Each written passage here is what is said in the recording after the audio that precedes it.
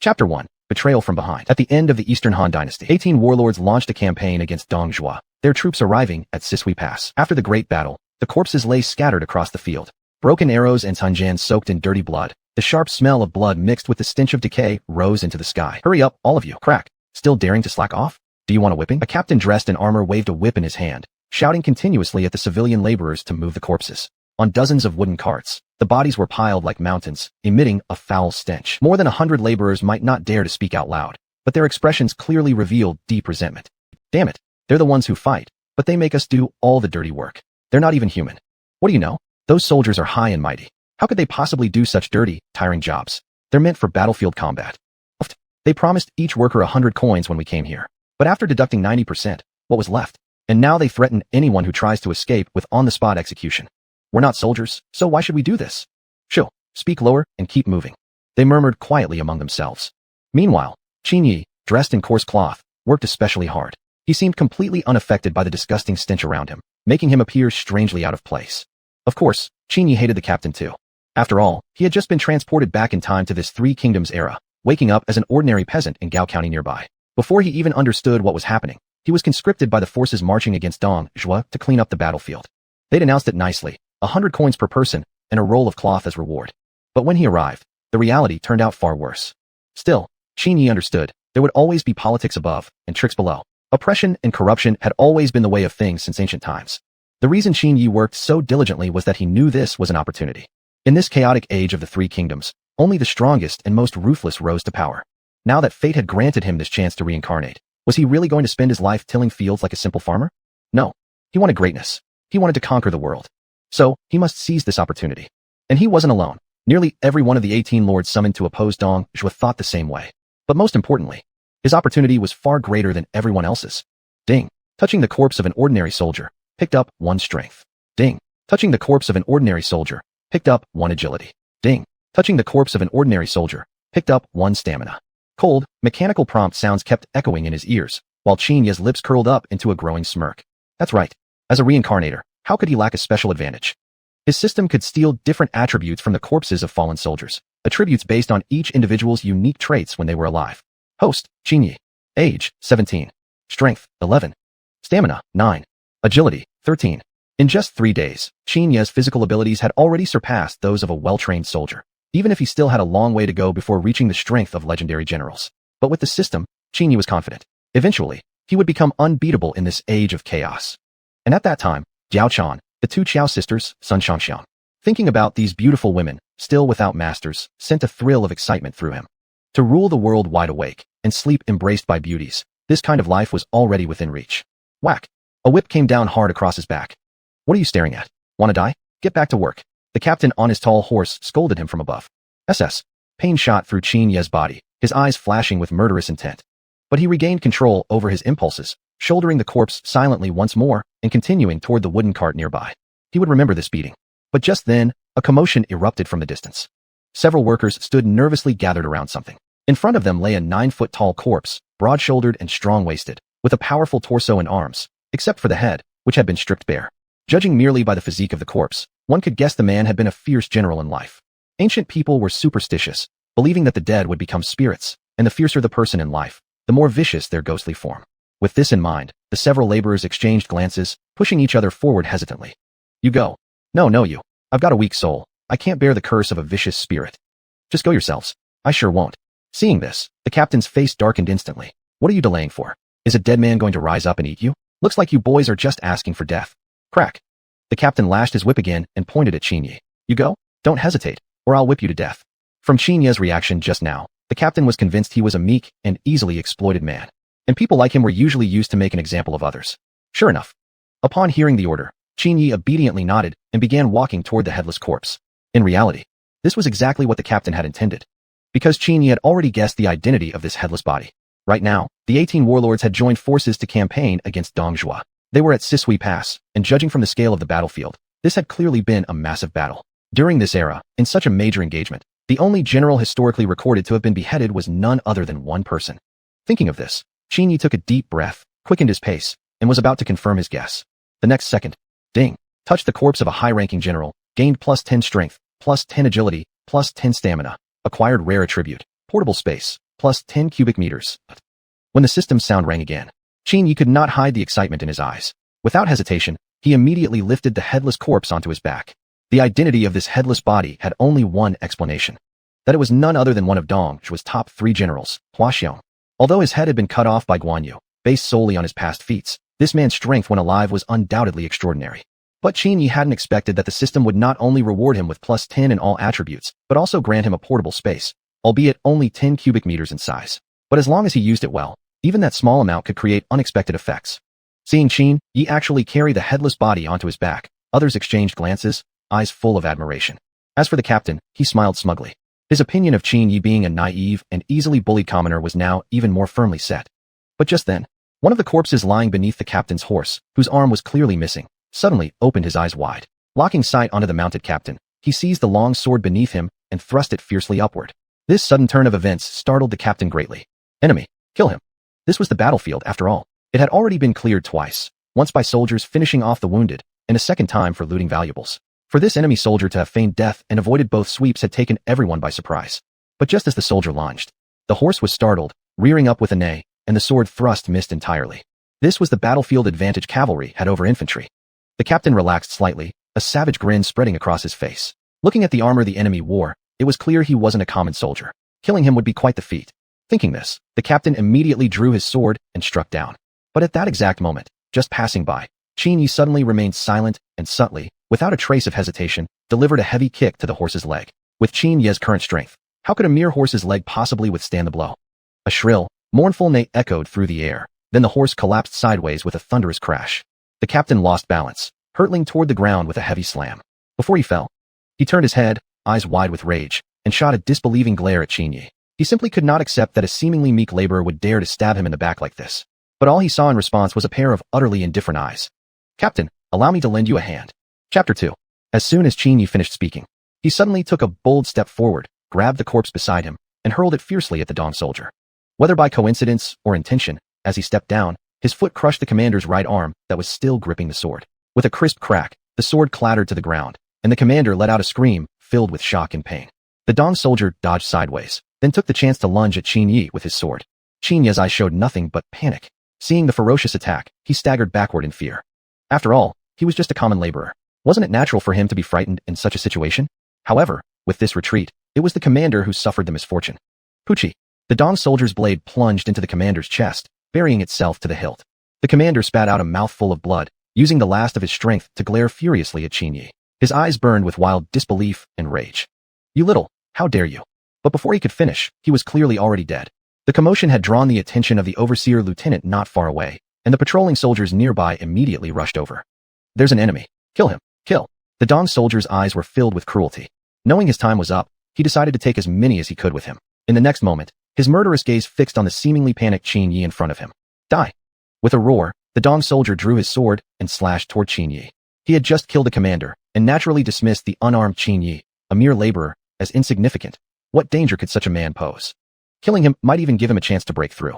But just then, the frightened-looking laborer suddenly changed his expression. Instead of fleeing, he stood still, his eyes now cold and indifferent.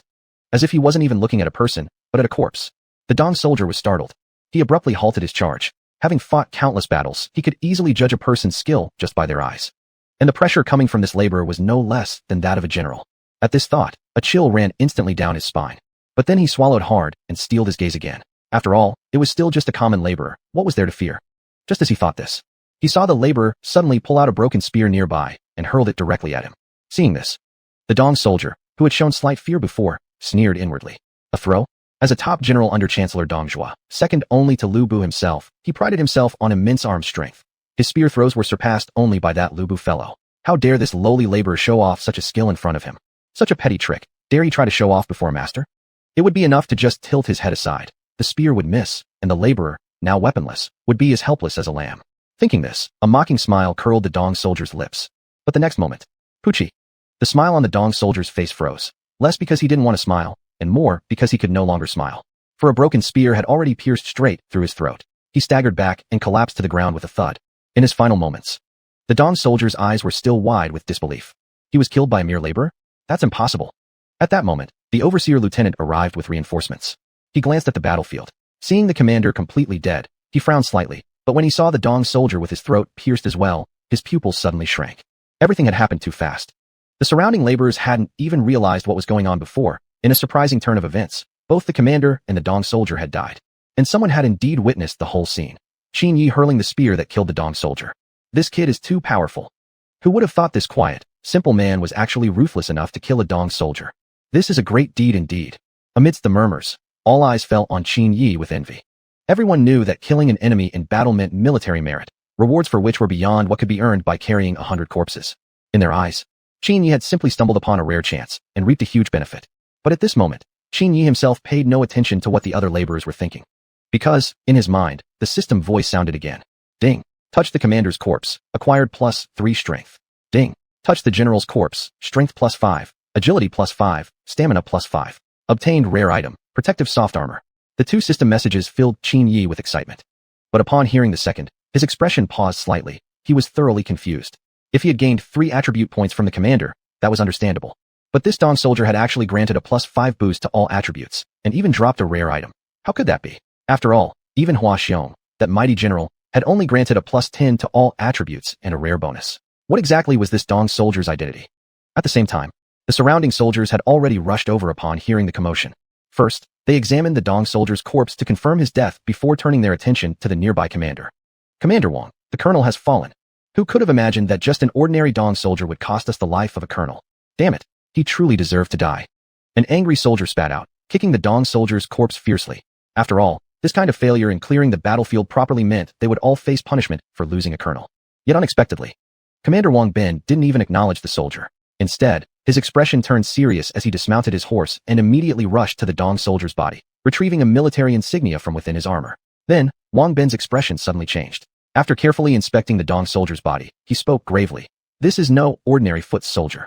Then, Wang Bin abruptly stood up. He scanned the crowd with his gaze and bellowed. Who threw that spear just now? In an instant, all the laborers' gazes turned in unison toward Qin Yi standing not far away. Seeing this, Wang Bin immediately understood what had happened without needing further explanation. Yet as he looked at Qin Yi, plain-looking and even carrying a hint of simplicity, he furrowed his brows slightly, a flicker of suspicion appearing in his eyes. After all, the Dong soldier had his throat pierced through by the broken spear, which together with the soldier's body, formed a character shape pinned firmly into the ground. Just how much strength in one's arm would such a feat require? And the one who had done this was merely a common laborer? Thinking of this, Wang Bin strode forward quickly, his gaze locked onto Qin Yi. Was it you who killed this Dong soldier? Qin Yi replied calmly, his expression unchanged. Yes, it was this humble servant. Wang Bin's voice grew heavier as he asked sternly. Do you even know who you killed? I do not. You don't know? Wang Bin took a deep breath before erupting in fury.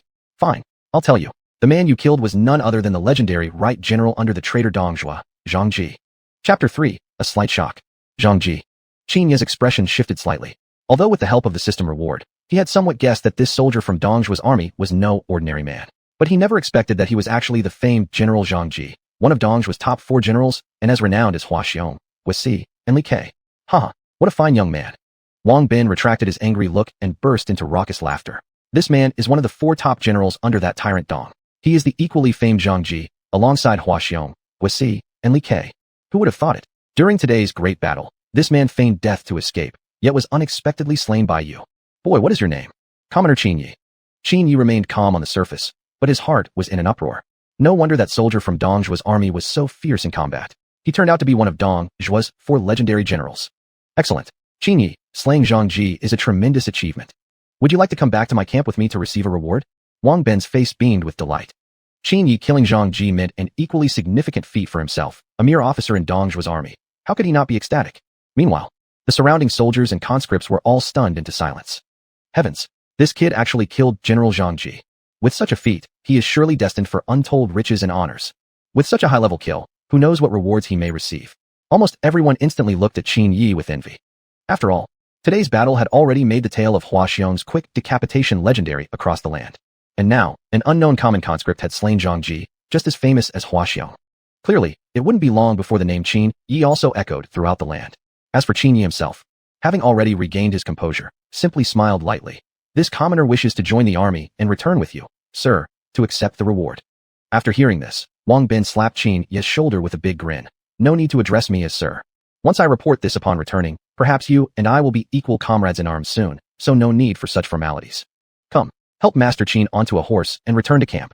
At his words, several soldiers quickly led their horses forward, flattering Qin Yi as they spoke. Master Qin, please mount. Although Qin Yi still wore ragged cloth, his status had undergone a dramatic change. Half an hour later, they returned to camp. Wang Bin first arranged for Qin Yi to rest in his own tent, then hurriedly left to report the good news. Left in the tent to wait, Qin Yi had fully calmed his emotions. For he knew, from this moment onward, he had completely entered the turbulent era of the Three Kingdoms. At this time, Qin Yi opened up his attribute panel. Master, Qin Yi. Age, 17. Strength, 29. Physique, 24. Agility, 28. Personal space, rare attribute 10 cubic meters. Feeling the tangible increase in physical power, Qin Yi clenched his fists. Earlier, killing Zhang Ji had partly been because the opponent was already injured, and partly because of surprise and his opponent's underestimation. But now, even if given the same situation again, he would be confident enough to face him head-on and slay him. That said, Qin Yi was far from being arrogant enough to compare himself to Guan Yu, who effortlessly defeated Hua Xiong. Although Zhang Ji and Hua Xiong were spoken of in the same breath, the latter was clearly far superior in might. The terrifying strength displayed by Guan Yu in easily beheading Hua Xiong was well known to Qin Yi. The road of looting from the fallen, still long and arduous. Just as these thoughts arose, Qin Yi suddenly focused his mind, and a yellow copper breastplate with steel-reinforced locks appeared in his hands. This thing is truly a treasure.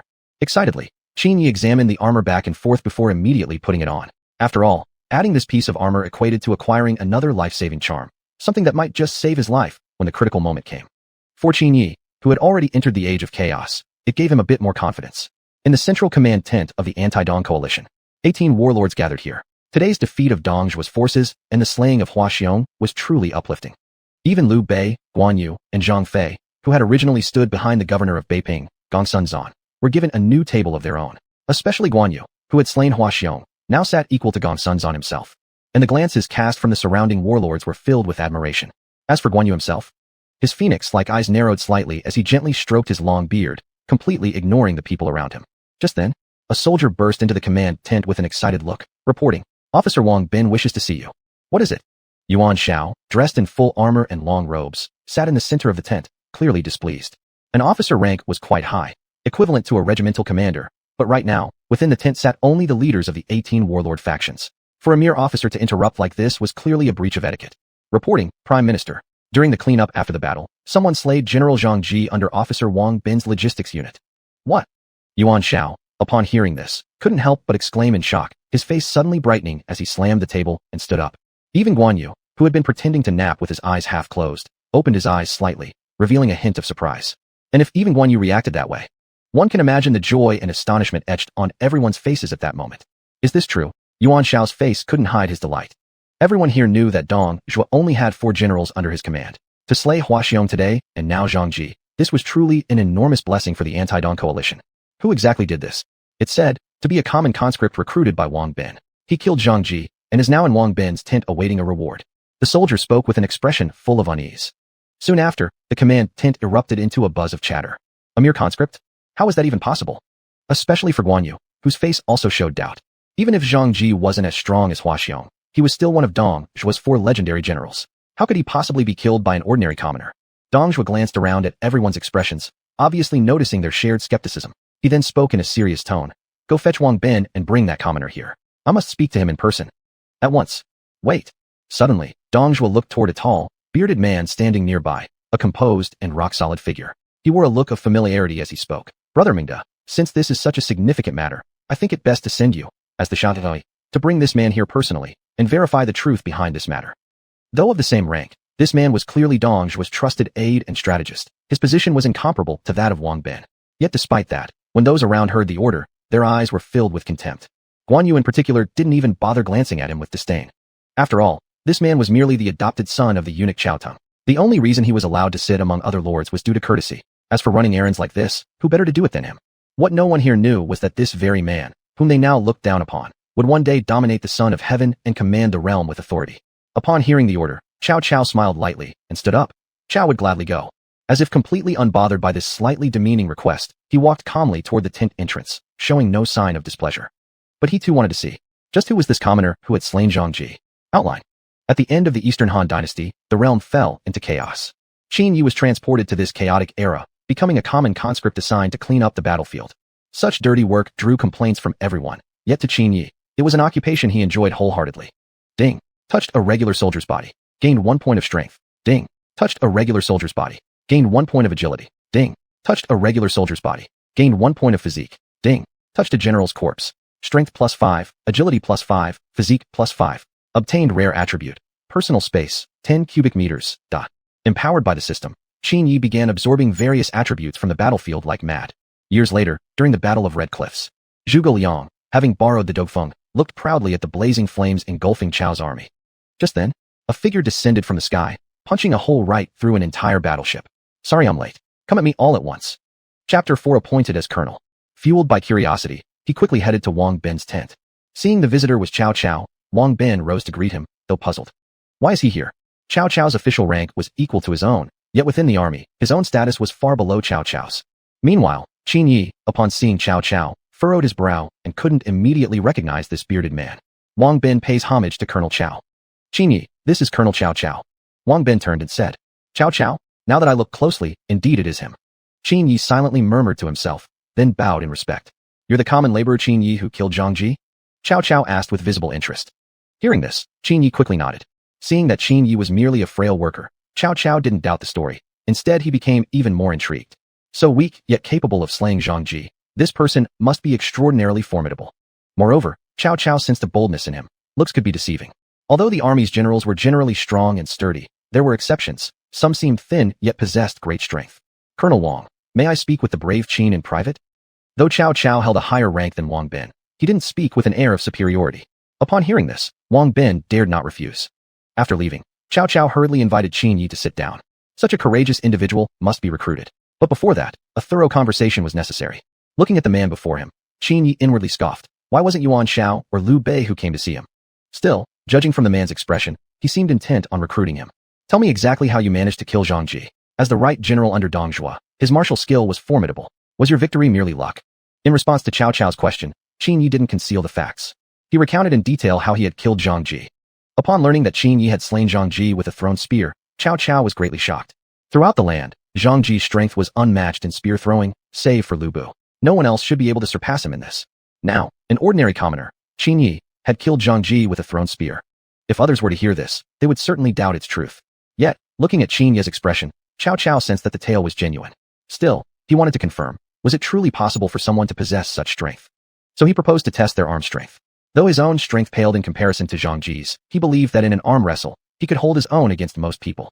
Understanding Cao Cao's request, Qin Yi naturally refused not. He clearly knew that if he impressed Cao Cao, he would surely remain in the army and possibly gain a certain position. Thus, he agreed to test his arm strength against Cao Cao's. All right, let me see just what strength you possess. Cao Cao became visibly excited. Such a talent was exactly what he desired. The two clasped left hands and began to exert force immediately. For the current Qin Yi, victory was as simple as breathing. Even if Lu Bu himself came, he would still be defeated. Yet, Qin Yi didn't start with full force, using only 30% of his strength. Even so, Cao Cao was already showing signs of strain. My body has undergone systematic enhancements. It's no exaggeration.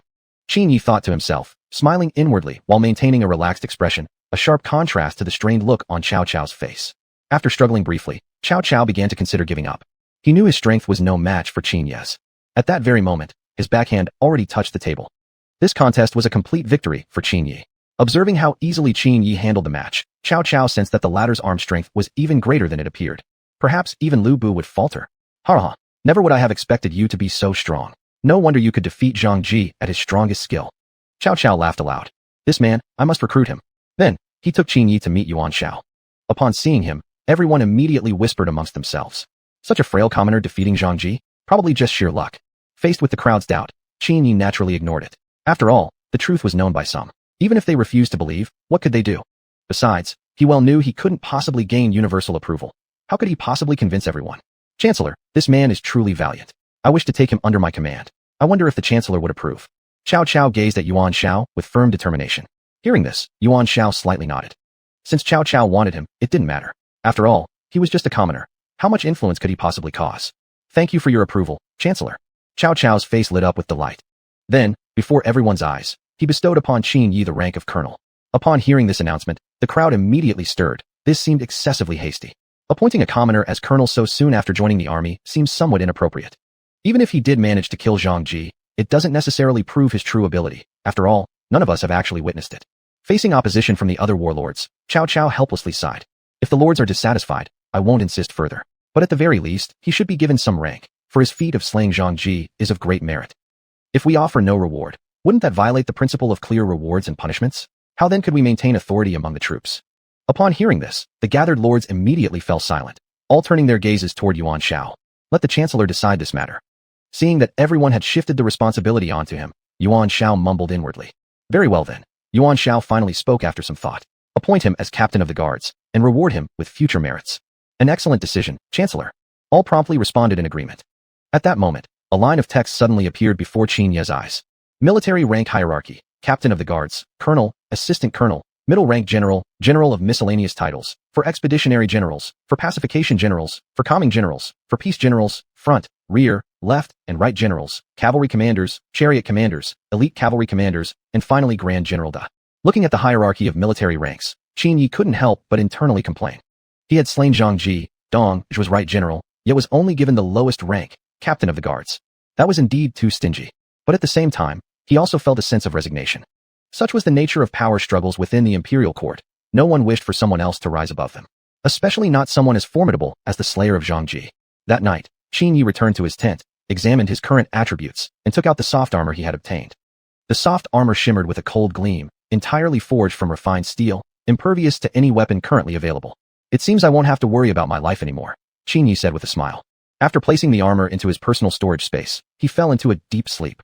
Meanwhile, Liu Bei and his two sworn brothers sat cross-legged inside their tent, wearing expressions of concern. Second brother, what are your thoughts on that, Qin Yi? Liu Bei asked, looking at Zhang Fei. Upon hearing the question, Zhang Fei shook his head. Seeing that, Liu Bei turned to Guan Yu, who sat nearby. Chapter 5, The Closed Guard. Guan Yu stroked his long beard, his eyes closed tightly, while a serious expression appeared on his face. Third younger brother, what do you think? Facing his elder brother's inquiry, Guan Yu slowly opened his eyes.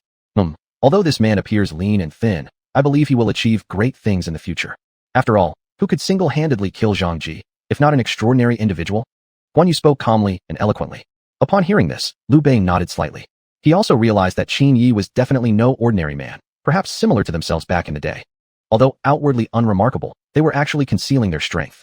Seeing Liu Bei and Guan Yu speak so highly of Qin Yi, Zhang Fei, standing beside them, couldn't sit still any longer. Then, he prepared to go challenge Qin Yi directly. Isn't he just a common laborer? I'll go meet him right now. I want to see what's so special about him. So saying, he immediately made for the door. Second younger brother, don't act recklessly. This man is certainly no ordinary person. It's better not to invite trouble needlessly. Liu Bei quickly stood up to stop him. Indeed, second brother, it's better to stay calm. He is currently a Dubois under Cao Cao's command. If we provoke him, won't we be challenging Cao Cao himself? Guan Yu also stood up to persuade him. Hearing this, Zhang Fei let out a heavy sigh. Elder brother. After saying that, he reluctantly sat back down.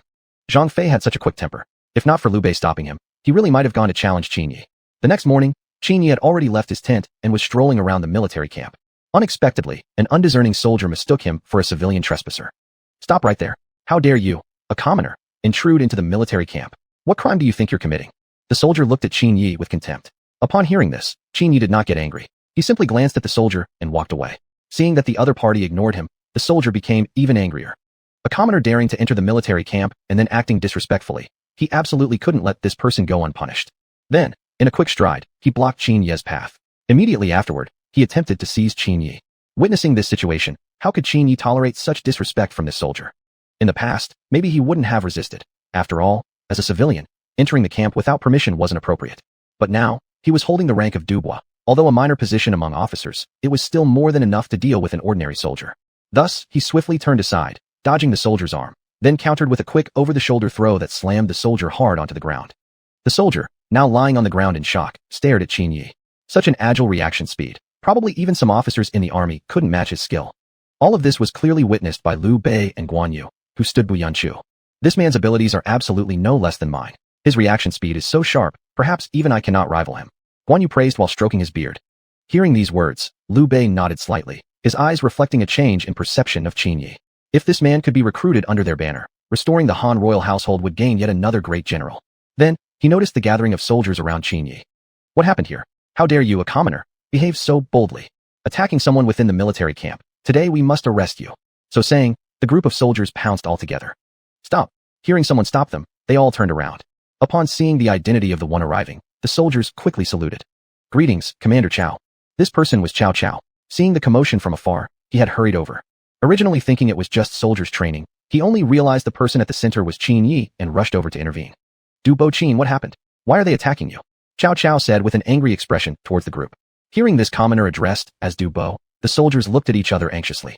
So this person actually was a dubois. Although low in the officer hierarchy, they definitely couldn't afford to offend someone of this status. In an instant, they feared they had gotten into serious trouble. Why have I never seen this dubois before? I know almost all the dubois in the army. Why does this person look unfamiliar? Could it be a newly appointed dubois? That's right. I heard yesterday about a civilian who came into the army. He killed Zhang Ji, a high general under Dong Zhuo, and was rewarded by the chancellor. Could this really be that very civilian? What? Upon realizing this man's identity, the soldiers didn't even dare to breathe loudly. It seemed today's trouble was unavoidable. Who was the one who disrespected Du Bo Qin first? Step forward. Cao Cao glared at them with a furrowed brow. Upon hearing this, they all turned and looked at the soldier who had first attacked Qin Yi. Seeing this, the soldier nervously walked forward to face Cao Cao. Very well, very well. Disrespecting a dubois. What punishment do you deserve? Reporting to Commander Cao, the penalty should be 50 lashes and dismissal from the army. At this moment, the soldier was already filled with despair, never expecting to end up in such a situation. How is this any different from being a traitor? Wait, Commander Cao, I have something to say. This is not his fault. Qin Yi suddenly spoke up from the side. Oh, go ahead, Du Bo Qin. Cao Cao looked at Qin Yi with curiosity. In normal circumstances, a person of official rank being so disrespected by a common soldier should be punished. Yet now, Qin Yi was acting out of character by trying to defend the soldier. Then, Qin Yi explained the whole incident. He denied the soldier's wrongdoing, pointing out that it was done for the safety of the camp. Moreover, his own attire did resemble that of a commoner, and the fact that his appointment had not been announced in the army only added to the confusion. Given these circumstances, this soldier was not in the wrong. After listening to Qin Yi's explanation, Cao Cao nodded thoughtfully. It seemed what he said was indeed the truth. If it had been himself, seeing someone in such attire entering the military zone, he might have acted the same. Therefore, this wasn't really the soldier's mistake. If that's the case, then how does Du Bo Qin suggest we deal with him? Commander, I'd like to bring him into my ranks as one of my personal guards. What do you think? Upon hearing this, Cao Cao was momentarily taken aback. He never expected Qin Yi, originally a common laborer, to possess such generosity of spirit. Not only was he unwilling to punish someone who had offended him, he wanted to keep him close. What magnanimity it required. At the same time, this only made Cao Cao admire Qin Yi even more. Then, Qin Yi turned toward the soldier. What is your name? Would you be willing to become my personal guard? Reporting to Du Bo Qin, my name is Zhang Lu. I'm willing to follow and protect you. Good. From now on, you shall be my personal bodyguard. At this moment, joy surged in Qin Yi's heart. He had truly stumbled upon a treasure. Based on their brief encounter, he could clearly sense that Zhang Li's abilities were anything but ordinary. Had he had the opportunity to fully display his talents, he probably would have already reached at least the rank of Xiao Wei. Chapter 6. Facing Lu Bu in battle. As for Zhang Lu, how could this not be an opportunity? Being the personal guard of a dubois was already a dream for many soldiers. Not only could it guarantee one's safety, but it also offered more chances to showcase one's abilities. Moreover, Qin Yi currently possessed such great merit. In time, he was sure to become a great general. At that time, Zhang Li's status would also rise accordingly. Then I'll follow your suggestion. Everyone, disperse. After saying this, Cao Cao turned around and left. On the other side, Liu Bei and Guan Yu witnessed the entire incident and were even more impressed by Qin Yi. For someone so young to possess such composure, his future achievements were sure to be great. This man must be brought into my ranks at all costs. Liu Bei silently resolved. After this incident, Qin Yi returned to his tent. Shortly afterward, Cao Cao arrived, holding a set of majestic and imposing clothing. Your current attire might still cause misunderstandings among the troops. I give this set to you. In the future, within the camp, today's incident won't occur again. Cao Cao smiled. Thank you, Chancellor. Due to a moment's carelessness, Qin Yi inadvertently addressed Cao Cao as Chancellor. Upon hearing this title, Cao Cao was first taken aback, then quickly denied it aloud. Haha, I am not yet the Chancellor. Please don't say that again, or it might bring trouble upon me. After saying this, Cao Cao left with a look of satisfaction. Regarding this oversight, Qin Yi simply smiled slightly. After all, it was only a matter of time. At this time, Dong Zhuo led his troops forward, accompanied by Lu Bu, whose name alone inspired dread among countless soldiers. Hearing that Lu Bu had arrived, Yuan Shao was instantly seized by panic and hastily summoned all the feudal lords to discuss plans. Lu Bu? I didn't expect him to actually come. This man is unmatched in valor. Probably no one under heaven can defeat him. It will be extremely difficult to handle this time. The various feudal lords discussed anxiously. Yuan Shao sat restlessly, worrying that if no one dared go out to meet Lu Bu in battle, it would damage their side's morale. Just when everyone was unsure what to do, a deep and powerful voice rang out. I, Gongsun Zan, request to challenge Lu Bu. Upon hearing this, everyone turned their heads in the direction of the voice. They saw Gongsun Zan, tall and mighty, wearing shining silver armor. Excellent. There are indeed warriors like this in our ranks. Come, drink this cup of wine. We await your good news. Yuan Shao laughed. Just as everyone felt a sense of relief, another voice rang out. Commander Qin Yi requests to go to battle. In an instant, all eyes turned to Qin Yi standing at the center. He also wants to confront Lu Bu? Isn't this a bit too arrogant?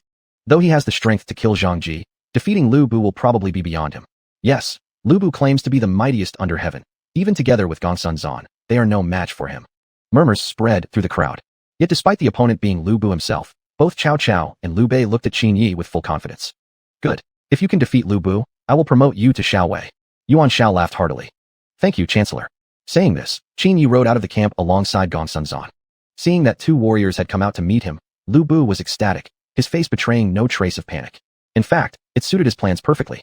Haha, I didn't expect the old villain Yuan Shao to send two generals. Looks like I can achieve great merit today. State your names. I do not kill nameless men. Lu Bu laughed loudly. Gongsun Zan. Qin Yi. They answered solemnly. Upon hearing that one of them was named Qin Yi, Lu Bu's face immediately lost its smile. He clearly remembered that just yesterday, a civilian named Qin Yi had killed Zhang Ji with a thrown spear. Never had he expected this man to appear here in Yuan Shao's camp. What a proverbially elusive search suddenly made easy. Qin Yi well knew that Lu Bu would want to avenge Zhang Ji. His own expression grew serious accordingly. This opponent was none other than Lu Bu, the mightiest in the history of the Three Kingdoms era. He needed to be fully alert. Lu Bu, dare you dismount and fight? Qin Yi directly called out. Haha, what a joke. What have I, Lu Bu, to fear? Then he immediately dismounted. He did this also for his own safety. Fighting on horseback would inevitably distract his focus, for he would have to control the horse while battling Qin Yi. That was a feat he had yet to master completely. Moreover, knowing that Lu Bu's strength while dismounted was not as great as when mounted, this move could be considered an opportunity for eliminating Lu Bu. The battle drums thundered, and yellow dust flew into the air. Halt! Take your life, Lu Bu! Gongsun Zan shouted fiercely, charging immediately at Lu Bu. Seeing this, Qin Yi inwardly couldn't help but mutter to himself. Such a brute.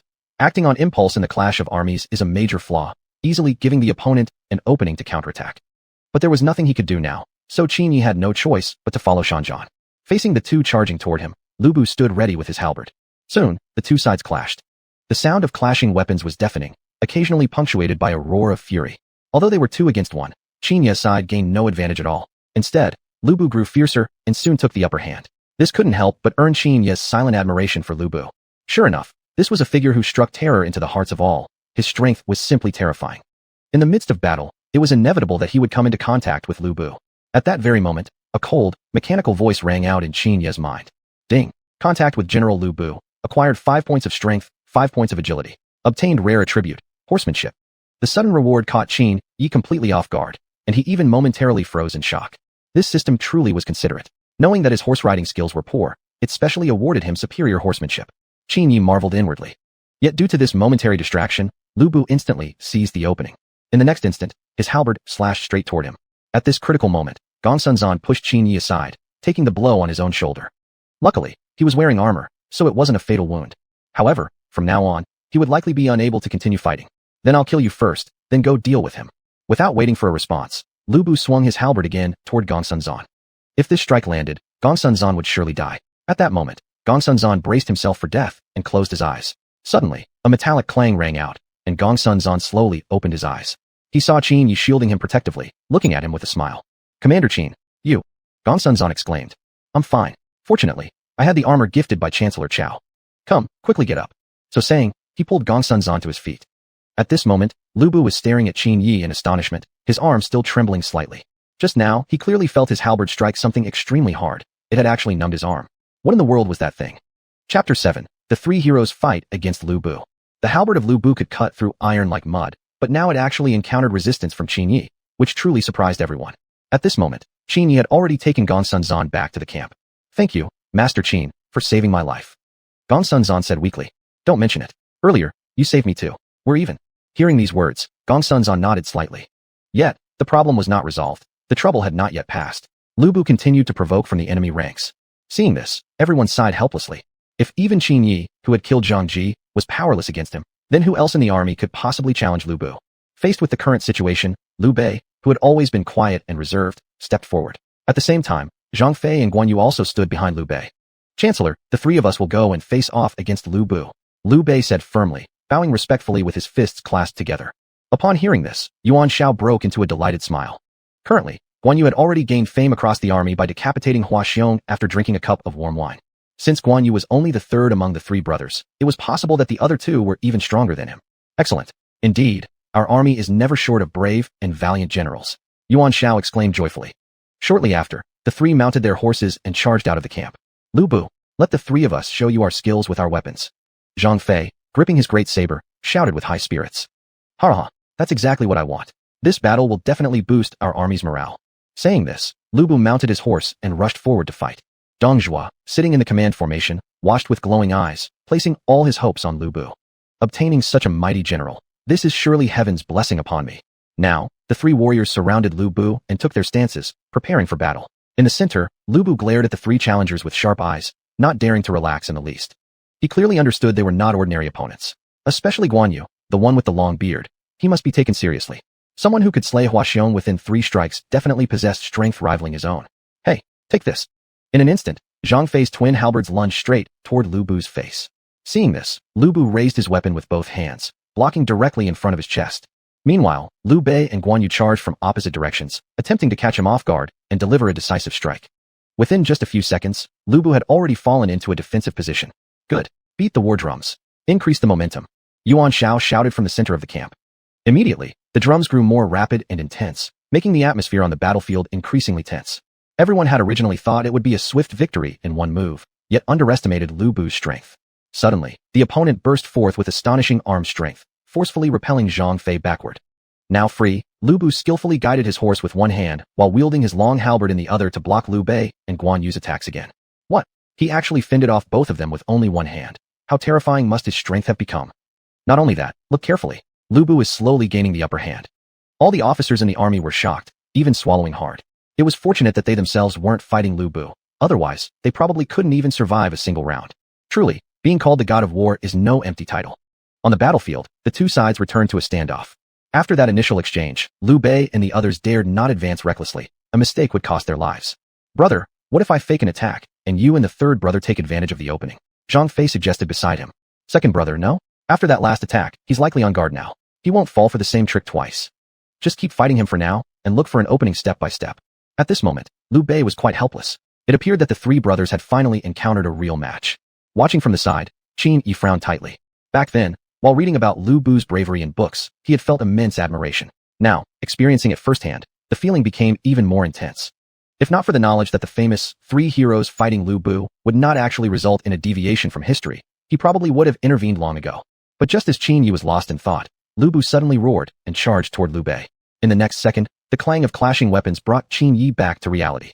Looking closely, Liu Bei had already been overwhelmed and suppressed by Lu Bu. Zhang Fei and the others quickly rushed forward to support, yet they achieved no meaningful results. Lu Bu was still handling the 3-against-1 attack with ease, and not a single sign of fatigue appeared on his face. This was truly extraordinary. If someone ordinary were in his place, surviving such an attack from Liu Bei, Guan Yu, and Zhang Fei together for such a long time would be impossible. Moreover, Guan Yu himself was already equal in strength to Liu Bu, so defeating the trio would be unthinkable. The soldiers and officers watching at the sidelines stared intently at the 4 warriors, not wanting to miss a single moment of the intense confrontation. But just at that moment, unknown from where, arrows were suddenly shot, forcing Zhang Fei and Guan Yu to retreat. Taking advantage of the opening, Liu Bu lunged his halberd forward toward the unguarded Liu Bei. Brother, watch out! Zhang Fei roared with rage. But now it was already too late. The blade was only a few centimeters away from Liu Bei. Big brother! Big brother! Zhang Fei and the others roared. At this critical moment, Qin Yi suddenly snatched the weapon from a nearby archer. The next second, he drew the bow and released the arrow.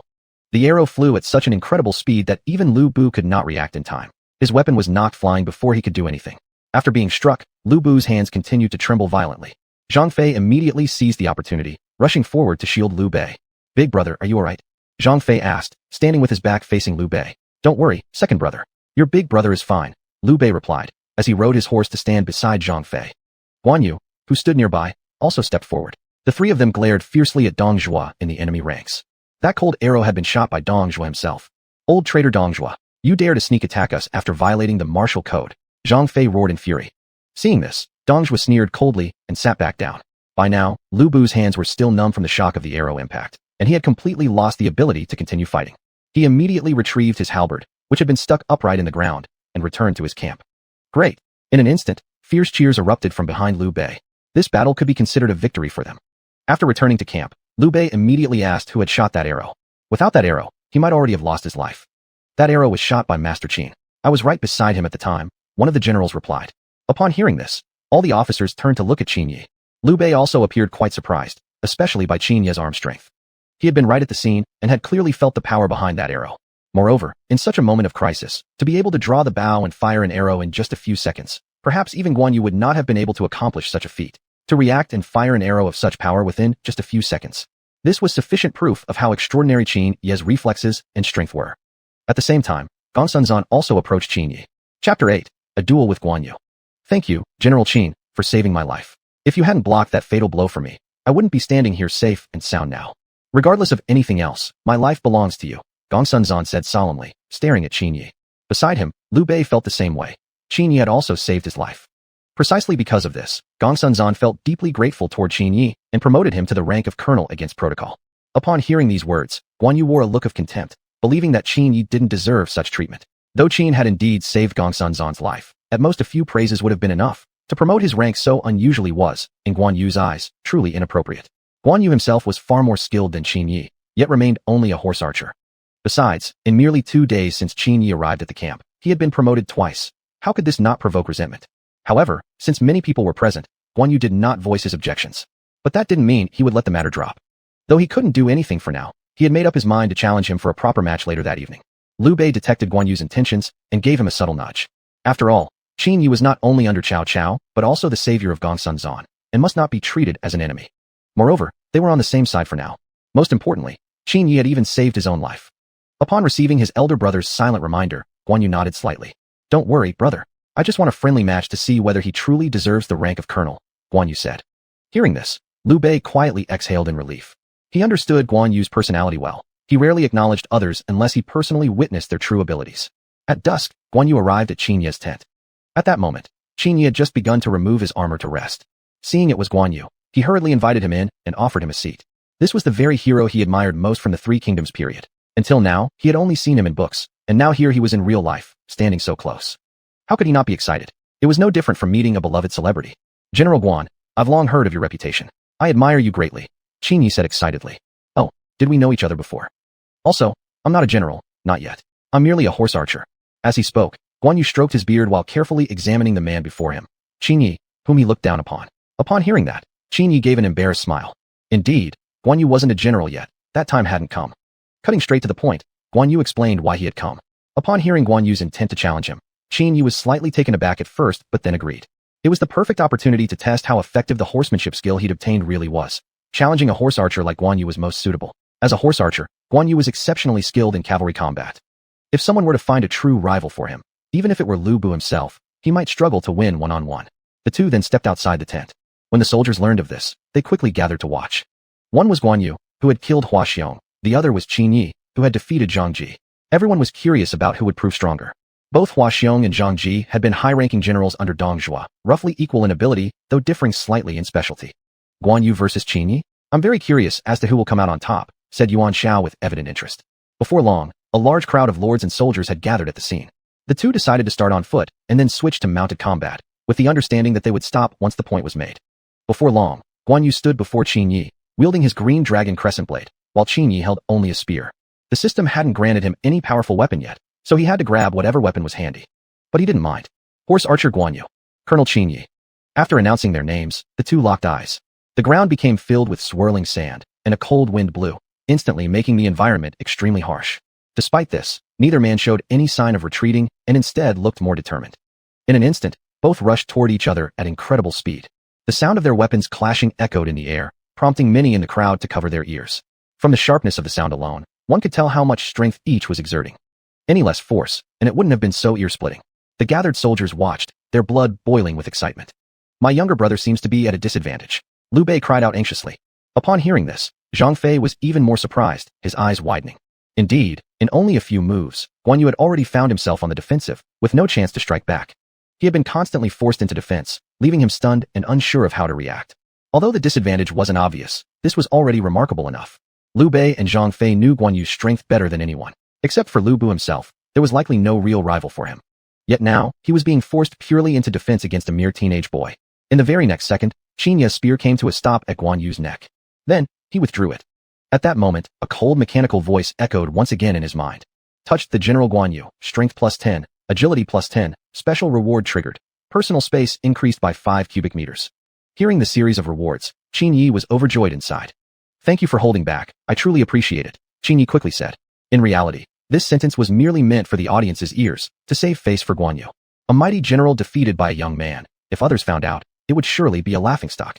Hearing those words, Guan Yu understood perfectly. Such a courtesy, he could not possibly refuse. I heard you excel at mounted combat. How about we have a proper match on horseback? Qin Yi continued. Fine as you wish. Bring the horses. As soon as the words left his mouth, soldiers quickly led 2 war horses forward. Commander Qin, watch yourself carefully. Saying that, Guan Yu rode swiftly toward Qin Yi. Seeing this, Qin Yi hurriedly took his stance to meet him. Guan Yu was extremely skilled in mounted combat. For himself, this was certainly a challenge. Wasn't this exactly what they called showing off one's axe before Master Guan? But right now, Qin Yi had no chance to back out. Soon, the two once again came head to head. Within just a few minutes, Guan Yu's great blade came down on Qin Yi. The green dragon crescent blade weighed 82 jin. Qin Yi felt as if his breath had been instantly crushed beneath it. However, this was all an act. In the next second, he flipped over and flung the blade off with a single motion. Then, the spear once again lunged toward Guan Yu. At the same time, he discreetly sent him a silent signal. Guan Yu quickly understood, and with lightning speed, knocked the spear from Qin Yi's hand, sending it flying far away and burying itself deeply in the ground. General Guan, thank you for holding back. I concede defeat in this match. Chapter 9, Secret Maneuvers Under Cover of Darkness. Qin Yi hurriedly spoke. Hearing these words, Guan Yu withdrew his large blade. Thus, the two ended the match as equals, neither won nor lost. Through this duel, Guan Yu truly witnessed Qin Yi's strength. This was absolutely no ordinary person. At the same time, he had fully recognized Qin Yi in his heart. Meanwhile, the soldiers and officers also completely acknowledged him. Originally, many were doubtful about Qin Yi's killing of Zhang Ji and simply didn't believe he had such capability. And Guan Yu's slaying of Hua Xiong was something real and undeniable. Yet now, Qin Yi had actually fought Guan Yu to a draw, enough proof that his strength couldn't be underestimated. In the evening, Liu Bei, Zhang Fei, and Guan Yu sat in their tent, discussing the duel earlier that day. This person's strength certainly doesn't fall below mine. If he hadn't been giving me face, I probably wouldn't have won even one round. At such a young age, having such strength, he might have no equal under heaven in the future. Guan Yu gave a very high evaluation directly. Sitting beside him, Liu Bei nodded slightly after hearing this. He had seen the duel clearly, and could tell even more just how formidable Qin Yi's strength was. Not only did he possess extraordinary power, but he also had a remarkably calm temperament. At his age, Liu Bei definitely hadn't reached such an achievement. After this battle, Qin Yi's reputation in the army was firmly established. Some even thought he should be appointed as a general, believing that the position of colonel was too modest for him. A few days later, sitting in the tent, Qin Yi revealed a faint smile on his face. According to the timeline, Dong Zhuo should now have accepted Li Ru's suggestion and abducted Emperor Xian to Chang'an. At the same time, Sun Jian should have already obtained the imperial seal and next would leave Luoyang to develop his power base in Jiangdong. Sure enough, that afternoon Yuan Shao summoned all the warlords to a meeting. The gathered warlords were greatly alarmed upon hearing the news, never expecting Dong Zhuo would stoop so low. Cao Cao then suggested pursuing Dong Zhuo immediately while the momentum was still on their side. However, before he even finished speaking, Qin Yi directly stopped him. Pursuing now is absolutely not advisable, not to mention Yuan Shao will never agree. If we pursue now, it could very likely cause our army to become stuck and unable to extricate itself. After all, Dong Zhuo is not the type to recklessly take risks. If I were Dong Zhuo, I would have already made preparations in advance. Upon hearing Qin Yi's words, Cao Cao initially ignored him. Then, he directly presented his strategy. To his surprise, however, the moment the words came out, Yuan Shao rejected them outright. What's more, the reason for refusal was almost exactly what Qin Yi had predicted. It was only then that Cao Cao truly believed Qin Yi's words and looked at him anew once again. To have such calmness and poise at such a young age was something extraordinary.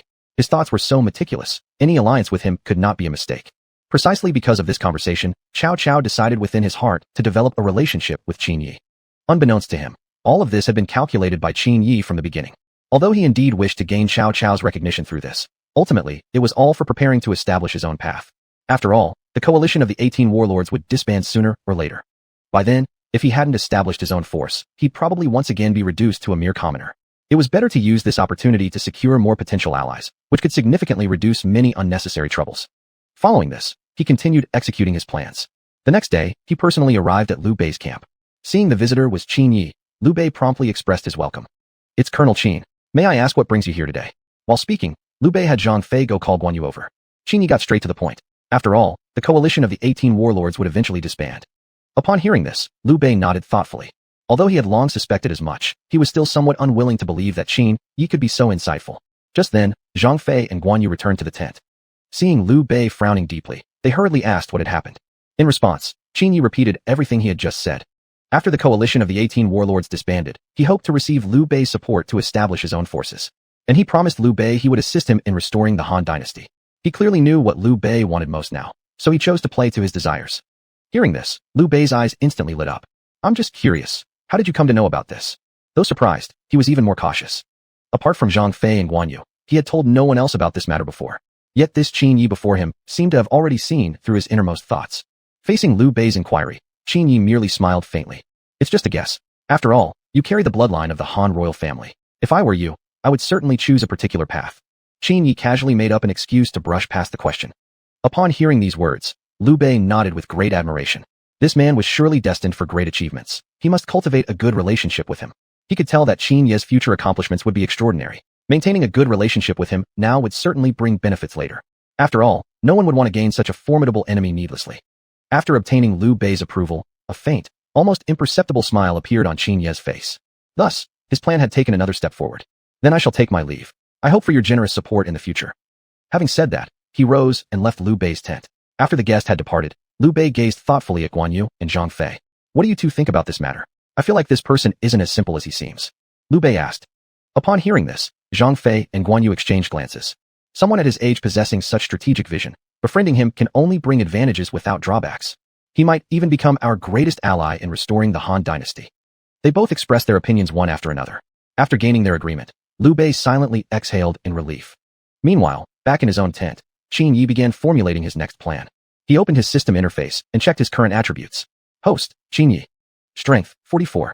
Agility, 43. Personal space, 15 cubic meters. Looking at this series of achievements, a proud smile surfaced on Qin Yi's face. Boosting his attributes didn't seem that difficult. Although the increase each time was not significant, over time, the benefits would be considerable. And this was only after activating one hidden reward. There might be even more hidden rewards waiting for him. Chapter 10. When the Yu and the Bong fight, the fisherman gains the advantage. Just as expected, it wasn't long before the 18-route army began to disintegrate. This greatly shocked Liu Bei, who never thought that Qin Yi's prediction would actually come true. Meanwhile, Yuan Shao occupied the Meizhou region, rapidly increasing his power, and soon launched a war against Gongsun. Naturally, Gongsun remained calm and composed, especially after recently acquiring the mighty general Zhao Yun. Zhao Yun was one of Liu Bei's 5 tiger generals in the later period. Though his strength could not match Guan Yu or Lu Bu, he was certainly among the elite of the generals. At the same time, with Cao Cao's help, Qin Yi began to establish his own force. Well, more accurately, he was temporarily under Cao Cao's protection. After all, at this time he still lacked a firm foundation, so he had to rely on others for development. And Cao Cao's strength among the various warlords was certainly not to be underestimated, making service under him a wise choice indeed. Chancellor, now that Yuan Shao and Gongsun are at war, I suggest we seize the opportunity to get a share of the spoils.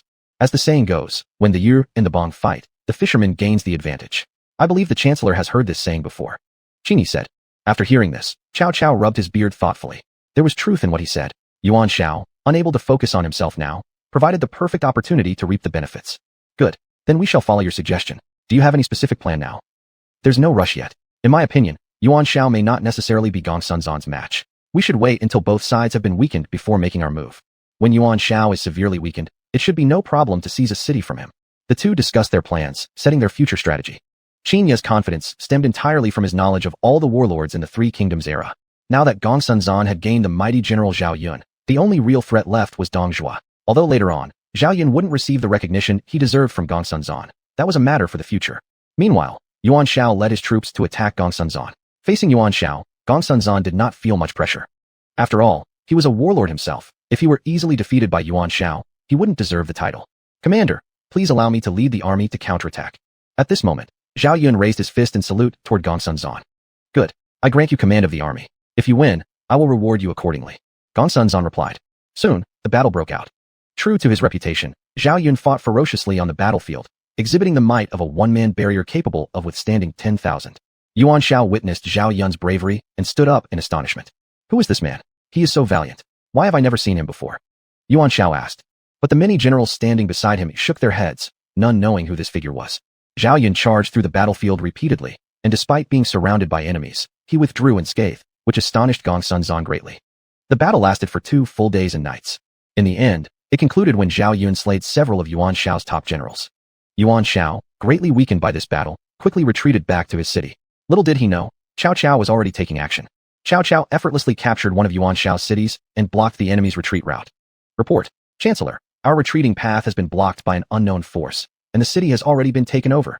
A soldier came to report.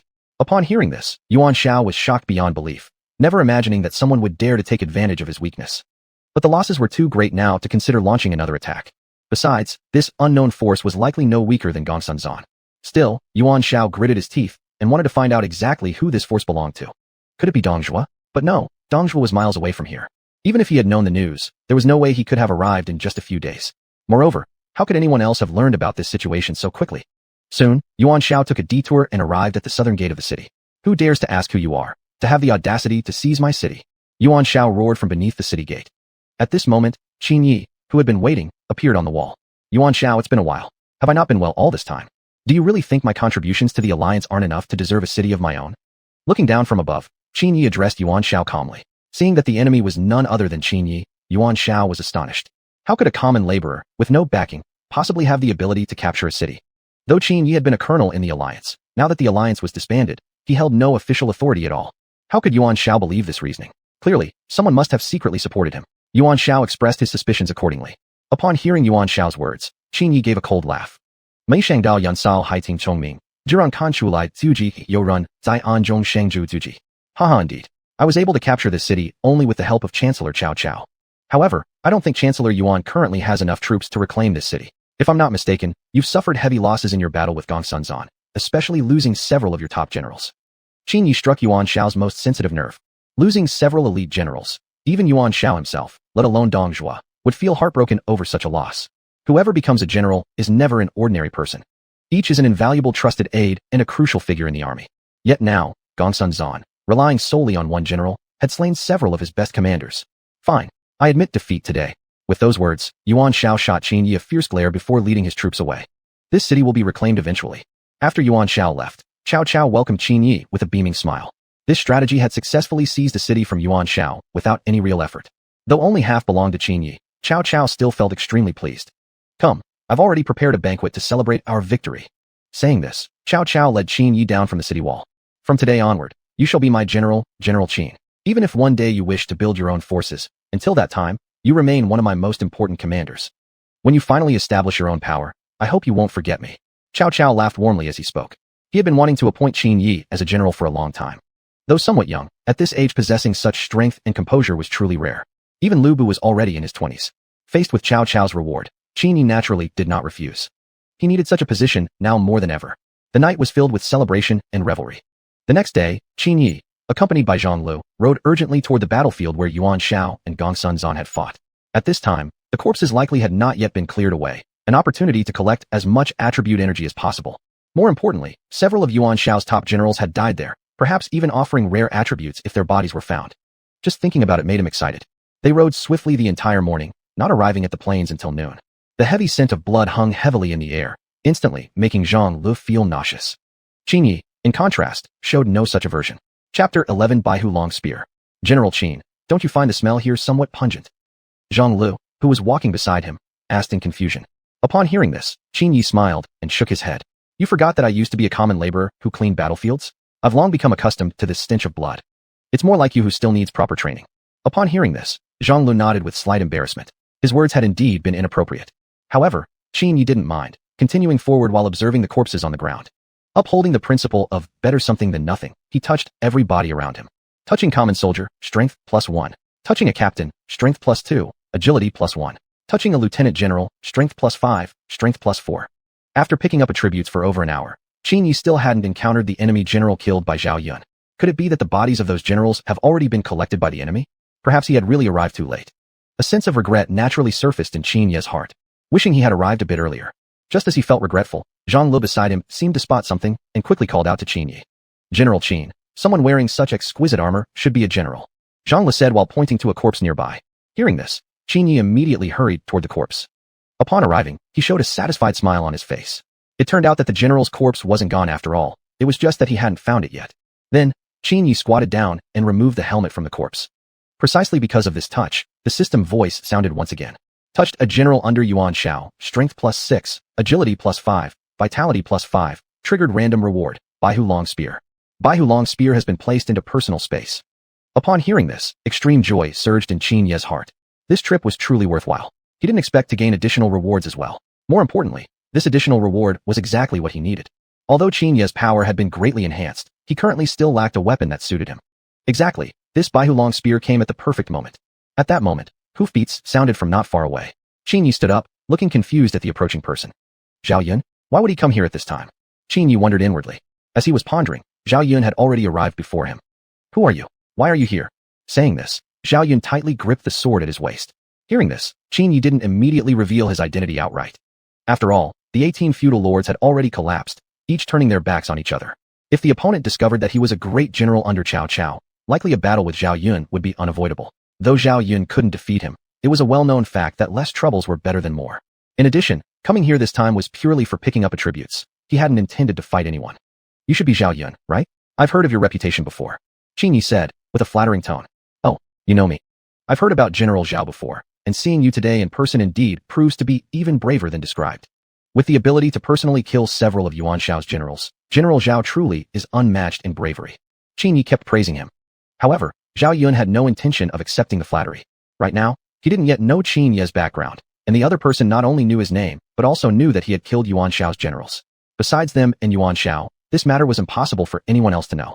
Most importantly, although Zhao Yun had just joined Gong Sunzan's camp, he was completely unfamiliar with Qin Ye's face. Thus, he suspected that Qin Yi might be someone sent by Yuan Shao. Immediately after, he directly launched a surprise attack on Qin Yi. Faced with this sudden assault, Qin Yi reacted with his fastest speed. With just a turn of his body, he dodged Zhao Yun's deadly strike. In that instant, both Zhang Lu and Zhao Yun were slightly taken aback. Good reflexes. I didn't expect Yuan Shao to have such a capable person. It seems your strength is no weaker than those generals I killed yesterday. Let me see if you still have such skill. Saying this, Zhao Yun continued charging at Qin Yi with the spear in his hand. Seeing that the opponent wasn't willing to give up, Qin Yi helplessly shook his head. Then, directly through his personal space, he took out the Baihulong spear he had just obtained. Seeing the sudden appearance of a weapon in the opponent's hand, Zhao Yun was startled. What was going on? When did he get this spear? Could it be that he picked it up from the ground? But the suspicion quickly faded from Zhao Yun's mind, as he hadn't seen the opponent lower his head at all just now. Could it be that the spear had been hidden behind his back all along? If that were truly the case, he should have noticed it earlier. Before Zhao Yun could react, Qin Yi had already assumed a combat stance. Then, the spear in his hand shot forward like a dragon, directly aiming at Zhao Yun's face. Its speed was so fast that Zhao Yun had no time to react at all. In the next second, the spear stopped abruptly just 1 centimeter away from Zhao Yun's neck. Afterward, Qin Yi withdrew the spear. Why didn't you kill me? You could have gone back to Yuan Shao for a reward if you had. Zhao Yun looked at Qin Yi in great confusion. Because I'm not working for Yuan Shao. Let me tell you the truth. I'm actually a general under Cao Cao. You and I have no hatred at all. Why would I want to kill you? As Qin Yi spoke, he placed the spear behind his back. Upon hearing the other's explanation, Zhao Yun suddenly understood everything. He immediately apologized for the earlier misunderstanding, admitting he had indeed acted too impulsively without giving the other side a chance to explain. Luckily, he hadn't been Qin Ye's match. Otherwise, he would have wrongfully killed an innocent man. In that case, Gong Sunzan would be forced to face Cao Cao's wrath because of his mistake. Given the current situation, minimizing enemies was undoubtedly the wisest choice. No one wanted unnecessary enemies, especially someone as formidable as Cao Cao. I truly admire your strength. You've astonished me, Master Qin. To possess such extraordinary abilities at such a young age, perhaps you really could become the unrivaled champion across the land. Zhao Yun gave him the highest praise. In response, Qin Yi merely smiled and nodded slightly. If it came to that, even Lu Bu might not be his match. Soon after, Zhao Yun departed with his men. Meanwhile, Qin Yi continued picking up attributes like crazy at the scene. However, it wasn't long before there was nothing left to gain from the regular soldiers. Chapter 12, Father and Son Turn into Enemies. It seemed the attributes had accumulated to a certain extent. Just like in some games, acquiring equipment in the early stages was relatively easy. However, as one progressed further, the difficulty in obtaining equipment would increase exponentially. Qin Yi didn't really care about this. If he could truly keep obtaining attributes from regular soldiers indefinitely, he might as well check every single corpse on the battlefield. At that point, he could very well reach an unrivaled level of invincibility. At dusk, Qin Yi later found 2 more corpses of generals. Open the attribute panel. Qin Yi silently recited inwardly. Not bad, not bad. This time I've gained quite a bit. The last time my strength-related attributes had only increased to 44, now my total attribute bonus has already reached 72. But from now on, to deduct attributes, I'll probably have to rely on soldiers with official ranks.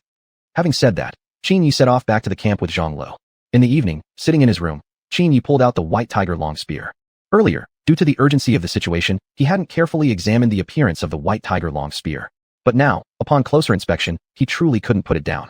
The entire spear emitted a cold, shimmering light. with a golden cone-shaped spike at the rear end, crafted from gold. It could be removed according to the user's needs. This cone-shaped spike would allow the user to turn the battle around in emergency situations. Meanwhile, the shaft of the spear was made entirely of pure silver, engraved with 9 vividly lifelike white tigers. The spearhead was forged from refined iron, sharp enough to pierce through any metal in this era. Seeing such a mighty white tiger-long spear, a satisfied smile surfaced on Qin Ye's face. On this day, Qin Yi secretly arrived at the city where Dong Zhuo was stationed. Due to Dong Zhuo's excessive cruelty and tyranny, public resentment had already erupted. At the same time, Minister Wang Yun wanted to use Jiao Chan to create a rift between Dong Zhuo and Lu Bu. Since Jiao Chan was dating Lu Bu at that time, Wang Yun directly promised her to Dong Zhuo instead. Because of this, Dong Zhuo and Lu Bu instantly turned into bitter enemies. To quarrel so much over a woman truly frustrated Qin Yi. Nonetheless, it perfectly suited Qin Ye's plan. His visit here was precisely to seek an opportunity to assassinate Dong Zhuo and capture the beauty Jiao Chan's heart. After all, she was one of the 4 great beauties. How could he miss such an opportunity? Subsequently, Qin Yi quietly sneaked into Dong Zhuo's palace. Why? Why would Wang Yun give Jiao Chan to you? At this moment, Lu Bu held his halberd weapon, pointing directly at Dong Zhuo. However, Dong Zhuo's face revealed a sneer of contempt. This is something Wang Yun promised to me. What does it have to do with you? Dong Zhuo replied. Upon hearing this, Lu Bu became furious but helpless, as Dong Zhuo was after all his sworn father, and he couldn't really harm him. Therefore, he threw the halberd aside and attempted to forcibly take Jiao Chan away.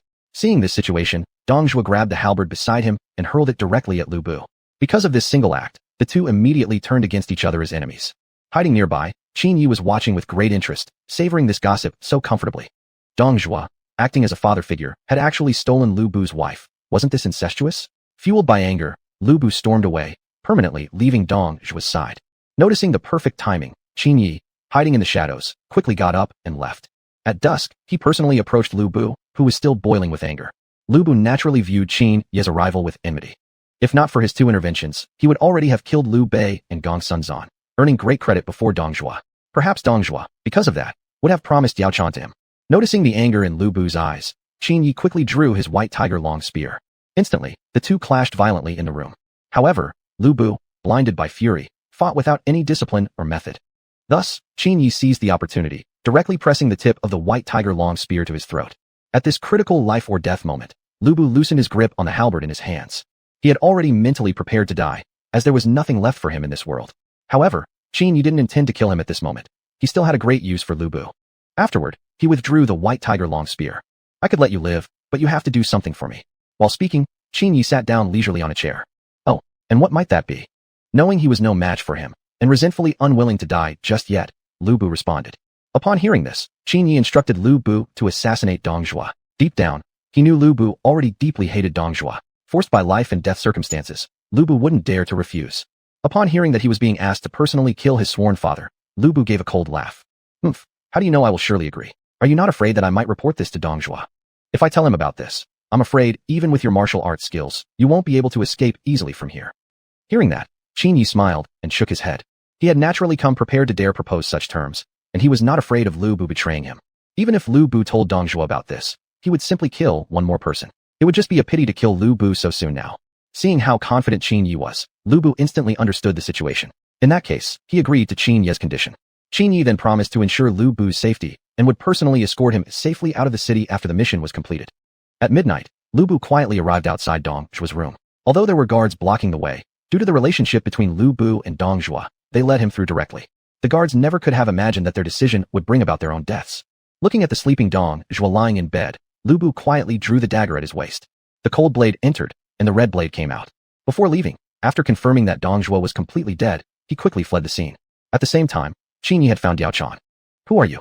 How did you get in here? Jiao Chan looked at the intruding Qin Yi with great alarm. Don't worry, I won't harm you. I'm here to rescue you. Lu Bu has already assassinated Dong Zhuo and is now being pursued by Dong Zhuo's men. Soon, this place will probably be surrounded.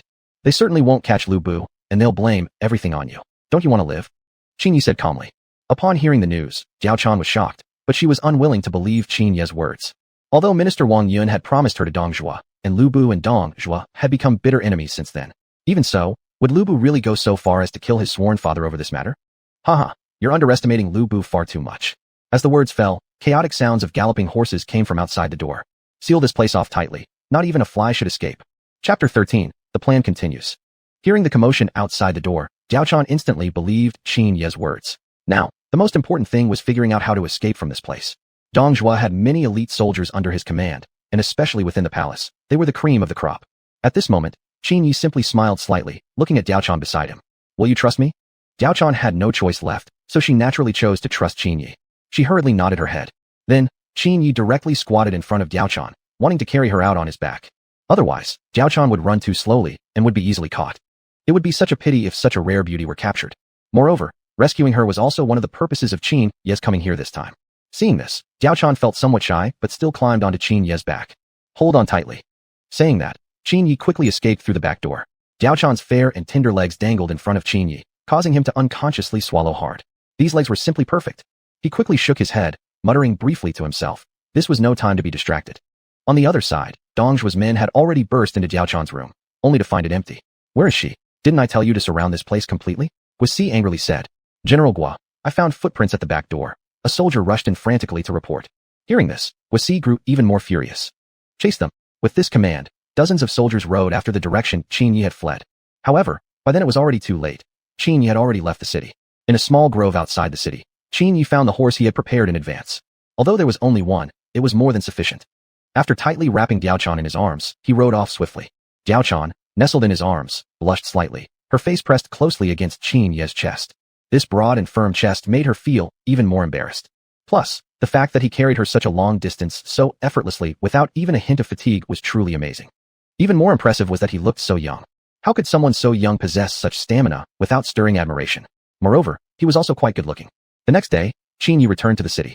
At that time, Diaochan was peacefully asleep in his arms, with a serene expression. Seeing this, Qin Yi couldn't help but smile slightly. It seemed he had already won Diaochan's heart. After settling her gently into a room, he hurriedly made his way to Cao Cao's camp. Seeing that it was Qin Yi, Cao Cao quickly came out to greet him with a beaming smile. Upon learning that Qin Yi had assassinated Dong Zhuo, caused Lu Bu to become a sworn enemy of Dong Zhuo's camp, and moreover, successfully won Diaochan's heart, Cao Cao listened in astonishment. In just one night, Qin Yi had achieved so much. From his point of view, this change in the political situation seemed rather complex. Though outsiders might find the situation chaotic and confusing, everything was actually under Qin Yi's control. General Qin, you are indeed unmatched in bravery, accomplishing so much all by yourself. Gaining your support is truly my good fortune, my friend. At this moment, Cao Cao was visibly excited. He was, however, unaware that Qin Yi had already planned to strike out on his own. Right now, he already had sufficient capital. As long as the next plan could be successfully implemented, he would be able to become a dominant regional warlord. Then, he straightforwardly informed Cao Cao of his future plans. Upon learning that Qin Yi intended to establish his own power base, naturally, Cao Cao didn't attempt to stop him. After all, from the very beginning, Qin Yi had already expressed such intentions. Cao Cao simply hadn't expected this day to arrive so soon, with Qin Yi preparing to leave before having reaped substantial benefits. Nonetheless, Cao Cao did not feel regretful. Since you wish to leave, I shall respect your choice. Hearing this, Qin Yi slightly nodded. Then, in the following few days, he swiftly arrived in Chang'an. Based on his knowledge of the Three Kingdoms' history, he knew the next move would be for two of Dong Zhuo's leading generals to rise in revolt and attack Chang'an. As long as he could successfully win over these two generals, then assuming control of Chang'an would proceed smoothly and legitimately. Upon arriving at Chang'an, Qin Yi immediately started deploying his troops and arranging strategies. Sure enough, 2 days later, Li Chui and Guisi arrived with their forces. When they reached the foot of Chang'an's city walls, they were both startled to find someone extremely familiar standing atop them. Qin Yi, how did he end up here? Has Chang'an already been captured by him? Li Chui looked at Guisi with an expression of bewilderment. Hearing this, Guisi beside him merely shook his head in helpless ignorance. Regardless of who the opponent was, they had already decided that Chang'an must be taken today. Even if Qin Yi himself were guarding the city, did they truly think he could manage to stop them? Though the opponent indeed possessed formidable capabilities, surely their military forces would outnumber his by far. According to the information Guisi had received, Qin Yi was now under Cao Cao's command, and Cao Cao was merely a small warlord. How could he possibly compare to them? They themselves served directly under Dong Zhuo. Although Dong Zhuo had been secretly assassinated, the actual military power was now in their hands. Even without Lu Bu, capturing Chang'an would be as easy as turning over a hand. I've been waiting for you both for quite some time. May I say a word to you? Qin Yi said, standing atop the city wall. I'll see what method you have that could possibly stop us from attacking Chang'an. After saying that, Li Chui chose to hold his troops back. Immediately afterwards, Qin Yi wordlessly walked down from the wall and opened the city gate. Except for Zhang Lu following closely behind, there wasn't a single soldier visible behind him. Seeing this, Li Chui instantly felt as if he had been looked down upon by the opponent. If it weren't for Guisi holding him back, he probably would have attacked already. I'd like to invite both of you to become my generals. I understand your current situation thoroughly. To be honest with you both, I arranged for Dong Zhuo's secret assassination, and the one who killed him was indeed Lu Bu. Now you both hold no real authority, Only some soldiers under your command. Haven't you ever considered taking true control yourselves? Qin Yi said with a smile. But for some reason, the two men couldn't help but feel somewhat uneasy looking at his smile. It just seemed rather fake. However, they weren't surprised by the news. Although they served under Dong Zhuo, they had long seen through his cruelty and recklessness. His assassination, on the contrary, was actually good news. Still, for him to expect them to join his side just like that was rather wishful thinking. Although they didn't hold ultimate power, with their strength they could perfectly choose to join another more powerful warlord. Why should they bow down to Qin Yi? Qin Yi knew, of course, that mere words like this wouldn't be enough to convince them. Therefore, he decided to conquer them through force. Well then, how about this? I'll have a match with the two of you. If I win, please agree to my proposal. Chapter 14, Recapturing Two Great Generals. Saying so, he gripped his white tiger long spear and fixed a steady gaze upon the two men. Upon hearing these words, Li Chui and Guisi let out scornful bursts of laughter. Ha, that's the funniest joke I've ever heard in my life. Let me tell you, young man, it's fine to be arrogant, but if you push it too far, you'll pay the price. Although you did kill Zhang Ji alone before, our combined strength is definitely no less than his. You'd better come back after a few more years of practice if you want to defeat us, Li Chui arrogantly declared. Upon hearing this response, Qin Yi smiled and shook his head slightly. Although their combined power was indeed greater than Zhang Ji's, so what? After continuously acquiring attributes over this period, his overall strength had already far surpassed that of Lu Bu. And he knew very well that although the power of these two men before him was strong, it still fell short of Lu Bu's. If they couldn't defeat Lu Bu, how could they possibly defeat him? Then, Qin Yi issued a challenge to them. Seeing that their words had been utterly ignored, Li Chui and Guisi exchanged a glance and smirked. Well then, they could no longer be blamed for taking advantage of the situation. Kid, let's be clear beforehand. As the saying goes, swords and blades have no eyes, so if you get hurt, don't blame us. On the flip side, if you manage to defeat us, we might consider accepting your offer, but the choice still ultimately rests with us. Guisi said, TCH, too talkative. Let's finish this quickly and go our separate ways. Having said that, Qin Yi gripped his long spear and charged straight toward the two men. Seeing this, Li Chui and Guisi quickly assumed fighting stances. Strangely, however, they sensed a faint sense of danger from Qin Yi. Could this kid's strength truly be that formidable? Before the two men could fully react, he had already appeared right before them without warning. Originally, there had been hundreds of meters between them, and yet within only a few breaths' time, he had closed such a vast distance and stood before them. At this moment, they hadn't even managed to lift their weapons when both took a punch straight to the abdomen. In almost the same instant, they knelt on one knee, their faces contorted in pain. The soldiers behind them watched in stunned amazement. These were their two commanding generals, yet they had been so easily defeated by a mere child. Standing before them, Li Chui and Guisi looked up with astonished eyes. So much youth, yet possessing such power. No wonder he dared to act so arrogantly in front of them. Forget about his speed. The force behind his punch was something even seasoned generals like them could not withstand, let alone the ordinary soldiers behind. More importantly, each of them wore sturdy armor. Even so, they were still knocked flat with a single punch. What do you think? Now do you still doubt my strength? As he spoke, Qin Yi reached out a hand and helped them both up. Seemingly a simple gesture, but it caused even more astonishment in Li Chui and Guisi. They were both adult men over 30 years of age, although not particularly robust, each still weighed at least 100 jin. Combined with their thick armor, each of them neared 200 jin in total. To lift them so easily off the ground revealed an astonishing level of strength. No wonder even Lu Bu had been bested twice by him. At this point, they no longer questioned Qin Yi's strength. As for his offer, they would still need to carefully consider. Though his strength was unquestionable, his youth still caused them hesitation. I understand perfectly what you're both thinking, but I'm certain, after hearing what I have to say next, you'll surely agree. While I have occupied Chang'an now, if you both agree to become my generals, I will temporarily grant you full authority. After all, I'm still quite young. I'm not quite capable of managing such immense power yet.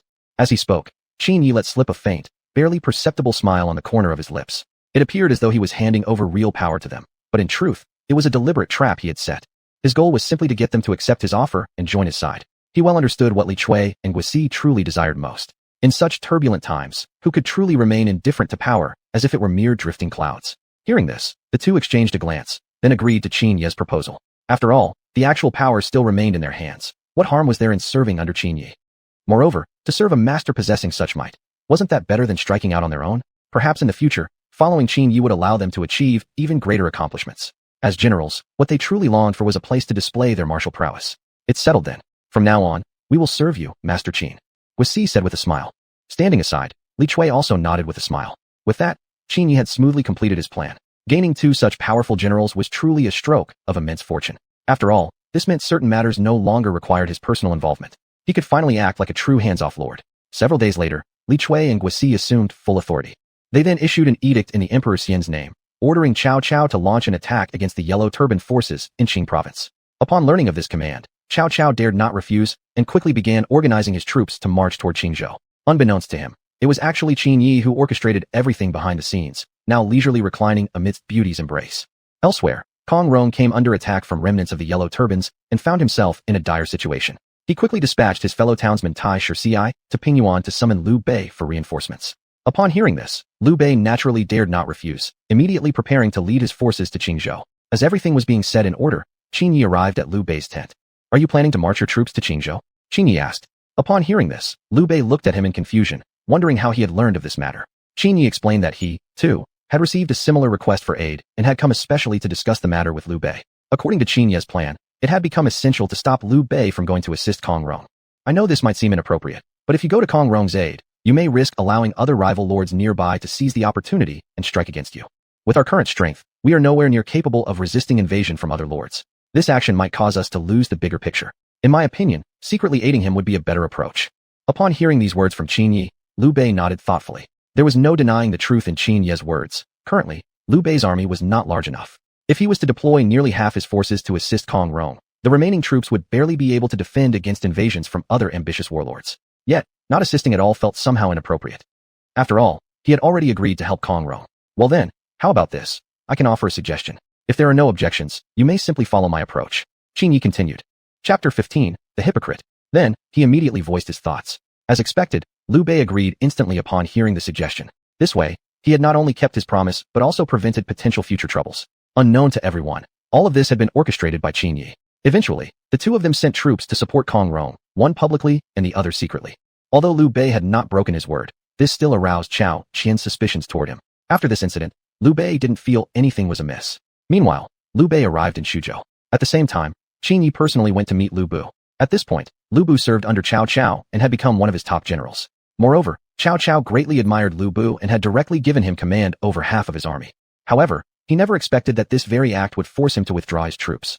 "General Lu, it's been a while. I hope you're well," Qin Yi said with a smile. Faced with the unexpected arrival of Qin Yi, Lu Bu naturally became very cautious. In his eyes, this person was certainly no ordinary individual. The purpose of Qin Yi's visit this time was to incite Lu Bu to launch a surprise attack on Cao Cao. By doing so, Cao Cao would be forced to retreat from Shuzhou, and then Qin Yi could proceed with his next plan. "Oh, why would I want to attack Cao Cao? I will never do the same thing twice. I had to remain in hiding for a long time after assassinating Dong Zhuo, and it was only recently that Cao Cao recognized my talents. If I were to attack Cao Cao now, wouldn't that be repaying kindness with enmity?" Lu Bu declared with righteousness. Upon hearing this, the corners of Qin Yi's mouth subtly lifted. To him, persuading Lu Bu to attack Cao Cao was as easy as turning his hand over. Soon after, he proposed a condition that Lu Bu would find hard to refuse. At the same time, he told Lu Bu the true intention behind Cao Cao's decision to recruit him. Cao Cao was inherently suspicious by nature and would never truly trust Lu Bu. After all, who would easily trust someone who had killed his own foster father? Although Cao Cao had given nearly half of his military power to Lu Bu, it was merely a test. In reality, the real authority still lay firmly in Cao Cao's hands.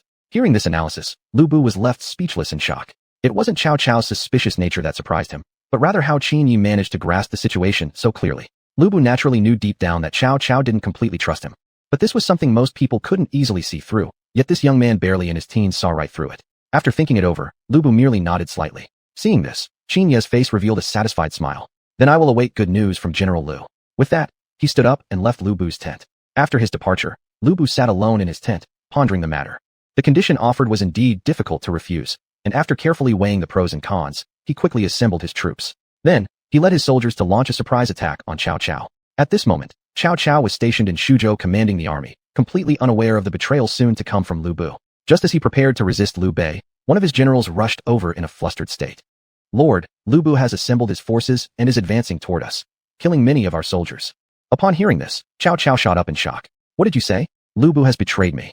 At this moment, Cao Cao couldn't believe that Lu Bu was indeed an untrustworthy person. But now, at this critical moment of resisting Liu Bei, if he withdrew now, Shuzhou would be completely seized by Liu Bei. "Lord, we should withdraw quickly, or otherwise, we risk total annihilation. As the saying goes, as long as the Green Mountains remain, there's no fear of running out of firewood.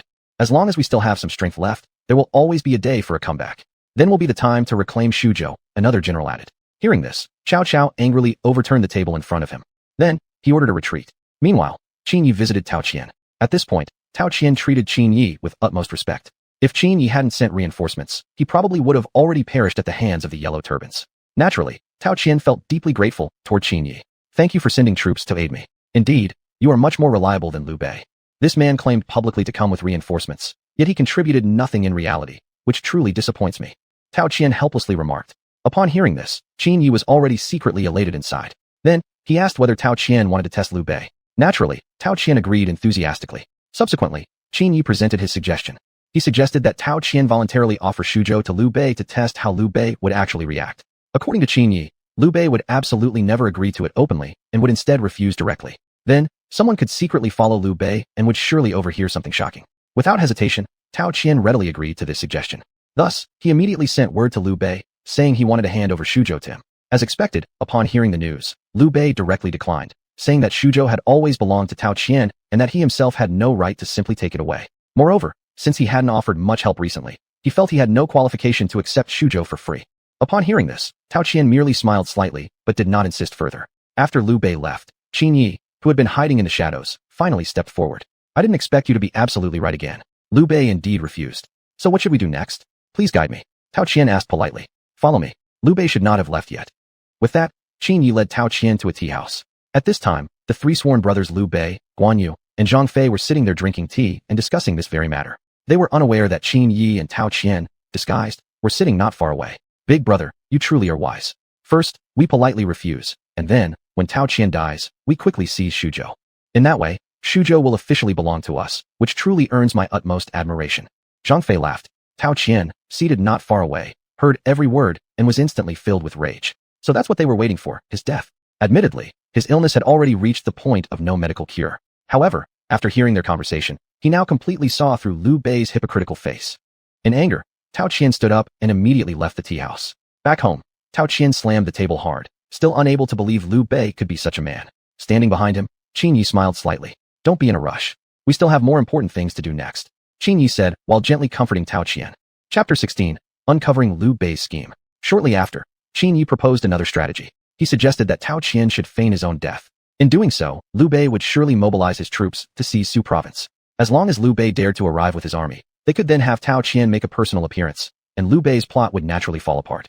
After learning of this plan from Qin Yi, Tao Qian gave it extremely high praise. To possess such wisdom at such a young age, he remarked, even the strategists under Cao Cao's command would struggle to match Qin Yi's capabilities. Thus, a few days later, Qin Yi sent word spreading Tao Qian's supposed death.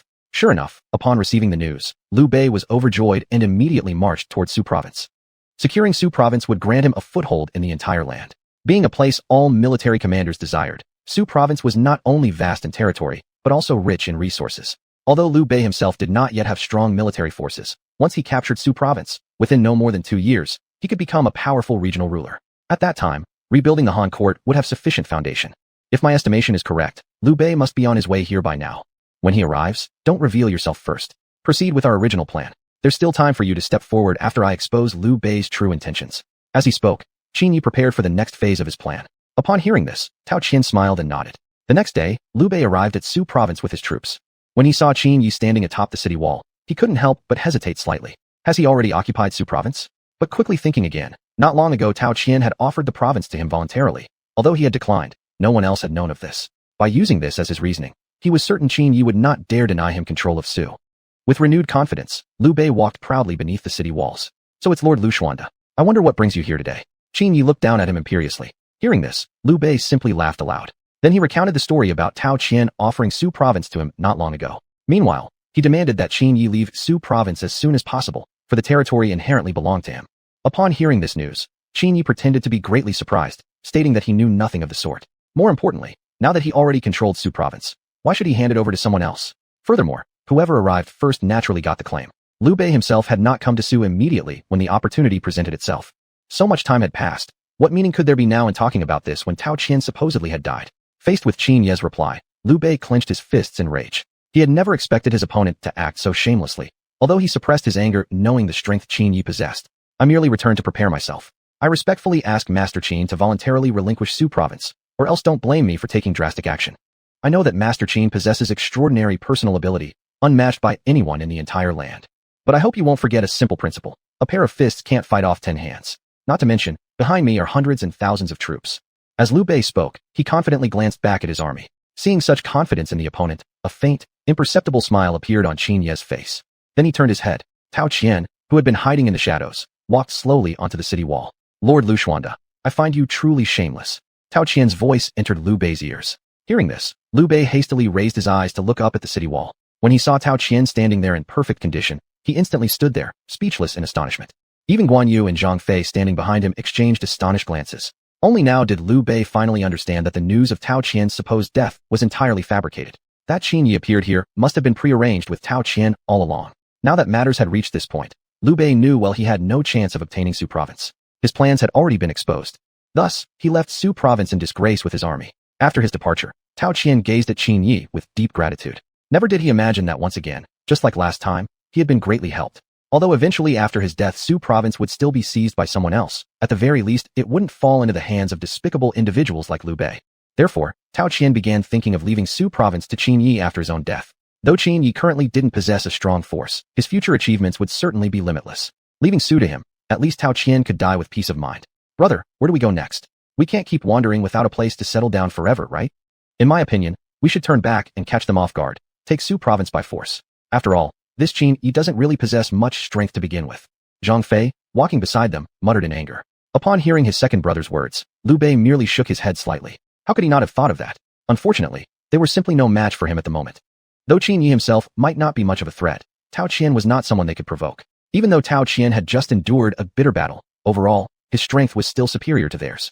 First of all, it was uncertain whether they could even take Su province from Tao Qian, and even if they did, they would likely suffer significant losses. Su province was a rich and desirable land, a piece of fat meat that warlords from all directions were already eyeing. If he were to seize Su province only after sustaining heavy losses, then it would immediately be coveted by others. Given the current strength of his own forces, he likely wouldn't even get settled before it was taken from him. In that case, not only would he still lack a base, but he'd also lose a great deal of manpower, clearly an unwise decision. Beside him, Guan Yu shared the same thoughts as Liu Bei. Thus, the three of them were filled with helplessness. Report. A sudden, unidentified army has appeared in the distance, and they are heading south. At this moment, a scout soldier hurriedly reported. South? Isn't that where Puyang City is? I heard that Lu Bu recently occupied Puyang and turned against Cao Cao. If my guess is correct, it's likely that Cao Cao himself is leading an army to attack Lu Bu. Zhang Fei remarked upon hearing the news. Upon learning this, Liu Bei's face suddenly displayed a strange smile, as if he were secretly plotting something. Second and third brother, it seems we will soon find a foothold. Liu Bei smiled faintly as he spoke. Upon hearing their eldest brother's words, Zhang Fei and Guan Yu did not immediately grasp the meaning behind them. But soon enough, they figured it out. They quickly led their troops at the fastest possible speed toward Puyang. If everything went smoothly, they would finally have a place to settle down. Chapter 17. Surrendering without a fight. Meanwhile, Cao Cao had already led his troops to the outskirts of Puyang. At this moment, Lu Bu stood on the city wall, fully armored and waiting, glaring fiercely at Cao Cao below. Bandit Cao, today is your day to die. Lu Bu roared. Haha, what nonsense. Who shall die today has yet to be decided. But someone like you, a traitor, will never meet a good end. Cao Cao wasn't afraid at all. Although Lu Bu was a formidable opponent, Cao Cao himself was no pushover. Even if he couldn't kill Lu Bu today, he certainly wouldn't let him have an easy time. The two exchanged harsh words on the battlefield, but neither chose to strike first. After all, both were seasoned warriors, well aware of the principle that whoever attacked first would be at a disadvantage. Knowing this, Cao Cao naturally had countermeasures. That very night, he dispatched troops to raid the two outposts that Lu Bu had stationed outside the city of Puyang. Outside the city walls of Puyang, there were dozens of similar outposts, and naturally their function was to guard the city. Setting up these dozens of outposts had cost Lu Bu nearly half of his entire force. If all of these posts were eliminated, Lu Bu's strength would be significantly reduced. After that, capturing Puyang would be as easy as turning one's hand. Upon hearing of this, Lu Bu quickly recalled troops from the remaining outposts. If Cao Cao continued to pick them off one by one, it wouldn't be long before Lu Bu's forces crumbled from within. This was naturally anticipated by Cao Cao, who had already thought through the next steps. He had done his homework thoroughly in preparation for the siege on Puyang. Next comes the good part. One of Lu Bu's generals has already been successfully turned. When the time comes, we'll take the city with a combined internal and external attack. Sitting in his tent, Cao Cao said confidently. After returning to Puyang, the spy immediately made contact with Lu Bu. At that time, Lu Bu was discussing possible countermeasures with his subordinates. He clearly understood that although he had timely recalled the remaining forces, his side was still at a disadvantage overall. If the momentum couldn't be reversed, Puyang wouldn't remain in his hands for long. Unbeknownst to him, everything was already under Cao Cao's control. Meanwhile, Liu Bei's forces had halted just over 30 li away from Puyang. At the same time, a group of scouts was sent ahead to reconnoiter the situation. The two sides remained locked in stalemate for 2 full days and nights, until finally Lu Bu's side started to have problems. Because the general already turned by Cao Cao refused to support the decision to launch a counterattack, Lu Bu remained indecisive. Precisely because of this, Cao Cao seized the opportunity successfully. Excellent. This is the perfect opportunity to take Puyang. Issue my order, attack the city. With Cao Cao's command, the whole army rushed toward the walls of Puyang like untethered wild horses. Meanwhile, Lu Bu had yet to react and was still in his tent discussing countermeasures. He had no idea that Cao Cao had already given the order to advance. How long passed, no one knew, until finally a soldier burst into the tent in a panic. Terrible news, General Lu. Cao Cao's forces have already entered the city. Puyang has fallen. Upon hearing this, Lu Bu turned his head in shock. What? Why wasn't I notified earlier? Pass my order immediately. Gather all troops and do not let them advance further into the city. So saying, Lu Bu picked up his halberd and charged out. At this sight, the general who had already been turned revealed a faint, barely noticeable smile. Judging by the situation, Cao Cao's scheme had gone off very successfully. Meanwhile, Cao Cao led his troops into the city, moving through the streets as naturally as fish in water. Part of his force had already entered alleys and narrow lanes, engaging the defenders in brutal street fighting. Although Lu Bu fought back fiercely with his troops, he could no longer stop Cao Cao's relentless advance. Gradually, most of the army under his command had been killed or wounded. Several generals standing nearby saw the worsening situation and hurriedly pleaded with Lu Bu to retreat. It was clear they could no longer hold on to Puyang. Quickly retreat, General Lu. If we wait any longer, we might not even have a chance to flee. Better to keep the Green Mountains intact than risk losing everything. We can always return after regrouping and retaking Puyang. One general kept persuading, while physically pulling Lu Bu's arm. At this moment, Lu Bu deeply regretted not sticking to his own convictions. If he had firmly decided to strike out earlier, Puyang would not have fallen. With a helpless sigh, Lu Bu took his remaining troops and escaped from Puyang as quickly as possible. Thus, Cao Cao captured the entire city. This situation was completely under Liu Bei's surveillance. Upon learning that Cao Cao had successfully seized Puyang, Liu Bei instantly broke into joy. Now, it was time for him to make his move. He immediately led his own army personally to the walls of Puyang. At this moment, Cao Cao had just captured Puyang, and the city's defenses were extremely scattered. Combined with the fact that this campaign had already consumed some of his forces, Liu Bei now practically possessed all the advantages of timing, terrain, and popular support. Faced with the sudden appearance of Liu Bei's army, Cao Cao couldn't help but feel a surge of rage. He quickly realized the situation. It was likely that Liu Bei had already learned about the recent battle for Puyang. Immediately, he ordered troops to mount the city walls for defense. At the same time, he dispatched 3 generals to lead troops out of the city to meet the enemy. However, these generals were far inferior to Liu Bu in ability, and were soon defeated before Guan Yu. What? All 3 generals were killed by Guan Yu.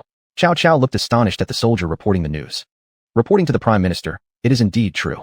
The 3 generals couldn't even last 2 rounds before being beheaded by Guan Yu on horseback.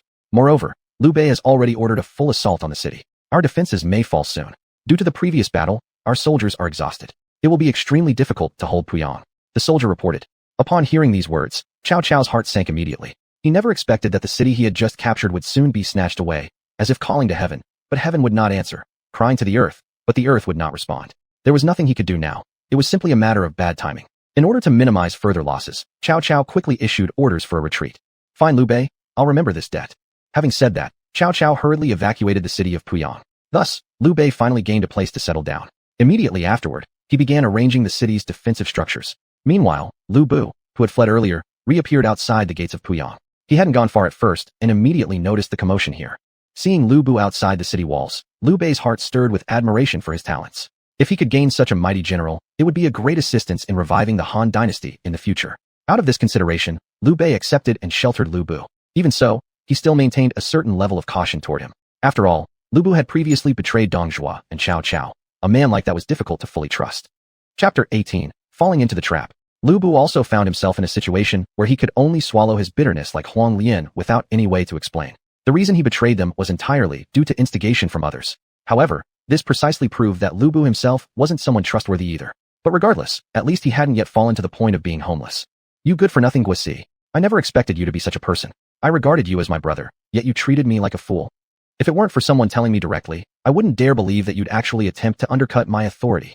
On this side, Li Chui pointed his finger at Guisi's nose. Upon hearing these words, Guisi didn't panic at all, and instead gave a cold, icy laugh. Haha, do you think you're any better?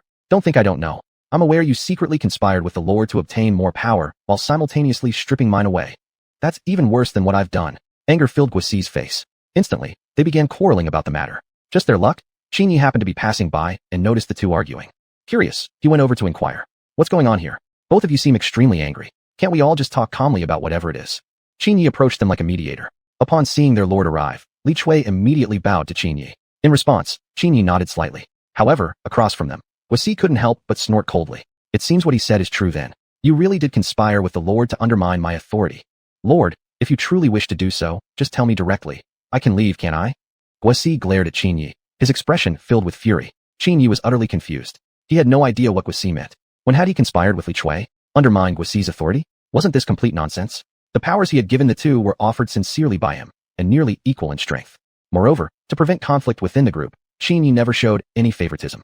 Li Chui, upon hearing this, couldn't stay silent either. Don't spout nonsense. The Lord has never shown partiality toward either of us. On the contrary, you have been accumulating the authority of other generals.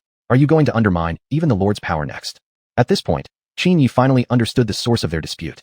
Yet he remained curious, who exactly had informed them of this. He then asked both of them. Because it was Qin Yi questioning them, they both spoke the same name, Yang Biao. Hearing the name Yang Biao, the corner of Qin Yi's mouth slightly curled upward. At that moment, the two who had previously been quarreling instantly understood what had occurred. It seemed that everything was orchestrated by Yang Biao. Now, Qin Yi had proven himself innocent of any collusion with Li Chui, and that he treated both fairly. Their dispute was likely just a trick of Yang Biao's, sowing discord. My lord, what should we do next? Do? Keep on arguing. The bigger a mess this becomes, the better. Qin Yi replied with a smile. Keep arguing? For a moment, Li Chui couldn't process the command. Guasi, standing across from him, simply shook his head helplessly. You really are an idiot. Can't you see the Lord is telling us to fall into the trap? Let Yang Biao believe we are falling for it. The more fiercely we argue, the faster Yang Biao will reveal himself. Then, the Lord will be able to eliminate this tumor before it grows. Guasi was speechless at Li Chui's stupidity. Then, they followed the plan, ensuring the matter escalated into widespread turmoil. Yang Biao, secretly observing them from afar, smiled with satisfaction. Little did he know, he had already walked right into Qin Yi's trap. The next day, Yang Biao once again approached Guasi. However, just as he entered the room, he realized that he wasn't the only person inside. Li Chui and Qin Yi were there, both glaring at him. Seeing this, Yang Biao realized something was wrong and turned to run. But no matter how fast his reaction was, there was no escaping Qin Yi. Since absorbing traits on the battlefield last time, Qin Yi's speed had improved significantly. Even if someone rode a warhorse, within 20 meters, none could outrun him. Caught by Qin Yi, Yang Biao nervously returned to the room, lowering his head and too afraid to meet the eyes of the three before him. Thank goodness the Lord noticed in time. Otherwise, your scheme would have succeeded. Speak. Why did you do it? Upon hearing this, Yang Biao felt his heart go cold, finally realizing he had underestimated Qin Yi all along. Once he confessed his intentions, he expected certain death, only to find out that Qin Yi released him immediately. Faced with the final outcome, not only Yang Biao but also Li Chui and Guasi, who sat beside him, stared at Qin Yi with shocked expressions. My lord, are you really going to do this? In other places, this would be a capital offense. Guasi could hardly believe his ears. That's right. This time, I've decided to let him go. Yang Biao, leave here starting today, and never appear before me again. As long as you can do that, I will spare your life. But if you fail, don't blame me for handling it according to the rules. Qin Yi gazed at Yang Biao sternly. Hearing these words, Yang Biao naturally dared not add anything. Since he had the rare chance to survive, how could he possibly let it slip away? Thank you, Chancellor, for sparing my life. I will never appear before you again. And if we should Buxing Shangyu in the future, I promise to take care of it myself. After making his pledge, Yang Biao left the place as quickly as possible. However, through this incident, Yang Biao had fully witnessed Qin Yi's temperament and now deeply respected him from the heart. Likewise, Li Chui and Guasi felt immense admiration toward Qin Yi. Such composure was beyond their reach. No wonder he had steadily held the position of Grand Commander among the 18 warlords' coalition forces. At such a young age, possessing such a broad mind is truly admirable. Guo also deeply respects your magnanimity. From now on, I will certainly support you with all my strength. Whether it's climbing mountains or crossing seas, I won't hesitate. Meanwhile, Cao Cao made a strong comeback, and his first target was Li Chui and Guasi. Upon hearing this news, Qin Yi knew he couldn't match Cao Cao's strength directly and thus sought alternative methods. He clearly understood Cao Cao's main objective, so he carried out a switch scheme. After Cao Cao defeated Li Chui and Guasi, he escorted Emperor Xian to Sudu. Thinking he had finally gained real power, Cao Cao didn't realize the emperor he had brought back was an imposter. Everything had been under Qin Yi's complete control. The true power remained firmly in his hands. Chapter 19, Cutting Away with Pain. A few days later, Qin Yi secretly led his troops to Yangzhou. This matter must be kept hidden. We cannot let others find out. Qin Yi addressed the crowd. Upon hearing this, the generals nodded in agreement. The reason for coming to Yangzhou, of course, was to seize control of this place. However, the time had not yet come. There was still one East Wind missing. That person was none other than Sun Su, son of Sun Jian. If things proceeded as he expected, Sun Su should already be in Yuan Shu's camp. He wanted to borrow some troops from Yuan Shu to carry out his late father's wishes and accomplish great deeds. According to the records of the Three Kingdoms, after obtaining the army, Sun Su would first capture Moling. After that, he would defeat the governor of Yangzhou. At that time, it would be the moment for Qin Yi to reap the benefits. Oh, since you want to borrow troops from me, you'll have to show me what's in it for me. Although you're Sun Jian's son, I cannot just lend you troops for free. Yuan Shu looked at Sun Su with a cunning expression. Hearing these words, Sun Su naturally had a prepared response. Wasn't it just a matter of offering some benefits? Fine, he'd give them. Thus, Sun Tzu promised Yuan Shu that after defeating the Yangzhou governor, he would give him half of the territory. Yuan Shu had long been eyeing the Yangzhou region. Since the other party had offered benefits, it was natural for him to lend Sun Tzu the troops he desired. With the army in hand, Sun Tzu left Yuan Shu's camp confidently. Looking at the departing figure, Yuan Shu chuckled and shook his head. A few days later, Sun Tzu led his troops to Moling. As Qin Yi had known, Sun Tzu captured Moling with minimal effort. That, for him, was the signal to act. Next, Sun Tzu would go on to attack Yangzhou, and when he defeated the Yangzhou governor, that would be the moment for Qin Yi to strike. Reaping the benefits without effort, there was nothing better than this. At this time, the Yangzhou governor remained unaware of the impending disaster and indulged in his own world. Just as he was about to continue his pleasures, a general hurriedly rushed in. Bad news, governor. Sun Tzu has led his troops to the city walls and is now preparing to attack. Upon hearing the news, the governor of Yangzhou immediately abandoned his enjoyment and hurriedly followed the messenger to the city wall. Seeing the massive enemy forces in the distance, his heart sank halfway. The enemy troops seemed far superior to his own. Defending Yangzhou seemed like a foolish dream. But regardless, as the governor of Yangzhou, he naturally could not retreat easily. Otherwise, how could he live up to his position? Immediately, he ordered all the soldiers to be fully prepared on the city walls. Noticing the opponent's preparations, Sun Tzu simply sneered with disdain. Today was the day Yangzhou Governor Liu Yao would meet his end. Immediately, he personally led the army to attack the city. Meanwhile, Taisher Ci also led troops out of the city to meet the enemy. He knew very well that he could not allow the enemy to reach the city walls easily, or Yangzhou would soon fall. Facing the troops rushing out of the city, Sun Tzu showed no sign of retreat and charged forward, weapon raised. Due to a life of luxury and indulgence, Liu Yao's physical condition had worsened day by day. After just a few rounds of battle with Sun Tzu, he was defeated. Seeing their governor defeated, the soldiers behind him immediately became frightened. In an instant, some soldiers dropped their weapons and fled. Seeing this, others who had still intended to resist also lost their resolve in that moment. Seeing the army scattering in all directions, Liu Yao was furious beyond measure. He never imagined that the people under his command would all be so cowardly and afraid of death. As he stood there, lost in thought for a moment, Sun Tzu's blade came swiftly. Thus, Yangzhou was completely lost. At the same time, Sun Tzu recruited Taisher Ci into his forces. Upon learning of this news, Qin Yi hurriedly led his army forward. If not now, then when? He had to take Yangzhou from Sun Tzu before the latter was prepared. Report. General Sun, an unknown army has appeared 10 miles away and is advancing toward us at great speed. At that moment, a soldier hurriedly rushed in to report to Sun Tzu. Upon hearing this, Sun Tzu was greatly shocked. Without hesitation, he quickly led his troops out of the city to intercept the enemy. He had never expected that someone else would learn of this matter, and those who knew about it were extremely limited. Certainly not himself. Could it be Yuan Shu? That shouldn't be right either. Yuan Shu was still expecting his half of the Yangzhou territory. But there was no time for him to think further now. The most important thing was to eliminate the approaching enemy as soon as possible. He could not possibly allow Yangzhou, which had just been seized, to fall into someone else's hands. Very soon, both sides met on the battlefield. May I ask the name of the general before me? Sun Tzu stood at the front of the battlefield, gazing at Qin Yi in the distance, and called out, Qin Yi. Qin Yi answered in a commanding tone. At the sound of that name, Sun Tzu was startled. He had never expected the one coming to be none other than Qin Yi. If this was true, then Yangzhou might indeed be doomed to be snatched away. He had barely had time to settle in before someone led an army to seize it. This was truly unacceptable to Sun Tzu. But deep in his heart, he knew clearly that his current forces could not possibly rival Qin Yi's. Not to mention the number of generals under his command. Even if both sides were roughly equal in numbers, his army had just gone through a major battle. They hadn't even had time to rest and recuperate, let alone fight another enemy force. All of this was exactly what Qin Yi had meticulously planned. Let the tigers fight while he sat comfortably on the mountain, waiting until Sun Tzu was almost done before stepping in. Another chance to reap the benefits without effort. Sun Tzu, I believe you understand your current strength quite well. Qin Yi continued. I advise you to hand over Yangzhou voluntarily. If you do so, it will benefit both of us. After all, those troops you command are only borrowed from Yuan Shu. Don't end up losing Yangzhou and at the same time ruining Yuan Shu's army. Hearing these words, Sun Tzu was even more astonished and stood speechless. How did he know that these troops were borrowed from Yuan Shu? What Qin Yi had said was not false. Sun Tzu still needed to return those borrowed troops to Yuan Shu intact. As for the promise he had previously made to Yuan Shu, he could only reluctantly break his word. After all, if he honestly told Yuan Shu about the situation, the man wouldn't be too hard on him. Moreover, the borrowed troops hadn't suffered significant losses. At most, he could transfer some of his own men to replenish Yuan Shu's ranks. No matter what, Sun Tzu was still able to distinguish between what was crucial and what was not. Therefore, he had no choice but to make a painful sacrifice, personally giving up Yangzhou, the city he had not yet warmed, to Qin Yi. Ha ha ha. Thank you, General Sun, for offering me Yangzhou. Come on, let us all express our gratitude to General Sun. Chapter 20. Watching tigers fight from the mountain. Faced with Qin Yi's mockery, Sun Tzu could only helplessly smile. After all, he simply wasn't a match for him. If this had happened before, he probably wouldn't have hesitated to fight to the death. But now, he had no choice but to restrain himself. Qin Yi led his troops into Yangzhou, admiring this territory he had acquired without any effort. The more he looked at it, the more he liked it. After arranging all matters, he went to sleep early. Needless to say, traveling had been extremely tiring. If only the system could reward him with a car. Riding horses was terrible for his waist. No wonder the ancients didn't last long. Their waists simply weren't strong enough. What? You didn't obtain Yangzhou? How did this happen?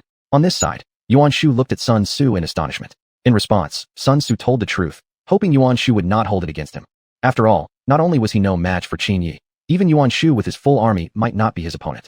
Hearing this, Yuan Shu was greatly shocked. Right now, he still didn't know who Qin Yi was. However, judging from Sun Tzu's reaction, this person must be no ordinary man. Soon, Yuan Shu learned about the other's true identity from Sun Tzu. Really? This person is truly that formidable? Even Guisi and Li Chui are his generals. Yuan Shu still couldn't believe it. Sun Tzu looked serious upon hearing this. How could such a thing be a lie? In that case, losing Yangzhou to you means we just had bad luck. I understand now. You telling me the opponent's true strength is probably just an excuse to back out on your promise. Fine then. Encountering such a powerful enemy is just my misfortune. As for that previous promise of yours, we'll let it go. But you still have to compensate me for the lost troops. At this moment, Yuan Shu could only accept helplessly. After all, the opponent's strength was indeed formidable. Not far away, another conspiracy was brewing.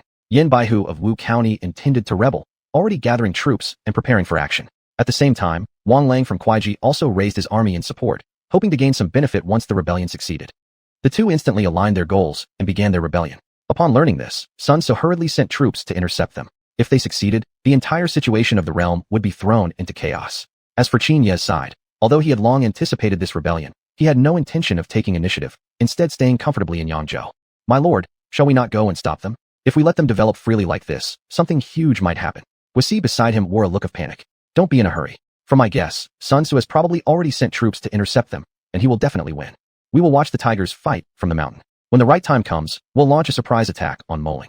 Qin Yi leisurely lay back on his chair. Hearing these words, Guisi immediately understood Qin Ye's intentions. This was clearly another attempt to reap benefits without fighting. However, he was quite curious how Qin Yi was so certain that Sun Tzu would emerge victorious. Still, due to his position, he did not ask. Perhaps it was simply a guess by the Lord? If it actually came true, then he would be nothing short of miraculous. As for Qin Ye's inner thoughts, he was already laughing to himself. Of course, he couldn't tell them he was a reincarnator, that he clearly knew the Three Kingdoms history. If he said that, would anyone believe him? Meanwhile, Sun Tzu had already led his troops and met Yin Baihu of Wu County face to face. Enemies meeting always stirred up intense emotions. Although they were not exactly sworn enemies, given the circumstances, it was close enough. Faced with a traitor, Sun Tzu could not possibly tolerate any leniency. Yin Baihu, you dare to rebel? Have you forgotten how I treated you well? If you stop now, I will forgive and forget. But if you insist on proceeding, don't blame me for disregarding our past ties. Sun Tzu glared at the enemy furiously. Upon hearing this, Yin Baihu gave a disdainful laugh. Hee, do you think I fear you? Since I dared to rebel, you should know I have some capability. Otherwise, why would I rebel? I'm not afraid to tell you. Wang Lang is also supporting me. Today, I will definitely carry out this rebellion. You claim to be capable? Then come and kill me. Yin Baihu taunted. Learning that Wang Lang was also involved in the rebellion, Sun Tzu immediately felt a surge of anger. He hadn't expected the originally seemingly upright Wang Lang to do such a thing. But it didn't matter, whether more or less. Today nobody was getting away. To prevent Yin Baihu's rebellion, Sun Tzu had brought a considerable number of troops. Even if Wang Lang helped, even two Wang Langes wouldn't be insurmountable. Seeing the other side unwilling to withdraw, Yin Baihu naturally had no desire to waste time. I'll see how capable you are today. Those who block me shall die. Saying so, he charged forward with his troops. At first, they charged forward with great enthusiasm, but gradually things began to feel off. Why were Sun Tzu's forces growing stronger the longer they fought? At this moment, Wang Lang beside him noticed something was wrong. Damn it, we've fallen for Sun Tzu's trap.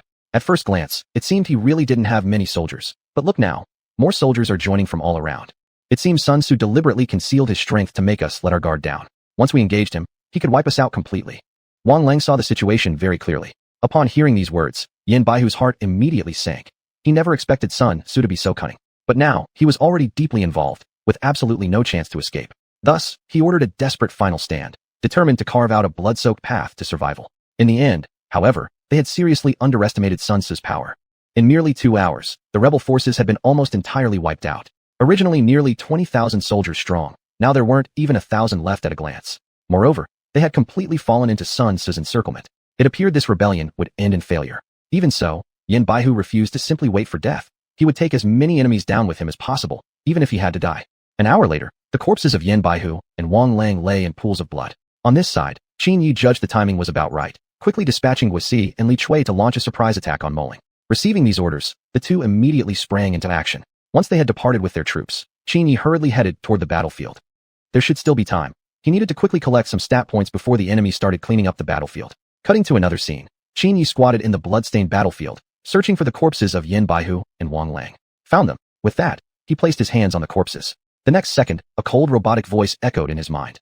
Ding. Contact with Wu Commandery's Yin Baihu's corpse. Strength +6, agility +6. Gained hidden attribute. Portable space increased by 5 cubic meters. Ding. Contact with Kuaiji's Wang Lang's corpse. Strength +5, agility +8. After collecting the attributes from the two, Qin Yi proceeded to harvest some stats from several other moderately capable officers. Although these lesser officers didn't contribute much, he was quite satisfied. After all, he had unexpectedly gained another hidden attribute.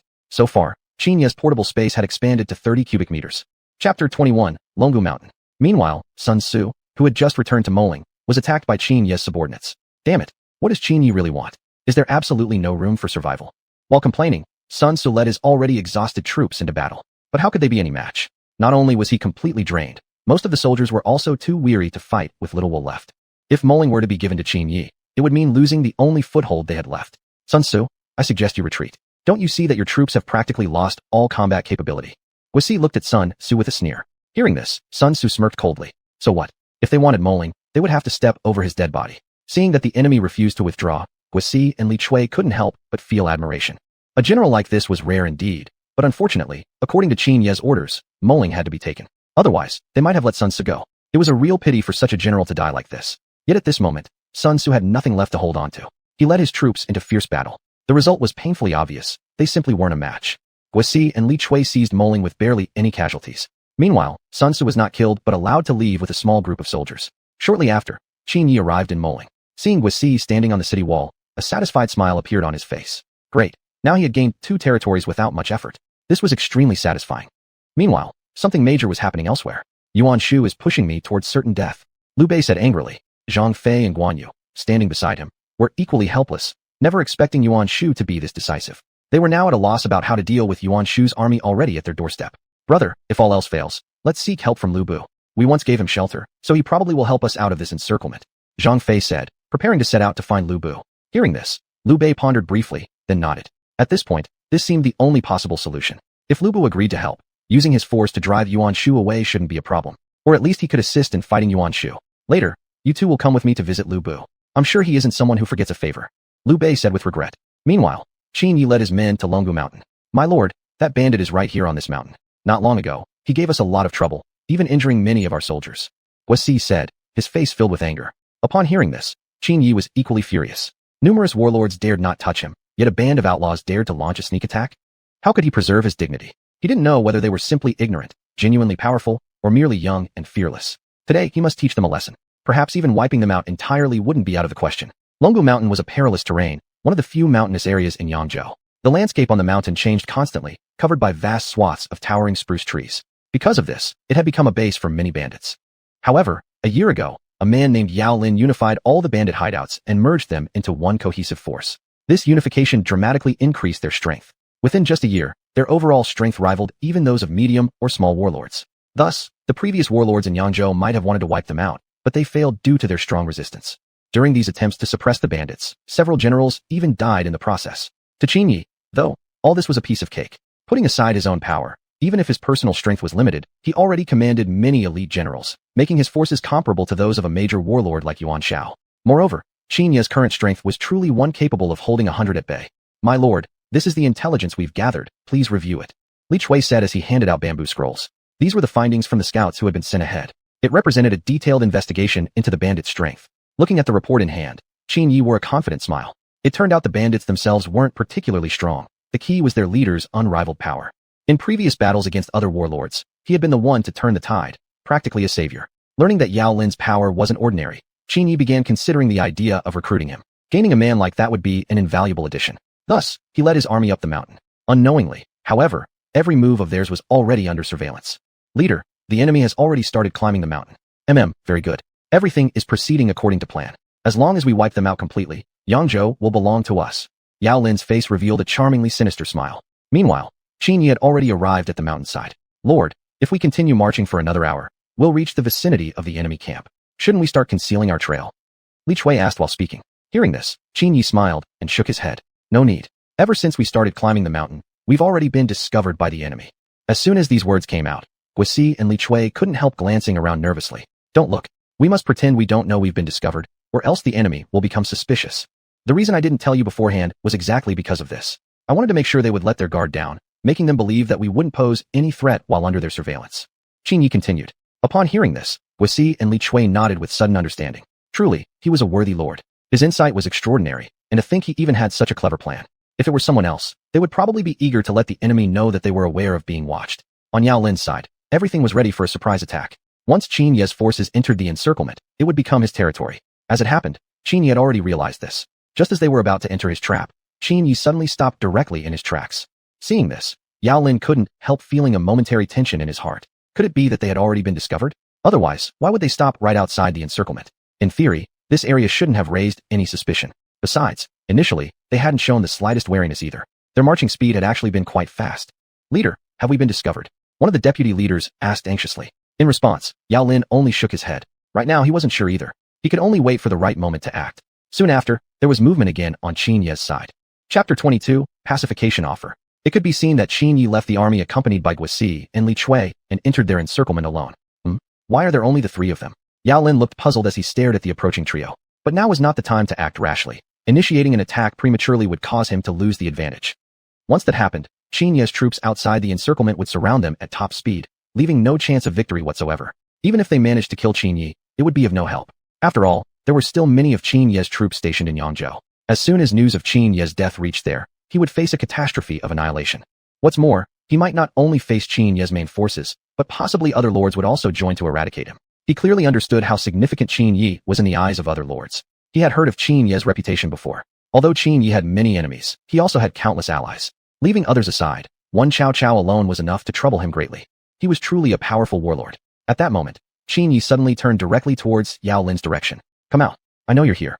Hearing these words, Yao Lin was even more surprised. He had clearly made no sound at all, so how had the other side found him? Even if he had known in advance of an ambush here, it was impossible to immediately identify his exact position. His deputy, lying nearby, also looked at Qin Yi with a baffled expression. Don't worry, I only want to talk to you, and have no intention of harming you. If I wanted to harm you, do you think you would still be alive today? Qin Yi's voice rang out once again. Upon hearing this, Yao Lin sighed helplessly. He didn't doubt the truth in Qin Yi's words. With such perception and insight, it would be effortless for Qin Yi to eliminate him right away. After all, once Qin Yi had located his position, a single arrow would have sufficed to finish him off, leaving no time to react. And now, coming only with two generals showed sincerity indeed. Thus, Yao Lin stood up and revealed himself before Qin Yi. Guisi and Li Chui, seeing this, quickly grabbed their weapons to ensure Qin Yi's safety. Stand down. I have no intention of killing him. Lord, could it be that you're planning to? Guisi already guessed at Qin Yi's intentions. Hearing this, Qin Yi nodded slightly with a faint smile. At this, Guisi and Li Chui exchanged a glance before slowly lowering their weapons. At the same time, Yao Lin also stepped toward Qin Yi but kept a safe distance. The other side was just too powerful. He had to stay cautious. Talk now. What is your purpose? Yao Lin wore a stern expression. Haha, don't be so tense. Since you've stepped forward, you must already understand my purpose. Qin Yi said with a smile. Impossible. I would never accept your offer of pacification. Life here is very free for me, and I absolutely do not want military restrictions. What's more, on what grounds are you so certain I'll agree? Yao Lin continued. Qin Yi smiled slightly upon hearing these words. Naturally, he was certain Yao Lin would agree. As a leader, one naturally worried about the safety of his subordinates. Although he wouldn't personally wipe them out, it didn't mean others wouldn't do so in the future. After all, Yao Lin had offended more than just himself. Fighting one warlord was manageable, but if several of them joined forces, the situation would become unpredictable. As the saying goes, one cannot fight off numerous hands with a pair of fists. Not to mention, how could a bandit gang's fighting capability compare with a well-trained army? They lacked strategy in battle. Yao Lin could protect his men for now, but not forever. When he heard Qin Yi asking about his men's safety, Yao Lin's expression immediately tensed slightly. Yes, these were brothers who had fought side by side with him through life and death. How could a leader not worry about their safety? But he currently had no reason to believe what Qin Yi said. I know you don't trust me, but I pledge upon my honor that I will not harm you and your men. Also, if you're unhappy with the army's discipline, you may leave at any time, on the condition, of course, that you do not become my enemy. Otherwise, I certainly have the power to completely annihilate you. Qin Yi looked straight into the other's eyes, his tone grave. As he listened to this solemn pledge, Yao Lin felt a moment of wavering inside.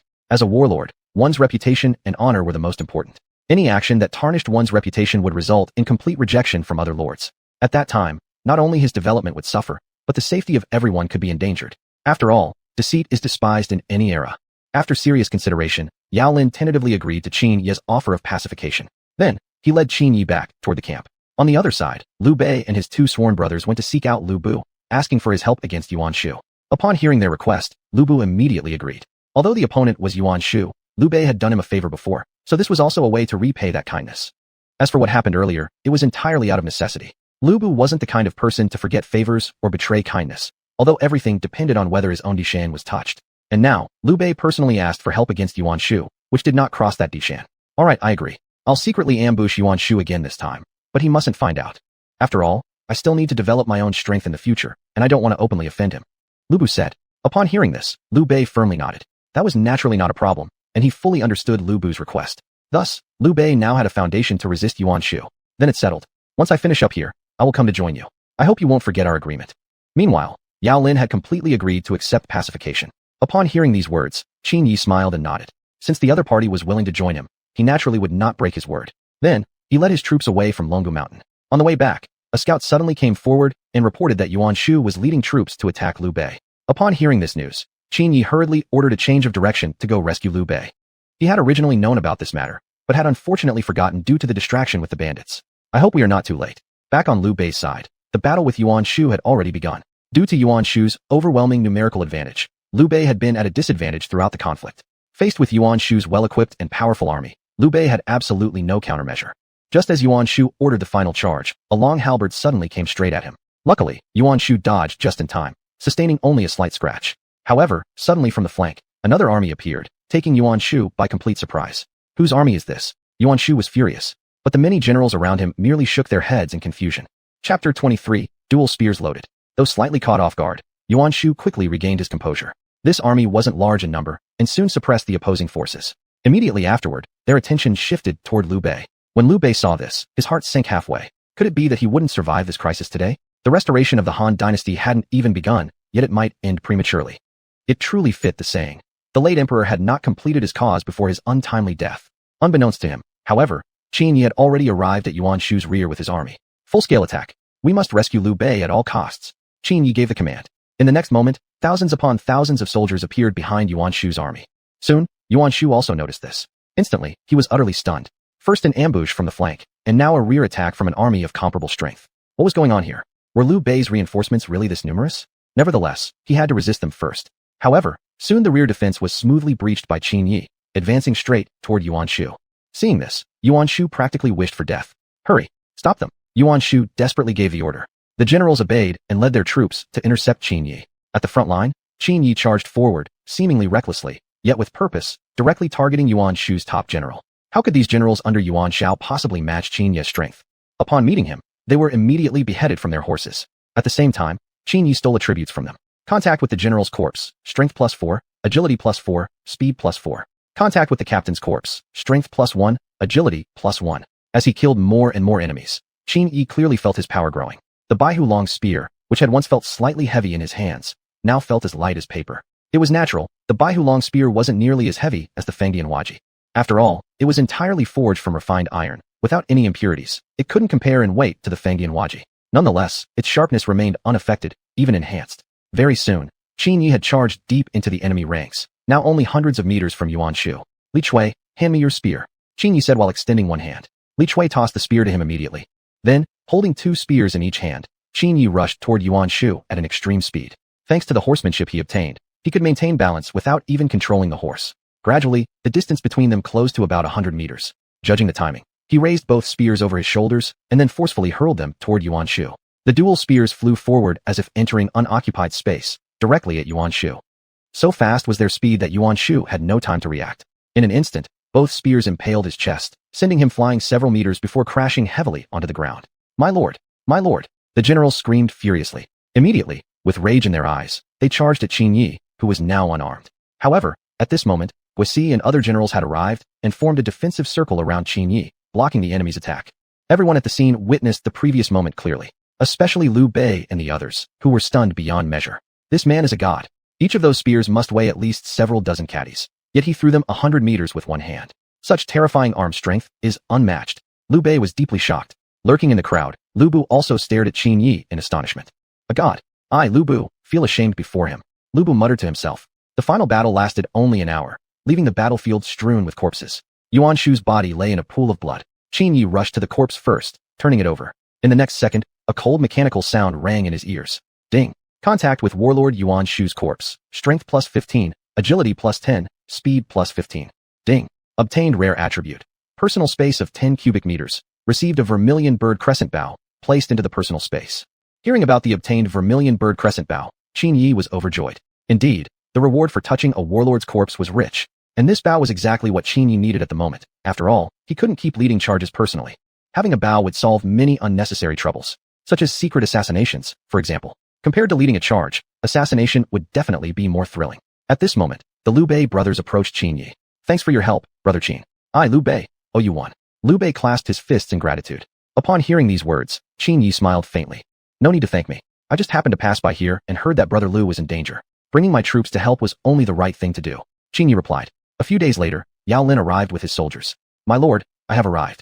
Yao Lin was very respectful toward Qin Yi, even changing his form of address from you to my lord. Hearing these words, Qin Yi smiled slightly and nodded. This change in address alone was enough to prove that Yao Lin had truly accepted Qin Yi from the bottom of his heart. Standing beside him, Guosi and Li Chui also wore expressions of satisfaction. And the reason for such a rapid transformation was entirely due to Qin Yi's recent one-strike decapitation of Yuan Shu. In that battle, Qin Yi could be said to have achieved instant fame. Seeing that Yao Lin had brought several thousand soldiers with him, Qin Yi was already overjoyed. Though their quality might not be great, after some training, they could still become competent warriors. At the same time, Zhang Fei secretly stole Lu Bu's horse. Thinking no one would find out, he coincidentally ran into Qin Yi on the way back. Since Lu Bu's horse was particularly distinctive, Qin Yi immediately recognized it as Lu Bu's blood-sweating steed. I suggest you mind your own business. Zhang Fei pointed at Qin Yi and said. Upon hearing this, Qin Yi helplessly shook his head. Really, a brute of a man, his temper was just as fiery as they said. Still, this matter was one he definitely intended to handle. If he could make Lu Bu owe him a favor, it would be an invaluable opportunity. With that thought, he immediately dashed forward in a single swift leap and stood before Zhang Fei. Seeing this, Zhang Fei brandished his weapon directly at Qin Yi.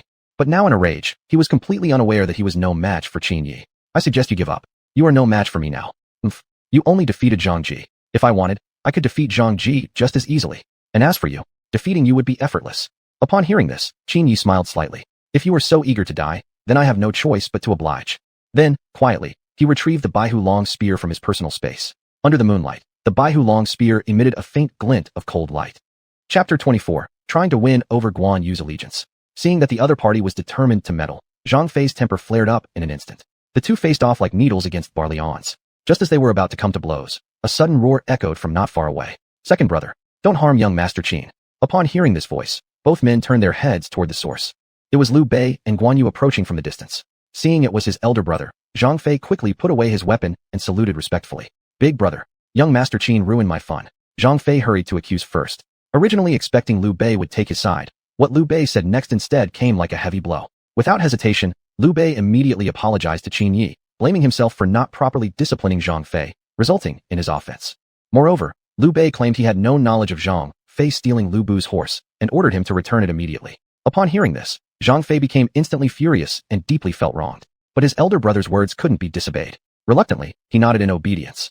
Witnessing this, Qin Yi's face briefly showed a barely perceptible smile. However, he naturally didn't believe a word Liu Bei had said. According to the information he had, it was actually with Liu Bei's approval that Zhang Fei had stolen Lu Bu's horse. Since Liu Bei had spoken this way, it was most likely an attempt to protect his own reputation. Such behavior was simply despicable. In order to safeguard his own interests, Liu Bei was shamelessly shifting all blame onto Zhang Fei, allowing himself to play the good guy while leaving the villainy to others. Nevertheless, Qin Yi had achieved his objective, successfully making Lu Bu owe him a favor. Even if Lu Bu didn't know who had done it tonight, it hardly mattered. Soon after, Zhang Fei obediently led the horse back. Lord Lu Xianda, in the future you must discipline your men better. If things continue like this, they will eventually cause serious problems. Qin Yi said with a smile. He had no intention of giving Liu Bei any face.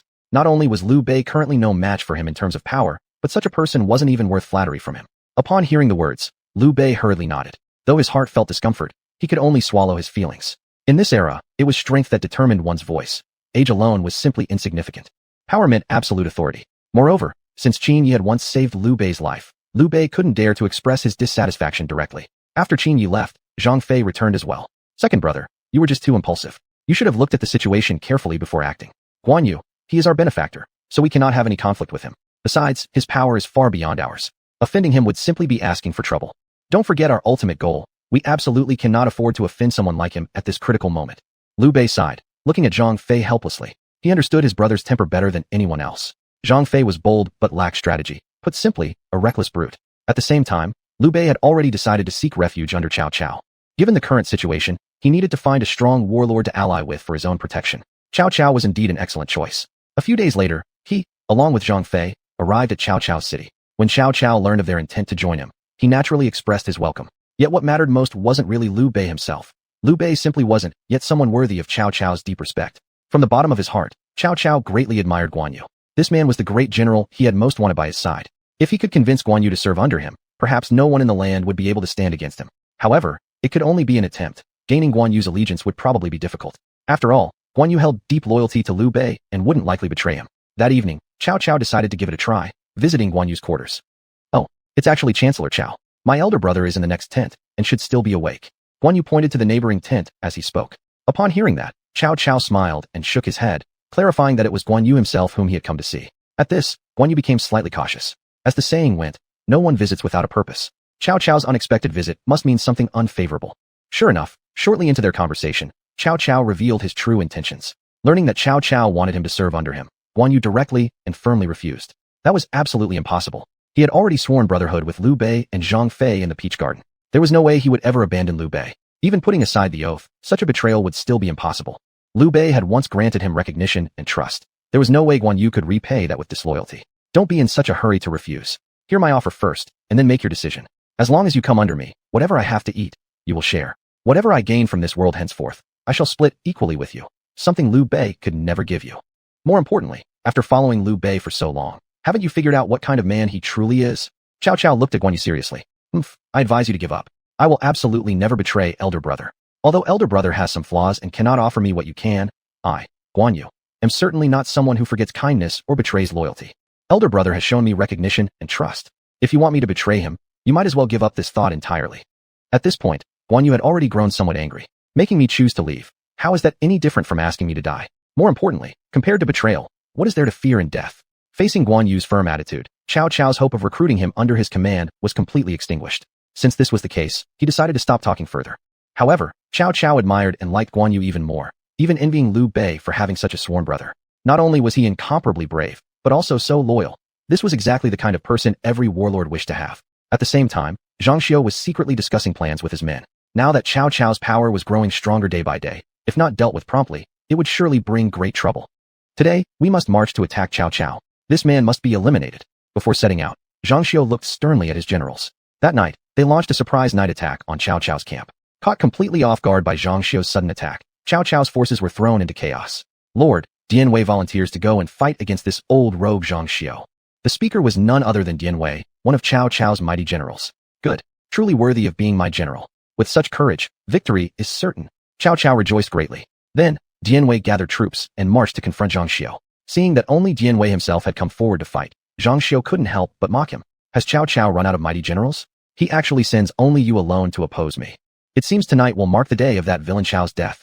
Hurrah! Zhang Xiu laughed. Hey, you old rogue Zhang Xiu. One of me is more than enough to deal with you. Why would I need others? Zhang Xiu, prepare to give your life. Saying this, Dian Wei charged forward, sword in hand. Seeing his opponent's fierce momentum, however, Zhang Xiu's expression remained calm, without a trace of panic. Dealing with just one Dian Wei, more than enough. Chapter 25 Obtaining Medical Skills, Saving Dian Wei. Meanwhile, Qin Yi led his troops to the only path where Cao Cao would retreat. This ambush by Zhang Xiu meant certain defeat for Cao Cao. However, the purpose was not to surround and attack Cao Cao, but rather to rescue Dian Wei. According to historical records, after Dian Wei confronted Zhang Xiu, he was severely injured but did not die immediately.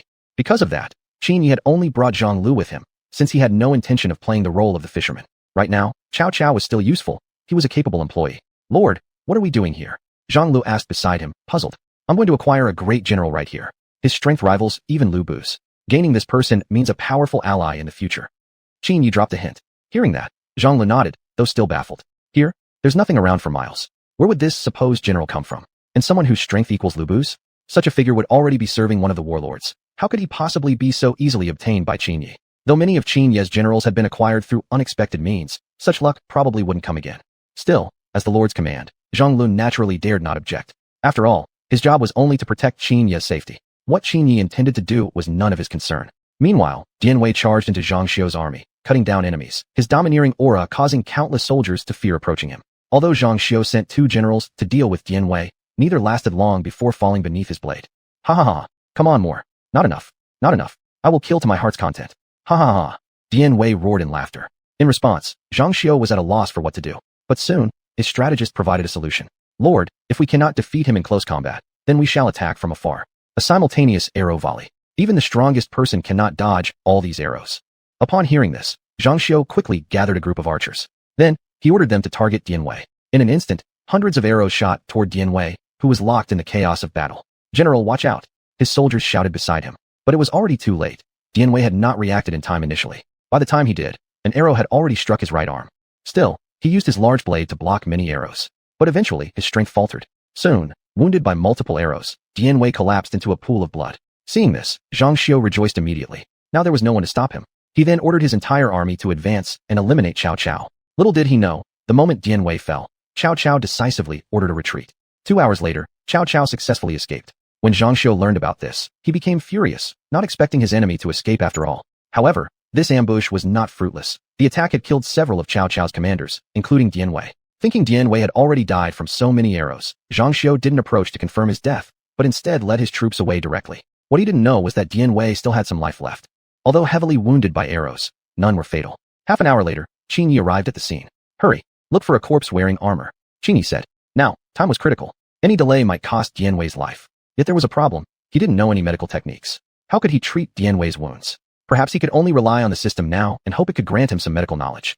Picked up properties upon touching a commander's corpse, strength +2, speed +2. Picked up properties upon touching a general's corpse, strength +5, speed +5, agility +5. The more generals' corpses he touched, the more enhancements he acquired in terms of physical properties, but they weren't what he desired. Gradually, Qin Yi began to feel disheartened. It seemed even if he found Dian Wei, there would be no way to bring him back to life.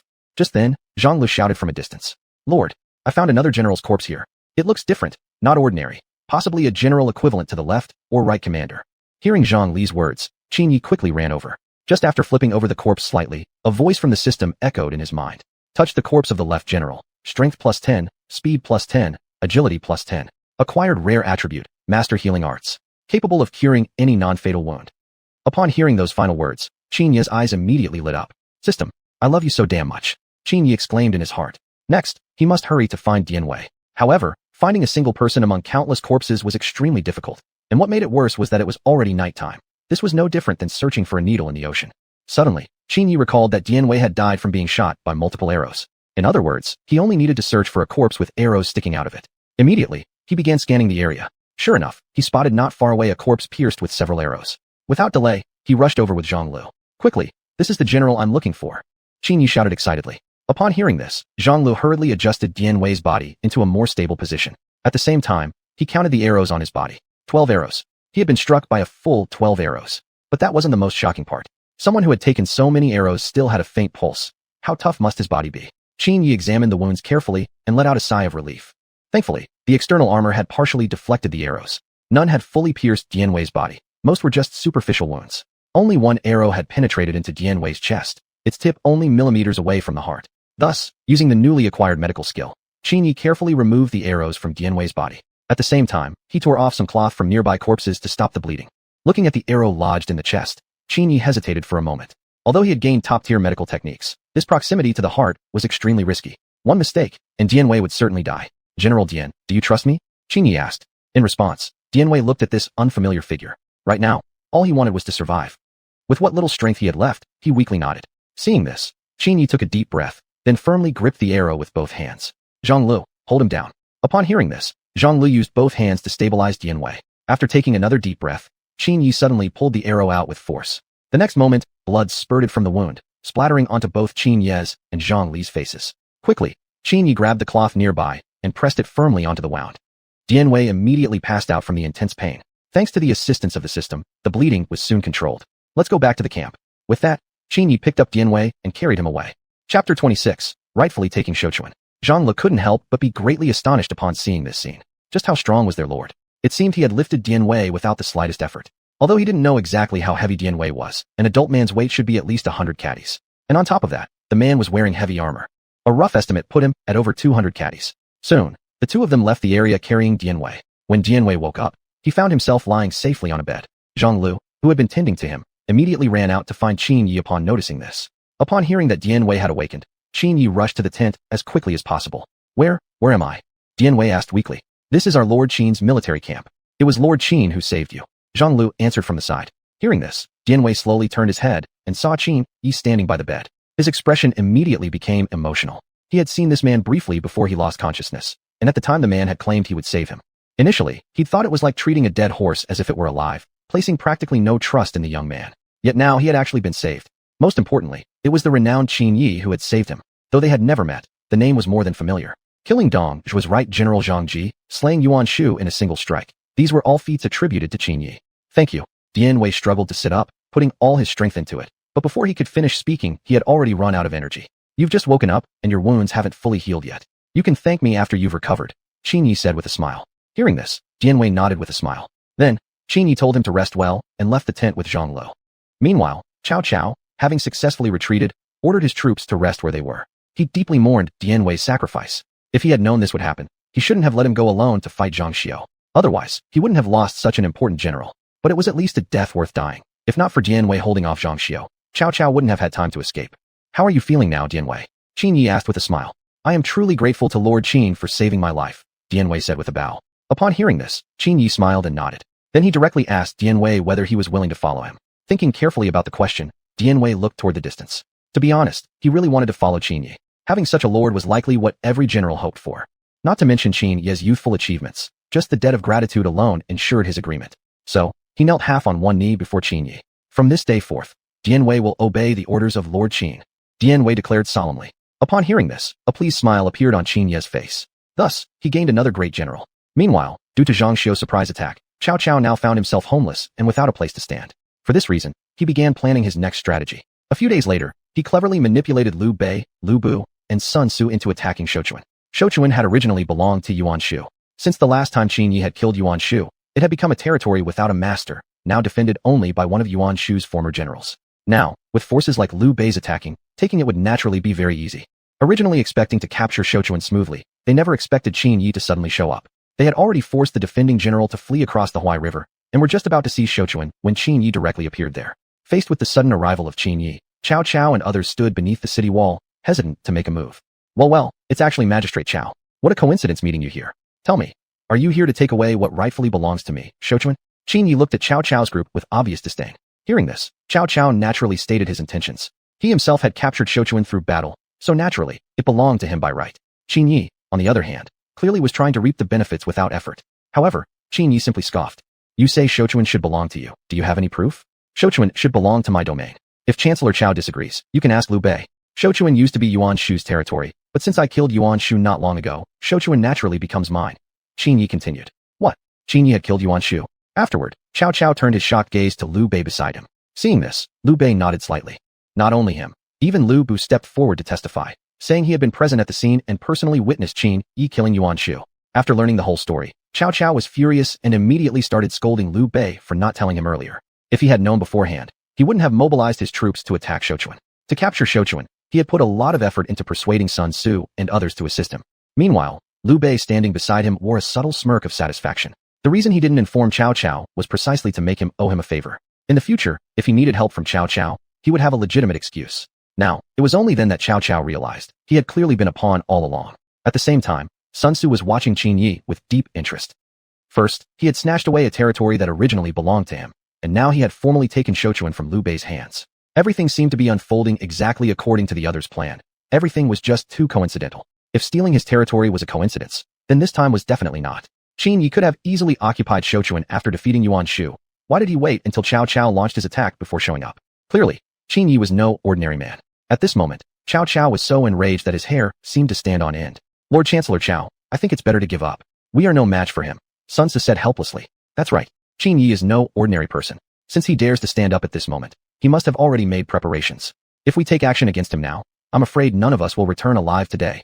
Liu Bei also spoke in agreement. Hearing their words, Cao Cao clenched his fist in anger. The next moment, he slowly loosened his grip. Since that was the case, he had no choice but to hand over Shouchuan to Qin Yi. Then, his face filled with rage, he led his troops and withdrew. Watching Cao Cao's retreating figure from atop the city wall, Qin Yi's face broke into a proud smile. You actually dared to challenge me? Cao Cao, now deprived of Shouchuan, was in a terrible mood. and resolved to firmly establish a place for himself in the land under heaven. In response to this, Sun Yu and Guojia proposed to Cao Cao a plan to flood Xiapi, thereby securing the city. Hearing their strategy, Cao Cao instantly regained his confidence.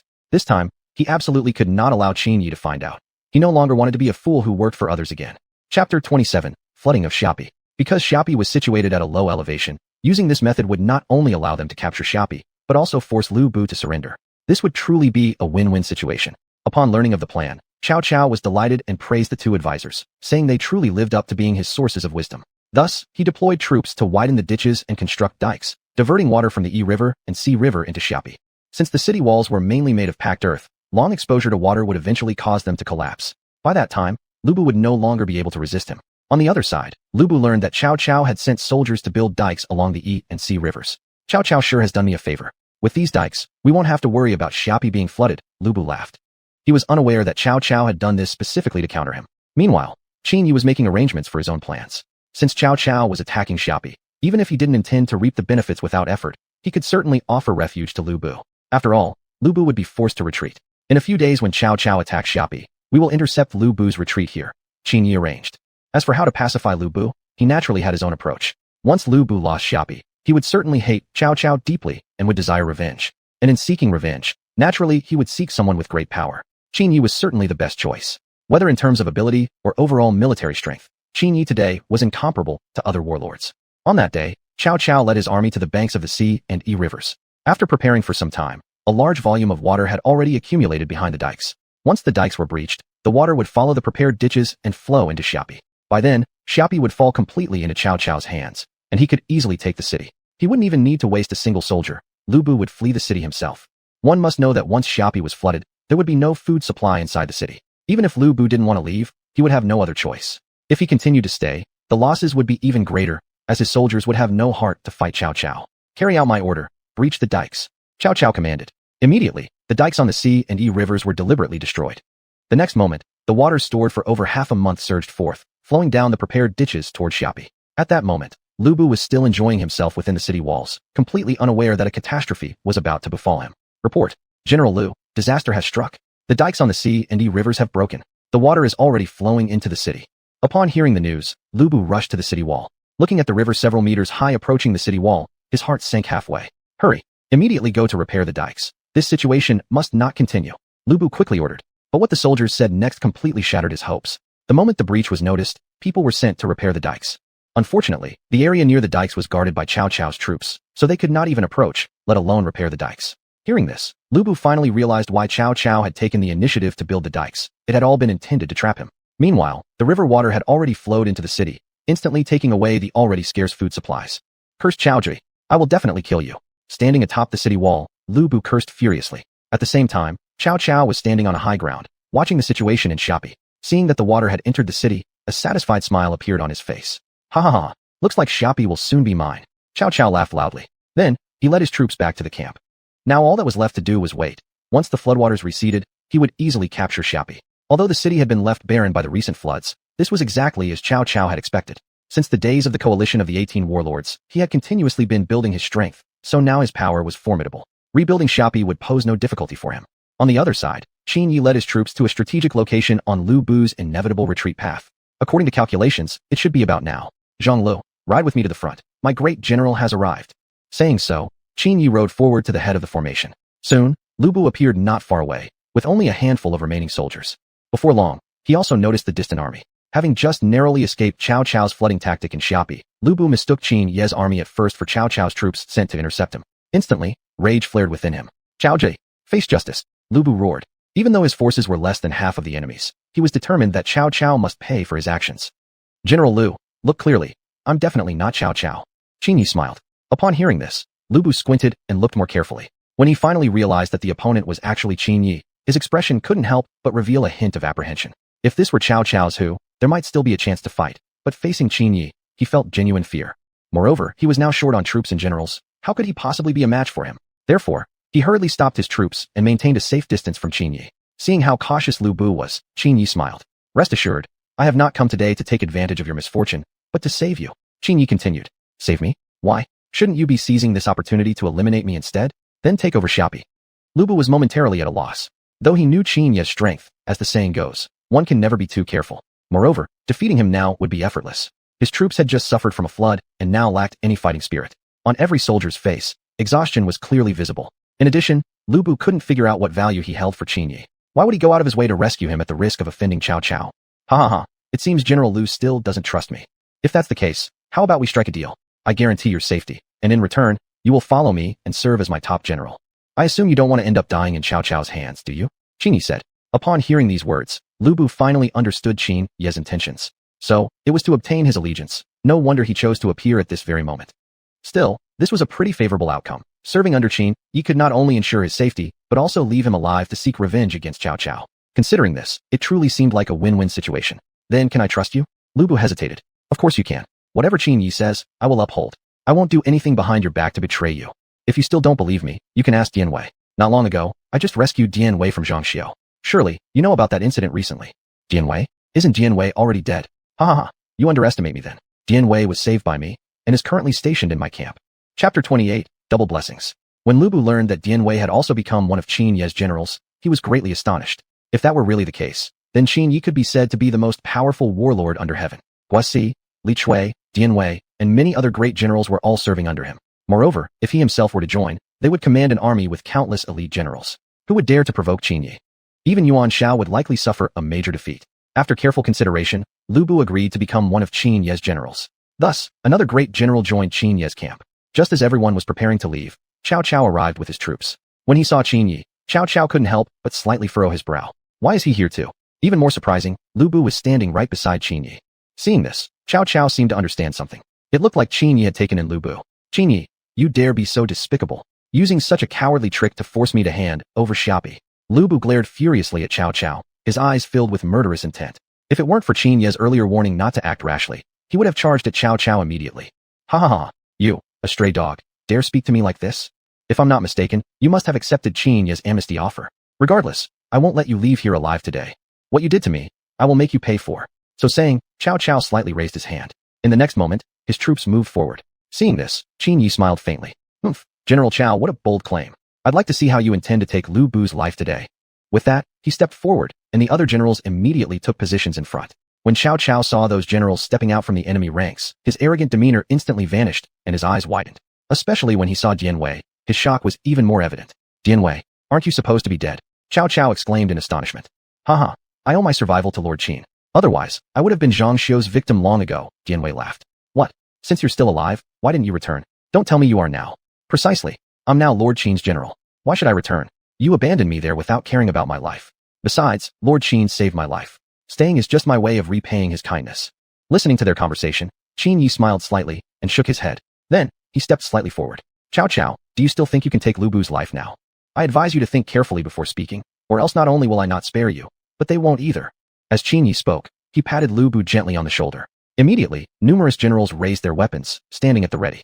Seeing this, Cao Cao felt a chill run through his heart. Right now, he was truly no match for Qin Yi, as he had few powerful generals under his command. The only formidable one, Dian Wei, was now on the enemy's side. Just those generals alone were enough to give him trouble. Not to mention that Qin Yi's own strength surpassed all of them combined. Realizing this, Cao Cao had no choice but to withdraw. It wasn't worth offending such a giant as Qin Yi just for Lu Bu's life. In the future, he would better stay far away to avoid unnecessary conflict. After Cao Cao left, Lu Bu knelt on one knee before Qin Yi. Thank you, Lord Qin, for saving my life. From now on, I shall obey every command you give without hesitation. Thus, Lu Bu resolved to follow Qin Yi. Seeing this, Qin Yi burst into hearty laughter. Unexpectedly, at that moment, the system voice rang in his ear. You have successfully pacified Lu Bu, triggered additional reward, obtained 1 piece of soft armor. Ding. Physical endurance and agility attributes have been increased to 100 points. Reward, 1 caddy of gunpowder and 1 firearm. All rewards have been placed in the personal space. What? A gun. Finally, Qin Yi had obtained exactly what he wanted. With this weapon, who could stand against him? Though the gunpowder weighed only 1 caddy, it would definitely be enough for emergencies. Qin Yi had never expected that pacifying Lu Bu would yield such additional rewards. It was truly a double blessing. Most importantly, he had obtained the firearm. However, only now did Qin Yi recall that he hadn't checked his attributes for a long time. So, on his way back, he opened the attribute interface. Master, Qin Yi. Age, 17. Attributes, Strength plus 102, Physical Endurance plus 98, Agility plus 105. Personal space, 30 cubic meters. Weapons, White Tiger Long Spear, Vermilion Bird Crescent Bow, Firearm. Looking at his stats, Qin Yi's face broke into a satisfied smile. He had become incredibly powerful now. If it weren't for the need to hide his strength for the moment, he would really like to show it off a bit. Now that he had countless generals at his disposal, it was high time to change how he addressed them. Qin Yi wasn't satisfied with being called general or lord. Commander? Qin Commander. Somehow that just feels more comfortable to hear. Qin Yi murmured to himself. Returning to Yangzhou, he first sent everyone to rest, planning to discuss the matter of titles the next day. The following day, all the generals gathered, saluting Lord Qin Yi. The generals knelt slightly. Rise. You don't need to follow so many formalities here. And starting today, you no longer need to call me Lord. After saying this, Qin Yi deliberately paused. Upon hearing these words, everyone looked astonished. Could it be that Qin Yi was planning to abandon them? Especially Lu Bu, who stared in shock and even felt a hint of resentment. Only yesterday had he made grand speeches, and now he was already trying to cast them away. Don't be nervous. I just want to change how you address me, not to dismiss you or anything. Qin Yi laughed. He was clearly enjoying the prank. Hearing this, everyone exchanged confused glances, not understanding what he meant at all. Starting from today, you will call me Commander Qin Yi. And from now on, you are no longer just generals. You are division commanders, holding the same rank as left and right generals, standing above 10,000 soldiers, second only to me. Lieutenants became battalion commanders, junior officers became regimental commanders, and middle-ranking officers became brigade commanders. Faced with these changes in title, Lu Bu and others were utterly confused, like a monk scratching his head without a clue. They couldn't grasp why Qin Yi suddenly wanted to change the ranks and names. However, since it was Qin Yi's order, naturally no one dared to object, and they could only reluctantly accept it. At the same time, Qin Yi divided the army into several divisions, each commanded by Lu Bu, Wasi, Li Chui, and other division commanders. Division Commander Lu? Division Commander Guo? Division Commander Li? Such titles were really difficult to get used to. Fine, let's give it a try for now. If it doesn't work, I'll just change it back. Qin Yi knew they were struggling to adjust. After all, everything was difficult at the beginning. Chapter 29, Rescuing Guan Yu. Elsewhere, Cao Cao successfully captured Xiapi and brought Liu Bei back to Xuchang. At this time, Emperor Xian of Han had already been brought to Xuchang by Cao Cao, an act intended to completely control Liu Bei. Through Cao Cao's manipulation, Liu Bei was recognized by Emperor Xian as the imperial uncle. In this way, Liu Bei, now in a high position, owed Cao Cao a favor. In the future, it would remove a strong enemy from his path toward unifying the land. However, his scheme had already been seen through by Liu Bei. Adhering to the principle of seeing through but not exposing, Liu Bei didn't reveal his awareness too obviously. In the evening, Cao Cao invited the three sworn brothers, Liu Bei, Guan Yu, and Zhang Fei, to drink with him. While drinking warmed wine and discussing heroes, naturally the conversation turned to Qin Yi. Speaking of Qin Yi, Cao Cao became talkative as if someone had opened the tap. Many times, if it hadn't been for Qin Yi's sudden appearance, Cao Cao would certainly be in a much better position now, possibly already a powerful warlord. Meanwhile, Liu Bei held a very high opinion of Qin Yi. After all, the man had once saved him, and thus he refused to become a backstabbing villain. Yet Liu Bei could not change Cao Cao's viewpoint. After all, Cao Cao had suffered many losses at Qin Yi's hands. As a result, Cao Cao considered Qin Yi a major threat, believing he wouldn't get a chance to rise again unless he eliminated this man. That Qin Yi's current power has grown to be comparable to a giant. Perhaps even if we united forces, we still wouldn't be able to handle him. Cao Cao said helplessly and took a large sip of wine. Upon hearing this, Liu Bei merely nodded slightly and had no intention of offering further comments. After much conversation, Cao Cao had already become drunk. Seeing this, Liu Bei took Zhang Fei and Guan Yu and fled the city overnight. This was absolutely no place for him to stay. He had already seen through Cao Cao's plot. The three fugitives first headed toward Yuan Shao's territory, planning to seek refuge under him. Now, Cao Cao was certainly not someone to rely on. The only one with any chance of competing against Qin Yi was Yuan Shao. The next day, upon learning that the three brothers had fled the city overnight, Cao Cao instantly became furious. At the same time, Yuan Shao was delighted upon hearing that Liu Bei had become the imperial uncle, immediately deciding to assist Liu Bei in gaining a place for himself. Thus, he captured Xiapi at minimal cost, allowing Liu Bei to establish a camp there. A few days later, Cao Cao learned of this from someone else. What? Xiapi was taken by Yuan Shao and given to Liu Bei. He never expected that the city he had just seized would end up as a gift to Liu Bei. Moreover, by doing so, Yuan Shao had gained Liu Bei's gratitude, making him even more emboldened. After all, Liu Bei now was the emperor's uncle. What authority and position was he lacking to prevent him from doing anything he desired? In response, Cao Cao ordered an attack on Xiapi. He could never allow Liu Bei to just take away something he had obtained. However, Cheng Yu beside him suggested a plan to persuade Guan Yu to surrender. Upon hearing this strategy, Cao Cao's face immediately lit up with delight. If he could really obtain Guan Yu, that would be excellent. Losing Xiapi but gaining Guan Yu? A worthy trade, no loss at all. After much planning, they successfully put Guan Yu in a dangerous situation. You dream if you think I would ever follow you. Bandit Cao, come down here and face death. Below the city wall, Guan Yu raised his great saber, pointing it directly at Cao Cao. Facing Guan Yu's refusal to surrender, Cao Cao merely smirked slightly, then ordered his two generals, Yan Liang and Wen Shou, to go down and confront Guan Yu. There, faced with their two generals, Guan Yu laughed out loud. Ha ha, it seems today I'll have another chance to enjoy some slaughter. If you want to take my life, come and get it. Guan Yu laughed to the heavens. The next moment, he charged forward with his green dragon crescent blade, directly toward Yan Liang and Wen Shou. Indeed, Yan Liang and Wen Shou were among Cao Cao's top generals. When they faced Guan Yu, they showed no signs of inferiority. The three fought fiercely on the battlefield, each embracing death as they clashed. "Ha! You are indeed strong, deserving to be my opponents today," Guan Yu shouted while fighting. "But if that's all you've got, you're still far from being able to take my life." As he taunted them mockingly, the two enraged men attacked even harder. However, soon they became aware of the difference in strength between them. Realizing something was wrong, Cao Cao hurriedly ordered the two to retreat back into the city. Unknown to him, it was already too late. Just as he finished speaking, Yan Liang was decapitated in an instant. Wen Shou beside him didn't even have time to react before he was cut down by Guan Yu's blade. Seeing both his generals killed, Cao Cao was so furious that his hair stood on end. He immediately ordered his troops to march out of the city to capture Guan Yu. Guan Yu, seeing him coming with 30,000 troops, showed no trace of fear on his face, only greater excitement. "Good. So you truly value me, actually sending 30,000 soldiers against me.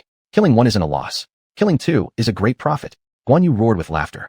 Upon hearing this, Cao Cao's face turned green with rage. Originally he had intended to recruit Guan Yu peacefully, but since he was being so disrespectful, he couldn't be blamed for taking harsh action.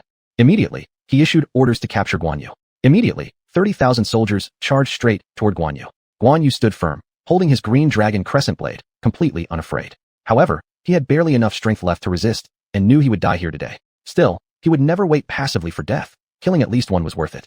Just then, an arrow whistled past his ear. The next moment, several enemy soldiers collapsed. Seeing this, Guan Yu couldn't help but feel shocked.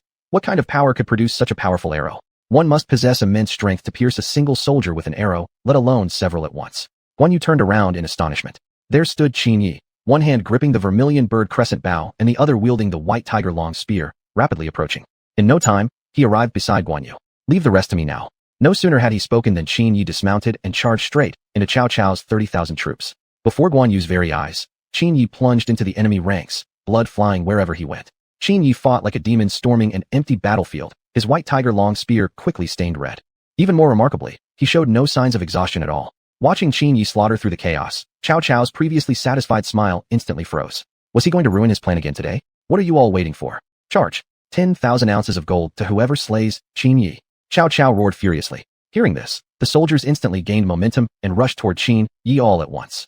However, with his system-enhanced strength, how could Qin Yi possibly allow them to kill him so easily? Several long spears lunged directly toward his face. At the critical moment, Qin Yi leaped into the air, pausing for several seconds mid-air before landing, effortlessly dodging the attacks. Then, he swept his white tiger long spear horizontally. In an instant, most of the surrounding soldiers were already dead or severely wounded. Seeing this, the remaining troops halted in their tracks, not daring to move forward. "Lord, we've come to assist you." At this moment, Lu Bu and the other generals finally arrived, swiftly surrounding and protecting Qin Yi from behind. Chapter 30, Attack on Yangzhou. Seeing the many generals, including Lu Bu, coming for reinforcement, Qin Yi slightly smiled at the corner of his mouth. Then, he turned to Cao Cao with a smile. "Chancellor Cao, do you still think I can't take Guan Yu away? I told you, today I will take him and no one can stop me. Not even Yuan Shao himself could stop me," Qin Yi declared Bachiduk. Hearing this, Cao Cao became so angry his face turned green. However, he knew clearly in his heart that he mustn't act rashly now, or else the loss would be even greater. If the previous 30,000 troops couldn't do anything to Qin Yi, how much less could they do now that all his generals had arrived? Plus, he had already lost Yan Liang and Wen Shou, two of his top generals, and wouldn't risk sending anyone else to fight Qin Yi. So he clenched his fist tightly, then let go. "Fine, you may go. I won't pursue the matter further today." "Oh, then thank you, Chancellor, for sparing our lives. Hurry up and leave before I change my mind." "Ha ha, great. We'll take our leave then." After saying that, Qin Yi left with his men. Watching them depart, Cao Cao became so furious his hair almost stood on end. What an audacious Qin Yi, repeatedly ruining his plans. This person must be eliminated somehow. Leaving him alive would always be a threat. Meanwhile, Qin Yi had taken Guan Yu to a safe location before stopping.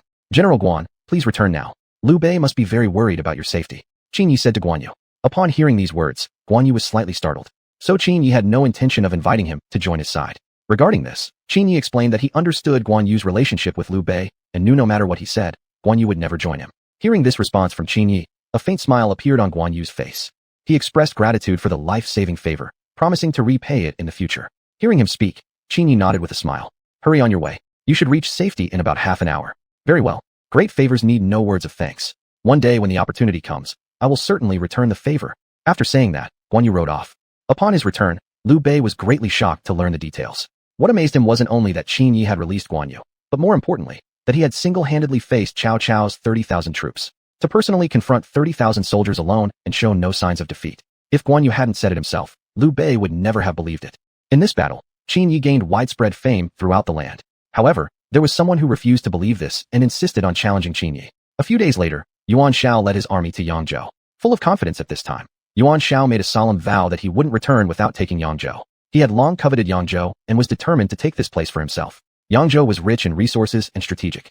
Taking control of it would accelerate future development. Plus, being at the crossroads of many routes, it was a location highly sought after by military strategists.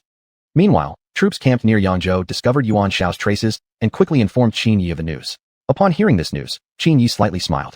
Since Yuan Shao was asking for death, there was no helping it. He now had enough strength to directly confront Yuan Shao. Not to mention his own abilities, the mighty generals under his command alone would trouble Yuan Shao enough. Even more importantly, Yuan Shao didn't know the full extent of his strength. If he fully displayed his strength in front of Yuan Shao, that would surely be a very amusing scene.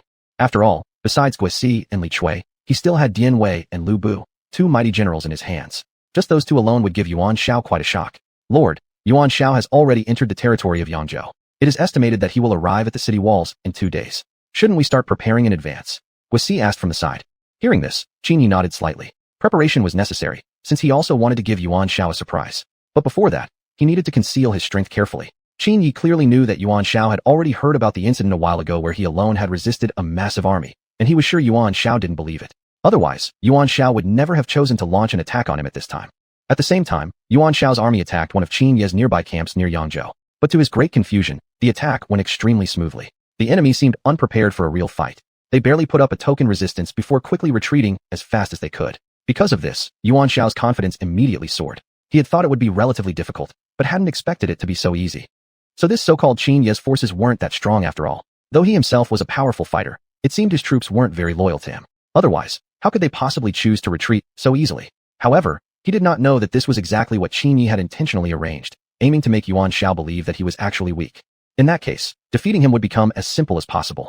After all his troops outside had withdrawn, Qin Yi immediately positioned them within a 5-mile radius outside the city. In this way, it would be practically impossible for Yuan Shao to break into the city. Next, each of you will take your troops and station yourselves in the 4 directions. If my guess is correct, Yuan Shao will most likely send reconnaissance troops ahead of time. When they see you 4 stationed there, they might just back off in fear, Qin Yi said to the 4 generals, including Lu Bu. Upon hearing this, the 4 immediately departed with their respective forces to guard the 4 city gates. Indeed, a few days later Yuan Shao dispatched 4 reconnaissance teams to investigate the situation in the 4 directions. However, the intelligence they brought back shocked Yuan Shao greatly. He never expected that Lu Bu and Dian Wei were actually serving under Qin Yi as his top generals. Lu Bu, Dian Wei? I thought those 2 were originally under Cao Cao. How did they end up here? Yuan Shao asked in confusion. As for that, the surrounding generals could only shake their heads in ignorance. Faced with 2 such powerful figures as Lu Bu and Dian Wei, everyone's faces immediately darkened. They all clearly understood the 2's strength. Either one could easily fight several opponents at once. Not to mention that Qin Yi himself was even stronger than both of them. Perhaps against Qin Yi alone, they would all have to fight together, and even then, they weren't sure they could defeat him. At this moment, many of the generals already had thoughts of retreating. However, at this time, Yuan Shao did not choose to back off, but instead wanted to push forward through the difficulty. Although capturing Yangzhou would be difficult, once taken, it would benefit him greatly in the future. In fact, any losses incurred could be quickly recovered, given the city's wealth and strategic position. Chapter 31. Forcing Yuan Shao to retreat. After some careful thinking, Yuan Shao decided to divide his forces into 4 groups to attack Yangzhou. This time, there would be no auxiliary attacks. Everything would be a main offensive. For Yuan Shao, this wasn't a difficult decision. After all, he was the strongest warlord in the entire region. If he couldn't even capture a place like Yangzhou, how could he ever become the mightiest among the warlords? Qin Yi, on the other hand, had already predicted Yuan Shao's intentions. Yuan Shao will definitely divide his forces and advance from 4 directions. When that happens, all of you just focus on your assigned tasks. In a while, I will lead the remaining troops out of the city secretly and launch a surprise attack on Yuan Shao's rear. All you need to do is ensure your own safety. Just one request, minimize our losses as much as possible, Qin Yi said seriously. Hearing these words, Lu Bu and the other generals firmly nodded their heads. Soon after, each of them led their armies to their assigned positions.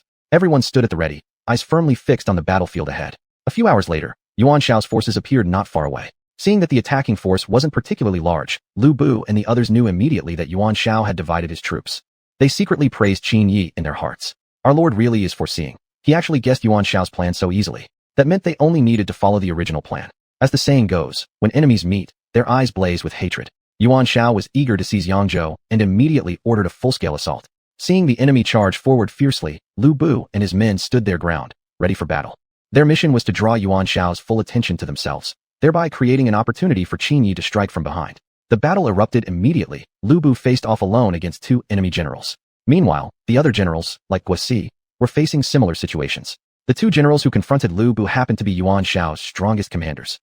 Haha, I've long heard of General Lu's remarkable strength. Today, I shall see whether you truly live up to your reputation. If we can slay you here, we shall return home with great rewards.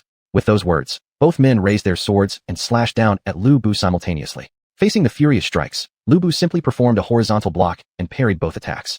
In the next instant, with lightning speed, he beheaded one of the generals in a single stroke. The incident occurred so suddenly that even the other general standing beside him failed to react. Upon witnessing this, Yuan Shao was instantly seized by unease. Retreat. Absolutely no head-on confrontations with him. But before his words had even faded, the second general was also beheaded by Lu Bu right before his very eyes. Within half an hour of the battle starting, he had already lost 2 of his best generals. This only further intensified Yuan Shao's determination to seize Yangzhou.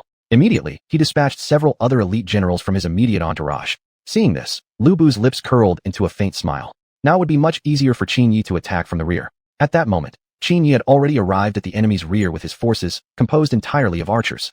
This strategy aimed not only at swiftly turning the battle in their favor, but also ensured the strongest melee troops remained in the front lines. Realizing the moment had arrived, Qin Yi rode directly toward Yuan Shao atop his warhorse. At the same time, volleys of arrows rained down from behind. Yuan Shao, still unaware of the impending danger, was completely focused on directing the frontline battle. Suddenly, cries rang out from behind him. Startled, Yuan Shao turned his head in confusion. But the moment he saw the sight before him, his puzzled expression turned instantly into sheer horror. There stood Qin Yi, who had somehow already appeared at the rear and was advancing rapidly toward him. At once, Yuan Shao ordered his soldiers to intercept. But now, he barely had the capacity to focus on Qin Yi. Only a handful of troops were available to stop him. At the same time, unfavorable news came from other fronts. The forces led by several of his generals were practically annihilated by Qin Yi's defending army inside the city. What? Upon hearing the news, Yuan Shao was shocked beyond measure. Never in his wildest dreams had he expected the situation to reach such a dire point. Had launching this campaign against Yangzhou been a fatal mistake? But no matter what, he now only had one option: to flee. If he didn't retreat immediately, once the enemy surrounded him from all directions, there would be no escape. Without thinking twice, Yuan Shao instantly chose to retreat. Seeing the enemy flee, Qin Yi naturally did not order a pursuit. As the old saying goes, do not chase a desperate enemy. Moreover, based on his understanding of Yuan Shao, ambushes were likely already set up along the retreat route.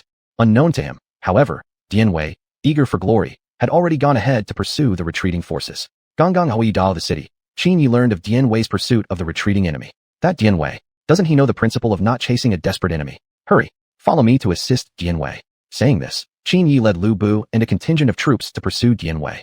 He had to reach him before Dian Wei fell into the enemy's encirclement, or he would likely lose a great general. On Dian Wei's side, he was about to catch up with Yuan Shao, but at this critical moment, 2 enormous forces suddenly emerged from both sides. Noticing this, Dian Wei immediately had a bad premonition. He quickly ordered a retreat. However, it was already too late. The army led by Dian Wei had already entered the enemy's encirclement. The next second, volleys of arrows rained down fiercely. Seeing the current situation, past memories involuntarily resurfaced in Dian Wei's mind. Back then, he had nearly died under a rain of swords. And now, he had encountered the same situation again. At this moment, Dian Wei felt all hope was gone, already prepared for the worst. However, this time, he would never again choose to wait helplessly for death. Without hesitation, he charged forward with his great sword straight toward Yuan Shao. Dian Wei, don't act recklessly. Suddenly, at that moment, Qin Yi's voice rang out from behind. Immediately afterward, hundreds of shield-bearing soldiers surrounded them, forming a protective circle in the center. After the barrage of arrows, their forces suffered no major losses. Yet, by then, Yuan Shao had already fled. My lord, Dian Wei looked at Qin Yi with guilt. We'll talk after we return. Saying this, Qin Yi turned and left first. After returning to the city, Dian Wei knelt before Qin Yi with deep remorse. It's all my fault. If I hadn't acted so impulsively, I would never have placed our troops in danger. I, Dian Wei, am willing to accept any punishment without complaint. Dian Wei said, his head bowed low. Hearing these words, Qin Yi helplessly shook his head. This incident couldn't entirely be blamed on him, since he himself had not made things clear in advance. If anyone deserved blame, it was himself for inadequate planning. Chapter 32, The Two Qiaos. This can't be entirely blamed on you. Actually, it was my oversight for not informing you beforehand. Qin Yi said helplessly. At this point, it wasn't about who was right or wrong anymore. If Qin Yi himself had been as impulsive as Dian Wei, he probably would have made the same decision. But regardless, overall it was fortunate that he arrived in time, which prevented significant losses. However, Dian Wei still needed to reflect on his actions. Being impulsive was never a good thing. It might even lead to death in the future. One should always think carefully before acting. The punished Dian Wei hurriedly nodded. For him, this was actually a relief. Without any punishment, he would feel uneasy inside. Moreover, this was also Qin Ye's way of establishing his own authority.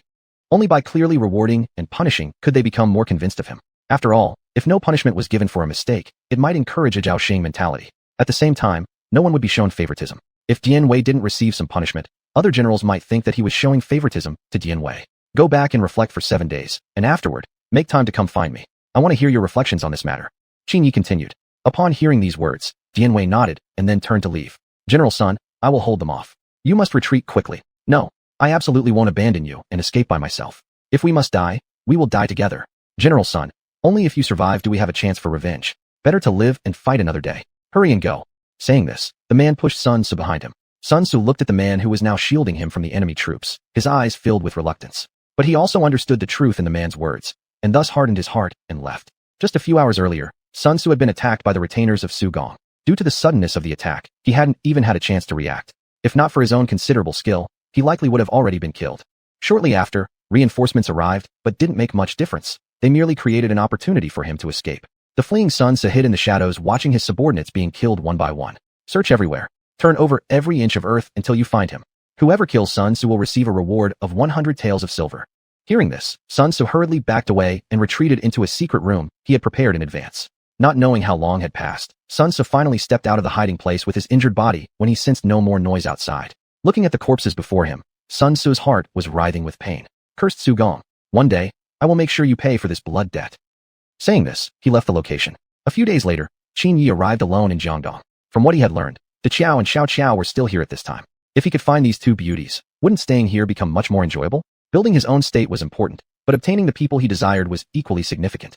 After all, in this era there was no such thing as monogamy. As long as one had enough power, no one would question how many wives he had. Though he had already won the heart of Diao Chan, how could that possibly be enough? Since there were no legal restrictions, naturally the more, the better. Who would ever complain about having too many wives? Meanwhile, De Qiao and Xiao Qiao were strolling aimlessly through the streets. Everyone passing by couldn't help but stop and stare. What true beauty! If I could marry them, how blissful life would be. You should just go back to your daydreams. These are the most famous beauties of Jiangdong. Us common folk don't have the privilege to win their hearts. Who asked you to butt in? I know that already. If I can't have them, can I at least dream? Faced with the murmurs of the crowd, De Qiao and Xiao Qiao merely smiled lightly. They had heard these comments countless times already, so they had become indifferent to them. However, they were well aware that their beauty intimidated most ordinary people, which had become somewhat of a burden. Though marrying into a wealthy and noble family was highly desirable, the most important thing was to find someone they truly loved. Meanwhile, Qin Yi aimlessly stopped at an inn first. After all, he had plenty of time. The next event was still about 10 days or half a month away. There was certainly enough time, but whether an opportunity would arise was uncertain. As soon as he entered the inn, trouble came straight at him. Hey, this is not a place you can afford, kid. This is no place for someone like you. A clearly drunken man approached Qin Yi. Upon hearing this, the corner of Qin Yi's mouth curled into a slight smile. He had no intention of causing trouble right now. After all, this was still a strange land where he was unknown. Seeing that the other person ignored him, the drunken man's temper flared immediately. He hadn't even enjoyed his drink properly, and now he encountered such a stubborn person. Hey, I'm talking to you. Are you deaf or mute? The man continued, shoving Qin Yi with his hand. Apologize to me right now. Qin Yi glared at the man. At first, he had planned to endure a few insults and let it pass, but now that the man had laid hands on him, he simply couldn't tolerate it anymore. Hearing Qin Yi's words, the man didn't sense the danger at all and continued to shove him around. In his opinion, the other was just a young man in his teens. What could he possibly do to him? Seeing this, Qin Yi's face immediately turned dark with anger. The drunken man, seeing Qin Yi's expression, felt a slight sense of fear and instantly sobered up a bit. I already said, apologize to me immediately. Otherwise, you won't be leaving this inn alive today. Qin Yi issued his final warning. Even so, the man showed no fear whatsoever. Haha, what bold words. Don't think I'll be intimidated just because you look fierce. Let's see how you make me leave here in one piece. As soon as he finished speaking, several henchmen rushed out from the side and stood behind the man. Come on then, come and hit your daddy. He never could have imagined that what he was about to see was the Grim Reaper himself.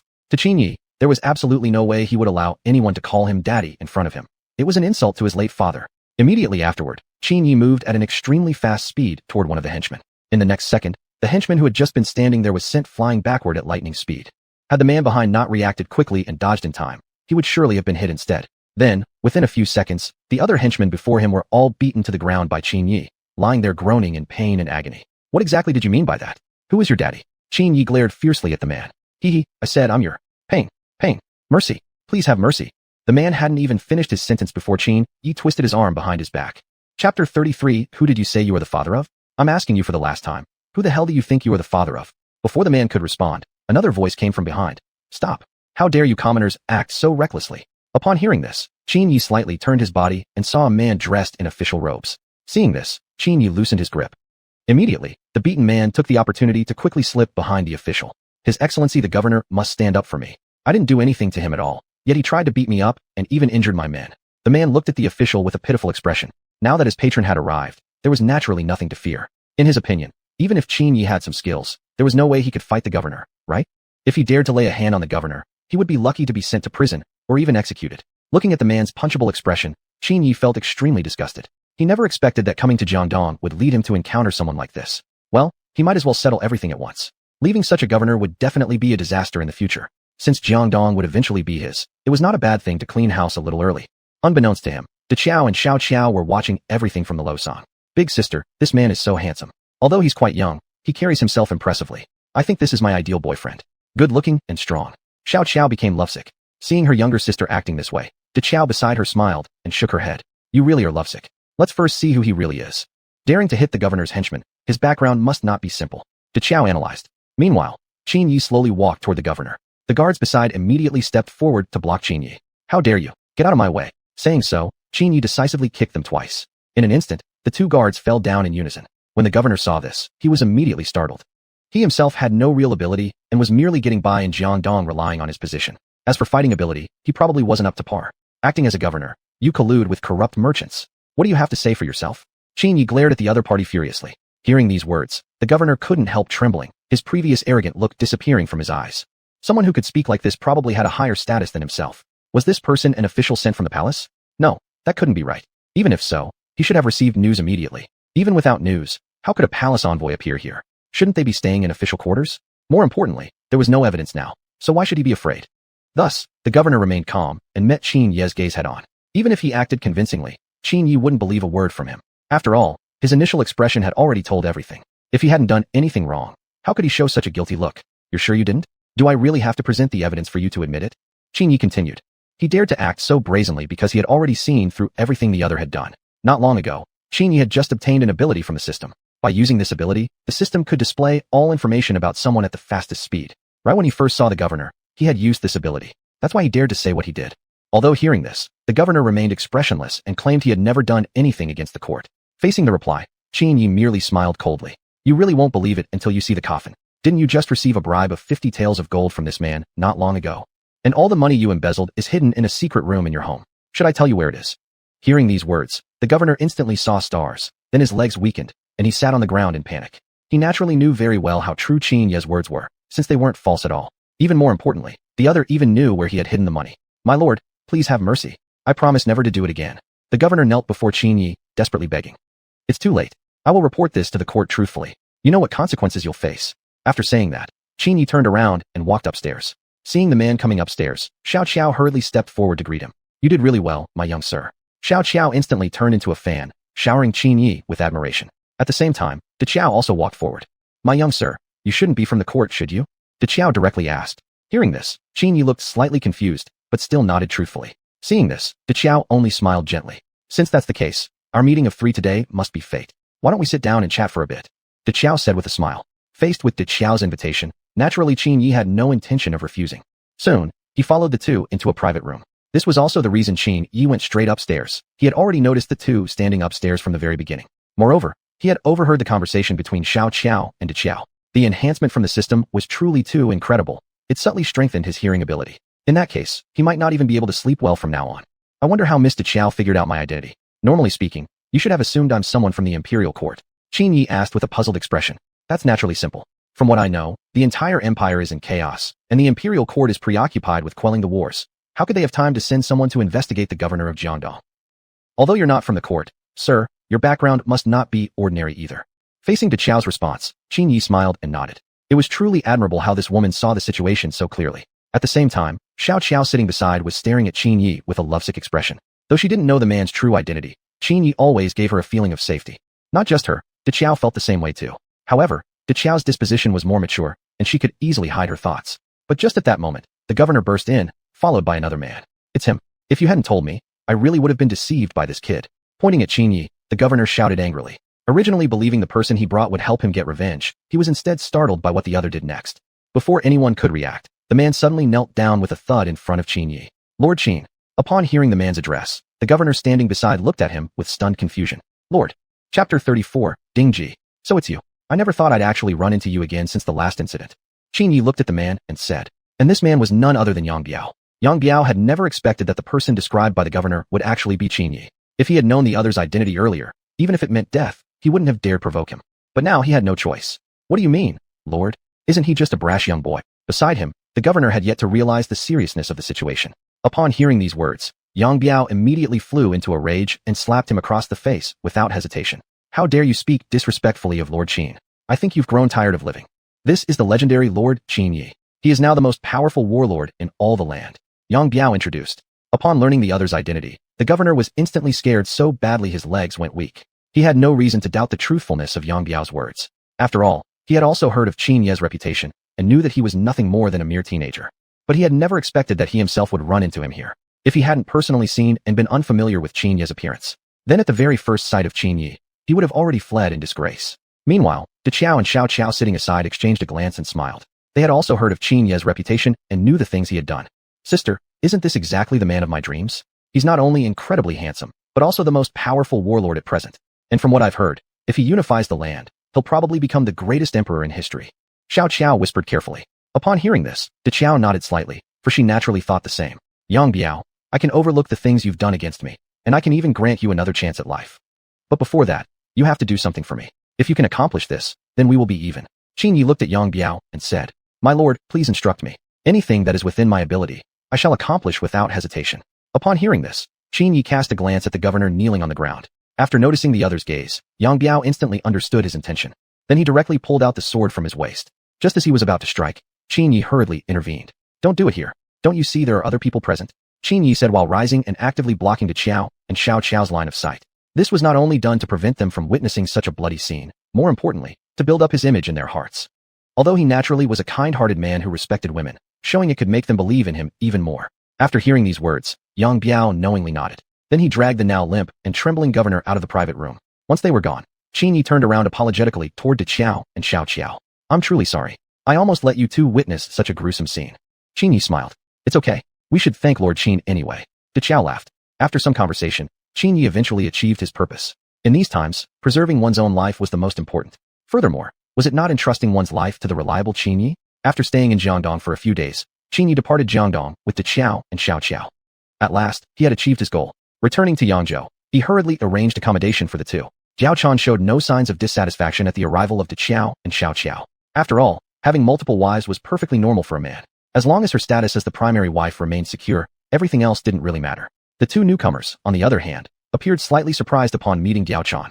Compared to Xiao Qiao, De Qiao's reaction was relatively normal. Why isn't sister the primary wife? Xiao Qiao asked, clearly unhappy. In response, De Qiao merely smiled and shook her head. For her, what difference did it make whether or not she was the primary wife? Being able to preserve her life in these turbulent times was already more than enough fortune. After all, many young and beautiful women had perished in the war. One day, Qin Yi arrived at Sun Tzu's territory. On this visit, he intended to rescue someone from Sun Tzu, a person of extreme importance to him. By securing him, many future troubles could be easily avoided. Within the city, the Langya Taoist priest Yu Ji was distributing blessed water to the townspeople. It was originally a very routine activity, but in Sun Tzu's eyes, this constituted spreading heretical and misleading teachings. If he was not eliminated, it would greatly mislead the common people of the city. Thereupon, Sun Tzu ordered his soldiers to arrest Yu Ji directly. Facing Sun Tzu's actions, the townspeople felt somewhat dissatisfied but dared not voice their anger. After all, Sun Tzu was the unrivaled overlord of the city, and they were under his protection. In other words, without Sun Tzu, they wouldn't have enjoyed a relatively stable life. After arresting Yu Ji, Sun Tzu announced that he would publicly execute him the next day. Upon hearing this news, Qin Yi immediately began making plans for the rescue mission the following day. He had to ensure Yu Ji's safety. At this moment, Yu Ji sat cross-legged inside the prison, murmuring something to himself. He was not worried about his fate, regarding the entire situation with calm detachment. Unknown to him, he was not meant to die yet. General Sun, since the people already believe his so-called heretical preaching, even executing him won't change anything. Hearing his subordinate's words, Sun Tzu smiled slightly and shook his head. Although it might not change the current situation, at least it would demonstrate his stance to the people. Such superstitious preaching was utterly ineffective. Everything was determined by heaven's will. What difference could talisman water make? Meanwhile, Qin Yi had already completed all the arrangements for the rescue the next day. He had countless capable generals under his command. How could they fail to deal with merely Sun Tzu? Tomorrow, you'll follow my plan precisely. Your most important task is to ensure Ding Ji's safety. Remember not to engage them in direct combat. You all will wear these masks. Never let Sun Tzu discover your identities. So saying, Qin Yi handed them the masks he had prepared in advance. Early the next morning, they began their operation. At this time, Ding Ji had already been brought to the plaza, where numerous soldiers arranged by Sun Tzu stood guarding the site. Observing the scene, Qin Yi slightly smiled at the corner of his mouth. How ridiculous, to believe these feeble guards could secure the site. Though Sun Tzu's forces were strong, killing Ding Ji alone was an impossible dream. Lord, why are we rescuing him? He's merely a superstitious priest who spreads heretical teachings. He's of absolutely no use to us. Crouching aside, Dian Wei asked with an expression full of confusion. That's none of your concern. Just carry out my plan accordingly. Chapter 35. The Real Purpose, Sabotaging the Food Supply. Faced with Qin Ye's answer, Dian Wei could only silently nod his head. He just needed to do his job well. The rest wasn't something he needed to concern himself with. Meanwhile, Sun Tzu had already brought Ding Ji to the town square for public display. There was less than an hour left before the execution. The citizens gathered at the scene looked at Sun Tzu with nothing but anger on their faces. Killing Ding Ji was no different than stripping away their spiritual pillar. Qin Yi, noticing this phenomenon, helplessly shook his head. This was exactly what people called feudalistic thinking. Opposing all forms of mysticism and superstition significantly hindered the development of an era. After all, progress was not solely driven by orthodox ideology, but also by people's diverse beliefs. Not everyone placed their hopes solely in conventional thoughts. Some people preferred believing in such mystical nonsense. More importantly, Ding Ji represented the Taoist ideology. Though it seemed as if he was merely pretending to be divine, it didn't mean his methods had no effect whatsoever. Sun Tzu only saw the negatives and completely dismissed him. In Qin Ye's view, however, Ding Ji was actually a rare talent. If he could be brought under his command, it would be like gaining a wise advisor from whom opinions could be sought on many matters. Time passed steadily. Sitting in the center of the square, Sun Tzu slightly nodded at the executioner. The time is up. Carry it out, Sun Tzu said, his face expressionless. Upon hearing those words, the executioner immediately raised the chopping knife in his hand. Under countless watchful eyes, the executioner's massive blade was raised high above his head and, in the next second, fell at an extremely fast speed. At that moment, everyone instinctively closed their eyes. Just as the decisive moment arrived, a powerful arrow struck the executioner's knife. Due to its tremendous force, the impact directly caused the executioner's hands to tremble with pain and the knife to fall to the ground. Seeing this, Sun Tzu immediately ordered nearby soldiers to deal with Ding Ji. This person could not be allowed to live. Yet, every time a soldier approached Ding Ji, an arrow with lethal accuracy came flying in response. Within minutes, more than a dozen soldiers lay dead across the square. Who exactly is it? Sun Tzu shouted loudly, panic evident in his voice. In the next moment, Lu Bu and several other generals rushed out from the crowd and quickly positioned themselves around Ding Ji protectively. Sun Tzu recognized Lu Bu at first glance and was stunned. He never expected Lu Bu would show up here, and even more surprising, several renowned generals, including Dian Wei, had come along with him. At the same time, he clearly understood, executing Ding Ji was probably no longer possible. With only the soldiers he had on hand, they wouldn't even provide a warm-up for the enemy. At this moment, Qin Yi, who had been hiding in the shadows, slowly walked up to the stage. General Sun, it's been a while. Hope you've been well. Qin Yi stared at Sun Tzu with a smile on his face. Though his face appeared full of smiles, to Sun Tzu, it looked extremely hostile, as if the next moment he would send him to meet the Grim Reaper. He clearly understood the purpose of Qin Ye's arrival this time. It was nothing more than to rescue Ding Ji from his grasp. Knowing his forces couldn't compete, Sun Tzu could only helplessly shake his head. Since that was the case, it was not worth incurring serious losses over just one person, Ding Ji. Let them take him if they wanted. Then, Sun Tzu lightly waved his hand. You may go. Upon hearing these words, Qin Yi appeared quite happy. Thus, he let Lu Bu untie the ropes binding Ding Ji. However, after having been mistreated the night before, Ding Ji's body was currently very weak. Seeing this, Qin Yi ordered Dian Wei to carry Ding Ji away. Because he was uncertain whether Sun Tzu's words were sincere, he still needed to stay behind with Lu Bu and the others as rear guard. Watching the opposing group gradually disappearing into the distance, Sun Tzu tightened his fists in rage. But at this moment, he could do nothing but endure. If not for his recent critical injuries, he wouldn't have to endure such humiliation. Gradually, Qin Yi and his companions vanished from Sun Tzu's sight. That afternoon, back in his chamber, Sun Tzu grew angrier the more he thought about it. He finally slammed the wall with a fierce punch. He never imagined that this outburst of rage would suddenly reopen the wound in his chest. The next second, intense pain rendered Sun Tzu unconscious. Those servants discovered him in time. It was already too late. Sun Tzu passed away. A few days later, his younger brother, Sun Quan, learned of the incident. Faced with the sudden death of his older brother, Sun Quan knelt before Sun Tzu's coffin for a long time, unable to rise. The consecutive blows devastated Sun Quan, but deep down, he clearly understood the responsibility he now bore. As the only remaining heir of the Sun family, his only choice was to inherit the aspirations of his father and elder brother. After his mourning period ended, Sun Quan began actively recruiting soldiers across the Jiangdong region. Meanwhile, Yuan Shao gathered an army of 700,000 troops and marched to attack Cao Cao. Upon learning this, Cao Cao hurriedly prepared a response, leaving his own forces with insufficient grain supplies. At the same time, Qin Yi led his troops behind Yuan Shao's forces. My lord, when shall we act? Judging from Cao Cao's current strength, I'm afraid he cannot withstand Yuan Shao's 700,000 troops. Dian Wei, standing beside him, asked. Hearing this, Qin Yi gently shook his head. It was not yet time for action. After all, his intention was never to confront Yuan Shao directly, but instead to launch a surprise attack on the enemy's food supply stationed elsewhere while they were unprepared. As the saying goes, troops and horses do not move before provisions are dispatched. This already proved the importance of food supplies. A sufficient combat capability of an army entirely depended on the reserves from the rear. Without enough grain and provisions, even the largest army would be useless. If the enemy chose a protracted war, then we would have no advantage left. We're not in a hurry yet. Our goal this time is to raid Yuan Shao's grain depot stationed at Wuchao. Once those supplies are destroyed, Yuan Shao is sure to be defeated. In terms of overall military strength, Cao Cao isn't inferior to Yuan Shao. It's all about who can endure until the very end. Qin Yi explained. Upon hearing this, everyone nodded in understanding. They hadn't considered this angle before. They couldn't help but admire Qin Yi's grand strategic vision. Had they chosen to confront Yuan Shao head-on, they might have easily fallen into a passive position. After all, the number of troops under Qin Yi's command was less than half of Yuan Shao's. There was no way they could match him directly. Engaging in direct confrontation, even with many great generals, would ultimately be in vain. As the saying goes, one pair of fists cannot fight against four hands. Though the strength of a single general could rival 100 soldiers, it couldn't change the reality of such a significant numerical disadvantage. Chapter 36, Sun Yu joins Cao Cao. On Cao Cao's side, he had gathered all his forces and confronted Yuan Shao head-on. Although Cao Cao desperately wanted to defeat Yuan Shao from the flank, he unfortunately had no idea where Yuan Shao had stored his supplies of grain and forage. To secure victory, he needed to find a way to discover the location of Yuan Shao's hidden provisions. On Yuan Shao's side, Su Yu came forward with a strategy. He suggested that Yuan Shao send troops to attack Su Du. Once they captured Su Du, Cao Cao would fall without resistance. He clearly understood where Cao Cao's weakness lay. Su Du was a critical vulnerability. However, what he hadn't anticipated was that Yuan Shao outright rejected his plan. The reason was simple. In Yuan Shao's eyes, Su Yu had always been dishonest and scheming, and he fundamentally distrusted Su's character. Added to that, the fates of Cao Cao and Dong Zhuo only made Yuan Shao more reluctant to trust anyone, reinforcing his convictions with numerous past experiences. Upon hearing this, Su Yu was furious, never imagining he was regarded in such a light by Yuan Shao. Though he might have committed some indiscretions, he was no petty traitor like Lu Bu. When it came to major matters of principle, he still had his own sense of judgment. But now, if Yuan Shao looked down on him so much, was there any reason for him to stay? Thus, taking advantage of Yuan Shao's singular focus on Cao Cao, he secretly set off to leave. In that case, don't blame me for defecting to Cao Cao. In this campaign, you are certainly doomed to defeat. Su Yu said menacingly. Minister, Su Yu has come to pay a visit. Inside Cao Cao's tent, a soldier came to report. At that moment, Cao Cao was sitting inside his tent washing his feet, and hadn't yet registered who the soldier meant by Su Yu. Su Yu? Do you mean Su Yu under Yuan Shao? Cao Cao asked, puzzled.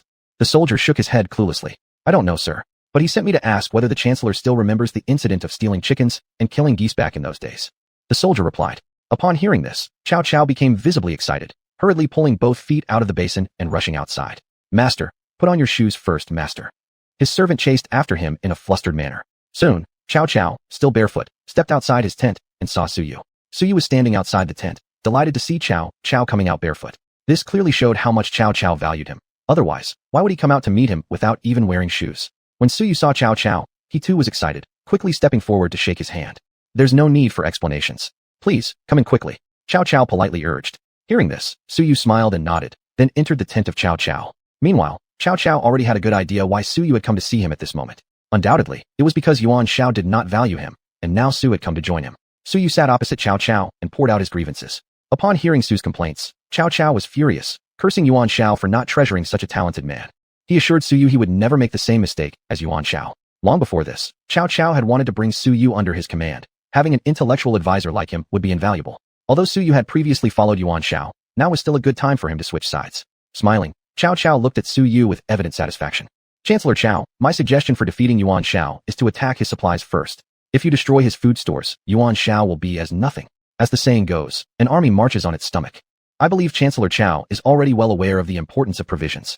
Su Yu said with a smile. Cao Cao nodded in agreement after hearing this. Su Yu's thoughts matched his own exactly. Once Yuan Shao's provisions were burned, Cao Cao could confront him head-on without fear. Then, Su Yu told Cao Cao exactly where Yuan Shao had stored his provisions. Upon learning that Yuan Shao had stationed his grain at Wuchao, Cao Cao burst into laughter. Ha ha ha, excellent. It's as if heaven itself is helping me. Today's gain of Su Yu is my greatest fortune yet. After hearing these words from Cao Cao, Su Yu's face also showed satisfaction. From this point on, Cao Cao understood exactly how to defeat Yuan Shao. Immediately afterward, he summoned all his generals to his tent. Since they now knew where Yuan Shao's provisions were hidden, they must destroy them immediately. If Yuan Shao discovered that Su Yu had disappeared, he would no doubt become alert at once. If that happened, attempting a surprise attack on Wu Chao would likely be too late. After receiving the order, two commanders immediately led troops toward Wu Chao. According to the intelligence Su Yu had brought, the defending forces guarding the supply depot were minimal, only a few thousand soldiers. This further revealed how arrogant Yuan Shao was, presuming that Cao Cao would never dare attack his provisions. Little did he know, this would be the most regrettable decision he had ever made. Meanwhile, Qin Yi had already led his troops to Wu Chao. He intended to take away all the provisions before Cao Cao's army arrived. The number of guards protecting the supplies is not large. In a moment, each of you will lead a squad and quietly eliminate all the direct defenders. One thing to note is, try not to let the enemy detect your presence. Qin Yi said from the shadows. Soon after, several generals including Lu Bu silently crept into Wu Chao with their squads. Under the moonlight, they began the massacre. Within less than 2 hours, the entire guarding force was wiped out. Immediately afterwards, they began transporting the supplies onto pre-prepared carts. On the other side, Yuan Shao still had no idea that his defeat was inevitable, still fantasizing about what would happen after defeating Cao Cao. Just then, a soldier rushed in, flustered and in a panic. Bad news, Chancellor. Something terrible has happened. Seeing the soldier's frantic state, Yuan Shao simply looked at him with disdain. What's all the commotion about? Could it be something wrong with our supplies? At the moment, Yuan Shao hadn't yet realized the seriousness of the situation, still wrapped in his own confidence. The frightened soldier hesitated before nervously nodding and revealing the truth to Yuan Shao. Upon learning that the supplies stored at Wu Chao had been attacked by an unknown force, Yuan Shao, who had been so confident just moments ago, immediately became flustered. What exactly happened? What about the troops guarding the supplies? Yuan Shao asked angrily. Reporting, Chancellor, the guards were nearly annihilated, and the survivors said they were ambushed in the night. Moreover, the attackers were clearly well prepared, and under the cover of darkness, they couldn't even see the enemy's shadows. The supplies have been completely taken away by the sudden assault. The soldier continued explaining. What? Yuan Shao could no longer suppress his anger and kicked the soldier directly. The soldier who was struck dared not utter a word, trembling as he knelt on the ground. Chapter 37. 4 Invitations to Zhuge Liang. Shortly after, Yuan Shao sent people to look for Su Yu, hoping he could offer a strategy to deal with the crisis.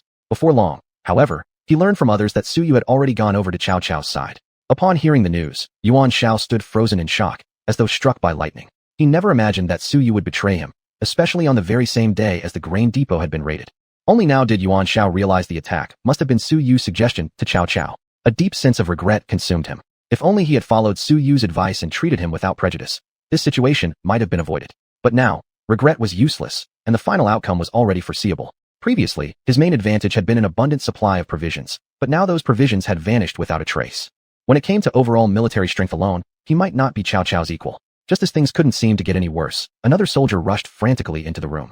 Bad news, Chancellor. A large army of no less than 100,000 soldiers has appeared at our rear. They are already engaging our forces. The scouts reported that the attacking army belongs to Qin Yi. Hearing this, Yuan Shao felt his hope shattered completely. Never had he imagined he would face an attack from both fronts at once. Even Liu Bei alone had been a headache, and now another threat had appeared behind his lines, Qin Yi. Yuan Shao clearly understood Qin Yi's strength. If a direct confrontation was unavoidable, he wasn't sure he could win. Just the generals under Qin Yi's command were enough to overwhelm him, let alone the fact that Qin Yi himself was a one-man army, a match for 10,000 soldiers. Meanwhile, the army Cao Cao had sent to raid Wu Chao returned to the camp. Originally expecting a smooth operation, Cao Cao was deeply surprised upon receiving the report. What did you say? There wasn't even a single grain of rice at Wu Chao. Cao Cao exclaimed in shock. My lord, upon arriving at Wu Chao, we found no trace of any grain supplies. All we saw was a field of corpses. The general replied. Upon hearing these words, Su Yu beside them couldn't help but become restless. Could someone have raided Yuan Shao's granary before them? Yet that seemed impossible, as no one else besides Su Yu himself and the Yuan army knew about the depot. Su Yu, what do you make of this situation? Do you think Yuan Shao may have learned of your departure and moved the grain supplies in advance? Cao Cao looked at Su Yu with suspicion. Su Yu shook his head firmly. That's absolutely impossible. The grain stored at Wu Chao weighed tens of thousands of jin. Even if Yuan Shao had decided to relocate it, there's no way they could have done so in such a short amount of time. Unless someone had arrived at Wu Chao before we did. This was the thought that had been gnawing at Su Yu's mind. While still puzzling over this situation, the soldiers Cao Cao had dispatched to monitor Yuan Shao's army returned, with an even more startling report.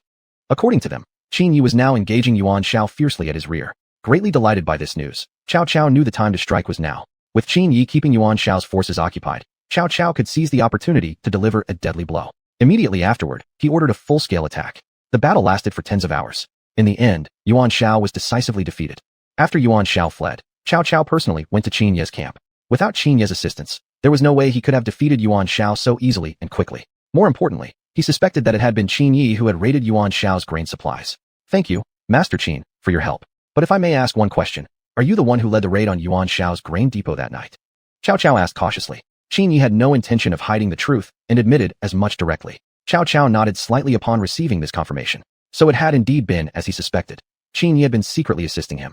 Still, there was one thing that puzzled him. How had Qin Yi known that Wu Chao was Yuan Shao's grain depot? Out of propriety, though, he chose not to ask. Regardless, if it hadn't been for Qin Ye's aid, there was no way he could have defeated Yuan Shao so effortlessly. Although he might have eventually burned down the granary himself, defeating Yuan Shao would surely have cost him dearly. Master Qin is truly a savior to me, Chao. Whatever you may need from me in the future, please don't hesitate to ask. Whatever I am capable of, I shall do without hesitation. Cao Cao declared with a slap on his chest. Upon hearing these words, Qin Yi gave a slight nod. Though his expression remained neutral, deep inside, he was already overjoyed. After this operation, not only had he obtained all of Yuan Shao's provisions, but he had also earned a significant favor from Cao Cao. With these supplies, his future development would surely accelerate. And when that time came, unifying the realm would face far less resistance. Since Yuan Shao's devastating defeat, an uneasy tripartite balance of power had begun to take shape. Following this defeat, Yuan Shao completely withdrew from the struggle among the warlords and gradually faded from the public eye. At the same time, Qin Yi arrived at Zhuge Liang's residence. According to the current storyline, it would not be long before Liu Bei visited Zhuge Liang 3 times at his cottage.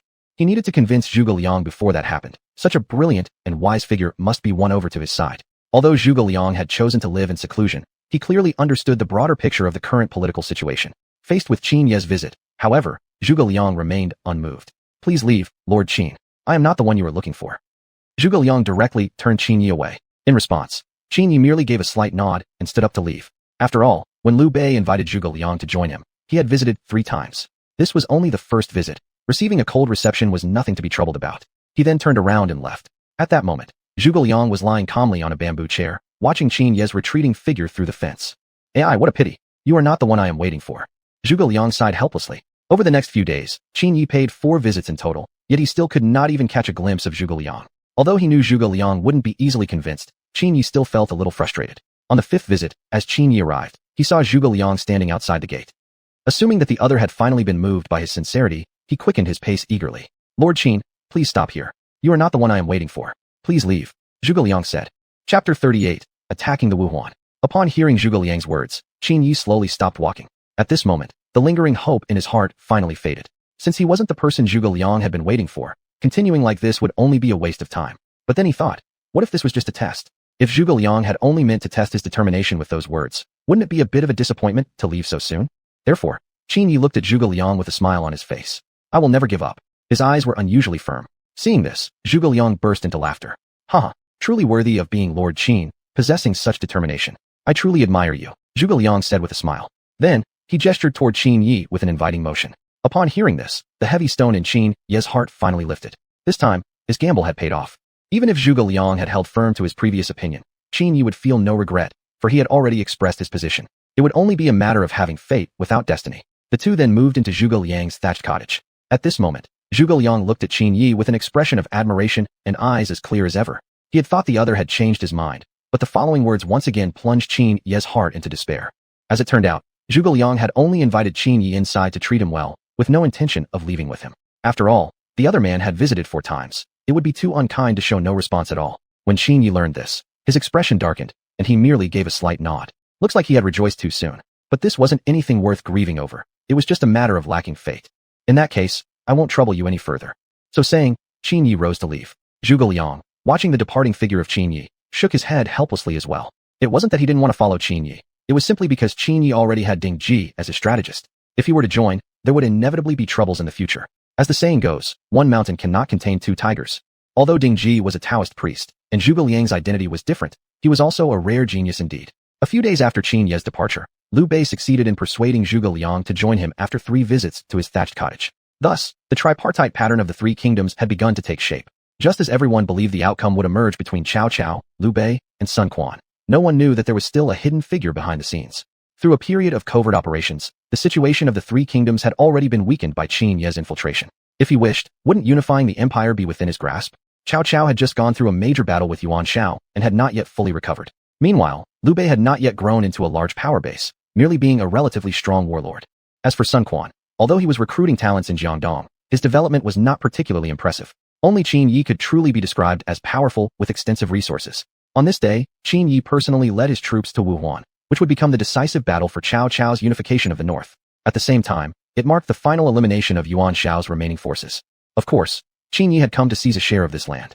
If the entire north fell entirely into Cao Cao's hands, it would not be good news for Qin Yi. After all, once Cao Cao had grown powerful, his strength would increase greatly, and perhaps he would then set his sights on Qin Yi. Though he may not necessarily be Qin Yi's match, such a potential threat could never be allowed to exist. This campaign against Wuhuan, if we can capture it, the entire north will belong to us.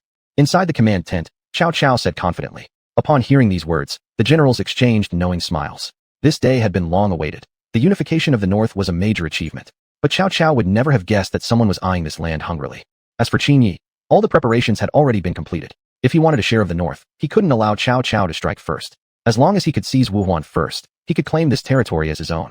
More importantly, the surrounding regions would also fall under his control. After all, Cao Cao would never risk launching an attack against him. Based on Cao Cao's current power, even a fool would not make such a stupid move. Moreover, once he controlled this region, no one would dare covet it again. Among the remaining warlords, even if some didn't know much, they had at least heard of his power. Even if they hadn't, the recent event in which Qin Yi single-handedly challenged an army of 30,000 had already spread throughout the land. The next day, Qin Yi led his troops to Wuhuan. Facing the enemy's aggressive arrival, the remnants of Yuan Shao's forces in Wuhuan had already been waiting. They clearly knew that someone would surely come to fight for this place. Now that Yuan Shao was dead, Wuhuan had already lost its greatest protector. Let alone Cao Cao, even if Liu Bei himself arrived, it would still be easy to capture this place. General, I've confirmed the identity of the enemy. It's not Cao Cao who has arrived, but Qin Yi. The general was greatly shocked upon hearing this, never expecting that the one attacking him this time would actually be Qin Yi. If it had been Cao Cao, he might have at least stood a chance in battle, but facing Qin Yi, he was practically helpless. He knew all too well Qin Yi's true strength. Ever since the days of the coalition of the 18 warlords, he had been quietly paying attention to Qin Yi. Even after the coalition disbanded, he had learned from others about everything Qin Yi had accomplished in recent years. So it's actually him. Looks like today Wuhuan is surely doomed. At this moment, the general was utterly hopeless.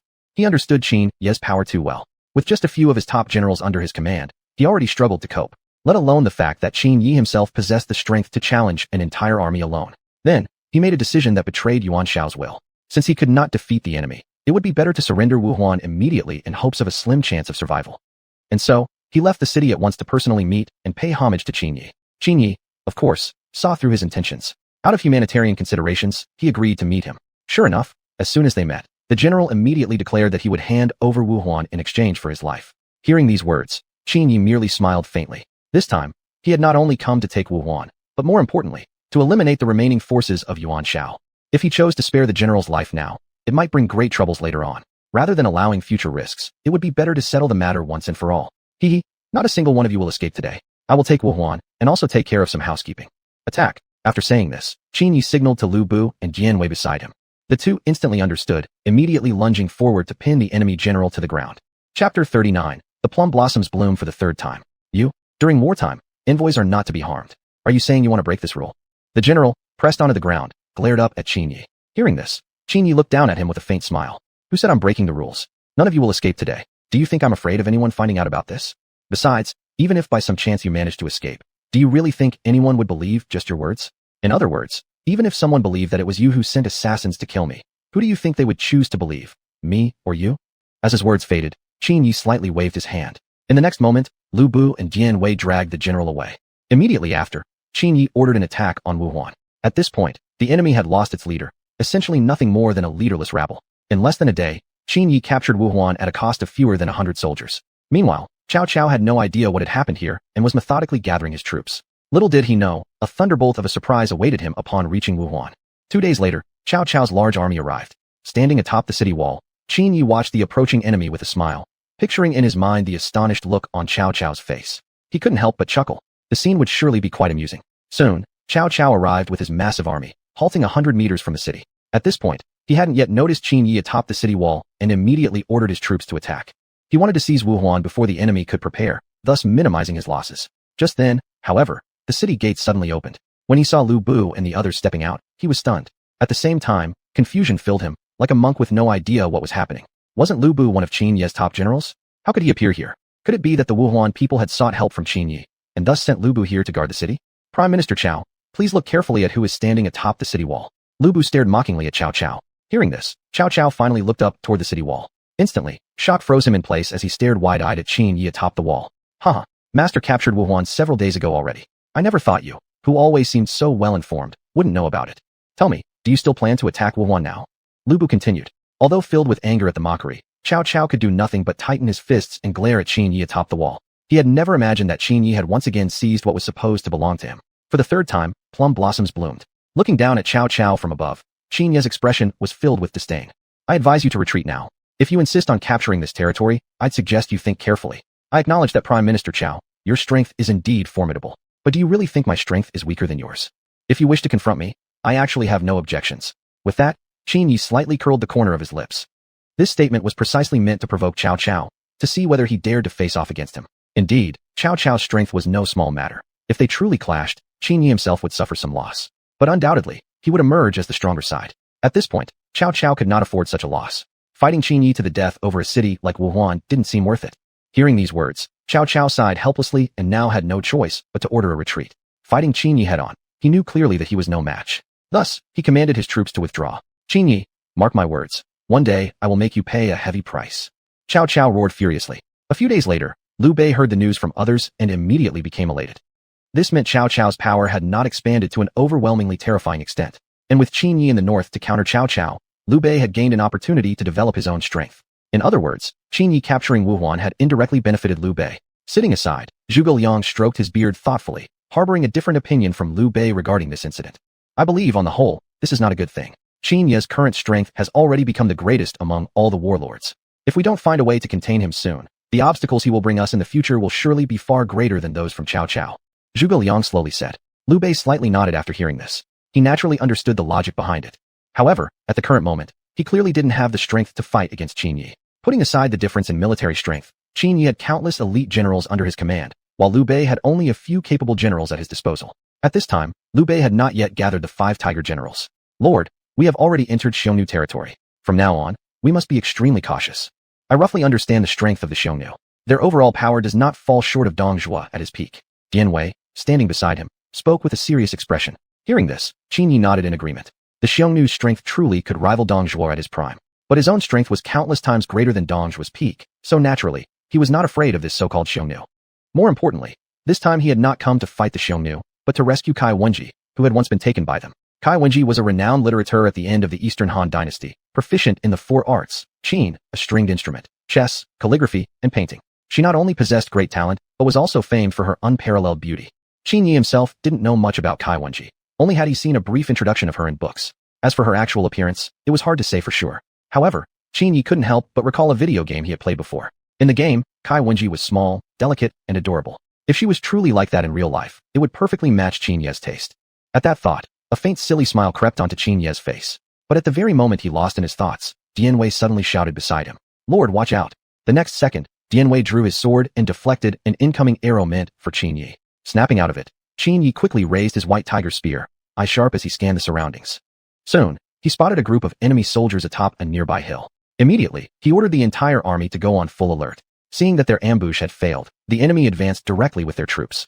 Noticing the enemy's intention to strike first, a faint smile curled at the corner of Qin Yi's lips. How bold! Such audacity that no one would dare so much as raise a hand against him elsewhere.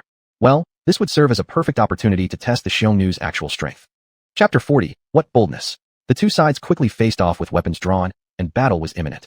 Thanks to the generals Liu Bu and Dian Wei, along with his own formidable strength, Qin Yi quickly crushed the opposing force, leaving them in complete disarray. At the same time, he successfully captured a man who seemed to be a powerful fighter from the enemy side. The man stared in shock at Qin Yi standing before him. "Who are you? Why have you invaded our territory?" the man asked. Hearing the question, Qin Yi sneered disdainfully. "I am Qin Yi. I'm sure you've all heard of my name before."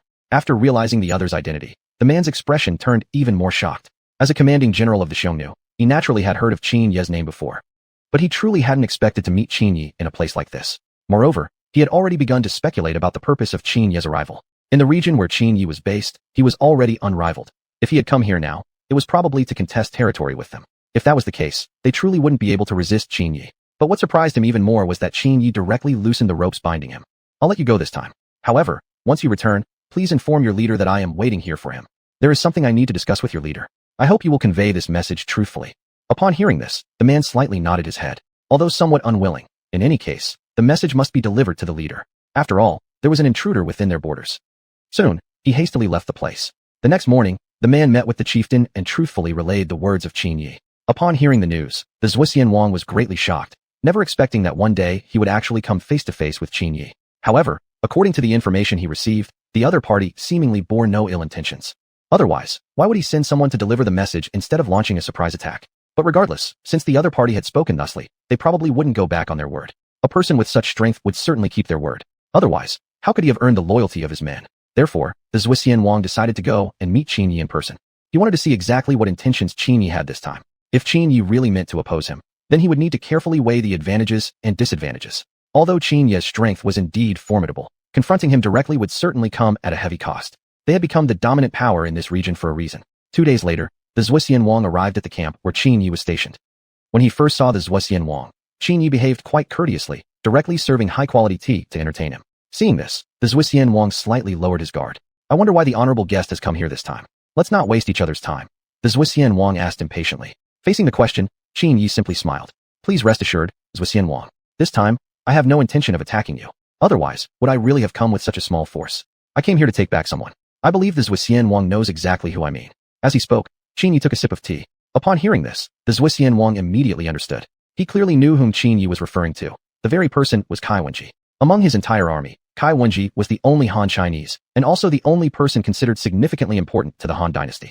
However, the Zhuxian Wang also deeply admired Kai Wenji's beauty, so he was somewhat reluctant to agree to Qin Yi's request, especially since Qin Yi came with only a small number of troops. Even if he refused, it seemed as if Qin Yi couldn't really do much about it. What he didn't realize was that Qin Yi had already seen through his little calculation. I hope the Zhuxian Wang doesn't think things are that simple. Although my current forces are limited, let me tell you that my army is stationed merely dozens of miles away. If the Zhuxian Wang intends to act recklessly, my reinforcements will arrive within half a day. Zhuxian Wang, do you think half a day is enough time to take my head? Qin Yi stared arrogantly at the Zhuxian Wang, and indeed, he had the capital for such arrogance. This time, the Zhuxian Wang had also come with relatively few troops, which sufficiently demonstrated that he came with sincerity. Although he couldn't be sure whether the other side had hidden additional forces elsewhere. But if he wanted to defeat Qin Yi within half a day, that would still be an unrealistic expectation. Even if such confidence was justified, at most he could only eliminate some of Qin Yi's generals. As for actually taking out Qin Yi himself, simply delusional. Faced with Qin Yi's arrogant words, the Zhuxian Wang was so enraged that he clenched his fists tightly for a moment. Even so, he still dared not act recklessly. He had no reason to doubt the truthfulness of Qin Yi's words. After all, daring to enter his territory for negotiations was certainly not the act of a fool. Without thorough preparation, no one would take such a risk. However, wanting him to release Kai Wenji must surely come with some conditions. Fine then. Since you so desperately want to take back Kai Wenji, why not give me a portion of your northern territory as compensation? After all, you're a man of vast domains. This land probably means little to you. The Zhuxian Wang presented his specific condition. I'm afraid the Zhuxian Wang has misunderstood. This time, I came here solely to retrieve Kai Wenji. I have no intention of negotiating any terms with you.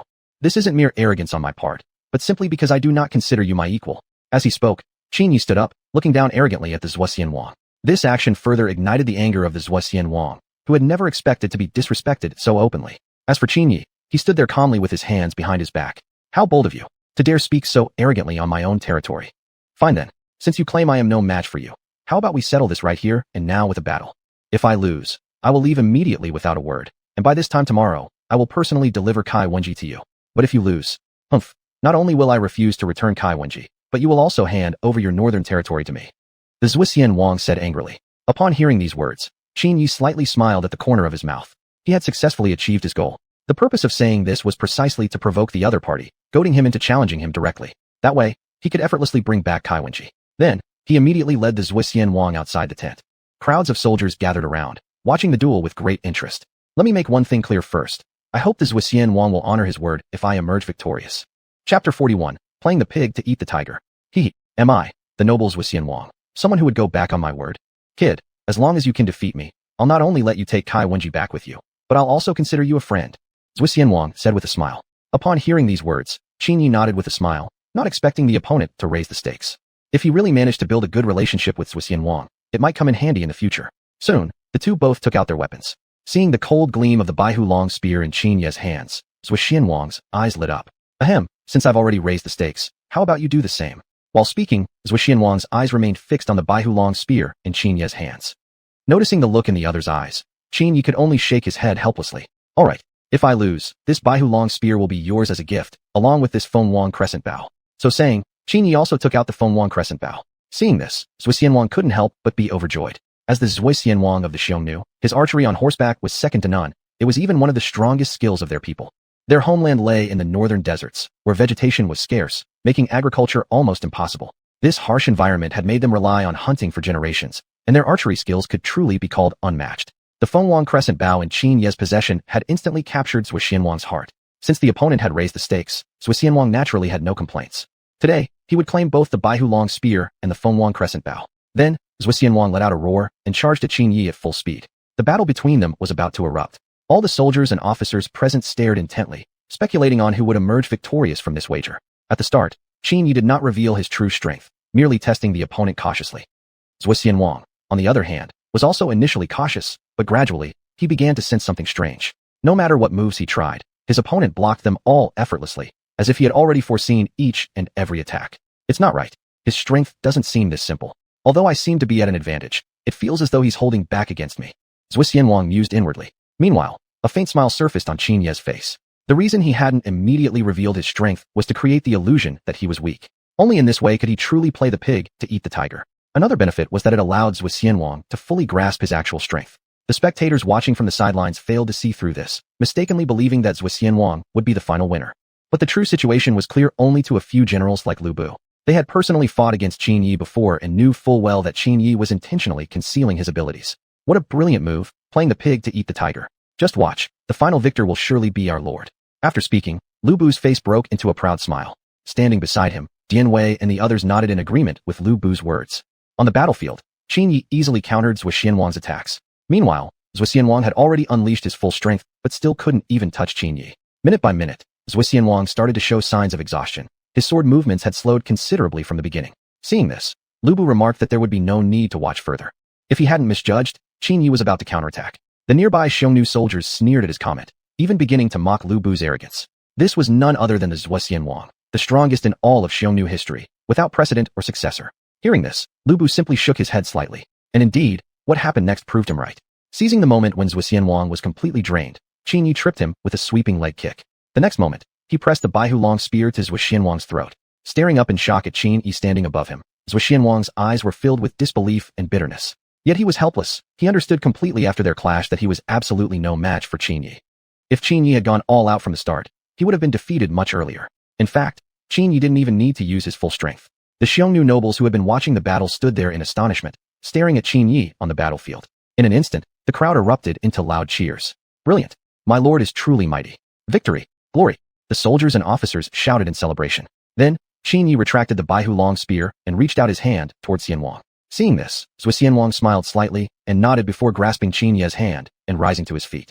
This gesture appeared perfectly normal, yet it deeply shocked Zhuo Xianwang once again. He had thought Qin Yi merely possessed extraordinary martial skill, but he hadn't expected the young man to possess such immense strength.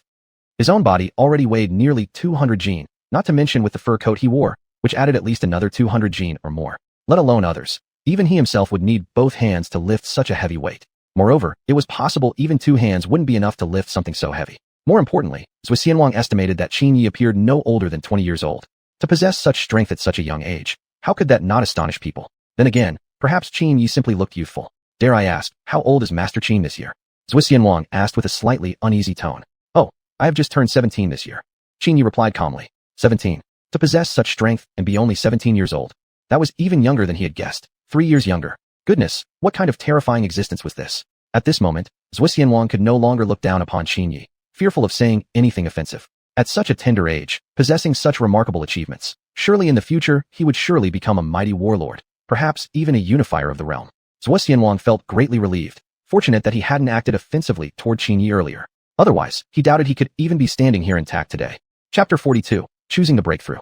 At the same time, the Zhuo Xianwang ordered someone to respond by bringing Kai Wenji over. Since he had lost this contest, he was willing to accept the outcome and abide by it. As the Zhuo Xianwang of the Xiongnu, although he did not possess a golden tongue or jade words, he still upheld a basic code of integrity. Moreover, he was facing someone far superior to himself in every aspect. Even if he wanted to renege on his word, he lacked the courage. When Kai Wenji learned that she was about to be taken back, her previously dim eyes lit up instantly. Especially when she first saw Qin Yi, her eyes sparkled even more. Shortly afterward, Qin Yi slowly approached Kai Wenji. "Come back with me," Qin Yi said with a smile. Upon hearing this, Kai Wenji quietly nodded. That afternoon, Qin Yi led his troops out of Xiongnu territory. This journey was indeed highly rewarding. Not only did he bring back Kai Wenji, but he also gained his Xian Wang as a friend.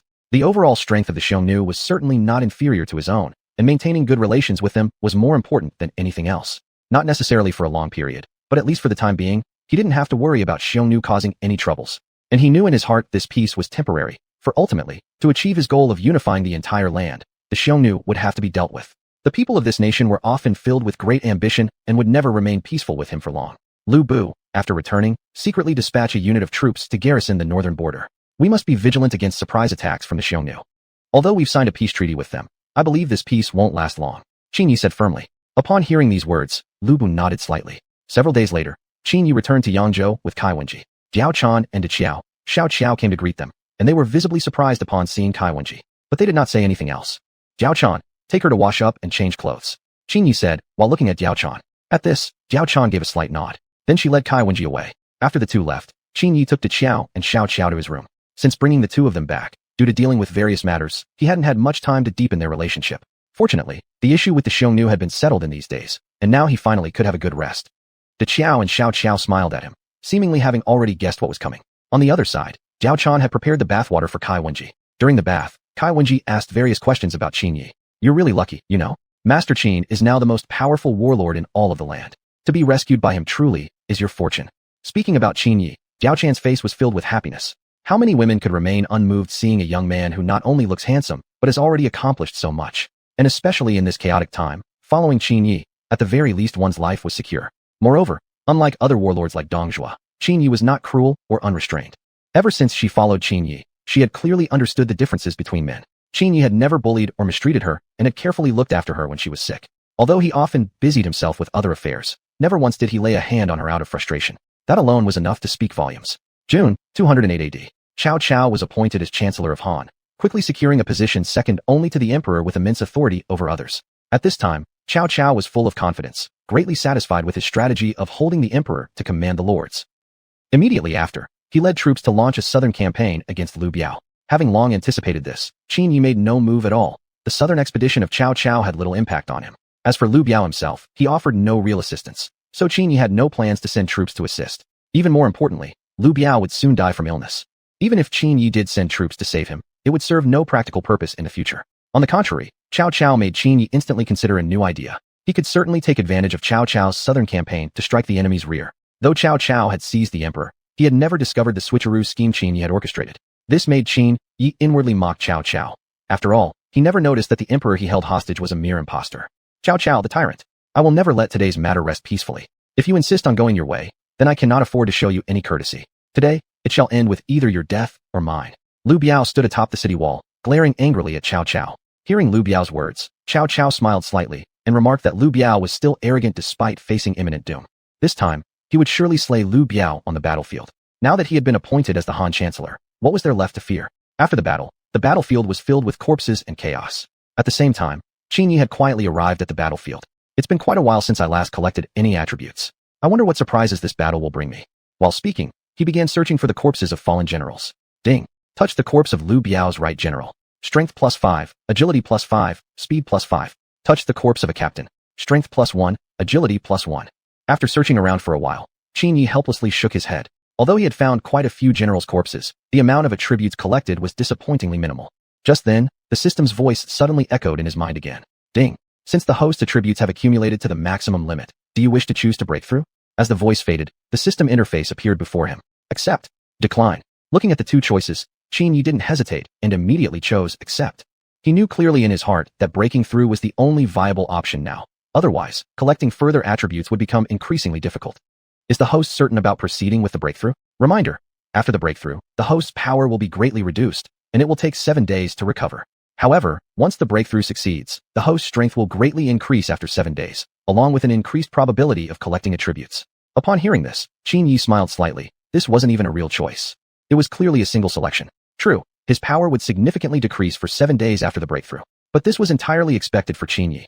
After all, every gain came with a loss. Besides, it's not like his power wouldn't recover at all. It was only 7 days anyway, and he didn't seem to have anything else to do during that time. Chapter 43. Chow Chow, the tool man. I'm certain I've broken through. As soon as these words left his mouth, Qin Yi fell to the ground, losing consciousness immediately. Before slipping into unconsciousness, he couldn't help but curse the system inwardly. This was way too fast. Couldn't it have waited until he returned to start the breakthrough? When Lu Bu and the others beside him saw what happened, they quickly rushed over. When Qin Yi awoke, he found himself lying safely on the bed, letting out a quiet sigh of relief. Not only that, he clearly felt his entire body limp and weak, as if he'd been completely drained. His whole body felt soft and powerless. Even such a simple action as sitting up seemed impossible. At this moment, Diao Chan, who had been watching over him all along, noticed that Qin Yi had woken up. Lord, you're awake? Do you feel any better now? She whispered softly. I do feel somewhat better, just very weak all over. That's good. The physician already checked you earlier. He said you collapsed from exhaustion and overwork recently. You must pay attention to resting properly from now on. After all, your health is the most important. Diao Chan looked at Qin Yi with deep concern. Upon hearing this, a warm feeling filled Qin Yi's heart. He had never experienced such treatment before, especially considering his former self before the transmigration had still been a virgin. Yet now, he had already become a man with 4 wives, each more beautiful than the last. If it hadn't been for the system enhancing his physical condition, he would have collapsed long ago. Smiling slightly, Qin Yi reached out and gently touched Diao Chan's face. I'm fine now. Let me rest some more first. With that, he slowly closed his eyes again. Youth was indeed a wonderful thing. No sooner said than done. He slept straight through for 2 full days and nights. When he awoke again, he was startled by the sight before him. Right there beside his bed knelt Lu Bu and the other generals, along with Diao Chan and the others. What are you all doing? Qin Yi sat up confusedly. Upon hearing his voice, everyone lifted their heads, and now Qin Yi noticed that everyone's eyes were glistening with tears. Seeing this scene, Qin Yi suddenly understood. They must have thought he was already gone due to sleeping so long. Realizing this, Qin Yi could only helplessly shake his head. Lord, I thought. Lu Bu spoke up first. Nonsense. I was just overly tired and slept longer than expected. You already had the physician examine me. Why would you assume I was dead? The others remained silent in response to Qin Yi's question. Well aware of their feelings, Qin Yi didn't press further. Then he called on Diao Chan to bring him his clothes. You all can leave now. Are you planning to watch me change clothes or something? He said this while rolling his eyes helplessly. Upon hearing his words, the generals and officials left the room one after another. Soon, only Qin Yi and Diao Chan remained in the room. Diao Chan assisted Qin Yi in removing his clothes without showing the slightest shyness. After all, this wasn't the first or second time she had helped him undress. As she removed the clothing, Diao Chan couldn't help but stare in shock at Qin Yi's body. Noticing her reaction, Qin Yi also looked down in confusion. In the next instant, his eyes widened in shock. What the hell? Since when did I have such noticeable abs? He inwardly shouted. Soon enough, he realized this was probably a result of his breakthrough. After all, with all the attribute points he had accumulated previously, undergoing some physical changes made sense after this transformation. But Diao Chan seemed unwilling to look away, even wondering to herself confusedly. Had she really never noticed this before? Or maybe she had been seeing things. She rubbed her eyes hard. Seeing the abs still clearly before her, she finally accepted this was definitely no illusion. Alright, quit staring like that. After sleeping for so long, there must be a lot of work waiting for me to handle. After I finish everything, I'll even let you touch them if you want. As he said this, he lightly kissed Diao Chan's cheek. Caught off guard by this sudden intimacy, Diao Chan's face flushed bright red. After dressing, Qin Yi made his way to the palace. Ever since he had become a great power in the land, he had established his own imperial palace. Although to others this might seem somewhat like a challenge for imperial power, Qin Yi held no concern for such opinions. After all, the world would soon belong to him. What harm was there in having his own palace? Besides, Emperor Xian of Han held no objections to this either. How have things been these past few days? Each of you report to me, Qin Yi said. Reporting to our lord, during your rest these past few days, Cao Cao defeated Lu Biao decisively, and Lu Biao suddenly fell ill and died. Now Cao Cao has occupied most of Lu Biao's territory. It's likely he'll stay quiet for a while next. Everyone recounted the events of these past few days. Upon hearing this, Qin Yi nodded slightly. He naturally had already guessed this much. After all, before he lost consciousness, Cao Cao had already marched his troops to attack Lu Biao. And with his understanding of Cao Cao, he knew for certain that Cao Cao would eliminate Lu Biao as quickly as possible. What came next would be his moment to shine. Although Cao Cao had occupied most of Lu Biao's territory, it would probably take some real effort to completely take control of it. This period would be his perfect opportunity to exploit the weakness. Needless to say, Cao Cao was such a convenient tool man to use. Then, Qin Yi immediately issued orders to seize Lu Biao's territory. Even if Cao Cao wasn't happy about it, he would only be able to fume in silence. Everyone was naturally thrilled with the upcoming arrangements. Even without Qin Yi's command, they would have eagerly volunteered to claim the territory. 2 days later, Qin Yi led his army to the border of Lu Biao's former territory. By now, Cao Cao had already anticipated Qin Yi's opportunistic move and set up an ambush here. From now on, follow my orders exactly. Cao Cao has probably already set traps for us. After all, we've done this many times already. Qin Yi said with a smile. Upon hearing this, Lu Bu and the other generals slightly nodded. Qin Yi led his troops to approach the city gates, attempting to negotiate with Cao Cao. Unfortunately, the enemy didn't even bother to reciprocate and instead greeted them immediately with a rain of arrows. Seeing this, Qin Yi smiled faintly at the corner of his mouth. Wasn't this just bringing a knife to a gunfight, inviting death? In the next second, he ordered the shield bearers to advance. Seeing that his ambush had no effect, Cao Cao instantly felt a headache building. This Qin Yi truly isn't easy to deal with. Every step seems to have already been foreseen by him. If it weren't for the major battle I just fought against Liu Biao, I'd make sure you paid dearly for this. Chapter 44, Discovering Qin Ye's Scheme. At this moment, however, Cao Cao really was helpless. Was he just going to watch helplessly as Qin Yi seized the territory he had occupied? Standing outside the city walls, Qin Yi smirked slightly. The timing should be about right. Let's wait here for a moment. If I'm not mistaken, within at most 2 hours, Cao Cao will abandon the city and flee. As he spoke, Qin Yi leisurely sat down on a wicker chair. The others, hearing these words, looked confused, completely unable to understand why Qin Yi had come to such a conclusion. Although Cao Cao wasn't their equal in strength, based on their understanding of him, getting him to abandon the city was nearly impossible. Moreover, the remaining forces under Cao Cao were still enough to fight them. Given his temperament, he definitely would choose to face off against Qin Yi to the end. After all, in recent times, Qin Yi had ruined many of Cao Cao's plans and would definitely settle old and new accounts together. Faced with the general's confusion, Qin Yi merely dropped a hint. Don't worry. If after 2 hours, Cao Cao still hasn't abandoned the city, I'll give each of you generals 100 taels of gold. Hearing this, everyone nodded slightly. However, they paid no attention to the 100 taels of gold mentioned. After all, deep in their hearts, they knew that they probably wouldn't receive that gold. Based on their understanding of Qin Yi, unless he was completely sure, he wouldn't say such things. Immediately after, Qin Yi sent Dian Wei to observe Cao Cao's situation from the other side of the city. Receiving orders, Dian Wei quickly took a squad of soldiers to scout. At Cao Cao's side, an envoy sent by Emperor Xian arrived, looking anxious as he stared at Cao Cao. Bad news, Chancellor Cao. The Xiongnu from the north are approaching our borders with troops, now already nearing our border lines. The emperor specially sent me to ask you to return with your army. Hearing these words from the envoy, Cao Cao immediately turned pale. He had never expected that the Xiongnu would invade at such a critical moment.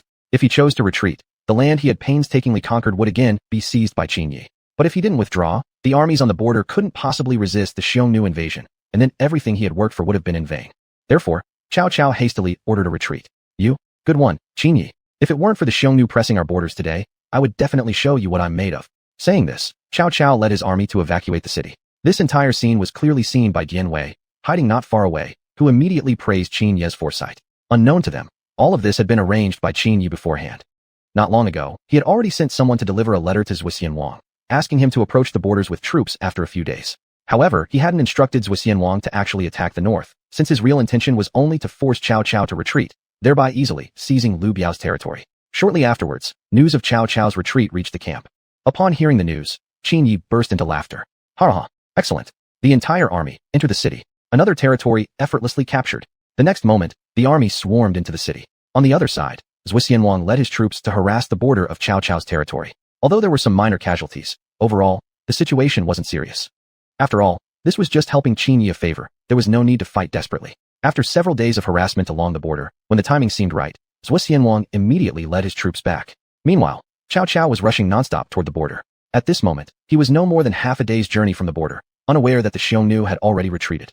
To prevent Cao Cao from suspecting too much, Zhuxian Wang even stationed a group of troops to continue harassing the border. Unbeknownst to him, this very action caused Cao Cao to discover his connection with Qin Yi. Since the remaining soldiers didn't retreat in time, part of them was captured alive by Cao Cao's troops. During the interrogation, although most of them didn't utter a single word even at the cost of their lives, one soldier couldn't endure the torture and revealed the truth. What? Qin Yi actually made a pact with the Xiongnu, and even rescued Kai Wenji from them. Cao Cao glared furiously at the interrogated soldier. Yes, Chancellor. That's what those Xiongnu told us. Upon hearing this news, Cao Cao became furious beyond words, never imagining that the Xiongnu's attack on the border was actually a scheme devised by Qin Yi. Even more important was that Qin Yi had made a pact with the Xiongnu. Their relationship with the Xiongnu had always been hostile and irreconcilable. Especially in recent years, relations had deteriorated. If it weren't for the late emperor's decision to maintain the treaty with the Xiongnu, they would have already gone to war with them long ago. Although the Xiongnu currently harbored no ill intentions toward them, Cao Cao deeply hated the Xiongnu due to historical grievances. Yet now, Qin Yi had done something that enraged every one of them.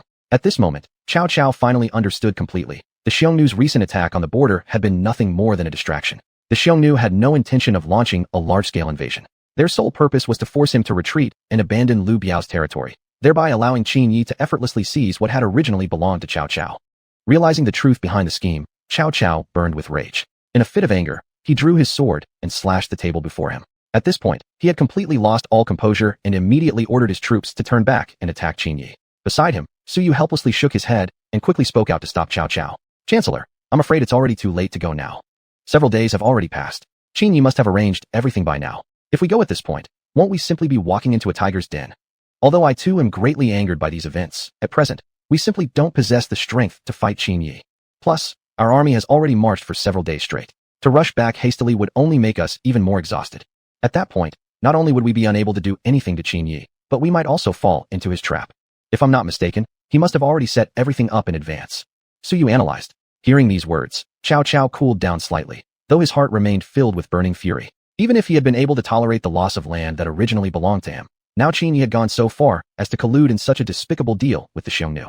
How could he not be furious? The Central Plains had always been at odds with the Northern Xiongnu. Yet, Cao Cao himself knew very clearly that at the moment, he could do nothing to Qin Yi. His only choice was to quickly develop his own strength and find an opportunity to fight Qin Yi again as soon as possible. He then issued orders for the army to rest and regroup at their current location.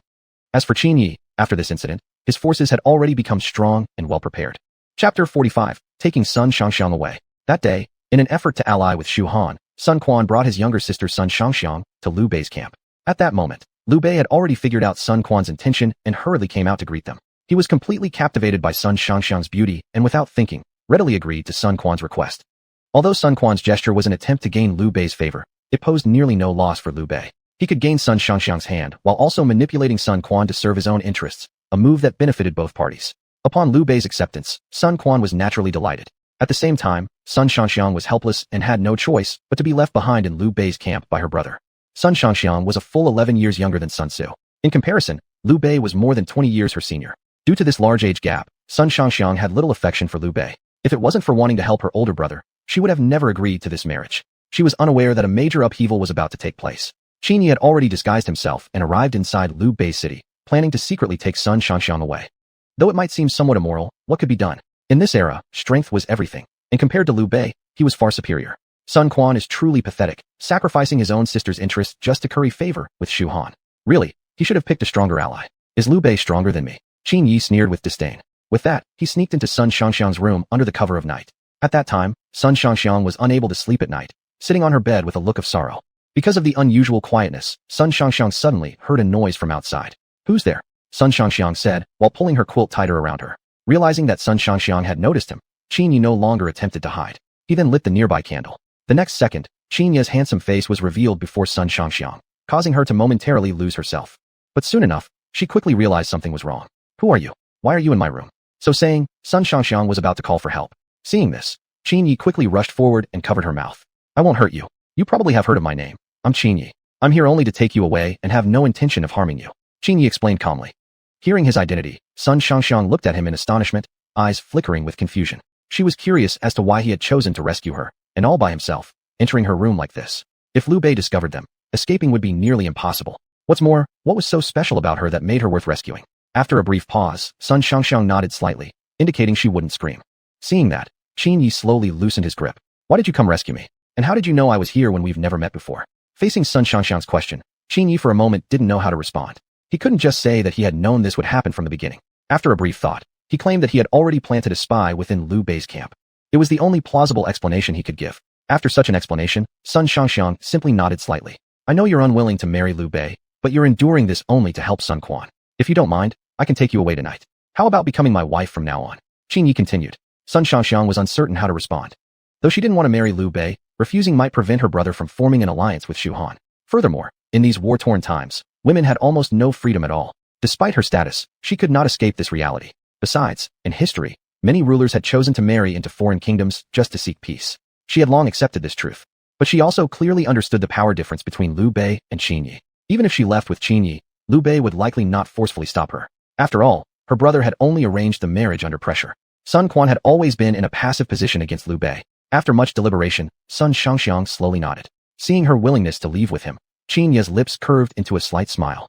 Do you have paper and a brush here? We should leave a message for Liu Bei, or else it may cause unnecessary trouble for your brother later on. Once Liu Bei discovers your sudden disappearance, he will immediately suspect your brother. Qin Yi said. Hearing this, Sun Shangxiang nodded and quickly searched the room for paper and a brush. Shortly after, Qin Yi wrote a message on a piece of cloth. Sun Shangxiang has already been taken away by me.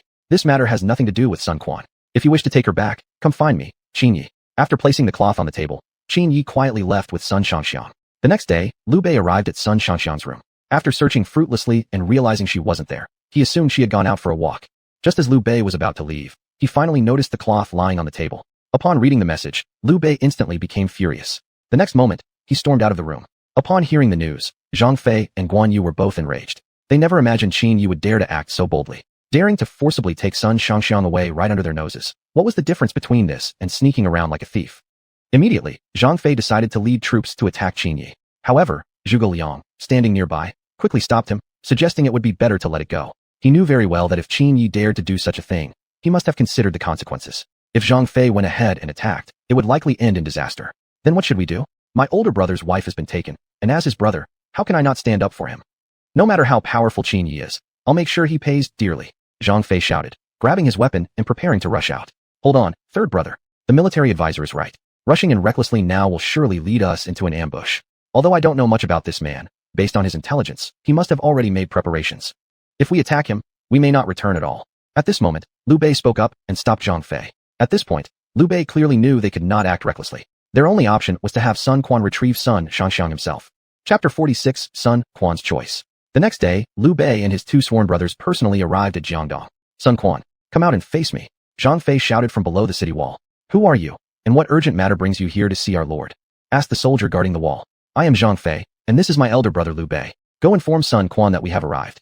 Zhang Fei replied impatiently. Upon learning their identities, the soldier hurriedly reported the matter. When Sun Quan learned that the three brothers had arrived, he couldn't help but smile, thinking that Liu Bei had finally decided to ally with him. He did not know, however, that they had come to accuse him.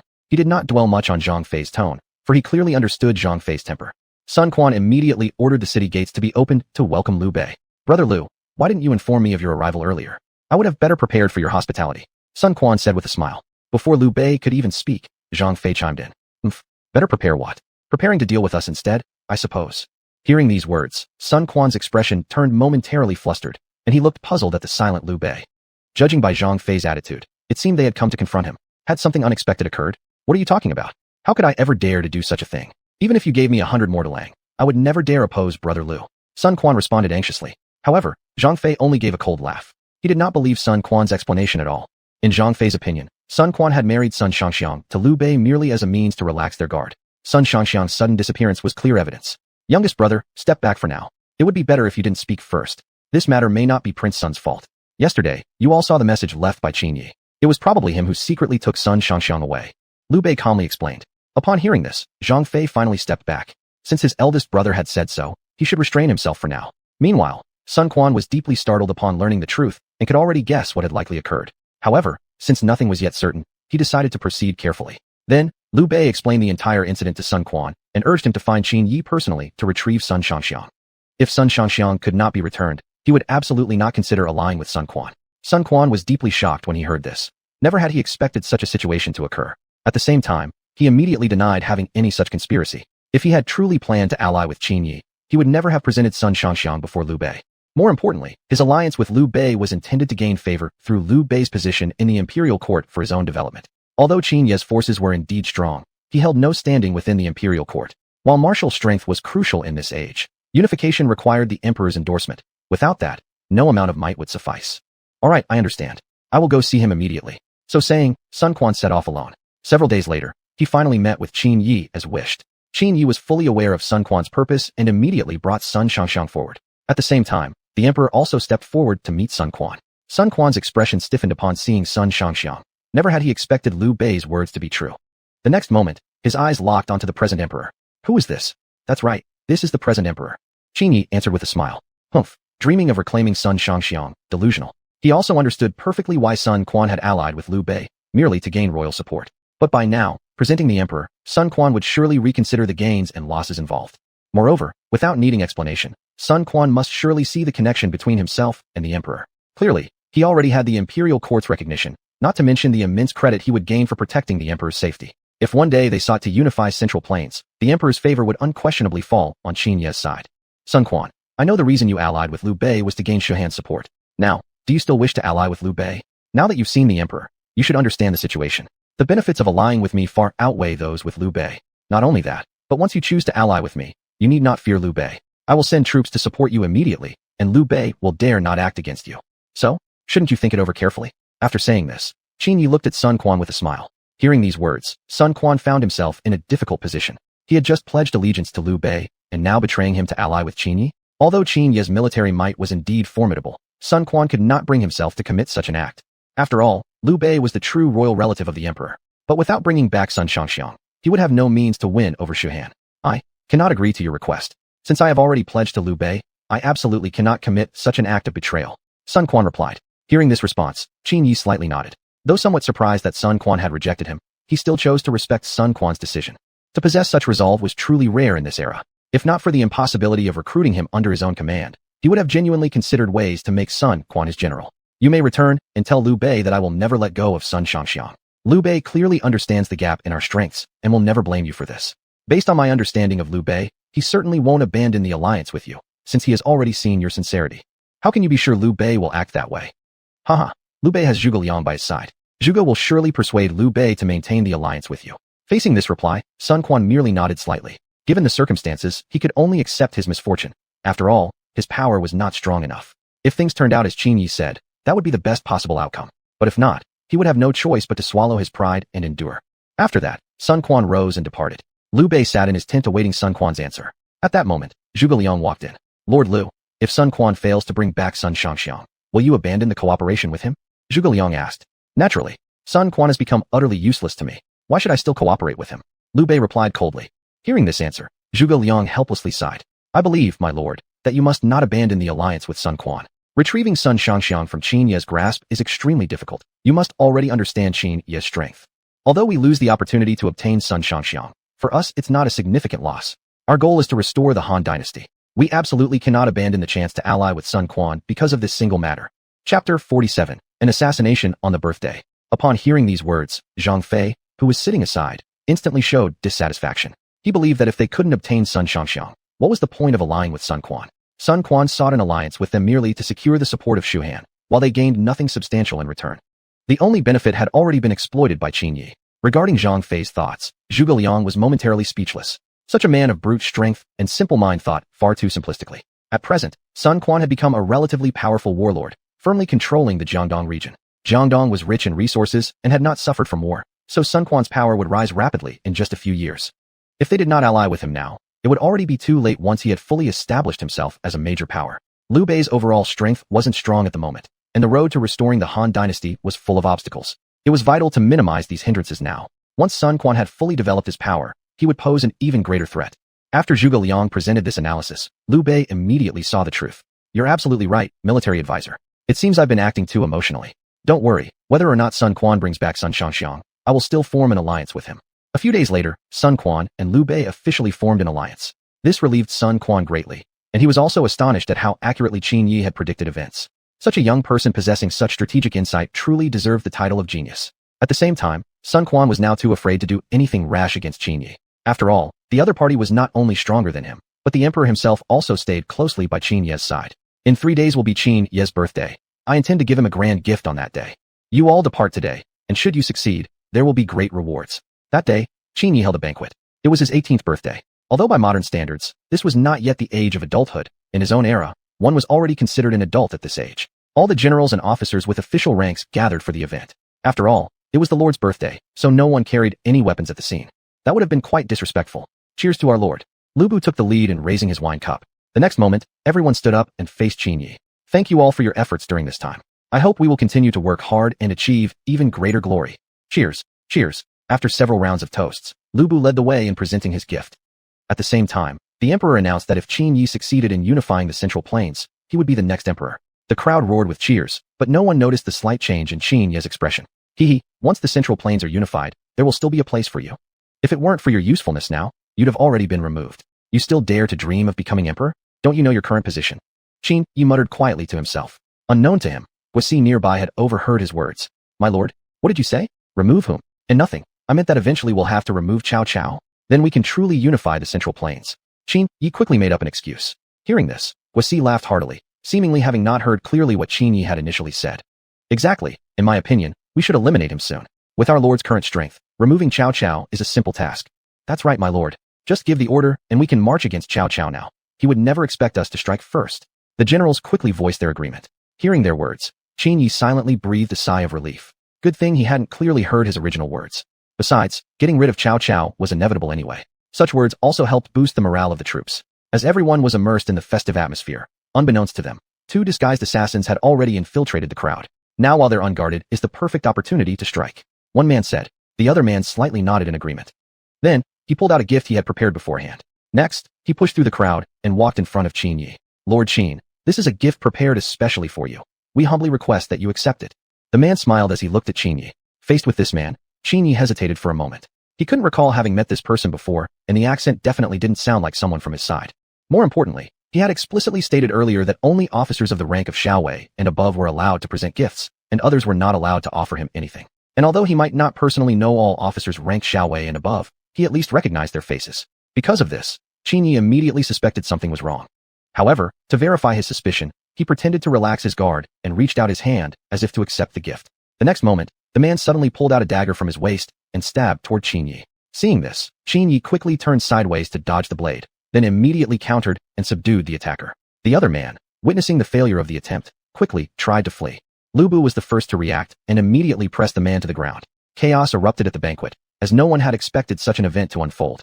Where are the soldiers responsible for patrolling today? Bring them to me. I want to see how they managed to let an assassin in. Dian Wei said furiously. No need. He's a trained assassin. Ordinary soldiers wouldn't have detected him. Just take him away for questioning first. Saying that, Qin Yi signaled to Lu Bu to take the man away immediately.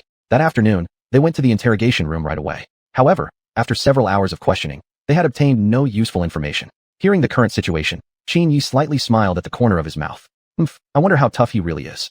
Then, he walked alone into the interrogation room. Looking at the man tied to the chair, Qin Yi revealed a smile. Seeing Qin Yi's smile, the man instantly felt a chill down his spine. For some unknown reason, he felt an unusual sense of fear. Forget it, I won't say anything. The man still held his defiant tone. Hee, sorry, but I have plenty of ways to make you talk. Saying that, Qin Yi pulled out a dagger from his pocket. The next moment, he began slowly slicing the man's body. Although the wounds weren't life-threatening, they caused excruciating pain. It was completely different from Lu Bu's methods of interrogation. Instead of quick beatings, it was pure torment. Oh, seems like you're tougher than I thought. Then what's next? Qin Yi said, while taking out a silver needle from his pocket. The next moment, he had a soldier hold the man's hands down. Then he slowly inserted the needle under the man's fingernails. Stop. I'll tell you everything. Just let me go. The man immediately cracked. Such unbearable pain was simply beyond what an ordinary person could endure. Chapter 48, A Gift from the System. First tell me who sent you. Qin Yi said as he sat down with interest. Then, the man revealed everything to Qin Yi, hoping only that Qin Yi would spare his life. Upon learning that the assassin was sent by Cao Cao, Qin Yi felt quite surprised, though not at the fact that Cao Cao had sent an assassin, but rather at how Cao Cao had come to know about this matter. Only they knew about his birthday. Since Cao Cao knew, it meant there was a spy among Qin Yi's inner circle. But as for who this spy might be, it was hard to figure out how to investigate at the moment, and the man before him likely had no knowledge of this either, so he handed him over to Lu Bu to deal with. Lord Qin, wasn't it agreed that you'd let me go? Why are you going back on your word? The man shouted angrily. When did I say I would let you go? Didn't you confess of your own accord? I'm not trying to blame you, but you went ahead and confessed before the other party even offered any terms. I can't be blamed for that. After saying that, Qin Yi turned and left. Returning to his room, he began thinking about how to begin investigating the matter. Just then, Jiao Chan and several other concubines entered.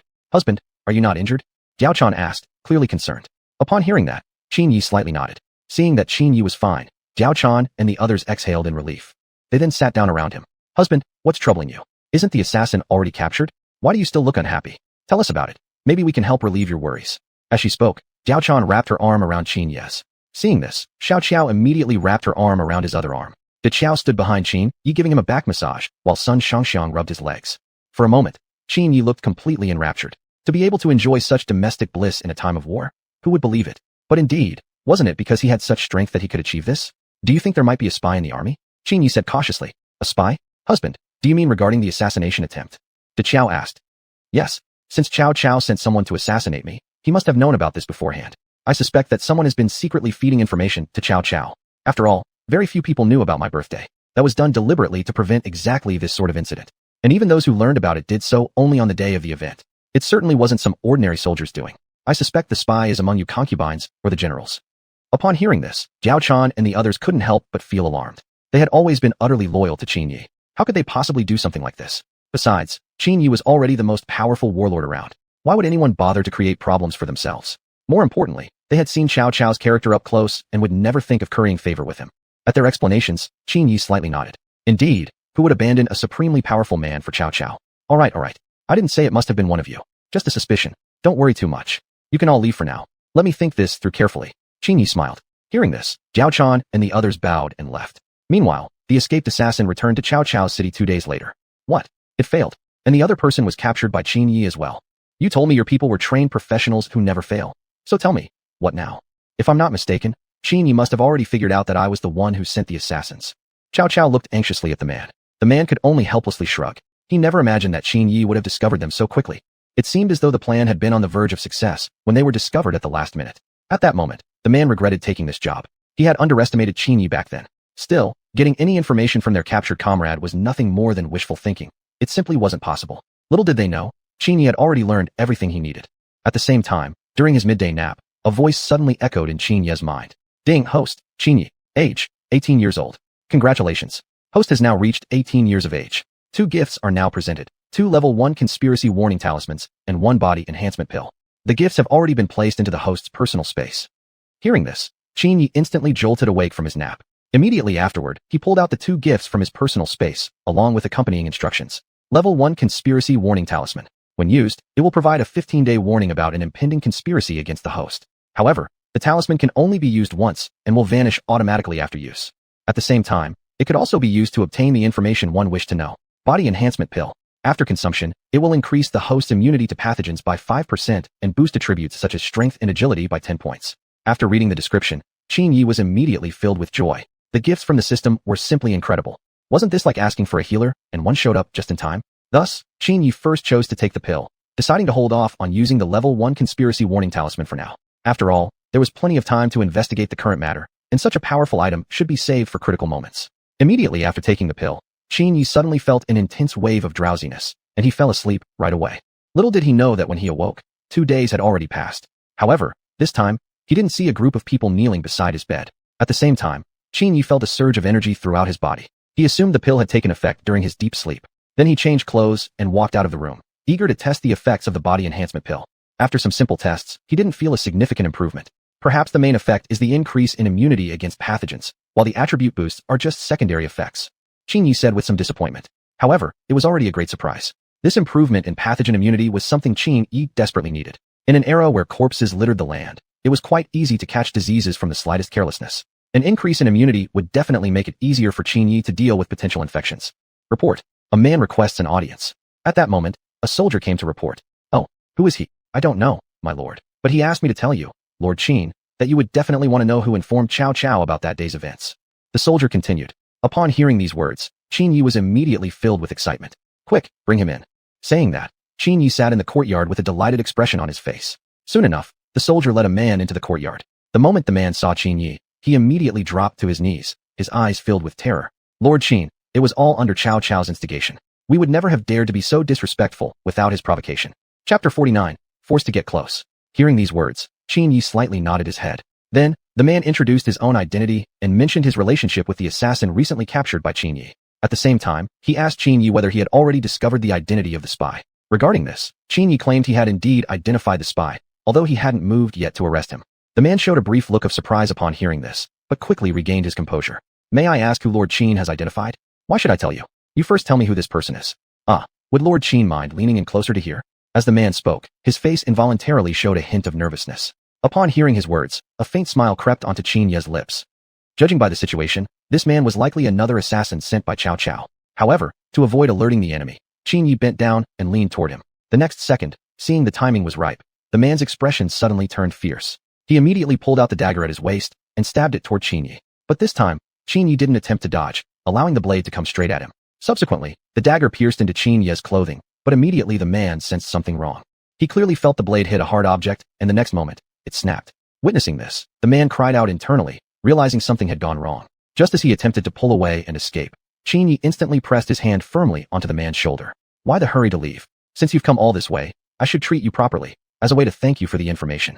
So saying, Qin Yi gestured for the nearby soldiers to leave. In no time, only Qin Yi and the man remained in the courtyard. At this moment, the man's heart was overwhelmed with fear, staring anxiously at Qin Yi before him. If you're willing to tell me who it is, I might consider offering you a way to survive.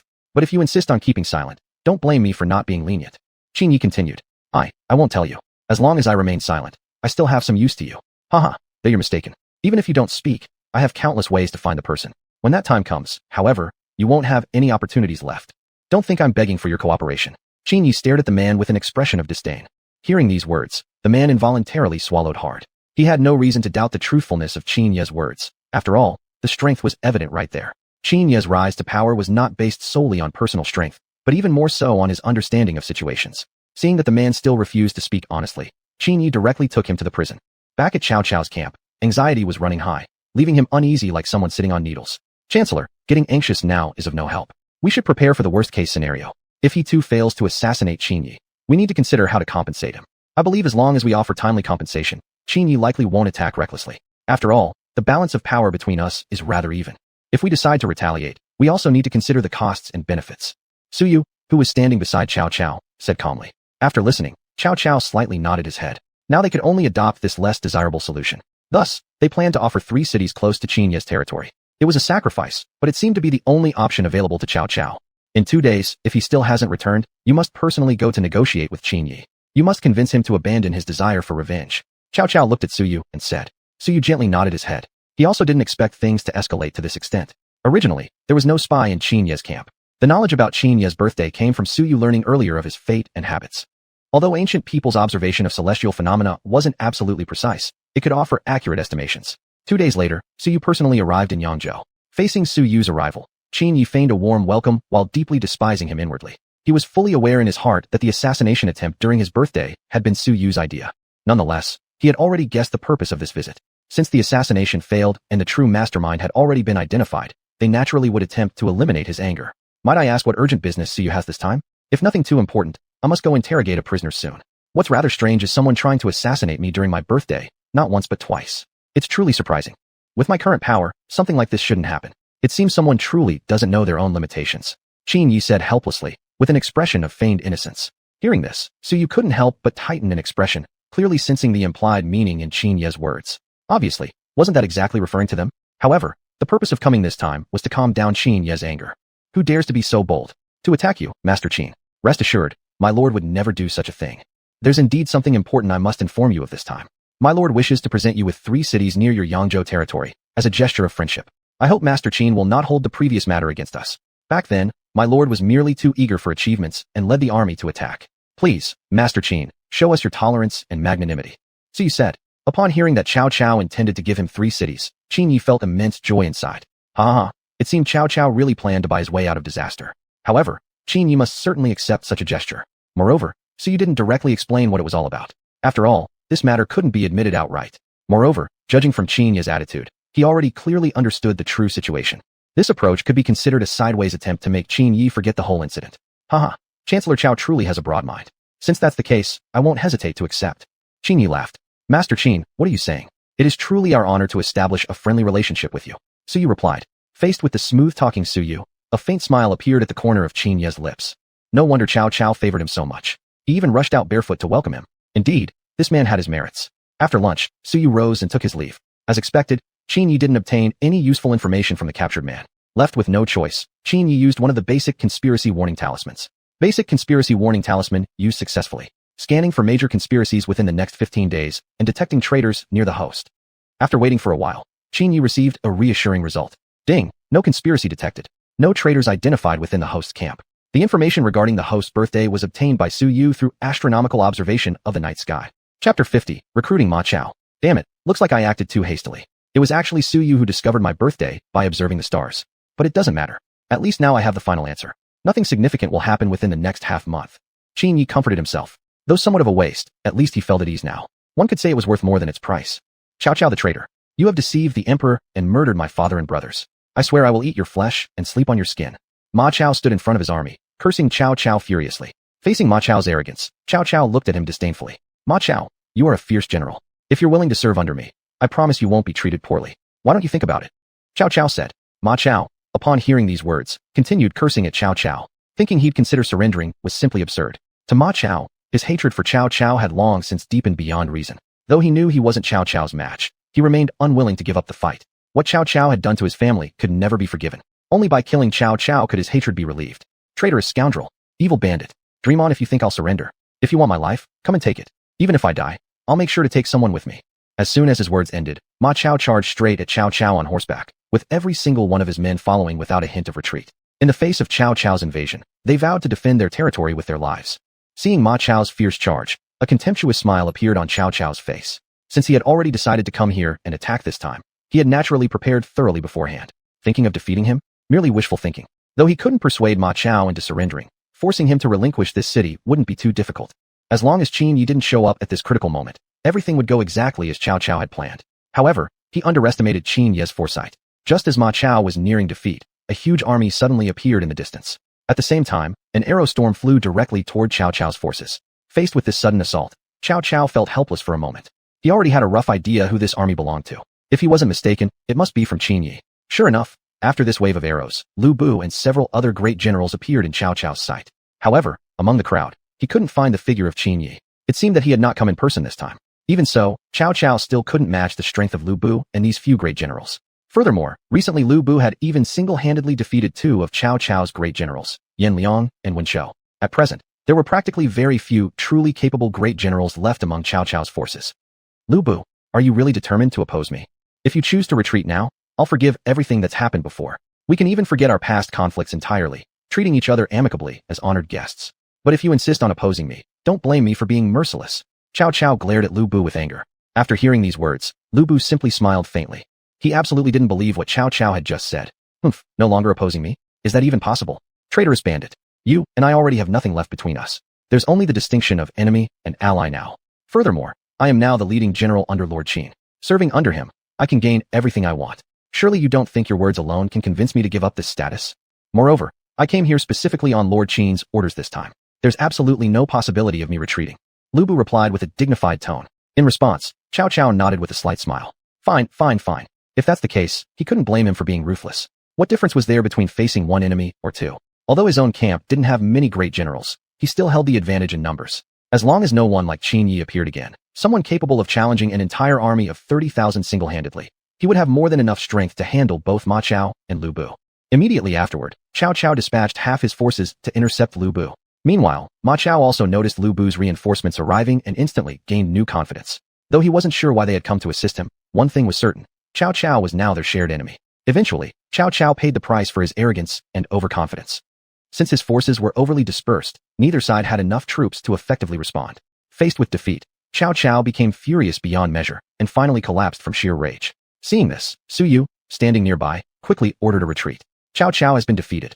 Chase them quickly. Ma Chao was about to lead his men forward to pursue the fleeing enemy. At that moment, Lu Bu stepped forward and directly blocked his way. Don't over-pursue a desperate enemy. Although Cao Cao has fainted, don't forget about Su Yu. If I'm not mistaken, Cao Cao will certainly set up an ambush along the retreat route. When that happens, your losses won't be limited to what they are now. Lu Bu spoke. Upon hearing these words, Ma Chao slightly nodded. At the same time, he looked at Lu Bu with visible surprise. Based on his understanding of Lu Bu's character, the man was extremely impulsive by nature. Yet this time he actually stopped him from chasing after Cao Cao. Though Ma Chao didn't know exactly what had caused such a dramatic change in Lu Bu, he was certain it had something to do with Qin Yi. And indeed, all of this had been instructed by Qin Yi himself. Although Ma Chao had achieved victory at this moment, he had also suffered tremendous losses. If Cao Cao chose to continue attacking him, he probably wouldn't be able to successfully defend next time. After all, could Lu Bu save him forever? This was exactly the reason why Qin Yi had sent Lu Bu to come to his aid, to convince Ma Chao to join their ranks. By letting Ma Chao witness the changes in Lu Bu, there was a chance he might agree to the proposition. Moreover, Ma Chao had also witnessed Qin Yi's achievements, making him the most promising warlord capable of unifying the Central Plains. But, faced with Lu Bu's recruitment attempt, Ma Chao remained somewhat indecisive. No more buts. You're well aware of Lord Qin's achievements, and you've also seen the changes in me. Under normal circumstances, it's impossible for anyone to change my personality, but Lord Qin is an exception. These past few years serving under him, I've learned a great deal. In summary, your best option now is to join us. Only in this way can you ensure your own safety. Lu Bu continued. After hearing this, Ma Chao finally nodded. Indeed, becoming a general under Qin Yi's command was their best choice. Thereafter, he followed Lu Bu toward Yangzhou. Not long after they had departed, Liu Bei and his two brothers also arrived at the battlefield with their troops. Seeing the sight of countless corpses scattered across the field, they were instantly left speechless. In fact, they couldn't even find any trace of Ma Chao's presence at the scene. Chapter 51, The Attack on Ruxamouth. This sight couldn't help but mislead Liu Bei into believing that Ma Chao had already perished, stirring deep feelings within him. Didn't expect that we arrived too late after all. Liu Bei helplessly shook his head. But at that moment, Guan Yu suddenly noticed something unusual about the corpses nearby. Brother, these seem to be soldiers under Qin Yi's command. Look at the armor they're wearing. As he spoke, Guan Yu began removing the clothing from one of the bodies. Liu Bei only needed a single glance to confirm these were indeed soldiers from Qin Ye's army. Only then did he begin to notice that some of the corpses scattered around the battlefield were wearing this kind of armor as well. If I'm not mistaken, Ma Chao must have been rescued by Qin Yi. I didn't expect Qin Yi to know about this matter too. For a moment, Liu Bei was at a loss for words. He never imagined that Qin Yi would act before he did. If that's the case, then Qin Yi had gained another powerful general. However, faced with this situation, Liu Bei could do nothing but let it be. Soon after, they left the location. For quite some time afterward, nothing significant happened. However, this peace shattered after Liu Bei entered Sichuan. On this particular day, Cao Cao led troops south to attack the Ruxa Mouth. Before this, Qin Yi had already dispatched troops to interfere. Located in the south, Ruxa Mouth wasn't far from Qin Ye's territory. If it could be captured, his domain would expand significantly. Although Qin Yi could easily conquer it himself, why expend effort when others were already willing to fight for it? Besides, this wasn't the first or second time he'd done something like this. Currently, Cao Cao swiftly seized Ruxa Mouth and immediately stationed troops there. His haste stemmed from wanting to prevent Qin Yi from seizing the opportunity. Cao Cao firmly believed he must control this location. Capturing Ruxa Mouth would provide Cao Cao with a major strategic advantage. Report: Qin Ye's army has been spotted less than 100 miles outside the city and is approaching rapidly. A patrol soldier reported urgently. Upon hearing this news, Cao Cao nodded slightly. This attack on Ruxa Mouth involved 40,000 infantry and cavalry, and although some forces were lost during the capture, defeating Qin Yi was still entirely possible. At the very least, Cao Cao still had 300,000 troops under his command. Defending Ruxa Mouth was as simple as turning his hand. Moreover, he had anticipated that due to the urgency, Qin Yi wouldn't bring a large force, merely accompanied by a few generals. Meanwhile, Qin Yi was rapidly approaching. He clearly understood that Cao Cao had prepared for this, and thus had no intention of launching a frontal assault. After all, the army he brought was less than half of Cao Cao's. If he chose a direct attack, there would surely be heavy losses. Perhaps even failing to capture Ruxa Mouth. We'll split into two groups now. Lu Bu, you'll lead the generals and attack from the flank. Remember, your goal is to launch a surprise attack. Under no circumstances should you reveal your full strength up front. I will lead the remaining troops for a frontal assault, creating the illusion that this is the main attack. As soon as Cao Cao redirects his flank forces to face me, you must break through from the flank immediately. I will ease the pressure on you from the front. Qin Yi laid out the next tactical plan. Hearing this plan, Lu Bu was so shocked he had no words. For someone to devise such a detailed strategy in such a short amount of time, perhaps even Zhuge Liang couldn't match that. Following this, they executed the plan as instructed by Qin Yi. In the afternoon, Qin Yi led his troops toward the front of Ruxa Mouth. Cao Cao had already prepared thoroughly and now stood on the city wall, overlooking Qin Yi from above. Qin Yi, I suggest you not overdo things. As the saying goes, leave a path today so we can meet again tomorrow. Even a cornered rabbit will bite, let alone I, Cao Cao, am a human being. Push me too far, and nobody will come out unscathed. I advise you to withdraw immediately. I will absolutely not give up Ruxa Mouth to you. Cao Cao spoke sternly. Hearing these words, Qin Yi's face displayed a disdainful smile. Haha, didn't expect you to talk so much. Trying to persuade me to retreat. Are you scared? You should just hand over this place willingly. That way, I won't be bothered with the trouble. And let me promise you, as long as you give up this location voluntarily, I won't harm even a single soldier of yours. Moreover, I will never consider you as an enemy in the future.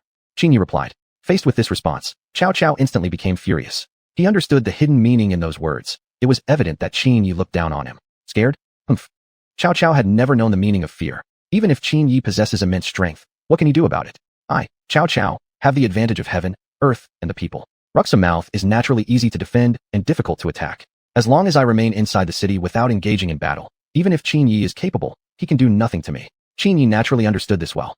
The reason he spoke those words was precisely to provoke Cao Cao and force him to come out of the city for battle. However, judging from Cao Cao's reaction, it seemed his provocation might not work. Thinking further, it was understandable. After all, he had used this tactic many times before, and Cao Cao had likely built resistance to it. Even so, there was absolutely no way Qin Yi would give up out of fear. Besides, Qin Yi had no intention of winning solely through provocation. All those military treatises he had read earlier weren't for nothing. If you refuse, then let's stop wasting words. Before the final word faded, Qin Yi ordered his men to release arrows. In the next moment, thousands upon thousands of arrows flew straight toward Cao Cao, standing on the city wall. Ruxa Mouth's city wall stood dozens of meters high. To shoot arrows that high required extraordinary arm strength. In Cao Cao's opinion, even if there were a few individuals with extraordinary strength in Qin Ye's army, they were surely few in number. Precisely for this reason, Cao Cao had stood fearlessly on the wall. But the next second, he deeply regretted his decision. Arrows that he originally thought would never reach the wall instead struck the soldiers beside him, and screams of pain erupted all around. Seeing this, Cao Cao hurriedly ordered his men to raise their shields. He never imagined the situation would develop like this. Could it be that every archer in Qin Ye's army possessed unmatched strength? Only Qin Yi himself knew the answer. Not long ago, he had personally upgraded the archery equipment in his army, replacing all the bows with crossbows. As a result, even if archers didn't exert their full strength, the range of these arrows wouldn't fall short of the original. He even gave them a new name, crossbowmen. This innovation was indeed inspired by Zhuge Liang. Without Zhuge Liang inventing the crossbow for future battles, Qin Yi might not have thought of this idea. Back on the battlefield, although Cao Cao had timely chosen to defend, the soldiers on the city wall still suffered significant losses. Looking at the bodies lying on the ground, Cao Cao felt a mixture of emotions in his heart. Chapter 52, Training Manual. He truly underestimated the opponent. To develop a weapon of such power was indeed impressive. However, if that was all, it wouldn't be enough. As long as he himself didn't leave the city to fight, even Qin Yi wouldn't have any means against him. Just then, the general guarding the eastern gate of the city arrived. Upon hearing that the flanks were also under attack by Qin Yi's army, Cao Cao wore a look of disdain. Humph, repeating the same old trick. He wouldn't fall for the same mistake twice. There's no need to pay attention.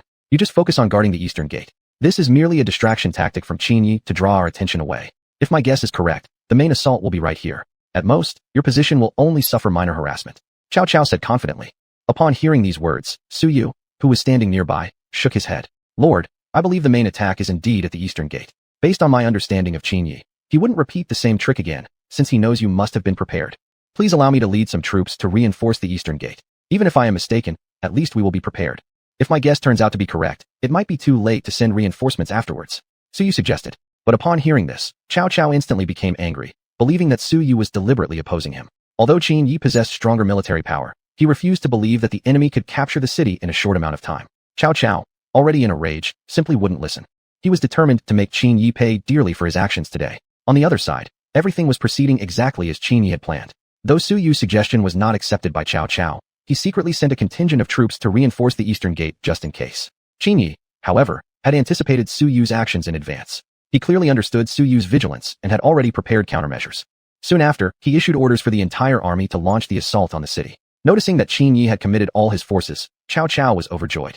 It seemed his judgment had been correct. He had great confidence in himself. Ruxu's mouth was naturally defensible. Not even Tin Qin Yes could easily capture this place. Seeing this, Su Yu was momentarily surprised. Had his assumption been wrong? If so, perhaps he had overestimated Qin Yi. But just half an hour later, another report came in regarding the eastern gate.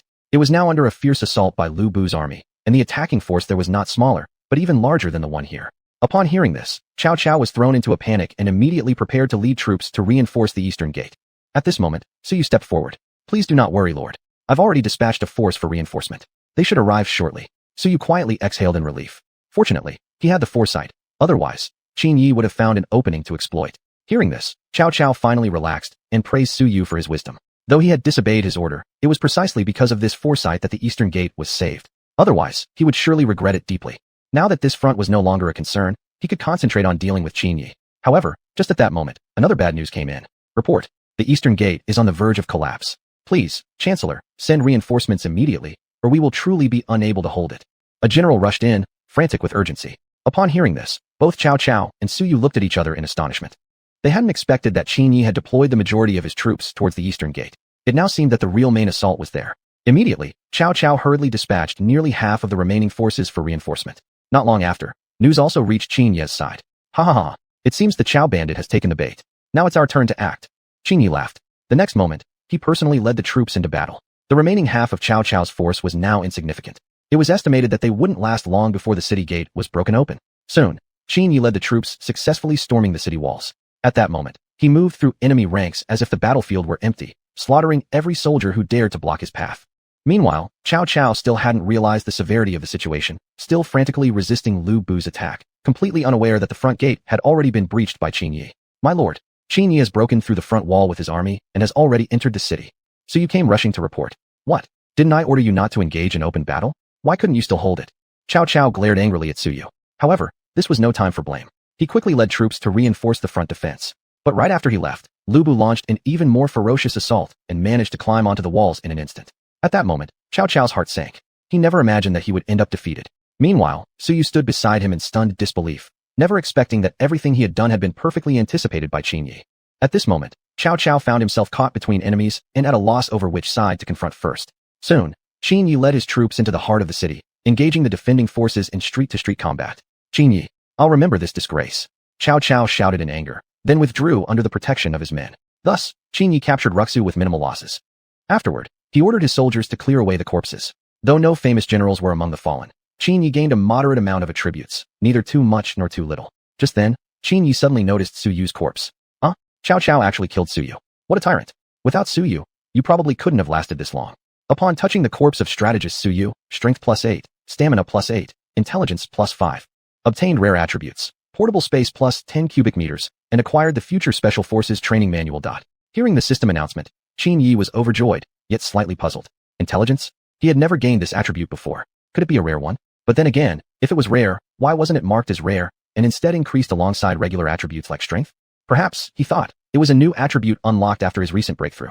Still, judging from this acquisition, gaining increases in intelligence would probably not be easy. After all, this time he touched the corpse of a strategist, so it made sense he obtained a corresponding attribute. Reflecting on this, Qin Yi gained a deeper understanding of the system's criteria for attribute absorption. It was likely that corpses of martial generals provided strength-related attributes, while those of civilian strategists boosted intelligence. After this incident, Cao Cao would not consider southern campaigns for a long time. As for Qin Yi, his dominance in the southern regions was now absolute, with most of the south under his control. Chapter 53. Establishing an elite special forces unit. That day, Qin Yi was sitting in his room, retrieving from his personal space the training manual he had obtained for special forces soldiers. As he read the contents of the manual, Qin Yi was immediately overjoyed. With this, he would be able to establish a special unit to deal with emergencies. Better yet, it could also help him resolve some particularly difficult problems. Having an elite special forces unit under his command was something Qin Yi had long desired. He hadn't expected it to become a reality so soon. Although training such a force would be extremely difficult, once successful, it would provide a major boost to his military strength. Even more importantly, with slight modifications, this training method could be applied to the entire army. This would have an extraordinary effect on enhancing the combat effectiveness of the entire military force. Thus, Qin Yi immediately summoned great generals like Lu Bu to discuss the matter. Upon hearing about the plan to form a special operations unit, Lu Bu and others became instantly intrigued. Lord, please elaborate. We do not fully understand. What exactly is this special forces unit you speak of? Lu Bu asked, puzzled. Upon hearing that, a slight smile appeared at the corner of Qin Ye's mouth. He handed Lu Bu the training plan he had designed. As Lu Bu read the content on the bamboo scroll, he was immediately taken aback. It systematically explained what Qin Yi meant by a special forces unit, detailing the missions it would undertake once established. In this era, large-scale warfare was the norm, best reflecting a side's true strength. However, the disadvantages were equally obvious. Each victory came at the cost of numerous soldier lives. Even though every soldier was ready to sacrifice himself, these were still lives. Over time, the number of casualties would grow exponentially. Such a way to secure victory came at too great a cost. Establishing a special forces unit could largely reduce casualties and allow more manpower to be devoted to agriculture and other aspects of the economy. Although training such soldiers required great effort, overall the benefits outweighed the drawbacks. Moreover, soldiers trained this way could better protect his safety and wouldn't perish easily. Lord, this is exactly what we need now. Although our army's strength is unrivaled, prolonged attrition will be disadvantageous to us. Given that you are a newly risen warlord, it's difficult to win the loyalty of the people, making it hard to obtain fresh recruits. If this plan is to be implemented, I request that you count me in. I'm confident I can endure all the training. Lu Bu declared earnestly. Upon hearing that, Qin Yi smiled and nodded. Don't worry, it's not just you. Every general present will undergo this special training. Your individual abilities are beyond doubt, but you still lack strategic vision in some matters, so systematic training is necessary. But it's not about improving your personal combat abilities. It's about strengthening your leadership skills in battle. Once this army is established, you will become a dagger behind Cao Cao and the other warlords. The purpose of this unit is to carry out assassination missions. Qin Yi explained. Assassination? Given their abilities, wouldn't they not even need assassination skills? Lu Bu and the other generals were all suited for direct combat.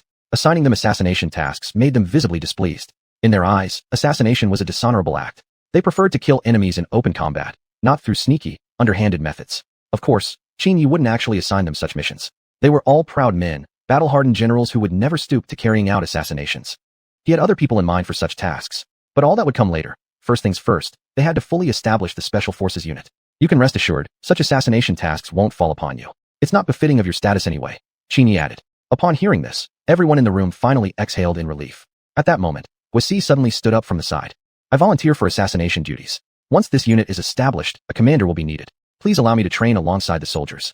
Guisi said firmly, looking directly at Qin Yi. His words immediately caused a stir in the room, but none of them could truly perceive Guisi's intentions. Ever since generals like Lu Bu had joined, Guisi had become like a ghost in the army, powerless and voiceless. Especially concerning authority, his influence had gradually diminished. Precisely for this reason, Guisi wanted to use this opportunity to enhance his influence within the military. He didn't necessarily expect to return to his former power, but at the very least, he refused to remain invisible and ignored any longer. Although Qin Yi didn't say so explicitly, Guisi no longer wanted to remain in his current state. Haha, of course you can. This was originally up to your own willingness. If no one else volunteers, I will naturally find someone else. Since General Guo is willing, then you must be mentally prepared. The training ahead will be extremely difficult, not something everyone can endure, Qin Yi replied. Upon hearing this, Guisi firmly nodded his head. Seeing this, a satisfied smile appeared on Qin Ye's face. Lu Bu and the others also slightly nodded, without thinking that Guisi was intentionally trying to show off. After all, such a unit indeed needed a leader. Qin Yi already had more than enough to manage on a daily basis. If he had to personally oversee a newly established unit, it would be somewhat overwhelming. They certainly didn't want to see Qin Yi collapse from exhaustion again. That kind of experience had been truly terrifying. Thus, the matter of establishing the Special Forces unit was finally decided. Next, generals like Lu Bu would need to select several capable regular soldiers for the training. The number wouldn't be large, around 100 soldiers would suffice. Eventually, this unit would consist of only 20 members, meaning most of the trainees would be eliminated during the process. Soon, word of this decision began spreading throughout the military camp. Have you heard? Our lord intends to establish a special unit, and reportedly only 20 soldiers will be selected in the end. It's practically like the Emperor's elite guards. Let's sign up too. If we get chosen, our future prospects would surely soar. Get real. Do you think it's that easy? I heard this unit takes on highly dangerous missions with a greater risk of death. Forget it. I'll just stay a regular soldier. That's good enough for me. A few days later, Lu Bu brought the selected soldiers before Qin Yi. In those few days, Qin Yi had already built the corresponding training grounds. As the soldiers looked at the unfamiliar training equipment before them, puzzled expressions naturally appeared on their faces. Chapter 54, The Real Gap. The training ground was divided into 4 sections: reaction training, climbing training, diving training, and comprehensive combat training. Although the difficulty level of each section wasn't extremely high, it still required immense willpower and physical strength to complete them all at once. Previously, Qin Yi had let Lu Bu and other generals try out the course, yet not a single one had managed to complete it successfully in one go. Except for Lu Bu, who managed to finish half of it, the others all failed unexpectedly at the diving section. They had all been stationed in the north before, where the climate was drier compared to the south, and rivers were scarce. Naturally, none of them had any diving experience. Precisely because of this, nearly all of them were unable to swim. That was exactly why Qin Yi specially added this training section. Now that they were stationed in the south, rivers were everywhere. Without swimming skills, they wouldn't be able to respond to emergencies. After all, some of the cities were built alongside rivers. Naval combat was an essential element when capturing them. If he sent this group of non-swimmers into such a battle, they'd be left with no choice but to be beaten down. This, I'm afraid no one will be able to pass in one go, let alone the rest. Just climbing this wall would already be a struggle, not to mention reaction tests and such. A soldier immediately lost heart. If you feel you can't do it, leave now. Whoever thinks they can't accept such training intensity may leave directly. I won't blame you at all. Truthfully, this is indeed too difficult for you all. Qin Yi said with an air of contempt, looking at them disdainfully. Upon hearing this, everyone looked at each other silently, but not a single person wanted to leave. The soldier who had complained hastily lowered his head. He had only said it half-jokingly anyway. My lord, I think it would help if you could personally demonstrate. At least let them see that it's possible to complete this training. Lu Bu, standing nearby, suggested. In response, Qin Yi nodded slightly. He had exactly the same plan. If he himself couldn't complete it, they'd likely lose all hope completely. After all, if their lord, so powerful, could not get through it, how could ordinary soldiers with far less skill expect to succeed? Then, under everyone's gaze, Qin Yi took off his armor. The next second, he sprinted rapidly into the training area. Open your eyes wide and watch closely. This is absolutely not as difficult as you think. With that, Qin Yi began the reaction training. Randomly distributed throughout the area were hidden dummies that only popped out suddenly when someone approached. A soldier had only 3 seconds to thrust their weapon into the dummy once it appeared. Once struck, the dummy's internal mechanism triggered, causing it to fall automatically, and then reset to wait for the next soldier. Qin Yi completed the reaction training in less than 10 minutes, instantly causing those at the edge of the area to stare in disbelief. Especially Lu Bu, who was deeply shocked. Although he already knew there was a gap between himself and his lord, he hadn't expected the gap to be this large. It had taken him over an hour to pass, yet Qin Yi finished in less than 10 minutes. Such a difference rendered Lu Bu speechless. Why could there be such a huge difference between people? And the next second stunned Lu Bu even more. Facing a several-meter-high wall, Qin Yi leapt up effortlessly. Lu Bu could climb up only by using a rope, relying on tremendous arm strength to make it. But Qin Yi barely used any tools at all. Standing directly under the city wall, he simply jumped up and cleared it effortlessly.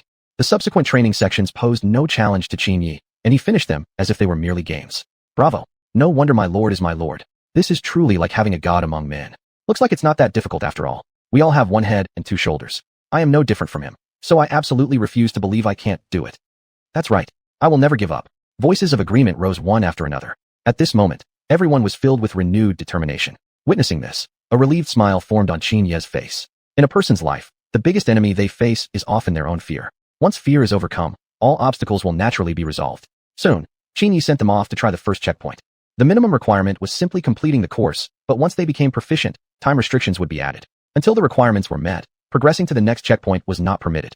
At the same time, Qin Yi brought Lu Bu into the military tent, where Dian Wei and other generals had already been waiting. During the soldiers' training period, Qin Yi also needed to provide a series of instructions to the group of generals. Their strength as generals was undoubted, but many of them were quite poor at arranging tactics, and were often merely acting on emotions and impulses. Once tempers flared, they couldn't even control themselves anymore. After a period of training, some had already been eliminated. They were simply those who couldn't keep up physically or had voluntarily chosen to give up. These were trivial losses. After all, Qin Yi had foreseen this from the beginning. Through these days of training, you have all passed the first checkpoint. What awaits you next is actual combat confrontation. The reaction training was precisely preparation for this. My lord, who will our opponents be? Surely not you, my lord. Opponents? Naturally, it won't be me, Qin Yi replied. Upon hearing this, everyone silently exhaled in relief. Fortunately, it wasn't a one-on-one fight against Qin Yi. Otherwise, they would certainly be eliminated. At this, Qin Yi smiled slightly at the corner of his mouth. You're all celebrating too early. Although you won't be fighting me, your opponents will be none other than Lu Bu and the other generals. Though there was still a significant gap, this was something they had to face. After all, during assassination missions, one would inevitably come face to face with powerful generals. Remember, the targets of assassination were usually those of formidable strength. Even more importantly, this would better stimulate their potential. Shortly after, Lu Bu and the others arrived at the scene. Seeing Lu Bu and the other mighty generals, everyone couldn't help but widen their eyes in shock. That's right. These generals will be your opponents, and you must defeat them. Don't worry though. At first, I won't let them use their full strength, since the power gap between you is still very significant. But gradually, I will have them fight at their fullest, Qin Yi said with a smile. At this, Lu Bu couldn't help but feel concerned. These were ordinary soldiers from the army, ones who had hardly ever faced combat against elite generals like themselves before. One could say they lacked experience altogether. Though these soldiers were among the stronger ones among the ranks, they were still significantly weaker compared to himself. My lord, are we truly going to fight them? Won't that be a bit too cruel? Dian Wei asked from the side. Cruel? They'll learn how merciful I am only when they truly face enemy commanders in battle. Chapter 55, Wang Hao. They lack experience in battling great generals. Although there won't be any life-threatening training, they must be made to fully recognize the gap in strength between themselves and you. Only in this way can their potential be better unleashed, Qin Yi said expressionlessly. Upon hearing this, Dian Wei nodded slightly. Since the Lord himself had spoken, he couldn't be blamed for not holding back his strength from now on. Then, the generals began engaging them in one-on-one duels. After watching for a while, Qin Yi found it dull and stood up to leave. Just after returning to his room, he saw Jiao Chan and Sun Shangxiang sitting at the table chatting cheerfully. What are you two talking about? Qin Yi walked forward curiously. Seeing Qin Yi return, the two quickly stood up, their faces revealing a hint of shyness. Witnessing this, Qin Yi seemed to guess something. Jiao Chan, tell me what you two were just talking about. If I'm not mistaken, it must be something rather difficult to speak of. Qin Yi looked at Jiao Chan with a feigned serious expression. Hearing this, Jiao Chan nervously rubbed her hands together. Truthfully, they had indeed been discussing something embarrassing just now, although she wouldn't have spoken of it had it not been for Sun Shangxiang's curiosity. After all, among the three, Jiao Chan was the only one who had shared a bed with Qin Yi. That explained why Sun Shangxiang was so curious. You won't tell me? Then don't blame me for being ruthless. Saying so, Qin Yi got up and shut the door. The next moment, he lifted Jiao Chan over his shoulder and carried her straight to the bed in front of Sun Shangxiang. I'll tell you, these few days have really worn me out. I've been thinking of releasing some pressure. If you don't want to suffer, you better just tell me the truth. Qin Yi grinned wickedly at the woman under him. Standing behind him, Sun Shangxiang instinctively covered her eyes in fright. However, the gaps between her fingers were surprisingly wide. It was unclear whether she was really hiding her sight or not. But in the end, it hardly mattered since Sun Shangxiang already knew what Qin Yi was about to do. Disgraceful. Shangxiang is still here. The embarrassed Jiao Chan murmured beneath him. That's right, Shangxiang, you came over too, didn't you? Aren't you curious? Qin Yi directly turned his head to look at Sun Shangxiang. Upon hearing this, Sun Shangxiang was startled beyond words. Though truly curious, she still didn't dare take a step forward. After all, this was so embarrassing. Sun Shangxiang was only slightly older than Qin Yi, just by a few years. Besides, she hadn't experienced the intimacy of marriage yet, so she naturally felt quite frightened. But Qin Yi gave her no time to think, pulling her directly to the edge of the bed. Immediately afterward, he stripped off his upper garment in front of the two women. The next second, his clearly defined six-pack abdominal muscles were exposed before them. Looking at Qin Yi's washboard abs, Sun Shangxiang couldn't help but swallow hard. It was so tempting, she really wanted to reach out and touch them. You want to touch it, don't you? Qin Yi asked directly. Though slightly embarrassed upon hearing this, Sun Shangxiang honestly nodded. Then, hesitantly, she poked at his abs with her fingertip. What a feeling. It was just amazing. Seeing this, the lying Jiao Chan couldn't help but feel somewhat jealous, casting an unhappy look at Sun Shangxiang. Noticing this, Qin Yi directly took her hand and placed it on his abdomen, then did the same with Sun Shangxiang's. Now that you've both touched my abs, isn't it time to give me some compensation? Upon hearing this, Sun Shangxiang shyly nodded. Then, together with Jiao Chan, they began to undress. A night of passion followed. Today, I hereby confer upon Cao Cao the title of Duke of Wei. The Emperor Xian of Han announced loftily. Thank your majesty for the honor. Cao Cao knelt to express his gratitude. Little did he know that this was entirely arranged by Qin Yi. The real Emperor Xian was in Qin Yi's possession, and the one conferring the title to Cao Cao was merely Qin Yi's informant. Cao Cao was greatly delighted by the conferred title. This elevated his position significantly. At this moment, Cao Cao was still immersed in joy, unaware of the true identity of the emperor before him. Later, upon learning of this, Qin Yi laughed heartily. Ha! Cao Cao is still in the dark. It seems this plan of switching the real and fake emperor has been carried out successfully. Everyone in the tent burst into laughter, praising Qin Yi's brilliance. Lu Bu, during this period, how has the soldiers' training been? Has anyone been able to match your skills yet? Qin Yi asked. Hearing this, Lu Bu nodded. My lord, there is only one soldier who can hold his own against me evenly so far. Others aren't at that level yet. Lu Bu replied. Oh, bring him in quickly. Unexpectedly, there is someone who has achieved this in such a short time. It seems we had underestimated him previously. Soon enough, Lu Bu led a soldier into the tent. The moment Qin Yi laid eyes on this soldier, he couldn't help but widen his eyes in astonishment. It wasn't just him. Every general in the room, except for Lu Bu, was equally shocked. The soldier had bulging, intimidating muscles all over his body, a full beard covering his face, and surprisingly bore a resemblance to Zhang Fei. Because of this, Qin Yi even suspected that he had mistaken the person at first glance. What is your name? Report, my lord, my name is Wang Hao. Wang Hao, this name sounds good. Thank you for your praise, my lord.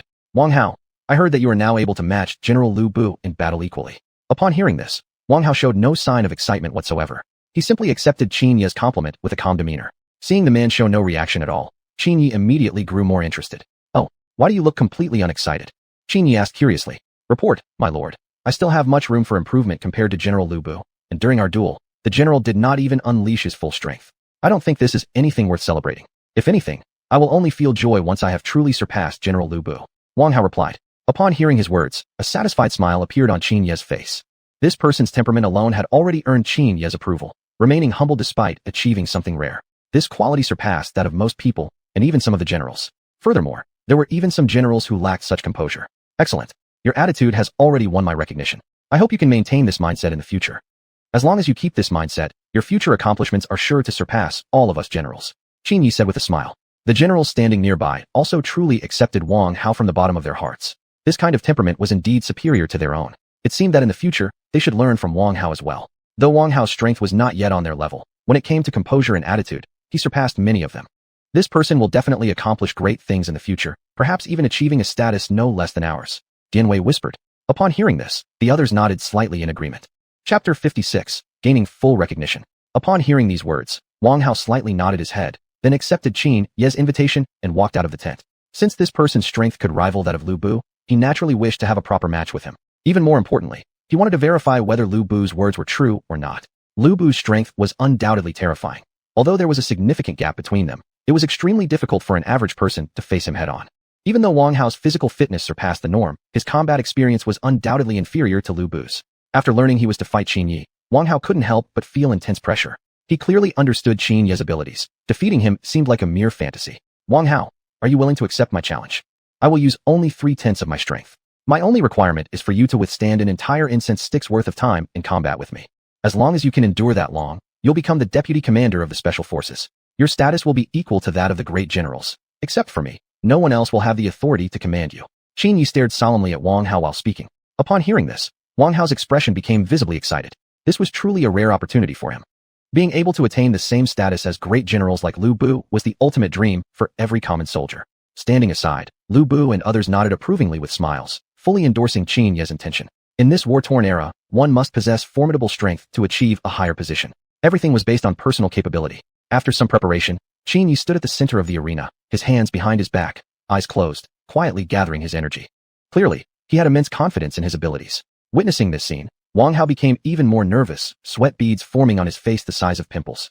I must give it my all when facing such a powerful opponent like Lord Qin, otherwise, I might risk being killed. Wang Hao muttered silently in his mind.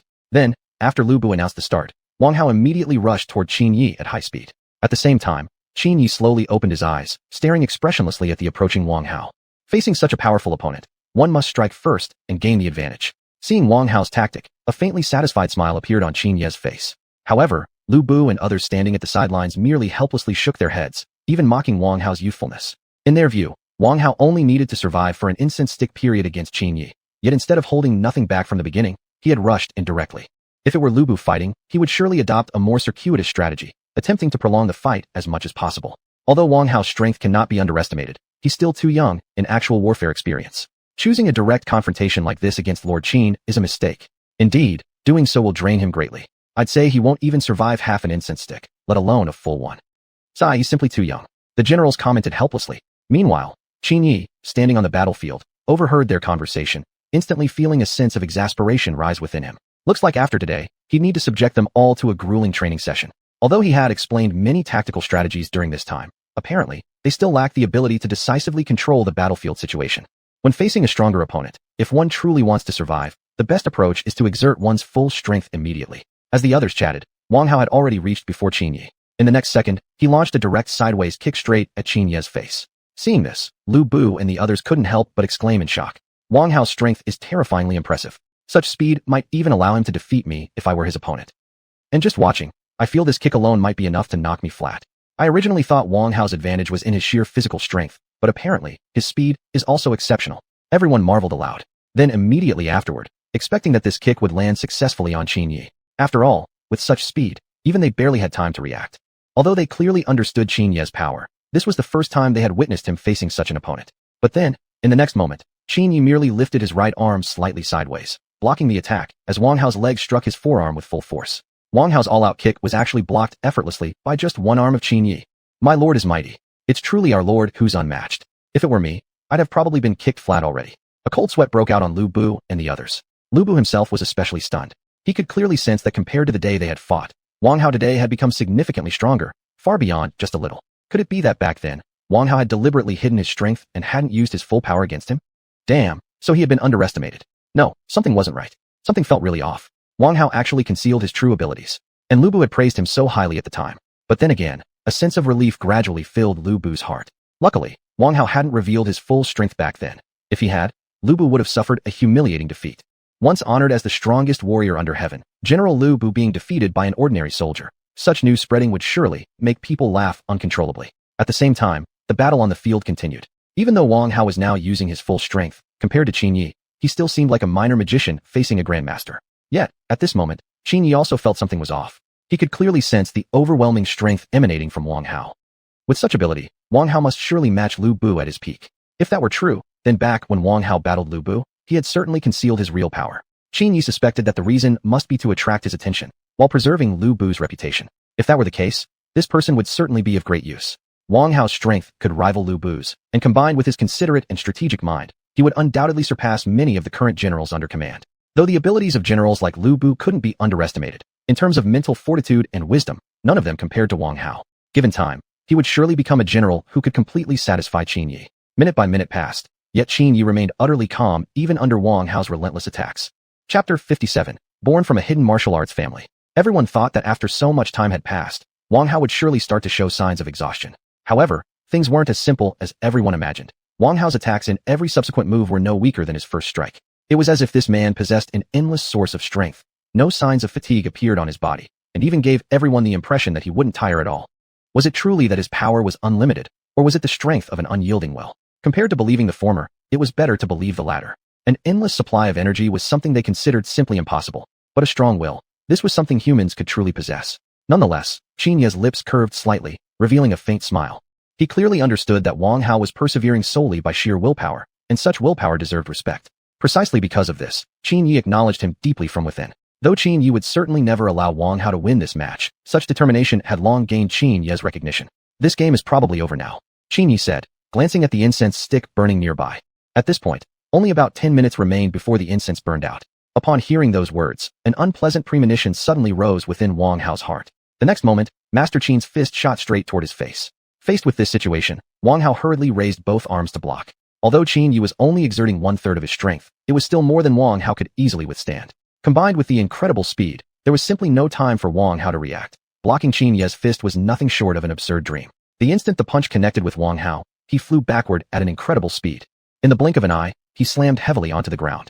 Lying there, Wang Hao felt completely defeated. Although he had anticipated this ending, he hadn't expected to be beaten so thoroughly. Just as he was lost in thought, Qin Yi stood above him and extended his hand. Then he pulled him up. I've lost. Wang Hao muttered, his head bowed. Upon hearing this, Qin Yi smiled faintly and shook his head while patting him on the shoulder. You've done extremely well. If my guess is correct, back when you fought Lu Bu, you must have concealed your true strength. Otherwise, according to what Lu Bu described, you could never have reached this level of power today. I could clearly feel that the initial impact at the beginning was strong enough to knock down any general here with a single kick. Qin Yi remarked. Upon hearing these words, Wang Hao slightly nodded, admitting that he had indeed deliberately hidden his power earlier. Lu Bu was greatly shocked upon hearing this.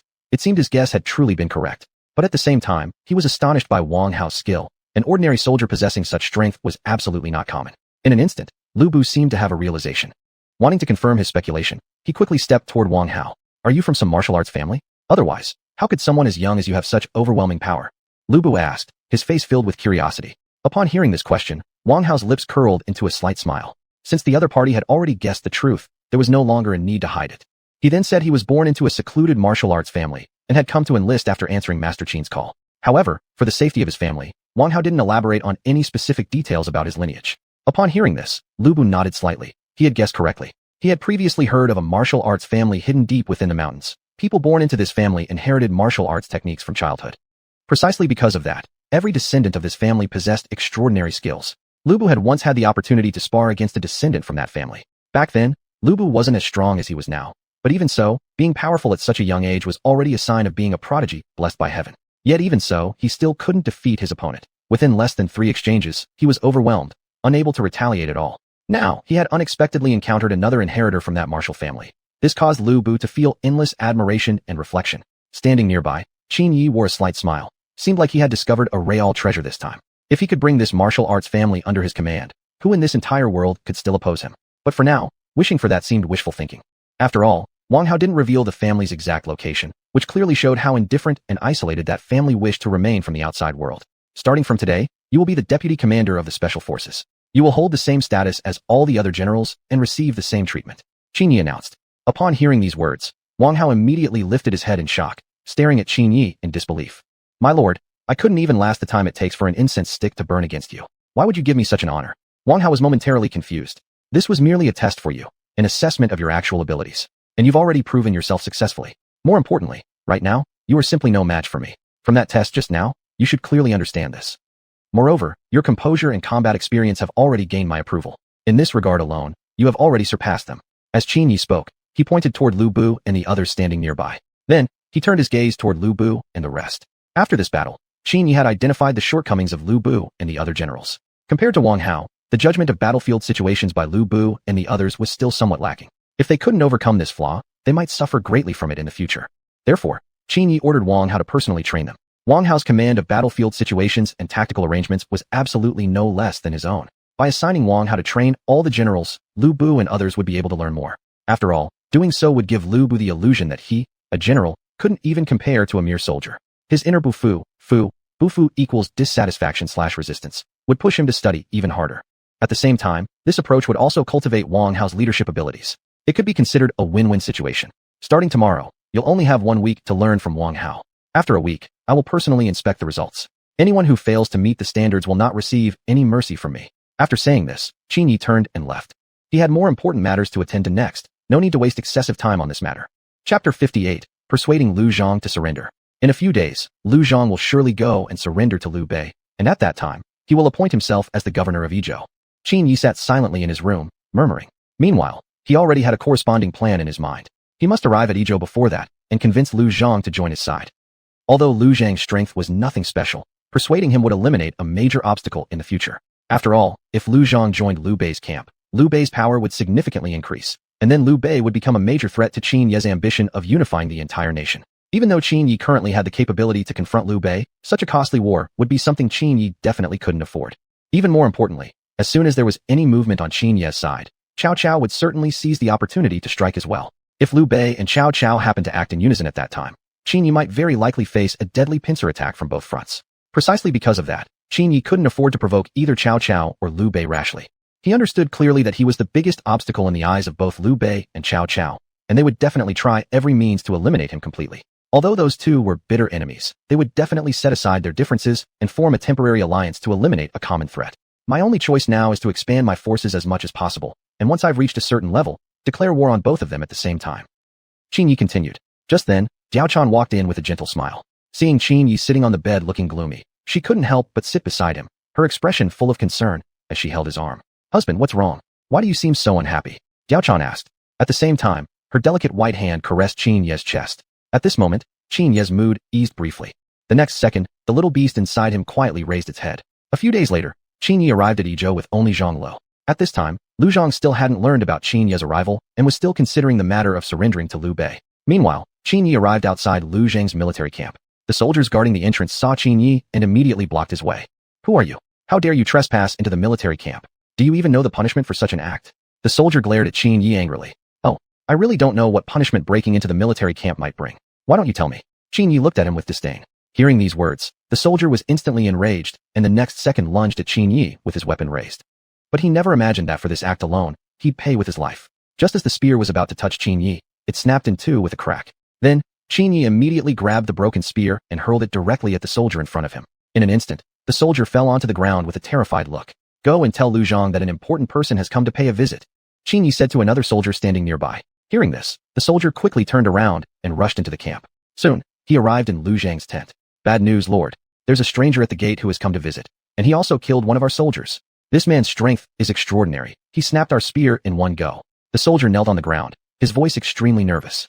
Upon hearing this, Lu Zhang immediately flew into a rage and stood up from his seat. "What? Did you get a clear look at his face?"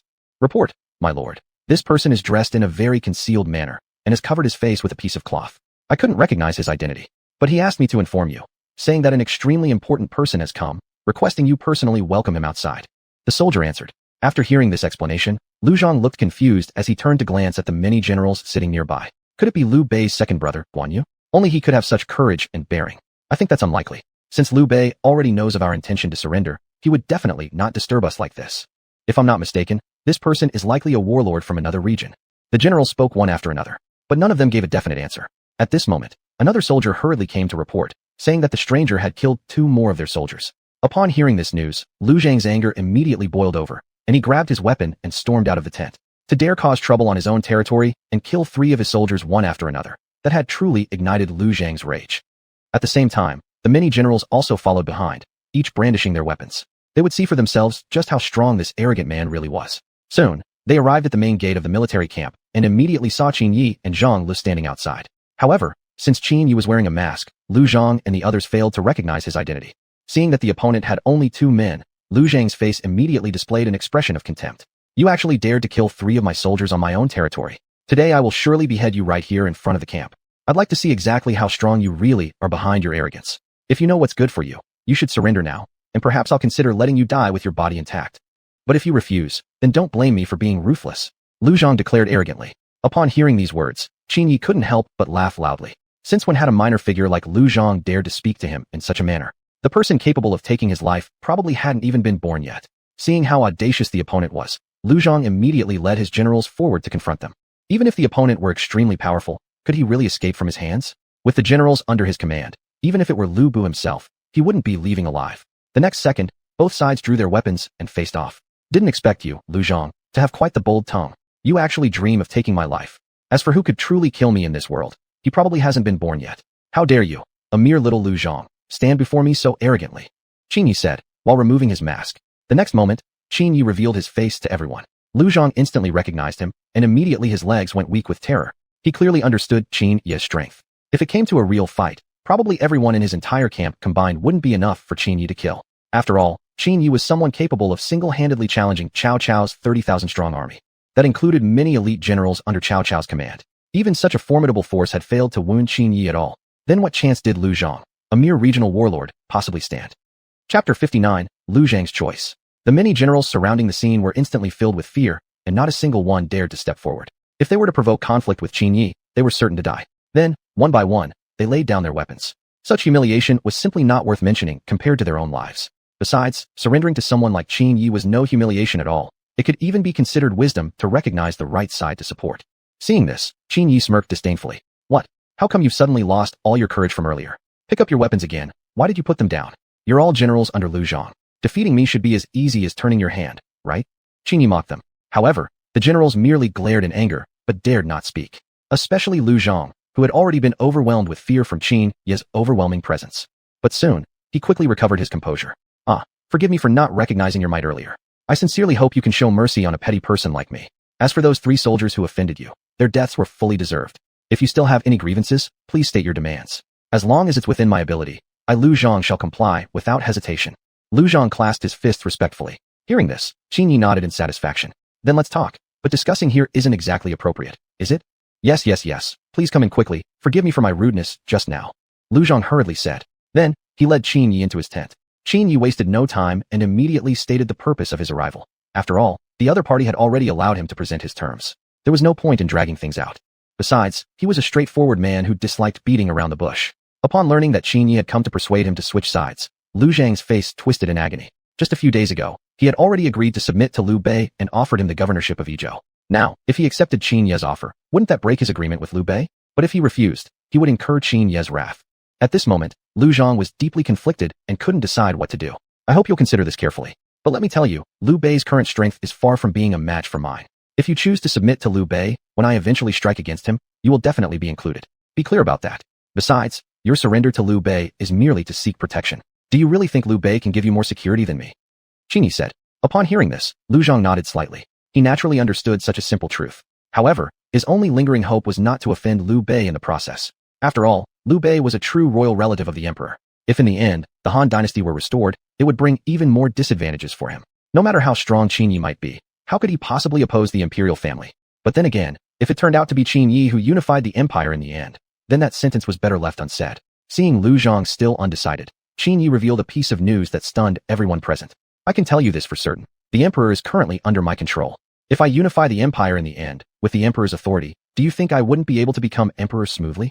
Although Liu Bei wants to revive the Han Dynasty, the possibility of that happening is practically zero.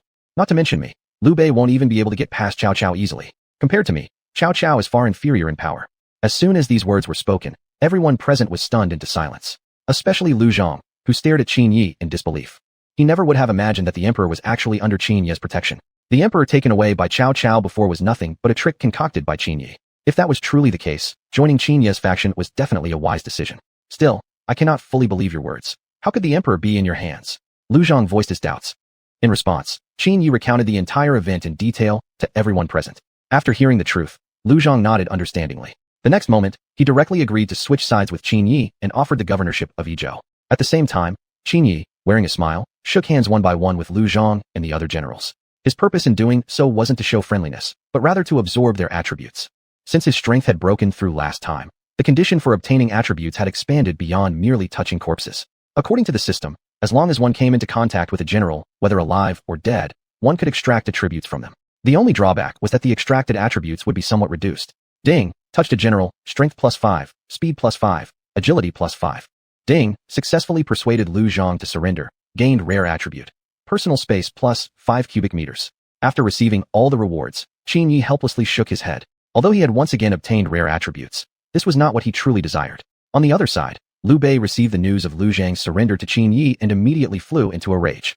What exactly is Qin Yi trying to do? Why must he oppose me in everything? Lu Zhang is also a petty man. He had already promised to surrender to me, so why did he now turn to surrender to Qin Yi? Is integrity worth nothing to him?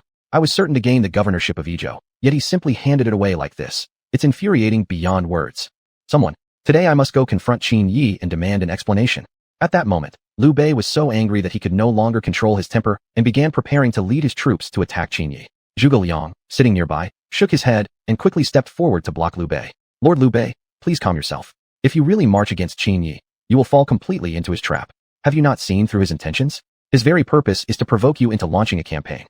Let alone whether we could defeat him in this campaign. Even if we succeeded, what would it cost us? Don't forget that Cao Cao is already watching us like a tiger ready to pounce. The moment we divert our forces to fight Qin Yi, Cao Cao will definitely seize the opportunity to strike. If that happens, all our efforts will be wasted. Zhuge Liang stared at Liu Bei with a solemn expression. Hearing these words, Liu Bei showed no sign of calming down. How could he possibly stay calm? This matter had utterly crossed his dikshan, his breaking point. Chapter 60 Wang Hao is actually a spy. Seeing Liu Bei's impulsive nature, Zhuge Liang wore an expression of helplessness. Then, he revealed a piece of news that shocked everyone present. Zhuge Liang claimed that he had planted an informant in Qin Ye's camp, someone whose position was equal to that of the other generals like Lu Bu. Upon hearing this, Liu Bei quickly asked for details. Since he had already told Liu Bei this much, Zhuge Liang saw no need to keep the rest hidden. He also revealed the identity of this person, none other than Wang Hao. Moreover, Zhuge Liang explained the background of this individual. He had done this to utilize Wang Hao's abilities to gain favor from Qin Yi. But from what I know, this mysterious aristocratic family rarely interacts with the outside world. I'm curious how you managed to meet him. In response to Liu Bei's question, Zhuge Liang smiled slightly. Back then, when Wang Hao was being pursued by his enemies, he had nearly faced death, when fate coincidentally brought him across Zhuge Liang. Zhuge Liang immediately recognized that Wang Hao was no ordinary man and extended a helping hand, taking him to his cottage. Later, when Wang Hao's enemies came chasing after him, Zhuge Liang used a clever plan to divert them elsewhere. Because of this, Zhuge Liang became acquainted with Wang Hao. About a year ago, Zhuge Liang personally sought out Wang Hao. Upon hearing the reasons, Wang Hao, wishing to repay Zhuge Liang for saving his life, chose to join Qin Ye's camp. After staying there for about a year, he was recently selected into the special force that Qin Yi was establishing. Wang Hao had immediately informed Zhuge Liang of this opportunity and shared all information about the camp with him. Knowing this, Zhuge Liang was extremely pleased and instructed Wang Hao to try his best to gain Qin Ye's trust. And he did perfectly well at this, eventually becoming the deputy commander of Qin Ye's newly formed special unit. After listening to this explanation, Liu Bei finally nodded in understanding. No wonder Zhuge Liang had urged him to stay calm. He had already made thorough preparations for him. Excellent. Since we have an informant inside Qin Ye's camp, we will now be the first to know their future actions. Yes, my lord. Wang Hao has already gained Qin Ye's complete trust, and we will soon know what Qin Ye's next move will be. Also, from what I understand, this unit was created specifically for assassinations and consists of only about 20 men. Although small in number, each of them is a top-tier assassin who has undergone specialized training. We must pay extra attention, Zhuge Liang replied.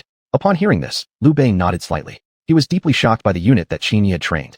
With this, Qin Yi now possessed another 20 elite warriors as strong as the great generals. On that day, the special force established by Qin Yi was finally completed. On its very first day, the unit was immediately given its first assassination mission. Qin Yi assigned Wang Hao and 5 other members to assassinate Guan Yu. With such a team, killing Guan Yu should not be difficult. Upon receiving this order, Wang Hao's lips curled into a slight smile. He even secretly mocked Qin Yi for being too naive. Sending just 5 men to assassinate Guan Yu was nothing short of a fantasy. Not to mention, he would definitely inform them of this mission at the first possible moment. Unknown to him, however, this was merely a piece of Qin Ye's grand scheme. That very night, Wang Hao slipped out of the military camp under the cover of darkness and entered a dense forest. This was a secret meeting point he shared with Zhuge Liang, and there were 2 contacts waiting for him, men sent by Zhuge Liang himself. Wang Hao conveyed the news to the contacts immediately. The 2 men were shocked upon hearing this. Never had they imagined that Qin Yi would dare go this far. Assassinating Guan Yu? That must have required extraordinary courage. We will act 2 days from now. I hope you can inform Liu Bei as soon as possible, Wang Hao said. After saying this, he quickly left the scene. Unbeknownst to him, behind a nearby tree stood 2 figures watching. Just as my lord predicted, this man is indeed in cahoots with Liu Bei. What should we do next? Now that Liu Bei already knows of our plan, should we change something? Lu Bu, standing beside Qin Yi, asked. Change? Of course not. We shall proceed exactly as planned. On the contrary, we'll follow the original plan step by step, and let's play their game right back at them, Qin Yi said with a smile. Lu Bu gave a slight nod. Soon after, the 2 returned at top speed. 2 days later, Zhuge Liang, having received the news, hurriedly passed it on to Liu Bei. Upon hearing that Qin Yi had sent assassins to kill his second brother Guan Yu, Liu Bei was immediately shocked. I never expected his target to be my second brother. He truly is ruthless. Thankfully we had an informant in place, or we wouldn't have been able to prepare in advance. Liu Bei said, still shaken. Lord Liu, I suggest we turn their plan against them. If we show any sign of awareness and preparation beforehand, they may notice and immediately choose to retreat. My suggestion is to act as if we know nothing and lure them into our trap, then capture all of them at once. That would be the wisest choice. Not only can we ensure General Guan's safety, but also eliminate the 4 assassins who come along. Isn't that a perfect 2 birds with 1 stone situation? Zhuge Liang, standing nearby, said. Upon hearing this, Liu Bei slightly nodded.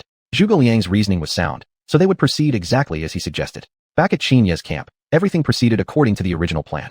Wang Hao, together with 4 other team members, hurried toward Liu Bei's military camp on horseback. Hee, you 4 are about to become my victims. Wang Hao silently thought to himself. Unbeknownst to him, shortly after their departure, Qin Yi and Liu Bu also set off together. This time you will accompany me, and we only need to seriously injure Guan Yu. No need to take his life.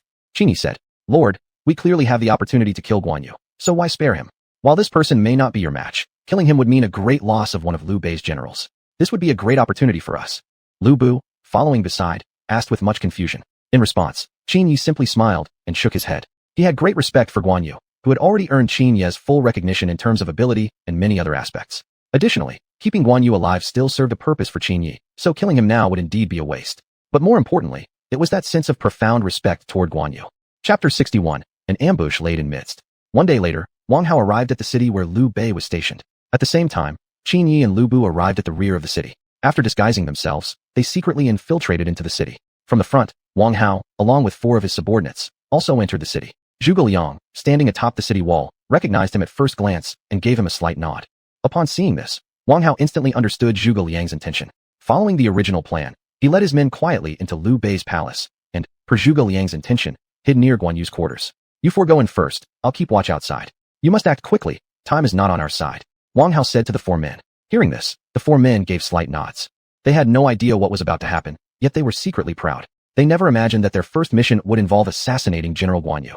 If word got out, wouldn't they become renowned throughout the land? Zhuge Liang had already prepared everything in advance, simply waiting for nightfall. On the other side, Qin Yi sneaked into the palace from another direction. After entering the palace, he and Lu Bu split up. Qin Yi headed toward Guan Yu's quarters, while Lu Bu went to capture Liu Bei. As long as Liu Bei could be successfully taken hostage, wouldn't it be easy to escape alive from this place? Gradually, darkness fell. Then, the four men quietly slipped into Guan Yu's room. At that moment, Guan Yu was lying on the bed pretending to be asleep, but he had already sensed the movements inside the room. One of the men, holding a dagger, approached Guan Yu's bedside. In the next second, he raised the dagger and stabbed viciously at Guan Yu on the bed. At this critical moment, Guan Yu, pretending to be asleep, suddenly opened his eyes, rolled aside to dodge the assassination attempt. Then, with lightning speed, he grabbed his Qinglong Yenhua blade lying beside him. At the same time, the candles in the room were lit one by one. Soon, the four men were exposed to Guan Yu's sight, and they themselves were utterly stunned by the scene before them. Dozens of soldiers had somehow appeared in Guan Yu's quarters, surrounding them completely. In an instant, both sides engaged in a fierce fight. Within the narrow space, they couldn't fully display their combat prowess. Quickly get out. We stand no chance here, one man shouted in panic. Upon hearing this, the other three unleashed a flurry of attacks and cut their way out. Then, they rushed out of the room at the fastest speed. They had thought that by escaping the room they could return safely, but they never expected the courtyard to be already filled with soldiers fully prepared for battle. We're in trouble. We've been ambushed. Forget everything else. Fight. With a roar, the four men once again put up fierce resistance. However, with only the four of them, they stood no chance against their opponents and were quickly cornered by Guan Yu. Facing certain death, the four exchanged glances. Then, they pulled out small knives from their waists and prepared to commit suicide. Seeing their determination, Guan Yu felt a sense of respect in his heart. But just at this critical moment, a figure suddenly leaped through the wall behind them. Hold on. Your lives are not meant to end here. Hearing these words, they slowly opened their eyes and saw Qin Yi standing before them. And when Guan Yu saw Qin Yi, he was even more shocked. Could the intelligence he had received earlier be mistaken? Wasn't it said that only the four of them were coming? At this, a bead of cold sweat slid down Guan Yu's face. He clearly knew he was no match for Qin Yi. Though he did not fear death, facing death without fear would be a lie. Moreover, he had yet to help Liu Bei accomplish his great cause and truly did not want to give up his life like this. At this moment, Zhuge Liang also arrived with Zhang Fei and a small army for reinforcement. The first sight of Qin Yi shocked him as well. However, after the shock, he broke into a merciless laugh. Did they really think they could leave this place alive with just a few men? They must have underestimated them. Although both Guan Yu and Zhang Fei individually were not a match for Qin Yi, this was their territory. Escaping from here was simply an absurd fantasy. Even if Qin Yi was extremely powerful, eventually he too would reach the point of exhaustion. Ha! Heaven surely favors me today. Since you came today, you must have come prepared to die. Zhuge Liang said, smiling. Upon hearing these words, a contemptuous smile appeared on Qin Ye's face. Just you people? If you want my life, I suggest you gather more troops first. With just these men, I'm afraid you won't be able to take it. Qin Yi arrogantly replied. His arrogance stemmed not only from his own strength, but even more so from Lu Bu's presence. Now that the two great generals, Guan Yu and Zhang Fei, were both present at the scene, it meant there was no one guarding Liu Bei's side. With Lu Bu's strength, eliminating the few guards outside Liu Bei's room would be far too easy. According to the timing, Lu Bu should have already taken Liu Bei hostage by now. If Zhuge Liang truly wanted to kill him, he might need to seriously reconsider whether it was worth the cost. Zhuge Liang, upon hearing these words, had yet to realize the seriousness of the situation. Then, he gave the order to capture Qin Yi. Guan Yu and Zhang Fei will be my responsibility. The rest of you deal with the others. After saying this, Qin Yi took up his Baihu long spear and moved forward to confront Guan Yu and Zhang Fei. Although facing two great generals alone, Qin Yi remained remarkably calm and composed. As for the soldiers Zhuge Liang had brought, they were hardly a match for the four men on Qin Ye's side. In a short while, the entire situation began to tilt drastically in Qin Ye's favor. Seeing this, Zhuge Liang was somewhat shocked. He had never imagined Qin Ye's strength could be so overwhelming. Even when combining their efforts, Guan Yu and Zhang Fei still found themselves at a disadvantage before Qin Yi. No wonder Liu Bei had always desired to eliminate him. Keeping such a person around was certainly no good. But at the moment, Zhuge Liang had no way to counter Qin Yi. The only thing left was to exhaust his strength as much as possible. Once he became overwhelmed from all sides, they could then seize him. Although doing so would bring about heavy losses on their side, if they could capture Qin Yi, those losses would be worth it. To them, Qin Yi was the biggest obstacle to unifying the realm. Although there was still the great warlord Cao Cao in the north, compared to Qin Yi, Cao Cao was nothing more than a mere shadow, not even in the same league. Precisely for this reason, Zhuge Liang was willing to go to such extremes to deal with Qin Yi. Ha! Come on, is that really all your strength has to offer? If that's truly all you've got, then I'm afraid you won't be getting my life today.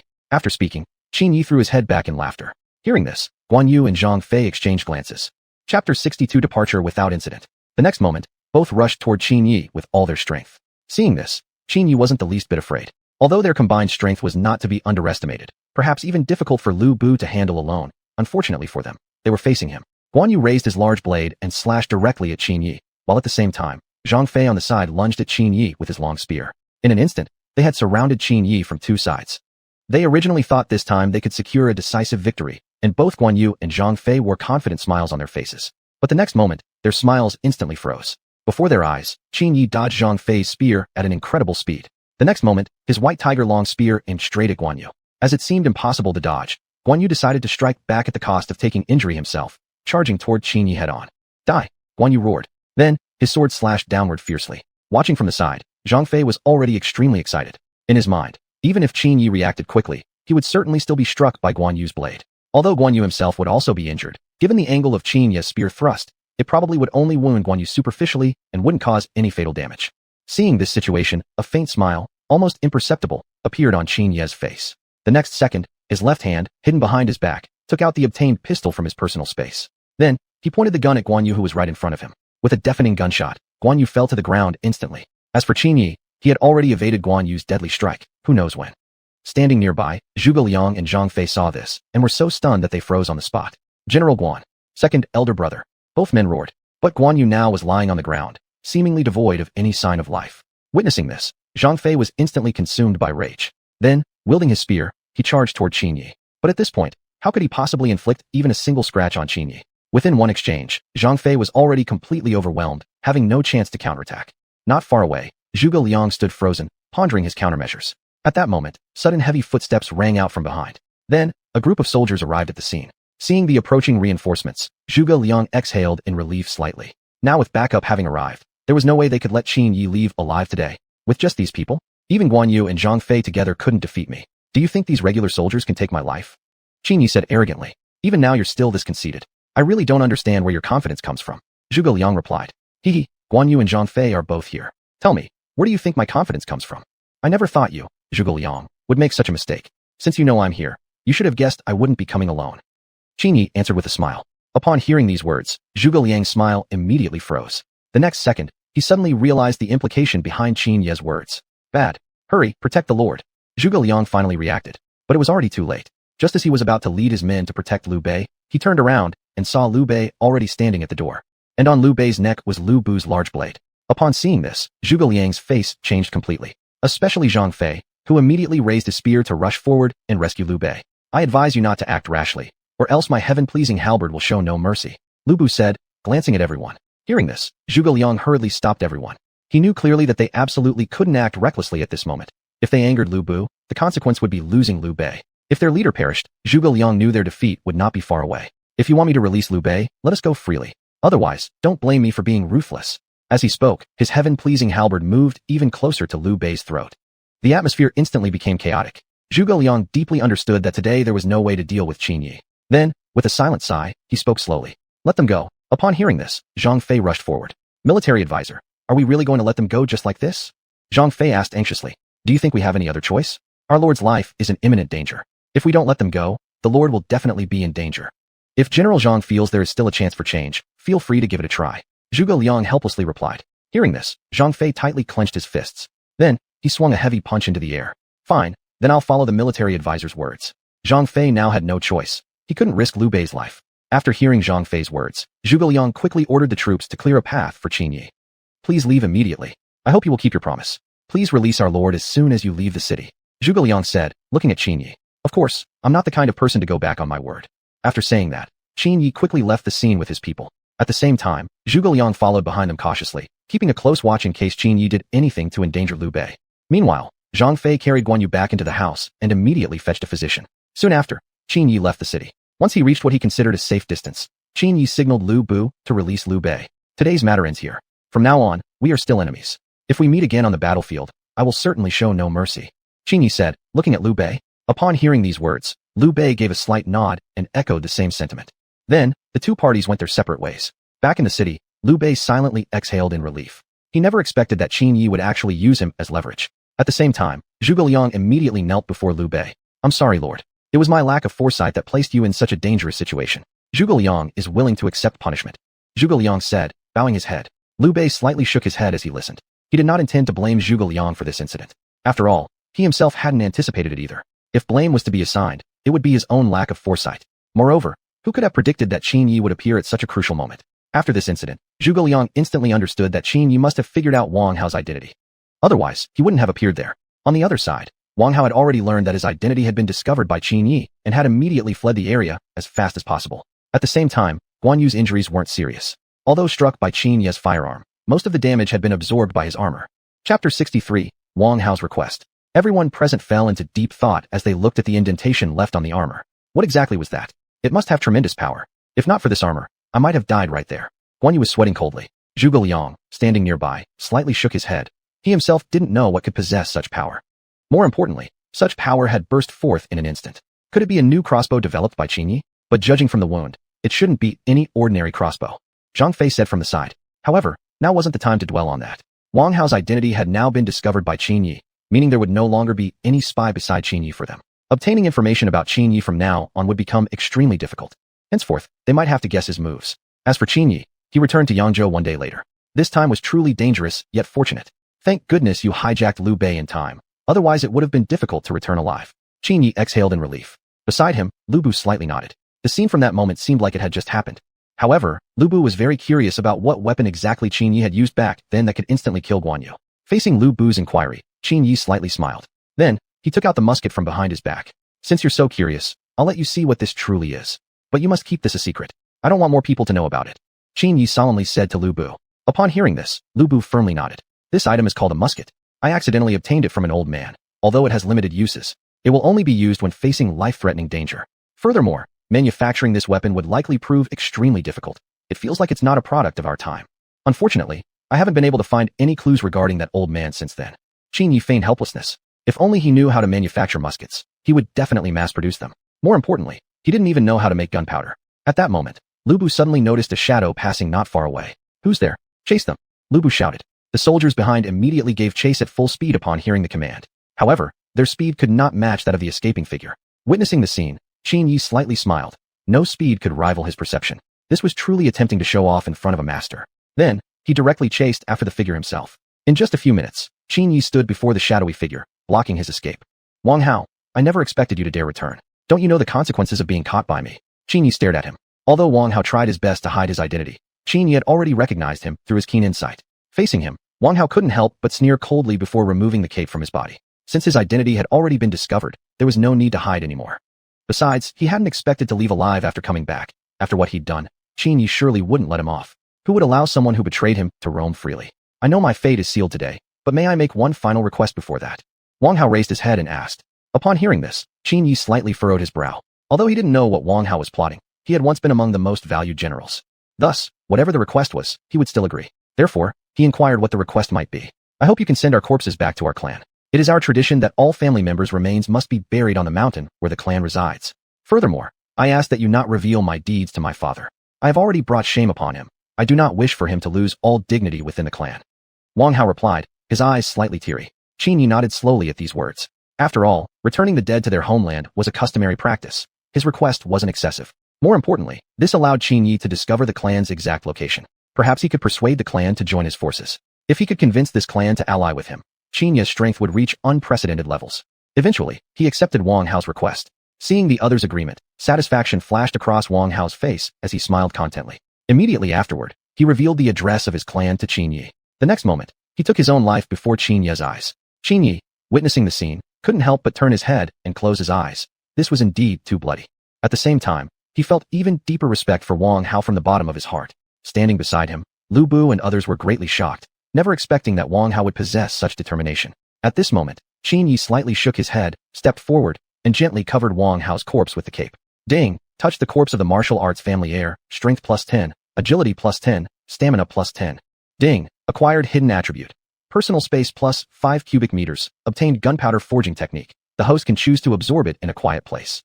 Upon hearing the attributes he had picked up, Qin Yi couldn't feel happy at all. Perhaps, it was a sense of sorrow for Wang Hao's fate. He never expected that Wang Hao was actually the heir of a martial arts family. If he had known this earlier, he would definitely not have allowed him to end his life like this. After all, once he became the heir of the family, persuading his clan to surrender might have been much easier. A few days later, according to the address given by Wang Hao, Qin Yi arrived at a mountain near the border of Yangzhou. This should be the Fenghuang mountain Wang Hao mentioned.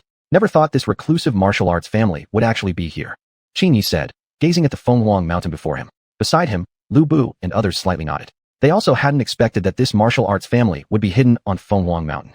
Fenghuang Mountain was quite famous within Yangzhou. On ordinary days, many commoners would climb the mountain to collect herbs. It wasn't truly isolated from the world. This made Qin Yi even more curious. What exactly was this so-called secluded martial arts family like? Afterward, he immediately climbed the mountain accompanied by Lu Bu and several other generals. However, just as they entered the dense forest, Qin Yi quickly sensed some movement nearby. Chapter 64, the clan leader appears. However, these movements were noticed only by Qin Yi, while everyone else remained completely unaware. In response, a slight smile appeared on the corner of Qin Yi's mouth. Unexpectedly, he had attracted attention so quickly. It seemed that disciples from this martial arts clan were scattered throughout the entire mountain range. But upon reflection, it wasn't difficult to understand. Their reason for being here was likely just to ensure their own safety. Soon, news about Qin Yi reached the ears of the clan leader. Have you identified the other party's identity yet? An old man with white hair asked. The disciple who had come to report shook his head slightly. Since Qin Yi was wearing a mask, there was no way to recognize his identity at first glance. However, judging by their attire, they clearly weren't ordinary people. Upon hearing this, the white-haired old man nodded slightly and signaled to keep observing Qin Yi closely. On Qin Yi's side, he had already entered deep into the forest. According to what Wang Hao said before his death, this clan is hidden deep in the woods. It's likely someone will come to stop us soon, Qin Yi said with a smile. Upon hearing these words, Lu Bu and the others quickly tightened their grips on their weapons. Although they had no ill intentions this time, they had still brought their weapons along just in case the other party mistook them for enemies. Sure enough, as Qin Yi fully entered the depths of the forest, the nearby bushes began to rustle softly. Seeing this, Qin Yi immediately stopped walking. Come out. I know you're nearby, he murmured to himself. Those hiding in the bushes, upon hearing this, looked at each other in shock. However, they didn't expose themselves to Qin Yi's view immediately. Since the other party had already sensed their presence, it proved his strength was absolutely not to be underestimated. Just to be safe, they decided to keep observing from the shadows for now. If the other party attempted anything harmful, they could still respond in time. Seeing that the other party refused to reveal themselves, a faint, barely noticeable smile appeared on Qin Yi's face. In the next moment, he pulled out the vermilion bird crescent moon bow from behind his back and quickly fired an arrow into the nearby bushes. Within just a few seconds, more than a dozen arrows flew straight toward the bushes. Those hiding in the bushes, seeing this, quickly took out their weapons to block the incoming arrows. Thus, they completely exposed their hiding spots. Standing nearby, Lu Bu and the others quickly took out their weapons and surrounded Qin Yi protectively. There's no need to be so tense. Even if they decide to attack, they won't be able to hurt me. Saying this, Qin Yi confidently walked in front of Lu Bu and the others. Don't worry. We came here with no ill intentions. We only want to return Wang Hao's body to your clan, Qin Yi said, looking toward the bushes. Upon hearing this, those in the bushes were greatly shocked. They all clearly understood who the Wang Hao mentioned by Qin Yi was. He was the eldest son of the clan leader, Wang Hao. Then, they all jumped out from the bushes. You killed Wang Hao, daring to show yourself here so recklessly. Do you not fear that we might kill you? One of them shouted angrily, pointing at Qin Yi in front of him.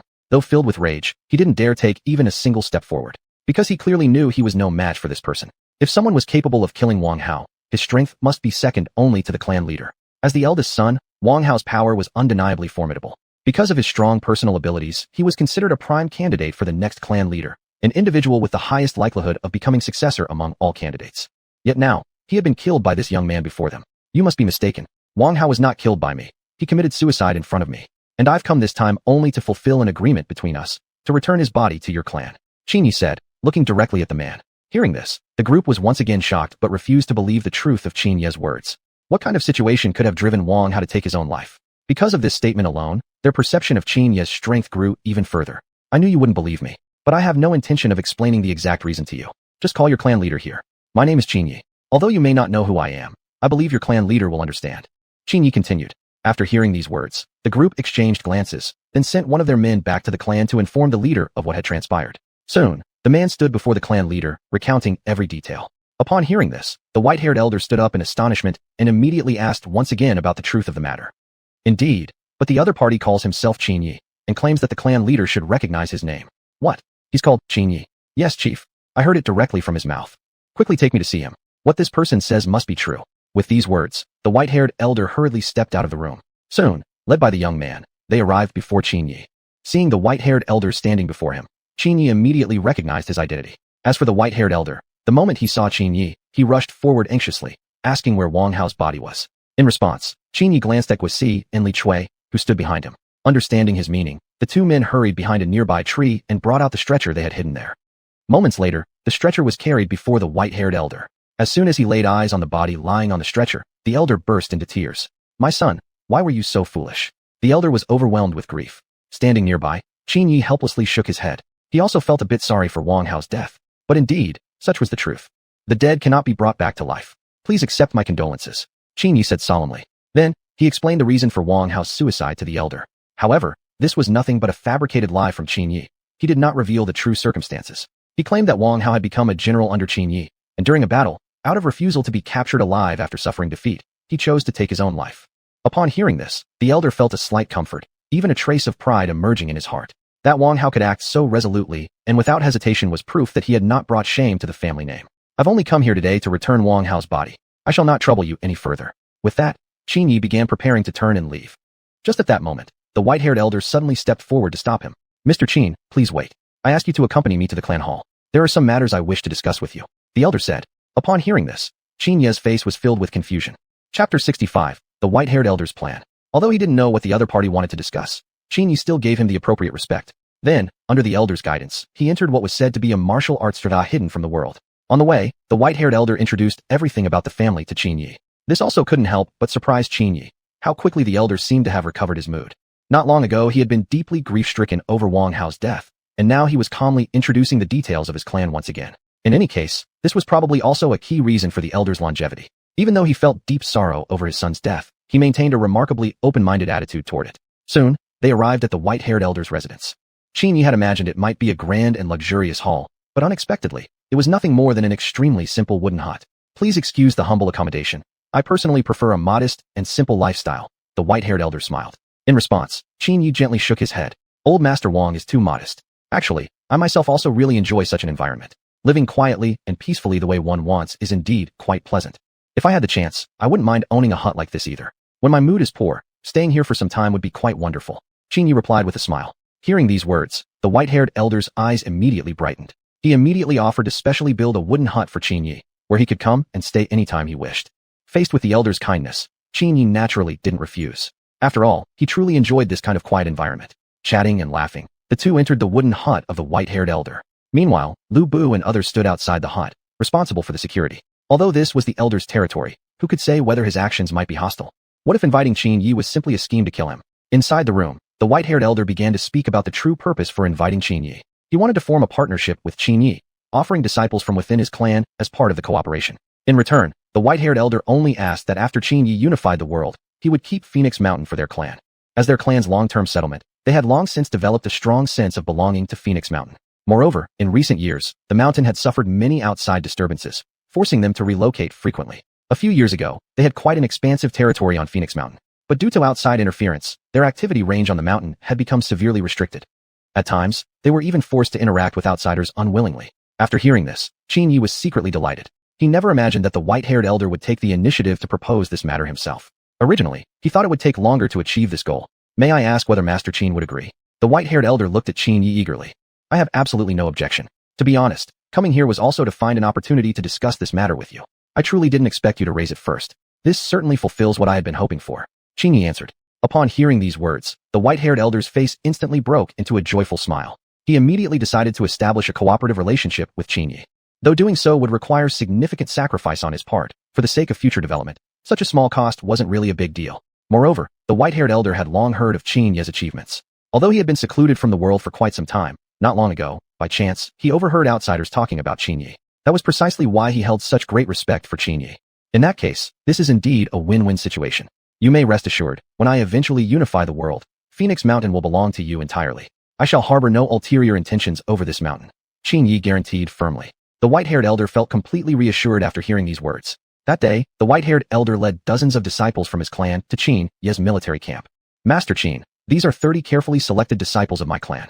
The number isn't large, I sincerely apologize. The elder looked somewhat embarrassed as he spoke to Qin Yi. It was only because the clan's development had been greatly restricted in recent years, and compared to previous years, the number of new disciples had drastically decreased.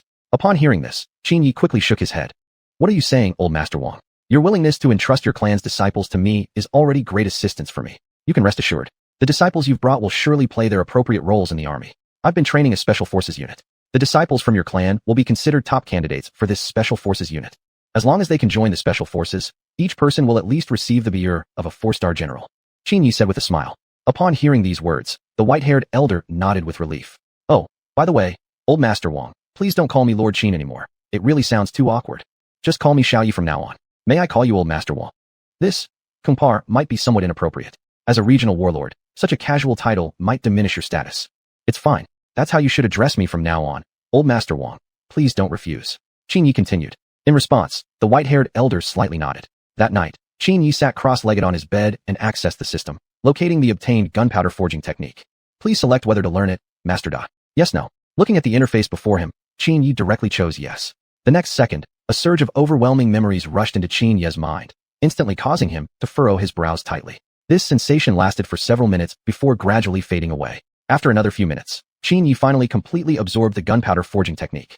With this skill, he would now be able to mass-produce firearms, and the strength of his army would increase exponentially. The addition of firearms meant that he was officially transitioning from the cold weapon era into the firearms era. While the system interface was still open, Qin Yi decided to check his attribute screen. Master, Qin Yi. Age, 18. Breakthrough count, 1.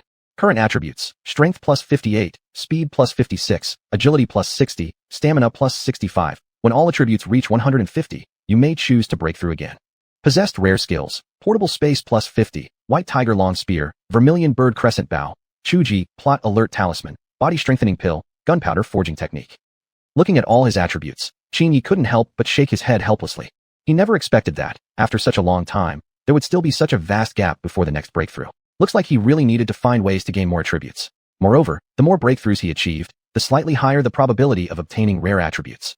Chapter 66, Qin Yi's choice. Qin Yi didn't place much importance on such negligible enhancement.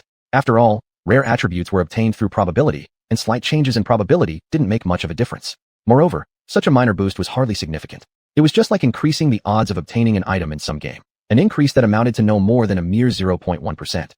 According to the current timeline, the Battle of Red Cliffs is about to happen soon. After that battle, the tripartite confrontation among the three kingdoms will become firmly established. At that time, I will finally reveal myself to the world. Qin Yi murmured quietly. The significance of the Battle of Red Cliffs was obvious. It would be the key moment for Qin Yi to establish his fame in one decisive battle. In this battle, Cao Cao would face the combined forces of Sun Lu, and the eventual outcome would be Cao Cao's great defeat and retreat northward. Most crucially, it would be Zhou Yu's fire attack at Red Cliffs that sealed Cao Cao's fate. Because of this, Qin Yi intended to warn Cao Cao in advance. If the latter refused to listen, then he couldn't blame himself for not helping. Meanwhile, Liu Bei and Sun Quan met. As long as our two forces unite, we are sure to defeat Cao Cao in this battle. Although our individual strengths aren't strong enough, if we join forces, even Cao Cao might reconsider whether to invade the south. I wonder what General Sun thinks about this. Liu Bei looked at Sun Quan as he spoke. Naturally, Sun Quan had no objection. In the current situation, an alliance was necessary. Alone, neither could resist Cao Cao's invasion. More importantly, there was a tiger like Qin Yi between them. If they didn't ally and were caught off guard by Qin Yi's sudden attack, they would have no chance of winning. At the moment, Qin Yi hadn't declared his allegiance to either side, making him an unpredictable factor. If Qin Yi chose to cooperate with Cao Cao, it would be a massive blow to their side. Thus, Sun Quan planned to seek cooperation with Qin Yi first. Even if it didn't work out, it was better to ensure that he wouldn't participate in this battle at all. Regarding this idea of Sun Quan, Liu Bei nodded slightly. This task could only be entrusted to Sun Quan. It was impossible for himself to approach Qin Yi. After all, they had just had a conflict not long ago. Going personally might mean never coming back. Sun Quan was also aware of this situation, so he didn't consider sending Liu Bei. Going himself was the best choice. There was no deep-seated hatred between Sun Quan and Qin Yi. They had so far kept out of each other's way. Meanwhile, Qin Yi had already guessed that Sun Quan would come seeking an alliance, so he had already made his preparations. The key to the Battle of Red Cliffs lay in himself. To ensure victory, Sun and Lu needed to account for someone like him. However, Qin Yi already had his own plan. He would support Cao Cao. Although it was impossible to change the inevitable defeat of Cao Cao, at least he couldn't allow it to result in excessive losses. Otherwise, the balance of the three kingdoms wouldn't last long. Once Cao Cao suffered heavy losses and couldn't recover in a short time, Liu Bei and Sun Quan would surely take the opportunity to finish him off. My lord, Sun Quan requests an audience. At this moment, Lu Bu walked in and said, quickly show him in. Qin Yi smiled.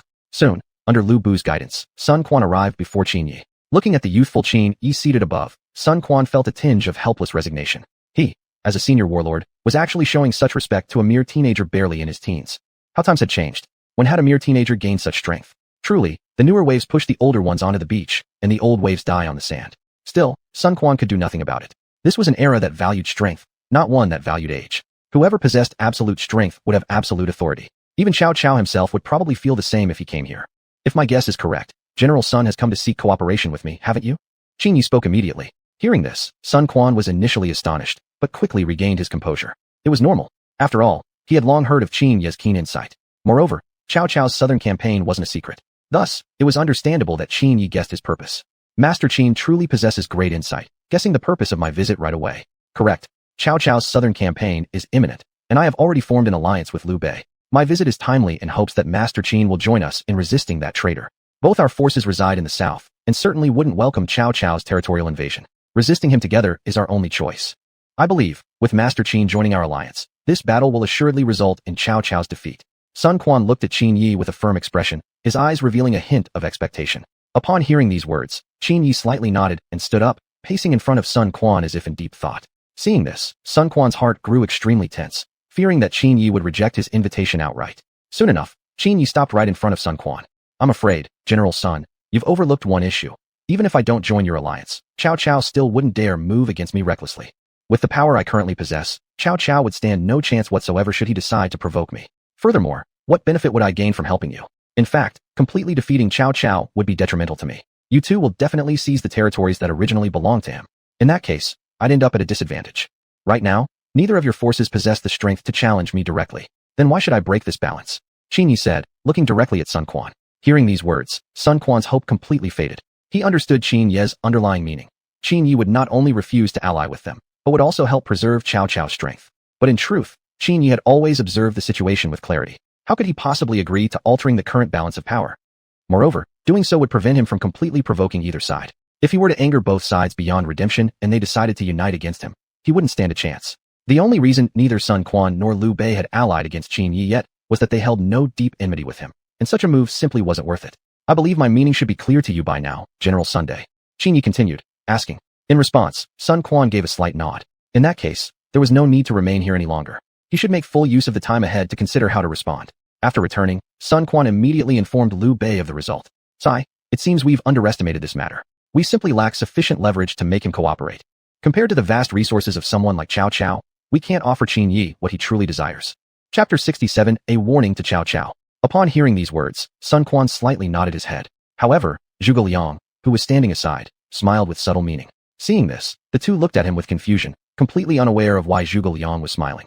Zhuge Liang glanced toward Zhou Yu beside him. My lords, Zhuge Liang explained, there's no need to worry about Qin Yi. I believe he won't openly assist Cao Cao. At most, he might secretly help resolve some issues for him. If Qin Yi intends to maintain the current situation, he definitely won't show favor to any side, as doing so wouldn't bring him any benefits. Based on my understanding of Qin Yi, he also covets Cao Cao's territory greatly. If he wanted to conquer Cao Cao's land, he certainly wouldn't allow Cao Cao to develop too much affection toward him. To do otherwise would make it impossible for him to get what he wants. Cao Cao would also end up hating Qin Yi completely, receiving assistance from him while simultaneously suffering harm. My lords, do you think Qin Yi would stoop to such underhanded actions? Zhuge Liang concluded. After hearing this reasoning, Liu Bei and Sun Quan immediately fell into thought. Indeed, considering Qin Ye's personality, he would never engage in such dishonorable acts. To get what he desires, one must never completely alienate any party. Thus, perhaps their worries were excessive. Standing aside, Zhou Yu nodded with a smile. On this matter, he and Zhuge Liang shared a certain understanding. More importantly, the two of them had observed the stars at night and predicted the weather several days ahead. In a few days, a strong east wind would blow over Chibi, and Zhou Yu planned to use this favorable wind to set Chibi ablaze. If everything proceeded smoothly, this would establish the foundation for their victory, and Cao Cao would be severely weakened, retreating northward. Upon hearing this strategy, Liu Bei and Sun Quan exchanged knowing smiles. Moreover, Cao Cao will surely lead his troops down the Yangtze River. Zhou Yu continued. I am willing to lead 30,000 elite soldiers to intercept him. Additionally, we can then. After listening to this entire plan, Liu Bei and Sun Quan felt complete confidence in victory at the upcoming Battle of Chibi. Soon, Cao Cao indeed marched southward along the river. Meanwhile, Zhou Yu led his 30,000 elite troops to intercept. Facing Zhou Yu's mere 30,000 troops, Cao Cao instantly felt he was being underestimated. He commanded 200,000 troops, yet the enemy had only sent 30,000 to block him. Such confidence seemed excessive. Cao Cao immediately engaged Zhou Yu in fierce battle. At the same time, seeing the timing right, Zhuge Liang led his troops to launch a surprise attack from behind, hoping to deliver a decisive blow. However, he still underestimated Cao Cao's strength, which quickly stabilized the battlefield. Cao Cao solidified the front line at Chibi and launched attacks based on terrain advantages. As for Qin Yi, he arrived in the area early and chose to observe the fight from afar. It was still not the time for him to act yet. His goal was to warn Cao Cao before Zhou Yu burned Chibi, causing Cao Cao to withdraw early. Looking at the battle before him, Qin Ye's eyes were filled with greed. Such a large-scale war would undoubtedly offer many opportunities to absorb attributes. Perhaps, even some rare attributes might be obtainable. Although the probability of obtaining rare attributes was low, With so many corpses on the battlefield, surely a few rare ones could be picked up. Very soon, the fighting reached its peak. It's time for us to move. Come with me to Cao Cao's camp. Saying this, Qin Yi left with Zhang Lo. Soon, they arrived outside Cao Cao's military camp. Go tell Cao Cao that Qin Yi requests an audience, Qin Yi said to the guards. Upon hearing this, the guards hurriedly rushed to Cao Cao's tent. They naturally knew of Qin Yi's reputation, someone not to be offended carelessly. Inside the tent, Cao Cao was about to change clothes when he received the news of Qin Yi's visit. He didn't even bother to put on his outer robe before rushing out of the tent. Very soon, he saw Qin Yi standing outside the camp. Mr. Qin, I knew you would come eventually. Please, come inside quickly, Cao Cao said respectfully. Qin Yi noticed Cao Cao was still in his undergarments and inwardly chuckled.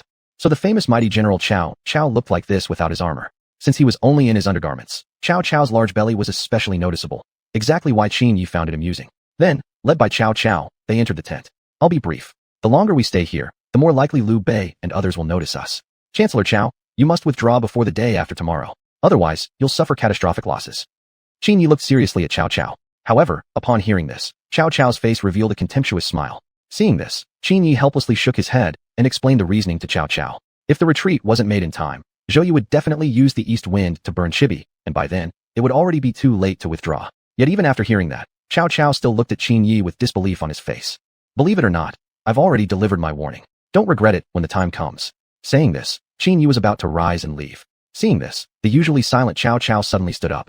Since Mr. Qin has come, why in such a hurry to leave? As the words fell, in the next moment dozens of soldiers and several generals rushed in, surrounding Qin Yi and Zhang Lo completely. Chancellor Cao, why are you doing this? Why? Today, I certainly won't allow you to leave alive. Ha. I'm afraid I won't be able to fulfill Chancellor Cao's wish. Why don't you take a look around? A smile appeared on Qin Yi's face. Hearing this, Cao Cao hurriedly stepped onto the deck and looked around. Cao Cao's fleet was moored near a mountain, and on the mountain stood a dense crowd of people. Seeing this, Cao Cao was instantly startled and finally understood why Qin Yi had dared to come fearlessly into his camp. Sure enough, he had come fully prepared. It seemed impossible to capture Qin Yi this time. Tell me, do you think I can leave here alive today? Qin Yi looked disdainfully at Cao Cao as he walked in. Upon hearing this, Cao Cao helplessly shook his head.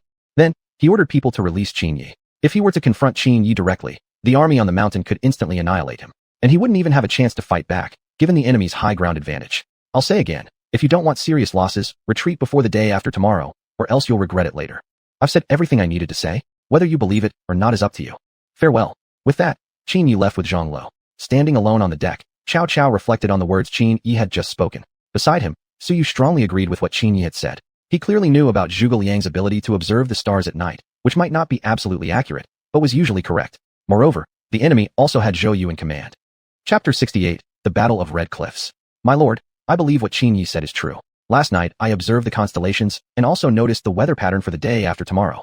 Although I can't be entirely certain, if Zhuge Liang knows about this, he might really launch a fire attack on our fleet. Su Yu said. Hearing this, Cao Cao slightly nodded. How could he not understand this logic? However, withdrawing now would be such a great loss. He had mobilized a huge army and marched south precisely to secure a foothold here. Now, not only had he failed to achieve his goal, but had to retreat. It was truly unbearable. Still, Cao Cao had to admit he had no other choice. He couldn't risk the survival of hundreds of thousands of soldiers. If Zhuge Liang didn't conduct a fire attack, then it would be fine, but once a fire attack was launched, he would regret it too late. Nevertheless, before retreating, something must be done. Coming all the way here and leaving just like that was simply too much to bear. Therefore, Cao Cao ordered a surprise attack on Zhou Yu's forces. Since he had already decided to retreat, he must at least gain something from this. Zhou Yu, taken completely off guard by Cao Cao's sudden assault, suffered heavy losses, several thousand soldiers, but fortunately responded quickly and stopped further damage. Seeing the triumphant look on Cao Cao's face, Zhou Yu became even angrier. If only he could act freely now. He genuinely wanted to confront Cao Cao head-on. In a real battle, perhaps he wasn't necessarily inferior to Cao Cao. Although Cao Cao had 200,000 troops, Zhou Yu's own 4,000 were all elite soldiers, each one capable of taking on 10 men. Report. Chancellor, Sun Quan and Liu Bei are here to see you. Just then, the self-satisfied Cao Cao heard this outside. Upon hearing this, he put on his armor and went out to meet them. Liu Bei, upon first seeing Cao Cao, immediately started praising him, saying he was nothing less than a chosen one. Now possessing vast territories in the north with hundreds of thousands of troops under his command, his power was indeed awe-inspiring to them. Chancellor Cao, today we came to negotiate peace with you. We understand we are no match for you, and have specially come to surrender, hoping you will grant us a path to survival.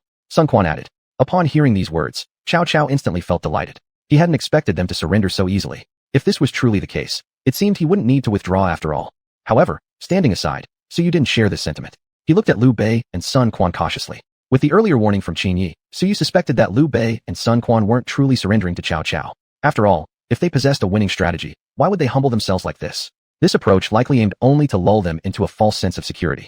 Therefore, Su Yu gently tapped Cao Cao on the shoulder, reminding him not to relax his vigilance. But Cao Cao ignored Su Yu's warning and continued happily negotiating with Liu Bei over terms for withdrawing his troops. Witnessing this, Su Yu helplessly shook his head. Unknowingly, however, this was just Cao Cao's ploy. He wanted to give Liu Bei the impression that he had indeed let his guard down before delivering a big surprise 2 days later. Well then, it's settled. When I return, I will immediately withdraw my forces from the nearby cities. I do hope Chancellor Cao honors your promise. Naturally. Cao Cao would never do such a disgraceful thing. After those words, Liu Bei and Sun Quan rose and left. Returning to their camp, they couldn't help but burst into laughter, surprised that Cao Cao had actually believed their act. Zhuge Liang, upon learning the news, also felt pleased. Thanks to his clever plan, Cao Cao had completely lowered his guard. Thus, the plan for 2 days later would surely proceed smoothly. Back on Cao Cao's side, the next night under the cover of darkness, he quietly evacuated Red Cliffs, leaving all the ships on the water empty. Meanwhile, Liu Bei's side remained completely unaware and continued preparing for the fire attack on Red Cliffs the next day. On the day of execution, Qin Yi secretly arrived at Cao Cao's fleet. Upon seeing that the ships were completely deserted, a satisfied smile surfaced on his face. Yet, deep in his heart, Qin Yi knew that Cao Cao's army had not fully retreated but had left scouts nearby to observe whether Liu and Sun's coalition would proceed with the fire attack. At this, Qin Yi couldn't help feeling somewhat sorry. Such good ships were going to burn. It truly made him feel reluctant. But in order to successfully accomplish his objective, he had no choice but to leave. After all, those ships would eventually be his anyway. That afternoon, a strong gust of wind suddenly rose. Within less than an hour, the wind became increasingly fierce. Seeing the favorable condition, Zhou Yu gave the order to launch the fire arrows. The next moment, one ship was set ablaze. Then 2, 3, 4. In less than 2 hours, Cao Cao's entire fleet was engulfed in roaring flames. At this moment, the scouts left by Cao Cao turned around and departed. It seems Qin Yi was right. I never imagined they really dared to launch a fire attack. Cao Cao was overjoyed upon hearing the news. Although he had lost his entire fleet, he had managed to preserve his troops, which made it a matter of both loss and gain. The great fire raged continuously for a full day and night before finally extinguishing. As soon as the flames died down, Liu Bei sent men to the site to search for Cao Cao's body. However, they failed to find any trace of Cao Cao's corpse and instead received a shocking report that stunned everyone present. What? You're saying Cao Cao escaped? Did you find any corpses from Cao Cao's army at the scene? Liu Bei asked, astonishment written all over his face. Reporting, Chancellor, we found no bodies among the wreckage, just as if they had vanished into thin air. The soldier replied, report, we have discovered massive footprints along the riverbank 5 miles away. Judging by the scale, there must be no fewer than 100,000 men. My guess is that Cao Cao's army abandoned the ships before we set the fire. Another soldier hurried in to report. Upon hearing this, Liu Bei instantly felt his legs go weak, and he collapsed into the chair behind him. Chancellor, I'm fine. But why? Could Cao Cao have somehow learned of our plan in advance? Liu Bei asked weakly. There was no answer. The place fell into complete silence. This silence lasted for about half an hour before being broken by a sudden, from Zhuge Liang. I suspect it must have been Qin Yi who warned Cao Cao in advance. That day, Qin Yi, having been invited by Cao Cao, arrived at the city where Cao Cao was stationed. Thank you, Master Qin, for your assistance. Without your help, my 200,000 troops might have been burned to ashes by Zhou Yu. Cao Cao said with a smile. Upon hearing this, Qin Yi smiled and nodded. Then he asked how Cao Cao had considered the conditions he had proposed. At this, Cao Cao's expression slightly stiffened. Although he had preserved his army, the cost had not only been the loss of the entire fleet, but also the ceding of 5 cities to Qin Yi as a token of gratitude. All in all, he had not truly gained anything. He had actually suffered a loss. In this battle of Red Cliffs, it was truly Qin Yi who had come out on top. Chapter 69, A Different Qin State. However, Cao Cao had no choice but to accept this outcome. After all, he had already agreed to Qin Yi's conditions. Looking at the 5 cities that originally belonged to him being handed over to another, Cao Cao couldn't help but feel a pang of regret.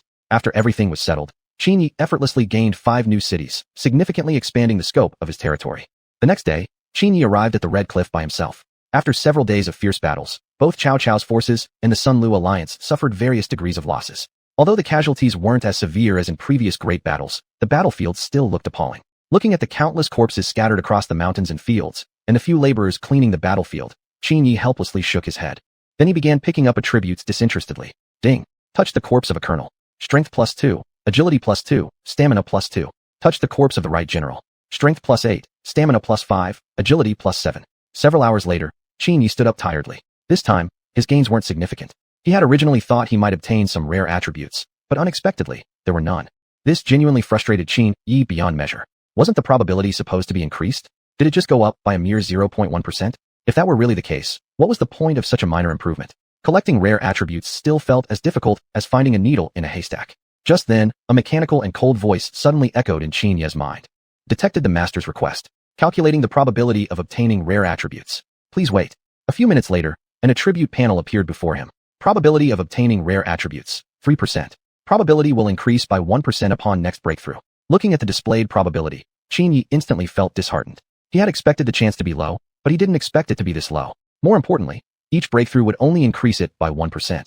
So minimal an increase. Was it meant to mock beggars? Moreover, the previously gained probabilities weren't low at all. He had even obtained 2 rare attributes in a single day. For this, the system also provided an explanation. Since the master had just arrived in this era initially, the probability of obtaining rare attributes was set at 10%, only valid for 6 months. Note: after each breakthrough, the probability will stay at 10% for 7 days. Seeing this, Qin Yi felt somewhat better. So that was the beginner's protection period. It looks like I'll have to collect attributes quickly during the 7 days after the next breakthrough. It's quite inconvenient. Qin Yi murmured silently. Afterward, he headed back. The attributes he picked up this time brought him within just 50 points short of breaking through. Probably, after the next pickup, he would be able to level up. Back in his room, tired all over, Qin Yi threw himself directly onto the bed. At that moment, Sun Xiangxiang suddenly walked in. She wanted to ask about her brother Sun Quan's situation. Facing Sun Xiangxiang's inquiry, Qin Yi smiled and sat up. Don't worry, Sun Quan isn't in any danger now. After some time passes, I'm sure you two will be reunited. Qin Yi said, looking at Sun Xiangxiang with a smile. Upon hearing this, Sun Xiangxiang's face immediately lit up with joy. This was also part of Qin Ye's next plan, to pacify Sun Quan under his banner during this opportunity. Sun Quan's Wu state currently was the weakest among the 3 kingdoms. To preserve himself, he certainly needed to ally with a stronger side. Meanwhile, Qin Yi had already decided to establish his own country. Now that the 3 kingdoms had formed a tripartite stalemate, it was time for him to reveal his presence publicly. Xiangxiang, let me ask you something. Do you think the name you state sounds nice? Qin Yi asked. Upon hearing this, Sun Xiangxiang looked up and pondered briefly. I think it doesn't sound very nice. Why not name it after your own surname? I think the name Qin State sounds great.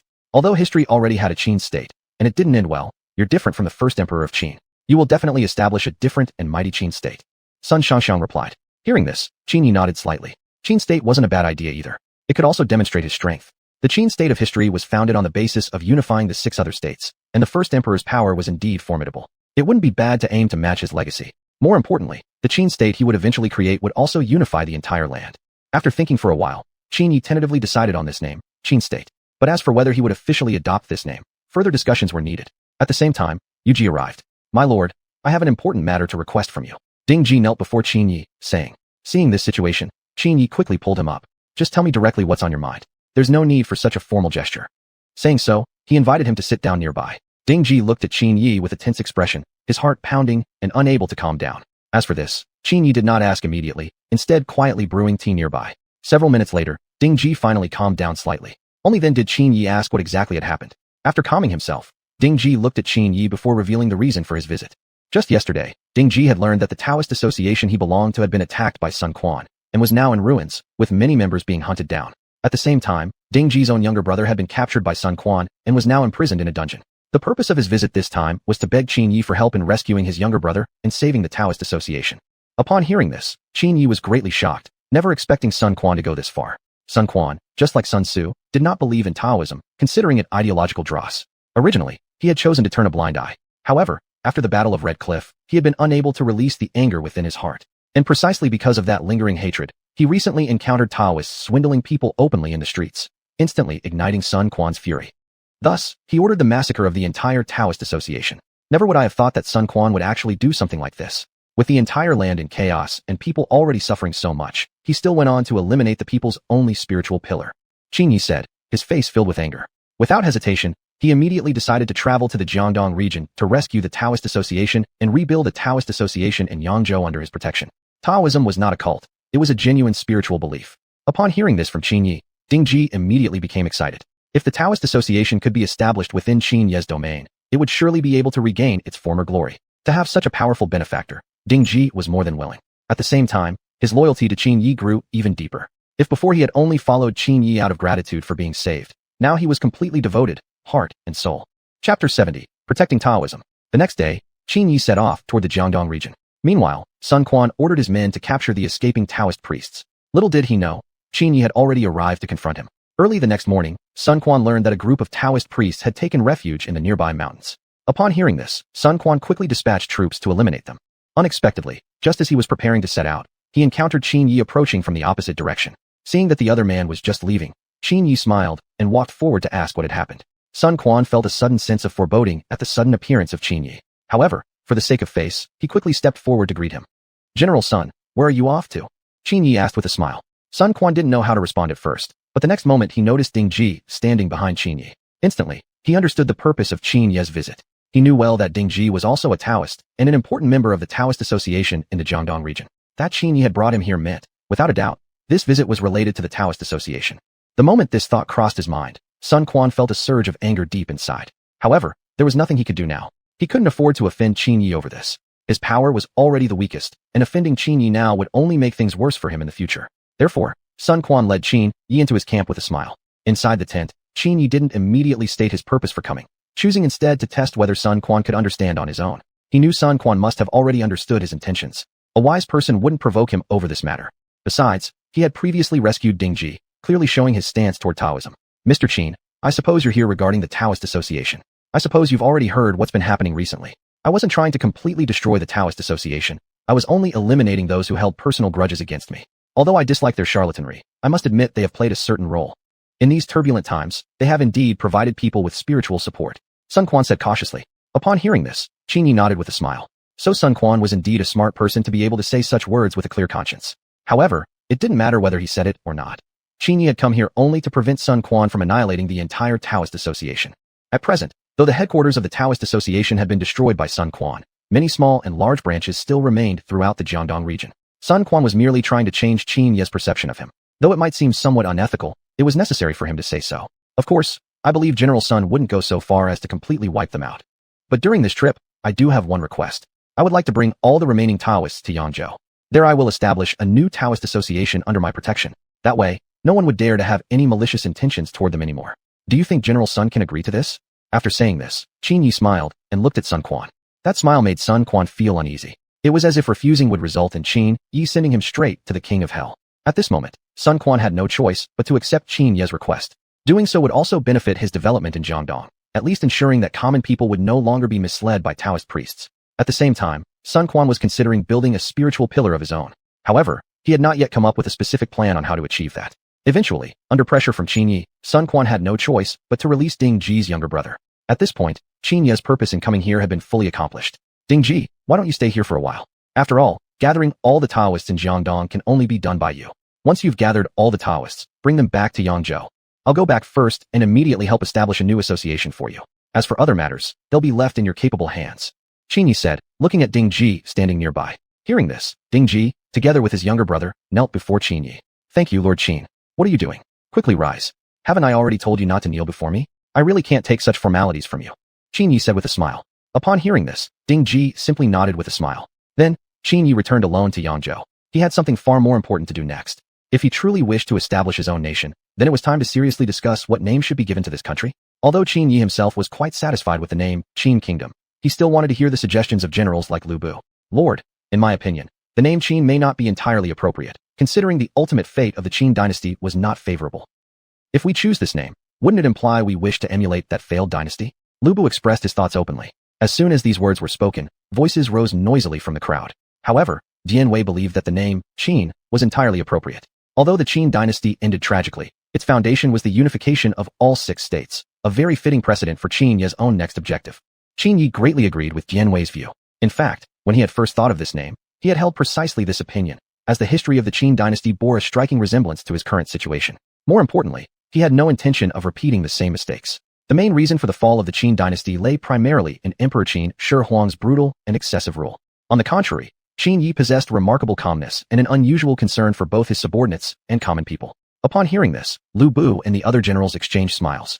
In that case, we agree with our Lord's choice.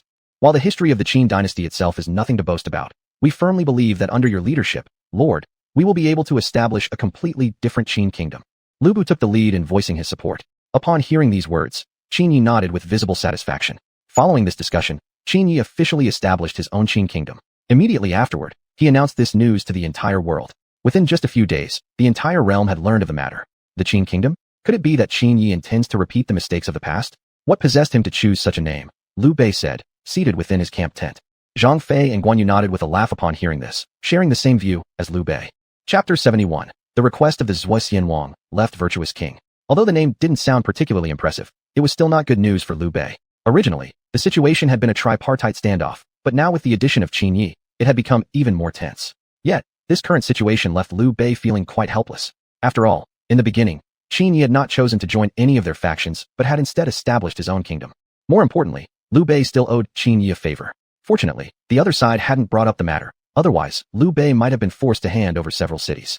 Although that was the case, this issue still remained a knot in Liu Bei's heart. Lord, I believe we should proactively demonstrate goodwill toward Qin Yi.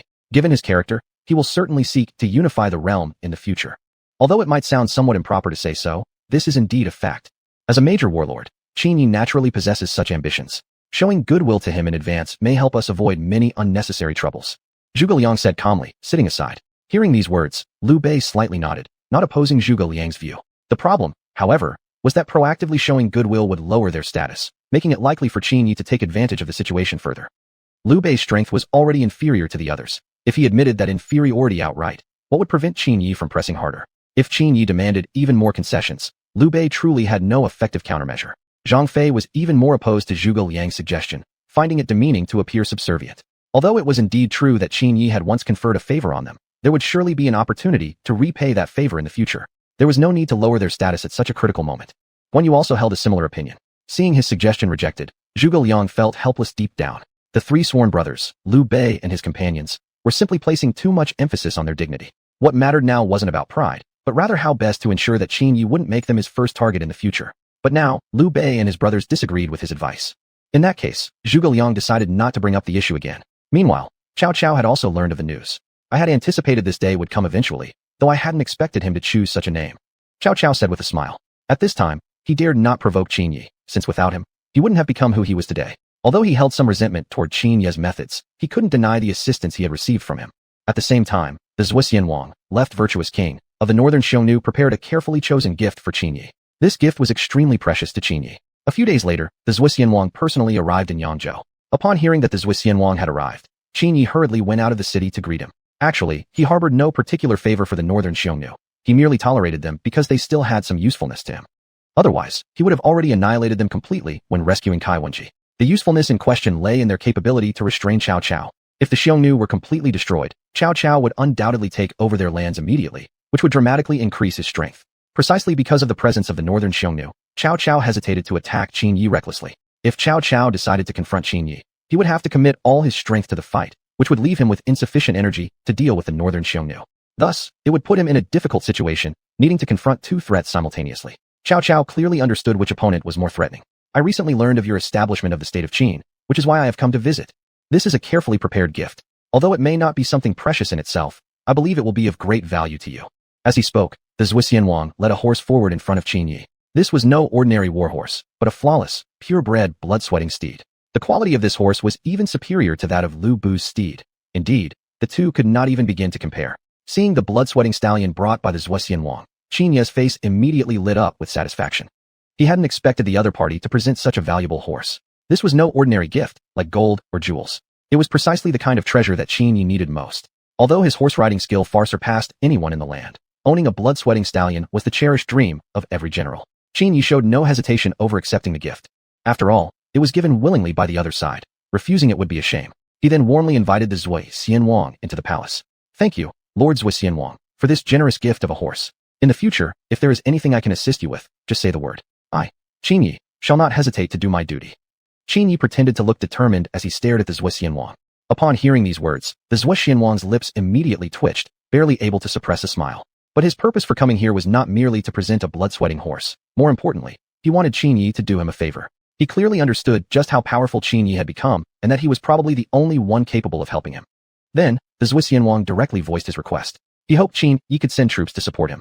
Not long ago, the Zhuxian Wang had been attacked by enemies from even farther north. Because the climate in the far north was much colder, his troops simply couldn't adapt to the environment. Facing the invaders, they were practically helpless. Even more importantly, the enemy's military strength seemed to surpass his own. In this way, the enemy seemed to possess all the advantages of timing, terrain, and popular support, which placed the Zhuxian Wang at a serious disadvantage. The only one capable of countering them might just be Qin Yi. I see. I never imagined there would be forces unknown to us even farther north.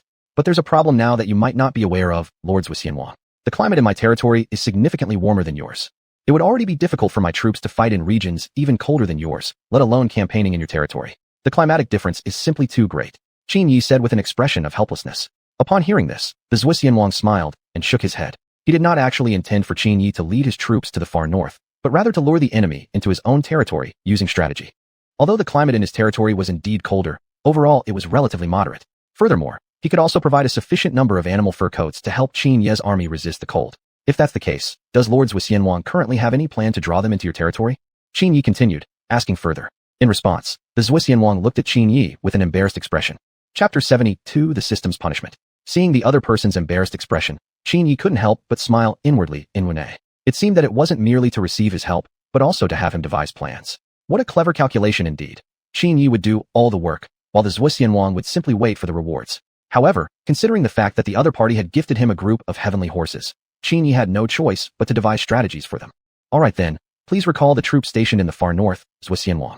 That way, they can easily advance south. As long as they choose to move south, I can guarantee that we will inflict heavy damage on them. At that time, you can still reclaim the lost territories. Qin Yi said. Hearing this scheme, the Zhuxianwang was momentarily at a loss for words. If that was done, wouldn't it be surrendering the territory to others? Although he didn't doubt Qin Ye's ability to reclaim the land, such an action was indeed too risky. More importantly, what if the enemy saw through this plan and refused to advance south? In that case, not only would the territory be lost, but he would also owe a favor to Qin Yi. Seeing the hesitation in Zhuxianwang's eyes, Qin Yi shook his head. Don't you trust me yet? I can assure you they will fall into our trap. Even if our plan fails, I will do my utmost to help you reclaim the lost lands. Qin Yi continued, and his confidence lay merely on a gamble. He was betting that the enemy wasn't smart enough. After all, the enemy facing the Zhuxianwang might be from Siberia. In modern times, Siberia belonged to Russia. Known as the nation of warriors, how could they possibly pass up such a great opportunity? They were famously a warlike people, thinking with only one word in mind: attack. They didn't care about tactics or anything else, just charging in headfirst. Hearing these words, the Zhuxianwang finally got rid of his inner concerns. Since Qin Yi had given such a guarantee, what was there to doubt? Even based on his current strength, defeating this enemy wouldn't require his full effort. The Zhuxianwang had been fighting against them for quite some time and had somewhat figured out their battle style. Just as Qin Yi thought, every time they confronted him, they charged recklessly with no tactics whatsoever. Perhaps, they were just a savage tribe. Yet, it was precisely this savage tribe that kept the Zhuxianwang busy. Alright then, after I return, I will immediately withdraw from the northern territories. Please, Lord Qin, send your troops as soon as possible. Once this trouble is resolved, I will definitely reward you greatly. The Zhuxianwang clasped his fists and said respectfully. Hearing this, Qin Yi nodded with a smile. Don't worry, give me 10 days. In 10 days, I will definitely arrive with the army. Qin Yi replied. The next day, the Zhuxianwang departed from Yangzhou. Once the other party had left, Qin Yi immediately ordered Lu Bu to assemble the troops. Although he had estimated 10 days to prepare, that was just a rough guess. What if there were any problems during the march? Wouldn't that be breaking his promise? One day later, Qin Yi personally led his army toward the northern Xiongnu territory. At the same time, the Zhuxianwang was still on his way back. The long journey made Qin Yi feel very frustrated. Although he had been here for more than 2 years, he couldn't help but complain about such a long distance. Thinking about the transportation of modern times, Qin Yi couldn't help but have the urge to return. Ding. Detecting your desire to return to the future, punishment will be applied. What? Punishment? Hearing this, Qin Yi froze in shock. The next second, a lightning bolt struck directly at his feet. Everyone nearby, including Qin Yi himself, was startled by the sudden bolt. My lord, are you alright? Lu Bu rushed to ask beside him. Hearing this, Qin Yi slightly shook his head. What the hell? Can't you play a little harder? Why didn't you strike me directly with that lightning? Damn system, are you determined to kill me? Qin Yi cursed internally. Just then, the system voice echoed in his mind again. Warning. Please do not entertain any thoughts of returning to the future. Failure to comply will result in even harsher punishment. Punishment will be random. The next time, it may not just be lightning. This was just a warning. We hope the host will abide by the rules.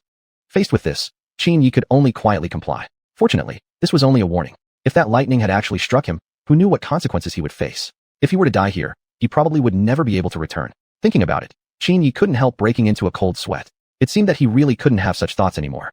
The generals standing nearby were also puzzled. Why had lightning suddenly struck on such a clear day? And it just happened to strike right beside Qin Yi. Thankfully, it hadn't hit the Lord himself. Judging from the power of that lightning bolt alone, their leader could have been killed on the spot.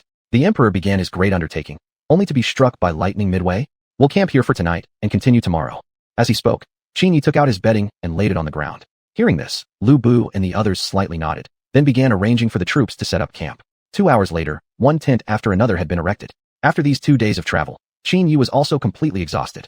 Although he had undergone system enhancements, and his physical condition had long surpassed ordinary people, prolonged travel still made him somewhat unable to bear it. Meanwhile, Zhuxianwang successfully returned to his main base. Early the next morning, he began taking action according to the original plan.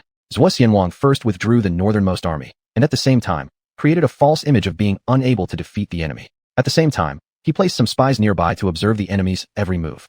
Sure enough, as soon as they retreated, the enemy occupied a city in the afternoon that same day. Then, they sent troops to capture 2 more nearby cities one after another.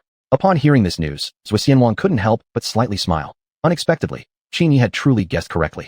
These people really had no strategic thinking skills at all, failing to detect such an obvious trap. Even more importantly, after capturing the cities, they even planned to launch further attacks against Zhuo Xianwang's forces. But at this point, they had already advanced deep into Zhuo Xianwang's territory. Chapter 73 Zhonglu. Half a month later. Thank you, Mr. Qin, for your assistance. From now on, you shall be our honored guest of the Xiongnu. Anyone from the state of Qin will be warmly welcomed hereafter. The Zhuo Xianwang looked at Qin Yi with excitement.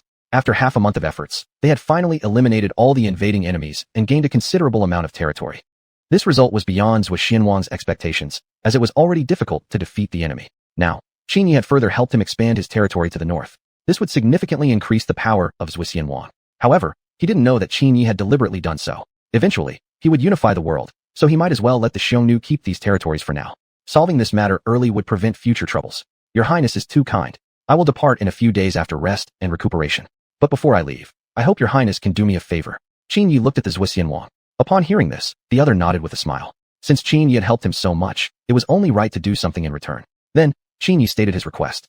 He wanted the Zhuo Xianwang to send troops to harass Cao Cao's borders half a month later, thus diverting Cao Cao's attention away from himself. After all, the state of Qin might already be drawing hostility from the other 3 states, and if they united against him, it would be challenging. Although Qin Yi was not afraid of their alliance, fewer troubles were better. As long as the Zhuo Xianwang could tie down Cao Cao, it would significantly reduce the pressure on his side. Currently, the only person whose power rivaled his was Cao Cao, while the states of Shu and Wu were less of a concern. Moreover, Qin Yi was fully aware of the power gap between the Zhuo Xianwang and Cao Cao, and did not intend to have them engage in a decisive battle. If Cao Cao were to defeat the Zhuo Xianwang, it would become even more difficult to attack him in the future. Even though the region of the Xiongnu was sparsely populated and economically backward, if Cao Cao seized such a large territory, the consequences would be severe. Upon hearing this, the Zhuo Xianwang confidently patted his chest. Don't worry, leave this to me. Although I may not be able to confront Cao Cao directly, I have plenty of ways to harass and trouble him. Zhuo Xianwang said with a smile. Seeing his confidence, Qin Yi simply smiled without responding. Confidence was not a bad thing, but overconfidence could lead to serious consequences. But it didn't matter much, as the Zhuo Xianwang knew his own limits and clearly understood the disparity between himself and Cao Cao. If Cao Cao wanted to, he definitely had the strength to eliminate the Xiongnu. The reason why the Xiongnu had survived for so long was only because Cao Cao was focused on dealing with him. Back in Yangzhou, Qin Yi lay on his bed with nothing to do. Now, there was practically no pressure on him. Indeed, how lonely it was to be invincible. At the same time, Cao Cao was preparing to lead his troops to attack Zhonglu. Ding! Cao Cao plans to attack Zhonglu. The host can choose to go and stop him, and bring Zhonglu under his command. At this moment, the voice of the system appeared in Qin Yi's mind. Upon hearing this, Qin Yi quickly sat up from the bed, excitedly realizing that he would have another opportunity to gain some attributes. The next breakthrough was approaching. As long as he could acquire enough attributes, the following 7 days would be a high probability period. Thinking of this, Qin Yi immediately summoned Lu Bu and others. Zhang Lu was a warlord who occupied the Hanzhong region in the late Eastern Han Dynasty. I didn't expect Cao Cao to choose to attack him. If Cao Cao defeats Zhang Lu, he can easily advance directly into our territory, which makes this battle very necessary. Lu Bu said with a serious expression. Hearing this, Qin Yi slightly nodded. He had just looked up Zhang Lu's identity background on the system, and hadn't expected Zhang Lu to be entrenched in Hanzhong. No wonder Cao Cao had chosen to attack him. As for Qin Yi himself, he only knew the big events of the Three Kingdoms period, but not much about these minor characters. Had it not been for the system's reminder, he probably wouldn't know about Cao Cao's brewing plot. At the same time, the Chuji plot warning talisman in the personal space quietly disappeared.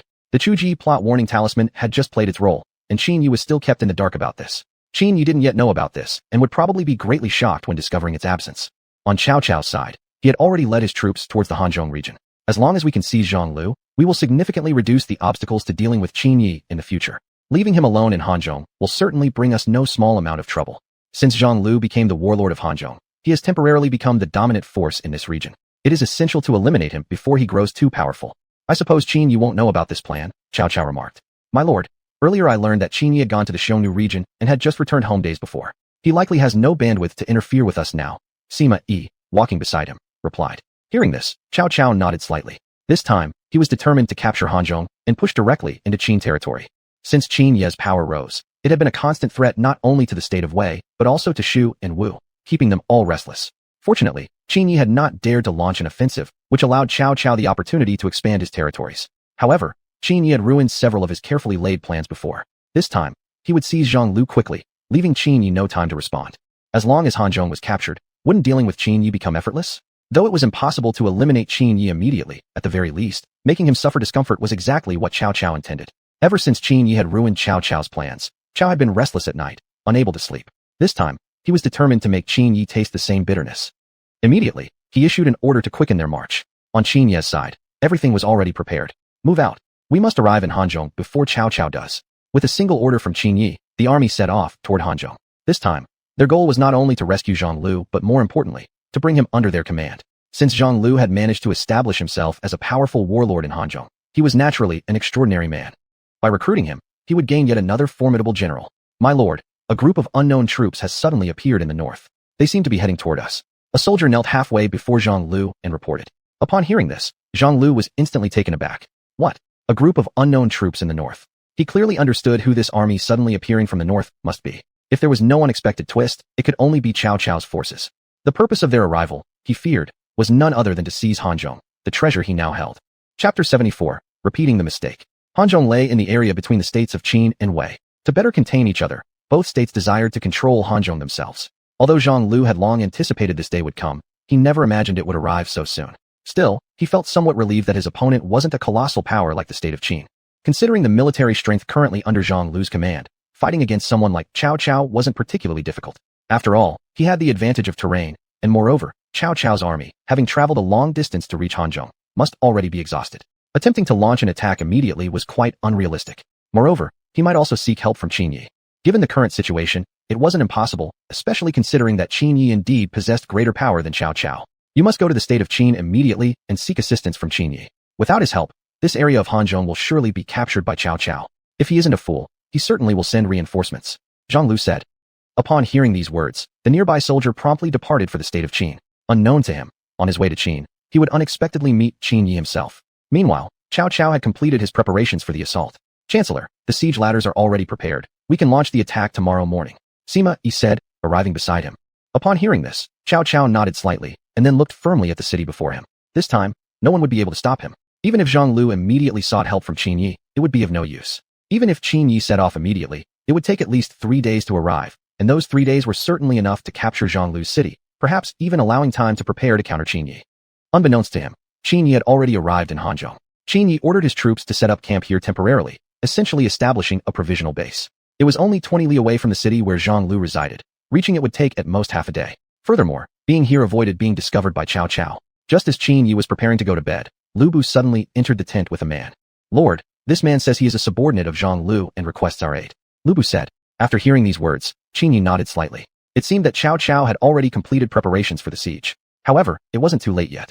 Based on the current time, Cao Cao would have to wait until tomorrow morning to launch the attack. Then, Qin Yi helped the man to stand. You will take me to see Zhang Lu. There are matters I need to discuss with General Zhang. Qin Yi told the man. Hearing this, the man nodded slightly. He knew clearly of Qin Yi's capabilities and trusted that he wouldn't do anything harmful to Zhang Lu. Then, he led Qin Yi into the city. Late at night, with the cover of darkness, the two secretly entered the city. At this time, Zhang Lu, unable to sleep from anxiety, was aimlessly walking in the back garden. Although he had already made preparations against Cao Cao, he estimated that he could resist for no more than 2 days. 2 days later, if the reinforcements still hadn't arrived, he would have no choice but to surrender to Cao Cao. And this was the very scenario that Zhang Lu least wished to see. After all, he had witnessed firsthand Cao Cao's ruthless and cruel behavior. Surrendering to him already spelled his own fate. Qin Yi was currently the most outstanding lord, not only possessing exceptional calmness in analyzing battle situations beyond an ordinary person's capacity, but also highly valuing talents. He was the kind of lord everyone wished to follow. At that moment, a noise suddenly came from the surroundings. Who is there? Zhang Lu observed the area seriously. General Zhang, it's been a while. Hope you are well. Qin Yi said as he walked out from the darkness. Upon seeing Qin Yi's face, Zhang Lu was instantly astonished, staring at the unexpected arrival. How could he be here? Besides being shocked, he was more confused. However, upon seeing the man behind Qin Yi, he immediately understood.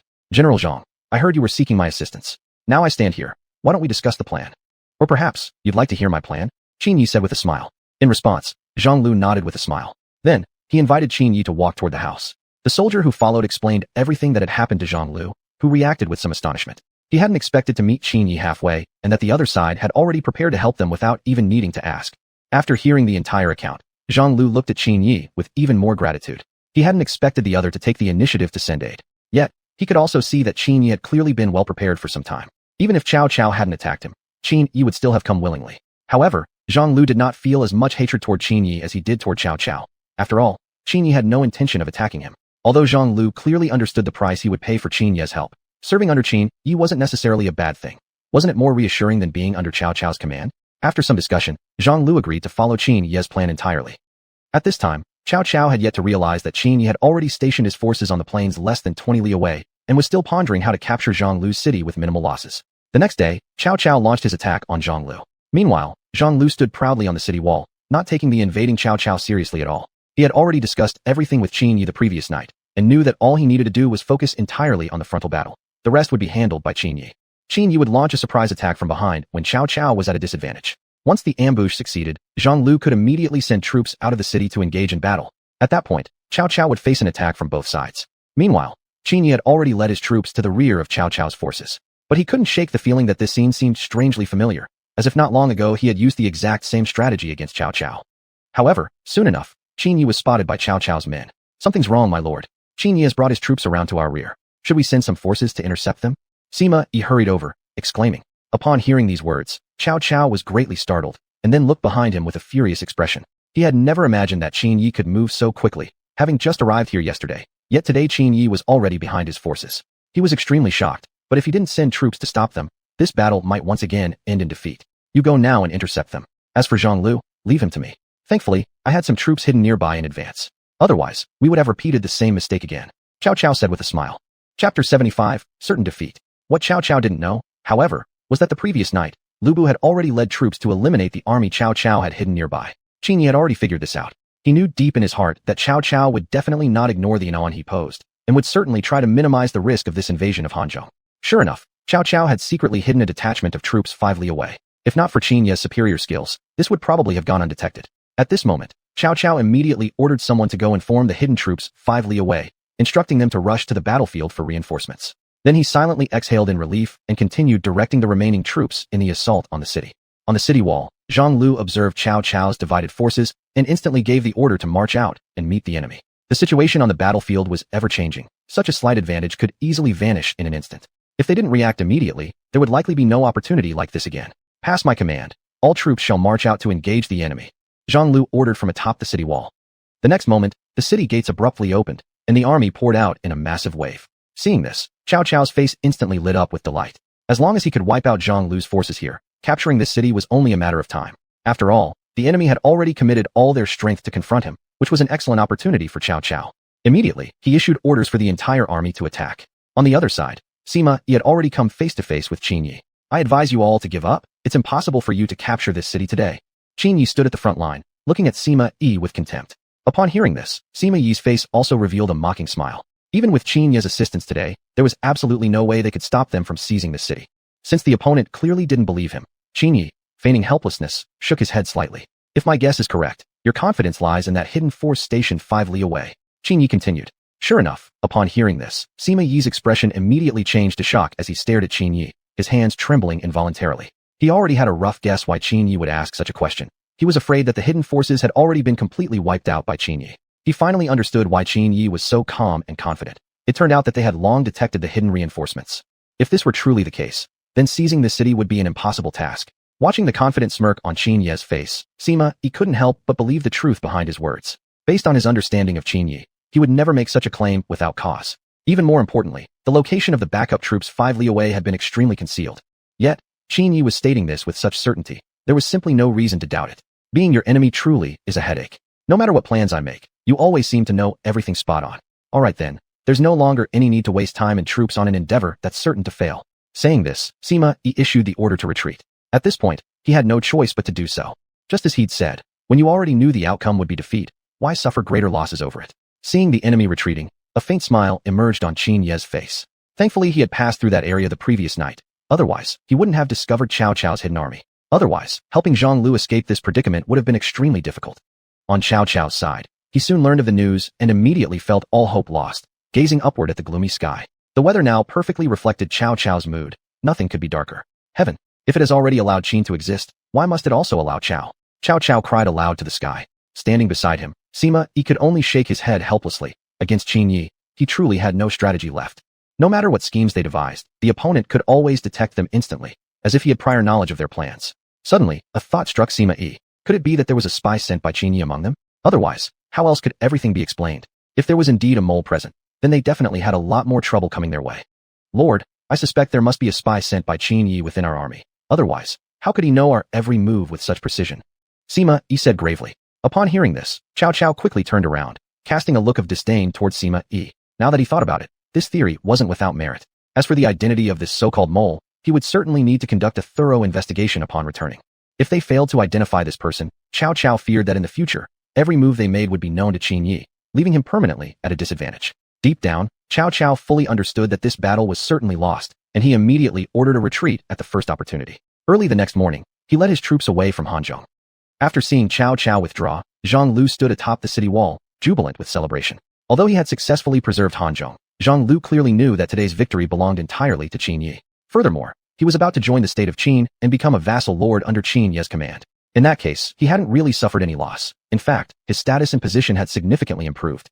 How could the identity of a warlord compare to that of a feudal lord? A feudal lord was directly subordinate to the imperial court, whereas a warlord was merely the leader of a certain region. To put it bluntly, he was little more than a powerful bandit. At the same time, Qin Yi entered the city. I wonder, General Zhang, have you made your decision yet? Are you willing to become a vassal of the Qin state? Qin Yi looked at Zhang Lu standing before him and asked. Upon hearing this, Zhang Lu nodded firmly with an unwavering expression. In fact, last night he had already decided to accept Qin Yi's offer. Becoming a vassal under Qin Yi's rule was far better than serving under Cao Cao. After all, Cao Cao was simply incomparable to Qin Yi. Whether it was national strength, care for his subordinates, or even the likelihood of unifying the realm, Qin Yi far surpassed Cao Cao. Moreover, after the events of today, Zhang Lu's admiration for Qin Yi's capabilities had risen even further. Until recently, his knowledge of Qin Yi's exploits had only been hearsay, but now, he truly understood the man's abilities firsthand. I am willing to join the state of Qin, Zhang Lu replied solemnly. In response to Zhang Lu's answer, Qin Yi smiled and nodded approvingly. At the same time, he entrusted Zhang Lu with continuing to oversee the territory of Hanzhong, just as before, as the local warlord of the region. The only change might be in the title, shifting from warlord to feudal lord under the Qin state. Meanwhile, after returning to his territory, Cao Cao began investigating the matter of the alleged spy within his ranks. Though he found it hard to believe that a traitor truly existed among his closest advisors, the accumulating evidence pointed exactly in that direction. Chapter 76, the Xianbei tribe. This was exactly what Qin Yi most wished to see. Although he hadn't placed any spies in Cao Cao's camp, simply creating chaos there would be sufficient. He estimated that for the time being, Cao Cao would not launch any major actions against him. During this time, Qin Yi could focus on handling his own matters and temporarily ignore what was happening with Cao Cao. A few days later, Qin Yi visited the Xiongnu tribe again to meet with the Zhuxianwang. He came this time for an important matter that required discussion with Zhuxianwang. If successful, it would help curb Cao Cao's rising power. Upon hearing this, Zhuxianwang looked at Qin Yi with great excitement. Soon after, he learned from Qin Yi about his next move. Based on the Three Kingdoms history he knew, Cao Cao would soon launch a large-scale attack on the Xianbei tribe located along the northern border. If Cao Cao captured the Xianbei tribe, his strength would further increase. This would be a bad outcome, not only for Qin Yi, but also for the Xiongnu. Precisely because of this, Qin Yi had come specifically for this matter. I would like to request that the Zhuxianwang launches an attack on this Xianbei tribe. We must capture the tribe before Cao Cao does, Qin Yi said, staring firmly at Zhuxianwang. Upon hearing this, Zhuxianwang nodded thoughtfully. Though he understood the importance of this battle to the Xiongnu tribe, the Xianbei tribe was a difficult opponent. To take over the entire Xianbei tribe single-handedly would certainly come at a heavy cost. Moreover, it could even potentially lead to the Xiongnu tribe's destruction. Seeing the hesitation in Zhuxianwang's expression, Qin Yi smiled and shook his head slightly. Don't worry. I wouldn't possibly ask you to fight against the entire Xianbei tribe alone. As long as you agree, I will send reinforcements as quickly as possible. Just one more condition. I hope the Zhuxianwang can cede this territory to me after capturing the Xianbei tribe.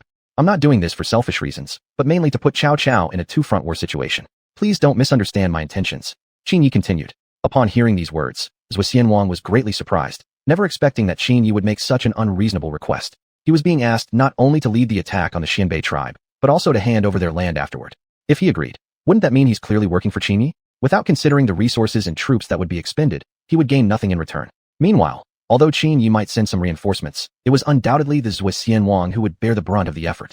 Therefore, Zhuxianwang naturally refused to accept this request.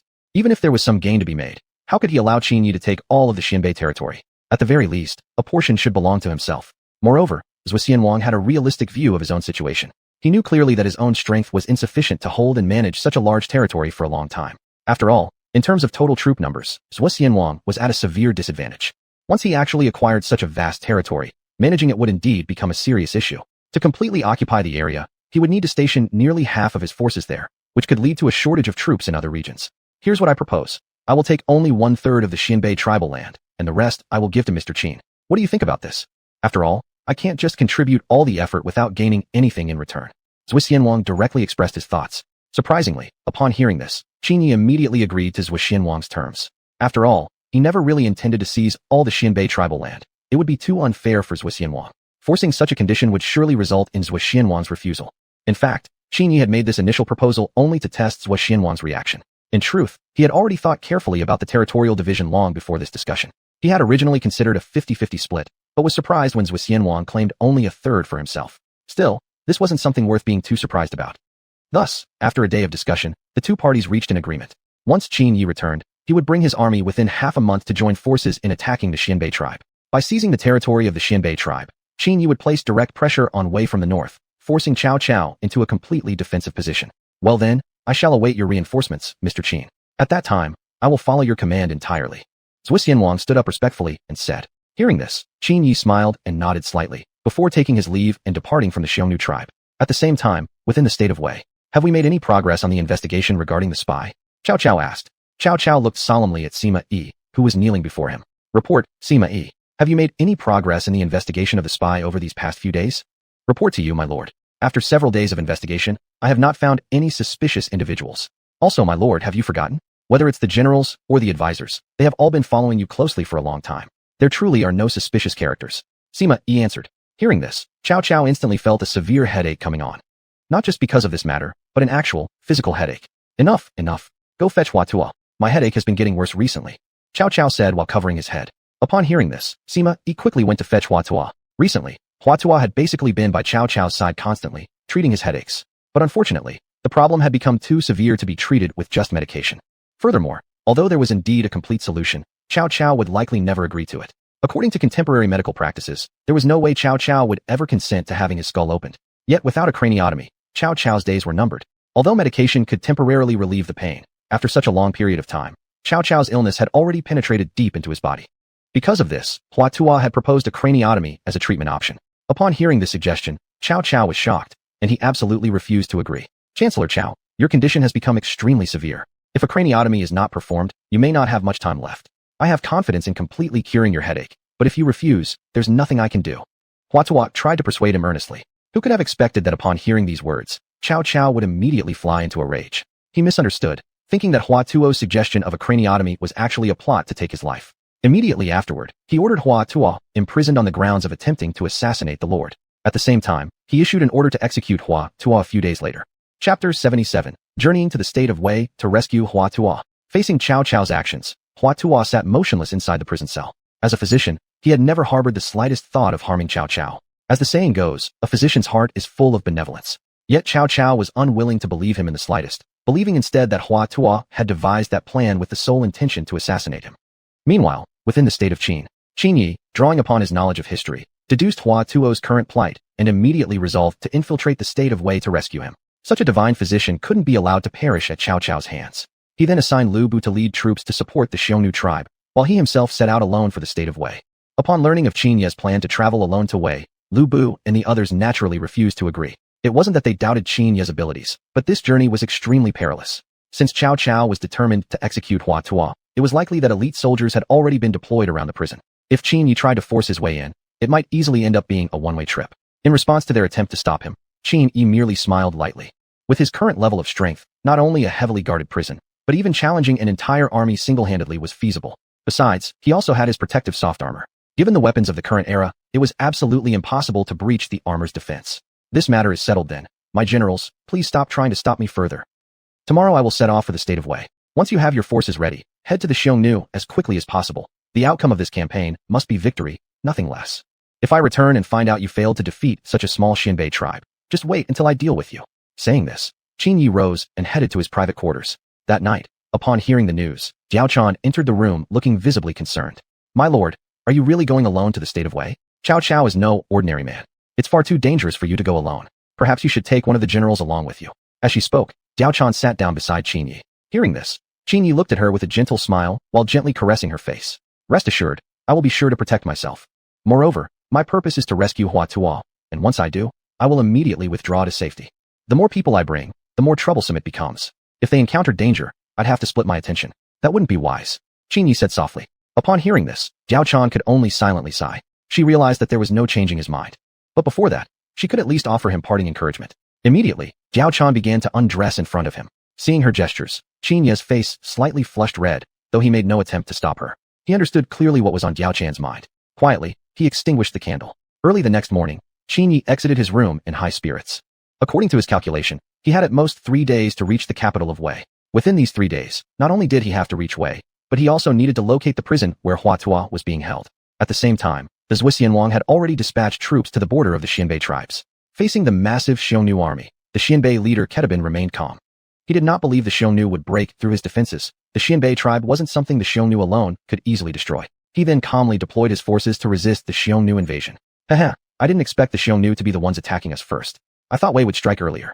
It seems heaven is on our side. Once we win this battle, we'll be able to easily crush the Xiongnu, and our territory will grow substantially. Then, Cao Cao would have to reconsider whether attacking us is even worth it, Ketabin said confidently. Faced with the Xianbei's fierce resistance, Zhuxianwang calmly directed the entire battlefield. At present, dealing with the forces stationed by the Xianbei along the borderline was relatively manageable. However, if reinforcements arrived later, things would likely become more difficult. It was his hope that Qin Yi's reinforcements would arrive on time. Within the state of Qin, Lu Bu had already assembled the troops, ready to depart. This time, as the overall commander of the expedition to reinforce the Xiongnu, he wasted no time leading his army toward the Xiongnu border. As long as no unexpected events occurred along the way, they would certainly arrive in time. 2 days later, Qin Yi arrived successfully at the capital of Wei. Disguised as a common farmer, he easily entered the city. However, being new to the place, he knew practically nothing about the city's layout or terrain. Calculating the timeline, Qin Yi realized there were still 2 days before Hua Tuo's execution. In these 2 days, he had more than enough time to locate the prison where Hua Tuo was being held. After arriving, he checked into a very luxurious inn. That night, Qin Yi sat in the tea house of the inn, drinking tea. He had planned to rest a bit before heading out to investigate, but unexpectedly overheard a conversation from the next table. Sigh. Although Hua Tuo's medical skills are truly superb, his words were simply too careless. To speak like that in front of the Lord himself. Yes, Hua Tuo is the divine physician of this era. It's indeed tragic to see him fall into such a situation. The Lord's temper is indeed harsh. To sentence someone to death just for a few words, it's really... Shoo, speak softly, or you'll lose your head if someone overhears. 2 men seated next door whispered cautiously. Upon hearing their conversation, a faint smile formed on Qin Yi's lips. What a saying, searching in vain for someone with iron shoes, yet finding him effortlessly when fate intervenes. Looking at their attire, they were likely civil or military officials from the state of Wei. Otherwise, how could they talk so freely about this matter? Luckily, he had chosen to stay at such a luxurious inn. It seemed the more extravagant the inn, the higher the chance of encountering Wei's officials. Then, Qin Yi stood and walked toward the neighboring table. At that moment, the 2 men also noticed Qin Yi approaching them, and their eyes instantly turned wary. Esteemed sirs, who is this Hua Tuo you were speaking of? Qin Yi asked, feigning ignorance with an innocent expression. Mind your own business. This is no concern for a mere child like you. If you know what's good for you, get out of our sight. One of the men replied bluntly. Faced with such a response, Qin Yi inwardly cursed in anger.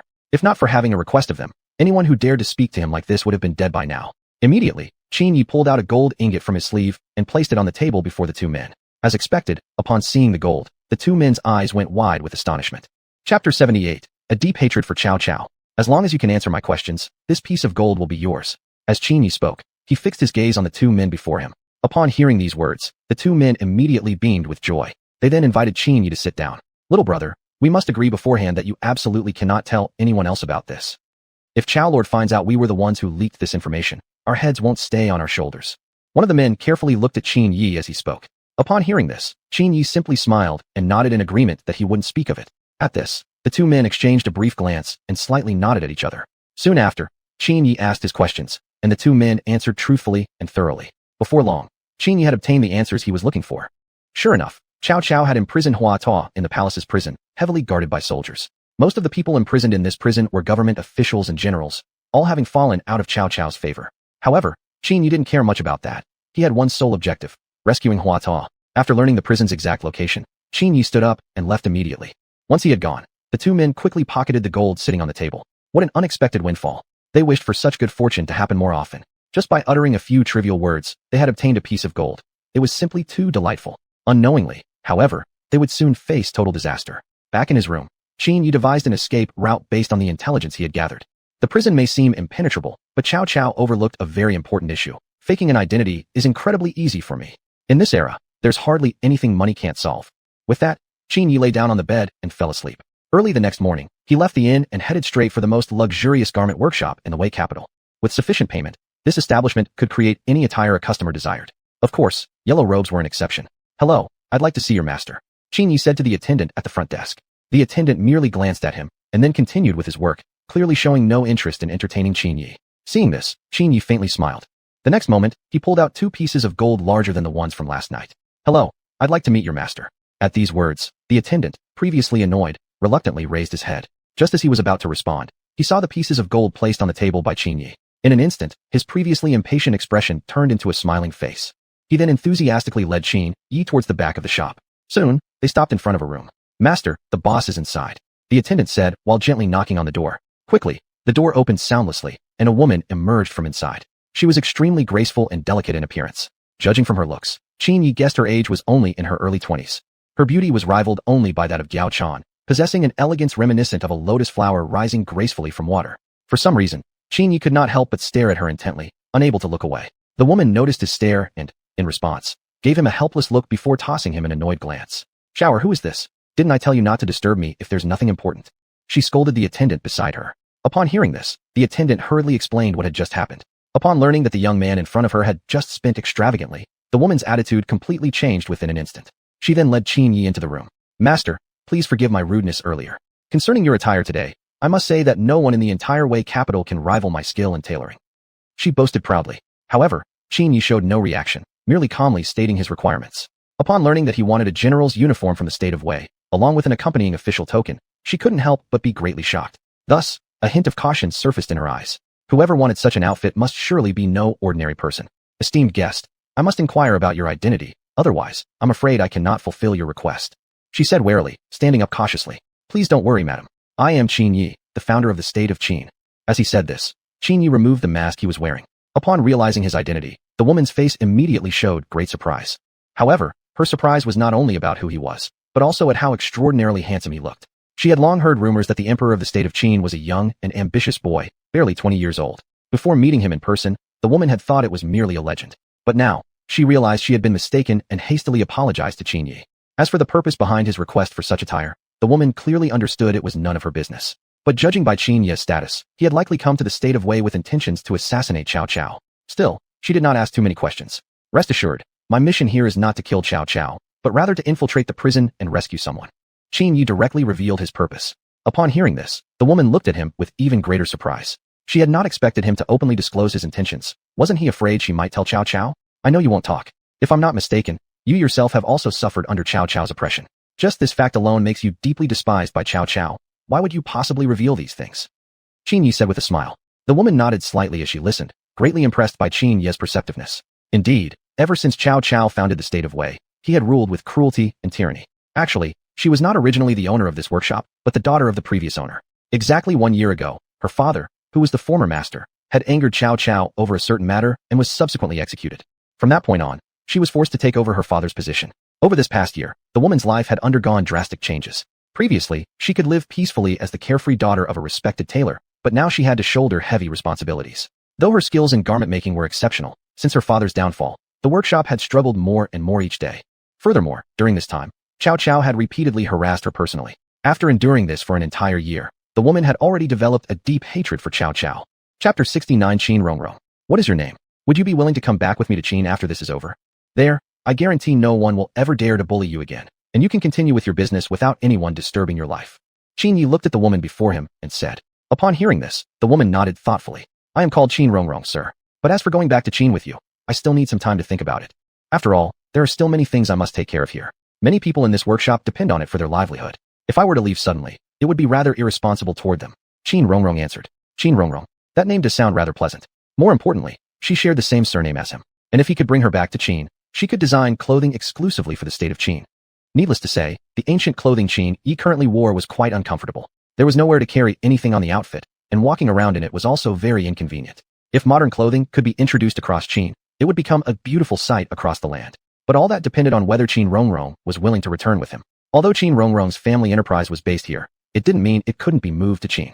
After all, it was simply a matter of relocating everyone from the workshop back with them, which was not at all a problem for Qin Yi.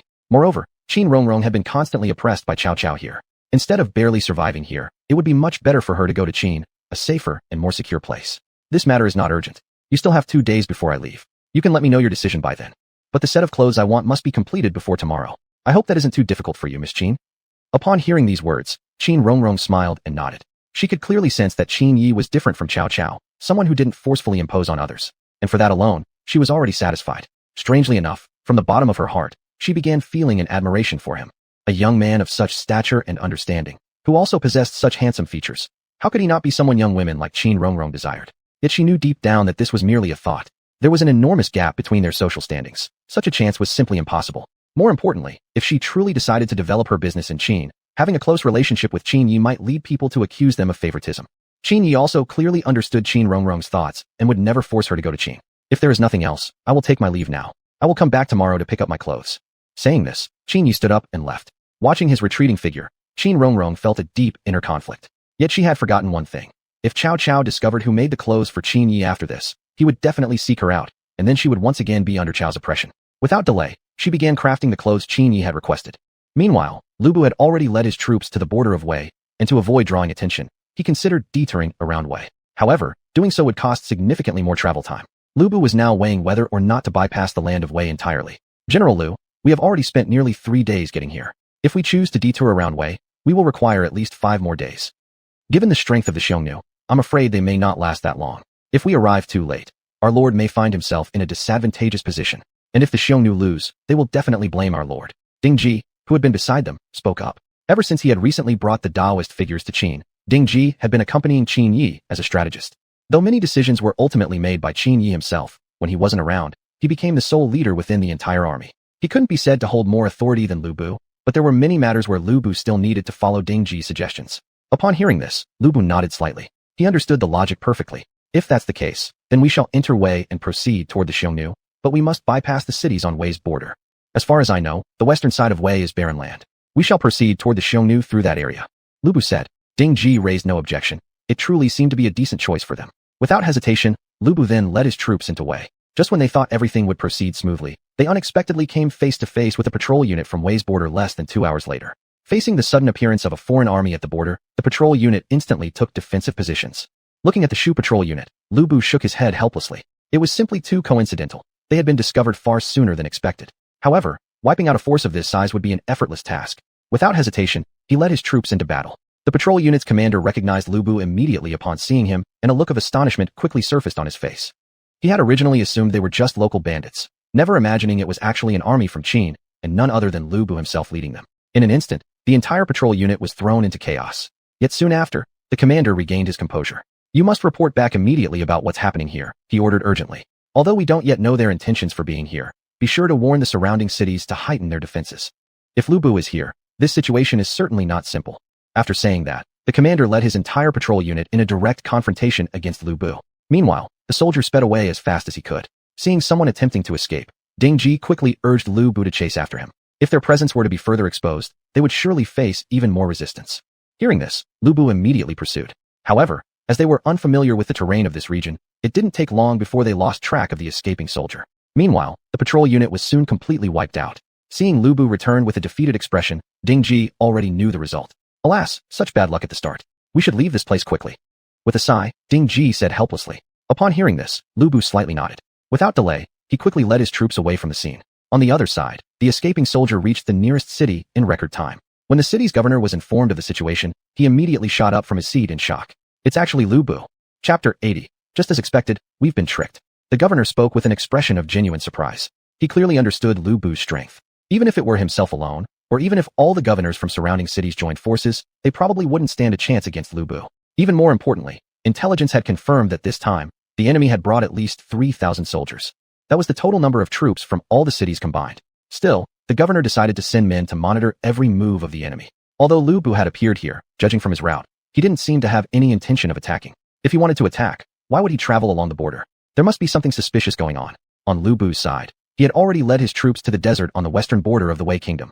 If they could successfully pass through this area, the Xiongnu tribe would only be 3 days away. However, the environment here was extremely harsh.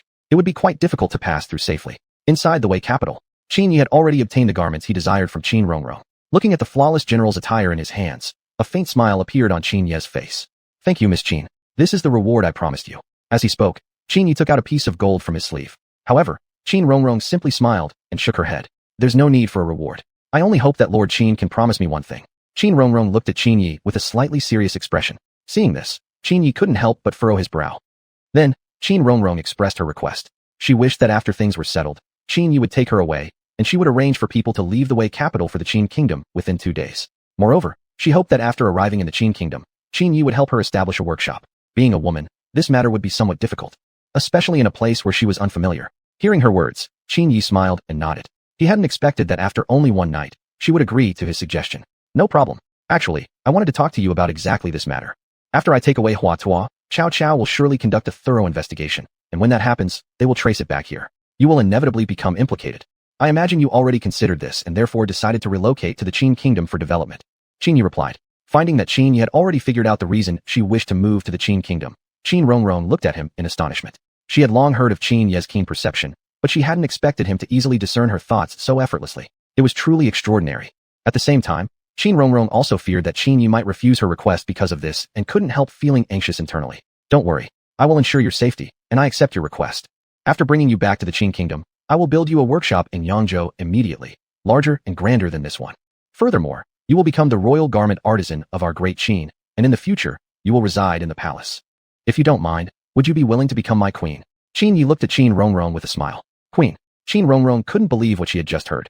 That was the kind of status and identity every woman dreamed of. Being a queen was something worth recording in the family annals. But ultimately, reason prevailed over desire. Although Qin Rongrong sincerely hoped for such a day to come, she declined Qin Ye's offer. It was better for her to simply remain a royal garment designer for now. As for marriage and building a career, that wasn't yet what Qin Rongrong desired. At the moment, she wanted to focus more on growing her own business. After learning of Qin Rongrong's sincere thoughts, Qin Yi smiled and nodded. In that case, of course, there was no need to force her into becoming his consort. It was precisely because of her refusal that Qin Yi held her in higher regard. At this time of year, how many people still viewed power and wealth lightly, especially a young woman? No, Qin Rongrong was no weak woman. After a few more casual words, Qin Yi took the clothes and departed. Tomorrow would be the day Hua Tuo was executed. That afternoon, using an almost perfect forged pass, Qin Yi entered the imperial palace. Who is this general? I don't recall ever seeing him before. A palace guard quietly asked. Shoo, do you think you know every general there is? Be quiet, or you might risk your life. Another palace guard quickly replied. Hearing their conversation, Qin Yi revealed a barely noticeable smile on his face. Looks like the guards at Cao Cao's palace had some ability in recognizing people. They had even raised such doubts. However, this was of no consequence. After all, no one had recognized him. Wearing the general's uniform and holding the identity token, combined with Qin Yi slightly altering his appearance, no one who wasn't especially familiar with him could recognize his true identity. Soon, Qin Yi arrived at the prison gate where Hua Tuo was being held, following the information he had obtained. I was sent by Lord Chao to check on the prisoner's condition, Qin Yi said while taking out his token. The guard took the token after hearing his words. However, with just one glance, he realized this token was fake, though he didn't choose to expose it directly. Though dressed as a regular soldier, this man was actually a high-ranking general under Cao Cao's command. Because of that, he could instantly distinguish a real token from a counterfeit. He then allowed Qin Yi to enter the prison. Once the man entered, he immediately went to report this matter to Cao Cao. Unexpectedly, someone actually came to rescue Hua Tuo. He had been right as expected. Upon hearing the news, Cao Cao was extremely pleased and immediately identified the person's identity. It must be Qin Yi in disguise. Looks like he's really decided to come rescue Hua Tuo. I deliberately let the information leak earlier, and sure enough, he fell for it. A proud smile appeared on Cao Cao's face. Luckily, he was a step ahead, otherwise such a great opportunity wouldn't have been possible. He immediately ordered troops to surround the entire prison. Today, he would absolutely not allow Qin Yi to leave alive. Once Qin Yi was dead, stopping him would be impossible even for Lu Bu and a few other top generals. At that point, capturing the Qin kingdom's territories would be effortless. Meanwhile, Qin Yi had found Hua Tuo's cell. Open the door. I need to question the prisoner personally, Qin Yi said sternly to the jailer beside him. Upon hearing this, the jailer quickly opened the door to Hua Tuo's cell. At this time, Hua Tuo had been tortured for 2 days and 2 nights without rest. His body severely weakened to the point he couldn't even muster the strength to speak. Seeing this situation, Qin Yi felt deep sorrow. A medical genius had suffered such inhumane treatment. It was a terrible waste. Master Hua, do you still have the strength? Qin Yi asked softly, crouching beside the bed. Upon hearing a sound near him, Hua Tuo listlessly opened his eyes.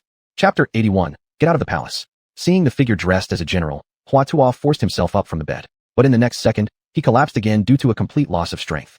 General, I've made myself very clear. I have no intention of disrespecting Chancellor Chow. I'm only speaking the truth. No matter how you question me, my answer will remain the same. The only way to cure Chancellor Chow's head ailment is this method. After speaking, Hua Tuo closed his eyes slowly, ready to accept his punishment. However, after several seconds, no pain came upon his body. This couldn't help but make him curious. Could Cao Cao actually have had a change of heart? Hua Tuo, it's me, Qin Yi. I'm here to rescue you. There's no need to be afraid. Qin Yi, standing by the bed, said with deep concern. Hearing this, Hua Tuo opened his eyes again. When he clearly saw the face before him, he painfully managed to squeeze a faint smile onto his face. Lord Qin, I am already a man close to death. Saving me is useless. You should leave quickly, or you'll be in danger too. Cao Cao's head ailment has already reached a critical condition. He doesn't have many days left. At most within a month, Cao Cao will die from his head ailment. That will be the perfect opportunity for you to launch an attack on Wei. At such a critical moment, you absolutely must not run into danger. A person like Cao Cao is hardly worth regretting. Ahem ahem. As soon as he finished speaking, Hua Tuo began coughing uncontrollably. Witnessing this, Qin Yi quickly took out the acupuncture needles that Hua Tuo always carried. Luckily, Cao Cao hadn't confiscated them. Hua Tuo, please lie down first. So saying, Qin Yi sterilized the needles using the candle beside him. The next second, he deftly inserted the needles into the corresponding acupoints on Hua Tuo's body. Within just a few minutes, Hua Tuo had stopped coughing and his complexion had visibly improved. Staring at Qin Yi in astonishment, Hua Tuo couldn't hide his shock. Lord Qin, you also know medicine? Your technique is probably even superior to mine, he said, astonished. Hua Tuo, you flatter me. I only understand a little. Qin Yi answered modestly. Hearing this, Hua Tuo helplessly shook his head. Based on the needle technique Qin Yi had just demonstrated, the other man's medical skills were definitely above his own. As the foremost physician of the realm, Hua Tuo could clearly feel the expertise in Qin Yi's needlework. It wasn't just the accuracy of targeting the acupoints, but also the precision and depth and pressure, flawless in every aspect. If it were himself, there might occasionally be mistakes. In contrast, Qin Yi, though still young, could already wield acupuncture with such skill, truly capable of shocking all physicians in the world. Precisely for this reason, Hua Tuo now suddenly felt a strong desire to live. From Qin Yi, he realized his own inadequacies. If he survived this, he would definitely follow him and learn medicine thoroughly. However, just then, Qin Yi suddenly sensed movement from behind him and immediately turned around warily. Outside the prison cell, Cao Cao was standing there. He was looking at Qin Yi with disdain. I guess you would come to save Hua Tuo, Qin Yi. Today, you won't leave here alive. I have surrounded the prison with elite soldiers. You can't even escape with wings on your back. So saying, a victorious smile appeared on Cao Cao's face. Hearing this, Qin Yi showed no trace of panic, as if he had already foreseen it. Seeing that the other showed no fear, Cao Cao felt a slight sense of unease. Truly, Qin Yi was a formidable opponent, remaining calm and confident in such a situation. But this time, perhaps he was overconfident. Surrounding the prison were the elite imperial guards of the palace, far stronger than the previous 30,000 troops. Moreover, the narrow terrain inside the prison made escape for Qin Yi practically a fantasy. Witnessing the scene, Hua Tuo, with great difficulty, walked to Qin Yi's side. Cao Cao, aren't you just after my life? Today I'll give you this old life. Please let Lord Qin go. Hua Tuo said, facing Cao Cao directly. Seeing Hua Tuo standing on his feet unharmed surprised Cao Cao somewhat. However, he soon understood the reason. Unexpectedly, Qin Yi also possesses such medical skill. Looks like I definitely cannot allow him to live. Attack. Today he must be captured. Cao Cao shouted his command. At that moment, a soldier rushed in with great urgency to report to Cao Cao. Report. Lord, we've spotted Lu Bu marching with an army on the border. Their force is at least 20,000 strong. We suspect they are aiming to attack the border cities. The soldier reported loudly. Upon hearing this, Cao Cao's face immediately turned pale with alarm. Meanwhile, a more noticeable smile appeared on Qin Yi's face. It seemed his guess was correct. He had anticipated that in order to arrive at the Xiongnu tribe in time, Lu Bu would definitely enter the border of Wei. Although their target wasn't them, the appearance of such a large army in Wei would surely create chaos. Even more importantly, as long as Lu Bu remained at the border, Cao Cao could never feel secure. This would cause far more panic for Cao Cao than any direct attack. After all, no one had the slightest clue about Lu Bu's actual objective. In an instant, Cao Cao suddenly understood why Lu Bu had appeared at the border with his troops, and he turned to look at Qin Yi. Ha ha ha, it seems you've already figured it out. That's exactly what I arranged deliberately. If I don't return within 2 days, Lu Bu will lead his troops to attack the cities along the border. I believe General Cao understands what's more important, don't you? Let me tell you another thing. Not only have I arranged this, but I've also requested assistance from the Xiongnu. When the time comes, Wei will be attacked from 2 fronts. I hope General Cao will seriously consider your options. So saying, Qin Yi carelessly sat aside, crossing his legs with an air of contempt. Cao Cao was greatly shocked upon hearing this, not expecting Qin Yi to go this far. With his current strength, fighting against the state of Qin alone was already somewhat difficult, not to mention having to worry about the Xiongnu in the north as well. If that were truly the case, he probably couldn't do anything to Qin Yi today. However, Cao Cao wasn't entirely convinced of the truthfulness of Qin Yi's words. Although it was a fact that Lu Bu had brought his army to the border, the Xiongnu hadn't shown any signs of movement at all. As Cao Cao was still contemplating, suddenly a message came from the northern border. Report. Large Xiongnu forces have been spotted near the northern border. They haven't launched any attacks yet. However, judging from their activities, I suspect they might attack our northern borders soon. A soldier reported. Upon hearing this, Cao Cao felt his heart sink completely. Just moments ago he had doubted the truth of Qin Ye's claim, and now he already had the answer. Since this was the case, he truly couldn't do anything to Qin Ye. Fine. It seems Qin Ye, you really came fully prepared. You actually managed to persuade the Xiongnu to threaten the borders of Wei. I'll give you 10 minutes. Get out of my palace immediately, or don't blame me for breaking my word. Chapter 82, Deliberately Hiding Strength. Thank you, Chancellor Cao, for your kindness. I'll take the divine physician Hua with me then, Qin Ye said with a smile. Then, he quickly took Hua Tuo and fled the palace at top speed. Watching Qin Ye's receding figure, Cao Cao was consumed by rage. Go and immediately find out what shop made his clothes. When you find out, destroy it on the spot. At this moment, Cao Cao was already filled with fury. My lord, there's no need to investigate. Only Miss Qin's workshop can possess such skills. A nearby general answered. Upon hearing this, Cao Cao immediately led his men toward Qin Rongrong's workshop. At the same time, Qin Ye had already arrived here. Seeing Qin Ye's arrival, Qin Rongrong had already prepared everything. Hurry and come with me. Cao Cao will probably arrive here with soldiers soon, and then there'll be no chance to escape. Qin Ye said anxiously. In response, Qin Rongrong gave a slight nod. Then, she followed Qin Ye and left at the fastest speed possible. Sure enough, just half an hour after they left, Cao Cao had already arrived here with his men. My lord, I have found no trace of anything. I haven't found any sign of Miss Qin either. The same here. Hearing his soldiers' replies, Cao Cao angrily kicked over a nearby water vat.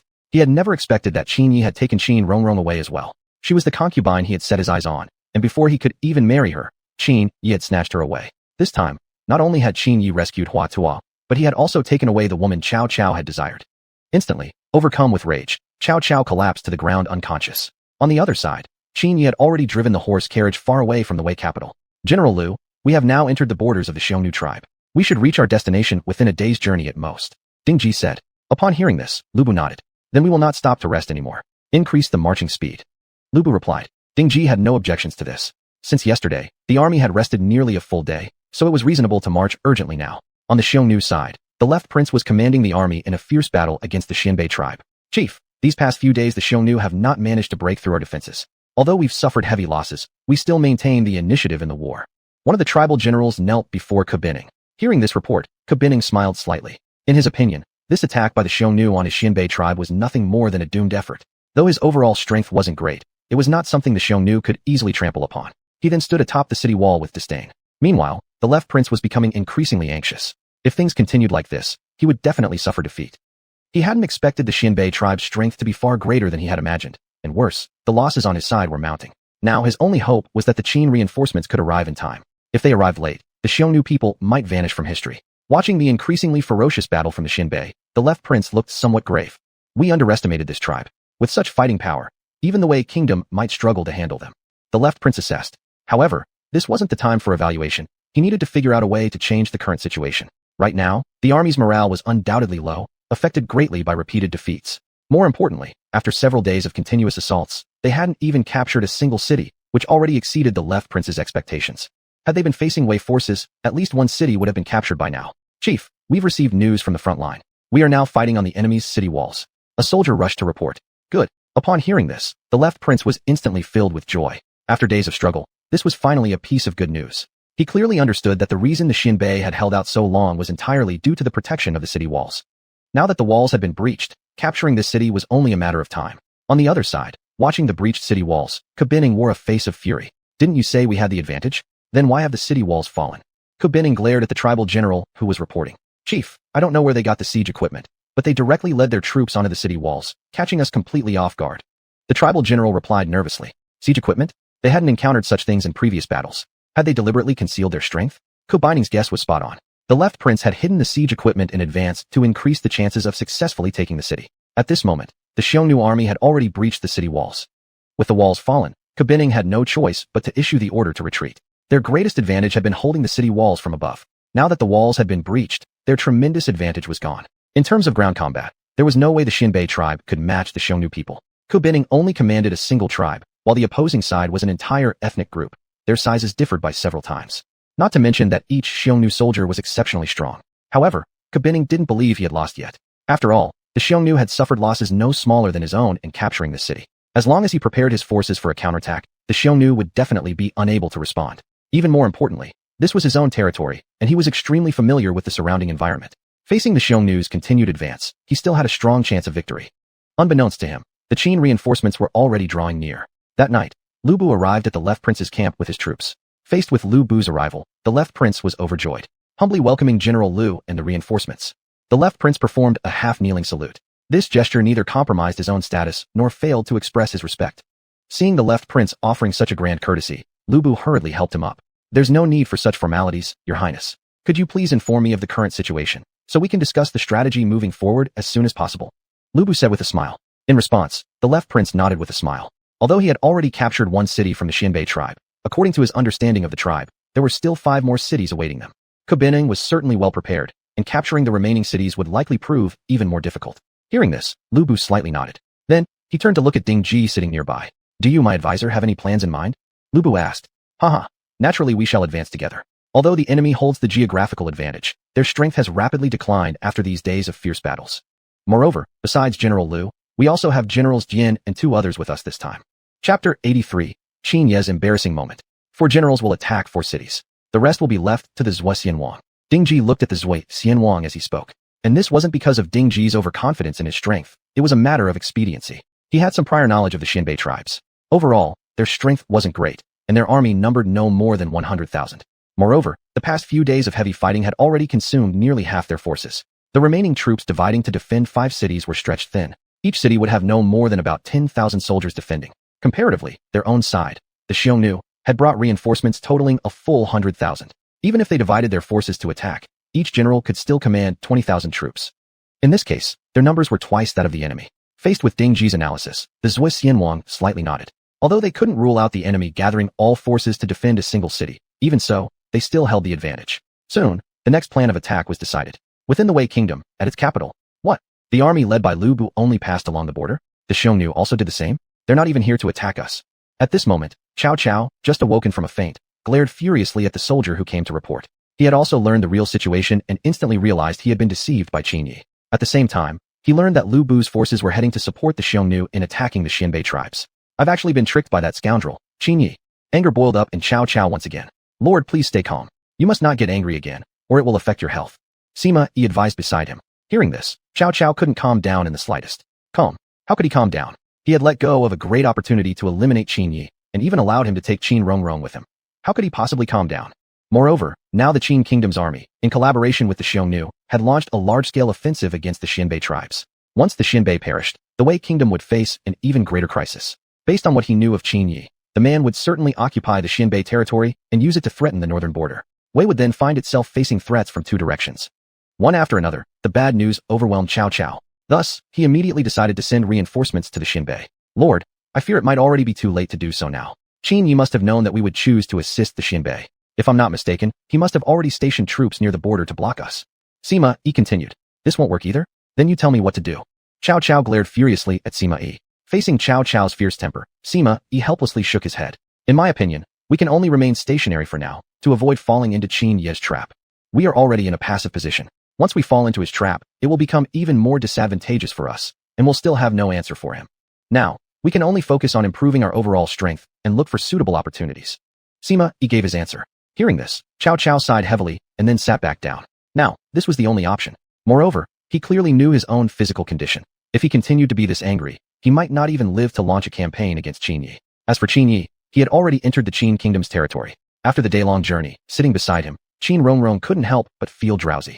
Unconsciously, she had fallen asleep leaning on Qin Yi's shoulder. Seeing this, Hua Tuo motioned to switch places with her so she could rest better. Besides, this situation wasn't quite appropriate for Qin Yi. After all, there was his position to consider. Hearing Hua Tuo's suggestion, Qin Yi smiled and shook his head. It's better not to disturb her. Saying so, he picked up a nearby cover and gently draped it over Qin Rongrong. Seeing this, Hua Tuo immediately understood the situation. So it turned out that Lord Qin had affection for Qin Rongrong. My lord, I don't know whether I should say this or not. Hua Tuo kindly spoke. My lord, please proceed. Qin Yi smiled and was also quite curious about what Hua Tuo wanted to say. Hearing this, Hua Tuo couldn't help but smile. As the ruler of a nation, my lord should also take good care of your own health. I heard that my lord already has 4 royal consorts. Hua Tuo replied. Upon hearing this, Qin Yi's expression instantly became speechless. He originally thought the other party might want to discuss something regarding medical arts, but Mei Shangdao, Jiranshi told him to take care of his health. Was this concern a little too much? Although he had quite a few consorts by his side, he wasn't a lustful person. Well, it wasn't entirely not true, but surely he wouldn't indulge in such matters every single day. Moreover, His body had already been enhanced by the system. His physical condition had long surpassed that of ordinary people. Even if you did it every day, there would be no negative effects whatsoever. Besides, I'm always busy handling affairs. When would I even have time to indulge in such pleasures? Seeing Qin Ye's speechless expression, Hua Tuo immediately realized he might have said something inappropriate. The Lord's medical skills were even more superb than his own. Naturally, he knew how to take care of his own health. It seemed his concern was somewhat unnecessary. Haha, forgive this old man's impertinence. I hope Lord Qin won't take offense. Hua Tuo awkwardly chuckled. This laughter woke up Qin Rongrong, who was still sleeping. As she woke up, she realized she was leaning on Qin Ye's shoulder and quickly stood up, looking apologetically at him with a slight blush on her face. I'm sorry, Lord Qin. I didn't mean to do that. Looking at Qin Rongrong's flustered appearance, Qin Yi found her extremely adorable. However, just then, Hua Tuo spoke again. What's there to be embarrassed about? The Lord has taken a liking to you at first sight. Cough, cough, cough. Master Hua, aren't you saying too much? Before Hua Tuo could finish speaking, Qin Yi interrupted him. This old man. Never expected him to be so gossipy at his age. He truly showed no decorum of an elderly person. At the same time, Qin Yi instantly felt that saving him might have been a wrong decision. But thinking carefully, weren't all old people like this? Didn't every old person wish for young people to finally become a couple? Even in modern times, elders always hoped their descendants could find someone to whom they could entrust their whole life.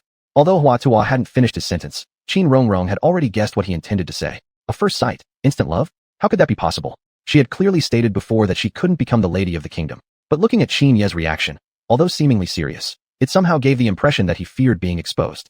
We'll arrive in Yangzhou in another hour. Then you'll both reside in the palace. From now on, you belong to the Qin kingdom. Master Hua, your residence will be next to mine. From now on, you are my imperial physician. Qin Yi smiled as he spoke. Chapter 84. Going alone into the enemy camp. Hearing Qin Ye's words, Hua Tuo smiled and nodded. This statement was indeed overly modest. Hua Tuo's own medical skills were not even as good as Qin Ye's, yet he was being asked to serve as his personal physician. If it were for treating others, that would be manageable, but compared to Qin Yi, it was like a minor sorcerer meeting a great master. Qin Yi could also see this thought in Hua Tuo's mind. Although I do know a little about medicine, giving myself acupuncture would be somewhat impractical, wouldn't it? Qin Yi said with a bitter smile. Unexpectedly, even the great physician Hua Tuo hadn't considered this point. Putting it another way, Qin Yi himself had many matters to deal with on a daily basis. Treating subordinates would simply be too time-consuming. Besides, with his status and position, doing such things wouldn't be appropriate either. Although he deeply cared for his subordinates, personally treating their illnesses wasn't quite suitable. Having Hua Tuo as his personal physician really did solve many of his troubles. For complicated cases, people could still come to him, but common illnesses wouldn't require his involvement at all. Realizing Qin Ye's true intentions, Hua Tuo suddenly understood and nodded. It seemed he had been a bit too naive after all. However, Qin Yi also promised that he would teach Hua Tuo some treatments for difficult and complex cases. Thousands of miles away on the battlefield, Lu Bu was leading his troops to attack the Xianbei tribe city. Just as Ding Ji had guessed, Kebening had gathered all his forces in one city, preparing for a final decisive battle. Faced with this final confrontation against the Xianbei, Lu Bu and the others were fully prepared. To everyone's surprise, the Xianbei warriors were now incredibly fierce.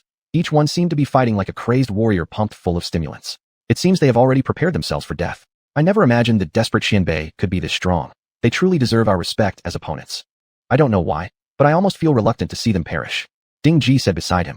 If such an enemy could be convinced to surrender, it would be far more beneficial than wiping them out completely. The combat strength displayed by the Xianbei at this moment might even surpass Cao Cao's elite troops of 30,000 men, even causing Lu Bu to feel a bit uneasy. Hearing Ding Ji's words, the others nodded slightly. Then, Ding Ji proposed the idea of offering them amnesty. He requested Prince Zuoxian to allow him to go negotiate with them. If successful, it would surely bring only benefits for their future. Facing Ding Ji's request, Prince Zuoxian hesitated for a moment.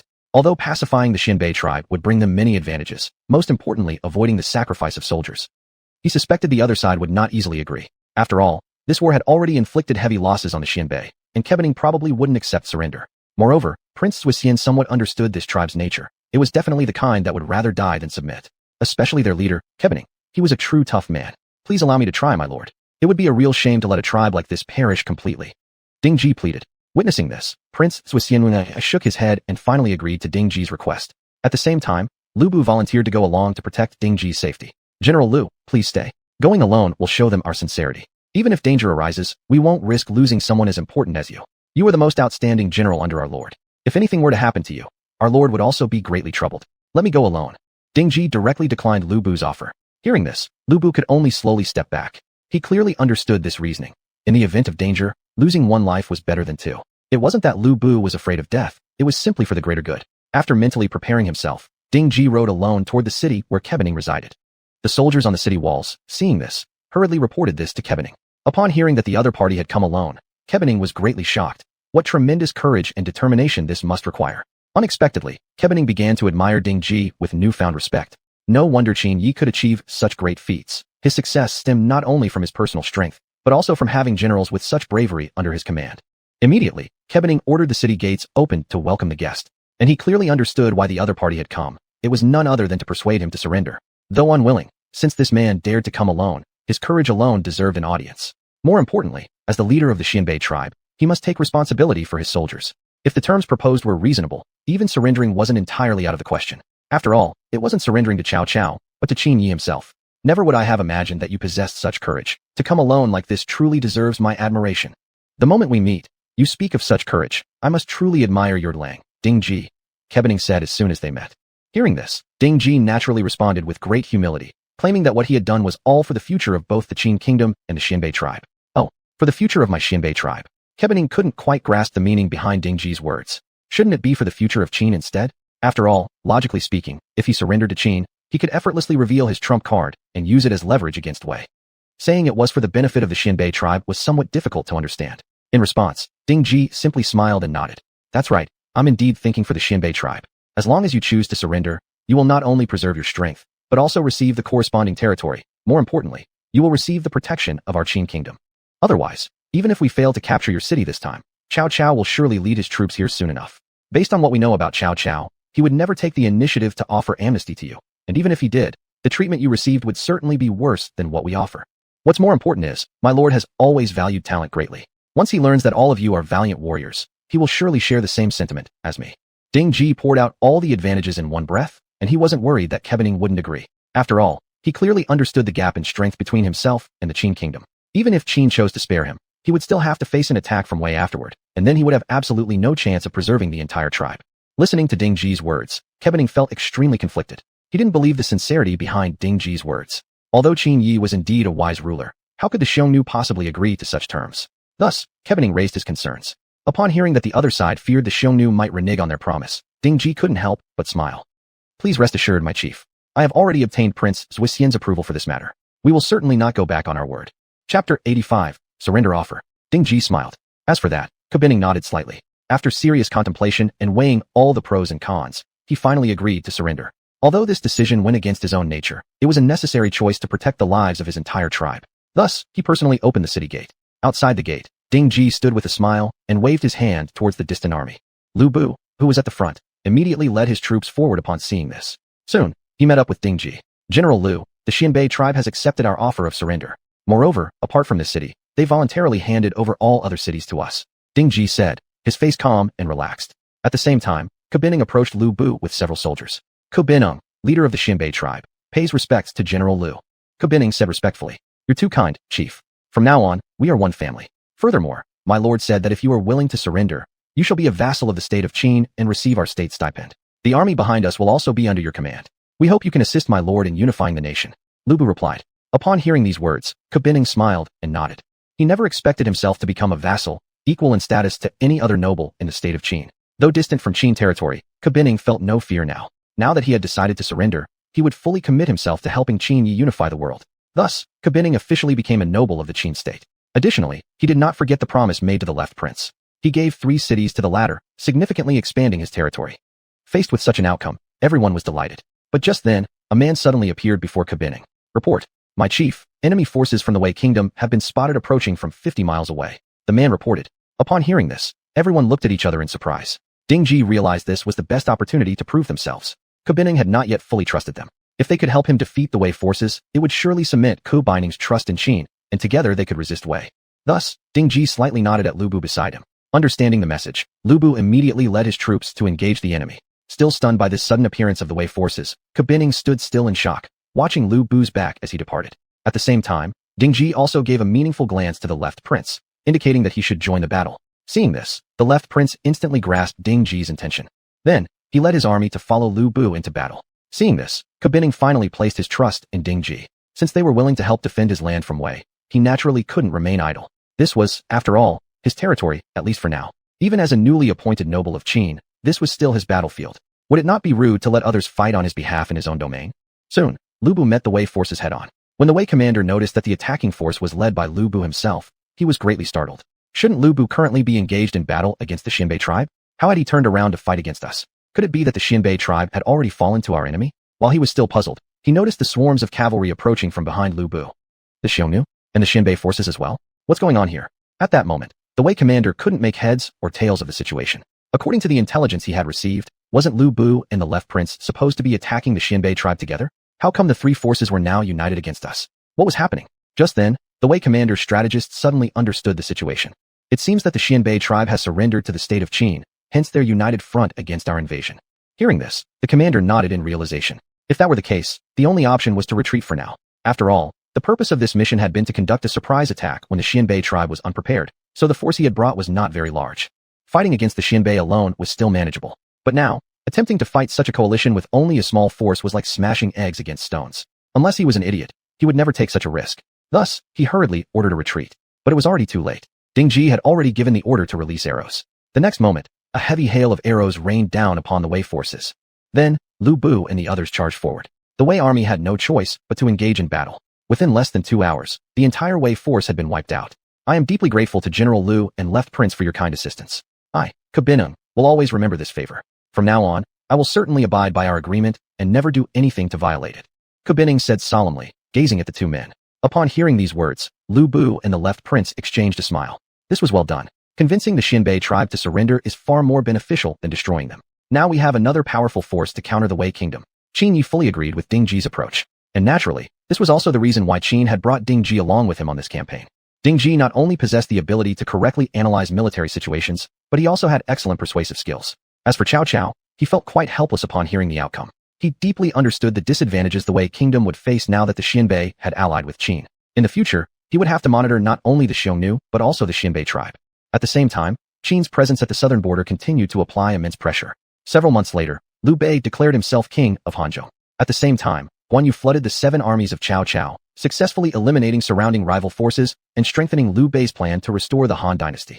During these past few months, Qin Yi had made no major moves and seemed to have fallen into calmness. Unknown to all, however, he was secretly preparing for a huge operation. Jingzhou, currently occupied by Guan Yu, remained a major obstacle for Qin Yi's campaign to conquer Sichuan. Capturing Jingzhou would allow direct access to Sichuan. However, at the same time, Sun Quan also had ambitions over Jingzhou. Because of this, Qin Yi planned to play the role of the wise fisherman once again. This strategy had proven effective countless times. However, Qin Yi absolutely refused to allow the historical tragedy to unfold once more, Guan Yu losing Jingzhou and then being killed by Sun Quan. Although Guan Yu was utterly loyal to Liu Bei, Qin Yi could not bear to see him meet such a tragic fate. Once Guan Yu loses Jingzhou and begins to flee, you must ensure his safety. Under no circumstances should you allow Sun Quan to capture him.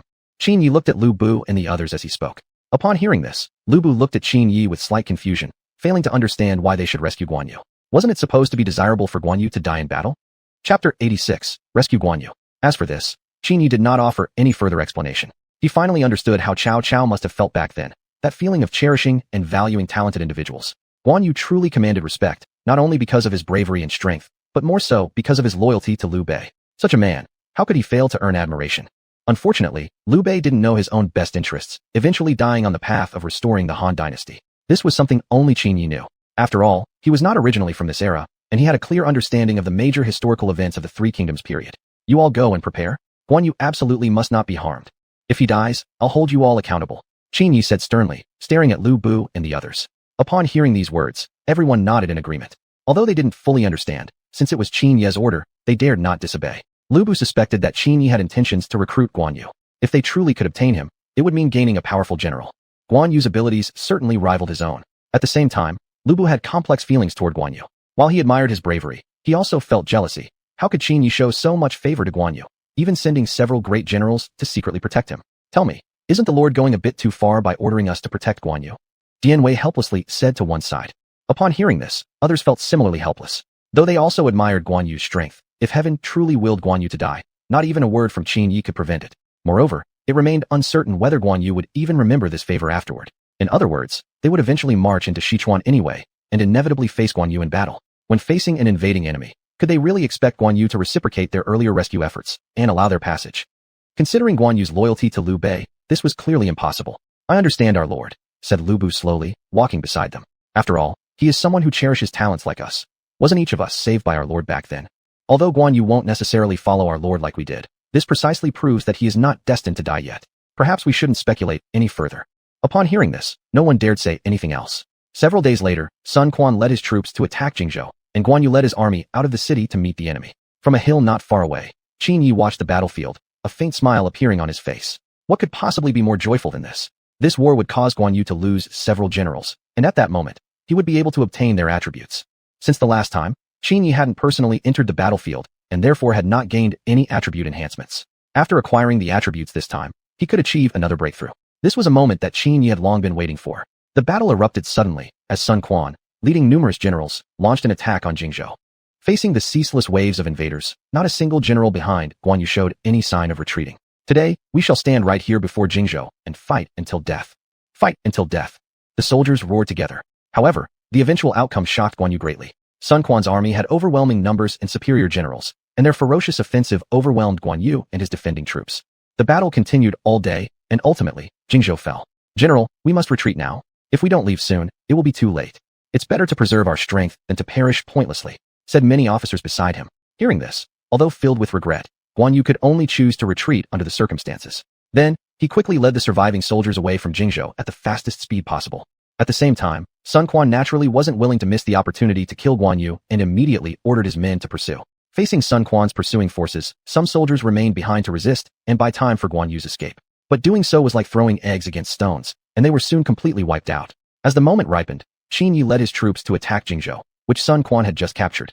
"My lord, Qin Yi's army approaches," a soldier reported to Sun Quan. Sun Quan was shocked beyond expectations. He had never imagined that Qin Yi would attack at this moment.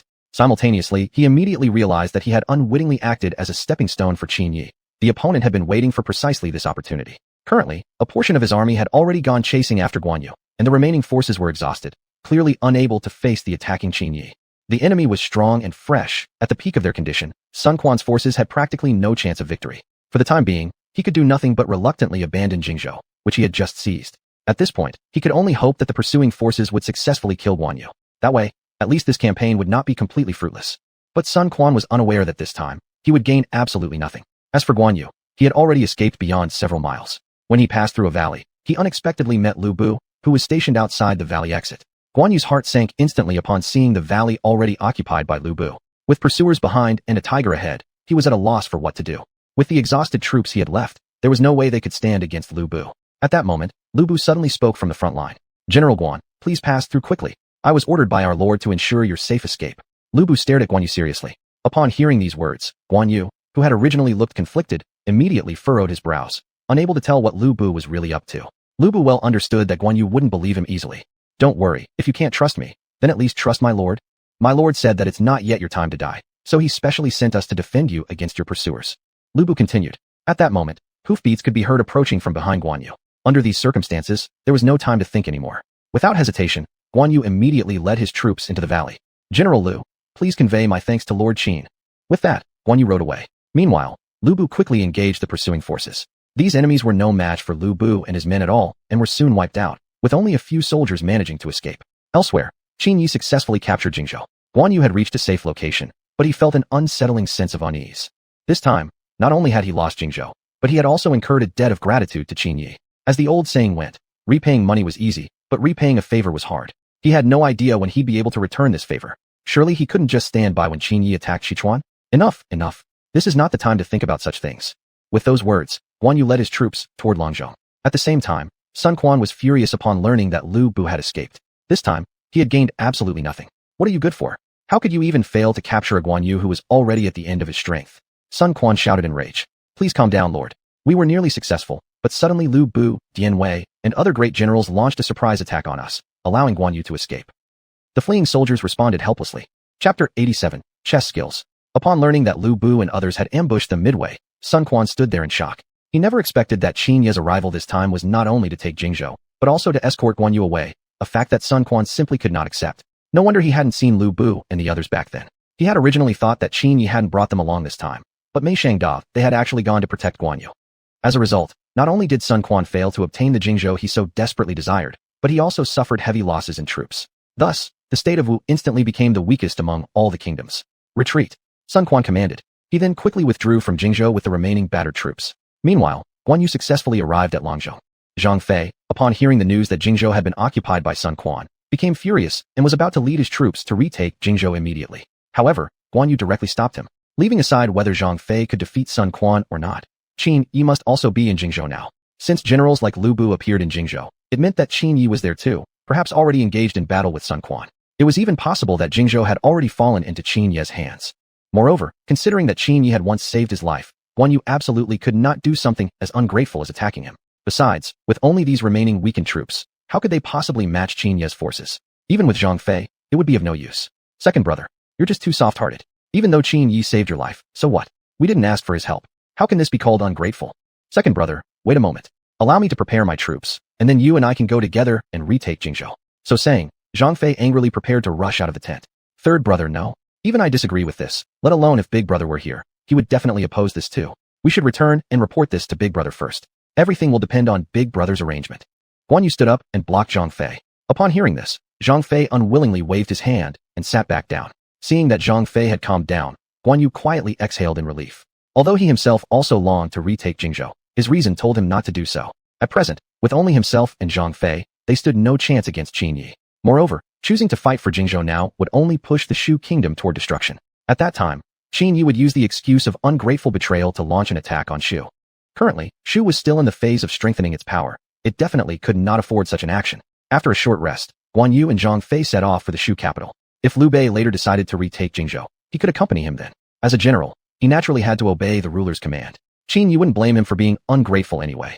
Meanwhile, Qin Yi led his soldiers to clean up the battlefield. Ding. Touched a general's corpse, strength +5, agility +5, speed +5.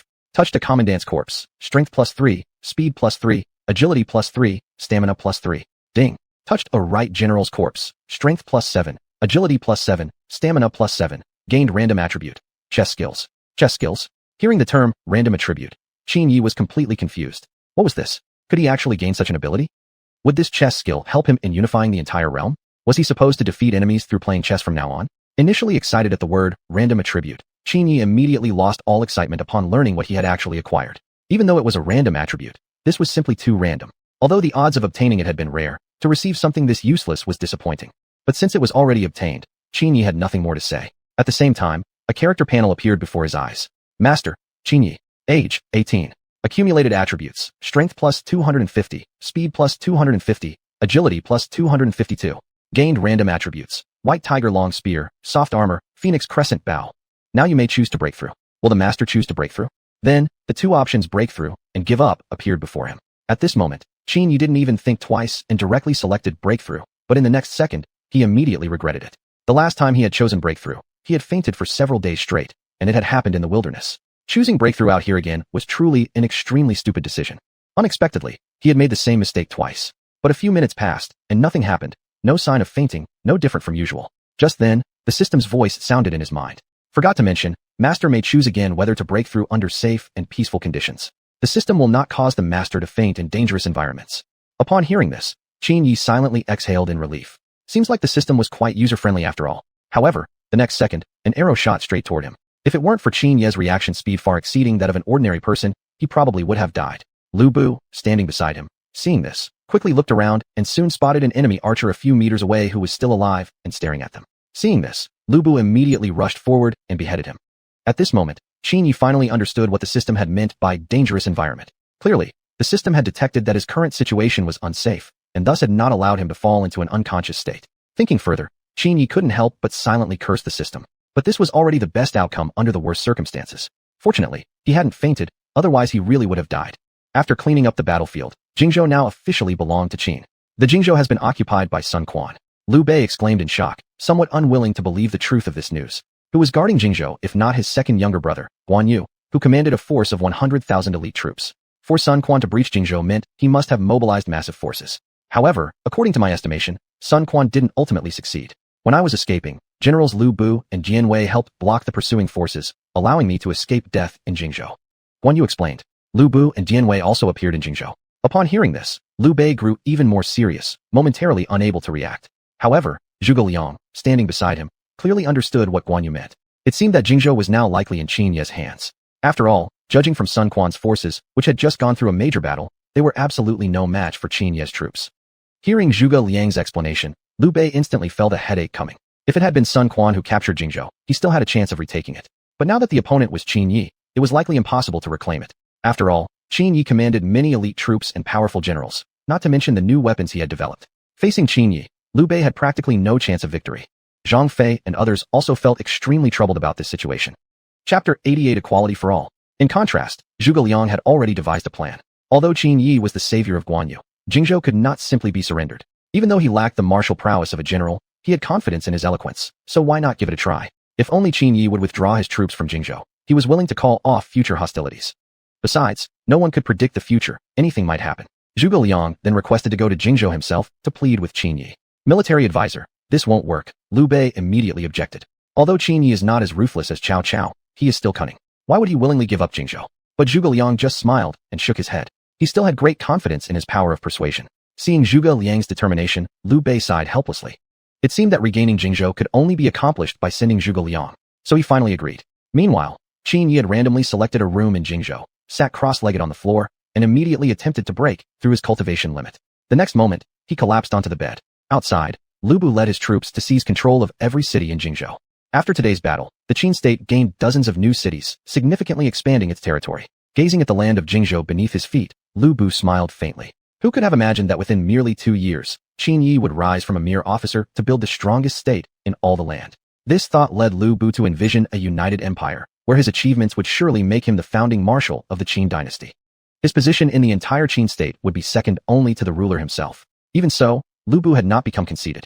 Since undergoing training, his temperament had undergone tremendous change. His previously impulsive nature had been completely transformed. Now, Lu Bu had become more like a thoughtful, far-sighted general. Several days later, Zhuge Liang arrived in Jingzhou alone. At that time, Qin Yi was still inside his room attempting breakthrough, having not left the room for several consecutive days. Even Lu Bu hadn't seen Qin Yi in days. The ruler is resting inside his room. I must ask you to come again later. Lu Bu spoke with a smile, respectfully addressing Zhuge Liang. Facing the strategist of Shu, Lu Bu did not behave improperly. Looking at the Lu Bu before him, Zhuge Liang couldn't help but feel shocked. Logically, Lu Bu's temper should not be like this. He should have been furious at the sight of Zhuge Liang. Yet now, he remained calm and composed, as if he were someone entirely different. General Lu has changed greatly. I must say, I am deeply impressed. Zhuge Liang stared seriously at Lu Bu. Lu Bu showed no particular excitement upon hearing Zhuge Liang's compliment, merely smiling and nodding. This further surprised Zhuge Liang. Was this truly the same Lu Bu he had known? More importantly, it was clear that Qin Yi had been capable of bringing about such a drastic change in Lu Bu. This suggested that not only was Qin Yi extremely powerful, but his willpower and character were already strong enough to influence others. Zhuge Liang found this quite troubling. Dealing with such a person would surely prove difficult. Not necessarily because he was difficult to negotiate with, but because his mentality was already too mature, perhaps even more perceptive about things than Zhuge Liang himself. Therefore, Zhuge Liang feared this visit would end in disappointment. At that moment, the door to Qin Yi's room silently opened, and Qin Yi stepped out. As soon as Lu Bu saw him, he quickly approached and bowed. Lord, have you rested well? Very well, thank you. You've worked hard these days, General Lu. Please rise. There is no need for such a grand gesture. I've told you before, in the state of Qin, there is no need to kneel. A simple bow with fists clasped together suffices. Qin Yi said with a smile. Upon hearing this, Lu Bu scratched his head awkwardly. This sight shocked Zhuge Liang inwardly. From this scene, he felt that Qin Yi was even more formidable than he had imagined. Even Liu Bei would never tell his subordinates not to kneel before him. Yet here was Qin Yi, forbidding his subjects from doing so. It showed that he did not hold himself above others, nor was he conceited about his abilities. Zhuge Liang then stepped forward and knelt halfway on one knee before Qin Yi. Zhuge Kongming pays homage to Master Qin. Zhuge Liang showed the utmost respect. In response, Qin Yi hurriedly helped him up. There is no need to be so formal, Master Zhuge. In my state of Qin, all men are equal. Kneeling is never required. Qin Yi replied. The phrase equality for all struck Zhuge Liang like a sharp arrow to the heart. Could such an idea really belong to a mere teenager? Neither Liu Bei, nor Cao Cao of Wei, nor even Sun Quan of Wu had ever considered such a concept. This was exactly the ideal that Zhuge Liang had long dreamed of seeing. As a military advisor beside Liu Bei, Zhuge Liang had always felt extreme disgust toward the rigid hierarchy system. But unfortunately, he lacked the power to change the status quo. Yet now, a mere teenager had managed to achieve this very ideal in the state of Qin. This was undoubtedly shocking. At this moment, Zhuge Liang finally understood how Qin Yi had managed to build such a formidable state. Perhaps, he truly could change the history of the pre-Qin era. I suppose Master Zhuge has come for Jingzhou, am I right? Qin Yi cut straight to the point. Upon hearing this, Zhuge Liang gave a slight nod. Since the other party had already guessed his intentions, there was no need to hide the truth. Seeing Zhuge Liang's response, Qin Yi smiled.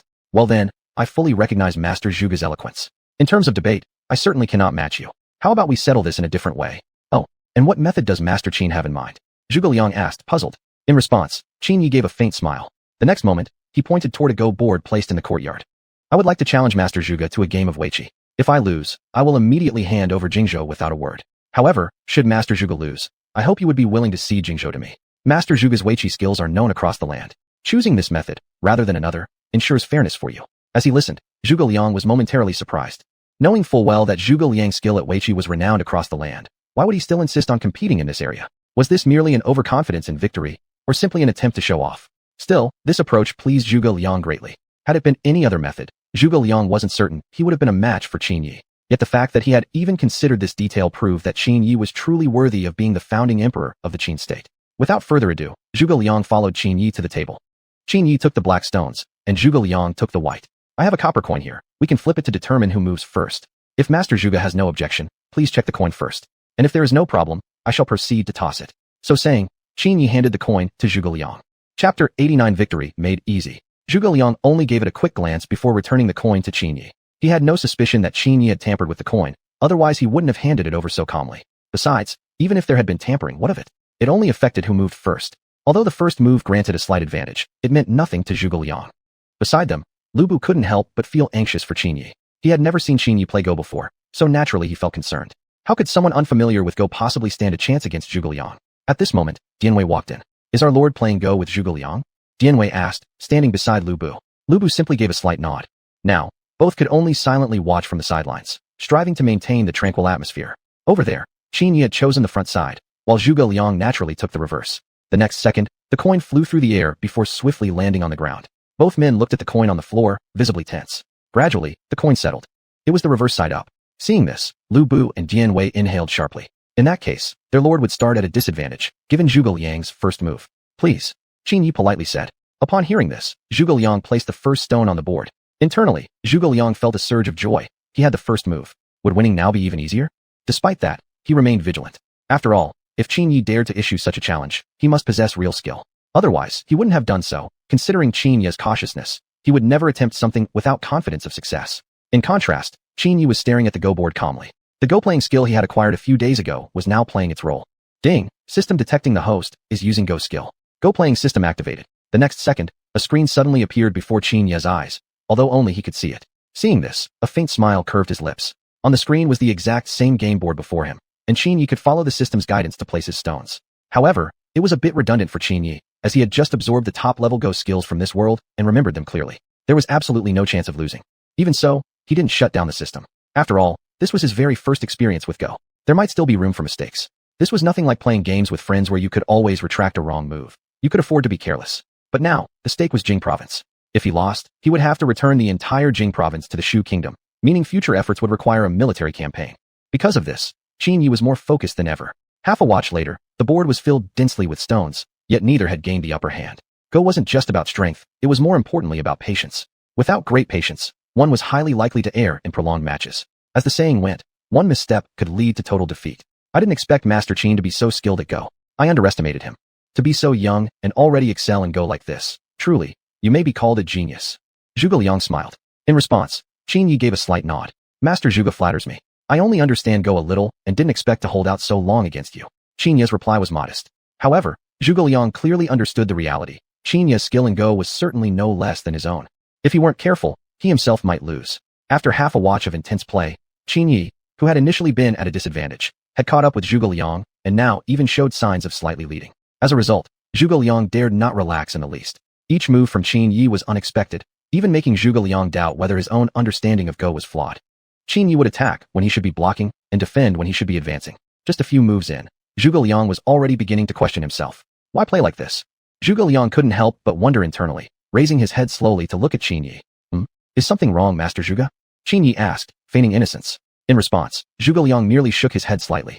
Seeing this, a barely noticeable smile appeared on Qin Yi's face, still too inexperienced to challenge him. After all, he possessed the system, an unfair advantage. Even a Go sage would have to bow before him. Beside them, Lu Bu saw both men's expressions and immediately knew this match was a sure win. Qin Yi appeared composed, while Zhuge Liang, though his expression remained calm, revealed hints of nervousness. The slight furrowing of his brow was enough to tell. However, Dianwei standing nearby remained extremely tense, unable to grasp the current situation at all. Time passed another half hour, and Zhuge Liang's tightly knitted brows became increasingly noticeable.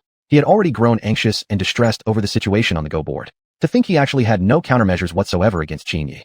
Thus, he slowly rose to his feet, clasped his hands together, and looked at Qin Yi with a deeply respectful expression. I have lost. I, Zhuge Liang, concede defeat willingly.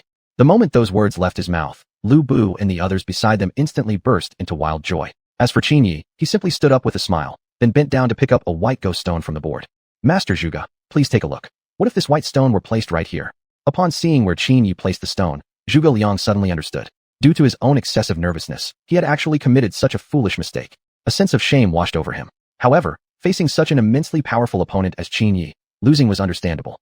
With the insight you've displayed into Go at your age, Master Qin, I am absolutely in awe, Zhuge Liang sincerely remarked. Master Zhuge flatters me again. Compared to you, I still fall somewhat short. My victory this time was purely by chance, Qin Yi humbly replied from beginning to end. Upon hearing this, Zhuge Liang gave a slight shake of his head. Indeed, this loss of his had been complete. He had gambled and lost. There was no more room to bring up Jing province again. Since that was the case, it was time to return and report the final outcome. Though deeply unwilling, there was no help for it. Just at this moment, Qin Yi suddenly stepped forward and blocked Zhuge Liang's path. Jing province, I can allow you to take 1/3 of it. Qin Yi spoke.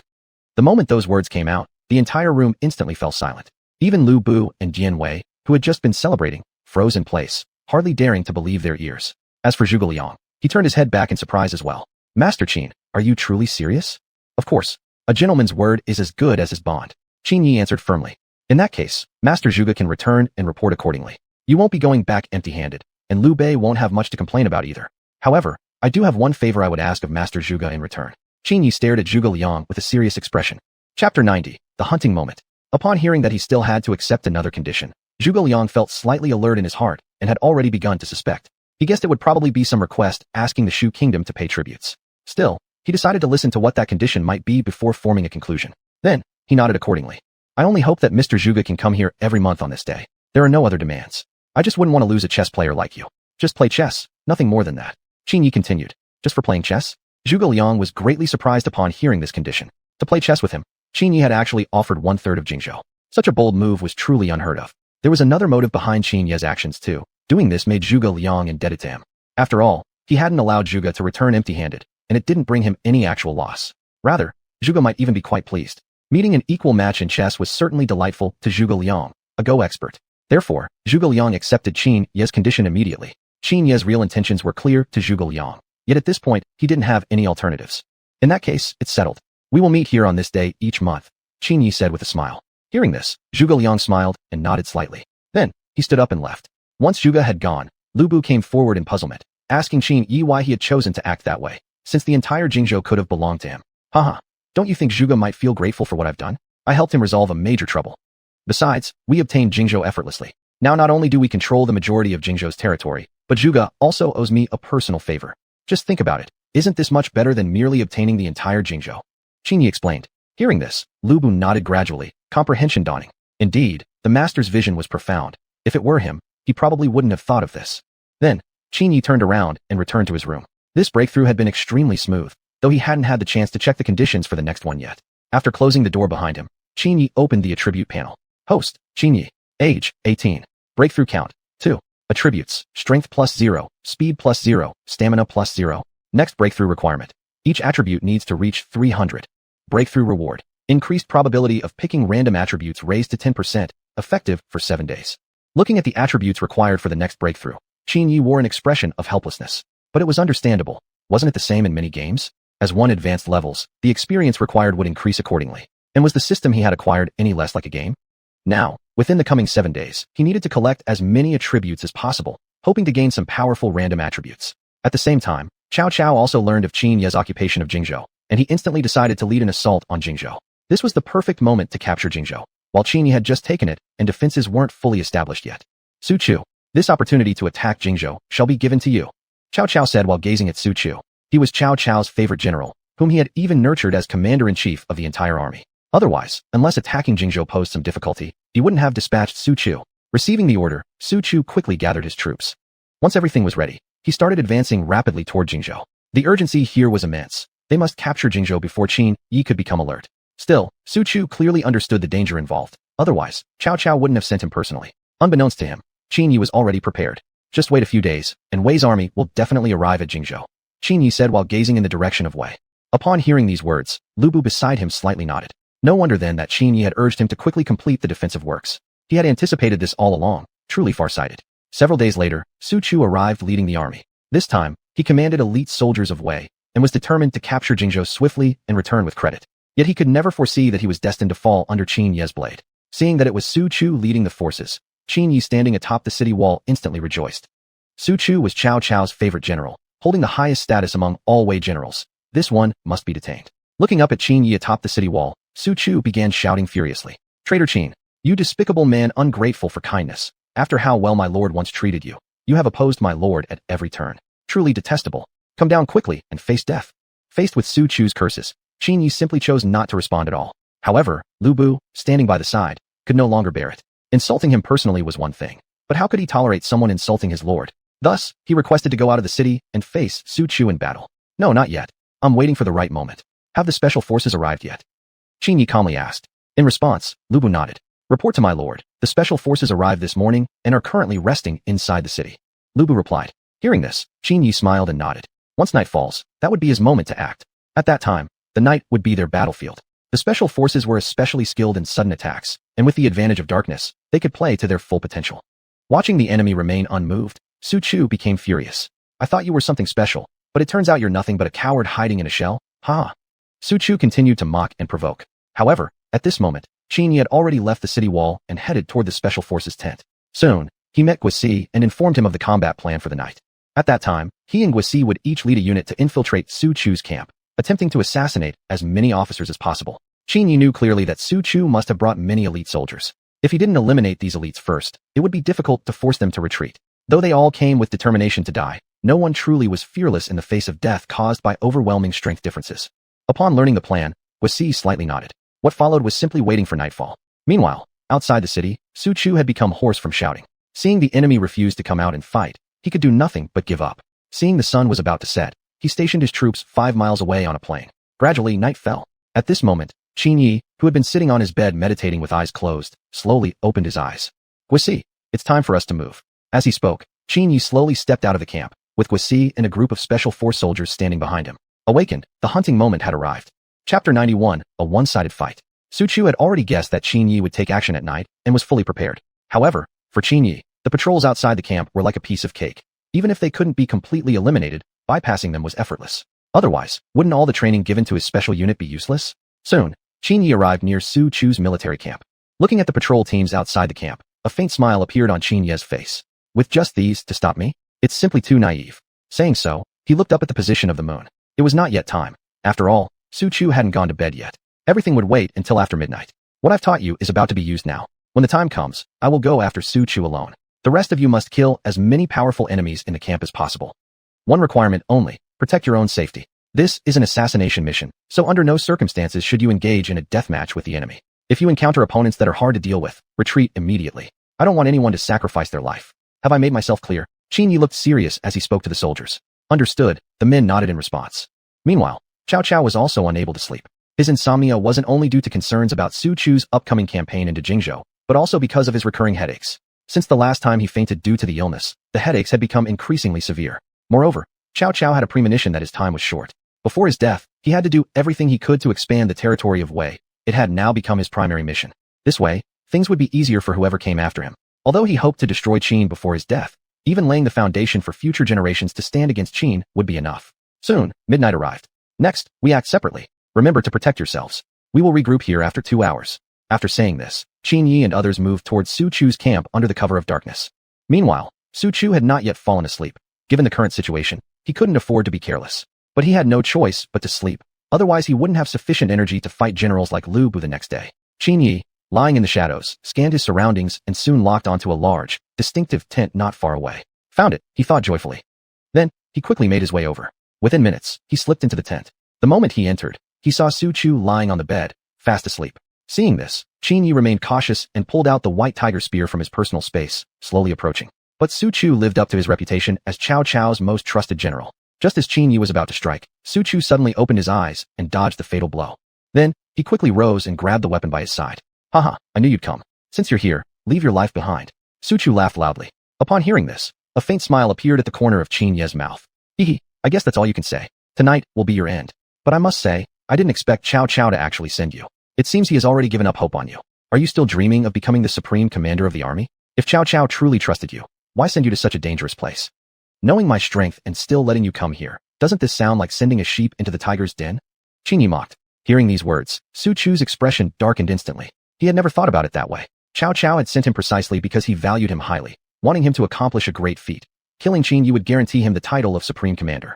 Besides, this was just meant to test and develop his capabilities. Su Chu didn't believe that Qin Yi really had the ability to kill him. Although Qin had defeated Lu Bu before, Su Chu himself was certainly no weaker than Lu Bu. Plus, Qin Yi had come alone. Did he truly believe he could fight an army of 10,000 warriors? Don't try to drive a wedge between us. The Lord has always trusted me deeply. He sent me here precisely because of my strength, not for the reasons you suggested. In the entire army, I'm the strongest general. I'm the one most likely to kill you. At this moment, Su Chu still refused to believe Qin Yi's words. Hearing his reply, Qin Yi could only shake his head helplessly. Although Su Chu had formidable martial arts, his mind was indeed a bit slow, though his loyalty truly impressed Qin Yi. If Su Chu served as one of his generals, it would be like a tiger gaining wings. Su Chu's combat ability was certainly not inferior to Lu Bu's. He could fight Lu Bu for 300 rounds without showing any sign of defeat. Such a person, serving under Cao Cao, truly a waste of talent. Then don't waste your breath. I'm here tonight for your life. Saying this, Qin Yi charged straight at Su Chu, brandishing the white tiger spear. Seeing this, Su Chu quickly raised his large saber to defend himself. The next moment, a deafening metallic clash echoed from within the tent. Hearing the noise, nearby soldiers rushed over to the outside of the tent. General, are you alright? I'm fine. I'm just sharpening my blade, Su Chu replied directly. In this battle, he was determined to fight Qin Yi one-on-one. He wanted to show his enemy what it meant to be Cao Cao's mightiest general, and he did not want anyone else to interfere. This wasn't just about a fair fight with Qin Yi. It was mainly to avoid sacrificing the lives of others. As the saying goes, people target the softest persimmons first. If any soldier rushed in, they would instantly become Qin Yi's top target. After all, killing one was as good as another. The tip of the white tiger spear pressed relentlessly against Su Chu's saber, forcing him to retreat step by step. This greatly shocked Su Chu. He had heard of Qin Yi's immense strength before, but never imagined it would be this terrifying. Even after exerting all his strength, he couldn't budge the spear even slightly. General Su Chu, you're a real man. I'll make sure you die quickly. As he spoke, Qin Yi increased the pressure on the spear. At this point, Su Chu was already at a disadvantage, completely unable to counterattack against Qin Yi. Right now, Su Chu felt as helpless as a 3-year-old child facing a teenager, utterly powerless, at the mercy of his enemy. The situation had long been one-sided. The next moment, the tip of Qin Yi's white tiger spear pierced straight through the blade of Su Chu's saber. Witnessing this, Su Chu was instantly drenched in cold sweat. How much strength did it take to pierce through a steel blade like that? Immediately afterward, the saber in his hand split cleanly into 2 halves, and the white tiger spear sped straight towards Su Chu's chest. Spa. The word wasn't even finished when the spear's blade had already pierced through his chest. Wing. After uttering that final word, Su Chu collapsed directly in front of Qin Yi. At the very last moment of his life, he finally realized the overwhelming power of Qin Yi's strength. Chapter 92. Kill the chicken to scare the monkeys. Looking at Su Chu lying in a pool of blood, Qin Yi felt a sense of melancholy in his heart. He then placed his hand on Su Chu's corpse. The next second, a system voice rang in his ears. Ding. Touch the corpse of Su Chu, commander of the armies. Strength plus 15, stamina plus 15, speed plus 15, agility plus 15. Acquired random attributes, 1 body strengthening pill, 1 musket production blueprint, and 1 nitrate mine located in the northern mountainous region of Yangzhou. Upon hearing the rewards, Qin Yi couldn't help but feel astonished. Although he expected to obtain random attributes from Su Chu, he hadn't anticipated receiving 3 in one go. Moreover, acquiring another body strengthening pill was something Qin Yi had always hoped for. It would allow him to consolidate his newly broken through strength with much more ease. After breaking through, one's power usually entered a temporary vulnerable phase, which required some time to fully stabilize and reach its peak condition. Now that he had obtained the body strengthening pill, this time constraint was immediately resolved. As for the other 2 rewards, they delighted Qin Yi greatly. With these, he could now establish a musket unit. In this era dominated by cold weapons, the power of muskets was unprecedented and unparalleled. However, Qin Yi didn't plan to immediately equip the entire army with muskets. Doing so would make conquering the world only a matter of time. More importantly, it was not yet the time to unify the land, as there were still many matters yet to be resolved. Once his strength became too overwhelming, the 3 kingdoms of Wei, Shu, and Wu would surely join forces against him, and with his current power, there was no way he could counter them. Even though he himself could not die, the loss would be something Qin Yi could not afford. Meanwhile, Gusi had already eliminated many of the enemy's strong warriors. As the time for regrouping approached, Qin Yi burst out of the tent. Just as he stepped out of the tent flap, an arrow came flying straight at him. At this critical moment, Gusi suddenly rushed forward and deflected the arrow for Qin Yi. Seeing Gusi standing in front of him, Qin Yi exhaled in relief. Then, he fixed his sharp gaze upon the rows of enemy soldiers before him. At the same time, the other team members also rushed over. It seems like we won't be able to return as scheduled, Qin Yi said with a helpless shake of his head, while also feeling curious about how they had been discovered. Ha! Today is your doom, Qin Yi. Even if we all perish here, we will drag you with us to the king of hell. One enemy general laughed wildly. Hee, I doubt you have that capability. Gu Si retorted. I'm just curious how you found us. Did you know about us beforehand, or did you set up this trap just for us? And yet, the cost was indeed too great. Su Chu has already fallen beneath my blade, Qin Yi asked calmly. At this, the enemy general glared at Qin Yi with burning fury, his fists tightly clenched. Yes, the cost was great, but without Su Chu's arrangements, they couldn't afford to let Qin Yi keep killing. As early as dusk, Su Chu had ordered all the generals not to enter the tent no matter what commotion they heard from within. The signal word was sharpening blades. Upon hearing the word sharpening, they were to rush and surround his tent as quickly as possible. Even at the cost of their lives, they must not let Qin Yi leave alive.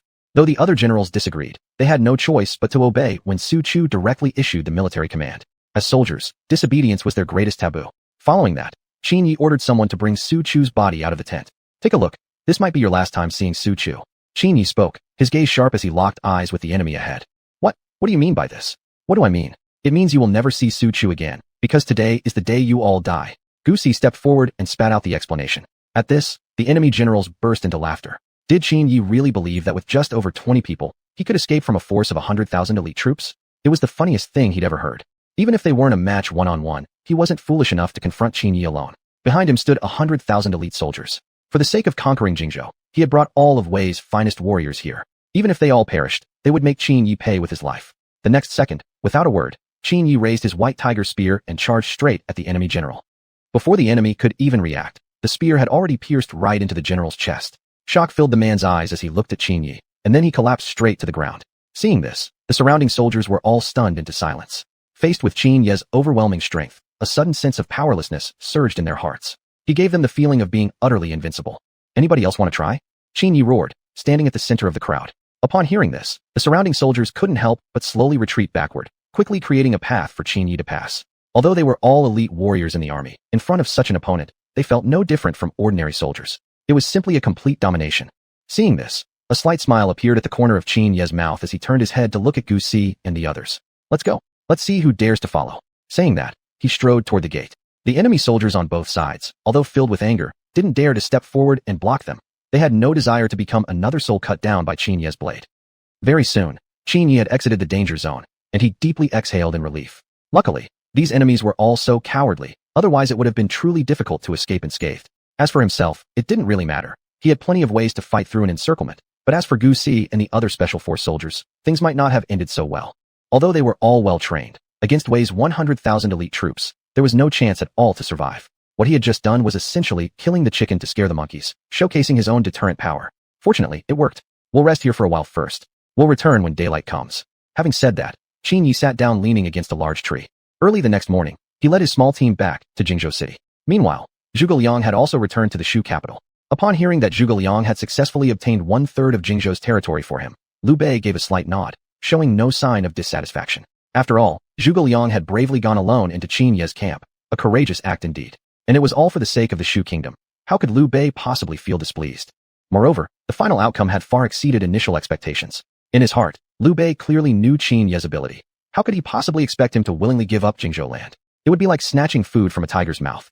Chapter 93, Intermediate Conspiracy Warning Talisman. Now, through his own efforts alone, Zhuge Liang had managed to convince Qin Yi to give up 1/3 of Jingzhou, which was already the best possible outcome amidst misfortune. However, Zhuge Liang's next words left Liu Bei utterly stunned. He claimed that Qin Yi's skill at Go was even superior to his own and recounted the entire game to Liu Bei, including the fact that Qin Yi had voluntarily ceded 1/3 of Jingzhou's territory. Hearing the truth, Liu Bei was momentarily speechless. He had assumed Zhuge Liang was the best Go player in the land, with very few capable of defeating him at that level. Yet now, the 18-year-old Qin Yi had completely overpowered Zhuge Liang and even pointed out his mistakes during the match. Such skill left everyone present in utter shock.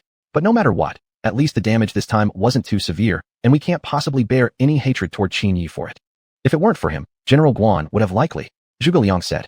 At this, the others quietly nodded in agreement. That Qin Yi had saved Guan Yu's life was an irrefutable fact. Meanwhile, Su Chu's army retreated from Jingzhou immediately after the battle. Their expedition had resulted in a devastating loss. Not only did they lose a great number of elite troops and officers, but more importantly, Su Chu himself had been killed by Qin Yi. When Xiao Qiao learned of this, he was sure to fly into a rage once again. But it was a reality they had to face. Qin Yi's strength was terrifyingly overwhelming. Moreover, Su Chu was one of Cao Cao's most admired generals. He wouldn't have been sent to Jingzhou unless it was for the sole purpose of opposing Qin Yi. After their departure, Qin Yi returned to the enemy's former encampment. Now, he had a 10% chance to obtain random attributes. He needed to make the best use of this opportunity. How was everyone's performance last night? Qin Yi asked his squad members nearby. Each of them then reported their achievements from the previous night. Reporting, Chancellor, I killed 4 enemy officers of minor rank. I killed 2 lieutenant generals. After their reports, the total number of enemy officers slain, big or small, amounted to no fewer than 40. Faced with such results, Qin Yi allowed a satisfied smile to appear on his face. They had all completed their first mission, and on average, each person had taken down 2 enemy soldiers with military ranks. Such an outcome pleased him greatly. He then ordered Guisi to lead them away. And what about you, Lord? Guisi asked. I'll just walk around here a bit. After all, I did kill Su Chu, a mighty general, and I'd like to examine the site again. Qin Yi answered rather casually. Upon hearing this, Guisi harbored no suspicion and departed with his men. Once Guisi was finally out of sight, Qin Yi quickly began searching the site for corpses. Soon, he noticed an obvious bulge in the soil beneath a large tree. Seeing this, he hurriedly walked over. Just as I expected, they've buried all the bodies. Saying this, Qin Yi began to dig by hand. Within minutes, he had uncovered the first corpse. Ding. Touched a general's body. Strength plus 10, power plus 10, speed plus 10. Touched a captain's body. Strength plus 5, power plus 5, speed plus 5. Ding. Obtained random attribute. 1 intermediate conspiracy warning talisman. Since obtaining that random attribute last time, he hadn't gotten one again. This made Qin Yi inwardly grumble about the system's drop rate. Wasn't it supposed to be a 10% chance? Where was the promised increase in probability? More than 40 bodies of officers ranked above captain, and he only got 1 random attribute. That so-called probability was clearly just wishful thinking. But then again, this random attribute wasn't bad at all. Combined with the previously kept basic conspiracy warning talisman, he probably now had 2. Thinking this, he opened his personal space to confirm whether the basic conspiracy warning talisman was still there. The next moment, Qin Yi was stunned. Where's my basic conspiracy warning talisman? I didn't use it yet. Did the system steal it from me? He said aloud and immediately summoned the system interface. Check for me when that basic conspiracy warning talisman was used. Qin Yi said with obvious irritation. Shortly, the system provided an answer. Once he learned the truth, Qin Yi nodded in sudden realization. No wonder he had received a system prompt back then. So it was the basic conspiracy warning talisman that had activated. He had thought that the system had simply grown more considerate lately. Still, this was a good thing. Since it didn't need to be manually activated, the system would automatically provide alerts in the presence of significant conspiracies, an enormous relief, indeed. A few days later, Qin Yi returned to Yangzhou, having ordered Dian Wei to guard Jingzhou before his departure. Qin Yi was confident that, in the short term, no one would dare to launch a reckless attack on Jingzhou. As for Liu Bei, it went without saying, after such a huge favor, he wouldn't easily turn hostile. As for Wu and Wei, both had suffered severe losses, and thus were also unlikely to mobilize forces against Jingzhou again. At the same time, Cao Cao received news of Su Chu's death. In an instant, he fainted from shock and collapsed onto his seat. Seeing this, the generals quickly summoned the imperial physician. Lord Chao's head ailment has now deeply penetrated his vital organs. I'm truly powerless to help. The imperial physician said helplessly. Upon hearing these words, Sima Yi and others immediately knelt beside Cao Cao's bed. Cao Cao slowly opened his eyes, summoning all his strength to turn his head and gaze at the court officials kneeling by his bedside. Starting today, Cao Pai shall inherit the throne. Sima Yi, from now on you must assist Cao Pai in unifying the realm. I fear I won't live long enough to witness such a scene. I hope Wei, under your leadership, will accomplish the dreams I could not fulfill. Cao Cao said weakly. Upon hearing this, the entire court immediately bowed their heads in salute. We swear to obey Lord Chao's command, they said, tears streaming down their faces. Death is not tapa. It is like a cool summer night, offering peaceful, worry-free rest. People yesterday misunderstood me. Cao Cao. They did so today again, and perhaps will do so again tomorrow. But I remain who I am. I have never feared being misunderstood. Saying this, Cao Cao ordered everyone to leave except Cao Pai alone, preparing to pass on his legacy. To preserve the Wei dynasty's rule, Sima Yi must be heavily relied upon. However, although Sima Yi was extremely talented, Cao Cao had long realized he was no ordinary man content with the status quo. He must always be closely watched. After giving final instructions to Cao Pai, he summoned the officials back again. Once all the ministers had taken their seats, the court historian quickly took out writing brushes and ink to record this historic moment. I have dominated the realm for over 30 years, personally quelling the chaos caused by warring lords. My only regret is that Sun Quan of Jiangdong, Liu Bei of Shu, and Qin Yi of Central Plains have not yet been completely eliminated. Now, with my days numbered, I fear I will not live to see the unification of the world. Chapter 94, Cao Cao's death. My eldest son, Chaoong, died tragically in Wancheng many years ago. Cao Chong was extraordinarily intelligent, but unfortunately died young. Cao Cao spoke weakly. Although Cao Cao's favorite son was Cao Ji, unfortunately, Cao Ji was merely superficially talented, indulgent and unrestrained, unfit to shoulder important responsibilities. Cao Zhang was brave yet lacking in strategy, so the only one left capable of succeeding to the great cause was Cao Pai, who was sincere and respectful. Upon hearing these words, tears streamed down Chow Pai's face. After Chow Chow finished expressing his will, Chow Pai hurriedly poured a cup of wine and handed it to him. However, Chow Chow did not drink. Instead, he dipped his finger into the cup of fine wine, then flicked it outward. In that instant, Chow Chow suddenly realized, wasn't all of existence no more than the flick of a finger? No matter how brilliant one's life was, in death, it would still turn into a handful of yellow earth, becoming a faint trace in this world. As the cup in Chow Chow's hand fell to the ground, the legendary figure's life ended. Seeing that Chow Chow had already passed away, the people present could not help bursting into tears. But opposite them, Sima Yi sat still, expressionless, as if this had nothing to do with him. Soon, the news of Chow Chow's death reached Qin Yi and others. Liu Bei, upon hearing the news, felt great joy. Excellent. The evil Chow has finally met his doom. If not now, when else should we march? He immediately prepared to lead an army to attack the state of Wei. But Zhuge Liang, standing beside him, stopped Liu Bei directly, explaining that this was not the time to march. The entire Wei kingdom was immersed in grief, emotions unexpressed. Moreover, the states of Shu and Wei had always been bitter enemies. If they launched an attack now, it would ignite the wrath of Wei's soldiers completely. As a result, they not only might fail to defeat Wei, but might also suffer great losses. After listening to Zhuge Liang's explanation, Liu Bei nodded slightly. Then when do you think we should march? At that time, Liu Bei was determined to attack Wei. Zhuge Liang shook his head. There is currently no appropriate opportunity to attack Wei. From what I know of Sima Yi, he will have already made preparations, guarding against any potential invader. This is precisely the time for us to rest and recover our strength. There will absolutely be no military action from Wei for at least half a year. Zhuge Liang continued, and his words made perfect sense. After all, Sima Yi was no ordinary man.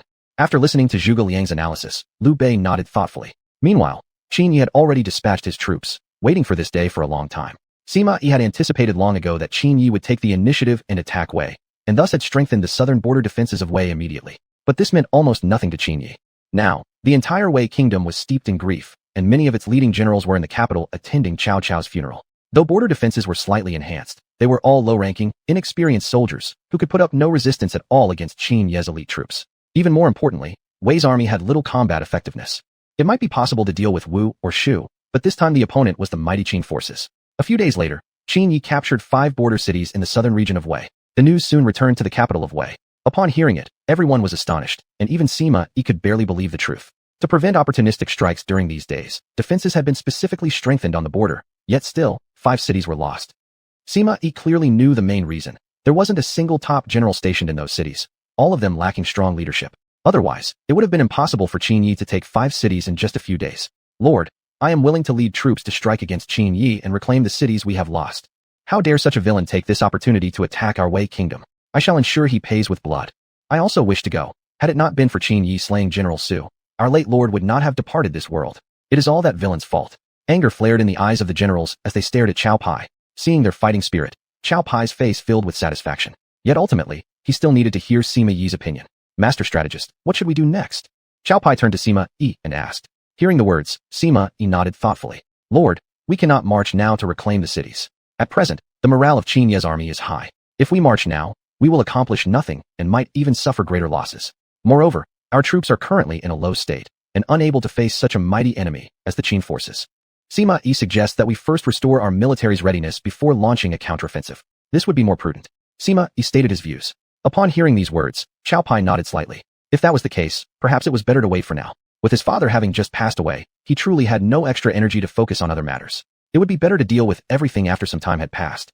Sima Yi believed that Qin Yi would not advance deeper into Wei territory, for doing so could easily lead to being caught between 2 fronts. Interestingly, Qin Yi held the exact same thought. The 5 cities had been captured far too easily, with almost no losses to his troops. Indeed, just as he had anticipated, the morale of the entire Wei army was extremely low. Lu Bu, you stay here for now and guard these cities. If Sima Yi comes to negotiate peace, do not agree under any circumstances. I still have other plans. Qin Yi said while looking at Lu Bu. Upon hearing this, Lu Bu nodded heavily. Please rest assured, my lord. After that, Qin Yi left the place. Jiao Chan, what have you been up to these days? Qin Yi said while wrapping his arms around Jiao Chan's slim waist from behind. Jiao Chan blushed and looked up at Qin Yi, her eyes fixed on his Adam's apple. My lord has returned. You've been so busy these past few days, I've barely seen you at all. Jiao Chan replied with feigned displeasure. Hearing this, Qin Yi smiled slightly at the corner of his mouth. Well then, how about tonight I make it up to you? Ugh, my lord, when did you become so indecent? Oh, don't tell me you've forgotten what I'm like. Qin Yi replied with a grin, and in the next moment, buried his head into the crook of Jiao Chan's neck. Suddenly, the courtyard gate opened, and Sun Shangxiang and others entered from outside. My lord, why are you always looking for Jiao Chan and never us? Are you planning to forget all of us? Xiao Qiao said while gazing affectionately at Qin Yi. Hearing this, Qin Yi instantly felt a bit embarrassed. Well, he'd have to go one by one, right? Taking care of several at once really did leave him quite overwhelmed. Although he had no concerns about physical stamina, after all, he had only one thing to go around. Chapter 95. Aid Sun Quan. Seems like having too many wives isn't necessarily a good thing. After Cao Cao's death, Liu Bei declared himself emperor. At the same time, he launched a campaign against Wu. Upon hearing this, Qin Ye's lips curled into a slight smile. There was absolutely no way he would allow Liu Bei's plan to succeed. If Liu Bei managed to conquer Wu successfully, his strength would soon surpass that of Wei, and dealing with him would then become much easier. Therefore, Qin Yi personally headed to the state of Wu to visit Sun Quan. Faced with Liu Bei's massive army advancing toward him, Sun Quan was momentarily shocked, not expecting Liu Bei to actually dare attack him directly. Logically speaking, Qin and Wei should be their common enemies, as those two states' strength was far superior to theirs. Conquering them would bring greater value than capturing each other. Of course, Sun Quan had no intention of allowing Liu Bei to easily take over Wu. More importantly, his strength was not far behind Liu Bei's, and he still commanded a force of 100,000 elite soldiers. Judging from this alone, Liu Bei wouldn't be able to take him down without paying a heavy price. Besides, he could still seek help from Qin Yi. Although requesting aid from Qin might require a certain price to be paid, compared to losing the entire nation, that cost seemed insignificant. However, Sun Quan had no intention of asking for Qin Yi's help immediately, since he still believed he had a chance against Liu Bei. Only if things came down to a desperate situation would it be too late not to seek help from Qin. At this moment, however, Qin Yi was already on his way to Wu. Lord, are we really going to assist Wu unconditionally? If Wu is destroyed, it could actually benefit us greatly. Once that happens, we can take over Wu's territory when Liu Bei is off guard, said Lu Bu, who was sitting nearby. Upon hearing these words, Qin Yi shook his head with a smile. He naturally understood this, but Wu wasn't destined to fall just yet. After all, considering the current size of his forces, defending such a vast territory would not be an easy task. Rather than that, it would be better to let Wu take care of it for a while, then capture it when the time and strength were right. After hearing Qin Ye's reasoning, Lu Bu nodded slightly, realizing that his own idea was indeed too simplistic. Although possessing enough strength to reap the benefits of a war between others, there would be many problems to face after capturing Wu, something he hadn't fully considered. Meanwhile, Liu Bei had already led his army to attack the border cities of Eastern Wu. At the same time, Sun Quan had also arrived with his forces. Sun Quan, this war today is entirely your doing. You seized Jing province and caused our army heavy casualties. I must seek justice for my fallen soldiers. Liu Bei stood in front of the battlefield, cursing at Sun Quan who was standing atop the city walls. Facing Liu Bei's verbal assault, Sun Quan felt deeply wronged. Although he was the one who initiated the attack on Jing province, he hadn't truly benefited from it, as Qin Yi suddenly emerged on the battlefield halfway through. Besides, according to information he had received, Qin Yi had given part of Jing province back to Liu Bei, which meant that Liu Bei had suffered hardly any significant losses. Although Liu Bei had lost about 10,000 soldiers, how could that compare to Sun Quan's own losses? Sun Quan had led 50,000 elite troops to attack Jing province, yet fewer than 1,000 had returned alive. In comparison to that, Liu Bei's losses were practically negligible, and even Guan Yu had not died by his hand. Sun Quan considered this already a major advantage. Now Liu Bei was coming after him for these reasons. It truly made him feel unjustly treated. If Liu Bei wanted revenge, he should go after Qin Yi instead. Although Qin Yi's power far surpassed his own, reclaiming Jing province from him wasn't necessarily an impossible task for Liu Bei. After all, Jing province had originally been Liu Bei's territory. For Qin Yi to protect the entire region would require significant resources. Even if you want revenge, Liu Bei, you should go after Qin Yi. What reason do you have to attack me? Are you telling me my losses were small compared to yours? And now most of Jing province is under Qin Yi's control, so how is this still my problem? Sun Quan said angrily. Upon hearing this, Liu Bei snorted coldly. Who was Qin Yi? Someone he definitely could not afford to fight. If Sun Quan hadn't suddenly attacked Jing province, Qin Yi wouldn't have taken any action against him. Looking at it this way, everything had originated from Sun Quan. Furthermore, his campaign against Wu was never intended to completely destroy it, considering Sun Quan's strength was roughly equal to his own. At most, he'd capture several cities and use their resources to restore his own strength. Upon hearing Liu Bei's reply, Sun Quan was instantly overwhelmed with rage. Then he ordered his troops to sally forth and confront Liu Bei. In an instant, both sides engaged in fierce battle in front of the city gates. Never thought Liu Bei's strength would grow so fast in recent years. He actually managed to bring such a large army to attack me. Seems like I underestimated him, said Sun Quan with some surprise. Zhou Yu, standing nearby, nodded slightly. In his opinion, however, Liu Bei's current achievements were entirely due to Zhuge Liang's support. Without Zhuge Liang, Liu Bei absolutely wouldn't have reached his current position. Born at the same time as Zhou Yu, how could there also be Zhuge Liang? Zhou Yu was well aware that Zhuge Liang's intelligence and talent definitely surpassed his own. If one really had to choose someone capable of rivaling Zhuge Liang, it might only be Sima Yi from the Wei Kingdom. The battle continued non-stop for a whole day and night, finally ending after Sun Quan lost a portion of his territory. Facing this initial defeat, Sun Quan felt helpless. Right now, his available forces were indeed limited. After all, he couldn't possibly deploy all his troops here to confront Liu Bei. Otherwise, other strategic locations would face insufficient defense, potentially being exploited by Wei forces, which would place him in a two-front war situation. Meanwhile, Liu Bei, having achieved his first victory, was extremely excited.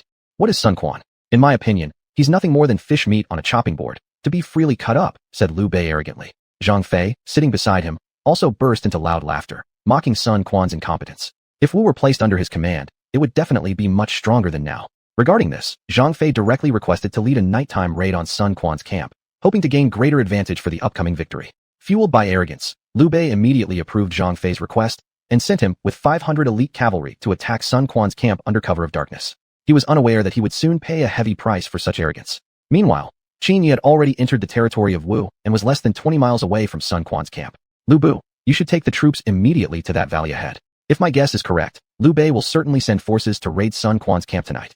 Chapter 96, Slaying Zhang Fei. And that valley will be the route they must pass through. Qin Yi looked at Lu Bu, who was standing beside him. Upon hearing these words, Lu Bu slightly nodded and led a troop toward the valley Qin Yi had pointed to. Then, Qin Yi headed alone to Sun Quan's camp. At this time, Sun Quan was still in deep sorrow over losing a city and was preparing for counterattacks. Since Liu Bei had decided to end his life, there was no need to preserve any courtesy anymore. Although they had once united against Cao Cao, ever since Sun Quan chose to attack Jingzhou, he and Liu Bei had completely lost any remaining goodwill between them. Moreover, their ultimate goals were the same, to unify the realm under their rule. Thus, eventually, the day would come when they would inevitably fight each other. Moreover, Liu Bei's power would only grow stronger in the future. It would be better to seize this opportunity to eliminate him entirely, to prevent future troubles. Thus, Sun Quan dispatched a messenger back to the capital to request reinforcements. Just then, a soldier rushed into the tent in great haste. Lord, Qin Yi requests an audience. The soldier half knelt on the ground and said. Hearing of Qin Yi's arrival, Sun Quan was deeply shocked. He wondered why Qin Yi had chosen this moment to visit. After all, the fact that he had gone to war against Liu Bei was no longer a secret. Could it be that he had come to form an alliance?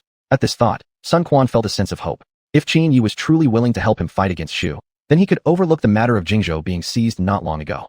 He immediately went out to greet him. At first sight of Qin Yi, he immediately knelt halfway before him in great reverence. Seeing this, Qin Yi immediately helped him up. Lord Sun, you are the ruler of Wu. Our statuses are equal. I cannot accept such a great gesture, Qin Yi said with a smile. Hearing this, Sun Quan momentarily looked embarrassed and at a loss. Indeed, their positions were not far from equal. Both were sovereign rulers. Thus, his earlier action somewhat diminished his dignity. However, Qin Yi did not mind this excessively, for he understood well why Sun Quan had greeted him in such a way. Therefore, he directly stated the purpose of his visit. Learning that Qin Yi truly had come to assist him against Liu Bei, Sun Quan finally felt relieved. With Qin Yi's support, defeating Liu Bei would be as simple as turning one's hand over. To demonstrate my sincerity, I have already sent Lu Bu to intercept Liu Bei's forces in the nearby valley. Undoubtedly, soon Lu Bu will return with good news. Hearing this, Sun Quan smiled and nodded. In this way, it seemed that the other party was genuinely here to assist him. In less than 2 hours, Lu Bu walked into the tent with obvious excitement. A second later, he threw a burlap sack hanging at his waist onto the ground. Lord, guess who I have slain this time? I bet you'll never guess who it is, Lu Bu said excitedly. Upon hearing this, Qin Yi pretended to look deep in thought, though he had already figured out who it was. Still, he shook his head slightly, not wishing to spoil Lu Bu's enthusiasm. Seeing this, Lu Bu's smile grew even broader. He then opened the sack. Immediately, the severed head of Zhang Fei revealed itself before everyone. Looking at the person who had been slain, Zhang Fei, Liu Bei's third brother, Sun Quan stared at Lu Bu with stunned surprise. This was Liu Bei's sworn brother, and ever since the Peach Garden oath of Liu, Guan, and Zhang, it was clear how deep their brotherhood ran. Earlier, Guan Yu had merely been wounded because of Sun Quan attacking Jingzhou, yet even that wound had prompted Liu Bei to raise an army against Wu. This had already proven how devoted and loyal Liu Bei was. Now, Lu Bu had directly slain Zhang Fei, which would surely enrage Liu Bei beyond repair. But as he glanced at Qin Yi sitting beside him, the other man appeared exceptionally calm and composed, as if he had already expected this. Moreover, there wasn't the slightest trace of fear or worry evident on his face. Thinking about it again, it was understandable. After all, Qin's strength was more than enough to handle Shu. Even if Liu Bei led an army here, it would be no more than dashing an egg against a stone. This caused Sun Quan to feel a tinge of envy toward Qin Yi for having established such a powerful Qin state in such a short time, something no ordinary person could have done. Even Cao Cao had taken more than 30 years to build Wei, and even then, Wei would not dare to provoke Liu Bei easily. As the saying goes, even a sinking ship has 3,000 nails. A dead camel is still bigger than a horse. If Liu Bei were thoroughly enraged, even if his strength was not great, if he were to attack a nation with all his country's might, it would still be difficult to handle. But this did not apply to Qin Yi's state. Qin Yi not only had over a dozen great generals under his command, but he himself was a figure capable of holding off 10,000 soldiers alone. Combined with those dozen generals, their power was equivalent to that of a 20,000-strong army. Not to mention that the Qin state's military forces were twice as large as those of Shu. Even if Shu and Wu joined forces against Qin, victory would likely be difficult. Precisely because of this, Qin Yi remained so calm about the matter of Lu Bu killing Zhang Fei. "Lu Bu, take me to that valley." Saying this, Qin Yi stood up and left the tent. Soon, they arrived at the valley. The entire valley was filled with a strong stench of blood, causing some of the soldiers following behind to feel queasy. Under Lu Bu's guidance, they soon saw a headless corpse, and that corpse was none other than Zhang Fei. Qin Yi slowly squatted beside the body, flipped it over, and with one hand, started to search carefully as if looking for something. But this was merely a pretense by Qin Yi, whose only intention was to touch Zhang Fei's body. The next second, a cold robotic voice echoed in his ear. Ding! Upon touching the corpse of General Zhang Fei, agility plus 20, speed plus 20, strength plus 20, tactics minus 5. Random item obtained. Personal space increased by 10 cubic meters, obtained a protective soft armor. After hearing the attributes gained, Qin Yi slightly nodded. However, there was one thing. He wondered why his tactics had been reduced. Thinking further, he realized it made sense. Although Zhang Fei was known for his bravery, he was indeed a warrior of strength without strategy. Despite having followed Liu Bei for many years, he had not learned Liu Bei's calmness at all. His mind only held a single word: fight. Exactly for this reason, Qin Yi's tactics value had decreased. Nevertheless, overall the effect was minimal. After all, it was only a statistic being affected, not his actual intelligence being reduced. As for the protective soft armor, it seemed to hold little practical use for Qin Yi himself. Chapter 97. Gift of the Soft Armor. Qin Yi had previously received a protective soft armor, which, as a reward, was practically useless to him. Although the soft armor could withstand any direct damage, it was unnecessary to have two. Not to mention the fact that wearing two would significantly hinder mobility. Therefore, after careful consideration, he decided to give the protective soft armor to Lu Bu. Soon after, in front of everyone, he removed the soft armor he had been wearing and directly gave it to Bu. "Lu Bu, this armor has protected me for several years and has saved my life countless times. Today, I shall give it to you. After killing Zhang Fei today, consider this armor as your reward. I still remember the time I blocked your sword strike aimed at Gongsun Zan with my own power. It was this armor that made it possible." Qin Yi smiled while looking at Bu. Hearing these words, Bu became too overwhelmed to say anything. He clearly understood the armor's defensive power. The fact that it could withstand his full-strength sword strike alone proved its durability. And now, his lord was willing to gift this armor to him, clearly demonstrating the deep trust and favor he received. To live up to Qin Yi's expectations, Lu Bu directly accepted the armor. The next moment, he solemnly knelt before Qin Yi. "Thank you, my lord, for bestowing this armor. I, Lu Bu, vow to never goof your expectations." Tears filled Lu Bu's eyes. Hearing this, Qin Yi smiled and nodded. Then, he led his troops back to Sun Quan's camp. Next, it was time to discuss strategies against Liu Bei. Meanwhile, the escaped soldiers also reported the events to Liu Bei. Learning that his third brother, Zhang Fei, had been slain by Liu Bei immediately felt his legs weaken and collapsed to the ground. At this moment, he had never expected such an outcome, never imagined Bu would intervene midway. From this, it was clear that Qin Yi had already arrived in the state of Wu, and according to the timeline, this must have happened within Sun Quan's camp. This clearly showed that Qin Yi had decided to assist Wu. Otherwise, why would he send Bu to stop his attack? At this moment, Liu Bei's heart felt as if being cut by knives. He had lost his third brother Zhang Fei in a single battle. The next moment, he fainted. When he awoke, 2 days had already passed. Now, Liu Bei fully understood in his heart that by this time, Qin Yi must have already helped Sun Quan establish a defense line. Even if he continued his offensive, it would be of no use. There was even a possibility that he would suffer even greater losses. This grievance, Liu Bei firmly etched into his mind. Then, he ordered his troops to retreat. Upon hearing of Liu Bei's withdrawal, Sun Quan was instantly overjoyed and knelt before Qin Yi, disregarding Qin Yi's attempts to stop him. If it hadn't been for Qin Yi's timely appearance, Sun Quan likely wouldn't have been able to resist Liu Bei's army alone. Looking at the kneeling Sun Quan, Qin Yi had smiled and shook his head. To express his gratitude to Qin Yi, Sun Quan directly gave him 5 cities. Just 5 cities, practically insignificant to Sun Quan. Without Qin Yi's assistance, the loss would have been far greater than just 5 cities. "My thanks to General Sun," he had said. At this point, Qin Yi had achieved his goal. He not only killed Liu Bei's General Zhang Fei, but also effortlessly gained 5 cities, an undeniable, massive victory. A few days later, Liu Bei returned to the capital of Shu, dejected. When Tu Lang and Guan Yu and others saw him like this, they had already guessed the outcome, though they still hadn't expected it to turn out this way. Immediately, Tu Lang had a suspicion. "Lord, could it be that Qin Yi had sent troops to assist Sun Quan? And why isn't General Dong here?" Zhuge Liang asked, puzzled. Hearing this, Liu Bei became furious in an instant. Immediately, he kicked the table in front of him, flipping it over. "Qin Yi, I, Liu Bei, will never forgive you. About my third brother's death, I will make sure you pay with blood." Liu Bei glared angrily, fists tightly clenched. Hearing this, everyone present was astonished. At this point, Zhuge Liang also instantly understood why Zhang Fei was not seen. He had already fallen in battle. At this moment, he felt some regret for not accompanying Liu Bei in attacking Wu. Otherwise, Zhang Fei wouldn't have died in battle. After all, had he gone along, he could have made the right decisions and would certainly have advised against Liu Bei's plan to send Zhang Fei for a nighttime raid.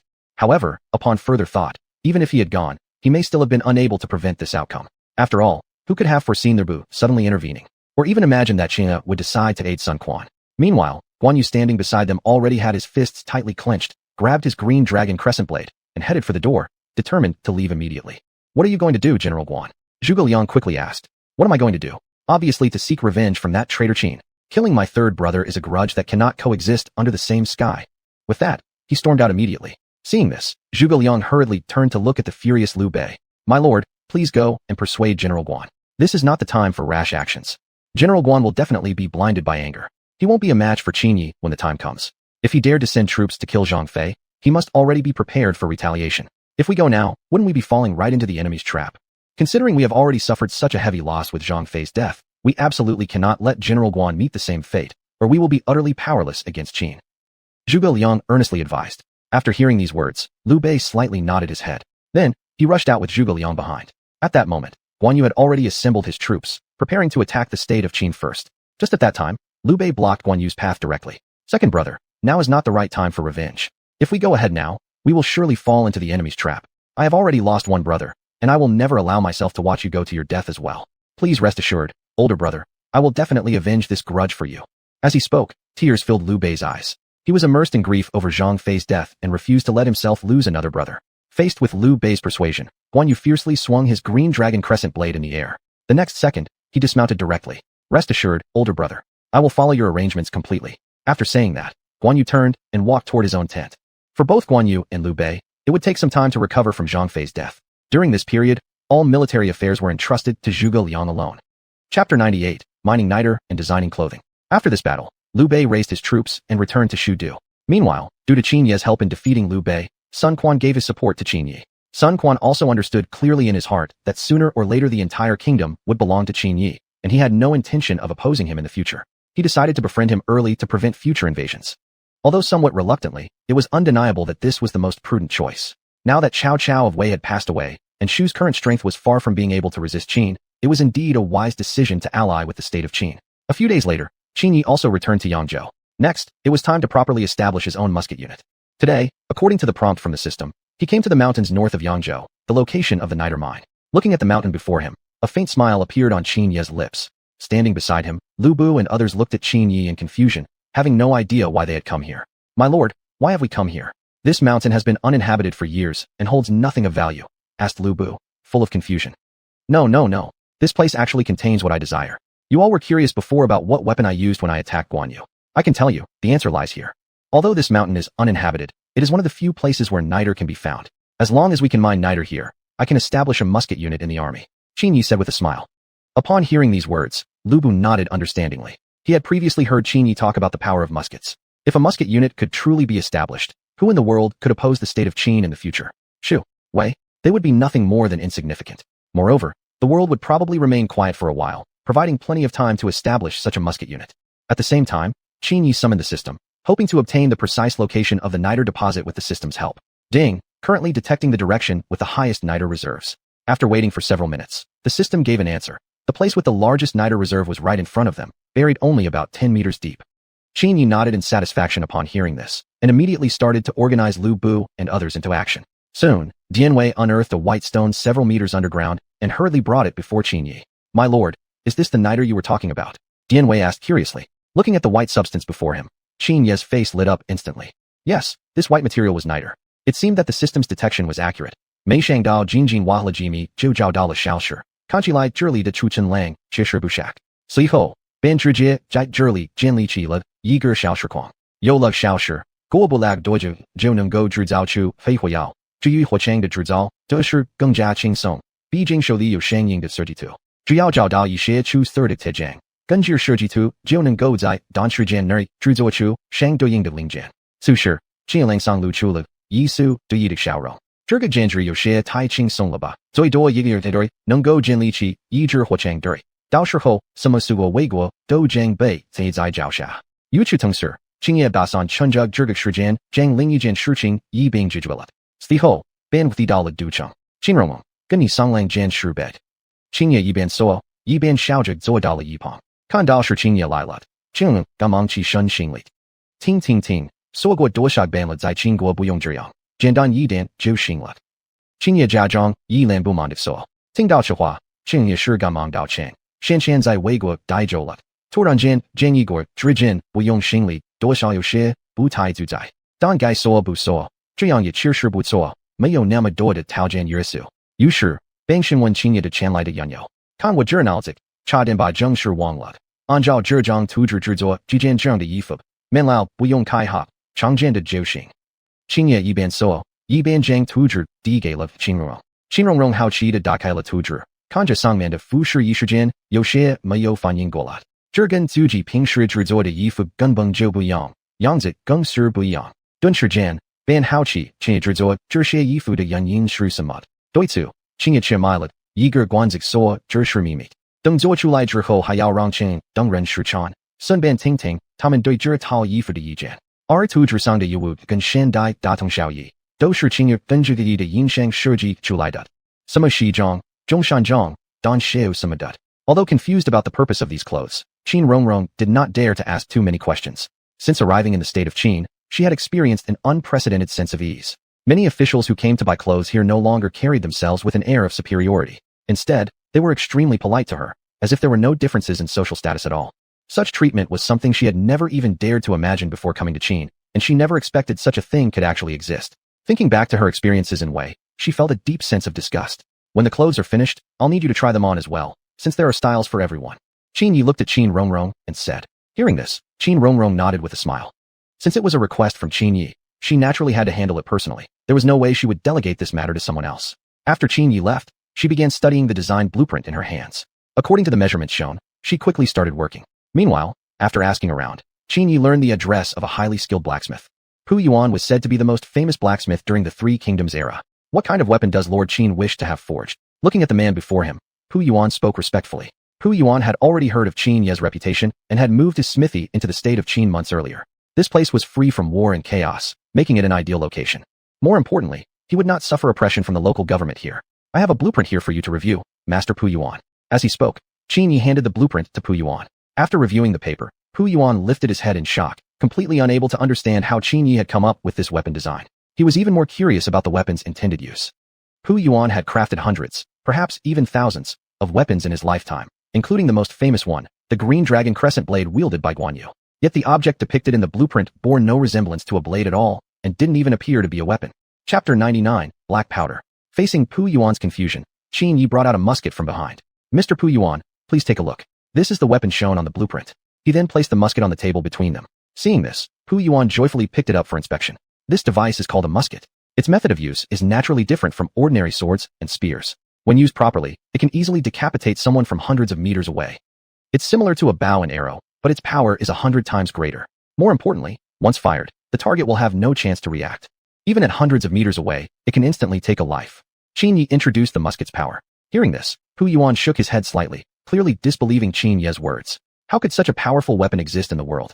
However, Qin Yi merely smiled and shook his head. He had expected this disbelief from the start. As the saying goes, practice is the sole criterion for testing truth. Thus, he picked up the musket and aimed it at a large tree several hundred meters away before pulling the trigger. The next second, Pu Yuan heard a deafening explosion in his ear, followed by seeing something strike the distant tree. Without hesitation, he quickly ran over to examine it. When he saw the several centimeter deep mark on the tree trunk, he was instantly stunned in shock. Then, he turned around, looking at Qin Yi behind him with amazement. Is this the power of the musket? Even the strongest bow and arrow in the world wouldn't cause damage like this. Pu Yuan exclaimed in disbelief. In response, Qin Yi smiled and nodded.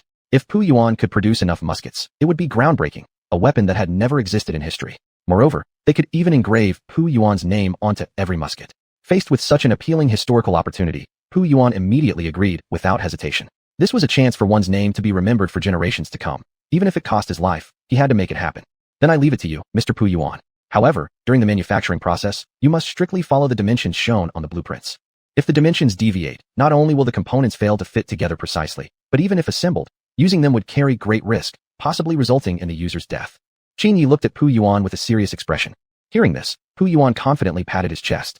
Please rest assured, Lord Qin. I've been a blacksmith my entire life without ever making a mistake.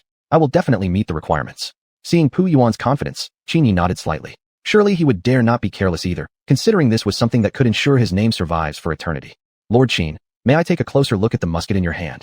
Pu Yuan asked. In response, Qin Yi slightly nodded before handing the musket over to Pu Yuan. Looking at the musket, Pu Yuan's eyes were filled with astonishment. Such an exquisite device was actually created by Qin Yi himself, and without any blueprints at all. If it were him, he would never even conceive of such a magical weapon. After examining it closely, he handed it back to Qin Yi. I have a general understanding now. Give me 6 months. After 6 months, I will personally bring you 50 muskets. Upon hearing this, Qin Yi smiled and shook his head. There's no need for you to come all the way to see me again. Actually, I came here to invite you to return to the capital city with me. I have specially set up a smithy for you within the palace, and there are also some blacksmiths to assist you. There, I have prepared sufficient materials for you, but ultimately the decision is yours to make. Qin Yi said. Hearing that he would be heading to the palace, Pu Yuan momentarily didn't know what to say. In fact, the reason Qin Yi did this was entirely for secrecy. After all, once the musket's existence was discovered by outsiders, it would pose a significant threat to the state of Qin. All the components and their dimensions were clearly marked on the blueprints, and even an ordinary blacksmith could reproduce them within 6 months. At the same time, Pu Yuan also realized this and immediately accepted Qin Yi's invitation. More importantly, by entering the palace, he would not only receive protection but also have a continuous supply of iron ore to use. One must understand, most parts of the musket were made of iron, so large-scale production required an abundant supply of iron ore. As for iron ore, Qin Yi had already taken care of that. At present, the state of Qin had iron ore reserves amounting to tens of thousands of jin. That was more than enough, not just for muskets, but even for building tanks. Of course, tanks would be impossible to create. That would be going too far, not to mention the lack of suitable power sources for such machines. Even if they could somehow be built, there would be no way to get them moving anyway. Lord, after mining for some time now, we have already obtained several hundred jin of saltpeter. The mined saltpeter has now been transported to the palace. What should we do next? Lu Bu came enthusiastically to report. Hearing Lu Bu's news, Qin Yi nodded with satisfaction. Leave the rest to me. Just continue the mining work. Then, under Lu Bu's guidance, he arrived at the warehouse. Looking at the mountain of saltpeter piled up before him, Qin Yi was extremely pleased. The next step was to manufacture gunpowder as soon as possible. As the saying goes, 1 part saltpeter, 2 parts sulfur, 3 parts charcoal. Now that the saltpeter had been secured, the next thing was to obtain sulfur. And sulfur could be purchased at medicine shops. Although it was in the form of sulfur powder, it was exactly what Qin Yi needed. He didn't even have to make it himself. It was already ready-made in the shops. As for charcoal, it went without saying. Obtaining it was extremely simple. The most important thing now was to follow the correct proportions in the saying. 1 part saltpeter, 2 parts sulfur, and 3 parts charcoal. Alright, go now and purchase some sulfur powder from various herbal medicine shops. Also, ask the owners if there are any nearby extinct volcanoes or similar places. If we are to mass-produce gunpowder later, we will need a large amount of sulfur powder. After hearing Qin Yi's instructions, Lu Bu nodded. An extinct volcano? There indeed seemed to be one within the borders of the state of Qin. My lord, I understand. I'll leave right away. With that, Lu Bu set off. Meanwhile, Qin Yi began producing charcoal. This would take some time and effort, but nothing insurmountable. The next day, Lu Bu returned with the purchased sulfur powder. By that time, Qin Yi had already made a sufficient amount of charcoal. All that was left now was to mix the ingredients in the correct proportions. You go outside now. Don't let anyone near my room. I need a quiet environment. Alright, I'll go arrange for guards immediately. With that, Lu Bu left the room. Looking at the materials before him, Qin Yi quietly inhaled deeply. This step required extreme caution. If he made a mistake, it could cost him his life. Chapter 100 Trying out the new clothes. Following the proportions provided by the system, Qin Yi carefully crushed the saltpeter. Luckily, nothing unexpected occurred during the process. A few hours later, dozens of grams of gunpowder appeared before Qin Yi. Looking at the black powder in front of him, a confident smile spread across Qin Yi's face. It seemed that making black powder wasn't difficult after all. He then placed it into a small jar he had prepared earlier. Let me test its power. Saying that, he carried it out of the room and placed it beneath a nearby stone. For safety, he had specially made an extremely long fuse and then hid behind a tree. The next moment, he lit the fuse. Only a few seconds later, a loud explosion echoed through the courtyard. Hearing the noise from outside the gate, Lu Bu rushed in anxiously, only to see Qin Yi standing safely in the courtyard, with a broken stone nearby. Seeing this, he knew it had worked. Lord, did you succeed? Lu Bu asked cautiously. In response, Qin Yi nodded with a smile. Receiving this confirmation, Lu Bu's face became excited. No wonder Lord is Lord. He managed to make the legendary black powder so quickly. I thought this would be really difficult. If it were me instead, probably it wouldn't be this easy. Just then, Qin Rongrong walked in carrying the finished clothes. Lord Qin, I've finished the clothes you requested. Would you like to take a look? Qin Rongrong said while handing the clothes to Qin Yi. You arrived just in time. Lu Bu, please go and inform Dian Wei, Wei, Li Chui, and the concubines, including Jiao Chan, to come here. Qin Yi said, as you command. Soon, they all arrived at the palace. Without delay, Qin Yi handed the clothes to everyone. Go change into these first. Then I want to hear your thoughts. Hearing this, everyone looked at the clothes in their hands with puzzled expressions. These didn't look like the clothes they usually wore. No, these looked completely different. Still, they didn't dare to hesitate and entered the rooms prepared by Qin Yi. Inside the room, Lu Bu and the others looked at the clothes in their hands and fell silent. These clothes look so strange. They somehow give me an uncomfortable feeling. Dian Wei said. Lu Bu and the others, hearing this, nodded slightly. Nevertheless, they decided they should put them on first since it was the Lord's request. Maybe there was some special reason behind it. Meanwhile, Jiao Chan and the other ladies shared the same thought. Qin Yi, well aware of the aesthetic views of ancient people, also knew their conservative mindset. Women's clothing generally avoided revealing limbs. Therefore, the clothes he designed for Jiao Chan and the others weren't overly revealing. Half an hour later, Lu Bu and the others walked out first. Looking at the men now dressed in suits, a smile appeared on Qin Ye's face. Somehow, it felt familiar. Though the generals found the new attire difficult to accept entirely, they admitted it was more comfortable and easier to move around in compared to their usual clothes. Share your impressions. What do you think of this kind of clothing? Does it match your aesthetic? Qin Yi asked, looking expectantly at them. Hearing this, they exchanged glances, unsure how to respond. At this, Lu Bu stepped forward. My lord, our thoughts are basically the same, but I'm afraid I may upset you if I speak honestly. Lu Bu looked at Qin Yi nervously. Upon hearing this, Qin Yi nodded with a smile. Don't worry, I asked you to try for feedback. You can speak freely. I won't be angry. Qin Yi replied with a smile. Upon hearing this reassurance, Lu Bu relaxed. Then, everyone voiced their thoughts. Though opinions varied, they mostly agreed it wasn't visually pleasing. However, the comfort level was far superior to their usual clothing. Just then, Jiao Chan and the others finally walked out from the neighboring room. Seeing the women emerge, Qin Yi and the generals were stunned. Jiao Chan wore a dress. Though the style resembled her usual clothing, its short sleeves exposed a significant portion of her arms. Sun Shangxiang wore a short skirt, an outfit that felt uncomfortable and caused her to feel shy as her bare legs were exposed. Kai Wenji wore tight pants that accentuated her figure perfectly. My lord, must we really wear this? Isn't this too revealing? Jiao Chan blushed as she asked. Hearing this, Qin Yi nodded slightly. This indeed seems somewhat inappropriate. It appeared that he couldn't allow them to wear such revealing clothes in public. As for the suits worn by generals like Lu Bu, they would probably get used to them after a few days. After all, they didn't have significant objections toward the outfits. If it's inappropriate, then forget about it. Qin Yi said. Hearing this, Jiao Chan and the others felt slightly relieved. However, if it was just being alone with Qin Yi, wearing these clothes wouldn't be unacceptable and might even produce an unexpected effect. After all, when they had just walked out earlier, Jiao Chan and the others had noticed the change in Qin Ye's expression. He had never looked at them that way while they were wearing their usual clothes. Lu Bu, you all return and get used to the clothes for now. From now on, wear these suits when attending court in the palace. But I do want to promote this kind of clothing throughout the country eventually, since the current attire is somewhat inconvenient. Qin Yi turned around and said to Lu Bu and the others. Upon hearing this, everyone nodded. Your servant obeys. Fortunately, they only had to wear them inside the palace. If they had to wear these suits outside, they would probably be laughed at. It was indeed too unconventional. In the evening, Qin Yi was sitting idly in his room drinking tea. Suddenly, the door opened and Jiao Chan walked in. But she was different from usual. She was wearing the same dress she had tried on during the day. Seeing Jiao Chan walk in, Qin Yi immediately sat upright from his reclining position. Then, in the next moment, Jiao Chan smiled and sat down directly on Qin Yi's lap. My lord seems to really like the way I look in this dress. Your expression today was completely different from usual. As she spoke, Jiao Chan gazed at Qin Yi with seductive eyes while her fingers gently caressed his chest. Faced with Jiao Chan's teasing, Qin Yi's inner beast was difficult to suppress.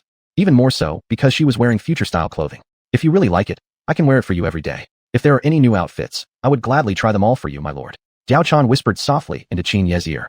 Hearing these words from Jiao Chan, a certain thought suddenly appeared in Qin Ye's mind. As for what exactly it was, well Chapter 101. A major offensive against the Xiongnu. If that's the case, then what if it's a black stocking?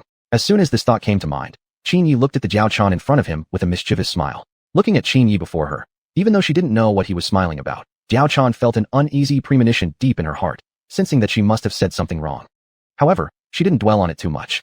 In the state of Wei, within the capital city, Xiao Pai was discussing with many officials how to deal with the Xiongnu threat in the northern borderlands. At present, Wei was caught between two enemies, and must resolve one side first before the balance could be shifted.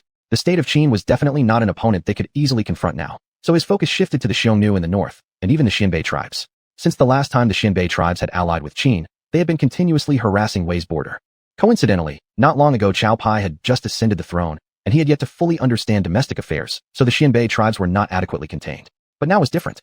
Xiao Pai had successfully consolidated his imperial power, and his primary concern now was to resolve the current predicament that Wei faced. Your Majesty, I believe we should deploy a large force immediately and show no mercy to the Xiongnu. We must not give them any opportunity to react. Once they have the chance to organize, they will definitely seek assistance from the state of Qin. If Qin learns of this, it will be very difficult to subdue the Xiongnu completely. Sima Yi said. Hearing these words, Xiao Pai nodded thoughtfully. He naturally understood this principle. But the main challenge now was how to strike back at the Xiongnu while cutting off their communication with Qin. After all, if the Xinbei tribes found out about the Wei offensive against the Xiongnu, they would surely notify Qin immediately. Precisely because of this, Xiao Pai had no intention of committing all of his military forces to the battle against the Xiongnu. He was considering dispatching part of his army to attack the Xinbei tribes as well.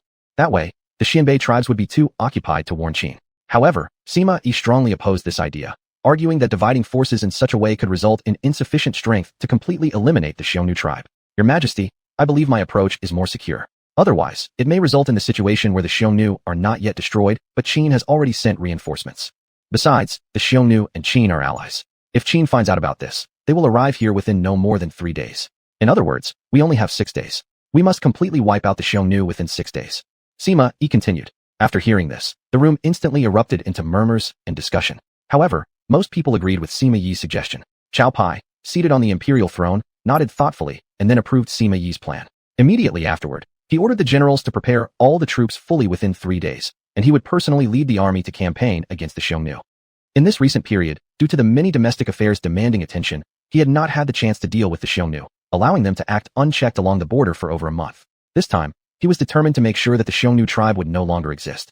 Once the Xiongnu were completely destroyed, Wei would gain a vast stretch of territory, which would quickly provide the foundation necessary to rival the state of Qin.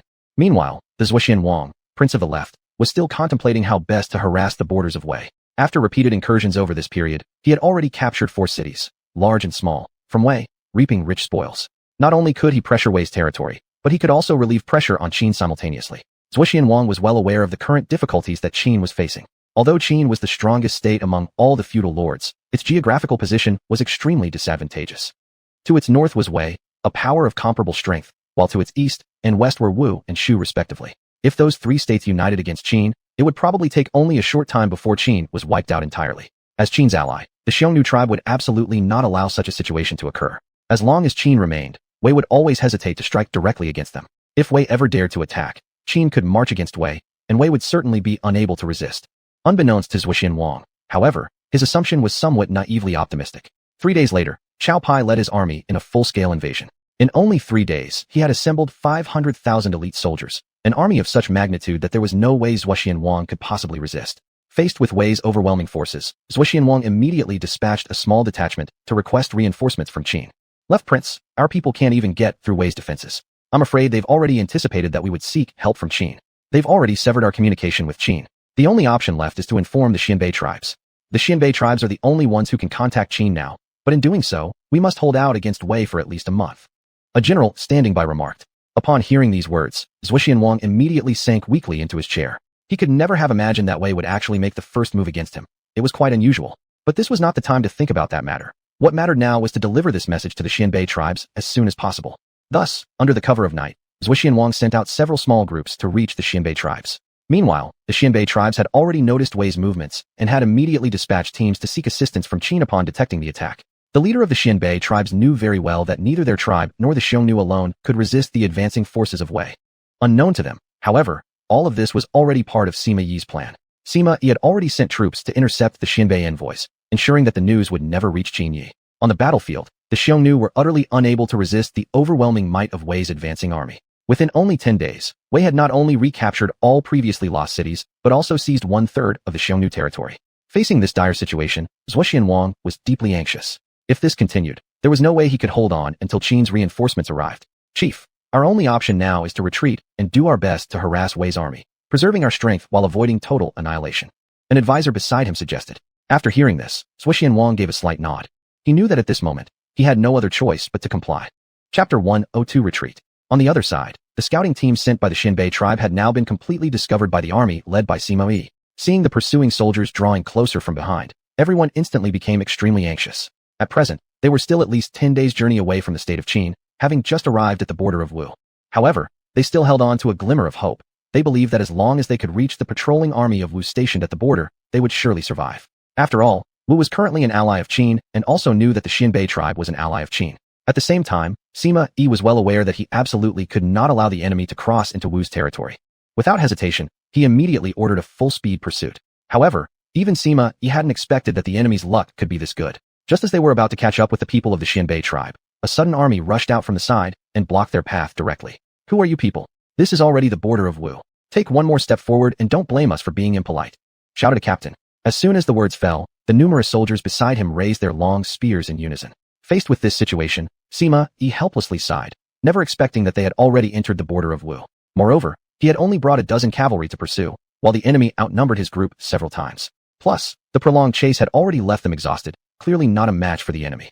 If he insisted on forcing his way in, today might very well be his doom. Thereafter, Sima Yi slowly withdrew with the dozen cavalry, already guessing the final outcome in his heart. Not long after, Qin Yi would learn of the news regarding the Xiongnu, and undoubtedly would deploy a massive army to pressure Wei. If Cao Pai didn't decide to retreat and reinforce, even if they could completely wipe out the Xiongnu, the original state of Wei would cease to exist. After all, to fight the Xiongnu, almost all the military forces in the country had been gathered together. The remaining troops were, bluntly speaking, mostly elderly, weak, injured, and ill soldiers. How could these people resist the overwhelming army of the state of Qin? It was nothing short of wishful thinking. To prevent such a scenario from happening, Sima Yi immediately rode back toward Cao Pai's direction. Seeing the enemy leave, the captain turned his head and looked at the man standing behind him. Who are you people? Why is Wei chasing you? In response to the inquiry, the man directly revealed his identity and spoke about the situation involving the Xiongnu tribe. After learning the true circumstances, the captain quickly dispatched a boat overnight to escort them to the capital of Wu. Since Wu was crisscrossed with rivers and waterways, the trip from the northern border to the capital only took a single day. There, the men of the Xianbei tribe finally met Sun Quan. What? Wei actually dares to do something like this? Sun Quan said in astonishment. But at this moment, he clearly understood that this wasn't the time to waste. He had to inform Qin Yi about all this as soon as possible. If the Xiongnu were truly eliminated, Wei's overall strength would completely surpass Qin. At that point, his alliance with Qin would be meaningless. Therefore, Sun Quan personally brought the people from the Xianbei tribe to the state of Qin. Back with the Xiongnu, the Zhuxian king was leading a large force deeper into Xiongnu territory while retreating. In contrast, Cao Pai arrogantly declared loudly that the Xiongnu had proven themselves so feeble they were utterly defeated in just 10 days. The numerous generals standing by also burst into wild laughter, astonished that the mighty Xiongnu of legend had turned out to be so weak. Perhaps Cao Cao's initial decision to avoid attacking the Xiongnu had been a mistake, thinking they were stronger than this. Unbeknownst to them, this was merely a tactic from the Zhuxian king to avoid direct confrontation. As long as they could hold out until Qin Yi arrived with reinforcements, the lost lands could soon be reclaimed. Meanwhile, Sun Quan, accompanied by several Xianbei tribe members, had already reached Qin and successfully met with Qin Yi. Upon hearing the news, Qin Yi was furious beyond measure, never expecting that the small state of Wei would dare to take such a bold step. Though the Xiongnu would eventually fall to his hands, it was still premature now since Wei hadn't been defeated yet. Thus, Qin Yi immediately summoned Lu Bu. I now order you to lead 100,000 elite troops to attack Wei immediately. Within 10 days, you must force Wei to retreat. Qin Yi was filled with rage at this moment. Upon receiving the command, Lu Bu immediately went to the barracks, assembling 100,000 elite troops within less than a day. Then, with a formidable aura, they marched forth to attack Wei. Meanwhile, the border forces stationed in Wei numbered no more than 50,000, poorly trained, with many of them being elderly or ill soldiers. More than half were young recruits who had just enlisted. Facing a well-trained invading enemy, they had absolutely no countermeasures. In less than 3 days, they had already lost 10 cities. The city commanders, shocked and terrified by such massive losses, immediately dispatched messengers to report the situation back to the capital of Wei. At the same time, to demonstrate his sincerity, Sun Quan also took the initiative to launch an attack on Wei. This move was merely an attempt to please Qin Yi. Back in Wei, Sima Yi informed Cao Pai of the final outcome. No problem. It will take at least 15 more days for Qin's army to arrive here. These days will be more than enough for me to completely crush the entire Xiongnu tribe under my feet. Cao Pai still spoke arrogantly, completely unaware of the severity of the situation. Upon hearing this, Sima Yi helplessly shook his head.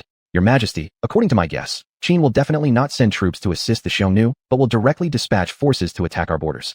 If I'm not mistaken, Qin must have already taken action by now. Perhaps our border has already fallen. Sima Yi said anxiously. Hearing this, Cao Pai's smile instantly froze on his face. At that moment, he finally realized the seriousness of the situation. Indeed, it would take too long for Qin's army to arrive here, and during this time, he would have already completely annihilated the Xiongnu. To protect the Xiongnu as soon as possible, the only choice would be to send troops to attack Wei's borders.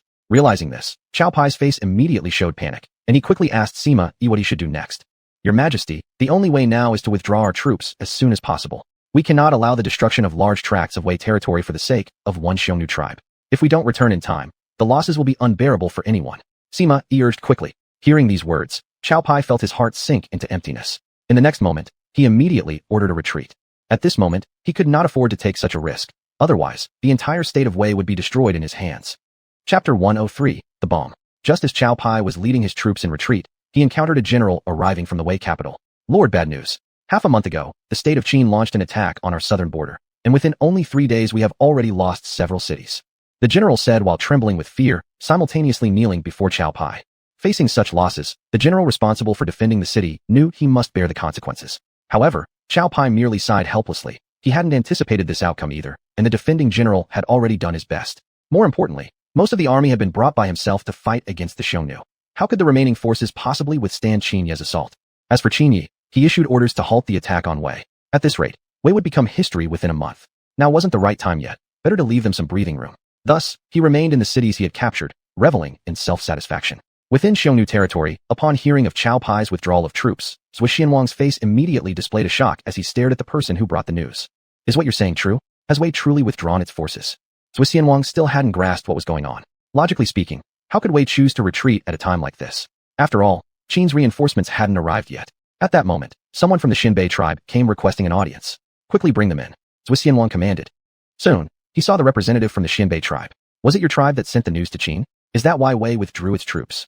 Zhuo Xianwang asked, eyes flashing with excitement. Hearing this, the visitor smiled and nodded. That's right. Our tribe delivered the news back to Qin. Half a month ago, Lord Qin personally led troops to attack Wei's southern border, capturing several cities. Faced with such a southern crisis, Wei had no choice but to retreat. The visitor said with a smile. Upon hearing this, Zhuo Xianwang silently exhaled in relief. It was indeed due to actions from Qin. Thinking carefully, even if reinforcements had been dispatched, they would have taken at least a month to arrive, and by then he probably would no longer exist. To preserve himself, he had no choice but to adopt this strategy. 1 month later, Cao Pai arrived at the southern border with his troops. Within that month, Qin Yi had already arranged everything perfectly. There was no way he would return the captured cities to Wei. After all, if they were taken by force, how could he simply hand them over? Looking at the cities once belonging to Wei now flying Qin banners, Cao Pai was consumed with fury. He was determined to reclaim everything he had lost. His deceased father worked so hard to establish this empire. He absolutely couldn't let it be ruined during his time. Thus, he went alone to the city walls, raising his eyes to look at Qin Yi standing above. Qin Yi, I, Cao Pai, respect you as a hero and will offer you 2 choices. 1, hand over the cities peacefully, or 2, be forced to surrender them. If you return these cities, I will definitely forget our past grudges and even treat you as an honored guest. Otherwise, don't blame me for being harsh. Do you see the massive army behind me? I'm not boasting. There are a full 500,000 elite soldiers at my back. If you want these cities, you'd better be prepared to pay the price. Cao Pai's tone was arrogant. However, Qin Yi, standing on the city wall, merely smiled slightly. Cao Pai, truly a worthy son of Cao Cao. Your mind works just as poorly as his. Do you really believe I dared to seize these cities without any preparation? Not just 500,000 troops. Even 1 million won't make me relinquish these cities. If you want these cities, come and take them. Qin Yi replied boldly. Upon hearing this, Cao Pai immediately burned with anger, surprised that Qin Yi dared to insult his late father. This had completely provoked his rage. Even if the other party belonged to the powerful state of Qin, stronger than himself, did that mean he had to bow and submit? Then, Cao Pai pointed directly at Qin Yi. Fine. I hope you won't regret what you just said. With that, Cao Pai angrily stormed off. Standing atop the city wall, Qin Yi gazed at Cao Pai's retreating figure, his lips curling into a barely perceptible smile. Although his words might have sounded harsh, his ultimate goal was to provoke Cao Pai into a blind rage. Only then could the next plan proceed. In fact, more than half a month ago, he had already manufactured sufficient quantities of gunpowder, transforming it into bombs buried underground. Once Cao Pai dared to launch an attack with his army, he would likely be the one taking the beating. Meanwhile, after returning to the camp, Cao Pai directly ordered an immediate assault on the city. Standing nearby, Sima Yi quickly stepped forward, attempting to stop the furious Cao Pai. Based on his understanding of Qin Yi, Sima Yi knew this was exactly the kind of tactic Qin Yi would use to provoke Cao Pai into anger, and perhaps even set up a trap waiting for Cao Pai to fall into. Although it was just his guess, it never hurt to be cautious. But at this moment, Cao Pai had already been completely enraged by Qin Yi, and paid no heed whatsoever to Sima Yi's warning. Seeing this, Sima Yi could only shake his head helplessly. To let his own emotions be manipulated so easily by just one sentence. Cao Pai had truly forgotten the dying instructions of Cao Cao. Immediately afterward, Cao Pai turned to face Sima Yi. General, I ask you to lead 20,000 elite troops here and wait. If anything goes wrong, please bring the forces to assist. And if the front line completely collapses, at least we can keep some troops intact. Having said that, Cao Pai exited the command tent without looking back. Hearing this, a faint trace of relief appeared on Sima Yi's face. It seemed Cao Pai had not completely lost his senses to anger. The next day, Cao Pai led 30,000 elite soldiers toward Mali Plains. If he could seize control of this area, reclaiming the lost territories afterward would become much easier. According to Cao Pai's estimation, Qin Yi would surely bring his forces to the Mali Plains to confront him, and he had already made thorough preparations for this. But when he finally arrived at the plains with his troops, he was instantly stunned. He had expected that Qin Yi would come with his army to block him, but instead, the entire Mali Plains was completely deserted, not a single person in sight. This caused a sudden swell of arrogance in Cao Pai's heart, and he even began to suspect that all of Qin Yi's claims had been bluff. What preparations? It seemed like there hadn't been any at all. Qin Yi was too scared to face him head-on, and merely hiding behind the city walls. Follow me across the Mali Plains, Cao Pai ordered. Then, he led his troops forward, determined to cross the Mali Plains as quickly as possible. Once the plains were successfully crossed, everything beyond would be simple. The Mali Plains were vast enough to accommodate 50,000 troops and centrally connected to all directions. The furthest city was no more than 50 li away, easily reachable in one day. At this moment, Qin Yi stood on the city walls, gazing toward the distant Mali plains, and the smile on his lips grew ever more apparent. Chapter 104, Strange and Bizarre Things. Lu Bu, standing Ziyipong, looked at Qin Yi with some concern. Lord, do you really think this so-called bomb will work? I feel like a few hundred of them won't be enough to deal a serious blow to Cao Pai, Lu Bu asked. In response, Qin Yi nodded with a smile. Don't worry. Before manufacturing them, I already tested them. The blast radius reaches several meters. One bomb is enough to eliminate dozens, even 100 soldiers. Besides, Cao Pai is coming with 500,000 elite troops. With such a dense formation, the destructive effect will be even greater. I roughly estimated that with these bombs alone, the Wei forces could suffer at least 30,000 casualties, and there could be another 20,000 wounded. Upon hearing Qin Ye's explanation, Lu Bu was instantly stunned, his gaze shifting toward the distant Malipu plains. Merely a few hundred unassuming little gadgets causing 50,000 casualties for the state of Wei? Such efficiency seemed almost too much. But Qin Yi was far from satisfied. If only there were more time, he could definitely create bombs with even greater destructive power. Moreover, in his own era, landmines were considered among the least damaging explosive weapons.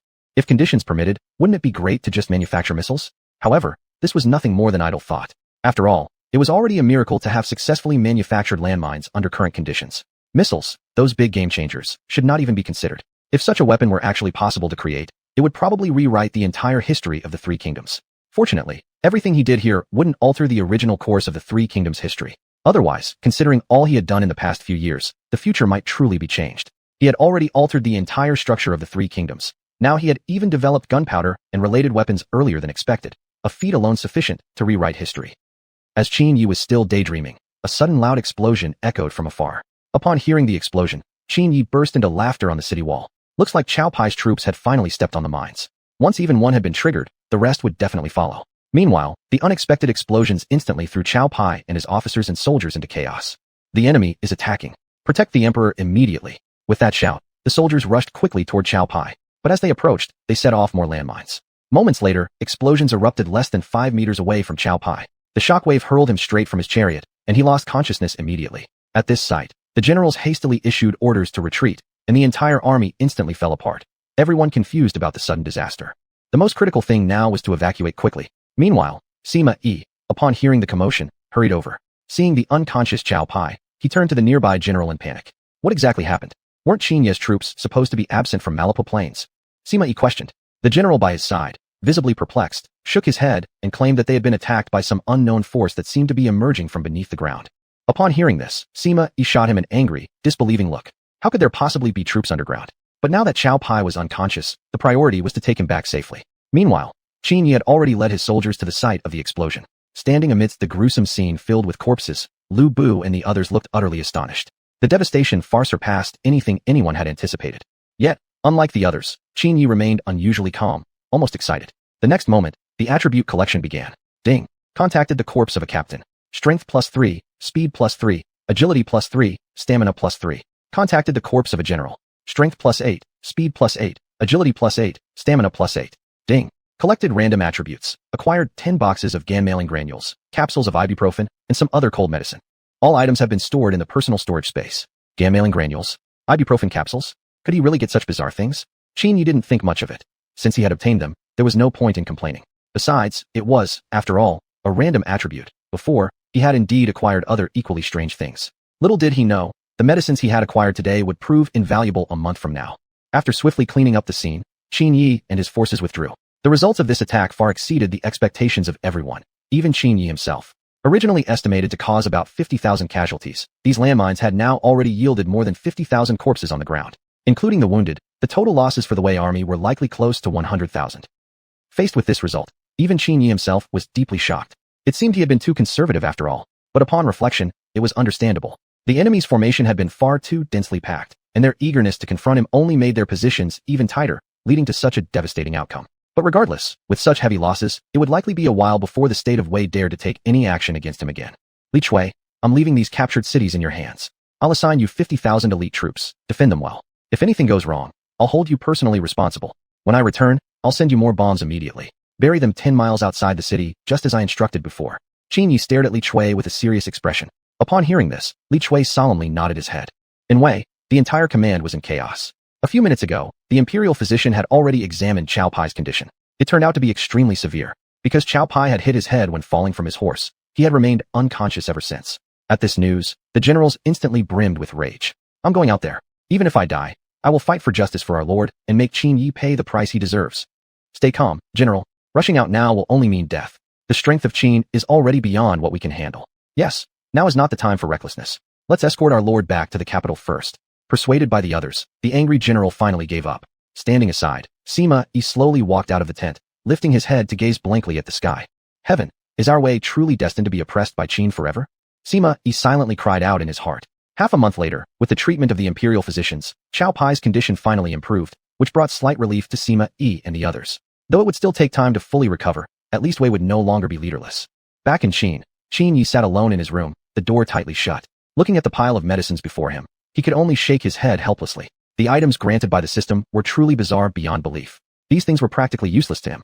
Chapter 105. Isn't this just a cold and fever? At that moment, a cold voice from the system suddenly echoed in his ears. There is absolutely no pattern to the rewards distribution, so the host is advised not to complain too much, otherwise the host will face punishment from the system. Hearing this, Qin Yi, who had just been frowning in dissatisfaction, calmed his mood instantly. Thinking about the previous reminder given by the system, he quickly abandoned his complaints. Medicines are medicines. Having them would at least prevent future problems caused by colds or sickness. Just at this moment, Jiao Chan's voice came from outside the door. Lord, Lady Xiang has fallen ill. Lord, do you have time to come see what's wrong with her? Upon hearing this, Qin Yi immediately got up and opened the door.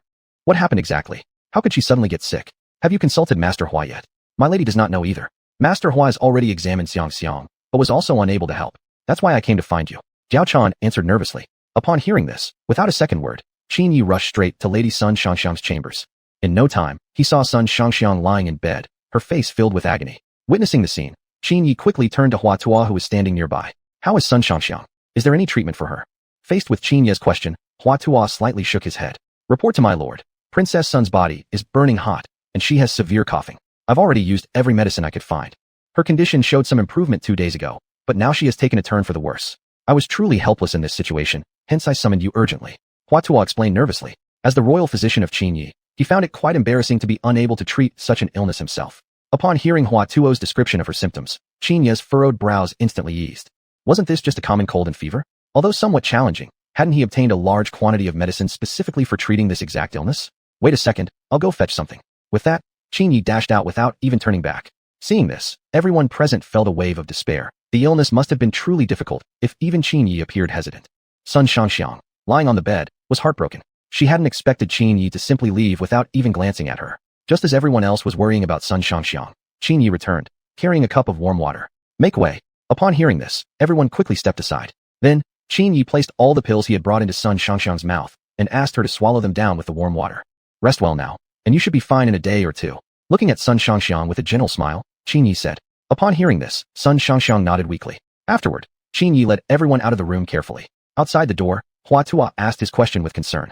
My lord, what was that thing you just gave Princess Sun to take? I have never seen anything like it before. It looked like a mix of white and yellow tablets. When questioned by Hua Tuo, a slight smile crept across Qin Yi's lips. It's a secret, but in the future, you'll come to understand these medicines yourself. Just give the same to Xiang for the next 2 days. Remember, once each morning, afternoon, and evening, and each time only after meals. As he spoke, Qin Yi pulled out 6 small bundles of paper from his pocket. Hua Tuo took the items and nodded slightly. Since Qin Yi had no intention of sharing, he saw no need to ask further. Every healer had their own methods and secrets for treating illness. The next day, Sun Shangxiang awoke from sleep, surprised to find that the intense coughing that used to plague her had completely disappeared. More importantly, she felt no discomfort at all. Immediately, she sent someone to call for Hua Tuo to check her pulse. Shortly after, Hua Tuo arrived in a rush and was visibly shocked to see Sun Shangxiang sitting on the bed looking perfectly fine. Princess Sun, how are you feeling now? He quickly asked. I feel much better now. Please check my pulse. Sun Shangxiang smiled. Upon hearing this, Hua Tuo nodded slightly. After a thorough examination, he discovered with amazement that the previously chaotic pulse pattern of Sun Shangxiang had now become smooth and balanced, as if she had never been ill. This only intensified his curiosity about what medicine Qin Yi had given her. How effective must those small pills be to cure a condition that traditional remedies couldn't even handle? What is my condition now, Master Hua? Report to Princess Sun, your body has completely recovered. However, my lord asked you to rest a few more days. Oh right, Lady Sunday. Please remember to take one of these each morning, afternoon, and evening after meals. It will help ensure your full recovery. As he spoke, Hua Tuo handed the items given by Qin Yi to Sun Shangxiang. Hearing this, Sun Shangxiang smiled and nodded. Only yesterday, she had been in terrible pain, yet today she was perfectly fine. It felt truly miraculous. Seeing that Sun Shangxiang was all right, Hua Tuo then got up and left. Our Lord truly is a genius. To have created medicine with such miraculous effects is truly admirable. Hua Tuo muttered to himself. By dusk that day, Qin Yi personally came to Sun Xiangxiang's chamber to check on her condition. Upon seeing Sun Xiangxiang sitting by the bed looking fresh and energetic, Qin Yi secretly breathed a sigh of relief. It seemed the cold medicine worked quite well. The next moment, he saw Sun Xiangxiang pick up the cold medicine he had prepared from beside her. Then, without hesitation, she placed it directly into her mouth and started chewing it. At this sight, Qin Yi quickly stepped forward. Xiangxiang, what are you? Noticing Qin Ye's arrival, Sun Xiangxiang immediately stood up to greet him. This humble one greets my lord. There's no need for such formalities. It seems Xiangxiang is almost completely recovered. Qin Yi smiled. Upon hearing this, Sun Xiangxiang nodded shyly. I should thank you, my lord. I heard from Master Hua that you were the one who treated me. But may I not eat these anymore? They really taste terrible. You needn't worry, my lord. Xiangxiang is completely healed now. There's truly no need for these anymore. Sun Xiangxiang slightly frowned, her expression filled with a slight wit check. Seeing her look so distressed, Qin Yi couldn't help but laugh. Haha, Xiangxiang, what can I say about you? These pills aren't meant to be eaten directly like this. You're supposed to swallow them with some water. Didn't Master Hua explain this to you? Qin Yi said with a smile. Upon hearing this, Sun Xiangxiang looked even more pitiful. Master Hua hadn't explained this to her at all. If he had, unless she had gone mad, she would never have chewed them directly like that. Sun Xiangxiang could only laugh bitterly at this situation. Chapter 106, Lies. Seeing how wronged Sun Xiangxiang appeared, Qin Yi couldn't help but feel a sharp pang of shinta. Then, he directly pulled her into his arms. You must still take the medicine, so your illness can fully recover. But from now on, you really need to take better care of yourself. To be honest, it's all my fault too. Things have been overwhelming lately, and I've neglected you. My apologies, my lady. Qin Yi said sincerely. Sun Xiangxiang, resting in Qin Ye's arms, softly hummed in agreement. Unknown to them, an influenza outbreak was sweeping across the entire capital city. Within less than 2 days, thousands of people in the city were suffering from fevers and colds. Faced with this sudden influenza outbreak, Qin Yi felt helpless. Fortunately, the medicine granted by the system was plentiful, or it would have been impossible to solve this problem.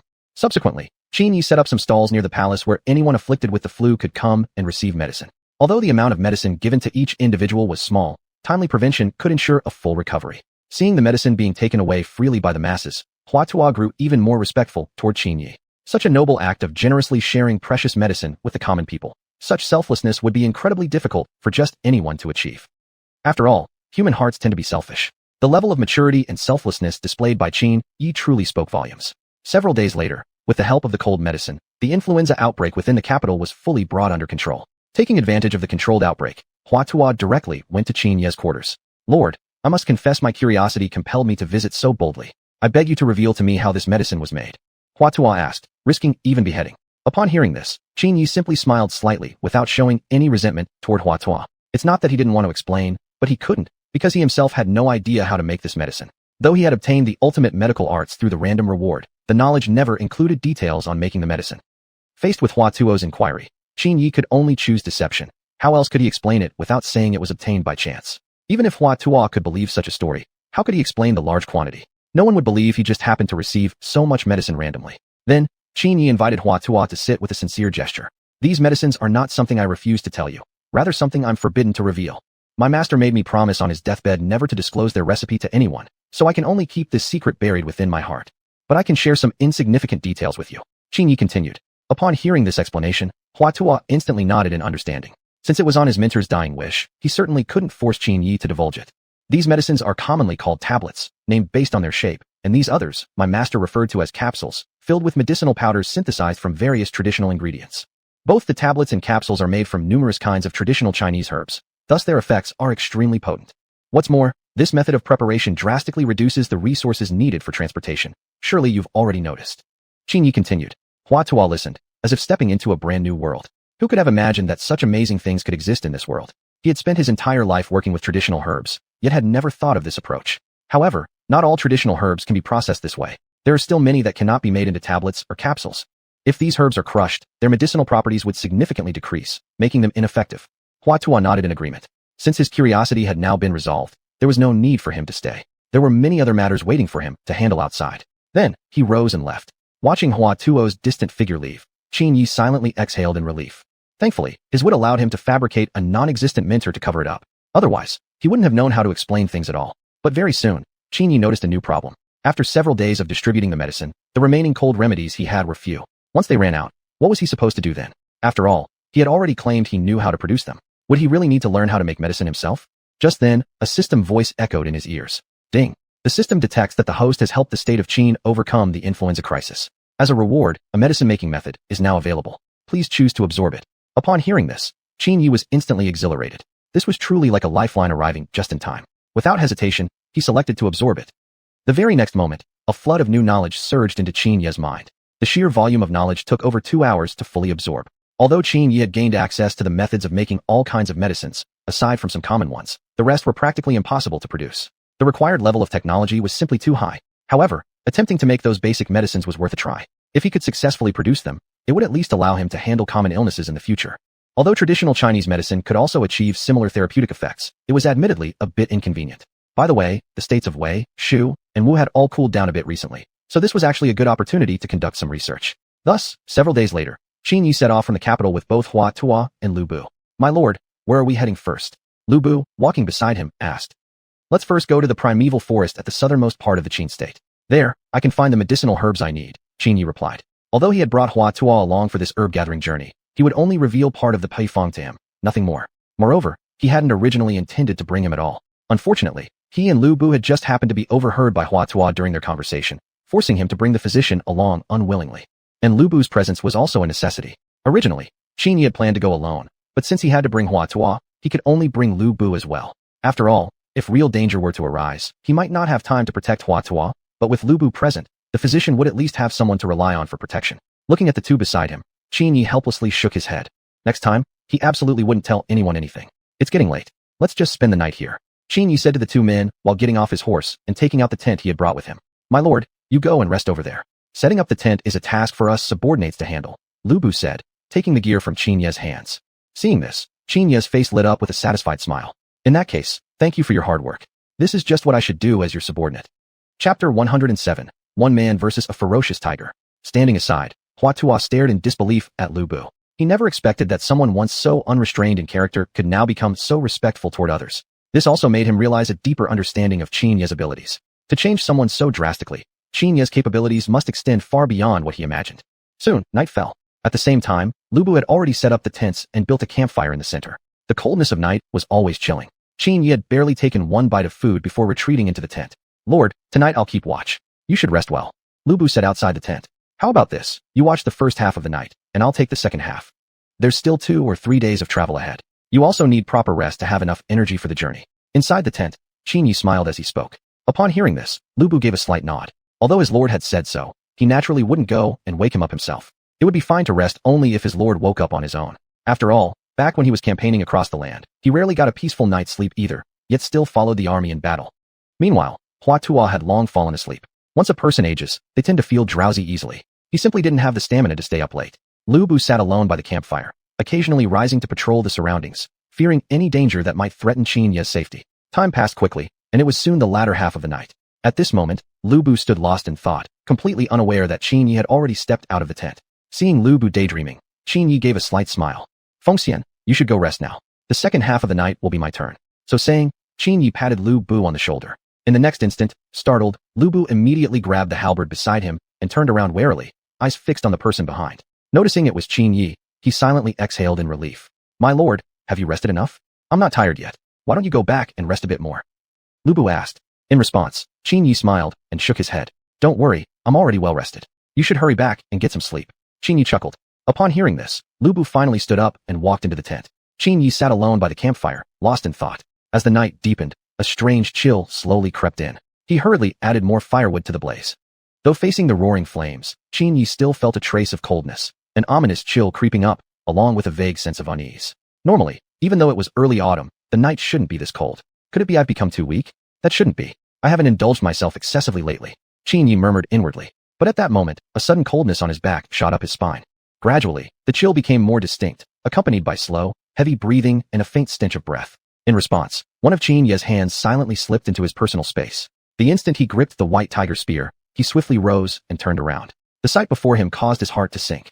He originally thought it might be bandits from nearby, but instead, behind him stood a tiger, its eyes locked coldly on him. Looking at the tiger's stance, it clearly bore the intention to devour Qin Yi whole. Its eyes blazed with intensity. The tiger slightly leaned forward, its mouth full of sharp fangs making Qin Yi's heart tighten slightly. At the same time, steam wafted from the tiger's mouth. Looking at the fierce beast before him, Qin Yi couldn't help taking a deep breath. This was truly his first time facing such a situation. Although he possessed exceptional abilities, even he couldn't claim to be fearless before such a wild beast, even if he knew how to respond. If I had known this would happen, I'd have brought some wine. At least a sip to boost my courage. Maybe I could have even imitated Wu Song beating a tiger. Qin Yi thought to himself. But in the next second, the tiger roared furiously and charged straight toward Qin Yi, an undoubtedly terrible decision. Qin Yi swiftly sidestepped as the tiger lunged. Simultaneously, he thrust the white tiger spear into its chest. However, it remained a true tiger.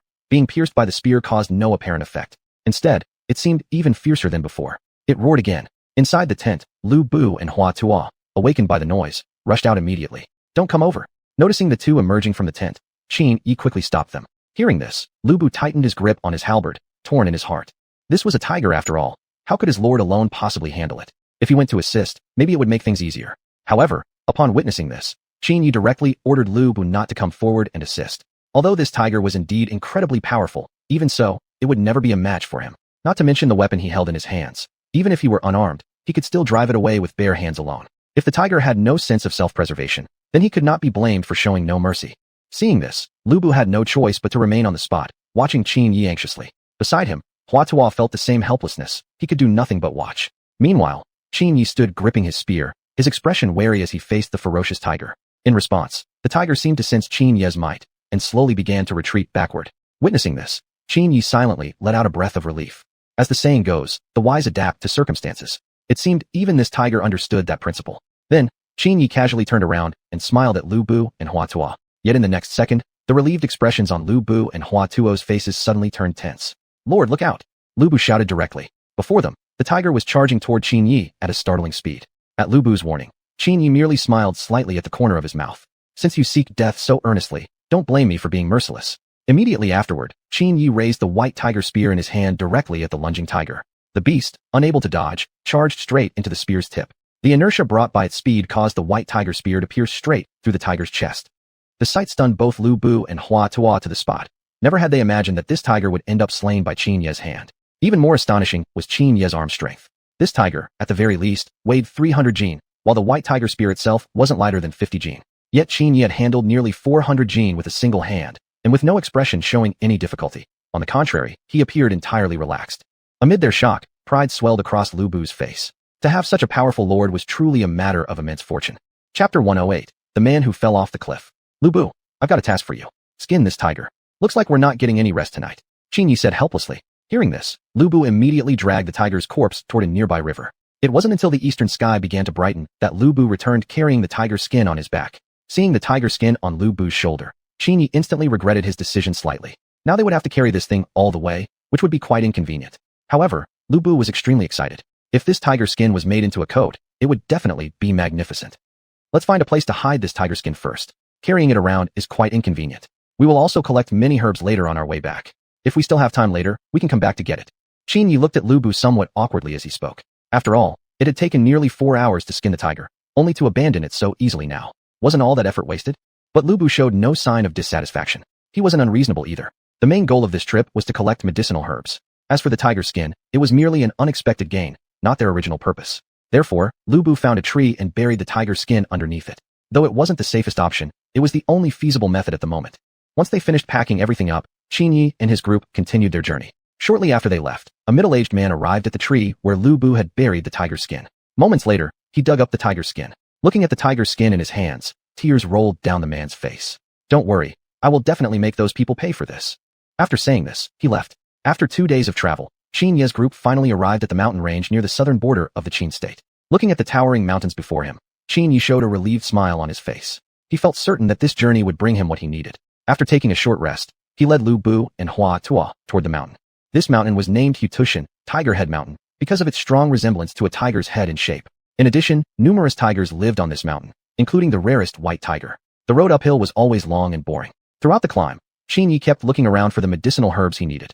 According to the system's prompt, there grew a brightly colored ginseng plant on Hutushan Mountain, which had miraculous effects, capable of treating numerous diseases, even difficult and complex medical conditions. Also, there was another herb which was an essential ingredient used to produce cold medicine. Without this herb, the cold medicine wouldn't be able to demonstrate its intended effects. Its role was quite similar to what traditional Chinese medicine calls a medicinal catalyst. However, this particular herb resembled ordinary weeds so closely that unless one paid close attention, it was almost impossible to notice. My lord, Does this medicinal herb have any distinct features? Hua Tuo, who was walking behind, asked. Upon hearing this, Qin Yi slightly nodded, then took out a sample herb from his pocket and handed it to Hua Tuo. After examining the herb in his hand, Hua Tuo's brows furrowed. He felt like he had seen this herb somewhere before. Quickly, he suddenly recalled something and immediately stopped Qin Yi. My lord, this medicinal herb is actually quite common in my herb storeroom. I obtained it coincidentally from a merchant in the past. At the time, I assumed it was just regular weed and didn't pay much attention to it, but I never imagined it was actually a type of medicinal herb. Hua Tuo said, clearly incredulous.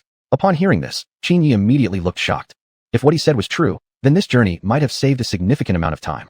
As for the ginseng plant, finding it wouldn't be particularly difficult either, since such brightly colored items would easily stand out within the primeval forest. When Qin Yi asked Hua Tuo about it again, Hua Tuo, after some consideration, nodded seriously, affirming that he absolutely hadn't made a mistake. Hearing this, Qin Yi became extremely happy. It appeared that bringing Hua Tuo along was not a bad idea after all. It even helped him resolve a major issue. Now all that was left was to locate the ginseng. However, this ginseng grew in an extremely dangerous location. Therefore, Qin Yi planned to explore some nearby cliffs and steep slopes in search of it. If they could find it, collecting it wouldn't be much of a problem. With his natural agility and impressive arm strength, climbing up the cliffs and steep slopes seemed to be no challenge at all. Without further delay, he led the two companions toward the nearest cliff. As they continued walking, Lu Bu constantly paid attention to the surroundings, for many tigers inhabited the mountain, and remaining vigilant was necessary. Though he might not necessarily be a match for the tigers, at least they could avoid being ambushed by them. Before long, the group arrived at the nearest valley. Standing at the edge of the cliff and looking downward, Qin Yi couldn't help but feel a chill run down his spine. From such a height, falling down meant absolutely no chance of survival. Even if one were lucky enough not to die from the fall, they would surely be devoured by the tigers roaming the mountain. All of you be careful. Try not to get close to the cliff. The soil here is somewhat unstable, and I'm worried someone might fall. Qin Yi warned. Upon hearing this, Lu Bu and Hua Tuo nodded slightly. They had walked along the edge of the cliff for nearly an hour, yet Qin Yi hadn't found any trace of the ginseng plant. Just as he was about to leave, suddenly a cry for help came from not far away. Help! Hearing that, Qin Yi hurriedly ran toward the source of the voice and quickly spotted a man hanging at the cliff's edge, desperately gripping a vine that didn't look particularly sturdy. Seeing this, he rushed forward without hesitation and grabbed the vine. However, just as he was preparing to pull upward, a crack suddenly appeared in the middle of the vine. Noticing this, Qin Yi quickly eased his strength, afraid that too much force would snap the vine. But the situation was already extremely critical, leaving no time for much thought. Thus, Qin Yi immediately took off his upper garment.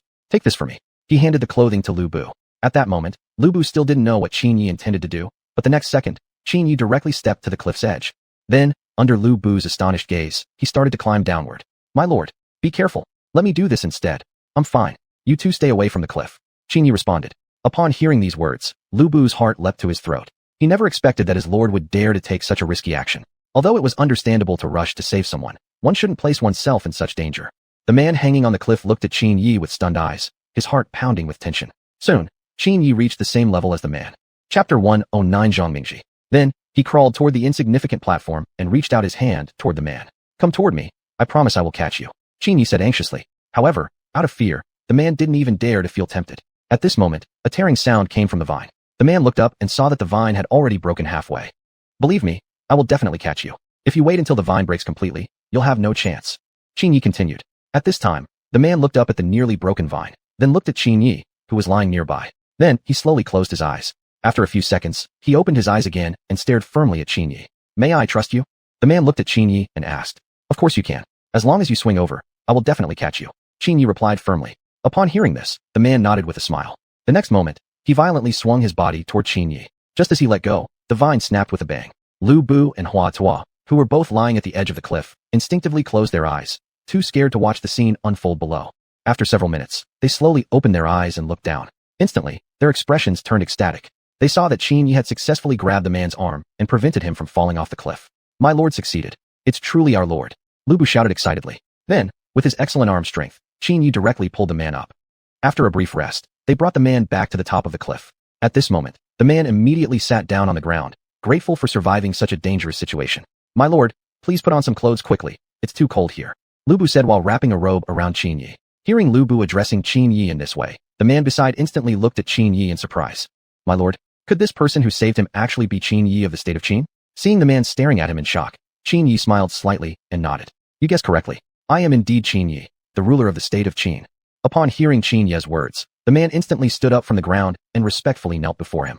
Thank you so much, my lord Qin, for saving my life. What are you doing? It's only my duty as a sovereign. Not just me. If anyone else encountered you, they would have saved you too. Saying this, he helped the man to his feet. As for the man, he felt too grateful for such a favor and simply didn't know how to repay it. After a brief conversation, Qin Yi learned the man's purpose for being here. His name was Zhang Mingji, around 30 years old, a traveling healer in this area, and already somewhat well known for his exceptional medical skills. He had originally come here in search of medicinal herbs, but didn't expect to end up in such a dangerous predicament. Without encountering Qin Yi, he might have lost his life here. In turn, Qin Yi also explained the purpose of his visit. Upon learning that the other party was looking for a type of Lingji mushroom with extremely vivid coloration, Zhang Mingji suddenly seemed to recall something and started rummaging through his backpack. Seeing this, Qin Yi seemed to guess what was happening and looked at him with full expectation. Soon, Zhang Mingji took out a Lingji mushroom with remarkably vivid coloring from his basket. Is this what my Lord Qin is looking for? If so, you may just take it. I simply picked it because it looked unusual. Since my Lord Qin has saved my life, this Lingji mushroom is yours. Looking at the Lingji mushroom in Zhang Mingji's hand, Qin Yi was momentarily speechless with excitement. He had never imagined that he would obtain what he wanted through such unexpected means. However, as the saying goes, one should not accept gifts without reason. Qin Yi still took out a piece of silver from his pocket and placed it into Zhang Mingji's hand. Seeing the silver in his hand, Zhang Mingji hurriedly returned it to Qin Yi. My Lord Qin, why are you doing this? You are my savior. How can I accept money? Please, my Lord Qin, take back the silver. No. Saving you was merely my duty. Since I happened to encounter this situation, how could I not rescue you? Moreover, in order to harvest this Lingji mushroom, you yourself nearly paid with your life. Were it me, I probably would have faced the same danger. Consider this silver a token of gratitude for sparing me from such calamity. Just take it, or else I will not feel at ease. Saying this, Qin Yi directly threw the silver into Zhang Mingji's basket. Seeing this, Zhang Mingji had no choice but to accept. This way, the purpose of coming here was finally resolved. He not only obtained what he wanted, but also saved a person's life. Truly not a wasted journey. The next day, Qin Yi led everyone down the mountain. Just as they were preparing to say their farewells to Zhang Mingji, the latter looked at him with a frown. What's the matter? Is there anything else? Qin Yi asked, looking puzzled. Your Majesty, I have a small request, and I sincerely hope you will grant it. Oh, please just speak your mind. As long as it is within my ability, I will certainly help you. Qin Yi replied. Hearing this, Zhang Mingji directly voiced his request. He wished to become Hua Tuo's disciple. Ever since he first saw Hua Tuo the previous day, he had recognized him instantly. After all, such a divine physician was someone he had only ever had the chance to see from afar once in his life. Although he had only seen him from a distance, Hua Tuo's appearance had left a deep impression in Zhang Mingji's mind. Being accepted as Hua Tuo's apprentice could be considered the dream of many physicians. Upon hearing the request, Qin Yi immediately burst into laughter. Asking me won't help much here. You must ask Master Hua whether he is willing to accept you as a disciple. While speaking, Qin Yi subtly nodded toward Hua Tuo beside him. Seeing this, Hua Tuo directly agreed to Zhang Mingji's request. He had complete trust in Qin Yi's ability to judge people. Since he had nodded in approval, it meant that Zhang Mingji certainly had extraordinary qualities. Actually, Qin Yi had only done this to return a favor. After all, Zhang Mingji had helped him obtain that Lingji mushroom, an act of kindness that could not simply be repaid with just a piece of silver. One must understand, such a Lingji mushroom was not something one could easily find again, and perhaps the entire Tiger Head Mountain would not offer a better specimen than this. Disciple Zhang Mingji greets his master. Zhang Mingji respectfully knelt before Hua Tuo and bowed deeply 3 times. In this way, it also fulfilled one of Hua Tuo's wishes. Hua Tuo was getting old and urgently needed someone to inherit his knowledge and skills, and Zhang Mingji's appearance was truly timely. This way, Qin Yi could also repay the favor that Zhang Mingji had extended to him. Soon after, the 4 of them left Tiger Head Mountain together. On the way back, when passing by that large tree, Qin Yi suddenly stopped. Lu Bu, go bring the tiger's skin. This is our trophy, Qin Yi said with a smile. Upon hearing this, Lu Bu happily walked toward the tree. But the very next second, his smile froze on his face. Chapter 110. Why not take a shot?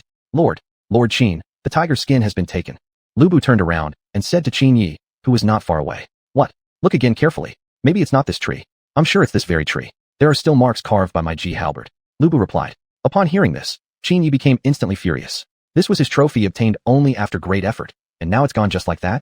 Just at this moment, a group of armed ruffians suddenly rushed out from around and surrounded Qin Yi and his 4 companions. Witnessing the scene, Qin Yi immediately understood where the tiger's skin had gone. Judging from the situation, it was probably taken by them. At this point, a tall and burly middle-aged man strode forward from the group, his face fully covered with thick whiskers, exuding an aura of mightiness.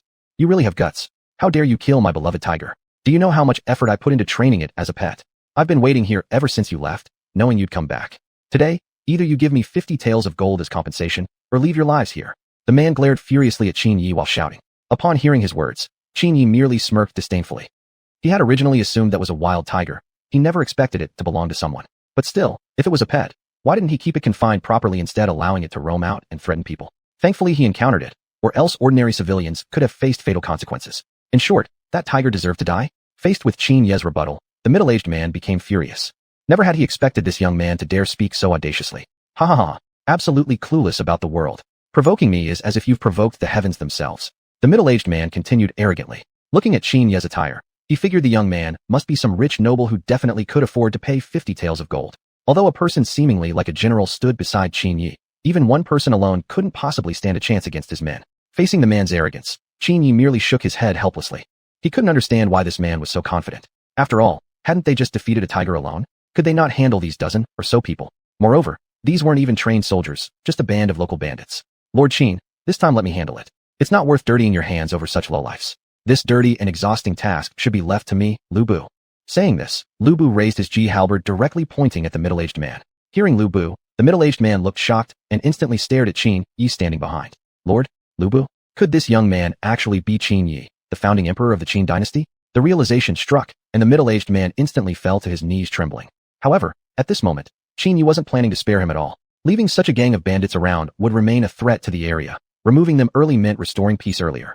Then, Qin Yi slightly waved his hand and turned away. In the next second, screams erupted behind him. Half an hour later, Lu Bu arrived with the recovered tiger skin. That was fun. I didn't expect that whiskered fellow to have any strength at all. He actually managed to fight back against my halberd. Lu Bu couldn't help but praise. Hearing this, Qin Yi merely gave a slight nod. Losing someone like him wasn't anything worth mourning. Moreover, if he managed to lead a gang of bandits here, he must have had some strength. Otherwise, how could he have commanded followers? A few days later, Qin Yi and the others returned to the capital. At once, Jiao Chan and many generals came out from the palace to welcome them. Seeing the tiger skin carried by Lu Bu, generals like Dian Wei were shocked to the point of disbelief. Feng Xian, did you kill this tiger? Looking at the size of this skin, that tiger must have weighed at least 500 catties. Who would have thought you possessed such capability? Dian Wei asked. In response, Lu Bu shook his head while laughing. Ha ha ha ha, you guys really overestimate me. Naturally, it was Lord Qin who killed this tiger. All I could do was stand by and cheer him on. A tiger weighing over 500 catties, that's not something I could handle. Probably, in the entire world, only my lord can stand up to such a beast. Lu Bu laughed. Hearing this, all the generals finally nodded with relief. Standing beside Qin Yi, upon hearing the exchange, Jiao Chan looked concerned at him. My lord, you're not injured, are you? As she spoke, Jiao Chan was already preparing to check his body for injuries. There are so many people here. I'm fine. If you really want to check me over, I'll let you do it thoroughly tonight. My playful one. Saying this, Qin Yi gently pinched Jiao Chan's cheek. Facing Qin Yi's teasing, Jiao Chan couldn't help but blush. I knew it. Since when did General Lu have such strength? Dian Wei added. You? Don't believe it? Let's test each other. Lu Bu pointed at Dian Wei and challenged. Fine by me. I've been itching for a fight without any battles lately. This is a perfect opportunity to let off some steam. Dian Wei said, already eager to go. Enough, Lu Bu and Dian Wei. You two always end up fighting no matter the occasion. Cool down for now. First, Lu Bu, bring the tiger skin to Qin Rongrong. The rest of you may return and rest. I'm a bit tired today, so I won't attend your morning meeting. Upon hearing this, Lu Bu and Dian Wei exchanged glances before finally stepping apart. Witnessing their eagerness to fight, a sudden idea surfaced in Qin Ye's mind. Why not organize a martial arts competition within the army? That way, rankings could be assigned based on strength. This could also increase morale and motivation for training among the troops, preventing them from falling into complacency. As for the rankings, only the top 50 would be displayed. These rankings could be updated anytime. Anyone could challenge those on the elite list, and upon successfully defeating them, would take their place. Furthermore, the martial competition would be held every 6 months. That evening, after washing up, Qin Yi idly lay on the bed. Soon after, Jiao Chan quietly slipped in, wearing new clothes borrowed specifically from Sun Shangxiang. Qin Yi turned his head and spotted Jiao Chan entering. His eyes widened in surprise as he sat straight up. How could you come dressed like this? What if you catch a chill? Saying this, he immediately draped his outer robe over her. I thought my beloved might like it, so I borrowed this outfit from Shangxiang. Do you like it, my lord? As she spoke, Jiao Chan slowly laid herself into Qin Ye's embrace. Chapter 111. Good news for the early rising Qin Yi. Upon hearing Jiao Chan's alluring voice, the beast within Qin Yi instantly broke free from its cage. The next morning, Qin Yi appeared refreshed and energetic in the garden, while Jiao Chan was still sound asleep in bed. Since establishing the state of Qin, he hadn't held regular court sessions at dawn like ordinary emperors did. Instead, he only summoned the court when necessary. This wasn't just because he truly couldn't get up early in the mornings. More importantly, it had significantly reduced his workload. Although he was in charge of governing the entire nation, in reality, most matters didn't require Qin Ye's direct involvement. After all, many tasks could be delegated to Ding Ji, and Ding Ji's abilities were beyond doubt. The early bird catches the worm. What does the early rising Qin Yi get? Qin Yi joked with a smile. The early rising husband receives good news, came the voice of Sun Shangxiang from behind. Upon hearing this, Qin Yi turned around and saw Sun Shangxiang standing there. Oh, what good news do you have? Tell me about it. Saying this, he led Sun Shangxiang to sit in the pavilion nearby. Looking at the petite and adorable Sun Shangxiang before him, affection instantly swelled within Qin Ye's heart. It was as if she were his younger sister, and indeed, her age fit the role. However, Sun Quan had already betrothed Sun Shangxiang to him, so treating her as a sister just felt strange somehow. A pity really. If this had been that future era he knew of, having such a lovely younger sister would probably have made countless men his age envious. But on second thought, perhaps he could treat Sun Shangxiang like a younger sister regardless. At this thought, a smile appeared on Qin Ye's face. Husband, why are you smiling? I haven't even told you the good news yet. Sun Shangxiang looked at Qin Yi, puzzled. Hearing this, Qin Yi quickly shook his head and said it was nothing. Then he asked Sun Shangxiang what the good news was. Sun Shangxiang then explained what had happened several days prior with Sun Quan. Several days ago, Sun Quan, after discussing with his ministers, decided to cede all Wu territories north of the Yangtze River to the state of Qin. Sun Quan had indeed thought it over for quite some time. Handing over so much territory all at once was difficult for him to accept. After all, that land had been gained with much time and effort. However, doing so also benefited Wu. This way, Wu no longer shared a border with Wei. If Wei wished to attack them, they would have to cross Qin territory first, which would involve battling Qin. In simple terms, it was to place Qin strategically between Wu and Wei, thus protecting Wu from potential invasion by Wei. Qin Yi instantly saw Sun Quan's intent upon hearing this, but it wasn't unacceptable. With Qin's current strength, what difference would an additional piece of territory make? Besides, Wei had been hesitant to openly attack him already. It had been over a month since the last battle, and there had been no movement from Wei. Though they might be plotting something big, to Qin Yi, it was trivial. After all, he still had a mid-level scheme awareness talisman. Even if Wei planned some great scheme, he would be alerted the moment it started forming. Since that's the case, I accept. Come with me to Wu in a few days so we can finalize the matter. Qin Yi looked at Sun Shangxiang as he spoke. Hearing this, Sun Shangxiang nodded happily. I'll send word to my brother immediately. With that, she skipped off energetically. Looking at Sun Shangxiang's carefree figure, Qin Yi couldn't help but smile, shaking his head in resignation. She really was like a child. Her personality seemed rather young and inexperienced compared to Diao Chan. Wait, wasn't he actually 1 year younger than Sun Shangxiang? By that logic, wasn't he even more immature? At this thought, Qin Yi suddenly found his idea of treating her as a younger sister quite ridiculous.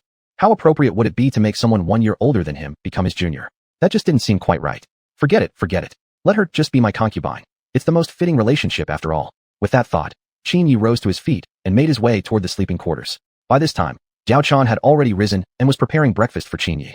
Needless to say, though he was the ruler of a nation, unlike other monarchs, Qin Yi didn't indulge extravagantly. His demands for food were not high in his daily life, nor did he indulge himself in luxuries and excesses. Before long, Qin Yi returned to his quarters. Husband, come and wash up before breakfast. Diao Chan stood respectfully beside the table and said. Upon hearing this, Qin Yi smiled and nodded. You eat with me too. I can't possibly finish all this alone, and besides, it's more pleasant to have company while dining. Saying this, he pulled Diao Chan to sit beside him.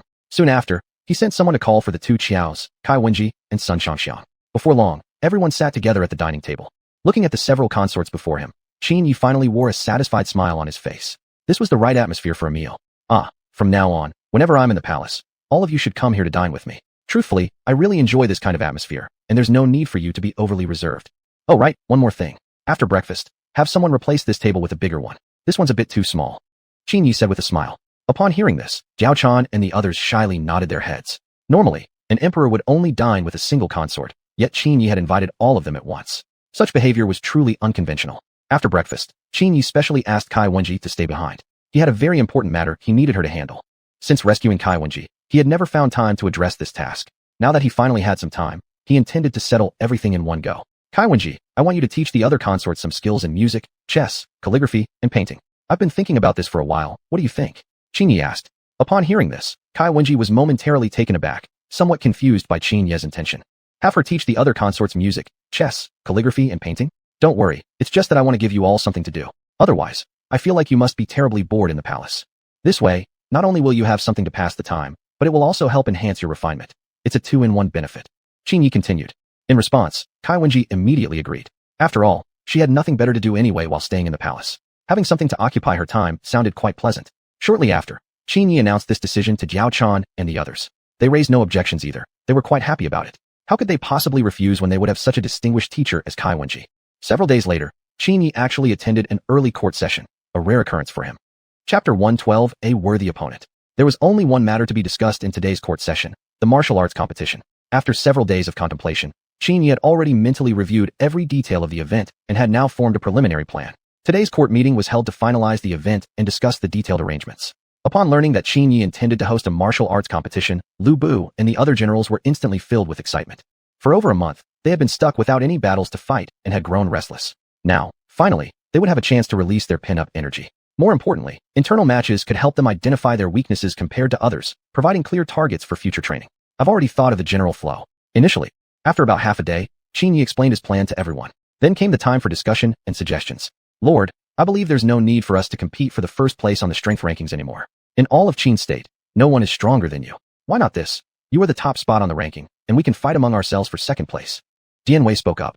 Hearing this, Qin Yi chuckled and shook his head. This martial arts competition was specially prepared for the soldiers. He had no intention of participating himself. After all, he could easily defeat all of them combined. If he were to take the top position on the strength ranking, the competition would lose its original meaning. At Qin Ye's explanation, Dian Wei couldn't help but nod. In that case, they would indeed have a serious competition for first place. The top rank on the strength ranking would grant a special reward, one that, according to Qin Yi, could improve the user's abilities and bring benefits in various aspects. What exactly the reward was, only Qin Yi himself knew. Over the next 2 hours, Qin Yi and the ministers discussed numerous details regarding the martial arts competition. All right, it's settled then. Once the meeting ends, spread this announcement to all military camps. Everyone will have the chance to participate.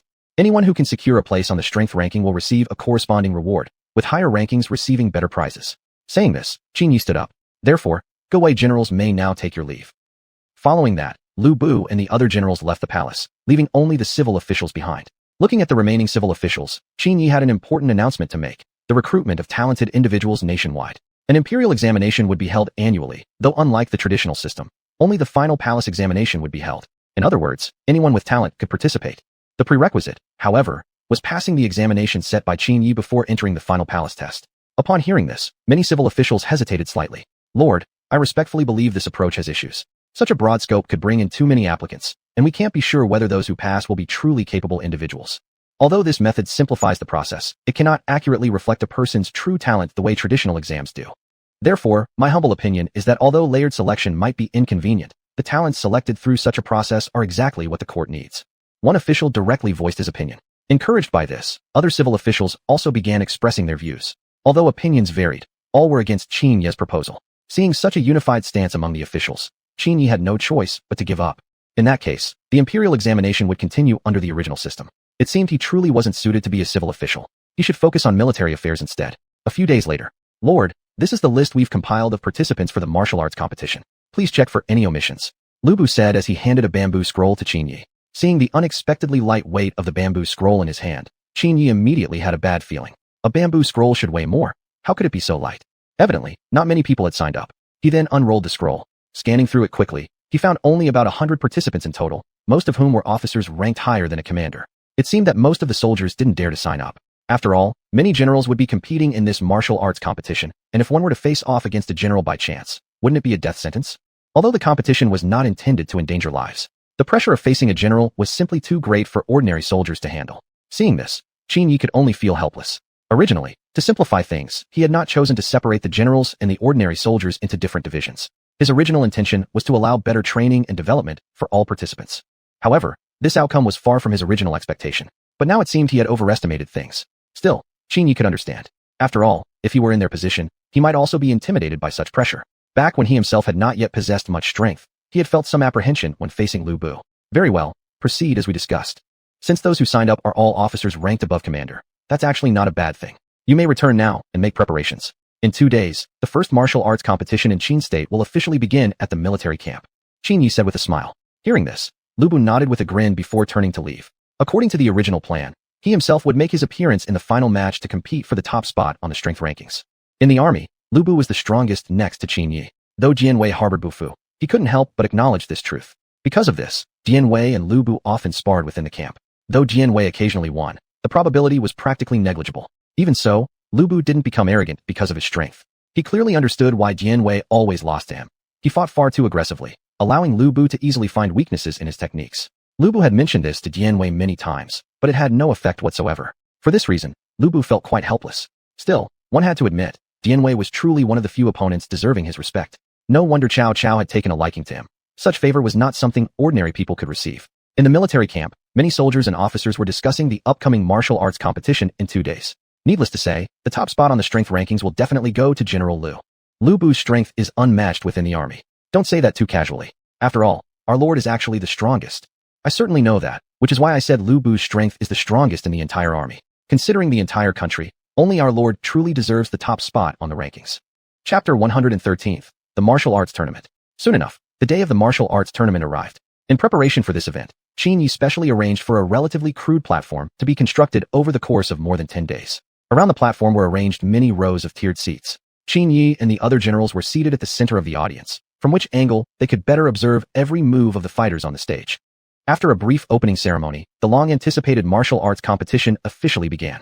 The first match featured two military commanders of the Dowei rank competing against each other. Then came the third, the fourth. By the end of the first day, the rankings from 70th to 100th on the strength list had already been decided. The next day continued with equally unexciting matches. In most cases, the gap in strength between the two sides was somewhat too great. However, the soldiers watching from the sidelines were clearly very interested in the competition. Seeing this, Qin Yi also showed a satisfied smile on his face. The soldiers watching were either subordinates of the competing fighters or their admirers, so the cheers and shouts never ceased. This in turn greatly inspired the soldiers' fighting spirit, which was exactly the purpose of Qin Yi hosting this martial arts tournament.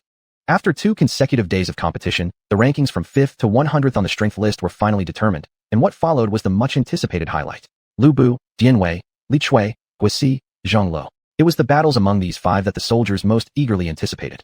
Especially Zhang Lo, who was once only an ordinary soldier, but by a twist of fate gained Qin Yi's favor and gradually rose to become one of his top generals. Yet few people had truly witnessed Zhang Li's actual combat strength. Perhaps only Qin Yi himself truly knew how strong Zhang Lu really was. Li Chui, Guisi, you two go first. Decide between yourselves who will take 4th and 5th place. Qin Yi said, looking at the two. Upon hearing this, Li Chui and Guisi felt somewhat dissatisfied. Why were they directly being asked to fight for 4th and 5th place? What about Zhang Lo? Did that mean his strength was superior to theirs? Though all of them were generals, and therefore skilled in combat, they simply had no idea what level of strength Zhang Lu actually possessed. Seeing the two glance toward Zhang Lu standing aside, Qin Yi immediately understood their thoughts. You'll know Zhang Li's strength in due time. Just follow my instructions. Qin Yi said seriously. Upon hearing this, the two could only silently walk onto the stage. But since their lord had spoken like that, Zhang Li's strength must not be as simple as they had imagined. After all, Zhang Lu had been with Qin Yi longer than any of the other generals. Perhaps this was precisely so they wouldn't lose face. The two men fought fiercely for over 100 exchanges without either gaining the upper hand. Watching from the sidelines, Qin Yi slightly smiled, clearly knowing that this match would soon come to a conclusion. Sure enough, as Li Chui was still catching his breath, Guisi suddenly raised his spear and thrust it forward. In the next moment, the spear halted just a few micrometers away from Li Chui's throat. At this sight, the entire arena erupted. Guisi's victory was entirely due to his prior training with the special forces. After so much training, although his strength could not rival Lu Bu's, defeating Li Chui was almost effortless. As for lasting this long, it was mainly out of respect for Li Chui. After all, a too humiliating defeat might damage his reputation among the soldiers. This is too exciting. If even General Gua and General Li's match was this thrilling, I can't even imagine how amazing the battle between General Lu and General Dian will be. Yeah, I can't wait to see it already. Hearing the soldiers' comments, Qin Yi smiled slightly. But what they should be looking forward to wasn't the battle between Lu Bu and Dian Wei, but rather between Lu Bu and Zhang Lo. Zhang Lu and Lu Bu were the key players in the fight for the top position, while Dian Wei could stay in 3rd place for now. Following Qin Yi's arrangement, Dian Wei and Lu Bu stepped onto the stage. Watching the two enter, the soldiers observing the battle looked toward Zhang Lu, who stood by Qin Yi's side. What's going on? Shouldn't General Zhang be fighting General Dian instead? Does General Zhang actually have the strength to compete for the number 1 position on the strength list? Perhaps the Lord is showing favoritism. After all, General Zhang has followed him the longest. Chill, you actually dare to say that? Don't you fear the Lord's anger? Hearing such remarks, Zhang Li's expression immediately changed. Though he did possess the strength to challenge for 1st place, he couldn't let his lord bear the blame for this. So he volunteered to go fight Dian Wei instead. Yet even so, Qin Yi merely shook his head slightly. But just as Zhang Lu was puzzled, Qin Yi calmly stood up. Please quiet down. The next match will be General Zhang against both Generals Lu and Dian. I know many of you are curious about General Zhang's strength and suspect that my previous actions may have been favoritism, so I have decided to let General Zhang face 2 top-ranked fighters in the battlefield. If General Zhang wins, he will directly become the number 1 on the strength list, while the 2nd place will still be contested between Generals Lu and Dian. How does that sound? As soon as he spoke, the previously buzzing arena fell into complete silence. Such an arrangement was truly unexpected by everyone, and this was exactly what Qin Yi wanted to see. Earlier, he had intentionally raised suspicions about Zhang Li's strength, and now he made this special arrangement. As long as Zhang Lu won, it would be enough to prove that his decision had been correct. Moreover, the impact of such a victory would be far greater than if Zhang Lu had simply defeated Lu Bu alone. After all, there wasn't a significant gap in strength between Lu Bu and Dian Wei. They simply fought differently. Zhang Lu fighting both of them at once was more than enough to demonstrate his immense strength. Meanwhile, on the stage, both Lu Bu and Dian Wei looked at each other with confusion. However, their interpretations of the situation were different. Dian Wei believed that Zhang Lu absolutely didn't possess such strength, or else why wouldn't he have appeared himself to challenge them directly? Why did their lord have to propose this match? In contrast, Lu Bu had already decided not to fight for the number 1 position. For their lord to make such a decision, there must be absolute confidence in Zhang Li's strength. Based on Lu Bu's understanding of Qin Yi, the latter would never make a decision without certainty. If Zhang Li did not have the strength to defeat both him and Dian Wei, it wouldn't be a big deal for Zhang Li to lose face. But the most important thing was that their lord would lose face. Zhang Li, take my white tiger spear into battle. Saying that, Qin Yi handed the white tiger spear beside him to Zhang Li. This scene filled countless soldiers in the crowd with endless envy. The white tiger spear was Qin Yi's personal weapon. Countless battle achievements lay behind it, even helping the lord conquer this kingdom. And now, he was directly handing it over for Zhang Li to use. It clearly showed how much confidence Qin Yi had in Zhang Li's strength. Chapter 114, The Biggest Dark Horse. Perhaps Zhang Li was the biggest dark horse in this martial arts competition. Watching Zhang Li step slowly into the center of the arena, the crowd fell into complete silence. The next moment, Zhang Li, holding his white tiger long spear, looked around the arena and then fixed his gaze on Lu Bu and Dian Wei. Seeing this, both Lu Bu and Dian Wei couldn't help but feel startled. Heaven, I actually got scared by just a glance. I wasn't raised to be frightened so easily. Dian Wei angrily roared inwardly, then gripped his large axe and charged straight at Zhang Li. Seeing how impulsive Dian Wei had become, Lu Bu, holding his crescent moon blade, chased after him. Stay calm, Dian Wei. Have you forgotten what I told you earlier? Lu Bu shouted while grabbing Dian Wei's arm. But by now, Dian Wei's temper had flared beyond control. Ignoring Lu Bu's attempt to stop him, he shook off his arm and charged straight to a spot just 5 meters away from Zhang Li. Watching Dian Wei charging toward him, Zhang Li slightly smiled at the corner of his mouth. This was exactly the moment he had been waiting for. As long as you two attack first, there will be no chance of victory for you. Seeing this, Qin Yi shook his head helplessly. Dian Wei, it seems like you've forgotten everything I taught you. In this battle, you're destined to lose. Qin Yi murmured silently. Hearing this, Jiao Chan, who stood beside him, asked curiously about the reason. In response, Qin Yi patiently explained. Zhang Li's martial arts skill could be described as surpassing even Lu Bu's. After all, over the past few years following Qin Yi, he had learned quite a lot. Zhang Li had even inherited about half of Qin Yi's true martial arts techniques. Just a year ago, Qin Yi had unexpectedly received a martial arts manual from a system-generated random reward, the ultimate Wulong martial arts. This manual recorded countless martial arts techniques. With the assistance of the system, Qin Yi had mastered all of its contents within just a few minutes. Within that year, Qin Yi passed on some of those techniques to Zhang Li. The most important of these was the usage and corresponding techniques of the white tiger long spear. Although Zhang Li hadn't possessed such a high-grade weapon before, he could already skillfully wield an ordinary long spear. If Zhang Li's strength could be compared to a tiger, then having the white tiger long spear was like giving the tiger wings. Moreover, Qin Yi had also taught him several military strategies that ordinary people would find extremely difficult to understand. After understanding all this, Jiao Chan nodded her head with sudden enlightenment. No wonder Qin Yi was so confident about Zhang Li. It all made sense now. Meanwhile, in the arena, Zhang Li was facing Dian Wei's fierce assault. With the white tiger long spear in hand, he was handling everything with ease and grace. Heaven, General Zhang is actually withstanding General Dian's full attack for so long, without showing any sign of defeat. Now I finally understand why our lord is so confident. One soldier exclaimed in amazement. That's not all. Haven't you noticed that General Dian has been at a disadvantage since the beginning? Ever since General Dian started attacking Zhang, each of his moves has been effortlessly countered by General Zhang, filled with openings. If General Zhang weren't trying to save General Dian's dignity a bit, he probably wouldn't have lasted this long. Another soldier, who clearly saw the situation, commented. Unknown to him, Qin Yi, sitting not far away, heard his words clearly. He turned his head to glance at that soldier. Someone who could read the situation on the battlefield this accurately must definitely be someone out of the ordinary. Immediately, Qin Yi quietly ordered someone to bring the soldier over. What is your name? And what is your current rank? Qin Yi, smiling gently, asked the soldier in front of him. Facing the mighty Qin Yi up close, the young man, who might have been expected to panic, knelt down halfway, completely calm. Reporting to the Lord, my name is Li Yi. I currently serve as a shield soldier under General Dian. The man replied. Li Yi, a fine name indeed. But I suspect you are not just a simple shield soldier, are you? Qin Yi continued. Hearing this, Li Yi didn't dare to conceal anything. My lord perceives all like light. At times, I also serve as a strategist in General Dian's unit. It's just that I occasionally take the post, so I didn't falsely report my rank. Li Yi responded honestly. After hearing that, Qin Yi nodded slightly with satisfaction. It would be hard to believe if such a person were just a lowly shield soldier who could clearly and precisely analyze the situation on the battlefield. Then, Qin Yi asked Li Yi to sit beside him to continue watching the battle and to analyze the unfolding situation and possibly even predict the outcome. To this, Li Yi shook his head slightly. My lord, the final result doesn't require prediction. If our lord has allowed General Zhang to take on 2 top generals alone, he must have full confidence in General Zhang's abilities. If that is the case, wouldn't my prediction be somewhat redundant? Li Yi directly replied. Hearing this, Qin Yi's expression changed slightly for a brief moment. Then he smiled and nodded his head in agreement.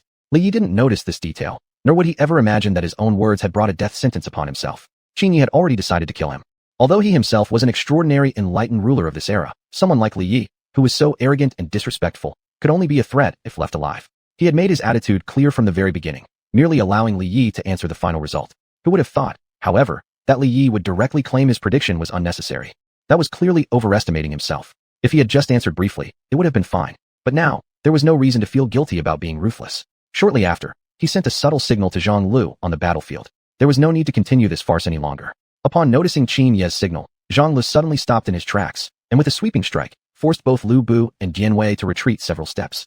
Seeing this, Lu Bu suddenly felt an ominous premonition in his heart. However, Dian Wei beside him didn't sense the severity of the situation at all and charged straight at Zhang Lu again. But the very next moment, he was knocked down in a single exchange before even landing a single move. You're actually this terrifying. Before Dian Wei could finish his sentence, he directly fainted. When the soldiers and generals witnessed this, the battlefield immediately erupted into chaos. No one would have imagined that Zhang Lu was the biggest dark horse of this martial arts competition. Immediately after, Zhang Lu turned his gaze to Lu Bu standing on the battlefield. General Lu, may I respectfully request a serious duel with you? How about we schedule it for tomorrow? Both of us are not at our best today, so we cannot truly demonstrate our actual strength. Zhang Lu clasped his fists together and respectfully said to Lu Bu. Upon hearing this, Lu Bu naturally showed no hesitation or retreat. Thus, the showdown between the first and second strongest warriors on the leaderboard was set for tomorrow. But before that, Qin Yi had one matter to handle first. That same night, Qin Yi brought Lu Bu and Zhang Lu, taking advantage of the darkness, to the outside of Dian Wei's camp. My lord, why are we being so secretive? Lu Bu asked with confusion beside him. Sho, I'm bringing you two along to do something significant. Qin Yi intentionally created suspense. Upon hearing this, Zhang Lu and Lu Bu beside him immediately fell into silence. Chapter 115, Capturing a Spy. When they heard Qin Ye's words, Zhang Lu and Lu Bu exchanged puzzled glances. Still, judging from their lord's expression, both sensed that things were not as simple as they seemed, especially considering they had arrived at Dian Wei's military camp. Before they could understand what was happening, the two suddenly noticed a man exiting Dian Wei's camp, and the man was acting very suspiciously. Seeing this, Lu Bu quickly turned to look at Qin Yi. In response, Qin Yi gave a slight nod with a smile. We are here today to capture this spy. Although I can't be entirely certain, I trust my instincts. Qin Yi said seriously. At the word spy, realization immediately dawned on Zhang Lu and Lu Bu. No wonder they had come so secretly to Dian Wei's camp. It was because a spy had surfaced here. Then, Qin Yi led the two of them quietly following behind the man. Soon, the man climbed over the city wall under the cover of night, completely unaware that Qin Yi and his men were tailing him. The man arrived at a large tree outside the city. Minutes later, another man in black approached from a distance. After briefly exchanging a few words, the man handed something to the other and immediately sent him off. Seeing this, Qin Yi quickly arranged for Lu Bu to capture the escaping man in black, while he himself went with Zhang Lu to wait outside the city wall for the returning man. Unfortunately for the man, as he was about to return to the city, he unexpectedly came face to face with Qin Yi. Caught off guard by the sudden appearance of Qin Yi, the man's expression showed a brief panic. Lord Qin, what brings you here so late? That question should be mine to ask you. Qin Yi replied expressionlessly. At this late hour, shouldn't you be inside the military camp? And yet, here you are, found outside of it. Outside the city walls no less. Tell me, where were you just now? Qin Yi fired back at Li Yi. Li Yi's expression briefly turned flustered upon being questioned, but quickly calmed down.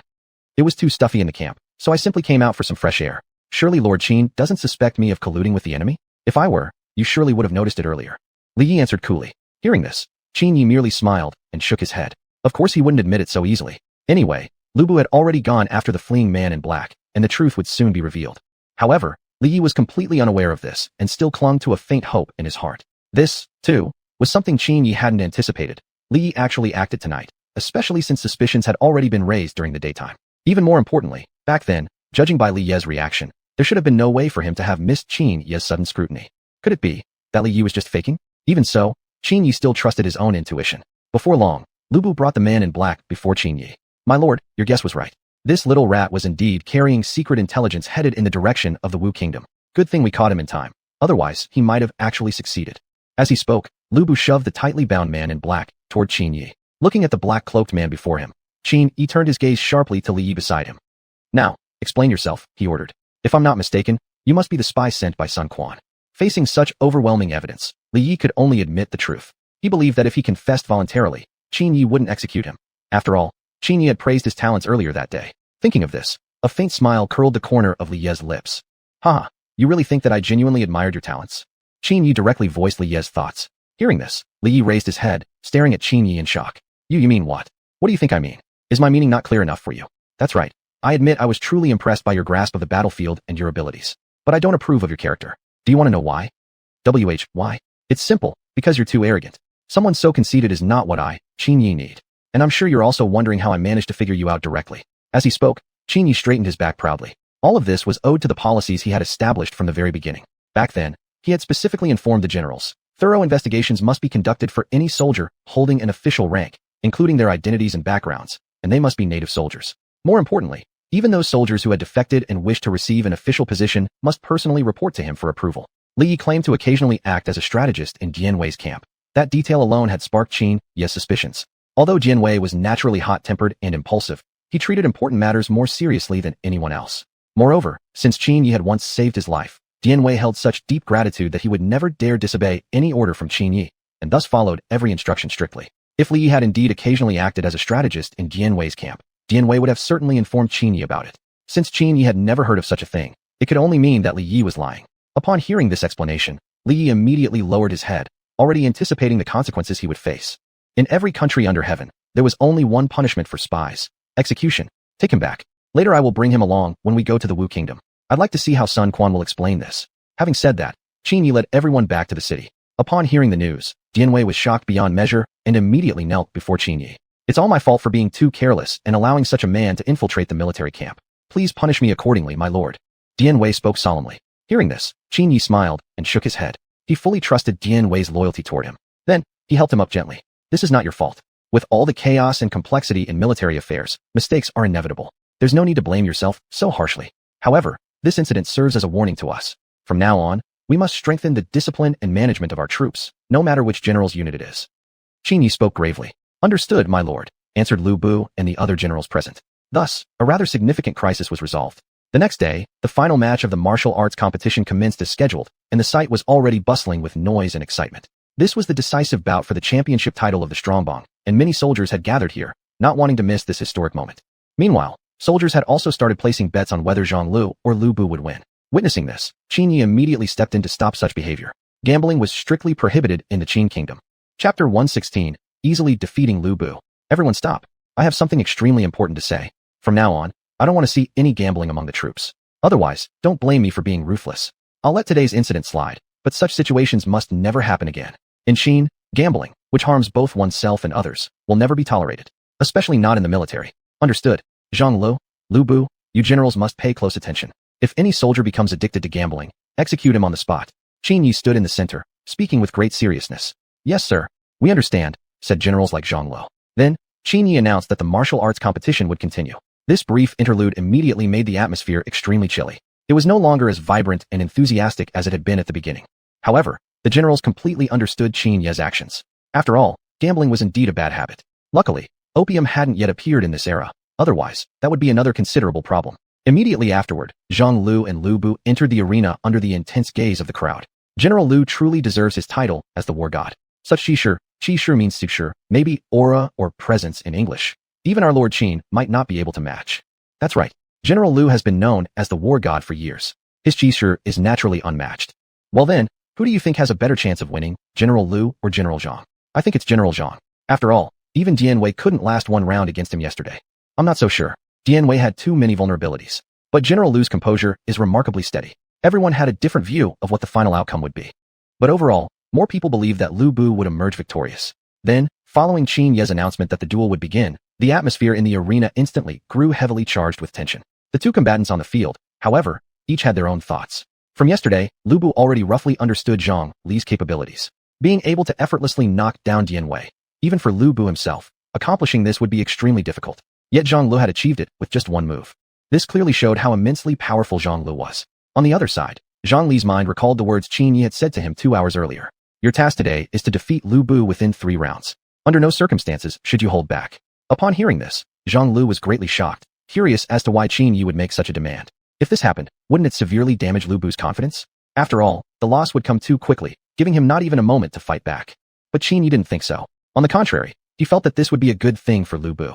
Although it might harm Lu Bu's confidence, it would instead ignite his fighting spirit, allowing him to recognize his own inadequacies. Recently, Qin Yi had sensed that Lu Bu's confidence had grown too inflated. He even seemed to believe himself unbeatable in the world. Prolonged victories easily led people to this kind of mentality, and being overly confident was never a good thing. This was the perfect opportunity to humble Lu Bu slightly.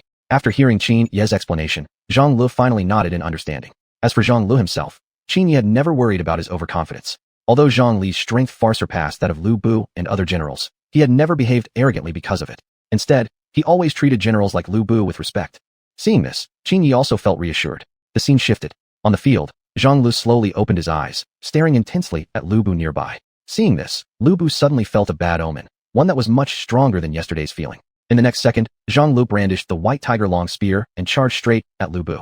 Seeing this, the soldiers on the sidelines instantly shook their heads helplessly. General Zhang is probably going to lose. He's simply too impatient, charging headlong at an opponent like General Lu.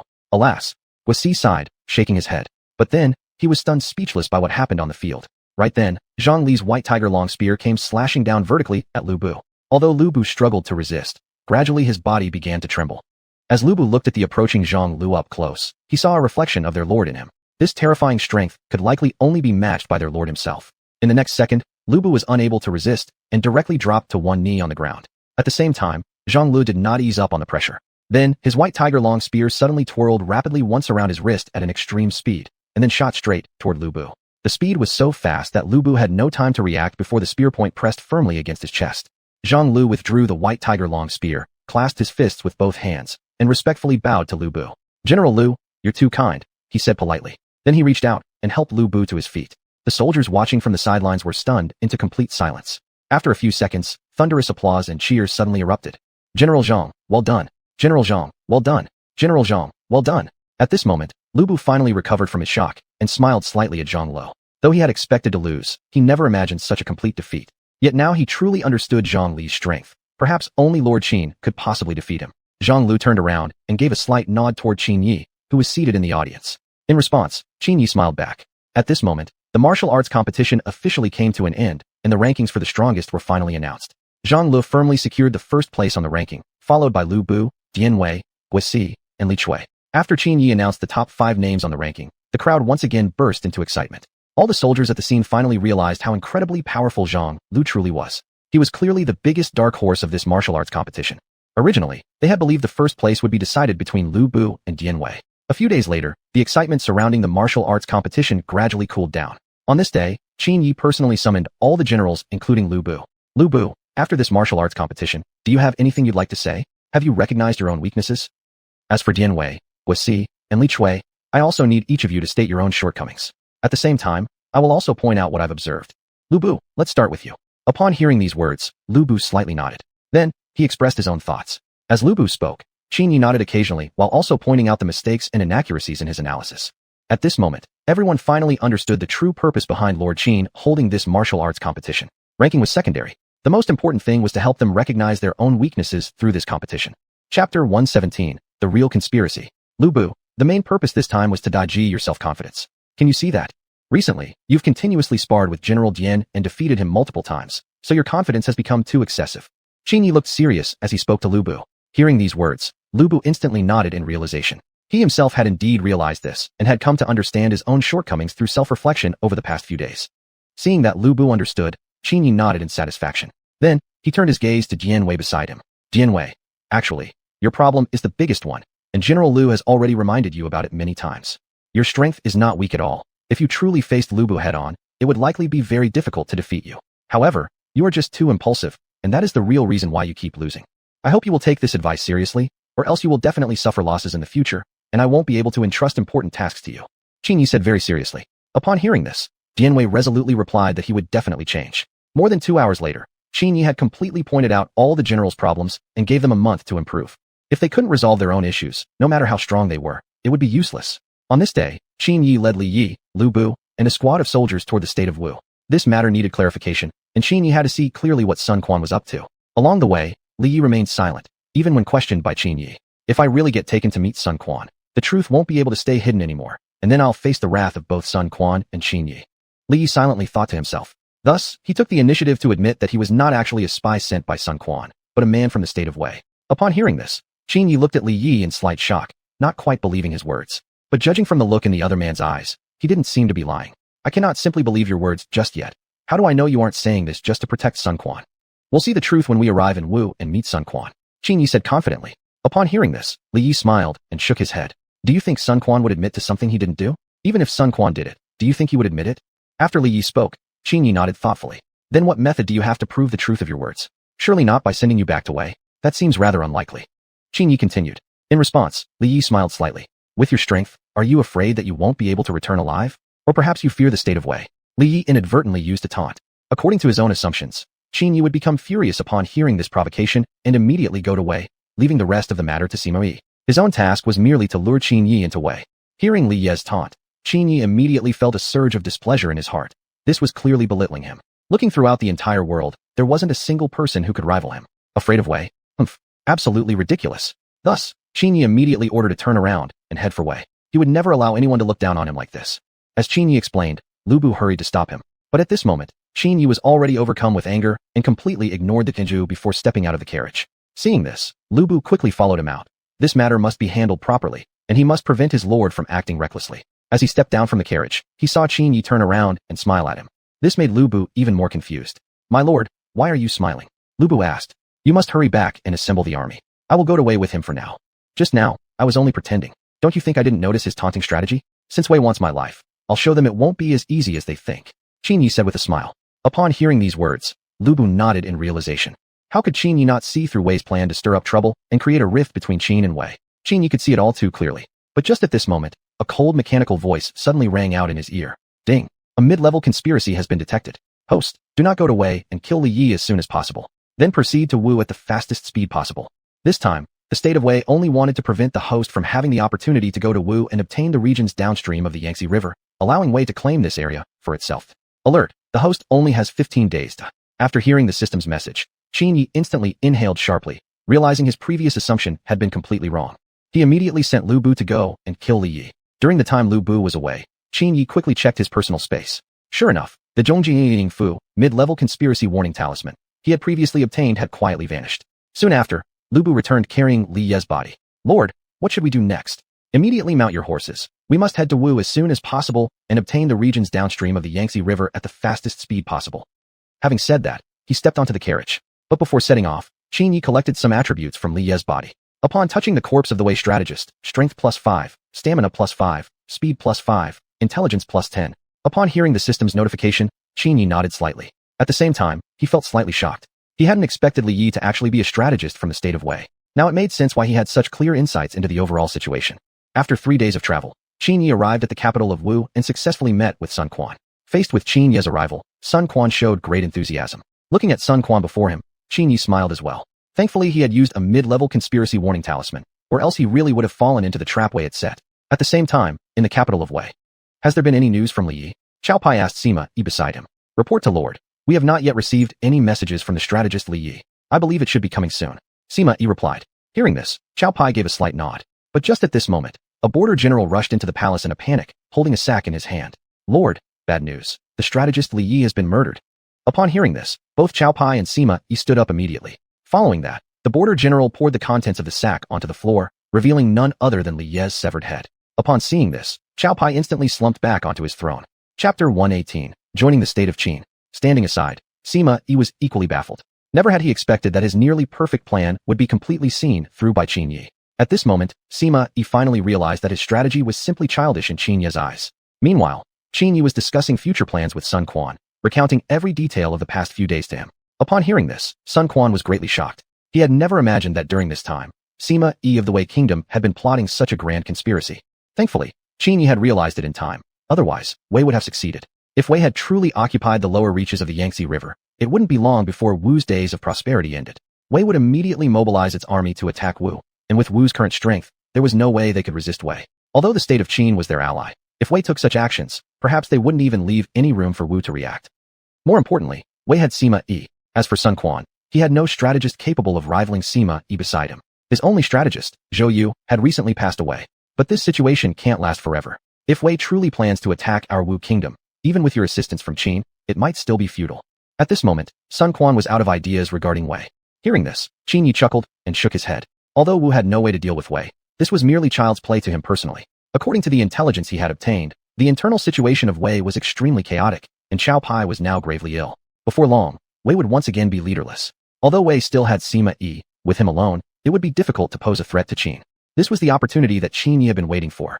You can rest assured, with my Qin's army guarding the lower reaches of the Yangtze River, Wei will absolutely pose no threat to Wu. It won't be easy for them to break through my Qin's defense line. Even if they could somehow manage, they will definitely have to pay a huge price. Since you are willing to voluntarily cede the areas of the lower Yangtze to my great Qin dynasty, I guarantee that Wu will never face aggression from Wei. Qin Yi said confidently. This was exactly the assurance that Sun Quan had hoped for, and indeed his intention in ceding the lower Yangtze region to Qin. Though he hadn't explicitly stated it, he knew deep down that Qin Yi had already seen through his intentions. After all, with Qin Yi's intelligence, it wouldn't be hard to figure out. Sun Quan nodded, smiling at the idea. As long as Wu received the protection of Qin, Wei wouldn't dare to interfere. Even if Wei attempted to bypass Qin's defensive line, taking the maritime route would be their only option. However, should they choose this path, they must prepare to suffer heavy losses. With their current fleet, completely withstanding the harsh maritime conditions would be a foolish dream. Of course, Qin Yi was well aware of this. That was exactly his future goal, to reinforce the fleet currently possessed by Qin, and if possible, construct ships with iron plating. However, such an approach would consume a significant portion of resources. Thus Qin Yi had been carefully considering the matter. Given the current technological capabilities, producing a large amount of iron was extremely difficult, and the available quantity was scarce. Still, that was a topic for the future. It was not impossible if an iron ore source with the largest reserves could be located and system rewards, such as iron smelting techniques, were obtained. Though iron smelting did exist, it was far from perfected, and the quantity of iron that could be produced was not considerable. Then, from now on, Wu shall rely on the protection of the Qin kingdom. As long as you can shield my nation from Wei's aggression, I will fulfill any request you have without hesitation. Sun Quan said with a respectful bow. Hearing this, Qin Yi smiled and nodded. Protecting Wu for a period of time was acceptable, but things might not stay the same in the future. Qin Yi's ultimate goal was to unify the world. To do that, there could be absolutely no other states remaining. In other words, eventually, he would need to conquer Wu entirely. Sun Quan wasn't unaware of this, but for now, aligning with Qin was indeed a wise decision. At the very least, Qin would not turn against him in the short term. As for what the future might hold, they would take one step at a time. If the state of Qin truly intended to destroy Wu, Sun Quan indeed had no effective countermeasure. By now, Qin's territory had expanded to the lower reaches of the Yangtze River. On this day, the Zhuo left prince, had quietly arrived in Qin without anyone noticing. The purpose of his visit was to propose a very important matter. He wished to merge the Xiongnu tribe into the state of Qin. If Qin Yi agreed, the regions occupied by the Xiongnu would from then on be renamed as part of the Qin dynasty. Upon hearing this, Qin Yi was instantly overjoyed. This was certainly a significant time saver for him. Did the Zhuo truly come with such intentions? I just hope this is not merely a cover-up. Qin Yi said cautiously. Although this matter was indeed exciting, Qin Yi had not yet become careless enough to be blinded by joy. He clearly understood that this matter required utmost seriousness. If he failed to investigate thoroughly and the Zhuo wasn't sincere, there was practically nothing he could do about it. After all, the distance between the Xiongnu territory and Qin was enormous. It would take at least half a month to travel there. In those 15 days, the Zhuo would have plenty of time to make all necessary arrangements. By the time Qin Yi arrived, he might face severe losses. Faced with Qin Yi's questioning, the Zhuo quickly shook his head, gazing at him with a firm and resolute look. Please rest assured, King Qin, I will absolutely not commit any act of betrayal against the Qin kingdom. My intention is simply to seek a bit of survival for the Xiongnu people. Please forgive my bluntness. I understand clearly in my heart that the ultimate goal of King Qin is to unify the world. With such a goal, sooner or later my Xiongnu people will become enemies of your entire nation. Therefore, in order to preserve the Xiongnu people from being destroyed by Qin, merging with Qin is our only option. Of course, my decision is neither under coercion nor reluctant, but entirely voluntary. The Zhuo said firmly, his eyes unwavering. Hearing these words, Qin Yi nodded thoughtfully.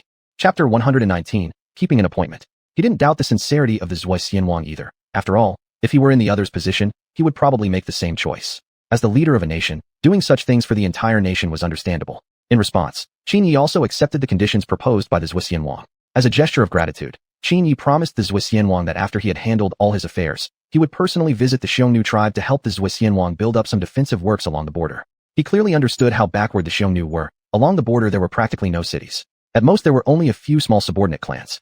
Good, then it's settled, said the Zhuo excitedly. Hearing this, Qin Yi nodded slightly. After all, it wasn't a bad thing for himself either. Although there was some risk involved, on the whole, the likelihood of danger was quite small. Considering the current state of Qin, if the Zhuo wanted to go back on his word and wipe out the entire Xiongnu tribe, it would be as easy as turning one's hand. Not to mention this was a matter for the future. Qin's power would definitely be much stronger than now. A few days later, Qin Yi dispatched Lu Bu to guard the lower reaches of the Yangtze River, and at the same time, sent 100,000 elite troops with him. With such forces, even if the kingdom of Wei wanted to make any move against the lower reaches of the Yangtze, they would have to think about the consequences. Meanwhile, in the capital of Wei, Cao Pai had been in a coma for several consecutive days, and even the imperial physicians within the palace were at a loss for solutions. Regarding Cao Pai's current condition, there was absolutely no chance of miraculous recovery. Facing this, Sima Yi knelt silently beside Cao Pai without expression. Probably not even Cao Cao himself could have imagined that his descendants' lives would also be so short. Master, I fear my days are numbered. Please summon Qiao Rui. Qiao Pai said weakly. Upon hearing these words, Sima Yi slightly nodded. Before long, he brought Qiao Rui to Qiao Pai's bedside and tactfully left afterwards. Qiao Pai then immediately passed the throne to Qiao Rui, and thus the second emperor of Wei came to an end.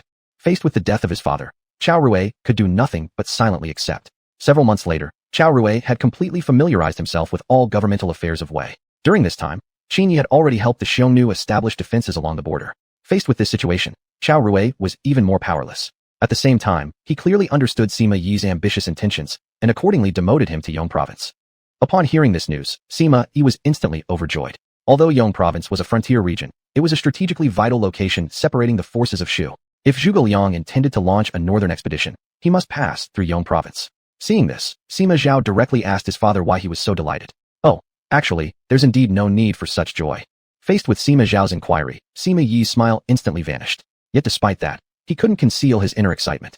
His entire life had been spent in a contest of wits with Zhuge Liang, and now guarding Yong Province would give him a direct confrontation.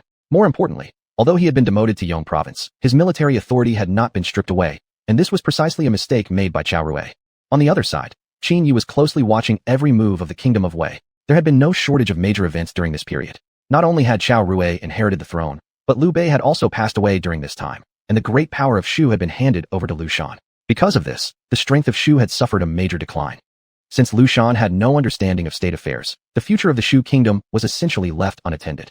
Therefore, Zhuge Liang resolutely decided to embark on the northern expedition. This was exactly the opportunity Qin Yi had been waiting for.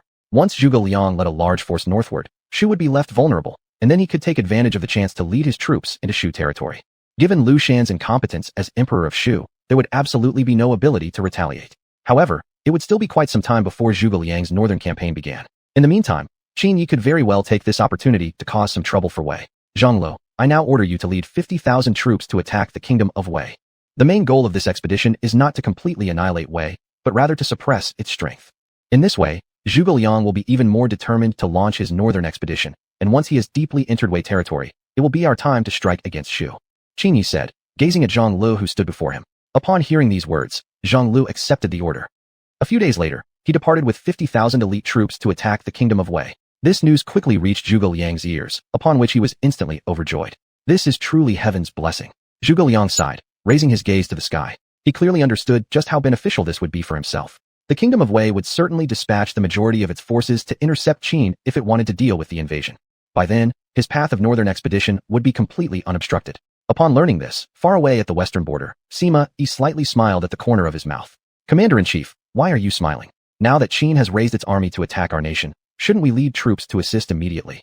Xiahou Xian, standing beside him, asked with a puzzled expression. Hearing this, Sima Yi smiled and shook his head. There is no need to go. If I'm not mistaken, Qin is only trying to make a show of strength. Although the strength of Wei is definitely not what it used to be, it is absolutely impossible for Qin to completely eliminate our nation with merely 50,000 troops. And based on my understanding of Qin Yi, he would never do anything without sufficient certainty. Sima Yi said with a smile. Upon hearing this response, Xiahou Xian immediately nodded with sudden realization. Indeed, 50,000 troops were far from sufficient to completely annihilate the kingdom of Wei. Moreover, the primary purpose of Sima Yi coming to Yong Province was to guard the western border, where the greatest enemy was the Shu army from Sichuan. More importantly, Sima Yi had probably already guessed Zhuge Liang's next move. If he was not mistaken, Zhuge Liang would likely launch a northern expedition soon. If he had taken the army to confront Qin this time, there would be no one capable of resisting the massive Shu forces later. Soon, Zhang Li's army had already arrived at the border of Wei. Previously, they had already captured 5 border cities from Wei. This time, their mission was to increase that number to 10. Although it was impossible to completely eliminate Wei, Qin could gradually chip away at its strength. Faced with the invasion by Qin, Qiao Rui quickly dispatched 100,000 elite troops to resist. Meanwhile, Qin Yi arrived alone at Shu and paid a visit to Zhuge Liang.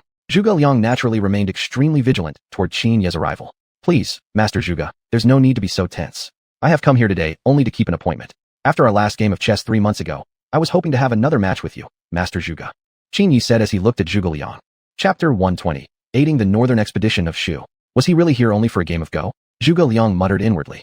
Still, in order to find out the true intention of Qin Yi this time, he decided to accept the challenge. Coincidentally, Zhuge Liang was about to launch his northern expedition soon, and actually hoped that Qin Yi could offer assistance. Of course, Qin Yi had not come merely for a Go match. He had come to discuss with Zhuge Liang the specific plans for the upcoming northern campaign. Based on Qin Yi's knowledge of the history of the 3 kingdoms, Zhuge Liang's northern expeditions eventually ended in failure. Now that he already knew the outcome, he absolutely wouldn't allow Zhuge Liang to fail in the northern expedition, as the state of Shu was still a living force that could be used. More importantly, if he could bring the state of Shu to his side, it would remove a potential obstacle towards his ultimate unification of the realm. Soon, the two sat opposite each other next to the Go board. The arrangement remained the same as before. Qin Yi took the black pieces, while Zhuge Liang had the white ones. Master Qin truly is wise and courageous. Since the first time we played until now, we must have played no less than 5 games, and every time I ended up losing. In the game of Go, Zhuge Ming admits his inferiority to Master Qin.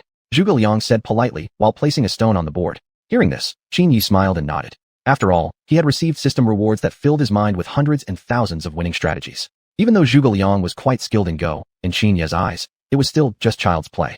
An hour later, Zhuge Liang was frowning, intensely studying the board without placing a stone. On the contrary, Qin Yi sitting opposite was calm, unfazed, and not surprised at all by Zhuge Liang's current level. Given the amount of time that had passed, Zhuge's Go skills remained unchanged. It was only because he wanted to save face for Zhuge Liang that each game usually lasted for an hour. Otherwise, every match would have been no more than half an hour. At this moment, Zhuge Liang gently placed down the Go stone in his hand and sighed slightly.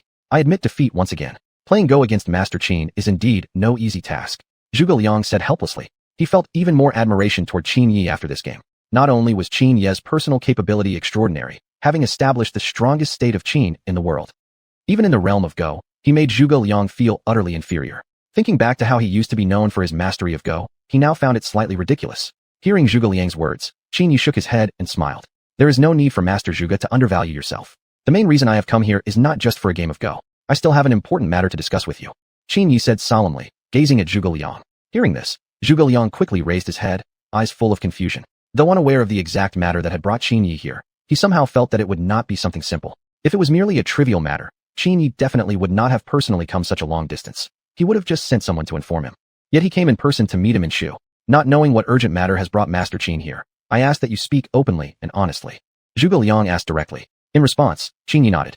Since you put it that way, I won't beat around the bush anymore. I would like to offer assistance in your northern expedition.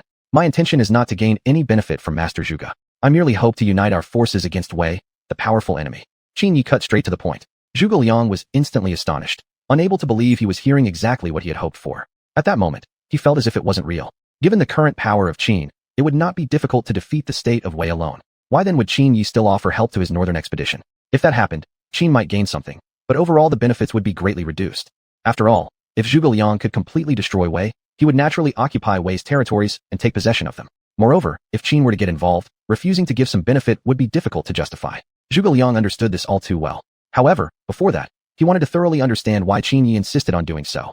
Leaving aside the help against Wei, even that single phrase of not expecting any gain seemed suspicious. Thus, Zhuge Liang directly asked Qin Yi to explain his intentions clearly. Since Qin Yi was willing to assist him against Wei, there must be some purpose behind it. Otherwise, why would he take the initiative to propose this? Though Qin Yi wasn't the type of person who sought personal gain or fame, it was hard to justify why he would voluntarily choose to assist Shu in fighting against Wei without expecting anything in return. Faced with Zhuge Liang's skepticism, Qin Yi simply smiled and shook his head. Indeed, there was no way to hide anything from Zhuge Liang's sharp eyes. After all, his words just now were naturally suspicious. Thus, Qin Yi decided to directly explain the reason behind his decision. My decision isn't simply out of goodwill to help Shu. More importantly, it's to break the stalemate currently faced by Qin. I'm sure Master Zhuge already understands the difficult situation Shu is facing now, and naturally, I am also well aware of this. The most important purpose of mine is simply to expand the territory of Qin. I want Master Zhuge to clearly understand my ultimate objective. That's right, the ultimate goal of establishing the state of Qin is to unify the world. Qin Yi stared firmly at Zhuge Liang. Upon hearing this, Zhuge Liang slightly nodded his head, for this explanation aligned mostly with his previous assumptions. As for that last sentence, it was almost unnecessary for Qin Yi to state outright. Whether it was himself or Qin Yi, or even Sun Quan, the ultimate objective of establishing a state was none other than the unification of the world. Still, thinking about it carefully, it seemed perfectly normal. After all, his main purpose had always been to campaign against Wei. Whether he could gain substantial benefits was not of utmost importance. As long as he could ultimately fulfill the goal of restoring the Han Dynasty, everything else was truly insignificant. Therefore, Zhuge Liang directly invited Qin Yi to lend him his support. Although the other party had already decided to help with the northern expedition, certain gestures of sincerity were still necessary. Then it settled. I will definitely bring my troops to assist when the time comes. Qin Yi smiled. Upon hearing this, Zhuge Liang nodded slightly, with a somewhat serious expression. After that, Qin Yi departed the capital of Shu, with Zhuge Liang personally seeing him off. However, before leaving Shu, Qin Yi still needed to visit a very important place. Since he had already decided on the idea of building ships using iron and steel, he must now find a suitable iron mine. According to what he had learned, there was an untapped iron mine within the territory of Shu. Chapter 121, Wuhua Mountain. After 2 days of arduous travel, Qin Yi arrived at the foot of a mountain called Wuhua Mountain. In modern times, this mountain range used to be the largest iron ore mine, with iron reserves sufficient for hundreds of years. If he could take control of Wuhua Mountain, building a fleet made entirely of steel would no longer be just a dream. After confirming the location of Wuhua Mountain, Qin Yi immediately headed back to Shidu. Since he had already decided to assist Shu in the northern campaign, he was confident that Zhuge Liang would reward him with Wuhua Mountain out of gratitude. Although the iron ore in Wuhua Mountain was also an extremely valuable resource for Shu, given the current state of affairs within Shu, it was simply unrealistic to mine the ore from Wuhua Mountain. Precisely because of this, Qin Yi dared to return to Shidu with such confidence. Seeing Qin Yi standing before him, Zhuge Liang couldn't help but become wary. Could it be that he regrets his decision? Rest assured, Master Zhuge, Qin Yi said. I haven't changed my mind about helping Shu with the northern campaign. However, I've come today about another matter. I hope that Shu can hand over Wuhua Mountain to me. This mountain has great potential value for me. If Shu can grant me Wuhua Mountain, then most of the territory of Wei could be given to Shu in return. Learning the purpose of Qin Yi's visit, Zhuge Liang was slightly puzzled. He had no idea what use Qin Yi could have for Wuhua Mountain. As to him, it seemed nothing more than a desolate mountain range. Moreover, Wuhua Mountain sat exactly on the border between Shu and Qin, so handing it over to Qin Yi was not unthinkable. More importantly, if he could exchange a mountain for much greater land, Zhuge Liang considered it a quite favorable deal. He immediately brought the matter to Lu Shan. Lu Shan, upon learning of the proposal, agreed without hesitation. This was also why Qin Yi dared to request it outright. Although Zhuge Liang's wisdom and insight exceeded that of Lu Shan, many decisions still required Lu Shan's approval. If Lu Shan refused, even if Zhuge Liang believed it was necessary, nothing could be done. Thus, the entire Wuhua mountain range was soon ceded to Qin. With this mountain, Qin Yi could obtain vast quantities of iron ore, and constructing a steel-made fleet was just a matter of time. Once the fleet was completed, he could then travel overseas to distant lands. 1 month later, Zhuge Liang led his troops on the northern campaign. The first obstacle they encountered was the province of Yongzhou, guarded by Sima Yi. Facing the vast army of Shu, Sima Yi stood calmly on the city walls. He was fully aware that this battle could be the final confrontation between him and Zhuge Liang, and should he lose, his life would likely be forfeited. Precisely for this reason, Sima Yi had made all preparations a few days earlier. Yongzhou was key to Zhuge Liang's northern campaign. Its defenses must not be breached easily. Looking at the seemingly impregnable Yongzhou, Zhuge Liang remained composed. Indeed, capturing Yongzhou would be difficult, but now with the assistance of Qin, even if Sima Yi was fully prepared for a last stand, it would be futile. Meanwhile, Qin Yi had already led his troops to the area just 10 li away from Yongzhou. According to his plan, before Zhuge Liang made his move, he would wipe out all the reinforcements Sima Yi had stationed here. Sima Yi's confidence was precisely due to these reinforcements. If Yongzhou was in danger, these troops could arrive to defend within 2 hours. Zhang, those generals up ahead will be your responsibility. The rest will be dealt with by me, Qin Yi said, looking toward the enemy officers in the distance. Upon hearing this, Zhang nodded with a smile. The next moment, the two charged toward the enemy officers like arrows released from a bow. Seeing this, the Wei officers quickly formed a defensive line. Yet even with their preparations, they were no match for Qin Yi and Zhang, who moved through them like slicing melons. Within barely 2 exchanges, several officers had fallen to Qin Yi's sword. Then, Qin Yi led his elite force of 50,000 soldiers to swiftly destroy the army stationed here by Sima Yi. Although Sima Yi has been demoted, Cao Rui did not strip him of his military command. Still, I never expected that Sima Yi would command so many troops. He stationed as many as 100,000 soldiers here alone. If we hadn't learned about this beforehand, Zhuge Liang's northern campaign may have failed at Yongzhou, Qin Yi said helplessly. Zhang nodded slightly, feeling a sense of curiosity deep within as to why his lord had chosen to assist Shu in the northern campaign. According to all logic, this should have been the perfect opportunity to destroy Shu. In doing so, both Shu and Wei could be eliminated within less than 2 months. Then, Qin would truly unify the world. Yet Qin Yi shook his head with a faint smile. At the beginning, he indeed thought this way. After all, Zhuge Liang's northern campaign would leave Shu's resources depleted. It was truly a golden chance to wipe them out completely. But somehow, Qin Yi felt that taking such advantage was an act of unfairness. He refused to engage in such disgraceful deeds. He was no Cao Cao, a petty man who thrived on immoral tactics. Although this strategy was chosen in pursuit of his ultimate goal, to Qin Yi, it was quite distasteful. Besides, with Qin's current strength, engaging Shu head-on wouldn't be a difficult task. Rather than striking when they were vulnerable, it would be far more honorable to defeat them openly and decisively. That was the way of a true gentleman. On the other side, Zhuge Liang alone approached the walls of Yongzhou, looking upward at Sima Yi who stood atop the city ramparts. Sima Yi, must you still persist in this path until now? You must understand the current state of Wei by now. Is it truly worth sacrificing your life for? We have competed in wit and wisdom for years. If not for the differing loyalties, perhaps we could have become good friends. It's not too late to change course now. Zhuge Liang spoke with deep emotion. Upon hearing these words, Sima Yi standing on the city wall suddenly burst into loud laughter. He naturally understood that the relationship between himself and Zhuge Liang had long transcended simple enmity. Although his intelligence might fall short of Zhuge Liang's, if he lacked real ability, he probably wouldn't have survived this long. Indeed, had their loyalties not been to opposing states, the two might have genuinely been close friends. Yet if fate granted him another chance, Sima Yi would still choose to serve Wei without hesitation. Chapter 122, Seizing Yongzhou. Having served the state of Wei for so many years, he already had his own feelings for this country. And Sima Yi was not a person who forgets righteousness for profit. Such an act of betraying his country was absolutely impossible for him to carry out. More importantly, he actually quite enjoyed the moments of competing in wisdom and strategy with Zhuge Liang, for only in such times could he truly feel the value of his own existence. Zhuge Liang, the only mistake between you and me lies in our service to different rulers. Moreover, after all these years of competition between us, don't you already understand what kind of person I am? Betraying Wei is absolutely impossible for me. And if the situation were reversed, would you betray Shu? Sima Yi directly posed the question to Zhuge Liang. Faced with Sima Yi's counter-question, Zhuge Liang wore a bitter smile. Indeed, the two of them had struggled for years on behalf of their respective countries. If either of them were asked to betray their homeland, that would be far more painful than being killed. Zhuge Liang nodded slightly upon hearing this. Indeed, it was impossible for Sima Yi to betray Wei. However, even so, Zhuge Liang would not show mercy because of past camaraderie. Now that the northern campaign had been decided upon, he would absolutely not allow himself any tolerance. As for Sima Yi, he naturally had to become a casualty of this northern campaign. Sima Yi, since this is the case, let us not speak further. Whether this northern campaign ends in victory or defeat will all depend on this one battle. I hope you can give your all. This would make our years of rivalry worthwhile. After saying this, Zhuge Liang returned to his camp. Watching his distant figure, Sima Yi, standing atop the city wall, gave out a helpless sigh. At this moment, neither of them had any choice but to fight for their country. Although the state of Wei was no longer as powerful as it once was, since he had chosen this path, he had to persist with it till the end. Moreover, Sima Yi's personal ambitions had not yet been fulfilled. The next day, the battle between the two sides erupted. Following the original plan, Sima Yi sent troops out of the city to meet the enemy. Based on the current disparity in military strength, he indeed could not match Zhuge Liang. Zhuge Liang, determined to carry out the northern campaign, had gathered the entire army of Shu, bringing a total of 1 million soldiers.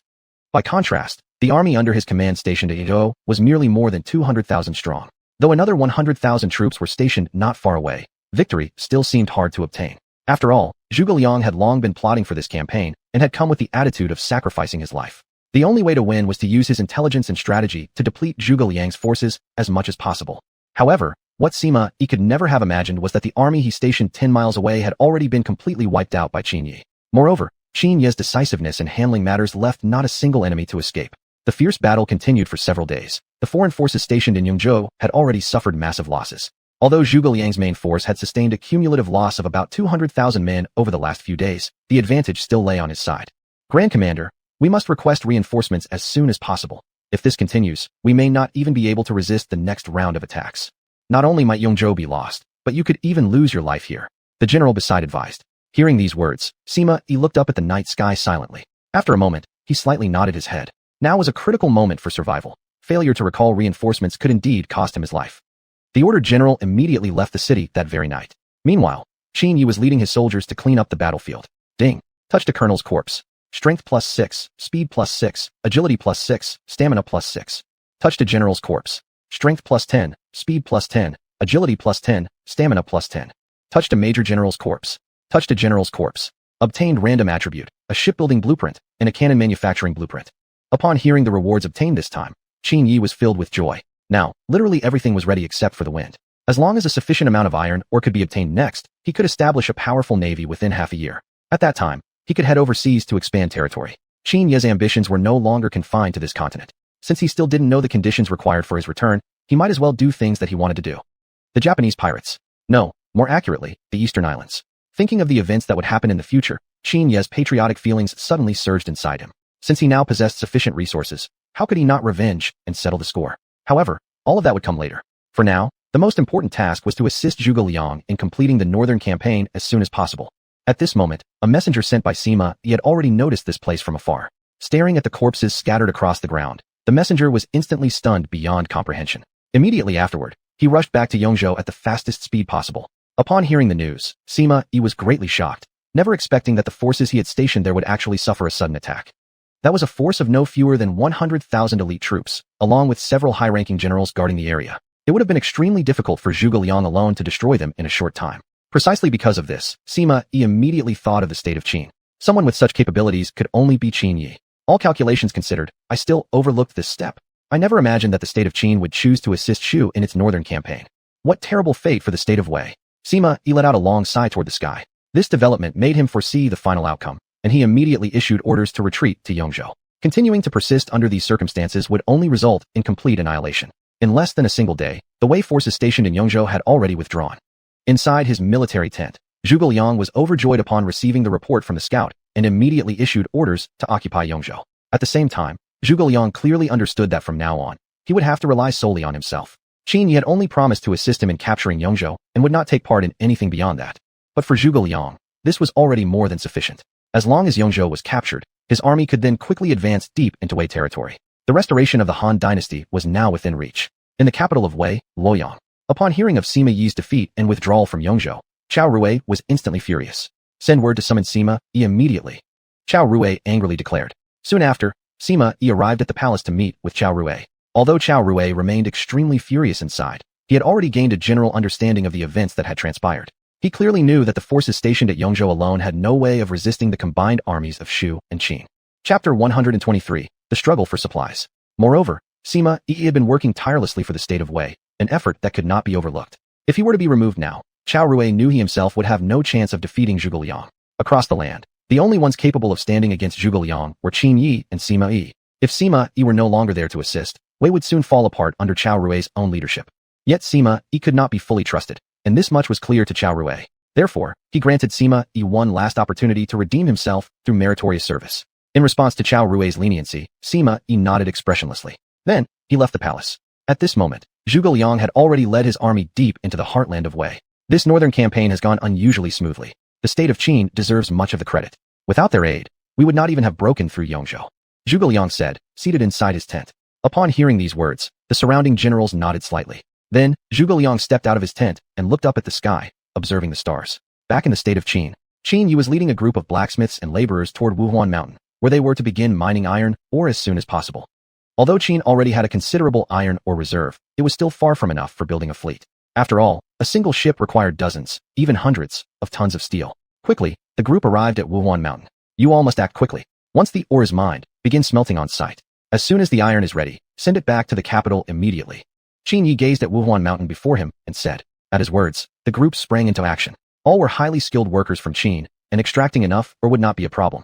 Once the operation had begun, Qin Yi stationed a squad of soldiers to guard the site, and then departed alone for Wei. It had already been nearly a month since Zhuge Liang's northern campaign began. From what Qin Yi knew, Zhuge Liang and Sima Yi were about to face their final decisive battle. And in that final clash, Zhuge Liang would lose. In order to completely eliminate Wei, Qin Yi could not allow such a thing to happen. Although even if Shu were defeated, he himself would still be able to destroy Wei later. Right now Qin Yi did not have the time to spare for that. At present, the top priority was to establish a long-range naval fleet. As for Wei, that could be left to Zhuge Liang. Before long, Zhuge Liang's large army arrived at Yong and Liang provinces. However, the army faced a shortage of supplies and wanted to intercept food supplies from Sima Yi's forces. Soon, they discovered the position of Sima Yi's grain convoy and decided to use the wooden oxen and horses Zhuge Liang had invented to transport the vong. Ha! Sima Yi has indeed fallen for the trap. Just a few days earlier, Sima Zhao had intercepted Zhuge Liang's long supply and even managed to take the wooden oxen and horses along with it. Zhuge Liang quickly ordered Wang Ping to lead a mission to capture the grain convoy, wearing Wei army uniforms for disguise. Receiving the order, Wang Ping hastily departed with his troops. The next day, Wang Ping led his troops and quickly encountered Wei's long convoy. Who are you people? Why do you block us? The general of the convoy asked Wang Ping. In response, Wang Ping calmly looked back at the man, his gaze carrying clear disdain. We are the elite troops under the Grand Commander. We've been specially dispatched to inspect the grain supply. Wang Ping spoke with an air of arrogance. Hearing this, the general grew cautious. General, the Yang is all here. What exactly are you doing? We are here to check if the Yang is up to standard. We suspect you are substituting inferior for superior goods to deceive the Grand Commander. Search it all. At Wang Ping's order, the soldiers behind him quickly dismounted and began inspecting the Yang, even tapping the wooden oxen and horses. The leader of the convoy barely took notice, assuming they were just curious about the wooden creatures. Soon, Wang Ping finished the inspection and led his men away. After their departure, the convoy leader ordered his men to resume the march. But to his shock, the wooden oxen and horses that had worked fine until now suddenly froze in place. No matter how hard they pushed or pulled, they would not budge an inch. Puzzled, the convoy leader could not figure out what had gone wrong. Yet at that moment, Shu soldiers suddenly rushed out from behind the nearby hills, throwing the entire scene into chaos. Retreat quickly. The leader immediately shouted the order. Very soon, Wang Ping's forces had taken 30,000 pickles of that. Once again, the wooden oxen and horses began to move, now under the hands of the Shu troops. An hour later, the convoy reached the Wei camp and reported the entire incident to Sima Yi. Upon learning of the event, Sima Yi immediately led his troops to pursue. That Lang could not reach Zhuge Liang's hands under any circumstances. But by then, Wang Ping had already taken a shortcut back to his camp.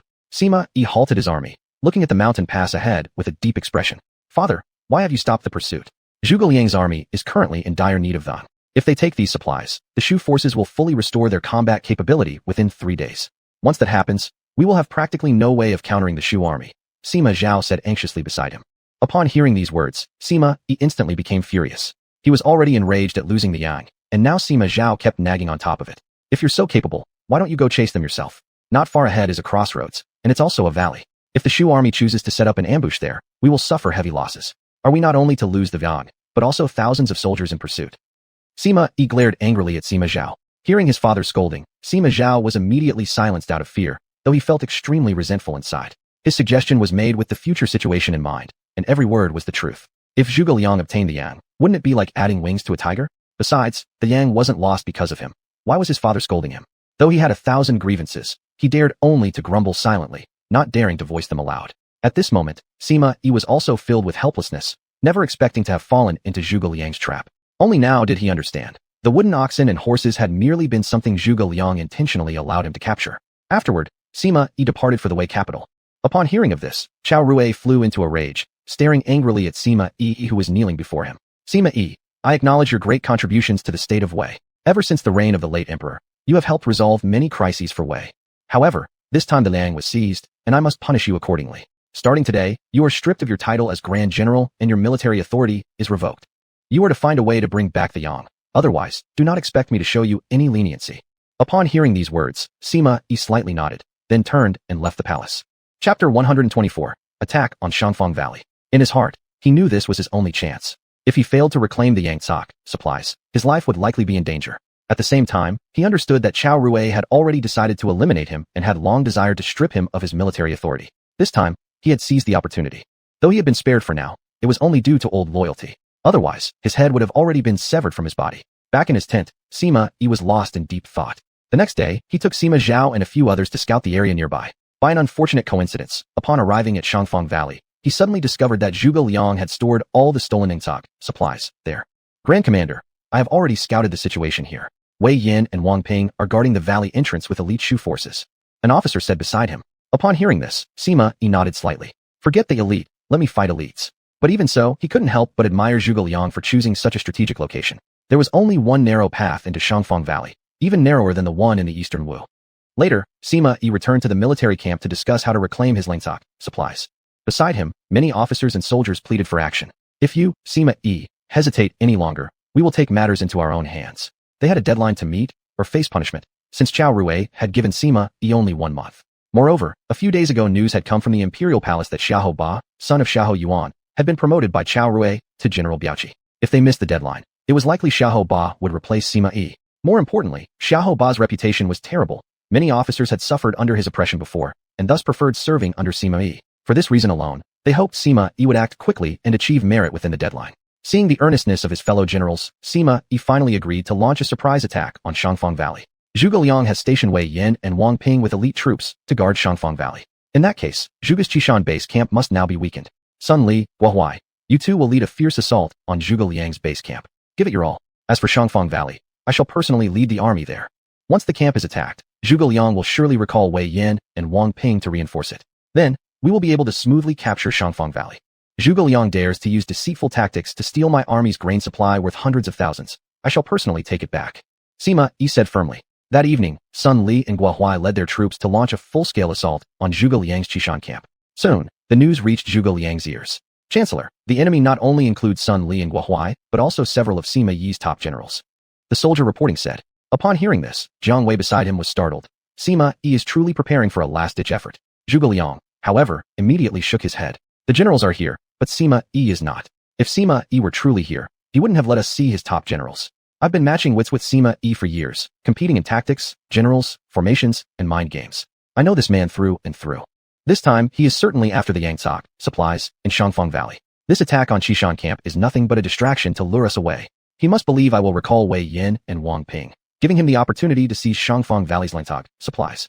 But I've already made preparations. Wei Yan will lead the reinforcements back, while Wang Ping remains behind to guard the Gangtog supplies. Zhuge Liang said. Upon hearing Zhuge Liang's analysis, Jiang Wei nodded instantly, enlightenment flashing in his eyes. So the chancellor had already thought of everything. No wonder he seemed so calm and confident. Then Zhuge Liang gave the order to recall Wei Yan. Meanwhile, Sima Yi stood outside Shangfang Valley, waiting for news to return. The next day, he learned that Wei Yan had withdrawn to reinforce Qishan camp. Yet Sima Yi wasn't worried at all. Wei Yan hadn't gone far yet. If he were to attack Shangfang Valley now, Wei Yan would quickly return with his army, and then he would be caught between two forces. Back at Qishan camp, the battle grew fiercer, but Zhuge Liang sat calmly in his tent. Even so, Jiang Wei beside him could no longer contain his anxiety. Chancellor, I have never seen the Wei forces attack with such intensity. Sima Yi must be personally supervising the battle. Jiang Wei looked at Zhuge Liang, panic evident on his face. Sima Yi is definitely at Shangfang Valley now. This is not the time to panic. General Jiang, calm yourself. Trust my judgment. Sima Yi is definitely at Shangfang Valley, not here overseeing the battle. Zhuge Liang looked firmly at Jiang Wei. Upon hearing this, Jiang Wei was instantly helpless. As expected, just as Wei Yan was about to retreat to Qishan camp, Sima Yi immediately led his troops to attack Shangfang Valley. At that moment, the southern fort of Qishan had already fallen, and soon the northern and western forts would also be breached. If they waited any longer, retreat would be too late. Yet Zhuge Liang was unwilling to leave, and ordered all the generals to fight to the death, declaring that today he would either survive or perish with the camp. Meanwhile, Wei Yan was watching the battle from a distance with a calm expression. One of his officers urged him to go to the chancellor's aid. General, please give the order to attack. Otherwise, the chancellor's life will be in great danger. To everyone's surprise, Wei Yan stood there calmly, gazing at the distant battlefield. The chancellor? He is no ordinary man. He is a divine being. At this moment, Wei Yan had no intention of launching an attack yet. He believed the best time for him to act would be when the central command camp was on the verge of being captured. After all, Zhuge Liang had always looked down on him before. Now, rushing in at the last moment to save the day would allow him to show off his loyalty and capability before Zhuge Liang. Suddenly, a messenger on horseback galloped toward them. The Wei forces have already entered Qishan camp. Are you sure of what you saw? Wei Yan asked calmly, staring at the messenger. Sir, I saw it with my own eyes. Even the chancellor himself was charging into battle with his feather fan in hand. The messenger replied. Upon hearing this, Wei Yan's expression suddenly turned serious. All generals, listen to my order. Charge into the camp. Charge. He led the troops into Qishan camp. Inside the camp, Zhuge Liang was overjoyed when he saw Wei Yan's arrival and praised him, saying Jiang Wei had arrived just in time.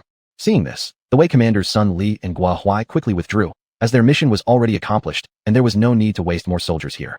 Zhuge Liang immediately ordered Liao Hua to rush to Shangfang Valley for reinforcement. Upon receiving the order, Liao Hua hurried toward Shangfang Valley, but this raised some confusion in Jiang Wei's mind. Although the Wei army had suffered losses in this battle, they hadn't been significantly weakened. Why wasn't he ordered to retreat for reinforcement? Seeing Jiang Wei's puzzlement, Zhuge Liang helplessly shook his head. Liao Hua was closest to Shangfang Valley, and Wei Yan had already been ordered to secretly attack Sima Yi's main camp. After everything was arranged, only 200 or 300 guards remained around Zhuge Liang. Chapter 125, still too late. Even so, Zhuge Liang still decided to go to Shangfang Valley in person. Yang Yi beside him, however, felt some fear. If they encountered Wei's army on the way, with only 200 or 300 men, they would stand no chance at all. Upon hearing this, Zhuge Liang smiled and shook his head. I've been locked in struggle with Sima Yi for many years. Today, finally there is a resolution. How can I not go and bid him farewell? After saying this, Zhuge Liang rose and headed towards Shangfang Valley. On Sima Yi's side, he quickly captured Shangfang Valley, yet he hesitated at the entrance, unwilling to step inside. Meanwhile, Zhuge Liang had already arrived at Shangfang Valley, yet he remained completely calm. He was certain that faced with such temptation, Sima Yi would surely not just rub against it without entering. Seeing his father behaving this way, Sima Zhao grew quite anxious, but Sima Yi insisted on waiting for news from the main camp, for he had already anticipated Zhuge Liang would sneak attack the rear. At the same time, generals like Gua Huai were already lying in wait for Wei Yan. With this, even if Wei Yan flew, he couldn't arrive in time to reinforce Shangfang Valley. Charge into the valley. Capture the Shu army's food supplies. Burn their camps. Sima Yi shouted, his mighty body shaking as he drew his sword. The next moment, he led his troops charging into the valley. Zhuge Liang, witnessing this, immediately felt great joy. Sima Yi, you finally have stepped into your grave. Zhuge Liang rejoiced. Yet even after entering the valley, Sima Yi remained alert. His first action was to inspect the food stores. To avoid being tricked, he personally tore open the grain warehouse to examine its contents. Looking at the white rice inside, Sima Yi finally relaxed, convinced that victory was his. Just as Sima Zhao was preparing to load the rice onto carts, Sima Yi suddenly caught a suspicious scent. The next moment, he grabbed a handful of rice and shoved it into his mouth. What he didn't expect was that the moment he tasted it, he was horrified. There was fire oil covering all the rice grains. Pooh! Sima Yi spat the rice out immediately. Grand Commander! Grand Commander! Underneath the grain warehouses are all buried coals. Just then, the general inspecting the granaries rushed out shouting. Upon hearing this, Sima Yi was instantly shocked. a sense of impending doom rising in his heart. He never imagined Zhuge Liang would dare sacrifice dozens of thousands of sure of grain to kill him. This grain would be enough to feed a massive army for 2 months. To possess such determination indeed proved Zhuge Liang's greatness. To kill me, he even chose to waste tens of thousands of sure of grain. But just as Sima Yi realized what was happening, a violent explosion suddenly erupted from behind him, killing dozens of soldiers instantly. Retreat quickly, Sima Yi shouted. But by then it was already too late. The initial explosion triggered a chain reaction, and the surrounding grain warehouses exploded one after another. At the same time, the Shu troops hidden on the mountains began launching fire arrows into the valley toward Wei's forces. People say Zhuge Liang excels in playing with fire, and today, Sima Yi finally experienced it firsthand. Innumerable fire arrows rained down. Sima Yi tried to flee on horseback, but barely a few steps, and he was shot off his mount. Yet the valley's entrance had already been seized by Wu Ping and others leading the Shu forces. The Wei troops trying to escape were now trapped fish in a barrel, quickly slaughtered at the mouth of the valley. Zhuge Liang stood on a nearby mountaintop. After painstaking effort, he had finally outwitted Sima Yi, and this time, Sima Yi had no hope of survival. My lord, with this, Yong and Liang can be pacified. The Central Plains can be pacified. The Han Dynasty can finally be revived. Zhuge Liang shouted to the heavens. Inside the valley, Sima Zhao was desperately organizing the remnants for a last-stand attempt to break through, but Sima Yi sat motionless on the ground. Sima Zhao, there's no need to struggle anymore. Zhuge Liang's ability to calculate and plan is unparalleled in the world. This time, there's no possibility of our survival. Sima Yi, now full of despair, muttered. But upon hearing these words, Sima Zhao refused to accept his fate. Even if he must die, he would at least take a few enemies with him. I command you all, immediately lay down your weapons, leave the valley, and surrender to the Shu army. Sima Yi ordered. At this point, Sima Yi had completely given up resistance. Zhuge Liang's target was only himself, and once he was dead, Zhuge Liang would no longer pursue the others. The soldiers and officers around him were innocent. By surrendering, they might still have a chance to survive. Hearing this, the generals immediately gathered around. Grand Commander, what about you? Yes, Grand Commander, what will become of you? The officers asked. Hearing this, Sima Yi drew his sword from his waist. I am the Grand Commander. I must die for my duty. Sima Yi solemnly declared. Hearing this, the officers immediately knelt before him, pleading to die alongside him. They had followed Sima Yi into battle after battle ever since they joined the army, and for them to choose to live alone was worse than death. Seeing the determination in the officers, Sima Yi could not help but weep bitterly. The wind howls cold over Yi River. The heroic warrior departs never to return. Sima Zhao slowly stood up and shouted. The next moment, the soldiers raised their weapons and shouted together. The wind howls cold over Yi River. The heroic warrior departs never to return. Zhuge Liang, standing atop the mountain, heard this and was instantly filled with astonishment. Sima Yi sings to express his determination, standing firmly against our Shu Han, worthy of both admiration and respect. Sima Yi, truly a hero, Zhuge Liang praised. At the same time, he also felt a touch of sadness. If not for the chaos engulfing the land and the bitter hostility between Wei and Shu, perhaps the two might have been good friends, without having to fight each other to the death. In the midst of the flames, father and son, Sima Yi and Sima Zhao, stood quietly, waiting for death to arrive. Sima Yi, eager to reunite with Cao Cao, raised his sword the next moment, ready to end his own life quickly. Grand Commander! Grand Commander! The generals shouted desperately. Just as the blade was about to touch Sima Yi's neck, a single drop of water fell upon the sword blade. Immediately after, a heavy rain began to pour down. Faced with this sudden rainstorm, the soldiers cheered with joy. Sima Yi stood frozen in place, and so did Zhuge Liang. It hasn't rained in Shangfang Valley for 9 whole months, so why does it pour like this today? I have been on this northern campaign for 10 years, leading 6 expeditions out of Qishan. Today, just when I had finally cornered Sima Yi, this rain saves him and ruins my plan. The next moment, Zhuge Liang spat out blood and collapsed to the ground. Inside the valley, Sima Zhao led many soldiers and broke through Shangfang Valley. At this time, Zhuge Liang was in critical condition, and many officials were at a loss on what to do. Just then, Qin Yi, who had traveled for half a month to get here, finally arrived. Seeing Zhuge Liang lying on the bed near death, he was momentarily stunned, realizing he had arrived too late after all. Immediately after, he hurriedly checked Zhuge Liang's condition. According to his understanding, Zhuge Liang had fainted from an attack of rage. Although old in years, his physical condition wasn't that bad. With his medical skills, reviving Zhuge Liang was definitely no problem. It was just a pity that Sima Yi had survived. But now was not the time to dwell on this matter. It was more urgent to save Zhuge Liang as soon as possible. As for Sima Yi, there would be time to deal with him later. Chapter 126. Treat a dead horse as a living one. Bring me a basin of hot water. Qin Yi said nervously to Jiang Wei. Upon hearing these words, Jiang Wei wasted no time and immediately ordered someone to bring a basin of hot water. Meanwhile, Qin Yi used the nearby candle to sterilize the acupuncture needles and had someone wipe the blood from Zhuge Liang's mouth. After the preparations were completed, he inserted the needles into the corresponding acupoints. This operation astonished Jiang Wei and others standing by. The technique of needle insertion was unprecedented. Even Hua Tuo probably could not have achieved it. The imperial physicians on the scene were even more shocked and immediately wanted to become apprentices of Qin Yi to learn from him. Faced with such chaos, Qin Ye's face turned angry in an instant. You all go out first. I need a quiet environment. How can I focus on treating the chancellor with all your noise? Qin Yi said, his tone clearly angry. Hearing this, Jiang Wei and others immediately quieted down. Then, under his leadership, they walked out of the room. But Wei Yan looked worried, glancing at Jiang Wei. He was uneasy leaving Qin Yi alone with the chancellor. Although Qin Yi appeared to want to save the chancellor, no one could be sure if it was just an act. Everyone was well aware of Qin Yi's ambitions. Facing Wei Yan's concerns, Jiang Wei gave a slight nod. But if they couldn't trust Qin Yi now, no one could save the chancellor. So, treat a dead horse as a living one. Inside the room, Qin Yi worked skillfully on treating Zhuge Liang. Though the situation seemed extremely grave, perhaps even hopeless by current standards, that was only by the standards of this era. He, however, possessed the medical skills of the future, enhanced by the abilities granted by the system. As long as he was determined, there wasn't a single illness he couldn't cure. Outside the door, Jiang Wei and others waited anxiously. 3 hours later, the door quietly opened, and Qin Yi came out with a smile on his face. Seeing this, everyone hurriedly surrounded him. Master Qin, how is the chancellor now? Jiang Wei asked first. Don't worry. I've already stabilized Master Zhuge's condition. Let him rest for the night, and he should be fine tomorrow. But he must not become angry within the next 7 days, or his illness will recur. Qin Yi said solemnly, looking at everyone. Upon hearing this, Jiang Wei and the others finally sighed in relief. Master Qin, it's getting late now. I'll arrange a place for you to rest. Please examine the chancellor's condition again once he wakes up tomorrow. Wei Yan added. In response, Qin Yi nodded with a smile. Anyway, he hadn't planned to leave yet. After all, his mission this time had not been completed. This visit was not just to save Zhuge Liang. The main purpose was to discuss the plan for attacking the Wei kingdom with him.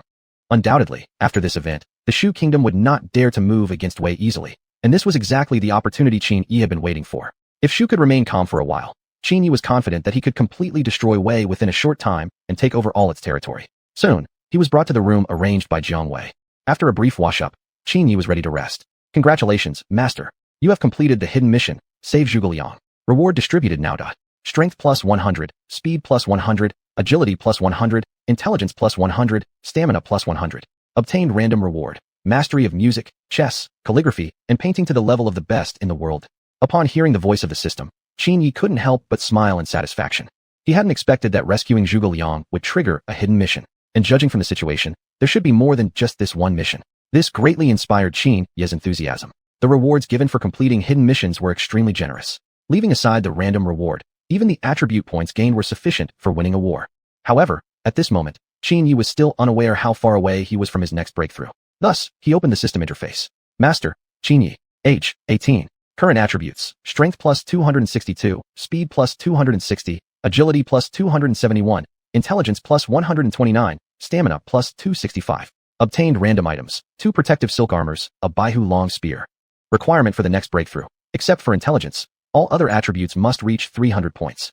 Looking at the system interface, Qin Yi couldn't help but sigh in relief. Thankfully, the gap wasn't too big. If not for accidentally completing the hidden mission this time, his next breakthrough might not happen for a long time. Closing the system interface, Qin Yi closed his eyes. The next morning, he was suddenly woken by a knocking on the door. Qin Yi slowly opened his eyes and only then heard the voice outside. It seemed to be Wei Yan's voice. At this, Qin Yi felt somewhat displeased as he opened the door. As soon as he opened it, he saw Wei Yan rushing in with a beaming smile. Thank you, Master Qin, for your help. Chancellor Zhuge is perfectly fine now, Wei Yan said, clearly excited. Hearing this, Qin Yi merely gave a slight nod. However, he still felt greatly annoyed at Wei Yan for barging into his room uninvited and shot him an angry look. Seeing Qin Yi's expression, Wei Yan finally realized his impropriety and quickly apologized to Qin Yi. He had just been too excited and forgotten himself. Anyway, his visit this time was on the orders of Zhuge Liang and Lu Shan, who wanted to personally express their gratitude to Qin Yi for saving Zhuge Liang's life. In response, Qin Yi tidied himself up briefly before following Wei Yan to the palace. Inside the palace, numerous ministers had already gathered. Zhuge Liang was sitting calmly beside Lu Shan, fully recovered. Seeing Qin Yi's arrival, Lu Shan immediately rose from his throne to welcome him. He had to treat the savior of Zhuge Liang with such respect. Not only Lu Shan, even Liu Bei himself would have done the same. Master Qin will now forever be the great benefactor of our Shu kingdom. From now on, no one in Shu has the qualifications to receive his courtesies. Lu Shan announced on the spot. Hearing these words, everyone present was instantly stunned. Didn't this declaration place Qin Yi's status in Shu second only to the emperor himself? Although Qin Yi's merit in saving Zhuge Liang was great, such a reward seemed overly generous. In this way, Qin Yi's status might even surpass Zhuge Liang's. Thus, Wei Yan was the first to voice his opposition. After all, Qin Yi wasn't even a citizen of Shu, and in fact, Qin and Shu were enemies. Even with his favor in Shu, such an honor should never be given. Once Wei Yan spoke out, other ministers quickly chimed in. Even Zhuge Liang beside them felt the arrangement was somewhat inappropriate. Faced with Zhuge Liang's opposition, Lu Shan was momentarily at a loss. At this moment, he realized he had apparently said something inappropriate. Zhuge Liang could only helplessly shake his head. Compared to Liu Bei, Lu Shan was even more impulsive and perhaps not that intelligent. Chapter 127, Conditions. Haha, such treatment is truly something I, Qin, dare not accept. Mr. Zhuge and I are already friends. It's only appropriate to act this way, Qin Yi said with a smile. After all, his true intention wasn't about gaining any reward. His main hope was for Shu to abandon its northern campaign against Wei. Thus, Qin Yi directly stated his purpose. Upon learning Qin Yi's true intention, Zhuge Liang was the first to object. He clearly understood what Qin Yi was planning. If Qin were to truly destroy Wei, Shu would never again stand a chance against Qin. Even more likely, Qin's next target would be Shu itself. Facing Zhuge Liang's opposition, a barely noticeable smile appeared on Qin Yi's face. This wasn't a discussion with you all. It's simply me informing you of my decision. Whether you agree or not, Wei's territory is already mine. Still, to avoid appearing too obvious, Qin Yi chose to persuade them a little further. Putting everything else aside, judging solely by national strength, only my state of Qin can rival Wei. Furthermore, our military strength is several times that of yours. If we were to launch a large-scale attack against Wei, we wouldn't fear their desperate resistance. But what about your state? Facing Wei's determined resistance, do you have the confidence to suppress them? Currently, your state's strength probably isn't sufficient to support such confidence. Besides, I, Qin Yi, can guarantee once again that I will not launch any attack against your state for 5 years after Wei's defeat. Qin Yi looked at Zhuge Liang as he spoke. Hearing these words, Zhuge Liang was momentarily speechless. Qin Yi's analysis was indeed sound. After all, Shu currently lacked the capability to withstand Wei's resistance. The gap in strength was simply too large. Yet the condition Qin Yi offered was also tempting. 5 years of peace in which to develop, essentially granting them time to grow. Although 5 years seemed a considerable span, Zhuge Liang understood that if wisely utilized, in 5 years' time Shu's development could surpass Wei's current level. As the saying goes, one should look at a person differently after 3 days apart, let alone after 5 years. After much careful consideration, Zhuge Liang subtly nodded at Lu Shan standing nearby. Seeing this, Lu Shan then approved the arrangement, entrusting the task of attacking Wei entirely to Qin. Thank you for your understanding. I won't disturb you further. With that, Qin Yi turned and departed. Chancellor, are we really going to let Qin develop unchecked like this?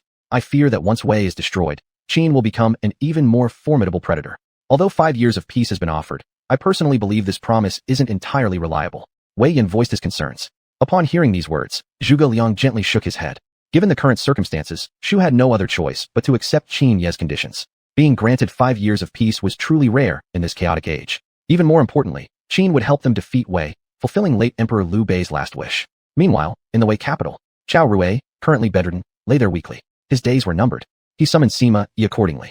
Zhongda, my ministers have advised me to follow Liu Bei's example, entrusting the empire to you, as he entrusted me to Zhuge Liang. Upon hearing this, Sima Yi looked at Chao Rui emotionlessly, his heart remaining completely calm. He understood clearly that Chao Rui was merely testing him.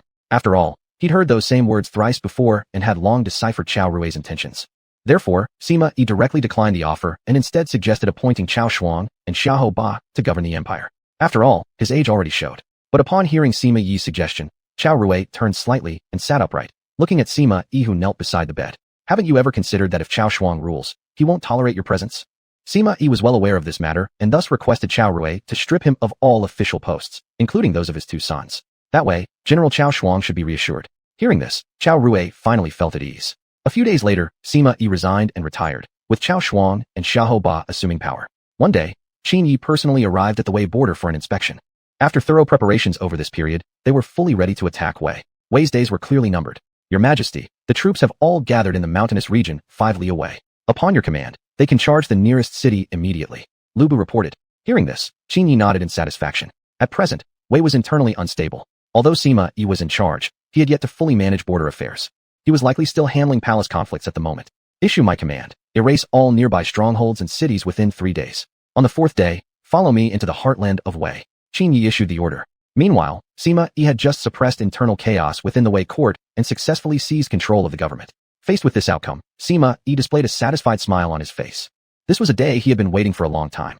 However, at that very moment, military commanders stationed along the border reported the news of attacks, and in merely 3 days, several cities had already fallen. Upon learning this, Sima Yi was instantly astonished and hurriedly inquired whether it was the Shu army that had launched the attack. When he received the answer confirming it was the Qin forces, Sima Yi's expression shifted from shock to panic.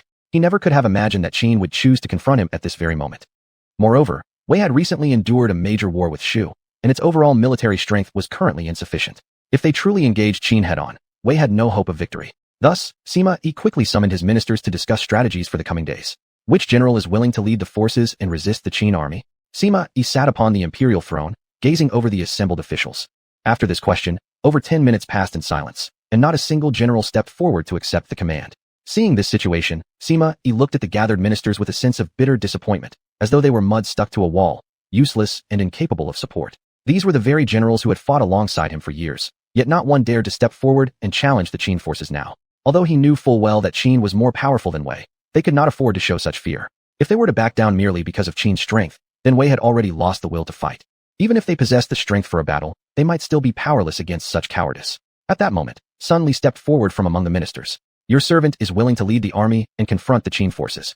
If we fear the enemy's strength now, then we have already lost, Sun Li declared with solemn determination. Upon hearing these words, Sima Yi gazed at him with heartfelt appreciation. This was precisely the courage a Wei general should display, a man of true bravery, by no means someone who feared death and sought self-preservation. Chapter 128. A peaceful advance into the state of Wei. Thus, Sima Yi ordered him to lead a force of 100,000 elite troops to block the advance of Qin. Yet, even so, deep in his heart he clearly knew that with only these forces, there was absolutely no way to successfully halt the Qin forces' advance. Immediately after, Sima Yi began discussing subsequent strategies. To the state of Qin, 100,000 elite troops were merely a matter of time before being eliminated. What Sima Yi never even imagined, however, was that Qin Yi was determined to completely annihilate the entire state of Wei. At the same time, he had ordered the Zhuxianwang to lead troops and attack Wei from the north. Meanwhile, Sun Quan, stationed in the Jiangdong region, was also mobilizing. This sufficiently demonstrated Qin Ye's resolve. This time, he was determined to erase the state of Wei from history. Looking at the unstoppable Qin army, Qin Yi revealed a satisfied smile on his face. At the same time, he greedily collected attributes from the battlefield. Touching a general's corpse, strength +8, speed +8, stamina +8. Touching the corpse of a Wei general, Sun Li, strength +10, stamina +10, speed +10. After more than half a month of war, the territory of Wei had already been reduced by half compared to before, and was still continuing to shrink. At this time, Sima Yi sat helplessly within the palace, never expecting that shortly after ascending the throne, before his seat even warmed, he would face such a dire crisis. Moreover, the enemy they faced was the overwhelmingly powerful state of Qin. Looking at the map and seeing the shrinking territory, Sima Yi felt as though his heart had been sliced. He never imagined that the once glorious Wei would eventually be destroyed under his rule. Meanwhile, the army led by Qin Yi had already arrived outside the capital city of Wei. Looking at the Wei capital before him, Qin Yi displayed a greedy smile. After years of relentless effort, Wei was finally beneath his feet.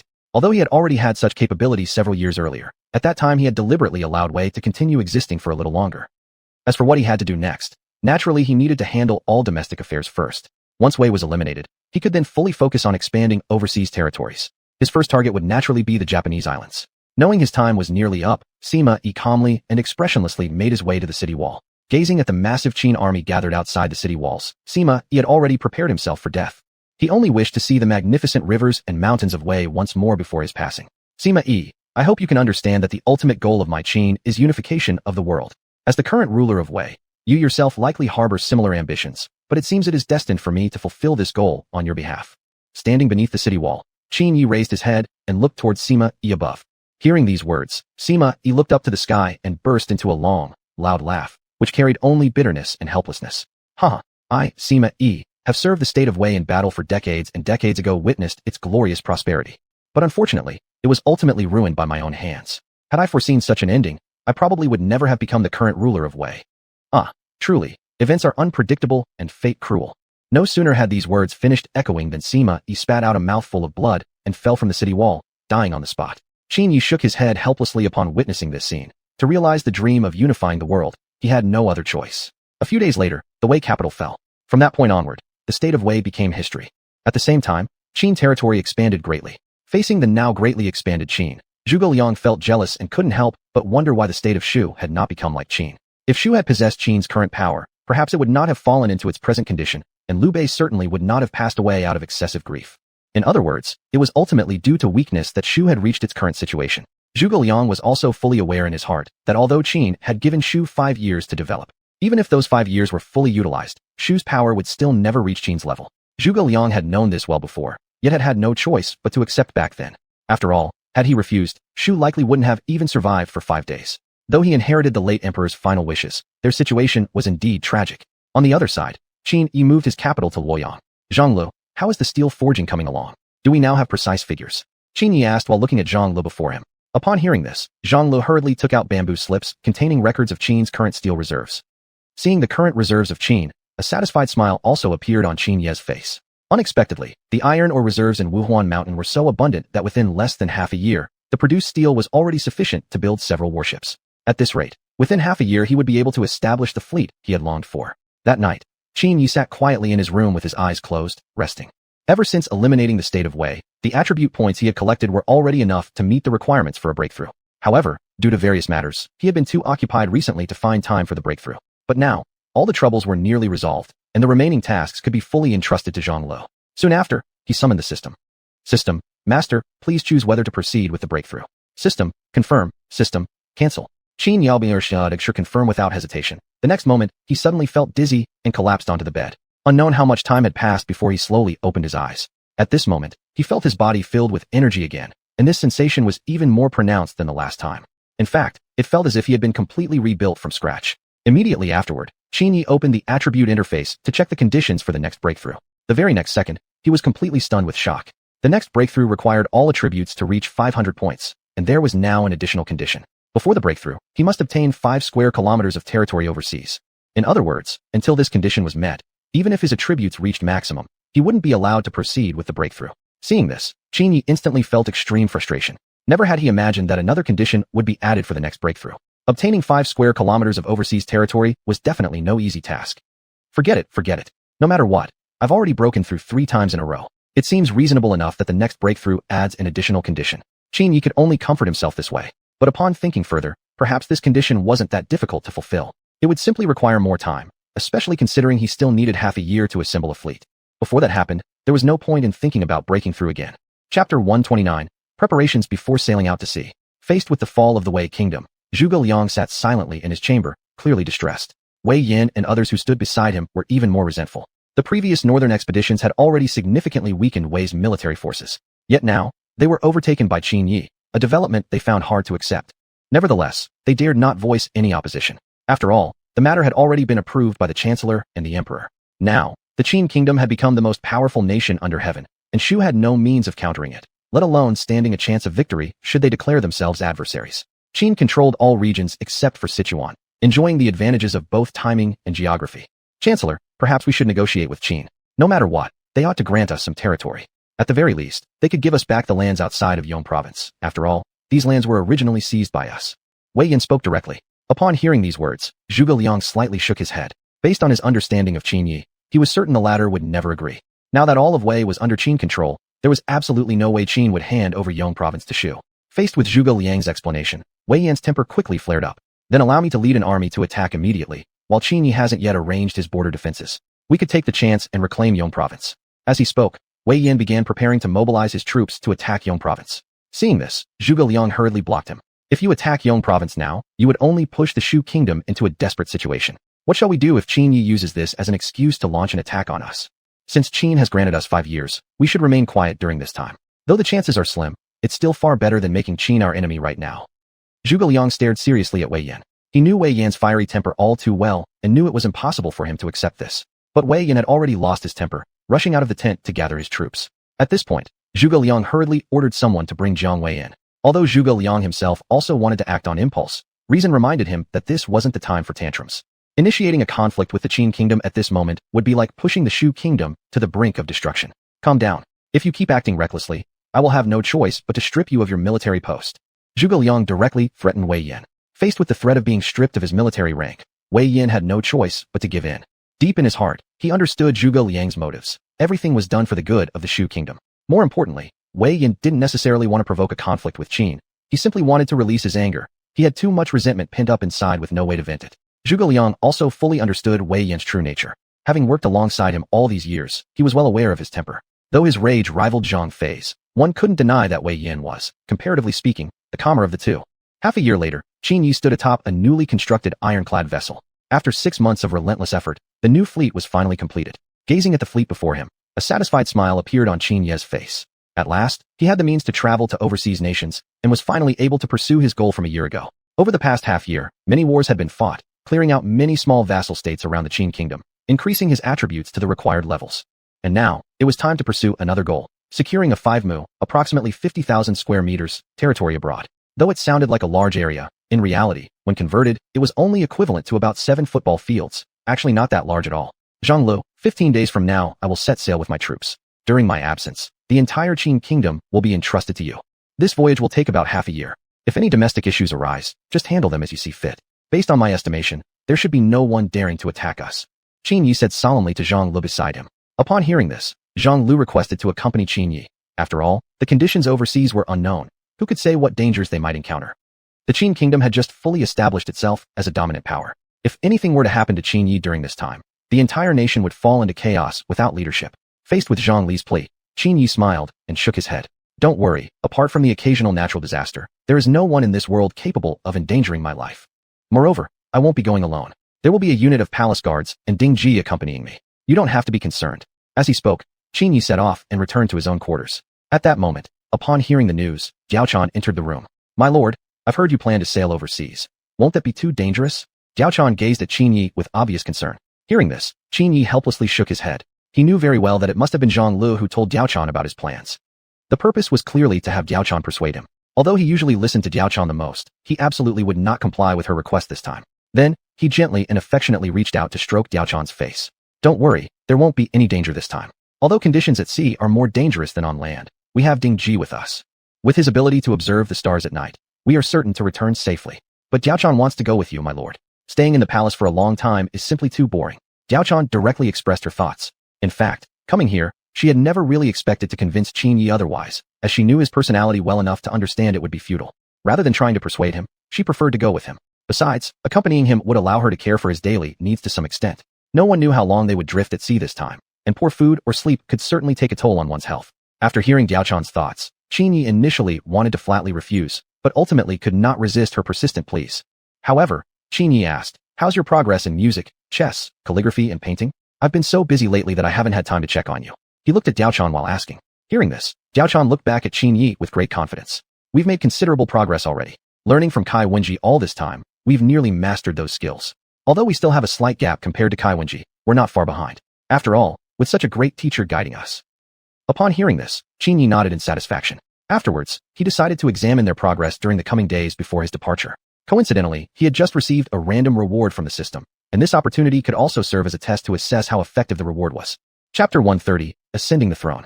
Thus, he followed Jiao Chan to the place where they often stayed. Although it was referred to as a frequently visited place, it was in fact simply the garden of the palace women's quarters.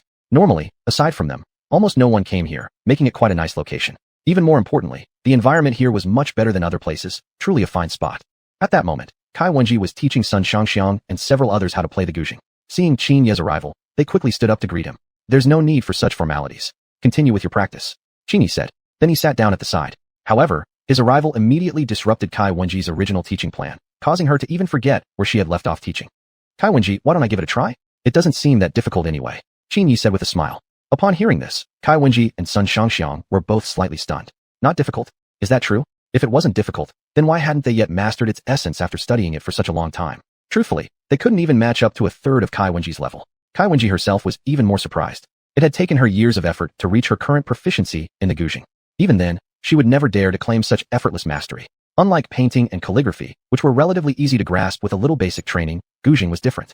After all, none of them were from ordinary families. They had all received systematic education since childhood, and thus already had some foundation in painting and calligraphy. But for the guzheng, they had never even touched it before. As for Qin Yi, a male and also a monarch who had been constantly waging wars across the land, where would he have found the time to learn guzheng? Forget the foundation, he probably had never even touched a guzheng before. Nevertheless, Kai Wenji slowly stood up and offered the guzheng before her to Qin Yi. Observing this, Qin Yi smiled and seated himself before the instrument. Then, composed and unhurried, he put on the artificial finger picks. The next moment, under the gazes of everyone present, he began his performance. From the memories in his mind, Qin Yi struck each string with precise accuracy, showing no sign of mistakes. Gradually, Kai Wenji beside him looked on in astonishment. She could recognize the piece he was playing. It was a tune she wasn't even certain she could perform that smoothly. Forget about fluency, she couldn't even guarantee there wouldn't be wrong notes mid-performance.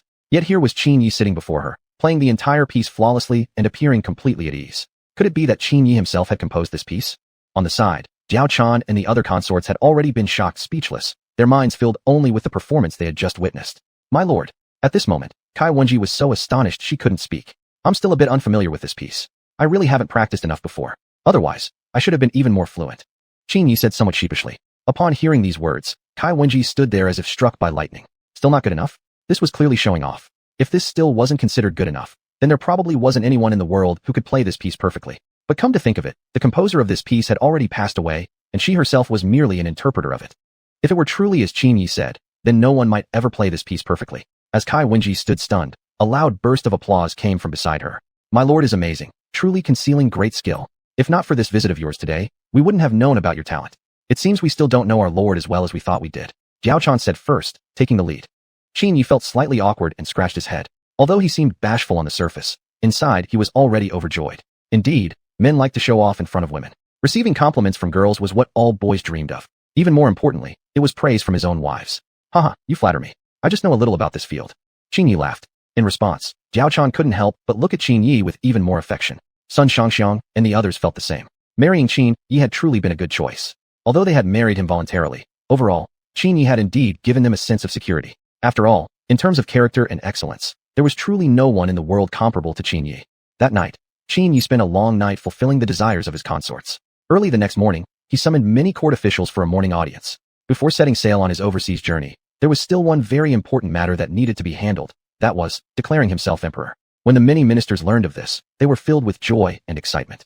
Although Qin Yi had intended to proclaim himself emperor when establishing the Qin kingdom, it had not yet been the right time back then, since the greatest threat, the Wei kingdom, still existed. But now, since Wei had been eliminated, there was nothing left to be concerned about in declaring himself emperor. Thus, Qin Yi became the first emperor of the Qin kingdom. Long live the emperor. Long live, 10,000 and 10,000 years. At the same time, Qin Yi named generals such as Lu Bu, Ma Chao, Guo Si, and Li Chui as founding marshals. Zhang Lu was appointed as the chief among the founding marshals and would also command the military in Qin Yi's absence. The officials raised no objections to Qin Yi's arrangement. They fully agreed instead. After all, everyone had seen Zhang Li's strength with their own eyes. It could be said that in the entire Qin kingdom, no one else besides him was capable of taking on such a heavy responsibility. By this point, Qin Yi had finished handling all matters before embarking on his overseas journey. All that remained was to wait for the preparations and supplies to be completed. That day, Qin Yi personally summoned Zhang Lu to his private chambers. Your servant greets your majesty. Zhang Lu knelt on one knee. There's no need for such formalities. I summoned you today because I have a task for you. The Xiongnu clan has had their time to enjoy peace. I'm sure you already know what to do next. Qin Yi smiled. Upon hearing these words, Zhang Lu immediately understood. Although the Xiongnu were currently allies of the Qin kingdom, the saying went, there are no eternal friends, only eternal interests. The previous alliance with the Xiongnu was merely to pressure Wei from the north. Now that Wei had fallen, the Xiongnu no longer held any value to the Qin kingdom. Instead, they had become an obstacle to unifying the realm. It was only a feeling, but Qin Yi vaguely sensed that the Xiongnu were no longer as peaceful as before. Not long ago, the Zhuxian king had died, and now the leader of the Xiongnu was the successor of the Zhuxian king. Precisely for this reason, the Xiongnu had begun to cast greedy eyes on Qin's territories in the north. Previously, under the protection of the Qin kingdom, the power of the Xiongnu had grown significantly compared to before, giving them the audacity to rise in rebellion. In response, Qin Yi intended to eliminate the threat before it fully erupted. Chapter 131, Sailing Out to Sea. I will carry out your order without fail, Zhang Lu said solemnly. Seeing this, Qin Yi nodded with satisfaction. It reminded him of the day they had first met. Back then, Zhang Lu was merely an obscure soldier, who coincidentally encountered Qin Yi. Although they had a conflict, and Zhang Lu was no match for Qin Yi.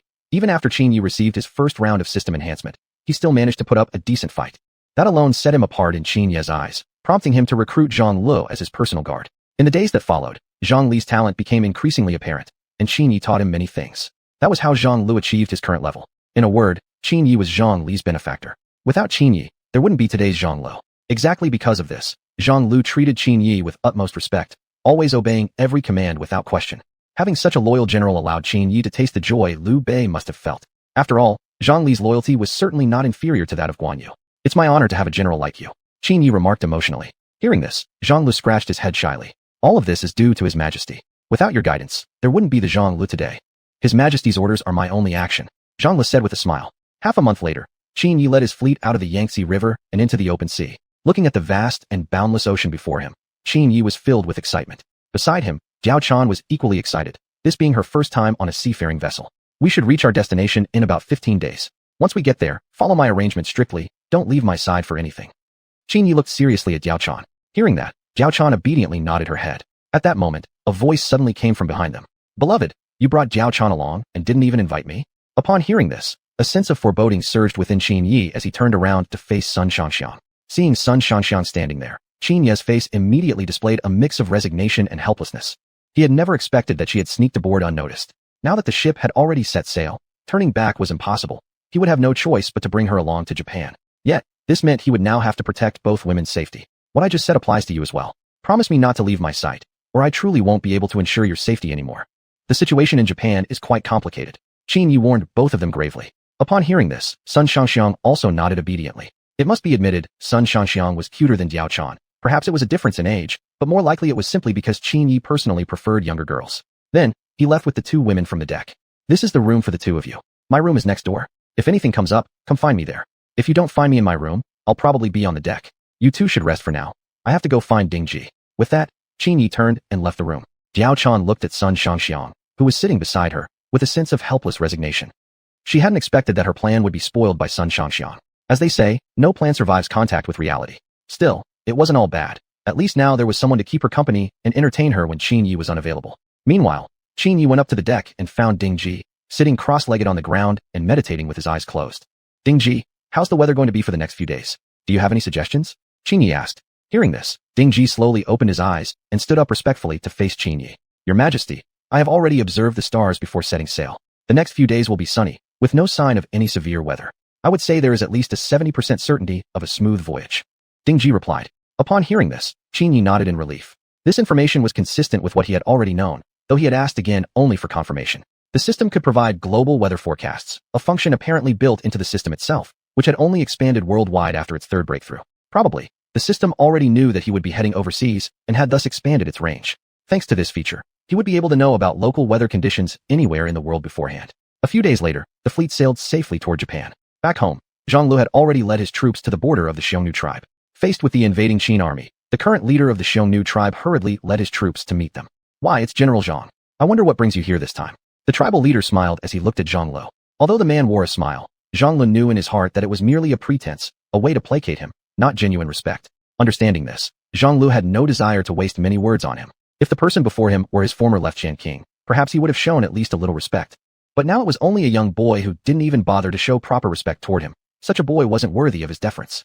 You should already understand my purpose here. Don't you think the army behind me makes that clear enough? Zhang Lu stared at him expressionlessly.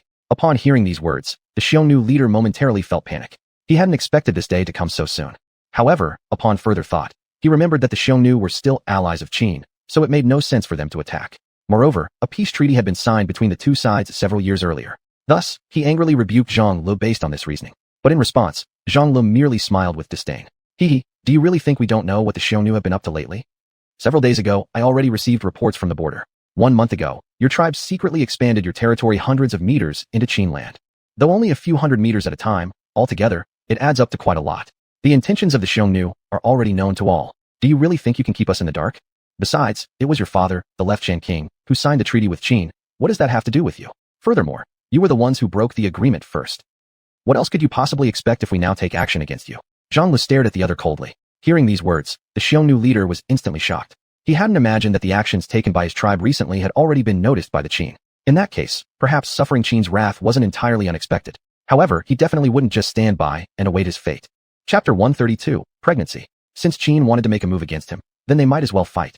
For the Xiongnu tribe, this wasn't necessarily a bad thing either, since this day was bound to come eventually. The only uncertainty was when. More importantly, after several years of development, the overall strength of the Xiongnu tribe had long surpassed its previous state, and this was the fundamental reason for the chieftain's confidence.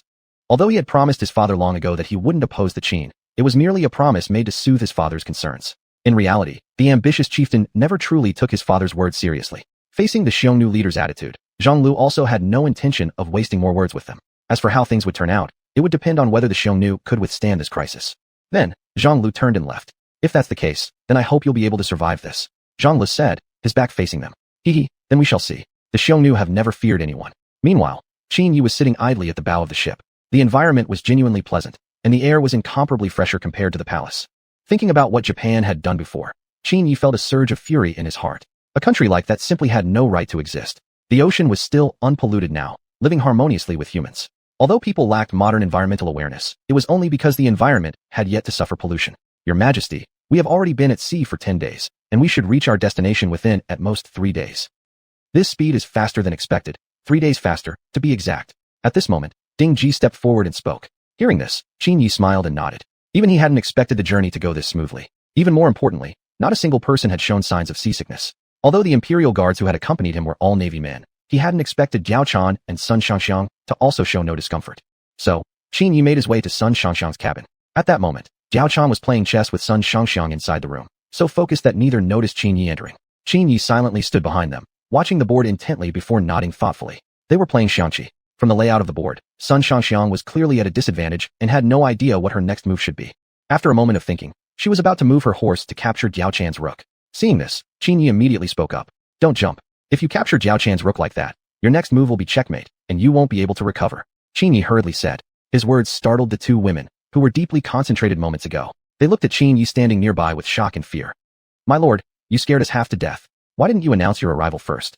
Jiao Chan exclaimed, her hand resting on her chest. Hearing that, Qin Yi nodded apologetically. I saw that the two of you were playing chess so intensely that I didn't want to interrupt you. How is the game going now? He asked in continuation. You won't even help me a little. You even helped Sun Shangxiang devise strategies, leaving me completely at a loss. Jiao Chan looked at Qin Yi with displeasure, pouting her lips slightly. Haha, you older sisters should show some generosity towards Shangxiang. I only said one sentence. Don't be so petty. Qin Yi replied. Although Jiao Chan still seemed unhappy, Qin Yi could tell that she didn't really mean it. In truth, she wasn't that petty at all. After that, Qin Yi sat down beside Sun Shangxiang and guided her through the game. Within only 3 moves, the previously losing position was completely reversed by Qin Yi. Wow, my lord is amazing. It looks like I really am not suited for chess. This is just too difficult. I've been learning chess from Jiao Chan for a few days now, thinking it would just be a bit of fun. I didn't expect chess to actually be enjoyable, though it really is quite hard. Sun Shangxiang looked at Qin Yi somewhat awkwardly. There's no problem with that. As the saying goes, every beginning is difficult. As long as you are interested in something, you simply keep learning over time. Besides, it's only for entertainment. There's no need to be so serious about it, Qin Yi said. Reassured by Qin Yi's words, Sun Shangxiang felt much better inside. Indeed, nothing could be rushed. After all, her main interests lay in music, chess, calligraphy, and painting. As for chess, it was just a minor hobby. Soon, with Qin Yi's help, Sun Shangxiang effortlessly won the match. It was only then that Qin Yi remembered the original purpose of coming over, to ask if both of them were feeling any discomfort in their bodies. But looking at the situation now, his worries seemed unnecessary, as the two were still sitting so leisurely in the room, playing xiangqi. However, just to confirm his concerns, he still wanted to ask in person. In response to Qin Yi's inquiry, Sun Shangxiang and Jiao Chan exchanged a glance and smiled, as if suddenly realizing something. Immediately after, Sun Shangxiang dramatically lay into Jiao Chan's arms, pretending to be in great discomfort. My lord, can you guess why I insisted on playing xiangqi with Lady Jiao Chan? It's because I was feeling unwell and wanted to distract myself. Otherwise, I would have already been seasick. While speaking, Sun Shangxiang covered her mouth as if about to vomit. Witnessing this scene, Qin Yi hurriedly stepped forward to check on Sun Shangxiang, even taking her pulse gently. Yet in the next moment, he slightly smiled at the edge of his lips and immediately understood everything. Based on the pulse, it was clear that Sun Shangxiang was perfectly fine, incredibly healthy, in fact. But just then, Qin Yi slightly furrowed his eyebrows. This pulse pattern, why did it seem so familiar? Wait a minute, could it be she was pregnant? Upon realizing this, Qin Yi was instantly shocked, and even felt a deep sense of guilt. More importantly, it was Sun Shangxiang who had gotten pregnant first, not Jiao Chan. This was somewhat difficult to accept. However, thinking back, every time he was with Jiao Chan, precautions had always been taken, so naturally there was no risk involved. But with Sun Shangxiang, just once had resulted in this condition. Jiao Chan, come here too. Let me examine you as well. Since Shangxiang is showing signs of seasickness, I should also check your health. Upon hearing this, Jiao Chan nodded lightly. After a thorough examination, Jiao Chan showed no signs of illness or pregnancy. Seeing this, Qin Yi quietly exhaled in relief. He then turned to Sun Shangxiang with an expression of concern, reminding Jiao Chan to take good care of her from now on. Shangxiang indeed shows slight symptoms of seasickness. From now on, I'll leave her care to you, Jiao Chan. Hearing this, Jiao Chan nodded with a smile. Chapter 133, Jiao Chan is jealous. Unexpectedly, Sun Shangxiang only pretended for a moment, but actually did feel seasick. Fortunately, they discovered it in time. Otherwise the situation would have become much worse later on. Qin Yi didn't dare to tell Jiao Chan the truth directly because he feared that if she found out, she might become jealous, or even threaten Sun Shangxiang's safety. Jiao Chan, could you step out for a moment? I need to treat Shangxiang here, so that she won't be troubled by seasickness anymore. Qin Yi said to Jiao Chan. Okay, just call me if you need anything. I'll head out then. With that, she turned and walked out of the room. Once Qin Yi was sure Jiao Chan had returned to the neighboring room, he finally let out a sigh of relief. Then, he looked at Sun Shangxiang seriously. How come you didn't tell me about your pregnancy? From my diagnosis, I'd say you've been 2 months along. If I hadn't taken your pulse just now, I'd still be completely unaware. There was anger in Qin Yi's tone. Sun Shangxiang immediately lowered her head and didn't dare to speak a single word. Seeing this, Qin Yi realized he had spoken with too much anger and immediately softened his tone. Tenderness appeared on his face as he gently reached out to stroke her hair. I'm really sorry. I lost control of my temper for a moment. I hope I didn't scare you. I'm just so excited, because this is the first time I've ever been a father. I'm a bit lost on what to do. Please don't be scared. I didn't mean you should have the child removed. I'm just worried. If other concubines find out about this, it could endanger you. Qin Yi explained calmly.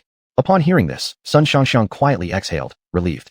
At first, she truly believed Qin Yi was asking her to abort the child. His tone could easily be misinterpreted. Right then, the next sentence from Sun Xiangxiang made Qin Yi's heart leap up into his throat. Actually, Jiao Chan already knew. When I first felt unwell, Jiao Chan happened to be around and called Hua Tuo. After an examination, Hua Tuo made the announcement, and we both stood frozen at the time. Sun Xiangxiang continued. Particularly me, I never expected this result. Even worse, Jiao Chan, who was standing beside us, heard everything clearly. After Hua Tuo left, I couldn't even bring myself to meet her eyes. After all, I know the relationship between her and you. She is your first wife and your only official consort. I'm just a secondary concubine, yet I got pregnant before her. Knowing how treacherous and manipulative the palace usually is, I feared she'd try to stop me from giving birth. But as it turns out, my concerns were unnecessary. At that time, Sun Xiangxiang continued. Jiao Chan congratulated me. She said with a smile, "Congratulations, Xiangxiang. I didn't expect you to be the first one pregnant." Upon hearing those words, I kept my head lowered, unable to look her in the eye. Upon seeing my expression, Jiao Chan instantly understood my thoughts. She then said, "Don't worry. I won't act like those scheming palace women. Pregnancy itself is unpredictable. It could just be fate. Qin Yi and I have had many intimate moments, yet nothing has happened so far. I've already accepted it. Moreover, Qin Yi saved my life. How could I possibly do something that harms him? Also, I'm not a cruel person. Rest assured, I won't do anything to harm or threaten you." Sun Xiangxiang went on. Hearing this, Sun Xiangxiang finally looked up and met Jiao Chan's gaze, her eyes still brimming with tears. Indeed, Jiao Chan was secretly a little upset inside, being the official wife, yet not the first to become pregnant. But she would never stoop to such despicable behavior. After hearing what Jiao Chan said, Sun Xiangxiang finally felt relieved in her heart. When Qin Yi learned the truth, he also felt at ease. It was fortunate that his harem wasn't filled with palace intrigue and schemes. That would have truly been a troublesome situation. I guess I thought too much. Qin Yi smiled. Unknown to them, Jiao Chan, sitting in the next room, overheard their entire conversation, feeling both helpless and misunderstood by Qin Yi. But thinking about it, it wasn't unreasonable. After all, in history, the imperial harems were known for constant schemes and rivalries, sometimes even resulting in death. And knowing now you're pregnant, why would you still insist on sailing with me at sea? That's irresponsible towards yourself. If something happened, how could I explain it to your older brother? From now on, you'll be staying in my room. In case anything happens, I can be there in an instant. Qin Yi looked at Sun Xiangxiang seriously as he spoke. Upon hearing this, Sun Xiangxiang obediently nodded her head and secretly felt a little excitement inside. Living in the same room as Qin Yi, didn't that mean they would be sleeping together every night? Even Jiao Chan probably didn't have such a privilege. Meanwhile, in the neighboring room, Jiao Chan instantly pouted in dissatisfaction after hearing this. A sense of jealousy arose in her heart. She never expected that after Sun Xiangxiang got pregnant, she would receive such special treatment. Although Qin Yi did this only to better care for Sun Xiangxiang, Jiao Chan thought to herself that she was also perfectly capable of taking care of her. Why must Sun Xiangxiang live in the same room? Thus, the next day, Jiao Chan went to the deck and found Qin Yi, looking at him with an unwilling expression. Seeing Jiao Chan's expression, Qin Yi was momentarily puzzled. What's wrong? From her face alone, he could already sense a trace of irritation, even a hint of resentment. Because of this, Qin Yi quickly asked if she was feeling unwell. There's nothing wrong with my body. It's just my heart that feels uncomfortable. HMPF. Jiao Chan said while crossing her arms and staring at Qin Yi. At this moment, Qin Yi didn't understand the meaning behind Jiao Chan's words at all. He felt a little confused. What's going on exactly? Qin Yi still looked puzzled as he looked at Jiao Chan. HMPF. Why did you let Xiangxiang move into your room permanently? Although I understand you did this to take care of her, I can do the same thing too. I can also take care of Xiangxiang very well. Jiao Chan expressed her dissatisfaction with a sharp tone. Hearing her words, Qin Yi suddenly realized the truth. He's the reason she's jealous. He had never imagined that Jiao Chan could be so adorable when she's jealous. Then, he smiled helplessly while shaking his head. I thought it was something important. So you're jealous, huh? I did this only to better care for Xiangxiang. After all, my medical skills are the strongest. Once Xiangxiang safely delivers the baby, I won't let her live in my room anymore. Chapter 134: The Destruction of the Xiongnu Tribe. Besides, I couldn't possibly do anything to her while she's pregnant. So in the end I would still have to come to you, right? I won't show favoritism to anyone because of this matter, but Xiangxiang is in a special condition now. If you were also pregnant, I would treat you the same way. Qin Yi smiled. Upon hearing these words, Jiao Chan quietly nodded. In that case, she decided not to cause any more trouble. Now, it was less than a day's journey away from arriving at Japan. Standing at the bow of the ship, Ding Ji soon spotted a continent in the far distance. Your Majesty, come quickly and see. That's our destination. Hearing Ding Ji's words, Qin Yi immediately rushed to the bow. Upon seeing the land, he became instantly ecstatic and immediately ordered full speed ahead. At this time, the war between Qin and the Xiongnu tribe was nearing its end. After 3 days and 3 nights of fierce battle, the Xiongnu army had suffered heavy casualties, with the majority of its remaining forces consisting of elderly soldiers, the weak, and the wounded. From an original force of 200,000 troops, now there were less than 20,000 left. Meanwhile, the kingdom of Qin had not suffered significant losses, losing only a few thousand soldiers. This could truly be considered a decisive victory, which was largely due to Zhang Li's effective tactical arrangements. To minimize casualties, each time he was as cautious as possible, and only when he was sure there was little danger did he order the full army to launch an attack. Moreover, numerous generals led the vanguard, and the Xiongnu simply could not withstand their power. Furthermore, the kingdom of Qin now had special forces and a musket unit. First, the special forces would eliminate powerful Xiongnu warriors covertly, while the musket unit launched long-range attacks. With this strategy, the Xiongnu could not resist Qin's assault. Faced with such heavy losses, the leader of the Xiongnu tribe felt his hopes shattered. He never imagined that he would be so easily defeated. He had originally thought that fighting on their home ground would give them the advantage. But now, it seemed clear he had gravely underestimated the might of Qin. Leader, perhaps we should seek peace with the kingdom of Qin, suggested a nearby general. Though this might not be ideal, it appears to be the only way to preserve the survival of the Xiongnu. Upon hearing this, the leader's face darkened immediately. Doing this would be a complete admission of the Xiongnu's inferiority to Qin, a humiliation he would absolutely never accept. Facing such stubbornness from the leader, the general could only shake his head helplessly. If the Zhuoxian Wang, left prince, were still alive, he would have acted for the greater good rather than out of pride. Compared to personal honor and disgrace, the future of the Xiongnu was more important. A momentary shame or humiliation meant little. As long as they survived, there would always be another chance. As the saying goes, as long as green mountains remain, one need not fear a lack of firewood. But if one lost his life, then all ambitions were in vain. Leader, said the general, if Zhuoxian Wang were still alive, he definitely wouldn't let you act this way. Back then, you promised him that you would protect the Xiongnu. Even if it meant surrendering was not a bad choice. Enough. My decision is made. No matter what, I will never surrender to the kingdom of Qin. That would be too humiliating for our Xiongnu people. From now on, anyone who speaks of this matter again will not be treated kindly by me. The leader declared angrily. Upon hearing this, the other generals fell silent, able only to wait quietly for the inevitable doom of the Xiongnu tribe. Meanwhile, Zhang Lu was preparing for the final offensive. The Xiongnu are now at the end of their strength. This will be our final battle against them. Everyone, raise your spirits. We must completely eliminate the Xiongnu tribe before the emperor's return. Zhang Lu declared with vigor and enthusiasm. By the next day, the final attack was launched against the last line of defense of the Xiongnu. The next morning, the sun rose in the east, shining on Zhang Li's face, beside which lay the bodies of many Xiongnu warriors. Before him, the leader of the Xiongnu tribe knelt lifeless on the ground. From this moment on, the Xiongnu tribe was completely annihilated, and the territory of the kingdom of Qin had expanded accordingly. Soon, the news reached Zhuge Liang's ears, and he was overwhelmed with shock. Standing nearby, Wei Yan was extremely nervous. If even the Xiongnu had been defeated like this, how far away was the fate of Shu? After all, the Xiongnu had originally been an ally of Qin, yet Qin had wiped them out without any mercy. How much more so for the state of Shu, who was not an ally? Chancellor, Wei Yan suggested anxiously, we should strike first. Now that Qin has become overwhelmingly powerful, if we do nothing, in 5 years our fate may be the same as that of the Xiongnu. Let's seize a piece of Qin's territory while Qin Yi is still abroad. Even if Qin Yi returns, there might be nothing he can do. Zhuge Liang listened thoughtfully and nodded slightly. The suggestion had its merits, but the risks involved were also substantial. After all, Zhang Li's military command capability was by no means inferior to his own, not to mention he had numerous great generals like Lu Bu under his command. But if they did not act now, they would only be left to endure future attacks passively. Even if given 10 or 20 years, it would be impossible to catch up with Qin's rapid development. At present, the kingdom of Qin had already occupied the majority of the territory, so much so that almost all regions except for Sichuan and Hanzhong were under Qin control.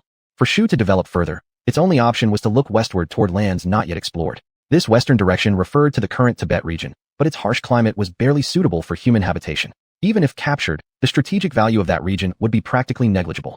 After deep and careful consideration, Zhuge Liang ultimately agreed with Wei Yan's suggestion. It seemed this was the only choice left. Wei Yan, Zhuge Liang said solemnly, I am now ordering you to lead 50,000 elite troops to seize the Yongzhou region in southern Qin territory. Meanwhile, I will lead the army to intercept any Qin reinforcements. We have no other options left now. We must do this. Zhuge Liang said helplessly. Upon hearing these words, Wei Yan became instantly excited and immediately headed to the camp to mobilize the troops. Unknown to him, all of this had already been foreseen by Qin Yi, who had already instructed Zhang Lu on the corresponding countermeasures before leaving. If Shu chose to attack Yongzhou, Qin would immediately abandon the area to minimize losses. As for what came next, that could be dealt with upon Qin Ye's return. But this time, Shu had made the first move. Even if Qin then launched a full-scale attack against Shu, it wouldn't be considered a violation of their previous agreement. Soon, Wei Yan led his army to Yongzhou. Li Chui, who was stationed in Yongzhou, immediately ordered a retreat upon seeing the enemy arrive. Within less than 2 days, Wei Yan captured Yongzhou without losing a single soldier. Faced with such an easy victory, Wei Yan's pride soared instantly. He even publicly claimed that the Qin were cowards, too afraid to face him directly in battle. Unknown to him, Shu had already fallen into Qin's trap. Worse yet, even Zhuge Liang failed to see through Qin Ye's scheme. Chapter 135, Attacked by the Shadow. General Zhang, as His Majesty predicted, the Shu kingdom has sent troops to occupy Yongzhou, and we have already withdrawn our forces. What should we do next? Should we use this opportunity to attack Shu? Considering Shu's current strength, we could eliminate them in no more than a month. Was Si said. Upon hearing this, Zhang Li's face revealed a faint smile. Not yet. Let's wait for His Majesty to return first. It's still too early to act now. Zhang Lu replied with a smile. After all, everything was under control. If Shu continued to invade Qin territory, then there would be no room for leniency. Afterward, Zhang Li sent people to closely monitor the movements of the Shu army in Yongzhou. On Shu's side, Zhuge Liang felt somewhat uneasy watching how easily they had captured Yongzhou. He had a nagging feeling that things wouldn't be this simple. However, several days passed without any sign of activity from the Qin kingdom, as if they didn't care at all about the loss of Yongzhou. This gradually eased Zhuge Liang's vigilance. Perhaps Yongzhou was not that important to the Qin kingdom. Because of this, Wei Yin suggested they continue deeper into the heart of the Qin territory and try to capture more cities. That way, Shu's strength could rapidly expand. Just capturing Yongzhou wasn't enough for their goals. Faced with Wei Yan's suggestion, Zhuge Liang slightly nodded his head. At the very least, it was worth testing the waters. If the Qin kingdom still remained indifferent, it would prove that their border defenses were not strong. Therefore, Zhuge Liang ordered Wei Yin to lead an army to attack nearby cities around Yongzhou. This must be the land of Dongyi. From now on, we must be extremely careful and try not to draw attention. We don't know the strength of Dongyi, and we must not engage them in any direct confrontation. Qin Yi said seriously. Upon hearing this, the soldiers nodded slightly. The place where they had landed was on the western coast of Dongyi. The area was sparsely populated, making it ideal for establishing a colony. However, if they went deeper inland, they might very likely encounter Dongyi's army. Qin Yi briefly looked around at the terrain before quickly deciding where to set up camp. Soon after, he led his troops to a small plain. Most of the plains in Dongyi were located along the eastern coastal areas. Precisely because of this, the majority of the population was concentrated there, while the western coastal areas consisted mostly of small tribes. General Song, come with me to check the surroundings. Qin Yi called to General Song, who was busy with other tasks. At this, General Song quickly put down what he was doing and came before Qin Yi. As you command, Your Majesty. With that, he followed Qin Yi out of the camp. General Song's name was Song Sudong. He was a general recognized by Qin Yi during the martial arts competition. Though his strength could not rival that of great generals like Lu Bu, he was still among the best. More importantly, he had a calm and composed character, remaining unflustered even in crisis. Meanwhile, Jiao Chan followed closely behind, eager to go with Qin Yi to inspect the nearby area. She was very curious about this unfamiliar place. Faced with Jiao Chan's persistent requests, Qin Yi could only helplessly shake his head. However, he specifically reminded her to stay by his side and never wander off alone, otherwise he couldn't guarantee her safety. The three of them walked toward the nearby jungle. According to Qin Yi's speculation, there were definitely indigenous people living in this jungle, since he knew a bit about Dongyi's history. There were dozens of Da Shaoshak tribes in Dongyi, and more than half of them lived in jungles or mountains. This jungle in front of them looked quite large. It should be possible to encounter the indigenous people there. Since Qin Yi intended to establish a territory in Dongyi, he had to deal with the potential threat nearby. At the same time, he was mentally prepared for conflict. Because of the language barrier, there was no point in trying to communicate with them. Everything would be settled by force. Soon, the three of them entered the jungle. As soon as they entered, Qin Yi, relying on his keen hearing, noticed some movement nearby, and the sound did not seem to come from any animal. Immediately, he urged General Song to stay alert and told Jiao Chan to stay behind him. It seems we've been noticed. I should have thought about this sooner. Since this area is close to the sea, it's likely they noticed us before we even landed. Qin Yi said helplessly. Upon hearing these words, Song Sudong slightly nodded. He naturally understood this. After all, no country would neglect border defense. Moreover, Dongyi's borders were by the sea, so it was relatively easy to spot intruders, as the situation at sea was completely visible. Following behind, Jiao Chan looked nervously around, fearing they might encounter danger. Although he had great confidence in his own strength, Qin Yi knew they were at a disadvantage since the enemy was in the dark while they were exposed. If they were attacked, they might not even have a chance to react. Suddenly, an arrow shot straight toward Qin Yi. At this critical moment, Qin Yi barely managed to pull out his white tiger spear from his back to block it. The arrow split in half instantly and fell to the ground before him. In the next second, Qin Yi's sharp eyes caught sight of a shadow darting away not far ahead. Stop! He shouted loudly and immediately gave chase. Using his nimble movements, he quickly caught up with the shadowy figure. Stop! If you keep running, don't blame me for being ruthless. As soon as he said that, he suddenly realized they were now in Dongyi, and the other party wouldn't understand a word he said. Then, without hesitation, he picked up a nearby stone and threw it toward the shadow. A shriek followed as the figure fell to the ground. I told you not to run. Why did you have to get hurt? Puffed, puffed, puffed. He can't even understand me. I must be losing it, talking like that. Saying that, Qin Yi strode directly toward the fallen figure. Seeing Qin Yi appear before him, the man looked terrified, murmuring something under his breath.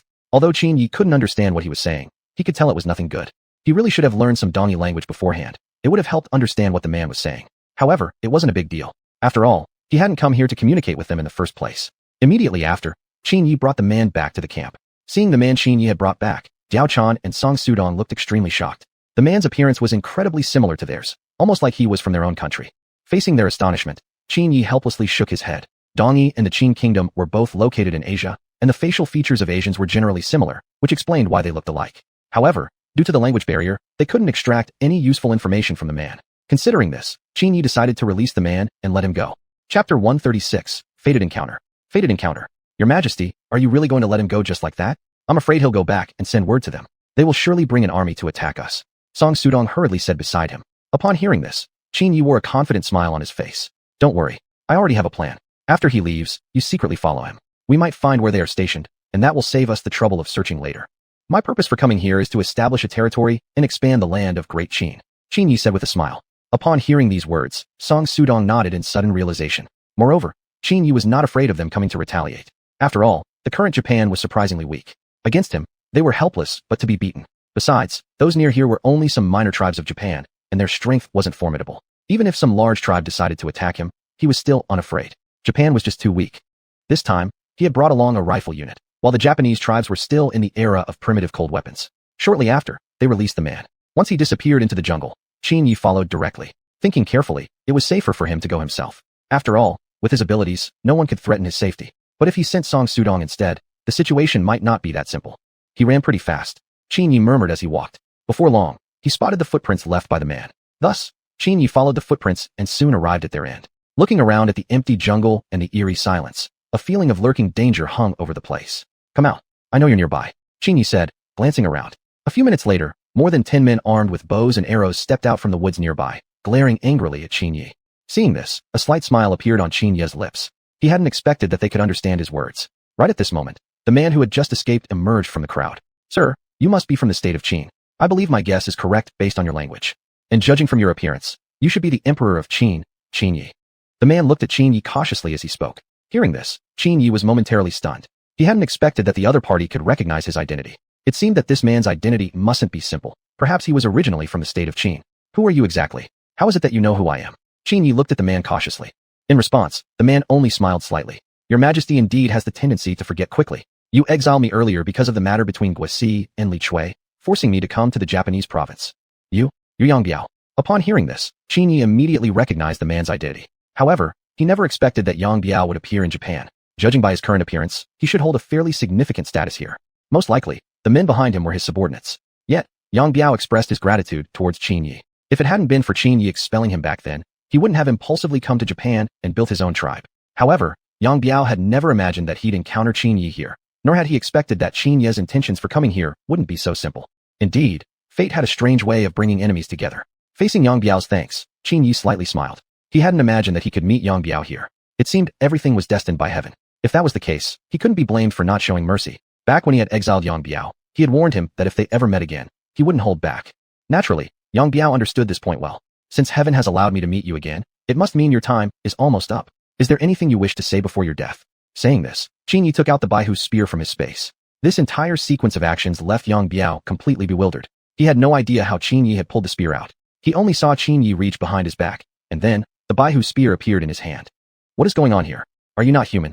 At this moment, Yang Biao could only comfort himself with such an excuse, for this had exceeded his understanding. Facing Yang Biao's question, Qin Yi immediately burst into laughter. Since you're about to die anyway, I'll reveal a truth to you. Actually, I don't belong to this era. I'm someone who time-traveled from the future and obtained something called a system. All I have now was rewarded to me by the system. More importantly, I already know the entire Three Kingdoms history inside out. Every major event is etched in my mind. That's also why the establishment of Qin was so smooth. If I hadn't told you this, would you have believed I was that so-called chosen one destined by heaven? Let me tell you the truth. There's no such thing as a chosen one destined by heaven in this world. What exists is nothing more than individual luck. Yours was just worse than others. As he spoke, Qin Yi aimed the Baihu spear at Yang Biao. Upon hearing everything, Yang Biao was stunned instantly, staring wide-eyed at the spot. Although Qin Yi had revealed the truth to him, Yang Biao refused to believe it in his heart. Such claims of a person from the future seemed like utter nonsense to Yang Biao. Soon, he gripped his big sword firmly, preparing to defend himself. He clearly understood the real gap between him and Qin Yi, so he didn't plan to engage him in a full confrontation. He did this merely to display his determination. Secretly, he had already prepared to escape. However, Qin Yi had already guessed what Yang Biao was thinking. How would he possibly allow him the chance to escape? In the next second, the Baihu spear pierced straight through Yang Biao's chest. Its speed was so fast that nobody at the scene could react in time. Blood streamed from Yang Biao's mouth as he stared in shock at Qin Yi before him. You heretic who defies heaven's will. You won't come to a good end. I curse you. Before he could finish speaking, Yang Biao had already drawn his final breath. Seeing this, the surrounding people dropped their weapons and fled in all directions. Qin Yi hadn't intended to completely eliminate them anyway. After all, his ultimate goal for coming here this time was just to seize that territory. As for revenge, that could wait until some other time. Afterward, he withdrew the Baihu spear and returned directly to camp. Chapter 137. Qin Yi's melancholy, meeting Qin. Seeing that Qin Yi had returned safely, Jiao Chan silently breathed a sigh of relief. Especially Sun Shangxiang, who stood nearby, gently patted her chest. So far away from home, if anything unexpected had happened to Qin Yi, it would have been truly impossible to save him. Seeing that Jiao Chan and Sun Shangxiang were so worried about him, Qin Yi directly pulled them both into his arms. Don't worry, I will never allow anything to happen to me. After all, you still need my protection. And the reason I live is to protect those I want to protect, and everyone I love. Qin Yi said softly. Upon hearing these words, the two women in his embrace were even more moved. If this were Qin Yi's original era, such a cheesy romantic line wouldn't have stirred even the slightest emotion. After all, girls in his era had long grown used to such cheesy lines. Afterward, Qin Yi rose and returned to his own tent. Before entering the tent, he specially notified Song Sudong that no one was allowed to come in without his permission. Then, he took out Yang Biao's corpse from his personal space. Originally, he had planned to collect the attributes from the body right after killing him, but he had unexpectedly received a system prompt. At the time, the surrounding environment was too dangerous, so he couldn't collect the attributes from Yang Biao. Therefore, he had placed the corpse into his personal space. Touching the corpse of General Yang Biao, strength plus 10, stamina plus 10, speed plus 10, agility plus 10. Obtained random attribute, a Liang Bao. This bao is of higher quality than the Vermilion Bird Crescent Moon bao, and can withstand a draw weight of 500 kilograms. As long as the host uses it properly, this Liang Bao will produce unexpected effects. Hearing the system prompt, a delighted smile appeared on Qin Yi's face. He had never expected that Yang Biao's corpse would still hold such surprises, and that he would obtain a Liang Bao stronger than the Vermilion Bird Crescent Moon bao. Although he already had a firearm in his possession, the firearm was only to be used in times of danger. As for everyday use, he relied mostly on his bow and arrow. After collecting the attributes, Qin Yi placed the corpse back into his personal space. Then, he walked out of the tent. I'm going out for a walk, and also to check the surrounding area. Saying that, Qin Yi quickly walked out of the military camp. Saying he was going out for a stroll was just an excuse to find a geomantically auspicious location to bury Yang Biao's corpse. He had originally planned to simply find a place to discard it, but Mei Shangda that he would obtain such strong attributes from it. This moved Qin Yi to feel a burst of sympathy, and giving someone who brought him such great benefits a proper burial wasn't a bad idea. Before long, he buried the corpse according to his knowledge of geomancy. This is just my way of thanking you. After speaking, Qin Yi alone walked to the seashore. It was already dusk, and the afterglow of the setting sun illuminated Qin Yi's face.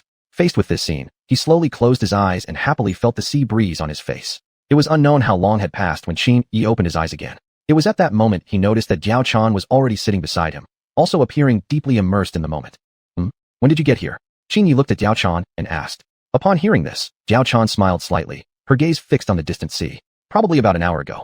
I saw that my lord was sitting here enjoying himself, so I didn't want to disturb you, and simply sat down quietly beside you. Never thought the feeling of the sea breeze was so wonderful. Did my lord often go to the seashore before? Jiao Chan smiled and asked. Hearing this, Qin Yi gave a slight nod. Yes, before his world was turned upside down, his home had been by the sea, and he often sat by the seashore at dusk enjoying the sea breeze. It had been one of his favorite pastimes. It was as if the sea breeze carried a magical power, able to sweep away all of Qin Yi's worries and offer a comforting effect. Yet this feeling seemed to be something only Qin Yi could truly experience. Recalling his former life, Qin Yi couldn't help feeling nostalgic. According to his current age, he should still be at the school-going age. But now, he had already established his own nation and become a sovereign ruler, busily dealing with various matters every day. The years that should have been filled with joy were instead filled with worries and troubles. Although in this Three Kingdoms era, there was no one who could rival him, there were not many things that truly brought him joy. Jiao Chan, if I could get another chance, I would absolutely not become who I am now. Qin Yi looked at Jiao Chan solemnly. Upon hearing this, Jiao Chan wore a puzzled expression. My lord, what do you mean by that?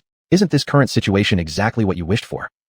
Yes. Although I now possess the power that others greatly envy as the ruler of a nation, my heart tells me that this isn't truly what I desire. Due to my noble status and position, I hardly have any friends I can truly confide in. Don't think that generals like Lu Bu show me respect on a daily basis, but aside from our superior-subordinate relationship, we have absolutely no other connection. After all, there's too large of an age gap between me and generals like Lu Bu. We cannot truly be friends. And even if I wish to make some friends, they will distance themselves from me due to my status. As Qin Yi spoke, his heart filled with melancholy. Upon hearing these words, Jiao Chan nodded thoughtfully. Immediately afterward, she linked her arm with Qin Yi's and leaned gently against his shoulder. My lord, aren't you still here with me? If you wish, I can also become your good friend. Although saying this feels a bit awkward, in my heart there is only you, my lord. As long as it brings you joy, I will do anything without objection. At this moment, Diao Chan's eyes were completely focused on Qin Yi. Looking at Diao Chan before him, Qin Yi felt at least a slight comfort in his heart. In the next second, he directly pulled her into his arms. At the same time, within the Qin kingdom, General Zhang, the Shu army has already breached the border defenses, and all the cities near Yong province have been captured. If we take no action soon, the Shu forces will soon advance deep into the heart of Qin territory. Upon hearing this, Zhang Lu slightly nodded. Judging by the current situation, it was unlikely that they could wait for Qin Ye's return. Thus, he immediately issued orders to launch a counterattack. As long as they could push the enemy back to the vicinity of Yong province, that would be sufficient. As for Yong province itself, he would wait for the emperor's return before making any decisions. After receiving the orders, the generals quickly gathered their troops and marched to confront the Shu forces. However, this move had already been anticipated by Zhuge Liang, who quickly responded with appropriate countermeasures. The two sides engaged in intense back-and-forth combat, yet Shu maintained absolute dominance throughout. Chapter 138 Song Sudong is arrested. Faced with this situation, Zhang Lu was even more shocked, never having expected that the Shu kingdom could mount such a strong resistance. Zhuge Liang had managed to hold off the attack with only 100,000 Shu soldiers. Not only that, but he had also successfully blocked Lu Bu's forces outside of Yongzhou. Days passed, and they still hadn't managed to breach even the outskirts of Yongzhou, which caused a sudden wave of frustration to rise among them. Never thought that in just over half a year, the Shu kingdom could develop to such a terrifying level. Although the emperor is currently away from the kingdom and our overall strength has somewhat declined, we should at least be able to strike back against the Shu army rather than being pushed around like this. Upon hearing Zhang Li's words, people like Lu Bu helplessly shook their heads. None of them had slackened their efforts in the past few days, especially since Qin Yi had previously stated that the Shu army was only allowed to occupy Yongzhou. Now, however, they couldn't even retake the few cities surrounding Yongzhou. This made them unavoidably aware of the might of the Shu kingdom. Only a little over half a year had passed, yet the military power of Shu had already risen to such an astonishing level. It was simply unimaginable how strong Shu could become in 5 years' time. Even more concerning was that in 5 years, generals like Lu Bu would be aging and no longer as formidable as they were now. In light of this, Zhang Lu intended to consult with Qin Yi upon his return about seeking out talented people from all over. If Qin could not incorporate new blood, the future development of the Qin state would likely stall. A month later, sire, the surrounding enemies have now been completely cleared. According to my estimate, we currently possess thousands of mu of territory. All the mountains nearby are under our control, and I've already dispatched troops to station at key locations. Even if the eastern barbarians want to retaliate, they probably won't be able to do anything to us. Ding Ji stood before Qin Yi, reporting. Upon hearing these words, Qin Yi nodded in satisfaction. Throughout the past month, conflicts had occurred frequently, with unknown enemies attacking nearly every few days. Though their overall strength was not high, the continuous battles over a month-long period had drained the soldiers' energy. Fortunately, the final result was quite pleasing. Qin Yi had successfully completed all prerequisites for his fourth breakthrough. That evening, Qin Yi sat alone in his tent. Please select the breakthrough, master. The system's voice echoed in Qin Yi's mind. Without hesitation, he immediately chose to break through. However, this time the breakthrough lasted much longer than anticipated, lasting for a full 4 days. Many events occurred during these 4 days at the camp, including fierce attacks from other tribes. Although each attack was successfully repelled, continuing this way was clearly not sustainable. After all, they were far from home. Continuing like this wouldn't just sap their strength for dealing with invaders. It would become increasingly difficult to maintain food supplies. Precisely because of this, Song Sudong led a force to raid a nearby tribe in hopes of securing provisions.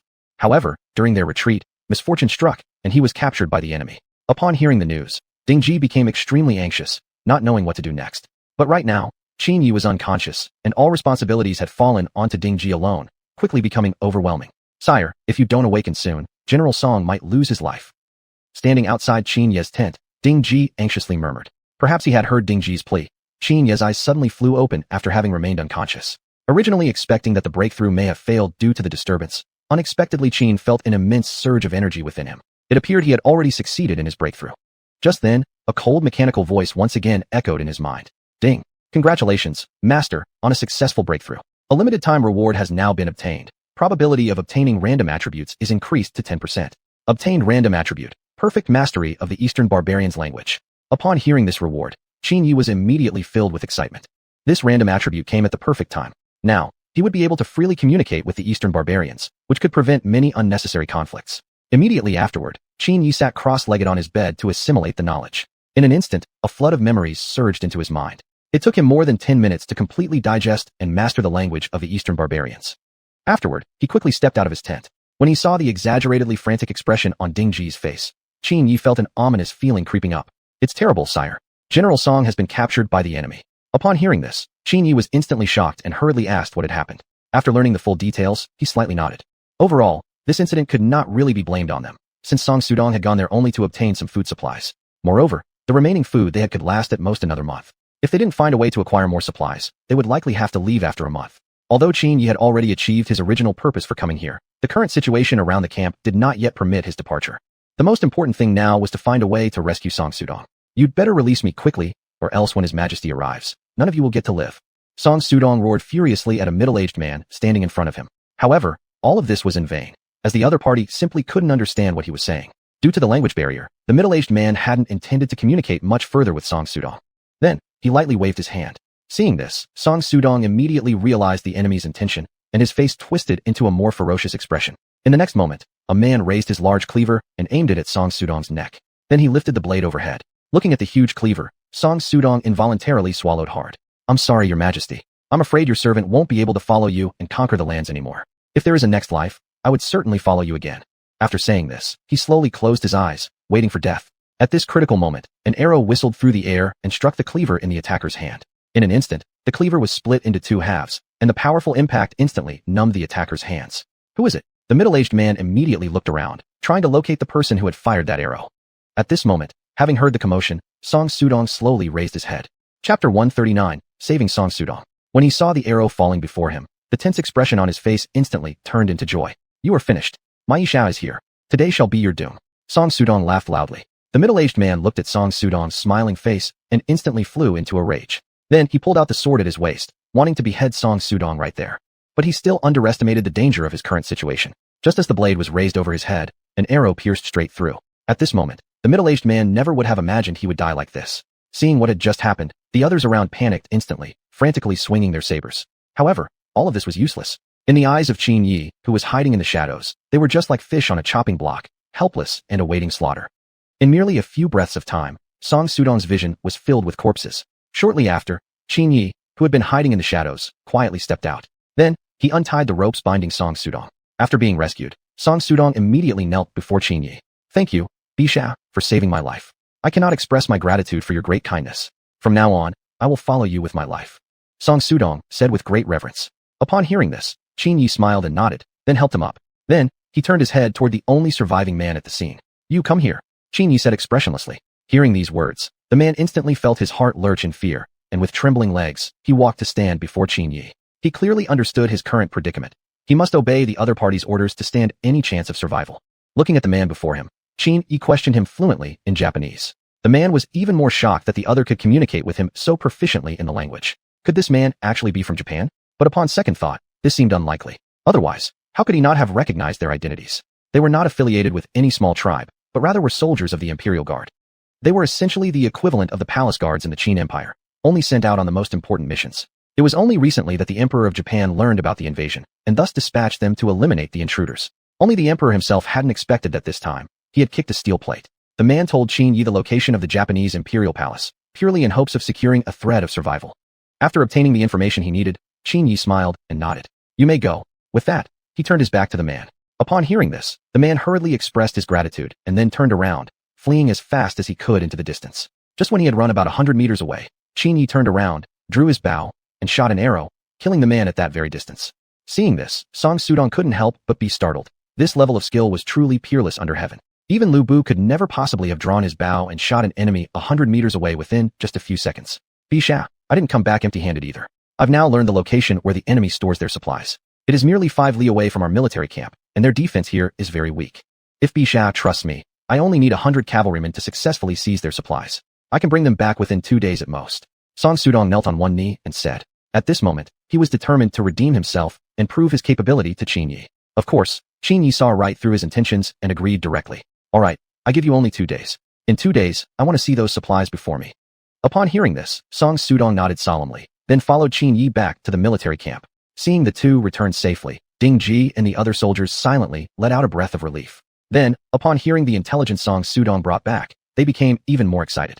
If they successfully seized the enemy's grain supplies, they would have enough food to survive for half a year without issues. 2 days later, Song Sudong returned with the grain supplies. Seeing the huge pile of supplies before him, Qin Yi silently breathed a sigh of relief. Now that the biggest problem was resolved, the next step was to go on the offensive. After all, Qin Yi had already learned the exact location of the Japanese imperial palace from the enemy. It would take at most 5 days to get there from their current camp. However, the greatest obstacle along the way was the mountain range lying ahead. Yet, Qin Yi believed that if the enemy's imperial guards could reach near the camp successfully, then there must be some hidden paths leading to the palace. That night, Qin Yi sat cross-legged in his tent and summoned the system. Fortunately, the system contained traffic routes of every nation in the world, so finding the path leading to the Japanese imperial palace was absolutely effortless. Soon, he located the corresponding road on the map. As expected, this path was completely unknown to anyone other than the royal family. Immediately afterward, Qin Yi began making preparations for the upcoming journey. Since this is a negotiation, there's no need to bring a large army along. I will go myself, accompanied only by General Song and 100 cavalrymen. Ding Ji, you will remain here to guard the military camp. Upon hearing these words, the others whispered among themselves, clearly feeling that this plan carried some level of risk. After all, they had no idea about the other side's true intentions, and going with such a small group indeed raised concerns. More importantly, from the enemy's perspective, they were invaders of Japan. They wouldn't possibly negotiate peacefully with them. However, Qin Yi had already prepared his strategy. The only rule in the world today was strength above all else. As long as he displayed his true power before them, they would have no choice but to agree. Furthermore, the western coastal region was essentially a barren land with almost no value to Japan at the moment. No wise person would choose to fight against a much stronger enemy over a place of nearly no utility. After hearing Qin Yi's thorough analysis, everyone stopped raising objections. Thus, after some preparation, Qin Yi was ready to depart. On the very day of departure, Diao Chan approached Qin Yi. My lord, may I accompany you on this journey? I promise I will stay close to you and cause no trouble at all. Staying in the camp is just so boring. Let me go with you, please. Diao Chan pleaded while tugging at the corner of Qin Yi's robe affectionately. Seeing this, Qin Yi helplessly shook his head. It was truly said that the fate of a woman who knew how to act sweetly would always be favorable. Indeed, there was truth to that saying. Thus, Qin Yi was forced to accept Diao Chan's request. Chapter 140, The Drunken Man. After 2 days of travel, Qin Yi and his companions arrived at what was called the capital of the Eastern Ocean continent. This so-called capital was nothing more than the largest tribe in the Eastern Ocean continent. It wasn't as luxurious as they had imagined. Compared to other tribes, it merely had a walled city. Aside from that, there wasn't much difference. You all wait here first. I'll go in with Diao Chan. You act accordingly when the time comes. With that, Qin Yi led Diao Chan into the city. As soon as the two entered, they were both stunned by the scene before them. Especially Qin Yi, who hadn't expected the inside of the city to be so prosperous. He had originally thought the society and economy of the Eastern Ocean continent were very underdeveloped, but now he realized it wasn't quite like that. The streets inside the city were clearly laid out, with shops lining both sides. This instantly aroused Diao Chan's curiosity, and she immediately walked into a nearby shop. Everything in the shop was novel and fascinating to Diao Chan, and soon she was deeply captivated by some clothing hanging on the wall. This clothing was known as the kimono, nothing particularly unusual in Qin Yi's eyes. I'm told this type of clothing is called a kimono in the Eastern Ocean continent. Usually, those who wear it hold high status. If you like anything, I'll buy you a set later, Qin Yi said with a smile. Upon hearing these words, Diao Chan gave a slight nod and began wandering through the shop. Before long, she found an outfit that she truly liked. Fortunately, the currency in circulation in the Eastern Ocean was also silver, making it easy to purchase items without any currency conversion concerns. After a simple transaction for a kimono, the two left the shop. Qin Yi and Diao Chan walked through the streets wearing foreign attire, immediately drawing a lot of attention. This was something both were fully aware of. However, just then, trouble found them. A drunken man staggered toward them, followed by several men dressed like guards. At the sight, Qin Yi quickly pulled Diao Chan into his arms. He immediately saw the man's intentions, clearly provocation on purpose. The drunken man, having been seen through, became instantly furious, glaring angrily at Qin Yi before him. Who are you? Daring to ruin my fun? Do you want to die? Quickly let go of that beauty in your arms, or don't blame me for being rude, the man declared haughtily. Upon hearing this, Qin Yi's lips curved slightly into a smile. He didn't take this man in front of him seriously at all. Who dares to attempt to flirt with his woman right in front of him? Nobody had ever dared to do such a thing. Meanwhile, Diao Chan in his arms couldn't understand what the man was saying, but she could tell from his expression that he was definitely looking for trouble. Thankfully, Qin Yi was beside her, so there was no need to worry about being harassed by this man. Judging by your appearance, you must be someone from the palace. During daylight hours, harassing an innocent woman. Aren't you afraid of being punished? Qin Yi replied coldly. At these words, the drunken man smiled slightly. Indeed, he had the arrogance to back himself. He was of royal kinship, a nephew of the current emperor of the Eastern Ocean continent. It was precisely this identity that provided him with the grounds for his arrogant attitude. He simply did not take Qin Yi seriously. Besides, he was only captivated by Diao Chan's beauty. A woman so beautiful and charming had to become his possession. Therefore, he directly reached out, attempting to snatch Diao Chan from Qin Yi's arms. Little did he know, in the next moment, he was pushed backward to the ground by an invisible force. The several sword-carrying guards behind him rushed forward immediately upon seeing this, lifting him up. Who are you? Daring to show such disrespect to His Highness. Apologize at once. The fact that His Highness noticed the woman in your arms is her honor. Hand her over immediately, or you won't like what His Highness will do. His Highness is known for his iron will. Anything he sets his eyes on nobody can ever take away. The lead guard glared at Qin Yi furiously. Oh, that explains your arrogance. You're actually a prince. But what a coincidence. It's me he chose to provoke. There's absolutely no chance of anyone flirting with my wife. Qin Yi responded, speaking fluent Eastern Ocean dialect. Hearing this reply, the several guards before him felt somewhat surprised. Based on Qin Yi's clothing, they were certain that he was not from the Eastern Ocean continent, probably an illegal immigrant from elsewhere. Generally, those arriving from overseas into the Eastern Ocean continent would go through interrogation. Those considered non-threatening had their records filed beforehand. Moreover, most registered individuals never had the opportunity to come to the capital city, let alone only being allowed to live in minor tribes at best. As imperial guards, they had long memorized the faces of all registered individuals. Qin Yi's face was completely unfamiliar to them, so they were certain of his suspicious origins. Even if he hadn't sneaked in illegally, he definitely didn't have the qualifications to enter the capital city. With that in mind, the guards immediately became alert and stared at Qin Yi. It would be troublesome if you would accompany us. We have serious doubts about your identity. The man in front said, staring at Qin Yi. Hearing these words, Qin Yi smiled slightly and nodded. Their actions were merely precautionary measures to avoid provoking someone they shouldn't. After all, overseas forces might be even stronger than they were. Such incidents had indeed occurred before, better to be cautious. After that, Qin Yi followed the men with Diaochan into the palace. After a period of waiting, they finally met the current emperor of the Eastern Ocean continent. No, more accurately, the emperor. However, upon seeing the emperor, Qin Yi did not choose to kneel and bow. After all, the emperor did not hold such status in his eyes. More importantly, the only people to whom he would show such reverence were his own parents. Seeing that he did not kneel before him, the emperor's expression was slightly angered. Where are you from, and what brings you to our Eastern Ocean continent? The emperor asked Qin Yi in a condescending tone. However, Qin Yi didn't care too much about this. Then, he directly stated his origins. Upon learning that Qin Yi was from the distant Qin Empire across the ocean, the emperor's angry expression instantly turned into one of respect. He never would have imagined that this young man standing before him was actually the emperor of the legendary Qin Empire, and deep down, the emperor clearly understood this man's capabilities. Several years ago, messengers had already reported news from across the sea. Upon learning about the existence of such a powerful nation across the ocean, the emperor had been shocked for quite some time. Most importantly, he harbored a deep sense of wariness in his heart. If one day this man came knocking on his door, how should he respond? Chapter 141, The Compensation from the Emperor. But he never expected that day to come so soon. Although he was the emperor of the East, he hadn't truly unified the entire nation. There were still far too many troubles to settle. Merely dealing with the surrounding tribes could take years. For now, all the emperor could do was to agree to Qin Yi's demands as much as possible, as long as they didn't threaten his rule. Everything else could be negotiated. Then, he proceeded to ask Qin Yi the purpose of his visit this time. Since the other party had come straight to the point, Qin Yi also stated directly why he had come this time. Upon learning that Qin Yi had only come to obtain a piece of land and had no intention of opposing him directly, the emperor silently exhaled in relief. Besides, the area Qin Yi currently wanted was of little significance to him. Letting it go wouldn't be a big deal at all. Thus, the emperor agreed immediately. By the way, I will also need some grain and fodder. I wonder if His Majesty the Emperor could approve this. The amount required isn't much, just enough to support us for half a year would suffice. After half a year, we'll be able to have relatively complete farmland. Qin Yi continued. The emperor agreed without hesitation. What was a little grain and fodder, and a piece of land that wasn't really useful to him anyway? Such a small request could easily be accepted. At this point, Qin Yi's purpose had been completely fulfilled. Since the other party feared his strength so much, this would certainly save him a great deal of trouble. Just as he had expected, the western coastal region was nothing more than a discarded bone to the emperor, worthless.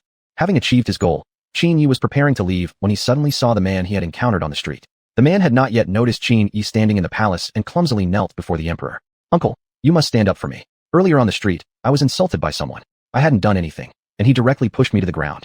Look, I even got hurt on my arm.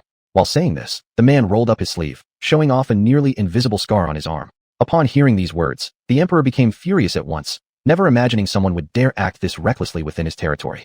Immediately, he questioned the man about the physical description of the perpetrator. Standing aside, Qin Yi couldn't help smiling slightly, then stepped forward. Your Majesty the Emperor, it's likely that the person he mentioned is me. However, the situation wasn't exactly as he described. He was drunk back then, happened to encounter me on the street, and openly harassed my wife. I did give him a shove, yes, but it was not an unprovoked assault. If he hadn't harassed my wife, I naturally wouldn't have done that. Qin Yi truthfully explained the entire incident to the emperor.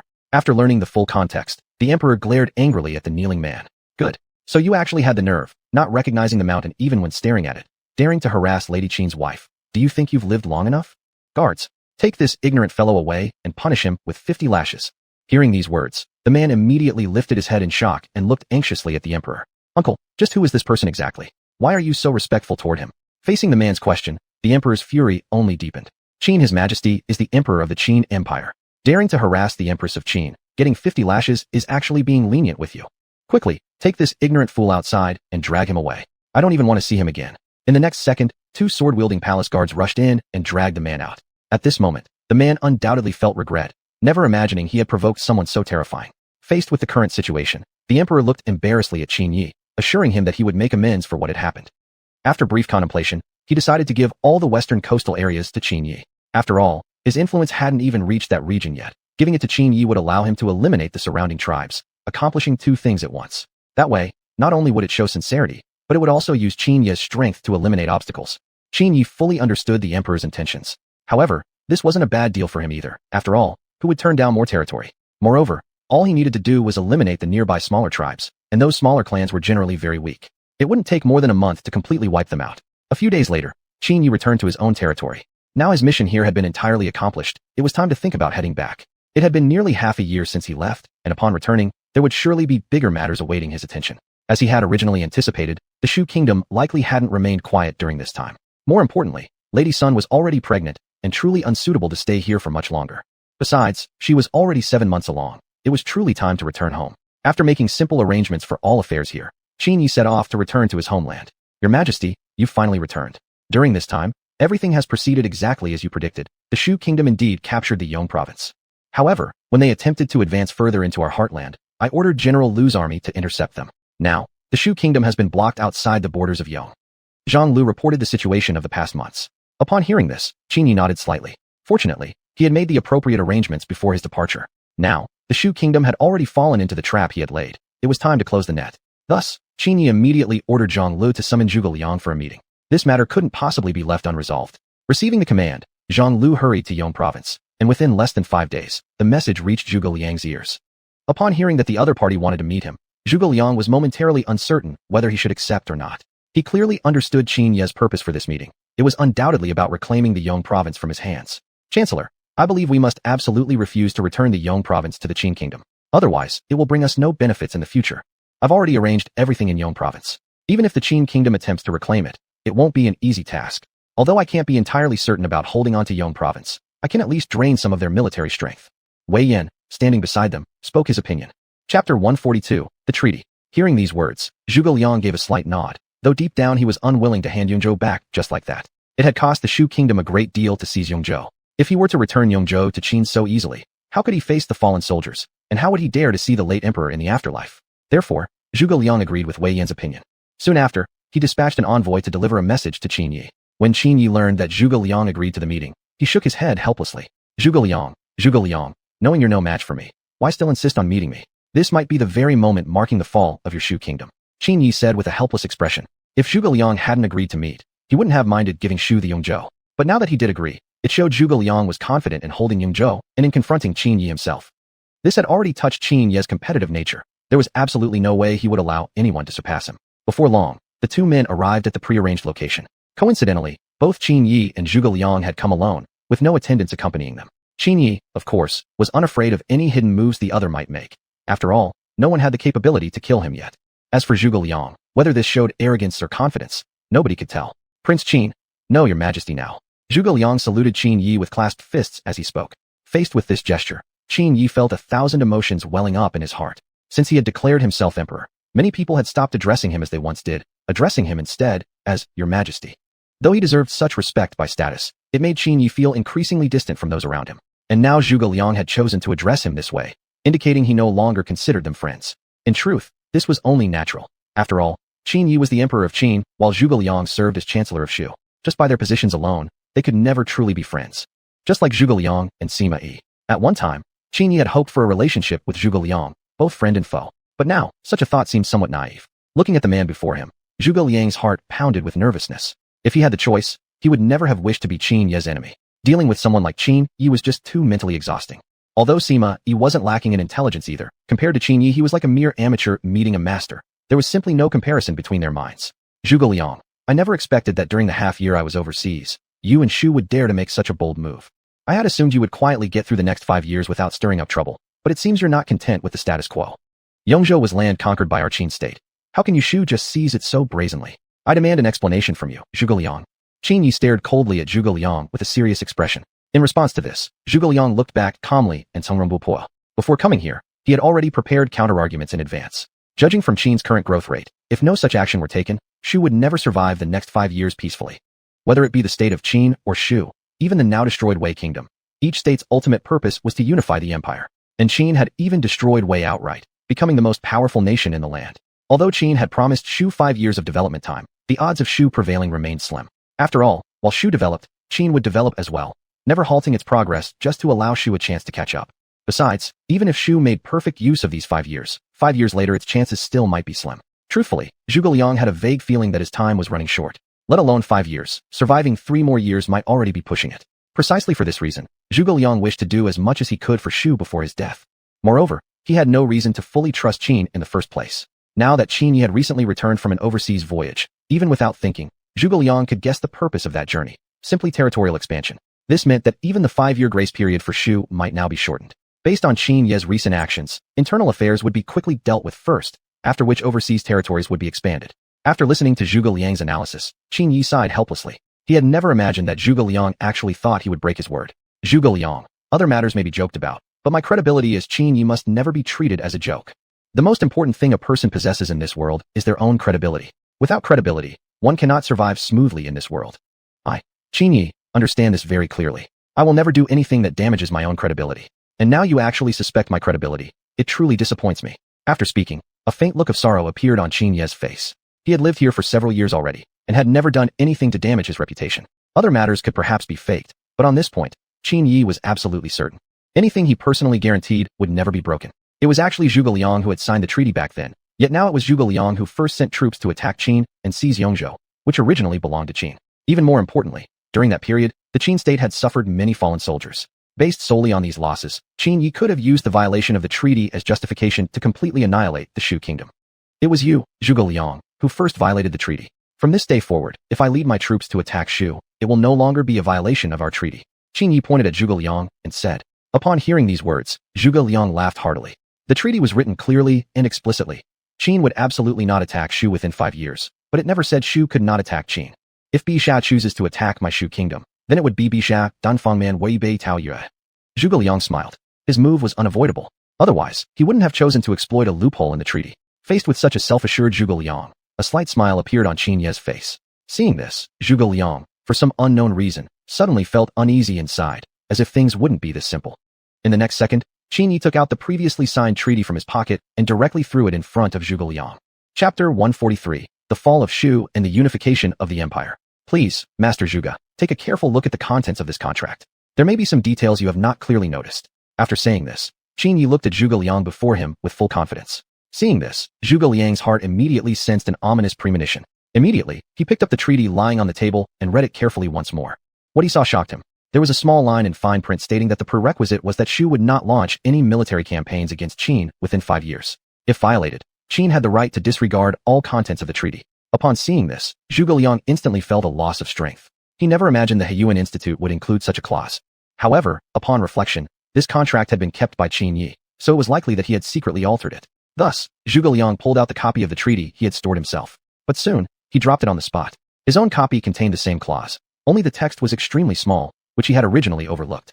At this moment, Zhuge Liang glared angrily at Qin Yi, fully realizing that this was Qin Yi's doing. Faced with Zhuge Liang's resentment, Qin Yi feigned complete innocence.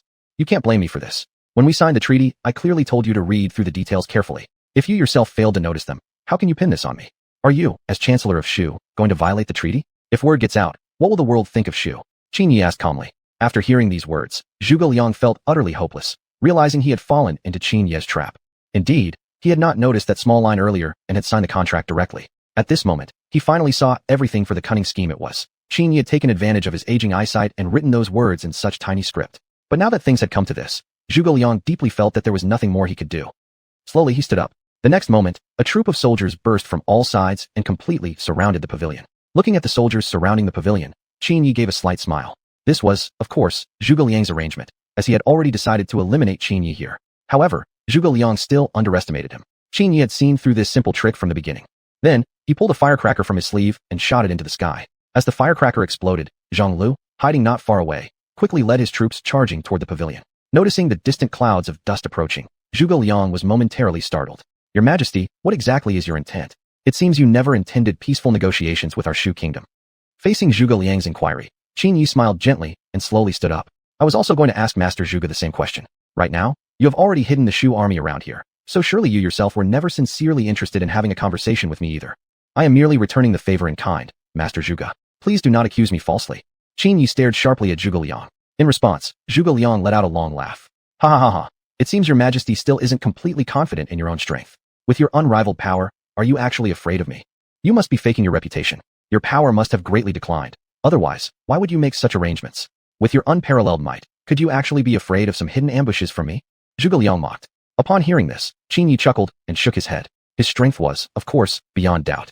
But against a petty person like Zhuge Liang, he didn't even need to get personally involved. Zhuge Liang, I only spared your life out of respect for your past heroism, but now you attack my Qinzhou of Qin. Truly, this pains my heart. Since you're here, don't blame us for being ruthless. Today shall be your doom. Qin Yi pointed at Zhuge Liang before him. Faced with Qin Yi's fierce anger, Zhuge Liang was visibly shocked. Though he was no one to betray kindness, the current situation of Shu Kingdom left him little room for sentimentality. Without this, Shu would never recover. Moreover, he bore the great responsibility of restoring the Han Dynasty, and therefore must dedicate himself to its preservation. Now, Wei, the major threat, had been eliminated by Qin. The sole remaining enemy was Qin itself. Only by destroying Qin could he fulfill his mission to restore the Han, as entrusted by the late emperor. But now, he could see he might meet his end here. As for the accusation of betrayal, Zhuge Liang offered no explanation. If there was any blame to assign, it was simply because their loyalties were fundamentally different. Qin Yi, Zhuge Liang, falling into your hands is not a regret.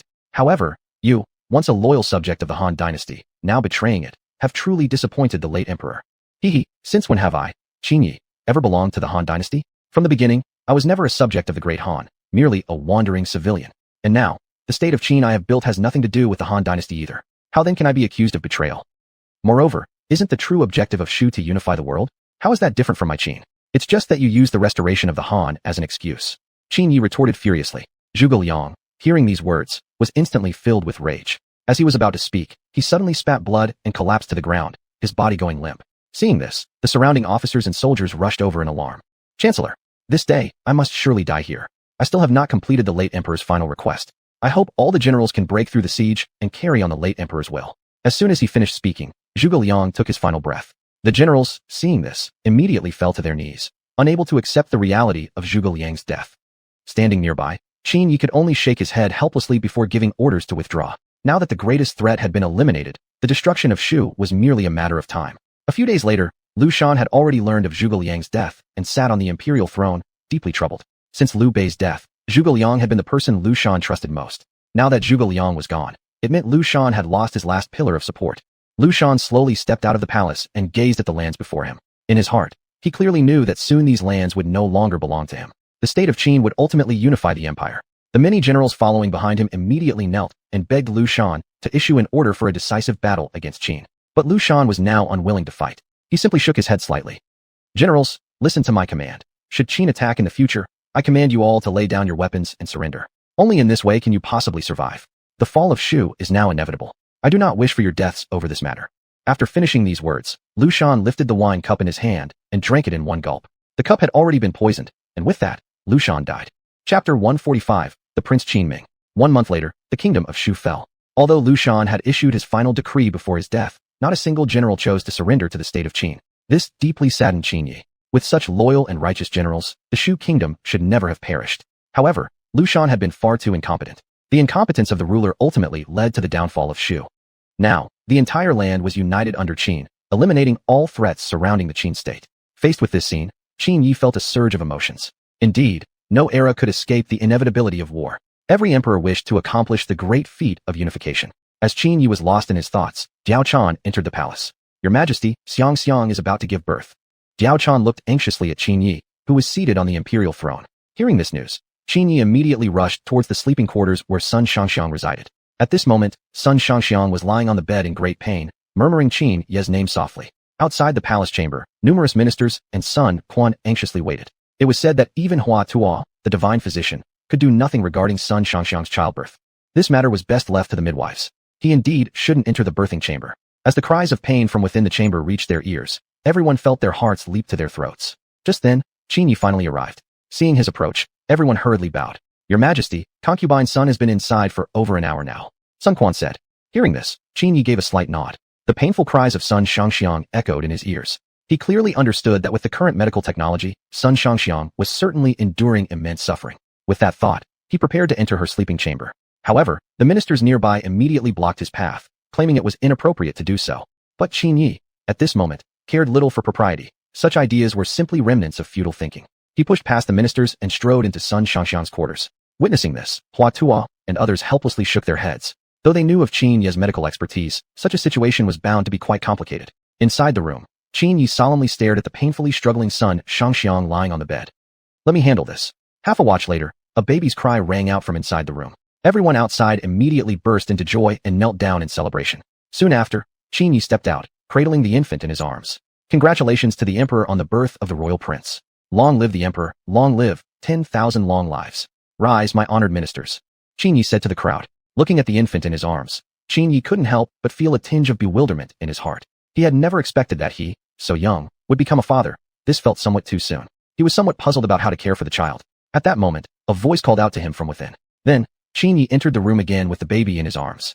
"Your Majesty, let me see the child," Sun Shangxiang said weakly. Upon hearing this, Qin Yi gently placed the infant beside her. Looking at the newborn baby so close to her, a smile of happiness bloomed on Sun Shangxiang's face. "Your Majesty, what should we name the little prince?" Sun Shangxiang asked, gazing at the baby. Faced with this question, Qin Yi found himself momentarily stumped. Indeed, what should the child's name be? Ever since he learned of Sun Shangxiang's pregnancy, Qin Yi had constantly been thinking about this matter, yet he still had no definite answer. As he thought, a ray of sunlight shone through the window into the room, instantly brightening the entire chamber. Noticing this, Qin Yi suddenly gained inspiration. How about Qin Ming? Ming means brightness, intelligence, wisdom. May he grow up to be upright and wise, possessing extraordinary intelligence and insight. Qin Yi said with a smile. "Qin Ming, that's actually a rather fine name." Sun Shangxiang nodded in satisfaction. "Qin Ming, come here for a moment. Have you practiced the martial arts techniques I taught you a few days ago?" Qin Yi looked at the 5-year-old boy before him. "Your Highness, in these past few days, I have trained hard day and night, and now I have achieved some success," Qin Ming replied. Upon hearing this answer, Qin Yi nodded with satisfaction. Now, Qin Yi appeared even more mature, devoting much of his attention over the past few years to raising Qin Ming and intervening little in other affairs. Even so, he always kept a close watch on the development of the Qin state. "Qin Ming, in a few days, your father will go on a voyage across the sea. While I'm away, you must listen to your mother and not cause any trouble." Saying so, he affectionately ruffled Qin Ming's head. Just a few days ago, Qin Yi had received news from the Eastern Han continent. 1 year ago, the emperor of the Eastern Han continent had completely unified the land. Now, he was eyeing the territories under Qin control in Eastern Han with great ambition. Although no official declaration of war was made, an invisible storm was brewing. To protect the land he held in Eastern Han, Qin Yi had decided to head there as soon as possible to quell the unrest. Luckily, the realm was now at peace. These past few years had seen the state of Qin enjoying a rare tranquility, making it a perfect opportunity to see whether Eastern Han could be completely reclaimed. After all, this nation was destined to become a threat sooner or later. It would be better to eliminate it entirely and prevent future troubles. Meanwhile, within the imperial palace of Eastern Han, the emperor was secretly plotting a major move and had already assembled his troops. Since the emperor unified Eastern Han, he had always been eyeing the western coastal regions with greed.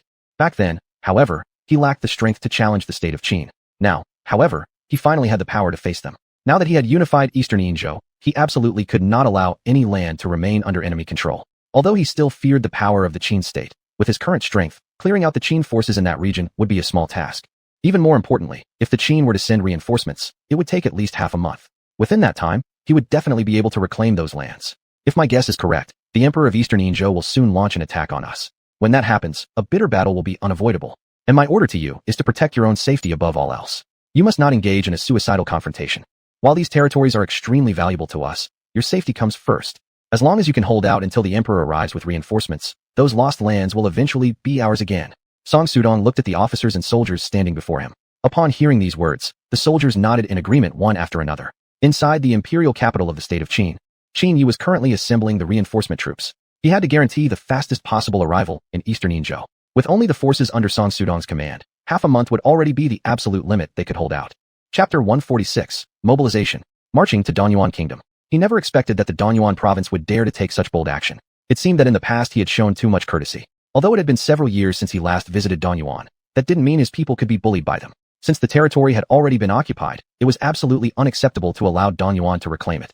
A few days later, the army was fully assembled.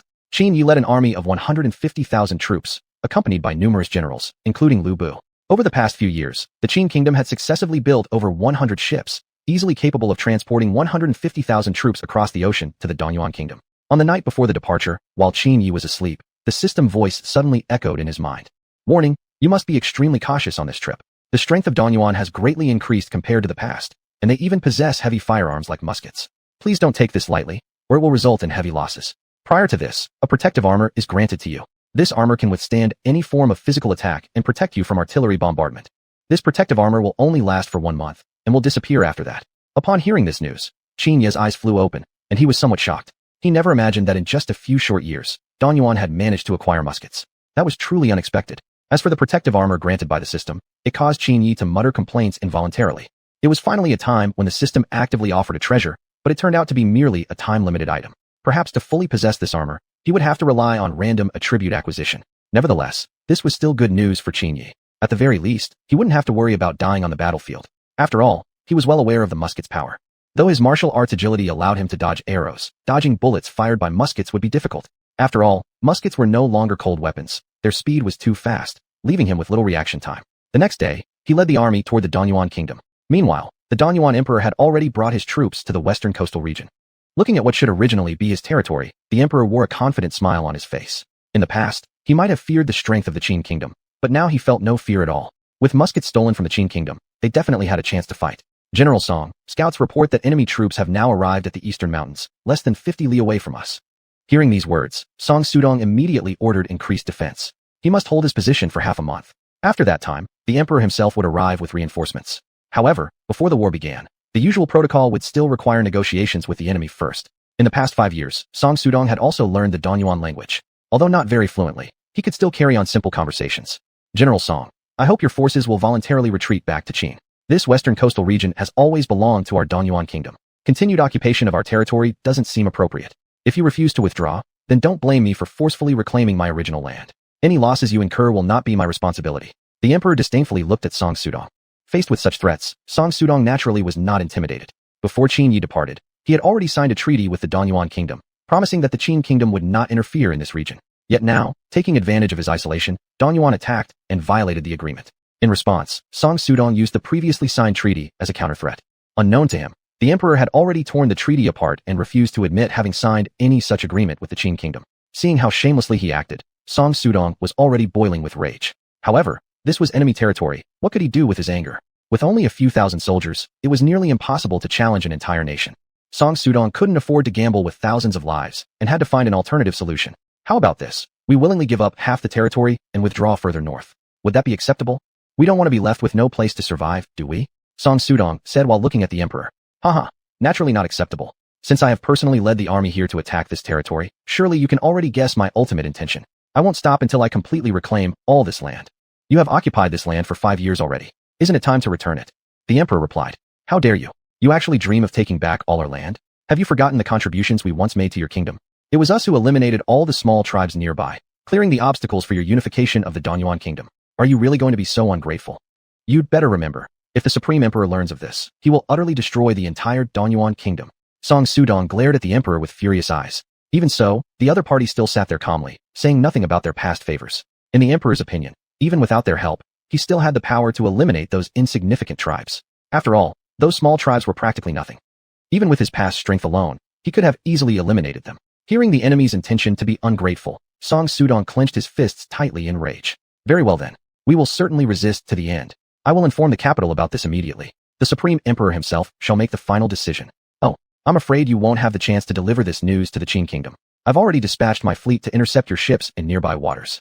Even if you attempt to send word back home, you must pass through the multiple layers of defense I've set up. Saying this, the emperor arrogantly crossed his legs. Upon hearing this, Song Sudong pretended to be shocked and stared at him. But in reality, he had already sent the message back the moment he sensed danger. If everything went as expected, the Supreme Emperor should already be on the march.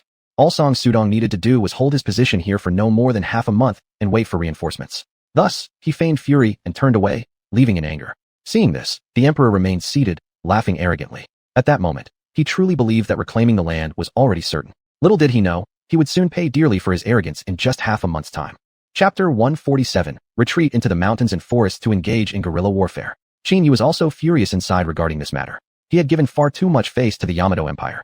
If he had known it would come to this, he should have wiped them out completely back then instead of giving them any chance to recover. However, it was still not too late now. The Yamato Empire would eventually become his defeated enemy. Even if they possessed firearms, what could they do? Qin Yi refused to believe they could create any great turmoil.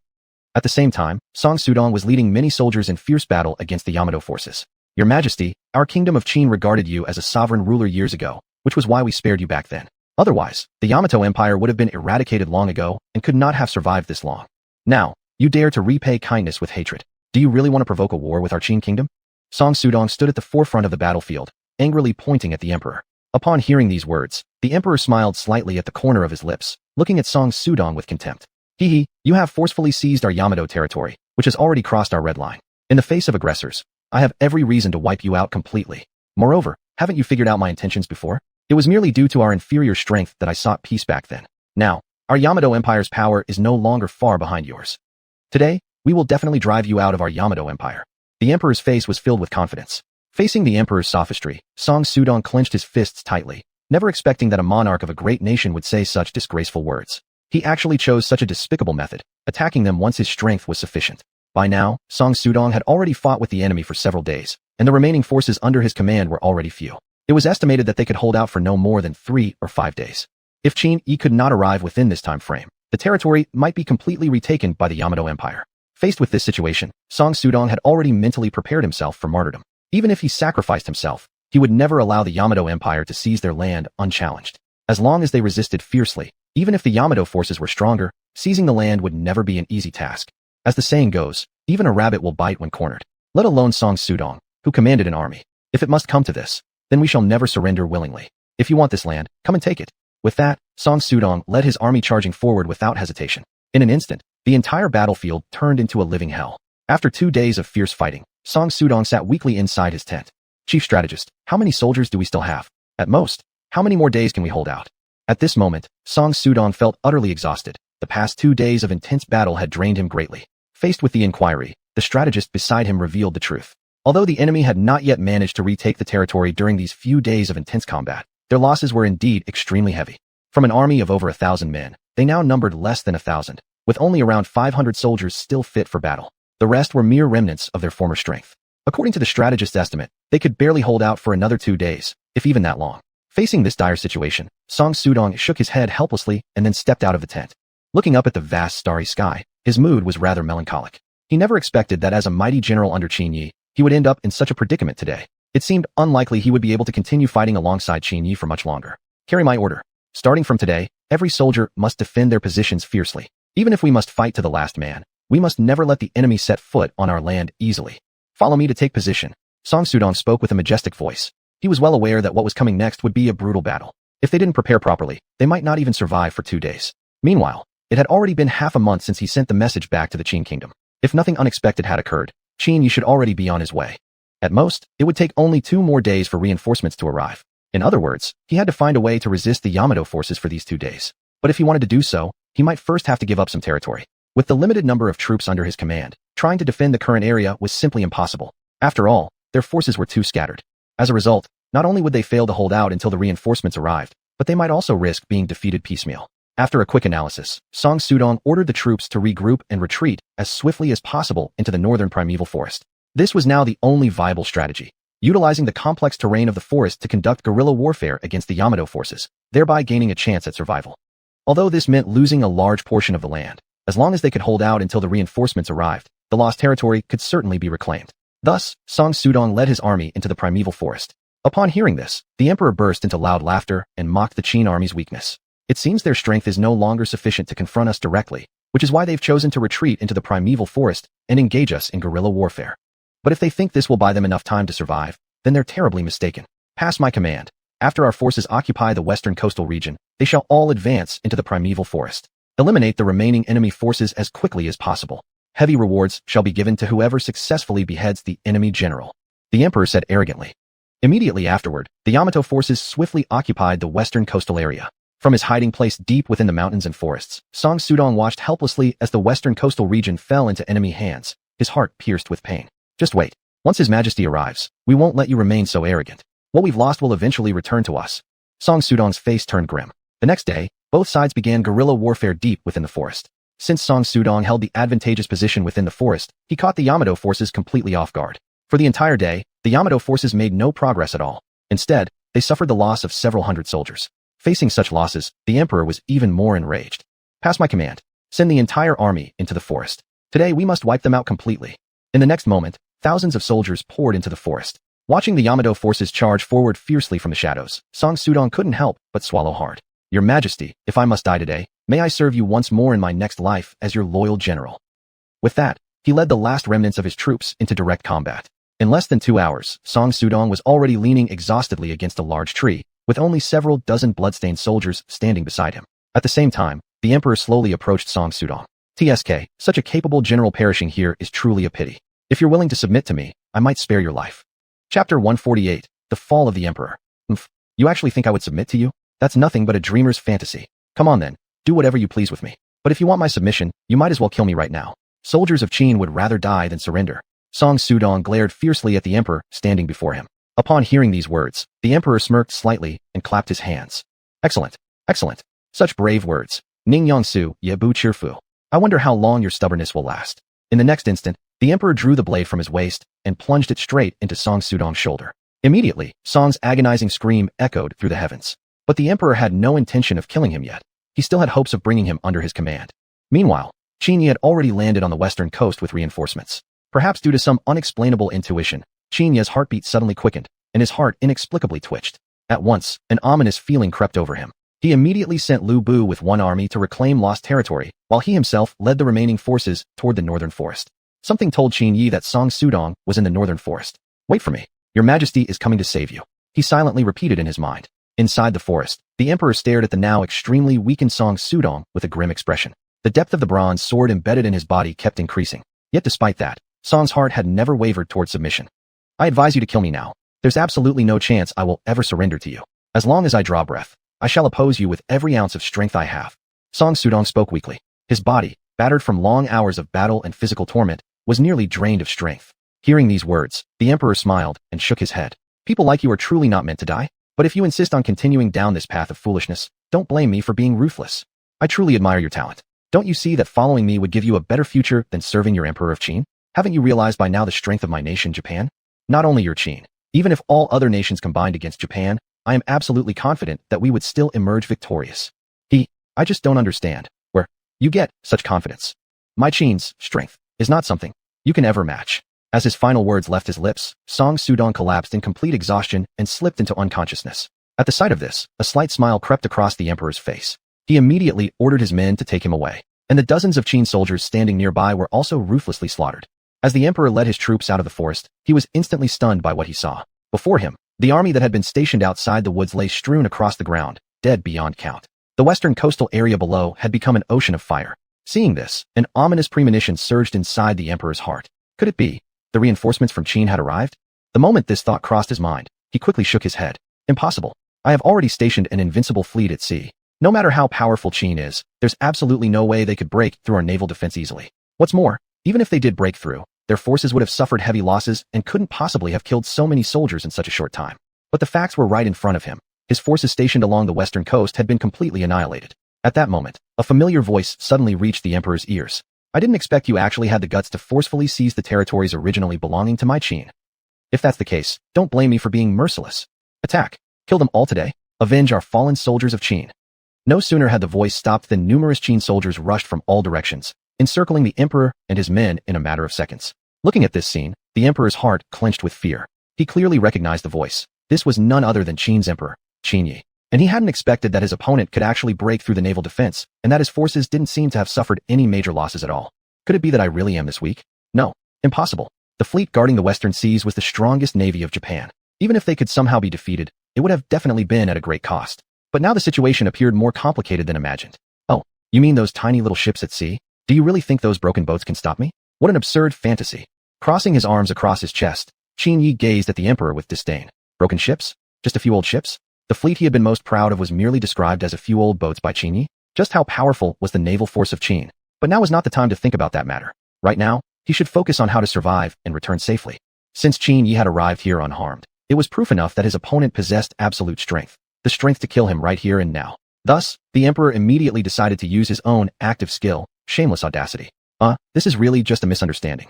I was merely testing whether you had the ability to properly protect this region. After my little test, it seems that you don't quite have that capability, so I simply wanted to take responsibility for managing this place for a while. Upon hearing these words, Qin Yi slightly furrowed his brows. There was something off about this explanation. Something just didn't feel right. This wasn't just shamelessness. It was an outright provocation toward his mighty Qin Empire. He had the gall to say he was testing their ability? No, it was clear he simply wanted to seize the western coastal regions.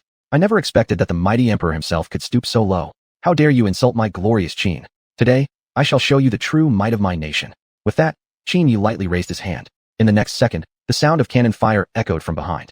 The distance from this forest to the coastline was not far, and the cannons mounted on the ships near the shore were fully capable of reaching here. Seeing the densely packed artillery shells flying toward him, the emperor stood frozen in place. In the next second, he was instantly reduced to ashes. Thus, the emperor of the Yamato nation met his end. And now, it was time to launch a full campaign against the entire Yamato nation. First, take General Song back to the camp. I shall personally treat his wounds. A few days later, Song Sudong slowly opened his eyes, lying in bed. The first thing he saw was Qin Yi sitting beside him. He immediately tried to push himself up from the bed to bow in respect to Qin Yi. Seeing this, Qin Yi quickly stopped him. Your body is still too weak. Don't push yourself. Chapter 149, Self-Selected Attribute. Upon hearing these words, Song Sudong slightly nodded his head. Then, he looked at Qin Yi with a face full of guilt. Before Qin Yi left, he had specifically instructed him to protect this land. Yet he had failed. The land was eventually seized by the enemy. Although the reinforcements arrived in time and managed to reclaim the territory, in Song Sudong's eyes, he had still failed in his duty as a guardian. Otherwise, the kingdom of Yayoi wouldn't have succeeded in the first place.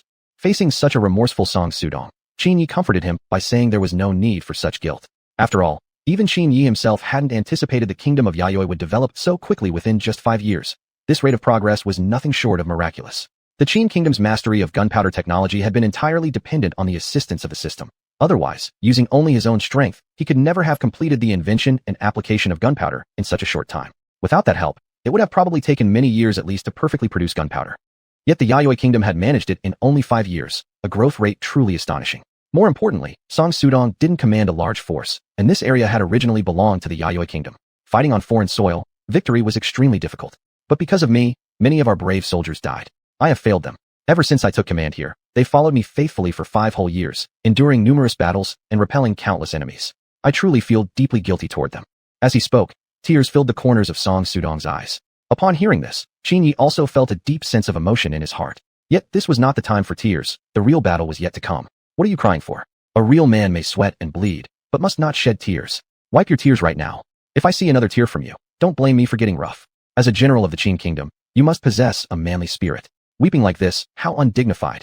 What you should do now is channel your anger into fighting spirit and focus on avenging our fallen soldiers. Qin Yi looked at Song Sudong with a serious expression. Hearing this, Song Sudong quickly wiped the tears from the corners of his eyes. A real man may bleed and sweat, but must not cry. Therefore, Qin Yi immediately gathered all the officers to discuss emergency strategies. They must completely crush the Yayoi kingdom within the next month. This time, old grudges and new debts would all be settled together. Meanwhile, in the Yayoi kingdom, a new emperor had just ascended the throne.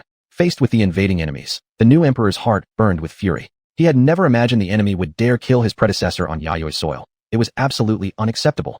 He also clearly understood that the enemy would definitely attack the capital and had already made a series of defensive arrangements. If so, then let it be a fight to the bitter end. On Qin Yi's side, in the ruins of the forest, they located the body of the previous Yayoi emperor. This corpse was a valuable opportunity for Qin Yi. It might just bring him a substantial boost of attributes. Soon, a familiar voice of the system rang inside his mind. System notice. Body of the former Yayoi emperor detected. All attributes increased by 50. You now gain 1 opportunity to self-select 1 attribute from a randomized choice. System notice. Acquired random attribute opportunity. A set of golden protective bracers. System notice. Choose 1 attribute from the following options. All attributes increased by 50, a Baihu-long spear, or a box of cigarettes. This attribute can be infinitely obtained. Staring at these 3 options, Qin Yi found himself in a moment of indecision. In particular, the third option genuinely caught his interest. Although he no longer depended on them, in his past life he had developed quite a smoking habit. As for the other 2 attributes, their use to Qin Yi was minimal. The option granting an increase of 50 in all attributes was immediately dismissed. Currently, he would require far more to make the next breakthrough in cultivation. An additional 50 points was practically insignificant. Obtaining another Baihu-long spear was somewhat excessive. Even though this spear could be reserved for Qin Ming's use in the future, it would be more suitable to wait until he came of age. It was far too early for him now. After all, Qin Ming was only a few years old currently. Letting him use the Baihu-long spear would be akin to feeding peaches to a pig. Well then, I'll choose the cigarettes. This item currently poses no harm to me and can serve as a daily pastime. Thus, Qin Yi decisively chose the third option. In an instant, a pack of cigarettes materialized in his hands. Whoa, It's even a box of Hitinxia cigarettes. Never expected the system to be so generous this time, giving me a pack of such high-end cigarettes. Qin Yi said in astonishment. He immediately found a quiet, deserted place and lit one up. Nice. This is truly a great thing. Leaning back against a large tree, Qin Yi's face wore an expression of complete satisfaction. Even so, he knew clearly that this item shouldn't be used excessively. Although his current physical constitution far surpassed ordinary people and could resist diseases, there was always the possibility of unforeseen consequences. If consumed too much, there might still be some harm. It would be better not to get addicted to this thing. Just then, a familiar voice from the system suddenly echoed in his mind. System notice. Types of cigarettes are determined by the system. Each time, the type provided may vary. Each pack only lasts for 3 days.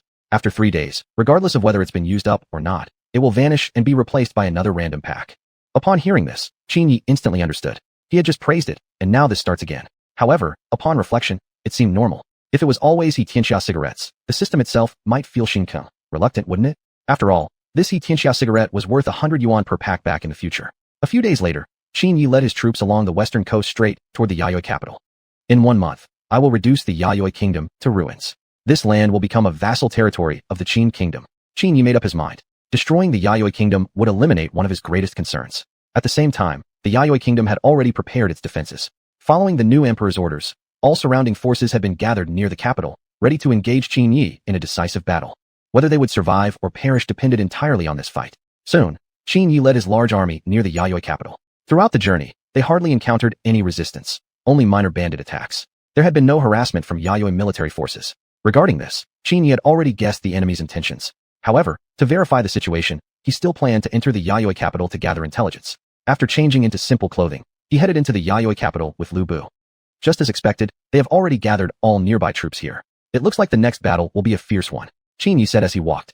Chapter 150 Becoming a Vassal State of Qin. He was fully aware that the Empire of Yoden would surely fight to the bitter end. After all, not long ago he had personally beheaded the previous emperor. Based on such deep hatred alone, Yoden would definitely not let him off easily. Likewise, if the enemy intended to use this as an excuse to eliminate him here and now, Qin Yi would never allow them to have their way. Meanwhile, the capital of Yoden was undergoing a well-organized defensive operation. The emperor's plan was to lure Qin Yi into the city, where they might have a chance to strike with a decisive blow. He was well aware of the military might of the Qin kingdom. If they were to engage in a direct confrontation, he feared that they wouldn't stand a chance. This time, everything will follow the original plan. We must lure him inside the city walls. I know it seems like inviting a wolf into one's home, but there is an old saying in Qin. He who does not risk cannot gain. If we want a sure victory, this is the only choice. The emperor said, looking at the gathered ministers. Upon hearing these words, the ministers nodded slightly. They understood the principle well, and that's why they did not object to the emperor's decision. Unbeknownst to them, every move they made was under the surveillance of Qin Yi. Using his exceptional agility, Qin Yi had already infiltrated the imperial palace over an hour earlier. Upon learning of the emperor's plot, Qin Yi, who was hiding in the shadows, curved his lips into a faint smile. In that case, he would happily play along and turn their strategy against them. Who dares to trespass in the imperial palace? As the words fell, a bronze sword flew straight toward Qin Yi. The next moment, Qin Yi revealed himself before everyone. Seeing Qin Yi standing right in front of him, the emperor was instantly shocked beyond words, completely unprepared for the fact that his opponent had already infiltrated the palace. Most likely, their plan had already been discovered. If that were truly the case, then a new strategy would be necessary. But on second thought, if they could kill Qin Yi right here in the palace, the following troubles could be avoided altogether. Then, the emperor ordered his soldiers to surround the palace, vowing that Qin Yi would not leave alive today under any circumstances. At this moment, Qin Yi stood with his arms crossed, gazing at the emperor with a look of disdain. You really think a mere handful of soldiers can kill me here? I suggest you bring more men next time. I had only come here to see whether there was any plot against me, and had no intention of killing you outright. But things have gone this far. I suppose I don't have much choice anymore. I'll give you half an hour to gather your forces. Otherwise, today will be your day of death. As he spoke, Qin Yi sat calmly on the ground, unflinching. Seeing the audacity of his foe, the emperor clenched his fists in fury, then immediately sent people to assemble more soldiers. Even if countless soldiers must die, he would never allow Qin Yi to leave this place alive. This man posed a great threat to him. If he were not killed here and now, the entire empire of Yoden might eventually be destroyed by him. Soon, over 100 elite soldiers assembled within the palace, and even more so outside, where Yoden's so-called imperial guards stood prepared. Qin Yi, since you've come, you shall stay. Attack. Fight until the last man, and do not let him escape. I, the emperor, will stand with you until the end. The emperor shouted furiously. The next second, countless soldiers charged toward Qin Yi. But indeed, the emperor underestimated Qin Yi's strength. In just a few breaths of time, the palace was littered with the corpses of soldiers. And at this moment, Qin Yi was fighting with even greater momentum, his white tiger long spear in hand, slicing through the battlefield like an unstoppable force amidst empty space. Half an hour later, the over 100 soldiers within the palace were all slain. Looking at the dead bodies scattered around, the emperor looked up, eyes wide with horror at the figure of Qin Yi before him. As he was about to order the imperial guards to advance, Qin Yi instantly appeared behind him, covering his mouth. Don't be in such a hurry. I actually want to negotiate with you. If you agree to my conditions, I can ensure your safety today. Well then, are you willing to talk? Qin Yi said from behind. Hearing these words, the emperor thought briefly, then gave a slight nod. After this battle, he had completely witnessed the might of Qin Yi. If he refused, perhaps the next moment he would meet his end without a grave. Thus, Qin Yi loosened his grip on the emperor. Then, he sat down idly to one side. Qin Yi, no, Emperor Qin. May I ask what demands you have? Anything within my power to grant, I will promise. I just hope that you will keep your word and spare my life. The emperor said respectfully, walking forward and deliberately lowering his status. Seeing how cooperative his opponent had become, a satisfied smile appeared on Qin Ye's face. Then he revealed his conditions. He wanted the emperor to hand over the entire territory of Yoden to him. Meanwhile, the emperor could still remain as ruler of Yoden, but would be required to obey every decision and order from Qin Yi. In simple terms, Qin Yi wanted the entire empire of Yoden to become his colony, and he would be the one who propped up the emperor as a puppet ruler. As long as this condition was met, he promised not to take further action against Yoden. Upon hearing this demand, the emperor was immediately taken aback. He clearly understood what consequences would follow if he agreed. The entire nation would become a colony of Qin, and he himself would become a vassal of Qin Yi. On the other hand, if he refused, the consequences might be even worse. After all, Qin Yi possessed the power to destroy the entire empire of Yoden. Even though he still had the strength to resist for now, it was certainly not a sustainable strategy. If war truly broke out, Qin Yi would definitely send reinforcements, and at that time, he would hold absolutely no advantage. But if he agreed to the terms, he could at least preserve his own life, and to some extent, also protect the entire empire of Yoden. Although doing so would make him a puppet of Qin Yi, ultimately, his life was more important. He had no desire to end up like the previous emperor, leaving this world prematurely. He had just ascended the throne as the new emperor. How could he die now, before even beginning to enjoy the pleasures of life? Fine, I accept your terms. I only ask that your majesty keeps his word. The emperor looked at Qin Yi firmly and resolutely. Upon hearing this, Qin Yi nodded with satisfaction. You can rest assured on that account. A man who walks the world must value integrity the most. Since you have agreed to my conditions, I shall certainly not go back on my word either. Then let's wish each other a pleasant cooperation. Once I return, I will discuss the specific details and notify you later exactly what must be done. With that, Qin Yi turned and left. Watching the retreating figure, the emperor shook his head helplessly. He had never imagined that things would develop to such a point, that the mighty empire of Yoden would actually become another nation's colony. At that moment, the imperial guards rushed into the palace from the outer gate. Chapter 151, A New Enemy of Qin. Seeing that only the emperor remained unharmed in the entire palace, sitting steadily on his throne, everyone silently let out a sigh of relief. Then, one of them knelt before the emperor. Your Majesty, please allow our imperial guard to take action next. We absolutely cannot let a foreigner act so recklessly in our land. We must avenge our fallen soldiers and let them know that our nation of Dongying won't be bullied easily. Hearing these words, the emperor slightly shook his head. Forget it. I've already agreed to their terms. From now on, I'm no longer the absolute ruler of Dongying. That power has already been handed over to Qin Yi. Let this matter rest. From now on, no one is to provoke the state of Qin. Anyone who disobeys will not be forgiven, no matter who they are. Upon hearing these words, everyone looked at the emperor in shock. They had never imagined the emperor would choose to back down at a moment like this, agreeing to such unreasonable demands. How could the mighty nation of Dongying become another's colony? Even if the other side possessed superior strength, they must never lose their dignity. Then, they prepared to go and fight against the state of Qin. So they want to take over Dongying? Then they'd have to step over our dead bodies first. To voluntarily give up? That was absolutely impossible.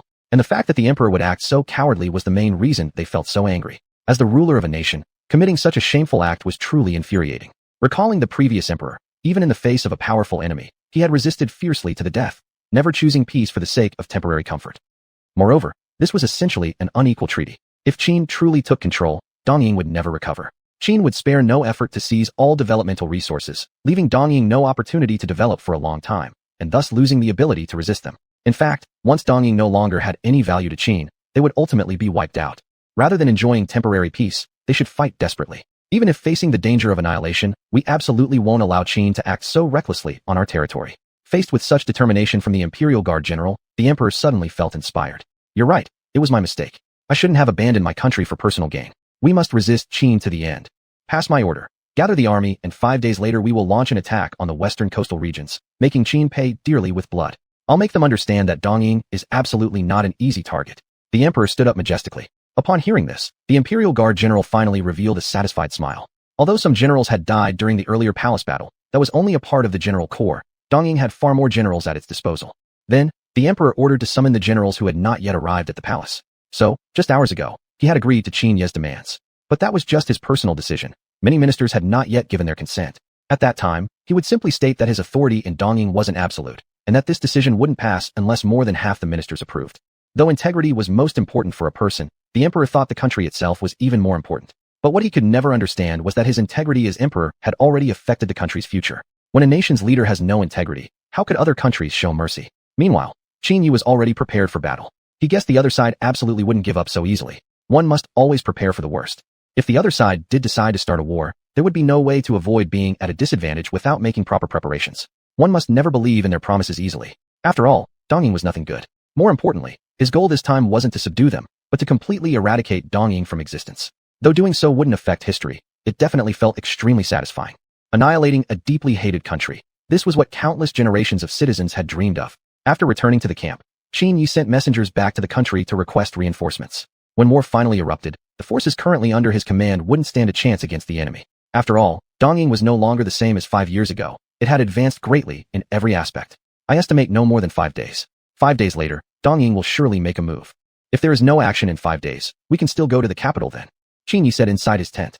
At this, generals like Lu Bu nodded slightly. Meanwhile, within the state of Qin, General Zhang, the invading enemy forces have already broken through our northern defenses, and now they've forcibly occupied 5 of our cities. The general, who had just returned from the border, knelt before Zhang Lu and reported. Upon hearing this news, Zhang Lu also stood up in shock from his chair. He never expected that the enemy coming from even farther north would be so powerful that they had broken through the northern defenses of Qin in just a few days. If allowed to continue unchecked, they might reach the imperial capital in no more than 2 months.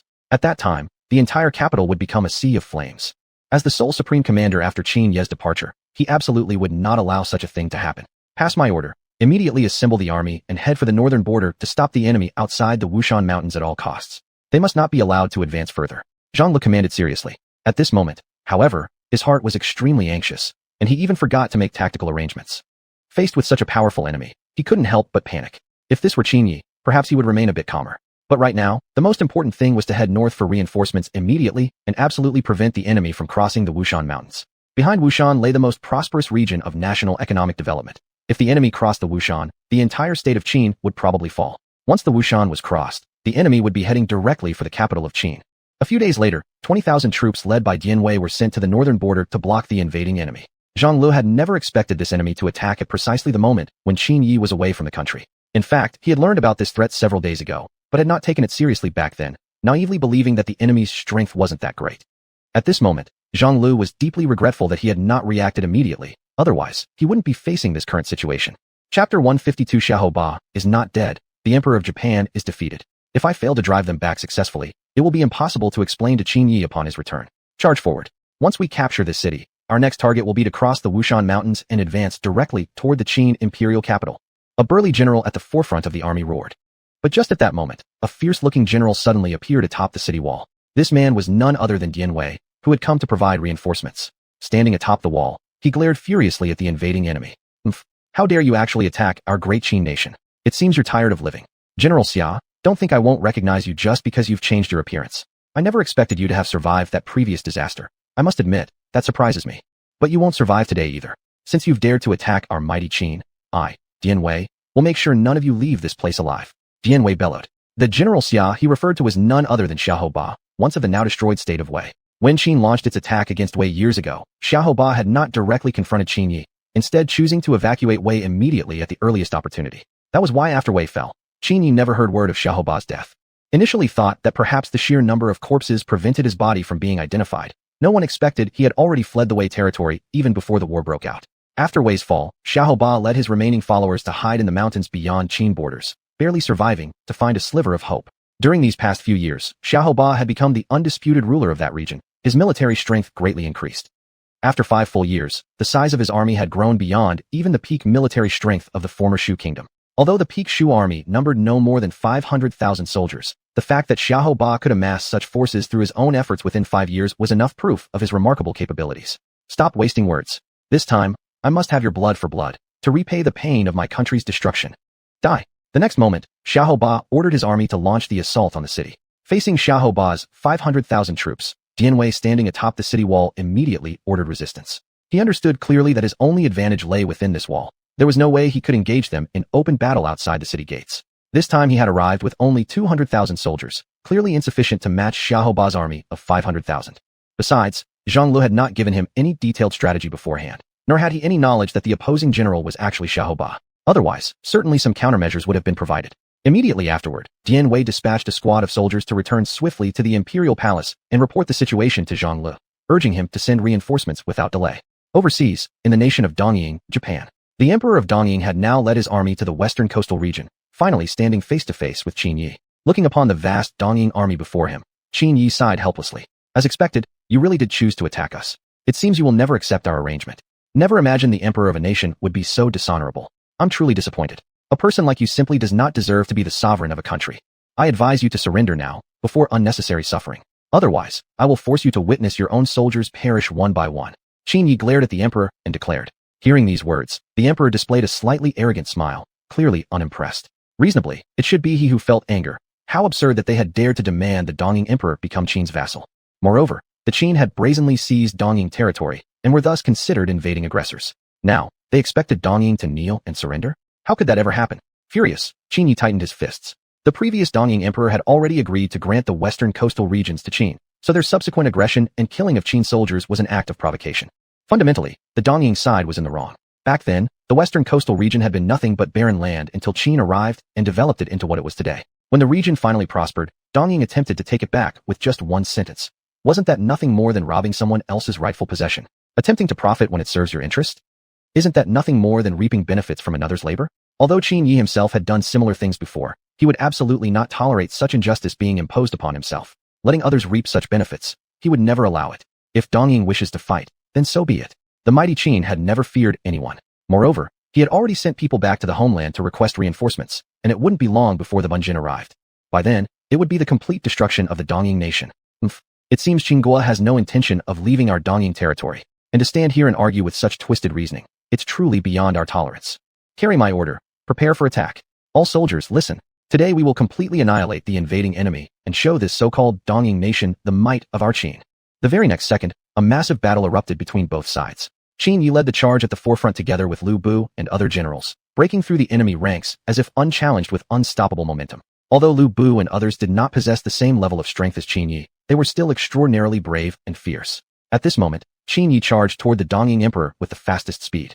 Since the other side insisted on fighting to the bitter end, they must now pay with their lives. Seeing Qin Yi rapidly closing in, the emperor's expression immediately turned tense. Protect the Bixia. Absolutely do not let him get near the Bixia. A general shouted. Yet even as he did, it was already too late. Qin Yi had already reached the emperor. Seeing Qin Yi right before him, so close they could feel each other's breath, the emperor was so terrified he forgot how to breathe. Realizing the situation, the general beside him quickly rushed over. But just in the next instant, Qin Yi's white tiger long spear had already pierced through the emperor's chest. Victory or defeat is already decided. Now it's your turn next. Qin Yi withdrew the white tiger spear, then turned to face the surrounding generals. At this moment, when these generals met Qin Yi's ferocious gaze, they were instantly overcome with panic. So much so they even forgot to run, leaving themselves exposed to slaughter. In just a few breaths' time, corpses already littered the ground around Qin Yi. The emperor has been defeated. The emperor has fallen. Defeated. This time, Dongying has truly been defeated. Soldiers cried out in panic, dropping their weapons and fleeing immediately.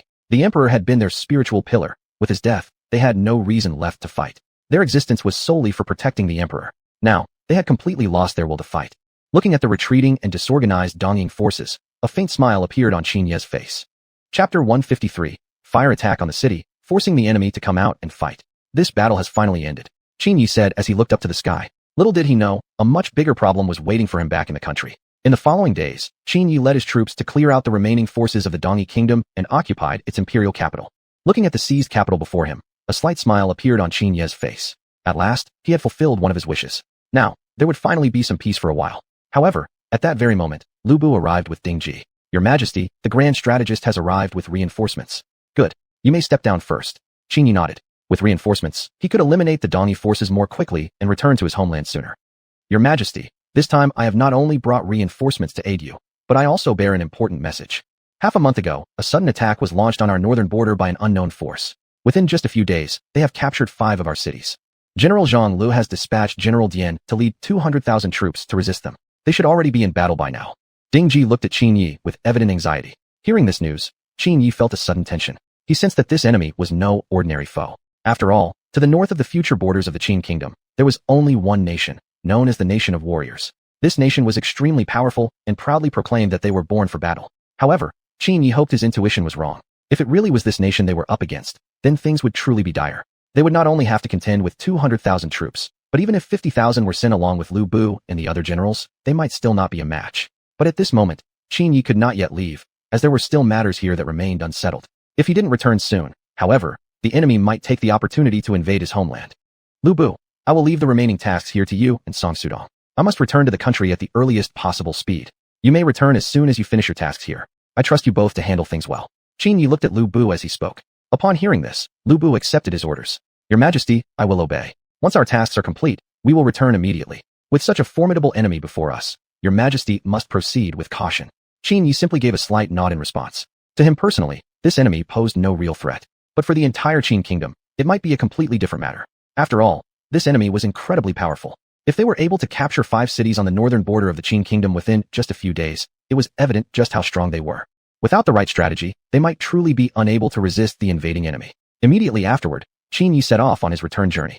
Meanwhile, on the northern frontier of the Qin kingdom, Dian Wei was facing off against Xiahou Ba with 200,000 troops. Leveraging the advantages of the city walls, Dian Wei managed to keep Xiahou Ba's forces outside the gates during these days, and the enemy seemed helpless to break through. Seeing this, a confident smile appeared on Dian Wei's face. He believed Xiahou Ba would absolutely fail to breach the city under his defense. Though the enemy's forces outnumbered his, he himself was no weakling. At this time, Xiahou Ba was also filled with tension. He was desperately thinking of ways to overcome the enemy. His time was running out. He had to capture the city quickly if he wished to march into the heartland of the Qin kingdom. After all, now that Dian Wei had come with his troops, it meant Zhang Lu had already dispatched messengers overseas to inform Qin Yi of the situation. Based on the timing, it was likely Qin Yi already knew and might already be on his way back. Xiahou Ba probably had no more than 10 days left. He needed to think of a way to break through this city quickly. His only advantage was the number of troops. If he could lure Dian Wei out of the city to engage in battle, he would certainly gain the upper hand and defeat him completely. But how could he force Dian Wei to come out? Just then, the military strategist beside him stepped forward. General Xia, I have an idea. Why not use fire to drive them out? The city walls here are not high. As long as we can find some skilled archers among our troops, we can easily shoot arrows over the walls. This is the beginning of autumn. The weather in the north is extremely dry. Even a single spark could set the entire city ablaze. Furthermore, there are no rivers near the city. If a fire breaks out, it will not be easy to extinguish it in a short time. Therefore, Dian Wei will be forced to come out and fight. Hearing these words, Xiahou Ba nodded in realization. Immediately, he began selecting skilled archers from his troops. It only took a few hours before hundreds of skilled archers had been chosen. Therefore, although they were only ordinary archers, it was not difficult for them to shoot arrows into the city. After simply adjusting the angle, Xiahou Ba immediately gave the order to fire. Standing atop the city walls, Dian Wei seemed unaware of the seriousness of the situation and even mocked Xiahou Ba with words. Did they really believe that with just a few hundred archers they could capture the city? That was nothing more than a foolish dream. But the next moment, Dian Wei stared in shock at the sky. He saw hundreds of flaming arrows flying directly toward the city, quickly landing inside. Within just a few breaths of time, fierce flames began to burn throughout the city. Seeing this, Dian Wei hurriedly gave the order to extinguish the fire. However, due to the dry climate and insufficient water resources, the flames could not be suppressed immediately. An hour later, the entire city had become a sea of fire. At this point, Dian Wei immediately realized the enemy's strategy. It was clearly meant to force him to come out of the city and fight. Although he had no desire to leave, the situation now left him with no choice. If he did not go out soon, the 20,000 troops inside would soon be consumed by the fire. Xiahou Ba's actions had also completely ignited Dian Wei's anger, so he directly led his troops out of the city to confront the enemy. Seeing that the enemy had finally come out, a pleased smile appeared on Xiahou Ba's face. Finally managed to force you out. Now your advantage is gone. Xiahou Ba pointed at the distant Dian Wei and shouted. Upon hearing this, Dian Wei glared at him with fury. Don't think I'm helpless just because I no longer have the advantage of defending the city. Even without the city walls, you're still no match for me. You've come here today, don't even think about leaving alive. I, Dian Wei, am not someone you, Xiahou Ba, can defeat so easily. If you want to take this city, you must first get my permission. Dian Wei retorted fiercely. Facing such a formidable Dian Wei, Xiahou Ba showed an expression of admiration on his face. Indeed, Dian Wei truly was a general admired by the late Lord Cao Cao. With such a mighty presence, he definitely deserved the title of a fierce general. Chapter 154, Dian Wei's Retreat. However, that was where it would end. Today would be the day Dian Wei would die, and he would be the first great general to fall on Qin Ye's path of vengeance. Following that, Xiahou Ba led an army of 500,000 soldiers directly toward Dian Wei. At that moment, Dian Wei was still in a state of arrogance, having completely disregarded everything Qin Yi had previously taught him, remaining the same self-willed Dian Wei as ever. Because of this, within just a few hours of battle, Dian Wei was defeated. Of the 200,000 troops he had brought, barely 20,000 remained. Faced with such a loss, Dian Wei became furious, never expecting that Xiahou Ba's force of 500,000 could be so overwhelmingly powerful. In fact, this defeat had been entirely caused by Dian Wei's own impulsiveness, with absolutely no tactical planning at all. Otherwise, although there was a clear difference in numbers, he wouldn't have been utterly crushed within a few hours, reduced to less than 20,000 men, most of them injured. Ha, Dian Wei, today is your day to die. Now that you've lost everything, why not quickly surrender? Perhaps out of respect for former Lord Cao Cao, I might spare your life. Xiahou Ba laughed maniacally. At these mocking words, Dian Wei became even more enraged, roaring that Xiahou Ba would pay for his life with his own. But the generals standing nearby immediately blocked Dian Wei's path. At this moment, the best choice was to preserve his life at all costs, retreating as quickly as possible. But Dian Wei, already overcome with rage, how could he possibly choose to retreat at a moment like this? Seeing that Dian Wei refused to retreat, one of the generals beside him shook his head helplessly. The next second, he slapped the back of Dian Wei's neck, causing him to lapse into a brief unconsciousness. Then, he immediately led the remaining troops away from the battlefield. Watching Dian Wei flee in disorder, Xiahou Ba, standing within his ranks, laughed loudly. It seems this so-called kingdom of Qin is nothing special after all. Choosing to retreat at a time like this, Qin, it turns out, is simply too weak to withstand a real challenge. Xiahou Ba mocked. Following that, he led his troops back to the camp. Since the city was still ablaze with flames, it was not yet possible to fully take control of it. Still, even if the kingdom of Qin brought their forces to reclaim it now, they would be powerless to do so. Xiahou Ba's objective was not to seize the city of Qin, but to completely destroy the entire kingdom of Qin under his hand, thus fulfilling his vengeance. But he would never have imagined that these enemies wouldn't even manage to reach Qin's heartland, let alone march upon its imperial capital. On the other side, after several days of sea travel, Qin Yi had finally arrived in the kingdom of Qin. Given the extreme urgency of the situation, he had made no stops along the way. Meanwhile, the defeated Dian Wei had returned to the imperial capital. Seeing Qin Yi seated upon the throne, he immediately knelt down with a thud. Your Majesty, I have failed your expectations, and I willingly accept any punishment. Upon hearing this, Qin Yi slightly shook his head. This defeat could not truly be blamed on Dian Wei. The enemy had simply been too powerful. Then, Qin Yi asked about the identity of the attacking enemy. If the enemy was indeed from the northern nation, he would need to carefully think of a countermeasure. At the current moment, the kingdom of Qin may not be strong enough to match them. One must remember that since Qin unified the world, 5 or 6 years had already passed, and many great generals such as Lu Bu had aged with time. The older generals had long lost the prowess they once had. Facing regular enemies would not have been a great concern. But if the enemy came from that northern nation, even great veteran generals like Lu Bu might not be able to withstand them. In response to Qin Ye's inquiry, Dian Wei immediately revealed the identity of the opposing force. Upon learning that the leader of the invading force was Xiahou Ba, all present were shocked. Xiahou Ba? Isn't he supposed to have died during the fall of Wei? Why is he still alive now? Could it be that he escaped the destruction back then? Lu Bu, standing nearby, said, his face full of disbelief. In response, Dian Wei recounted everything he knew. When the group learned that Xiahou Ba had fled the moment Qin launched its invasion into Wei, they suddenly understood. None of them had expected that the mighty general Xiahou Ba had not only failed to resist the invading enemy, but had fled at the first opportunity, showing cowardice beyond belief. Xiahou Ba had once been the greatest general of Wei's later years. To flee immediately in the face of invasion was simply despicable. No wonder they hadn't seen Xiahou Ba during the fall of Wei. They had thought he had fallen in battle, never expecting he had left Wei long before. Sitting upon the throne, Qin Yi slightly smiled, seeing this as a piece of good news for himself. After all, the enemy this time was not as strong as he had imagined. Although Xiahou Ba's strength could not be underestimated, to Qin Yi, it was as insignificant as an ant. Yet at that moment, a serious issue suddenly dawned upon him. Back then, Xiahou Ba had only taken a few hundred soldiers when he left, yet now, within just 5 short years, he had risen to such a level of power. This demanded deep contemplation. Could it be that he had received support from a certain external force? Relying solely on Xiahou Ba alone, there was absolutely no way he could have gathered 500,000 troops within 5 years. Do you know how Xiahou Ba managed to develop so greatly? Did he mention who was backing him? Qin Yi asked seriously, staring at Dian Wei. Upon hearing this, Dian Wei helplessly shook his head, utterly clueless. He truly had no further knowledge about this matter, knowing only that the opponent was Xiahou Ba. As for how he managed to rise in strength, the enemy had not elaborated much on that. After hearing Dian Wei's reply, Qin Yi slightly nodded his head, harboring a vague sense of unease. Based on the direction from which Xiahou Ba had launched his attack, it was highly probable that he had been supported by that northern nation. Otherwise, how else could he have risen to such power in such a short time? Moreover, the fighting strength of these 500,000 troops was extraordinary, and most of them were likely from that northern nation. Though the northern border defenses were somewhat weak, it shouldn't have been so easy for Xiahou Ba to occupy 5 cities in merely 3 days. Only this explanation could justify such immense strength. Thinking this far, Qin Yi felt a slight headache forming. I hope my intuition is wrong. I didn't expect to face that northern nation so soon. Qin Yi murmured silently to himself. Standing nearby, Zhang Lu overheard what Qin Yi had said and turned toward him, clearly puzzled. Your Majesty, what country are you referring to just now? Could it be more powerful than our kingdom of Qin? If it has drawn your concern, Does that mean its strength is truly this formidable? Zhang Lu asked, his face full of confusion. Chapter 155, The Russian Empire. Facing Zhang Li's question, Qin Yi slightly nodded. Then, he began explaining to everyone the details of this country as he remembered. According to historical calculations, Russia in this era should be called the Russian Empire. The overall combat strength of the Russian Empire was stronger than that of the Qin dynasty, and it was famous for being a nation of fighters. If one had to make a comparison, a single soldier from the Russian Empire could withstand an ambush by 5 soldiers from the Qin dynasty. Although such a statement might not be entirely accurate, it appropriately illustrated the might of the Russian Empire's military. Upon hearing this information, expressions of shock appeared on everyone's faces. The Russian Empire was truly terrifying. But as for how Qin Yi knew this, no one asked too many questions. After all, it wasn't their place to question.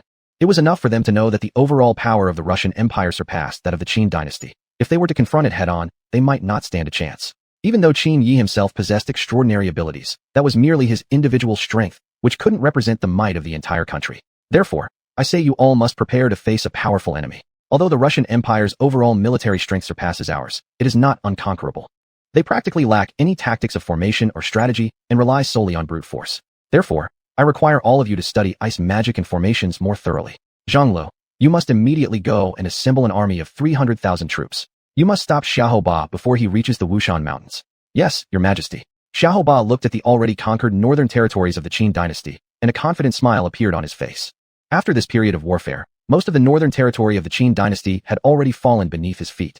The next step was to advance toward the Wushan Mountains. As long as he could cross these mountains, he would be able to march directly toward the capital of the Qin dynasty, and his fame would rise overnight.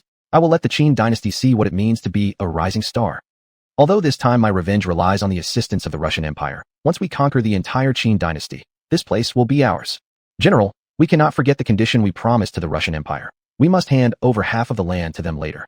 I know that. We'll play it by ear later. Once we conquer the entire Qin dynasty, our losses won't be small. We'll try to pull the wool over their eyes then. Xiaoba said. Upon hearing this, the military advisor standing beside him could only helplessly shake his head. Although the lands would belong to them after defeating the Qin dynasty, they still needed to abide by the conditions agreed upon with the Russian Empire. After all, that nation's power was far too formidable. Once angered, there would be no pleasant consequences for them. Several days later, Xiaoba led his army into the Wushan Mountains. Meanwhile, Qin Yi had already stationed his troops here, waiting for Xiaoba to step into his trap. The Wushan Mountains were rugged and dangerous, with deep canyons crisscrossing the terrain. If Xiaoba wanted to pass through these mountains, he had to go through a narrow gorge. And it was precisely this gorge where Qin Yi had laid his ambush. As long as Xiaoba's army could be dealt a major blow here, recovering the northern territories would become effortless. At this point, Xiaoba's heart had already filled with arrogance. He hadn't noticed the hidden danger of this gorge at all. The military advisor walking beside him looked at the canyon and directly stopped Xiaoba. General, in my opinion, we should first send a scouting force into the valley to check the situation. If there's an ambush, we can detour.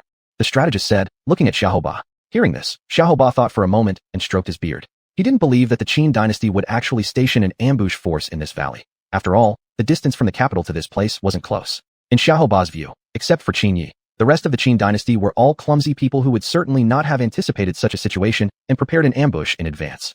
Faced with Xiaoba's confidence, the military advisor still tried to advise fervently. After some persuasion, Xiaoba finally reluctantly nodded. Fine. Then we will follow your suggestion and send a scouting unit ahead to inspect the valley first. Then, he dispatched the scouts into the valley. Watching from his hidden location in the gorge, Qin Yi saw them, and a slight smile appeared at the corner of his mouth. They thought they could detect his forces with just a few scouts? It was simply wishful thinking. Therefore, he immediately ordered everyone to remain still, allowing the scouting unit to pass safely through the gorge. Very soon, Xiaoba's scouting team exited the valley, and upon finding no anomalies, immediately fired a signal rocket into the sky. When Xiaoba at the canyon entrance saw the signal in the sky, an even more triumphant smile appeared on his face. Since there was no ambush inside the valley, the time had come for them to safely pass through. But for some reason, the military advisor standing nearby couldn't shake a sense of unease. Based on his understanding of the Qin dynasty, they absolutely would not ignore such a favorable terrain without launching an attack against them. Even if Qin Yi was not in the country at this time, beside him tonight were generals Ding Ji, Zhang Lu, and others. Surely they were not a mere ragtag group. Yet, the truth indeed appeared to be so, as the scouting unit had detected no ambushes within the valley. If only it were just my imagination. The military advisor murmured slowly. Then, he followed the main force into the valley. Watching from his hidden location within the gorge, Qin Yi observed Xiaoba fall into the trap, and a slight smile emerged on his face. At last, you have arrived. Now I shall make you witness your own troops disappearing piece by piece. Listen carefully, everyone. Wait until they completely enter the valley before launching the attack. No one is to act without my command, Qin Yi declared solemnly. Upon hearing this, the soldiers nodded slightly, and watched the army of Xiahou Ba proceeding through the valley with steady focus. At this moment, Xiahou Ba was proudly striding through the gorge, completely unaware that he had already entered Qin Ye's encirclement. It seems these Qin soldiers are indeed nothing but a ragtag army, actually letting us pass through Wushan unimpeded. It's truly heaven's blessing. As soon as we pass through these mountains, we will directly advance toward the Qin capital, and the Qin dynasty will be doomed to ruin by our hands. Xiahou Ba proclaimed arrogantly. Just then, however, a voice rang out from deep within the valley. Oh, is that so? You truly believe we are just a disorganized mob? Standing atop the cliff, Qin Yi looked down at Xiahou Ba below. Hearing these words, Xiahou Ba immediately looked up in shock, his eyes landing on Qin Yi atop the cliff. The very next moment, thousands upon thousands of arrows rained down from the cliffs, accompanied by massive boulders crashing into the valley below. Realizing the situation, Xiahou Ba silently exclaimed, "Oh no," in his heart, and began preparing to flee the valley. Unknown to him, however, Zhang Lu had already arrived with 300,000 troops, sealing off the mouth of the gorge. At this moment, Xiahou Ba found himself caught between two fronts, panicking and unsure of what to do next. "General, we should retreat quickly. These mere 300,000 troops cannot possibly stop us." Chapter 156, The Demise of Xiahou Ba. Upon hearing these words, Xiahou Ba immediately ordered a retreat. Yet, he had still underestimated the Qin forces guarding outside the valley. Soldiers who rushed out of the valley entrance were immediately slain on the spot. Zhang Lu charged into Xiahou Ba's camp like a man possessed, swinging his blade furiously. Standing atop the cliff, Qin Yi, observing the situation unfold, immediately ordered his men to rush down and engage Xiahou Ba's forces in battle. He had narrowly escaped last time. This time, there was no way he would be allowed to escape again. Am I really destined to die here? After lying low for 5 years, I still end up in this exact situation. Why is heaven so unjust to me? Xiahou Ba cried out to the sky in anguish. At this moment, he had no means of escaping his dire predicament. After several hours, out of the original 500,000 troops he had led, fewer than 50,000 remained. In contrast, Qin Ye's side had suffered minimal losses. The massive disparity stemmed entirely from the initial ambush. The first assault launched from atop the cliff alone had cost Xiahou Ba nearly 200,000 soldiers. Compounded by the panic among the troops, as they rushed out of the valley they had practically no defenses, and were cut down outside the valley by Zhang Li's forces. Xiahou Ba, today is the day of your doom. But before your demise, there's one question I want to ask. How, within 5 years, did you amass such strength? If I'm not mistaken, you received aid from the Tsarist Empire, didn't you? I suspect more than half of your 500,000 soldiers are actually from the Tsarist Empire. Qin Yi gazed at the battered Xiahou Ba and asked. Hearing this, Xiahou Ba's face paled in shock. He never imagined that the other party actually knew of the Tsarist Empire. That nation lay thousands of li from the state of Qin, deep in the far north. Although Qin Yi had once helped the Xiongnu resist incursions from this kingdom, he hadn't known at the time that it was the army of the Tsarist Empire, so there was no way he should have known about this empire. Faced with Qin Yi's question, Xiahou Ba naturally did not reveal the truth. The Tsarist Empire had done him a great favor. How could he betray them at a time like this? Such an act of treachery was something Xiahou Ba could never bring himself to commit. But even without Xiahou Ba speaking, from his expression just now, Qin Yi had already arrived at his own conclusion. Even if you don't say it, I already have my answer. I never would have imagined that the Tsarist Empire would choose to support you, helping someone like you, a lost dog without a home. I bet you've agreed to their conditions. If I'm not mistaken, those conditions probably included handing over half of the lands you've occupied. Because of its climate, agriculture in the Tsarist Empire is underdeveloped. What they most desire is farmland here. Obtaining a region suitable for growing crops is the most critical thing for the Tsarist Empire's development. Qin Yi continued. Hearing these words, Xiahou Ba was left completely stunned, unable to utter a word. He never imagined that Qin Yi would be able to guess everything so accurately. This man's cunning ran even deeper than he had imagined. At this moment, Xiahou Ba finally understood why Qin Yi had been able to unify the realm. It wasn't only due to his immense strength, but also due to this kind of calculating mindset. Whether in the states of Wei, Shu, or Wu, all had powerful generals, but none possessed the same kind of mentality as Qin Yi. If he hadn't brought Qin Yi into the coalition of 18 warlords back then, there would never have been today's Qin Yi. While possessing strong personal abilities, without the right opportunities, he wouldn't have achieved his current status. Qin Yi, have you forgotten the grace of Chancellor Chao, who once took you under his wing? It was he who, despite opposition, insisted you remain part of the coalition of 18 warlords. If it weren't for Chancellor Chao, where would you be today? Although I wasn't around then, I've heard of this story. Never would I have imagined that you would be such a thankless, disloyal person. Xiahou Ba raged and cursed at Qin Yi. Hearing the insults, General Zhang Lu and others instantly became furious, immediately preparing to rush forward and behead Xiahou Ba on the spot. But at that moment, Qin Yi merely shook his head slightly. Tell me, are you yourself such a noble man, Xiahou Ba? When my state invaded Wei, you chose to hide away instead of confronting my forces immediately. You, a traitor to your own nation, dare to accuse me of betrayal? You are even more despicable than I am. Although Chancellor Chao treated me well, I didn't attack Wei while he was still alive. Isn't that showing enough respect already? And now you're bringing this up to confront me? Who gave you the right to do so? Do you even know where you were when I was already conquering the land? How dare you speak to an elder so disrespectfully?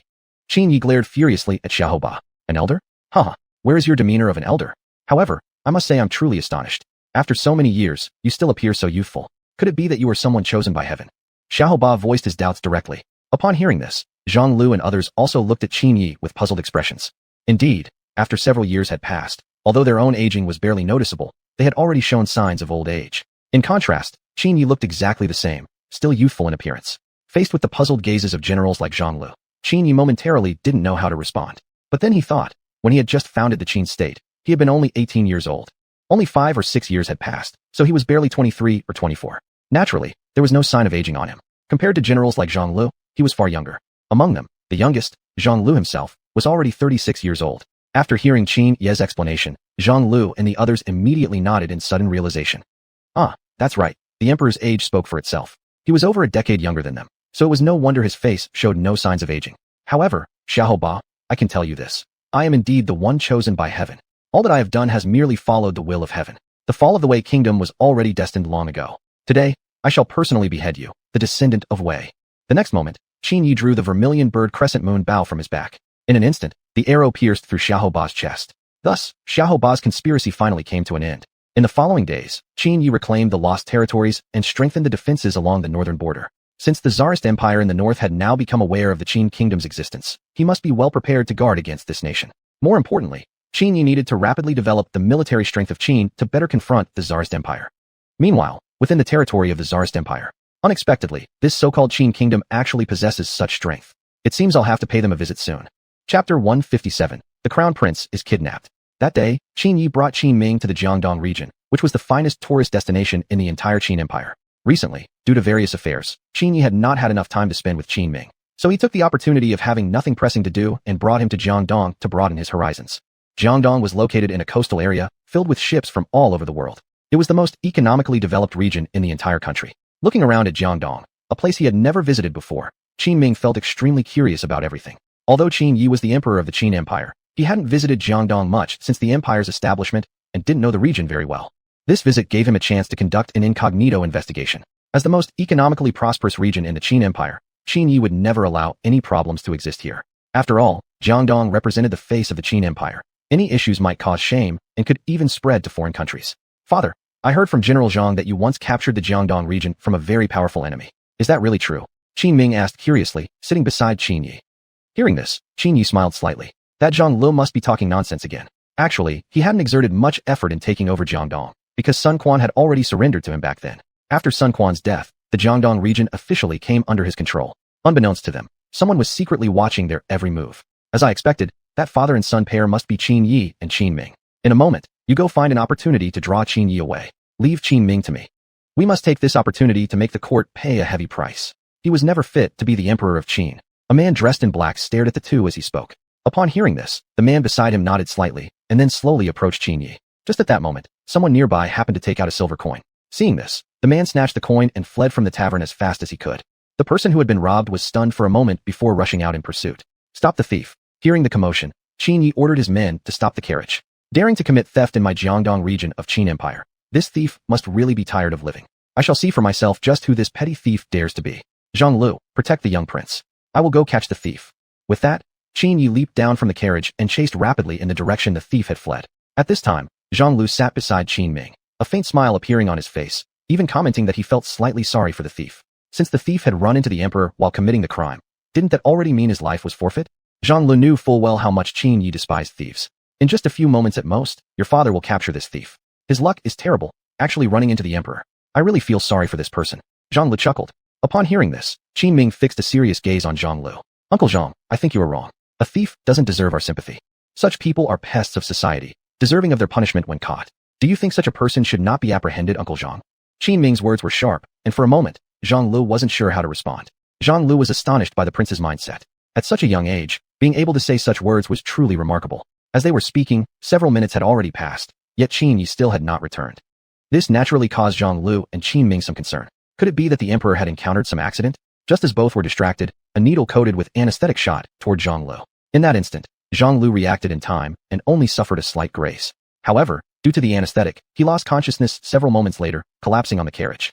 Upon seeing this, Qin Ming immediately looked around in panic. Clearly, they had been attacked, and the attacker's target was probably himself. In the next second, a man with agile skills leapt onto the carriage and took Qin Ming away. How long had passed? Zhang Lu wasn't sure when he painfully opened his eyes, finding Qin Yi standing in front of him looking anxious. Zhang Lu, where is the young prince? Upon hearing Qin Yi's question, Zhang Lu immediately regained full awareness and quickly scanned the area. Upon realizing that the prince was nowhere nearby, Zhang Li's expression turned wild. He had never imagined that someone would dare to attack the imperial prince in Jiangdong. He quickly realized that the thief had probably only been a distraction meant to lure Qin Yi away. And, unsurprisingly, Qin Yi had not actually captured the so-called thief. At first, he had almost caught the thief, but unexpectedly, the person vanished instantly after passing through an alley. He had thought the matter would end there, but upon further reflection, suddenly felt that something was seriously wrong. Qin Yi now realized that the thief was definitely no ordinary person and had only meant to lure him away. Even more importantly, the fact that even his speed couldn't catch up with this person proved how well this individual knew the surrounding area. What a shame. I never expected someone in the Jiangdong region would dare to lay hands on the imperial prince. Your Majesty, I beg for punishment, Zhang Lu said while kneeling before Qin Yi, bowing low. Upon hearing this, Qin Yi sighed helplessly and shook his head. This was entirely not Zhang Li's fault. After all, he himself hadn't realized what was happening at the time. Moreover, Zhang Lu had been attacked and had fallen unconscious from an anesthetic-laced dart. However, the most important thing now was to find the prince's whereabouts as soon as possible. Qin Yi immediately went to the local authorities in Jiangdong, but he didn't rush to reveal his identity and instead reported the case as an ordinary citizen. Unexpectedly, after hearing about the incident, the officials brushed it aside, merely claiming they would handle the matter. As for how they intended to handle it, they offered no reasonable explanation. More importantly, when they learned about the incident, the officers showed no shock or urgency, but instead gave him a look of indifference, as if such things were routine. Witnessing this, Qin Yi barely contained his inner fury. It seemed the local government of Jiangdong was extremely corrupt. It appeared he had come to the right place after all. In that case, Qin Yi saw no need to continue hiding his identity. He then glanced at Zhang Lu, who stood by his side. Noticing Qin Yi's expression, Zhang Lu slightly nodded. Then, he reached into his sleeve and pulled out a tiger-shaped tally, which symbolized his identity as a founding general of the empire. There were only 5 such tallies in total, with the others held by generals like Lu Bu. Chapter 158 Arrogance Beyond Measure. As expected, the moment the other party saw the tiger talisman, his face turned pale with fear, never imagining that the founding general of the Qin dynasty would actually appear here. At the same time, he also guessed the identity of the young man before him. Only the emperor himself could command such reverence from the founding general, and throughout the entire Qin dynasty, there was no second person who could deserve such respect. After all, the founding general's status and position ranked only below the emperor himself. Realizing this, the official servant immediately knelt before Qin Yi. Greetings, Your Majesty. I failed to greet you from afar. Please punish me accordingly. Where's the governor? Have him come out and meet me. Qin Yi asked emotionlessly. The governor is resting now. Please wait for a moment, Your Majesty. Saying that, the servant hurriedly ran into the backyard of the government office. Startled awake by a series of hurried knocks on the door, the governor, now fully annoyed, walked out. Didn't I tell you not to disturb me? Do my words mean nothing to you? Someone, drag him out and give him 50 strokes with the cane. The governor shouted in fury. Upon hearing this, the servant quickly knelt in front of him. Just as he was about to explain, he was interrupted by Qin Yi entering the room. What an official arrogance for such a petty governor. You even treat your subordinates so brutally. And yet you were sleeping at this hour. I am deeply disappointed in you. Do you feel any shame toward the official robes you are wearing? Qin Yi said sternly while staring at the governor. Hearing this, the governor raised his puzzled eyes to look at Qin Yi. Still drowsy after just waking up, he didn't immediately recognize that the person standing before him was the emperor of Qin. Precisely because of that, he mistakenly assumed it was just some ignorant commoner. Without further delay, he directly pointed at Qin Yi and began to scold. Who do you think you are? A mere troublemaker dares to intimidate me, the governor? Do you think you are the emperor? I am the highest official of the Jiangdong region. No one in this region outranks me. How dare you speak out of turn before me? Someone, seize these 2 troublemakers and execute them publicly. The moment those words left his mouth, several soldiers rushed out from behind Qin Yi. Seeing the situation unfold, Zhang Lu, who was standing nearby, was already furious, clenching his fists tightly. I would like to see who dares. Zhang Lu roared at the soldiers behind him, pointing his finger. Why are you still standing there? Didn't you understand what I just said? Hurry up and seize these 2 rascals. The governor continued arrogantly. Kneeling nearby, the servant trembled in fear, unable to believe the governor had the denjuk to do such a thing. Although he had not immediately recognized the emperor's identity, judging from the man's words, he must possess a special status. Despite that, the governor remained arrogant, prompting the servant to sigh helplessly in despair. Today I'd like to see how you dare to be so disrespectful. Saying that, Zhang Lu once again took out the tiger talisman he always carried. Seeing the tiger talisman, the soldiers instantly knelt down in front of them. Greetings, founding general. Seeing his men react this way, the governor was stunned. He couldn't imagine why the great founding general himself would appear at his residence. Even so, he still clung to a shred of hope, fantasizing that maybe it was just a commoner with a counterfeit talisman. Hee, I suspect the tiger talisman in your hand is forged. I didn't expect you to dare forging a tiger talisman. Today I will surely apprehend you and await the judgment of the court," the governor said. Hearing those words, Qin Yi couldn't help but feel astonished. He hadn't expected the other to actually guess something like this, leaving him speechless. "What about this then?" Qin Yi said, while simultaneously drawing the golden sword from his waist. The governor was immediately struck with terror when he saw the golden sword. There was no reason for him to doubt its authenticity. After all, the blade bore the pattern of a coiled dragon, and the handle was engraved with the emperor's personal insignia.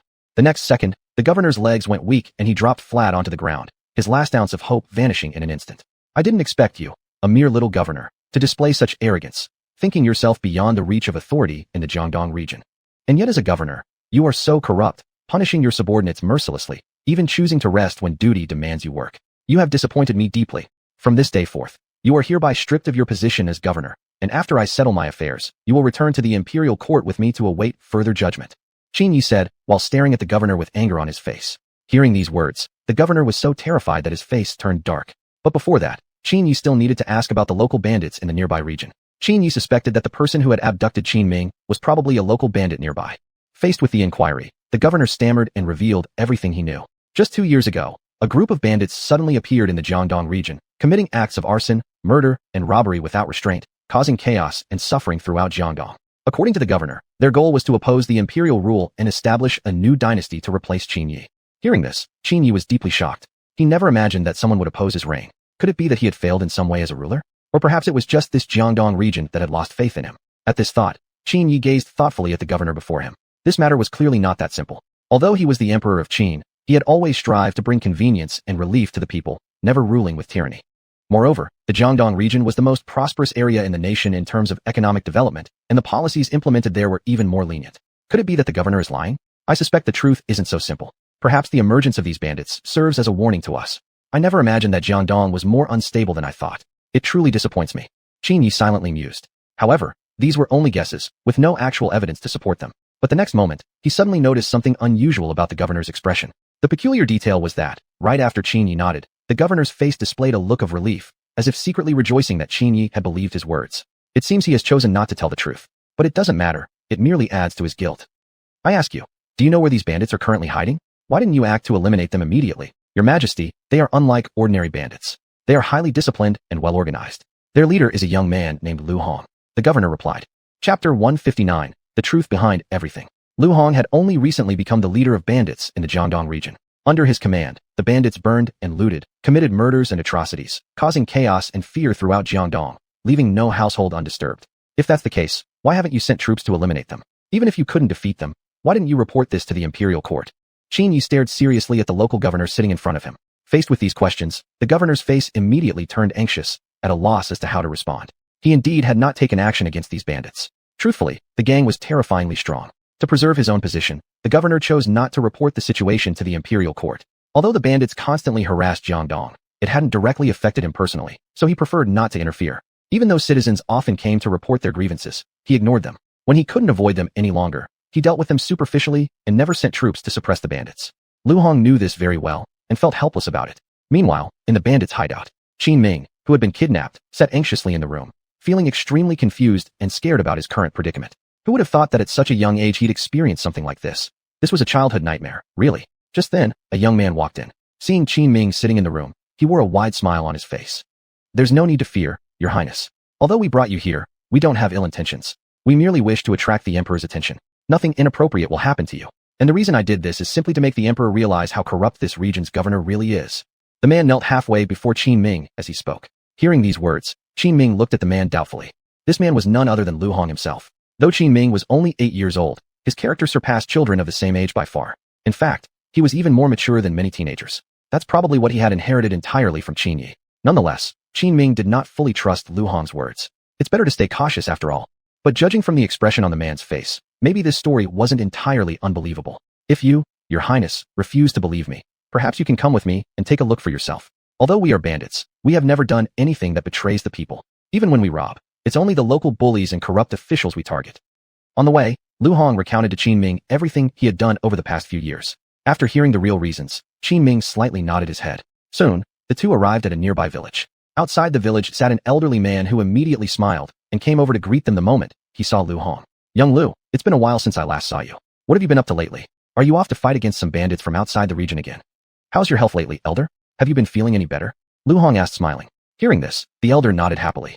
My health has improved significantly now, all thanks to that skilled physician you sent.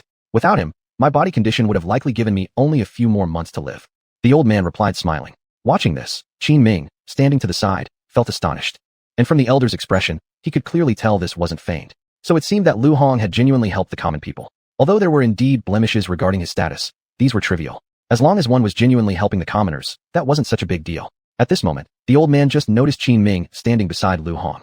Living deep in this remote village for a long time, he failed to recognize that the child standing before him was none other than the imperial prince. He even mistook Qin Ming for Lu Hong's son, clearly showing a hint of surprise on his face. He thought, how come, within a few months of not seeing Lu Hong, he already has a son about 7 or 8 years old? Noticing the elder's expression, both Lu Hong and Qin Ming instantly understood that he had clearly made a mistake. Therefore, Lu Hong quickly stepped forward to explain. Elder, you misunderstood. This is not my son. He is the current imperial prince. He has come here specifically to investigate and to give that despicable governor the punishment he deserves. Upon learning that the child standing before him was actually the imperial prince, the elder involuntarily trembled.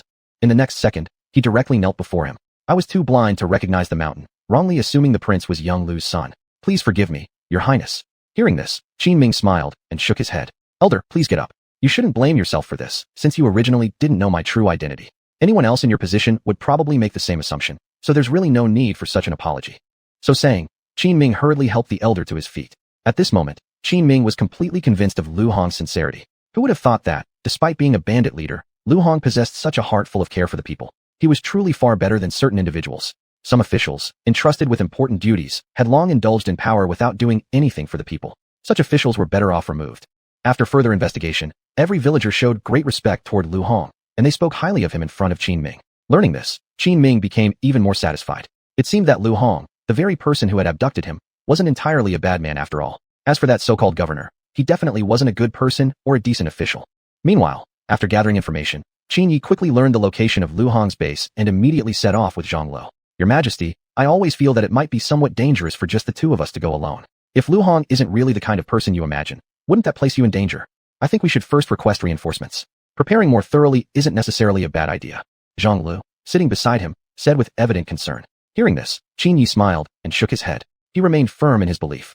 If Lu Hong wasn't the type of person he imagined, then why had the governor become so nervous while answering questions? Why had he even shown a frightened expression, afraid that the truth might be uncovered? Don't worry. I believe my decision is correct. Qin Yi said confidently. Hearing this, Zhang Lu could only give up. Anyway, no matter what happened, if danger truly arose, he would definitely protect Qin Yi with all his strength. Besides, given the emperor's own abilities, there was practically nobody in the entire world capable of threatening his safety. Several hours later, the two arrived at Lu Hong's territory following the map provided by the governor. Just as they were about to proceed further, suddenly more than a dozen armed men rushed out from all sides. Who are you? This is no place for you to come. Chapter 160 Visiting Lu Hong. A man at the front warily looked at Qin Yi and spoke. You must be the bandits from the Jiangdong region. I suppose your leader is a young man named Lu Hong. I've come here to find him. I hope you won't interfere. This matter has nothing to do with you. But if you insist on getting in the way, I'm afraid you don't have the capability to do so. Qin Yi looked at the man expressionlessly. Hearing these words, the man looked at Qin Yi with confusion. But in the next second, he suddenly knelt on the ground. Hail to your majesty. My leader Lu Hong is waiting for you in the tent. Please, your majesty, follow me. Upon hearing the man's words, Qin Yi gave a slight nod to Zhang Lu standing beside him. It seemed the situation was unfolding exactly as he had imagined. Lu Hong had clearly been expecting him. Then, he followed the man into the camp. Shortly after, they entered a room. As soon as he stepped in, he saw Qin Ming sitting in the room, eating the food in front of him hastily. In front of him sat a very young-looking man, and Qin Yi estimated this must be Lu Hong, the one he had come to see. Upon hearing the commotion, Qin Ming quickly raised his head. The moment he saw Qin Yi, he immediately dropped the food in his hand and rushed forward. Father, I hope you won't blame Uncle Lu. He is not as terrible as you might think. He took me away only to let you know something. I haven't been mistreated at all here. Instead, Uncle Lu has taken great care of me. Also, he has told me the whole truth. Everything that happened was the fault of the Jiangdong governor. Everything Uncle Lu did was for the sake of the people of Jiangdong. Upon hearing these words, Qin Yi smiled slightly and nodded. He never expected that Qin Ming would actually plead on Lu Hong's behalf. Clearly, this person was far from being as wicked as the governor described. That Qin Ming held such an attitude toward him was enough proof that Lu Hong was no villain. Thus, Qin Yi sat down beside Lu Hong along with Qin Ming. Zhang Lu, sitting opposite them, quickly stepped forward to greet them, wanting to show sincerity to the fullest. After all, during these 2 days, he had not harmed Qin Ming at all. He knew very well that Qin Yi was not a tyrant who hated senselessly. His anger was only directed at the Jiangdong governor. As long as the governor could be punished accordingly, Lu Hong would have achieved his goal. Such a man was clearly unfit to serve as governor. Then, Lu Hong proceeded to recount everything that had happened since the governor took office. Since the governor's appointment, the common people in the Jiangdong region had suffered immensely. Originally, Jiangdong was a land rich in resources, where people generally lived in comfort with sufficient food and clothing. However, everything changed after the new governor assumed power. As the highest-ranking official in Jiangdong, the governor had exploited his authority to the fullest. All officials in the region were relatives of the governor, and most of them were ruffians who had no idea how to govern properly. Even worse, they altered the local laws themselves. The amount of grain they collected annually from the people increased by hundreds of jin. Considering that an average household only harvested about 1,000 jin of grain each year, they had to surrender more than half of it annually. As a result, people in some areas suffered constant hunger and turned to theft. Sometimes, they even robbed foreign merchant ships. Because of this, the once bustling dock had now become quiet and deserted, with only a handful of merchant ships passing through. Jiangdong's economy had deteriorated year by year. Although Lu Hong was the leader of the bandits in this region, he had never committed any heinous crimes. Although he also made a living through plundering, his victims were only corrupt government officials. Most of the food and grain they seized were returned to the local people after keeping a small portion for themselves. This was precisely why the local people loved and respected Lu Hong. Your Majesty, everything I've said is the absolute truth. If you doubt it, please investigate further. If what I've said differs from what you find, I am willing to accept any punishment and bear the crime of deceiving the emperor. Saying so, Lu Hong knelt respectfully before Qin Yi. Hearing this, Qin Yi felt a deep pain in his heart. He had never imagined that the situation in Jiangdong, a region he had trusted so much, had deteriorated to this degree. Indeed, the more one trusted a place, the more frequently it should be monitored. What infuriated him even more was how a man like the governor had managed to attain his position, and who had placed him there. It was likely that corruption did not only exist in Jiangdong, but might even be present in the imperial palace itself. Any regional governor was appointed by the imperial court, so sometimes it was not personally decided by Qin Yi himself, but by someone he deeply trusted. Otherwise, such important authority would not have been given to others. But when Qin Yi inquired further, he learned an even more shocking truth. This governor was not officially appointed by the court. His predecessor had actually been the most notorious bandit leader in the Jiangdong region. Several years ago, he secretly assassinated the former governor and quietly took over the position. Lu Hong had accidentally discovered this truth and had not told anyone else except Qin Yi. That was also why, after bandits emerged in Jiangdong, the governor had not reported the matter to the imperial court. It was entirely due to the fact that he lacked the authority to enter the palace. Although the governor had assassinated the former governor, he had not seized the governor's seal from him. Only the person holding this seal had the authority to enter the palace. If that's the case, it seems I was too lenient with him. I originally believed he was a court-appointed official, but I never imagined he was a usurper. Lu Hong, how many men do you currently have under your command?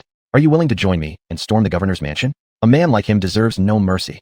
Qin Yi asked Lu Hong with a serious expression.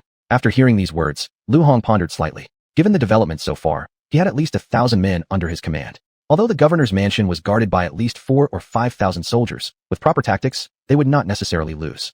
However, Qin Yi already had a plan in mind. Although the enemy's forces in the governor's mansion were several times larger than theirs, more than half of them were soldiers from Qin's kingdom. If Qin Yi could infiltrate their ranks and win them over, defeating a mere governor would be effortless. More importantly, with his identity as the emperor of Qin, he could easily bring those soldiers under his command.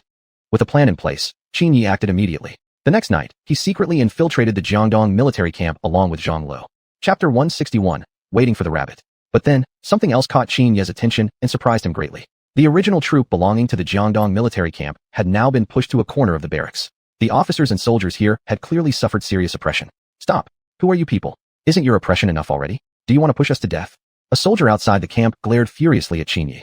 Hearing these words, Qin Yi's heart ached painfully. He never expected that officers and soldiers belonging to the state of Qin would suffer such inhumane treatment here, and were living in fear. Seeing this, he looked at Zhang Lu standing beside him and nodded slightly. In the next moment, Zhang Lu pulled out his own tiger token from his sleeve.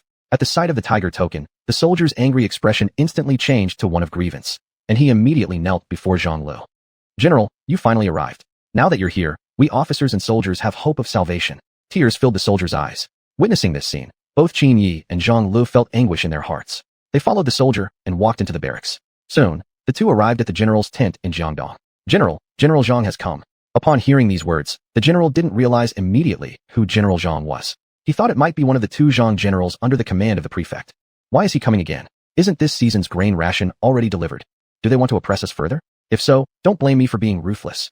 Although our strength may be inferior to theirs, the spirit of our soldiers as warriors of the state of Qin has not diminished one bit. The general said angrily. Not that General Zhang. The founding general of the imperial court, General Zhang. The soldier quickly clarified. Upon hearing this, the general's face was filled with shock. In the next moment, he hurriedly walked out of the tent. When he saw Zhang Lu standing outside the door, he immediately knelt before him. General Zhang, you finally arrived. I've been waiting for you so bitterly. You don't know how much we've suffered here. That prefect simply treats us like we are not even human. There was deep grievance on the general's face. Seeing the general's distress, Zhang Lu could only shake his head helplessly, then helped him up. Rest assured, I'm not the only one who came here this time. His Majesty the Emperor is also here. As he spoke, Zhang Lu glanced at Qin Yi standing beside him. Upon learning that the Emperor himself had come, the officers and soldiers looked at each other in shock. Now at last, they saw hope for revenge. They had truly endured enough of their miserable existence. They then proceeded to recount everything that had happened over the past few years. Since the fake prefect assumed office, they were immediately driven to a corner of the barracks. In the beginning, due to roughly equal strength between both sides, they dared not directly attack or impose any restrictions upon them. But 2 years ago, the enemy significantly enhanced their power, thoroughly crushing them underfoot. Though they constantly sought ways to deliver messages to the imperial court, none of their attempts succeeded. Even their actions had been heavily restricted. Except for routine perimeter patrols, they weren't allowed to leave the camp at all. Moreover, they were made to manufacture weapons for the enemy, strengthening the enemy's power. Even more seriously, the fake prefect had brought Jiangdong into chaos. Even when bandits invaded, he chose to look the other way. Qin Yi clenched his fists in anger upon hearing all this. Who would have thought that merely bringing the prince here for a visit would reveal such serious problems in Jiangdong? This truly pains me deeply. Are you willing to follow me and break through the enemy's camp? Today, I shall ensure that this fake prefect pays the price he deserves. We are willing to follow the emperor into battle, even if it costs our lives on the battlefield. The officers and soldiers roared. An hour later, all the preparations for the counterattack were completed. With a single command from Qin Yi, the soldiers surged out of the camp, heading straight for the enemy's encampment. Under Qin Yi's leadership, within just a few hours, they utterly annihilated the opposing force, leaving no armor intact. The fake prefect remained completely unaware of everything that had transpired here, still indulging in wine and luxury. He had no idea that his days of ease were about to end. The next morning, Qin Yi led a large force into the prefect's mansion, accompanied by General Lu Hong's troops. At that moment, the fake prefect was still fast asleep, when suddenly shouts from outside his room jolted him awake. At the same time, clashing sounds of swords and blades pierced his ears. Startled by the commotion, the fake prefect hurriedly got out of bed. Looking through the crack in the door, he saw the scene outside. The moment he spotted Qin Yi's figure in the distance, his heart jumped in fear. Immediately afterward, he quickly opened the secret room hidden inside the room. Zhang Lu, I will go and capture this so-called prefect myself. As he spoke, Qin Yi kicked the door open with one powerful strike. Rushing inside, he noticed that the enemy was no longer in the room. He had slipped away at some unknown moment. Search everywhere. Dig through every inch of ground if you must, but find him. After a thorough search, however, they could not find the prefect anywhere inside the mansion. Hearing this, Qin Yi nodded thoughtfully, then began walking around the room. He believed there was no way the prefect could have known in advance. He must still be hiding somewhere inside the mansion, just too well concealed for them to find. As long as he was still within this room, they would definitely locate him. Qin Yi walked up to a bookcase. Something about it seemed off. He couldn't quite place his finger on it. Then, he casually knocked on the wall. Sure enough, the sound it produced was unusually hollow. Clearly, there wasn't a solid wall behind it. At this, Qin Yi's lips curled slightly upward in a smile. He can't have gone far yet. All of you, chase after him. Turn the entire city upside down if you must, but find him. Yes, your majesty. In the next moment, Zhang Lu led the troops charging out of the mansion. However, Qin Yi secretly remained behind, hiding beside the bookcase, preparing to play the role of the waiting farmer. Since the secret room was behind the bookcase, the enemy would definitely come out eventually. From the sounds he heard, Qin Yi determined that the secret room couldn't possibly be very large. It likely contained no food supplies at all. Moreover, since the prefect was extremely greedy and loved wealth, the secret room probably contained only gold and treasures. Inside the secret room, the fake prefect pressed his ear against the wall, listening carefully to the noise outside. When he was certain that Qin Yi had completely left, he quietly activated the hidden mechanism to open the secret room's door. Even so, he remained cautiously sticking his head out to survey the situation. It seems this emperor isn't as clever as the legends claim. Compared to me, he is quite foolish, the fake prefect said with a smile. Then, he stepped confidently out of the secret room. What he didn't know was that Qin Yi was hiding right beside the bookcase. Chapter 162, The New Prefect. Let me see just how clever you really are. At this moment, Qin Yi's contemptuous voice rang out from beside him. Upon hearing that, the prefect immediately halted his steps, his heart tightening with fear. He had never expected that the other party hadn't truly left, but had only given him the illusion of departure. In the next moment, he quickly turned around, wanting to hide once again into the secret room. This hidden chamber was carefully designed by himself. As long as he could get inside, breaking it open would be extremely difficult. But how could Qin Yi possibly allow him another chance to escape? In an instant, Qin Yi kicked violently at the bookshelf. In that moment, the hundreds of caddies' heavy bookcase collapsed, completely sealing the entrance to the secret room. Seeing this, the false prefect instantly lost all hope. Yet at this moment, he still held on to a glimmer of Zhaoxing. Since there was only Qin Yi present, if he could overpower him, there might still be a sliver of survival. Thus, he swiftly grabbed a large knife placed beside him. Oh my, I didn't expect that even the mighty prefect could be so skilled in martial arts. Truly, I hadn't anticipated that. Qin Yi mocked. Daring to challenge him with martial skills was no different from showing off in front of a master, asking for trouble. Hearing this, the imposter prefect slightly smiled at the corners of his mouth, completely failing to detect the mockery in Qin Ye's tone. He even believed the other was afraid of him. Then, he swung the large blade and charged straight at Qin Ye. And that proved to be the biggest mistake he ever made in his life. In merely a few seconds, a spear pierced straight through his chest. The prefect lowered his head in shock, staring at the spear protruding from his body. Until his dying breath, he never understood how the spear had appeared in Qin Ye's hand so quickly. Then, he spat blood and fell lifelessly to the ground. Showing off before a master, Qin Ye said, spitting at the corpse in disgust. At this moment, the greatest menace to the Jiangdong region was finally eradicated. Zhang Lu and the others had not yet returned. Qin Ye casually dragged a chair outside and sat down, lighting a cigarette between his lips. Without a doubt, lighting a cigarette after a fierce battle was quite a delightful experience. An hour later, Zhang Lu walked in, clearly helpless. Your Majesty, never thought he could run so fast. We searched everywhere but couldn't find any trace of him. Looks like he really got away this time. Upon hearing Zhang Li's words, Qin Ye slightly lifted the corner of his mouth, then pointed inside the room. No need to search anymore. His corpse is right in there. Upon hearing this, Zhang Lu wore a look of astonishment and rushed into the room in a hurry. When he saw the body lying in the pool of blood, he was even more stunned. At the same time, Qin Ye recounted the recent events. After learning the details, Zhang Lu realized that the other man had never actually left the room, but had merely hidden inside a secret chamber. Even more surprising was Qin Ye's strategy, intentionally giving the other a false sense of escape, prompting him to walk out from hiding. The secret room must be where he stored all the wealth he plundered from the people over the past few years. Retrieve it and distribute it among the people of Jiangdong. Since it is the wealth of the common people, it should be returned to them. Upon hearing these words, Zhang Lu and others nodded slightly, and the amount of gold and treasures inside the secret chamber shocked everyone present. Never had they imagined he had accumulated so much wealth in just a few short years, enough to rival a third of the national treasury. This alone illustrated just how cruel and tyrannical he had been over the past few years. However, Qin Ye's action left everyone feeling greatly satisfied. It was exactly the conduct befitting an emperor. Several days later, all the gold and silver was distributed to the common people. After this event, there was no longer a prefect in Jiangdong. Faced with this situation, the next most important task was to quickly select a new prefect. As for who would take on such an important role, Qin Ye had already decided on someone in his mind. On that day, Qin Ye held an inauguration ceremony at the government office. Looking at Lu Hong, kneeling before him, satisfaction filled his face. Lu Hong, Zhen appoints you as the prefect of Jiangdong region. Are you ready to bear the responsibility of protecting the entire Jiangdong? Faced with Qin Ye's appointment, Lu Hong solemnly lifted his head. Your Majesty, Chen shall bear the responsibility of protecting the entire Jiangdong and ensure it never falls into chaos again. Chen will safeguard the rights of all Jiangdong citizens and lead Jiangdong to restore its former glory. Lu Hong replied solemnly. Hearing these words, Qin Ye nodded in satisfaction. The decision was supported by the common people, who all strongly recommended Lu Hong for the position of Jiangdong's prefect. It was evident how respected Lu Hong was among the people. Only a person so deeply beloved by the people could truly be a competent prefect. And this was precisely the decision made by Qin Ye after careful consideration. Although Lu Hong was about the same age as himself, there was one important similarity between them. They both deeply cared for the livelihood of the people. This single point was the most important factor behind Qin Ye's decision. Starting from today, Lu Hong shall be the new prefect of the Jiangdong region. I personally bestow upon you the seal of the prefect, hoping that you will live up to this trust and never forget your original mission. In the future, you must protect the entire Jiangdong well. Saying this, Qin Ye handed the prefect's seal to Lu Hong. Long live the emperor. Long live, 10,000 times. A thunderous cheer rang out in front of the government office. On this day, Qin Ye strolled leisurely through the garden with Sun Shangxiang. Since Sun Shangxiang had given birth to Qin Ming, Qin Ye had treated her with utmost care, spending the majority of his time with her. Surprisingly, this had not caused any jealousy from Diao Chan. It was, after all, a completely normal situation. Your Majesty, I have a humble request, and I hope you will agree to it. Suddenly, Sun Shangxiang spoke while walking beside him. Hearing this, Qin Ye slowly stopped his steps and asked, what is it? Sun Shangxiang had gone out traveling with Diao Chan and the others before she gave birth to Qin Ming. Since then, she hadn't left the palace again for 8 years.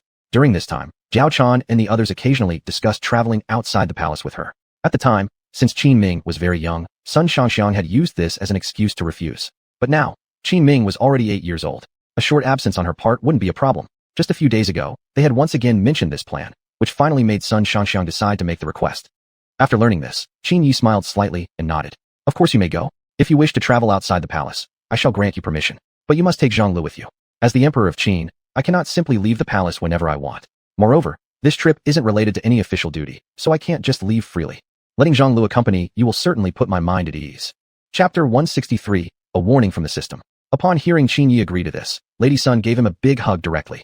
Originally thinking it would be very difficult to gain Qin Ye's approval. After all, as the Empress, it was probably extremely hard to leave the palace freely. But unexpectedly, he agreed immediately. As for where to go next, the answer had actually been decided long ago.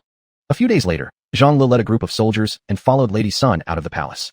From then on, Qin Yi could focus on handling his own matters. Just a few days ago, that intermediate scheme alert talisman had suddenly become active, and the system issued a corresponding alert. Ding! Enemy forces detected. In half a month, the Empire of Sand's army will reach the northern border of the Qin Kingdom. Please prepare in advance, Master.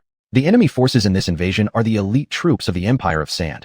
Although only 100,000 strong, they must not be underestimated. It is recommended that Master lead an army of 500,000 soldiers to intercept the enemy, bringing along large quantities of water into the desert for battle. By doing so, victory can be easily achieved. Upon receiving this news, Qin Yi was eager and ready, as he had waited for this day for a long time. Only he hadn't expected that the system could provide a direct warning and even offered strategies for countering the threat. Moreover, it had even predicted the attack would come in half a month.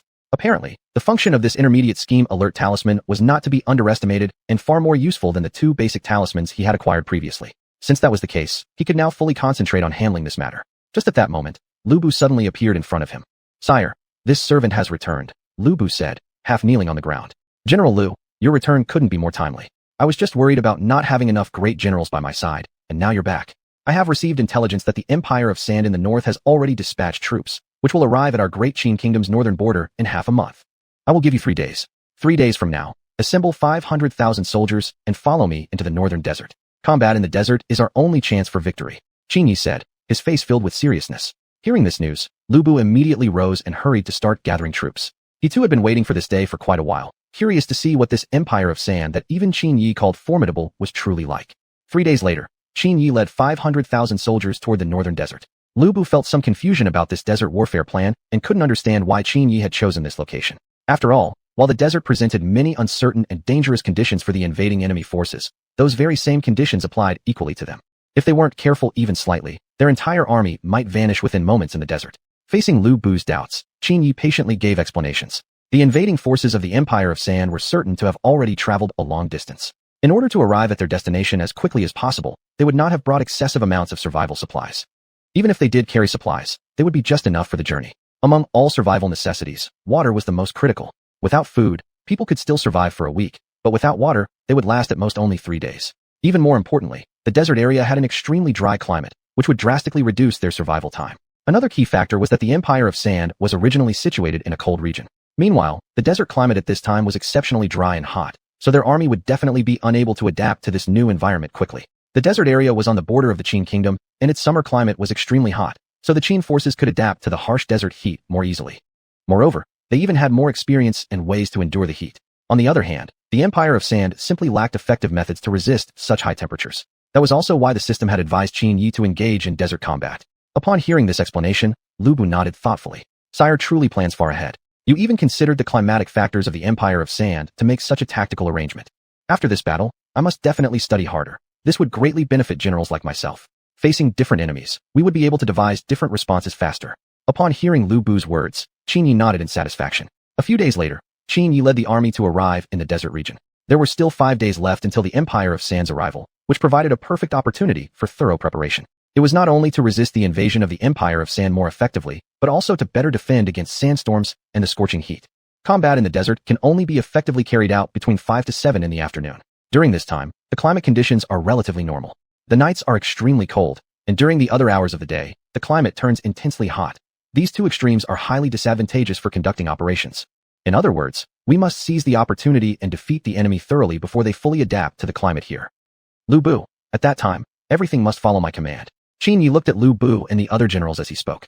Far away in the coastal region of southern Qin Kingdom, Lady Sun and others were leisurely admiring the scenery, completely unaware that Qin Yi was already preparing to face the invading enemy. Standing beside her, Zhang Lu wore a face of helplessness, never expecting that his lord would assign him such a mission. Although the task of protecting the Empress was also very important, Zhang Lu still preferred the sensation of battlefield combat. As for protecting the Empress, if there was an opportunity in the future, he would rather leave it to someone else. Unknown to them, danger was approaching. While Lady Sun and the others were immersed in the joy of wandering the streets, suddenly a group of masked men blocked their path. Halt! Seeing the masked men appear out of nowhere, Lady Sun and her companions were instantly startled.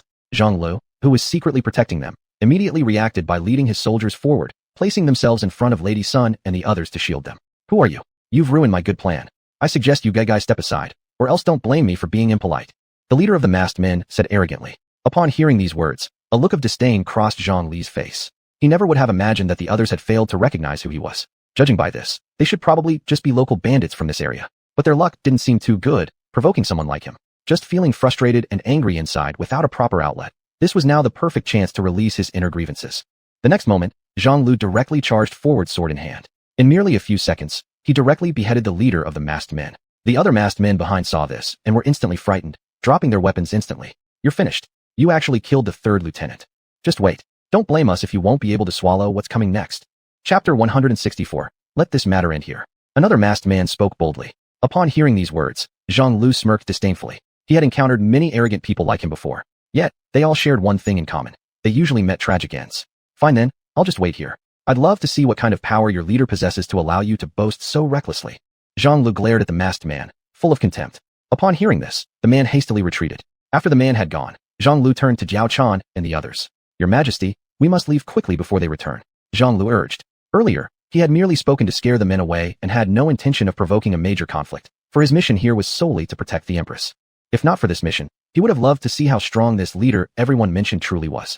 Furthermore, Jiao Chan and the Empress had come here to enjoy themselves, not to cause trouble. After understanding Zhang Li's thoughts, Jiao Chan and the others gently nodded. Then, they departed at the fastest speed possible. Less than an hour after they had left, dozens of burly men arrived at the spot.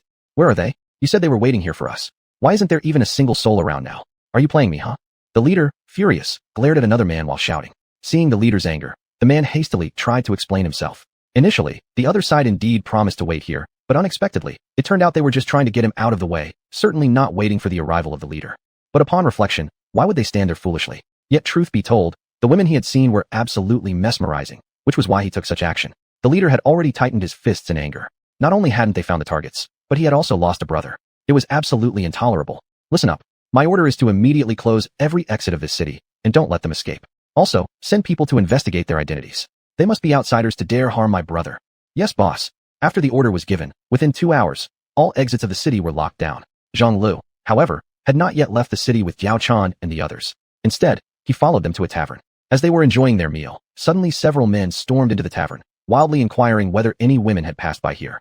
Zhang Lu, who was secretly guarding them, immediately realized the purpose of these newcomers was to search for the empresses. Still, he never expected them to track them down so quickly. A fierce confrontation seemed unavoidable. The tavern owner, hearing their inquiries, nervously nodded. A few moments ago, some beautifully dressed women came upstairs. I believe they're the ones you're looking for. The owner answered hastily. He had no idea who these men really were and dared not hide the truth. If he lied and they found out later, he would face nothing short of a death sentence.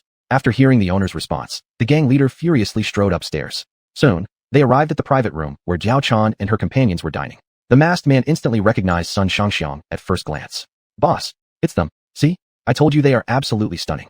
The masked man grinned perversely. At this, the leader stared intently at Sun Shangxiang, seated on the left side. For some reason, he had the distinct feeling that he had seen this woman somewhere before. Just then, Zhang Lu jumped through the window straight into the room and stood before the man. Who are you people? How dare you intrude? You have 10 seconds to get out of here. Otherwise, don't blame me for being rude. As he spoke, Zhang Lu drew his sword from his waist. But upon hearing these words, the leader remained calm and continued staring at Sun Shangxiang. However, a sudden thought flashed in his mind. Instantly, he showed deep respect, clasped his fists, and bowed. With all courage, may I ask if the lady present in this room is Her Majesty Queen Sun? Hearing this question, Zhang Lu was momentarily stunned. He never expected someone would recognize Sun Shangxiang's identity here. This man must not be ordinary. Otherwise, he wouldn't have recognized Sun Shangxiang so quickly. Yet, to be safe, Zhang Lu didn't reveal his own identity. Oh, so you actually know her? Zhang Lu asked cautiously. Since the man had asked this question, it proved his guess was correct. He had never expected to meet Empress Sun here. If that was the case, then the women seated in the room were likely all empresses of the court, and the man before him must be a renowned general of the dynasty. Only someone like a founding general would have the honor of guarding so many empresses. If I'm not mistaken, you must be General Zhang. There is no one but General Zhang who has the honor of protecting the empresses of the court. The man continued. Upon hearing the man's words, Zhang Lu was greatly shocked. That someone could recognize both himself and Sun Shangxiang at first sight meant the man before him was no ordinary person either. Perhaps he was the local governor? Only the governor would have the privilege to enter the palace and by chance meet the empress. At this moment, Zhang Lu relaxed his guard a little and asked for the man's identity. Sure enough, the man was indeed the local governor. Since he was the regional governor, Zhang Lu naturally did not hold too much hostility toward him. Nevertheless, he still had to focus on protecting the empress at all times. Please rest assured, General Zhang, I have no improper intentions toward Empress Sunday. I came only to seek justice for my fallen brother. Since he was killed by you, General Zhang, I have no complaints. The man smiled. Hearing these words, Zhang Lu felt somewhat guilty. He never expected that the masked man he had killed was actually the brother of the local governor, and yet the man had chosen to drop the matter completely because of who he was. Although he had acted out of necessity at the time, as the masked man had threatened Emperor Sun, at this moment, Sun Shangxiang also stood up. I will report this matter to the emperor upon my return, and he shall provide appropriate compensation. I also feel very sorry for what happened. At that time, General Zhang was only following orders. Sun Shangxiang spoke with a guilty expression. Chapter 165, The Suicide Squad. However, upon hearing these words, the governor merely shook his head slightly. That masked man wasn't truly his biological brother, but rather a retainer who had always followed closely by his side. It was just that he had a lifelong weakness for women, and suffering such a fate was indeed deserved. Although he was lustful by nature, he had never committed any act violating the laws of Qin state. Let's just forget about this matter. I hope Queen Sun can enjoy herself here. I won't disturb you any further. With that, the governor turned and left the room. In the distant northern desert regions, Qin Yi was vigorously arranging defensive fortifications. The enemy forces arriving this time were extremely powerful. Just a few days ago during their initial encounter, they had already suffered heavy losses. Qin Yi hadn't anticipated that the enemy would possess such formidable strength. Merely the first battle cost him nearly 50,000 soldiers. In contrast, the enemy forces from the Tsarist Empire had only lost nearly 1,000 soldiers. Such a huge disparity made Qin Yi feel increasingly pressured. He had also torn a piece of beast hide from one of the enemy's soldiers and was amazed at how tough it was. Never had he imagined that such a piece of hide could be so resilient. Whether by blade, spear, or arrow, not a single mark could be left upon it. If it hadn't been for the musket squad's performance, the number of soldiers lost would have surely been far more than 50,000. Your Majesty, the strength of the Tsarist Empire cannot be underestimated. With less than 1,000 losses, they managed to wipe out 500,000 of our troops. That truly astonishes me. Sitting beside him, Lu Bu remarked. Upon hearing this, Qin Yi nodded slightly. He himself hadn't anticipated this either. Fortunately, he had his musket squad, or else it would have been impossible for him to handle the enemy alone. Though he had led 500,000 troops this time, such losses were ones he definitely didn't want to see again. Therefore, he needed to come up with a flawless strategy to ensure that such losses never occurred again. The only method left now was to sever the enemy's supply lines. However, doing so would require sending out a suicide squad first to intercept them, one that must be able to accomplish the mission. Upon learning of Qin Yi's plan, Lu Bu immediately volunteered to lead the suicide squad. No, I will personally lead this suicide squad. This mission is crucial, and only by going myself can I ensure it's carried out without fault. If we fail to complete this mission successfully, we will certainly provoke the Tsarist Empire's wrath, leaving us with no chance of victory whatsoever. Qin Yi said solemnly. At this, Lu Bu was the first to object. It was far too dangerous. Should Qin Yi be killed during this mission, the future of the Qin state would be completely lost. Without Qin Yi, the entire Qin state would fall into chaos without a leader, leaving them defenseless against invading forces. Nevertheless, Qin Yi remained resolute in his decision. Don't worry, I will surely return safely. Then you can hold a grand welcome banquet for me. Qin Yi looked at Lu Bu with a smile. He had confidence in his own abilities. There was yet no man alive capable of killing him. Moreover, he still had an iron armor on hand that could resist gunshots directly without injury. With this alone, he had the courage to go. Even if he couldn't successfully destroy the enemy's supply line, retreating safely wasn't difficult for him. Seeing Qin Yi's unwavering determination, Lu Bu could only sigh helplessly. After so many years of following Qin Yi, he clearly understood his master's personality. If Qin Yi had decided something, there was no changing his mind. Subsequently, Qin Yi spent a full day handpicking a group of 100 soldiers from the army to form a suicide squad. This mission we face is almost certainly a death sentence. I hope you're all prepared, but I still pray that all of you return alive. As soon as we successfully destroy the enemy's logistical supply lines, everyone must retreat at the fastest possible speed. We must absolutely avoid engaging in open battle with them. Once they realize what's happened, reinforcements will arrive within less than an hour. By then, there'll be no opportunity to escape. Do you all understand? Qin Yi stared determinedly at the 100 soldiers before him. Hearing these words, the soldiers nodded firmly. From the moment they chose to join this suicide squad, they had already braced themselves for sacrifice. Even if they couldn't return alive, they bore no regrets. These soldiers had no elderly relatives to care for, and even those who did had siblings to look after the families. This was also one of the criteria Qin Yi used in selecting the suicide squad. He did not wish for some families to be left with empty nests after their sons fell in battle. After a brief pre-battle mobilization, Qin Yi led the suicide squad out of the military camp. Standing outside the camp, Lu Bu gazed at the retreating figures with a determined look. Our task now is to defend this camp at all costs. We absolutely cannot let His Majesty return to a place with nowhere to set foot. Lu Bu exclaimed passionately. Meanwhile, Qin Yi followed the map provided by the system to head toward the Tsarist Empire's logistics supply line. Along the way, they encountered no real troubles, and everything proceeded extremely smoothly. After traveling across the desert for several days, they finally arrived near the enemy's supply line. There's only 5 more li to go before we reach the supply line. Our sole objective is to burn their food and supplies. Under no circumstances should we engage in a head-on battle with the enemy. Once the Yangsag are burned, everyone must evacuate at the fastest possible speed. Qin Yi said solemnly, looking at the soldiers behind him. At the same time, the Tsar of the Tsarist Empire was sitting smugly upon his throne. Ever since their initial victory, the Tsarist army's confidence had swollen instantly. They had originally believed the Qin state would be difficult to deal with, yet they never expected it to be so pathetically fragile. With merely 1,000 soldiers lost on their side, the Qin army had suffered losses dozens of times greater. Faced with this situation, the Tsar wore a conceited smile on his face.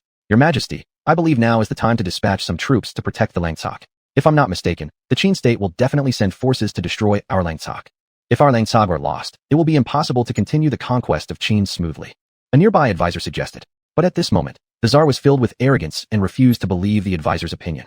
In his view, the Qin state was weak like an ant. How could it possibly dare to attack his land grass base? Even if they were to come and sabotage the Yangtze, the troops already stationed there would be more than sufficient to handle any attack. Precisely because of this, the Tsar chuckled and shook his head. Overthinking. Now is the time for a full-scale attack. The most important thing is to completely conquer them right away. Chapter 166. Consolidating the army, introducing fresh blood. Upon hearing the emperor's orders, the strategist could only shake his head helplessly. On the other side, Qin Yi had already led his troops to secretly infiltrate the area where the Tsarist Empire stored its food supplies. Looking at the rows of granaries before him, Qin Yi was stunned inwardly. He never expected that the Tsarist Empire, with its limited arable land, would possess such vast stores of grain. No wonder they had the audacity to attack the Qin Empire. With such abundant supplies, how could they not be arrogant? Without hesitation, he immediately ordered the grain supplies to be burned. Your Majesty, it's a bit of a waste to just burn it all. Why not try to transport it back instead? A nearby soldier suggested. Upon hearing this, Qin Yi smiled helplessly. With their limited numbers, how could they possibly move all this grain? Besides, the original mission was to destroy the food supplies, not to seize them. Even if there were a way to transport it, what would they do if pursued by enemy forces? The Tsarist Empire's military was not to be underestimated. If confronted directly, he probably couldn't last even an hour. Qin Yi absolutely could not allow such a situation to happen, as he did not want to see anyone perish before his eyes. Immediately after, he ordered the granaries to be set on fire. Just as the flames ignited, the nearby Tsarist soldiers spotted the fire. Within less than half an hour, the Tsarist army had completely surrounded the entire granary area. Luckily, Qin Yi had withdrawn in time and was not trapped inside. After destroying the Tsarist granaries, news of the event reached the Tsarist Empire 3 days later. Upon hearing the news, the Tsar instantly flew into a rage, demanding that Qin pay a heavy price. At this moment, the strategist beside him stepped forward to block the Tsar's impulsiveness. After all, the main force had already lost its logistical support. Continuing military operations away from the empire would lead to even greater losses. Without supplies, the army couldn't last even 3 days. Your Imperial Majesty, the strategist advised, I suggest ordering an immediate withdrawal. At this point, the tide has already turned against us. Continuing the offensive will only lead to greater losses. Hearing this, the Tsar sat back on his throne furiously. Nevertheless, he quickly issued orders for a retreat. Following this battle, Qin Yi had displayed his strength before the Tsarist Empire, making it unlikely that they would dare attack again in the near future. Although this campaign cost the Qin Empire 50,000 soldiers, the final outcome was quite satisfactory to Qin Yi.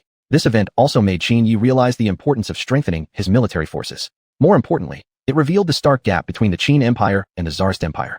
In his region, the Qin Empire's military power was undoubtedly supreme. However, when faced with an external enemy like the Tsarist Empire, it still lacked sufficient defensive capability. If it hadn't been for his clever plan to destroy the enemy's supply line, the Qin Empire's border would likely have already been breached by the Tsarist forces. As it happened, Lady Sun Shangxiang and the others were currently away traveling, which gave Qin Yi a good opportunity to focus on what he wanted to accomplish.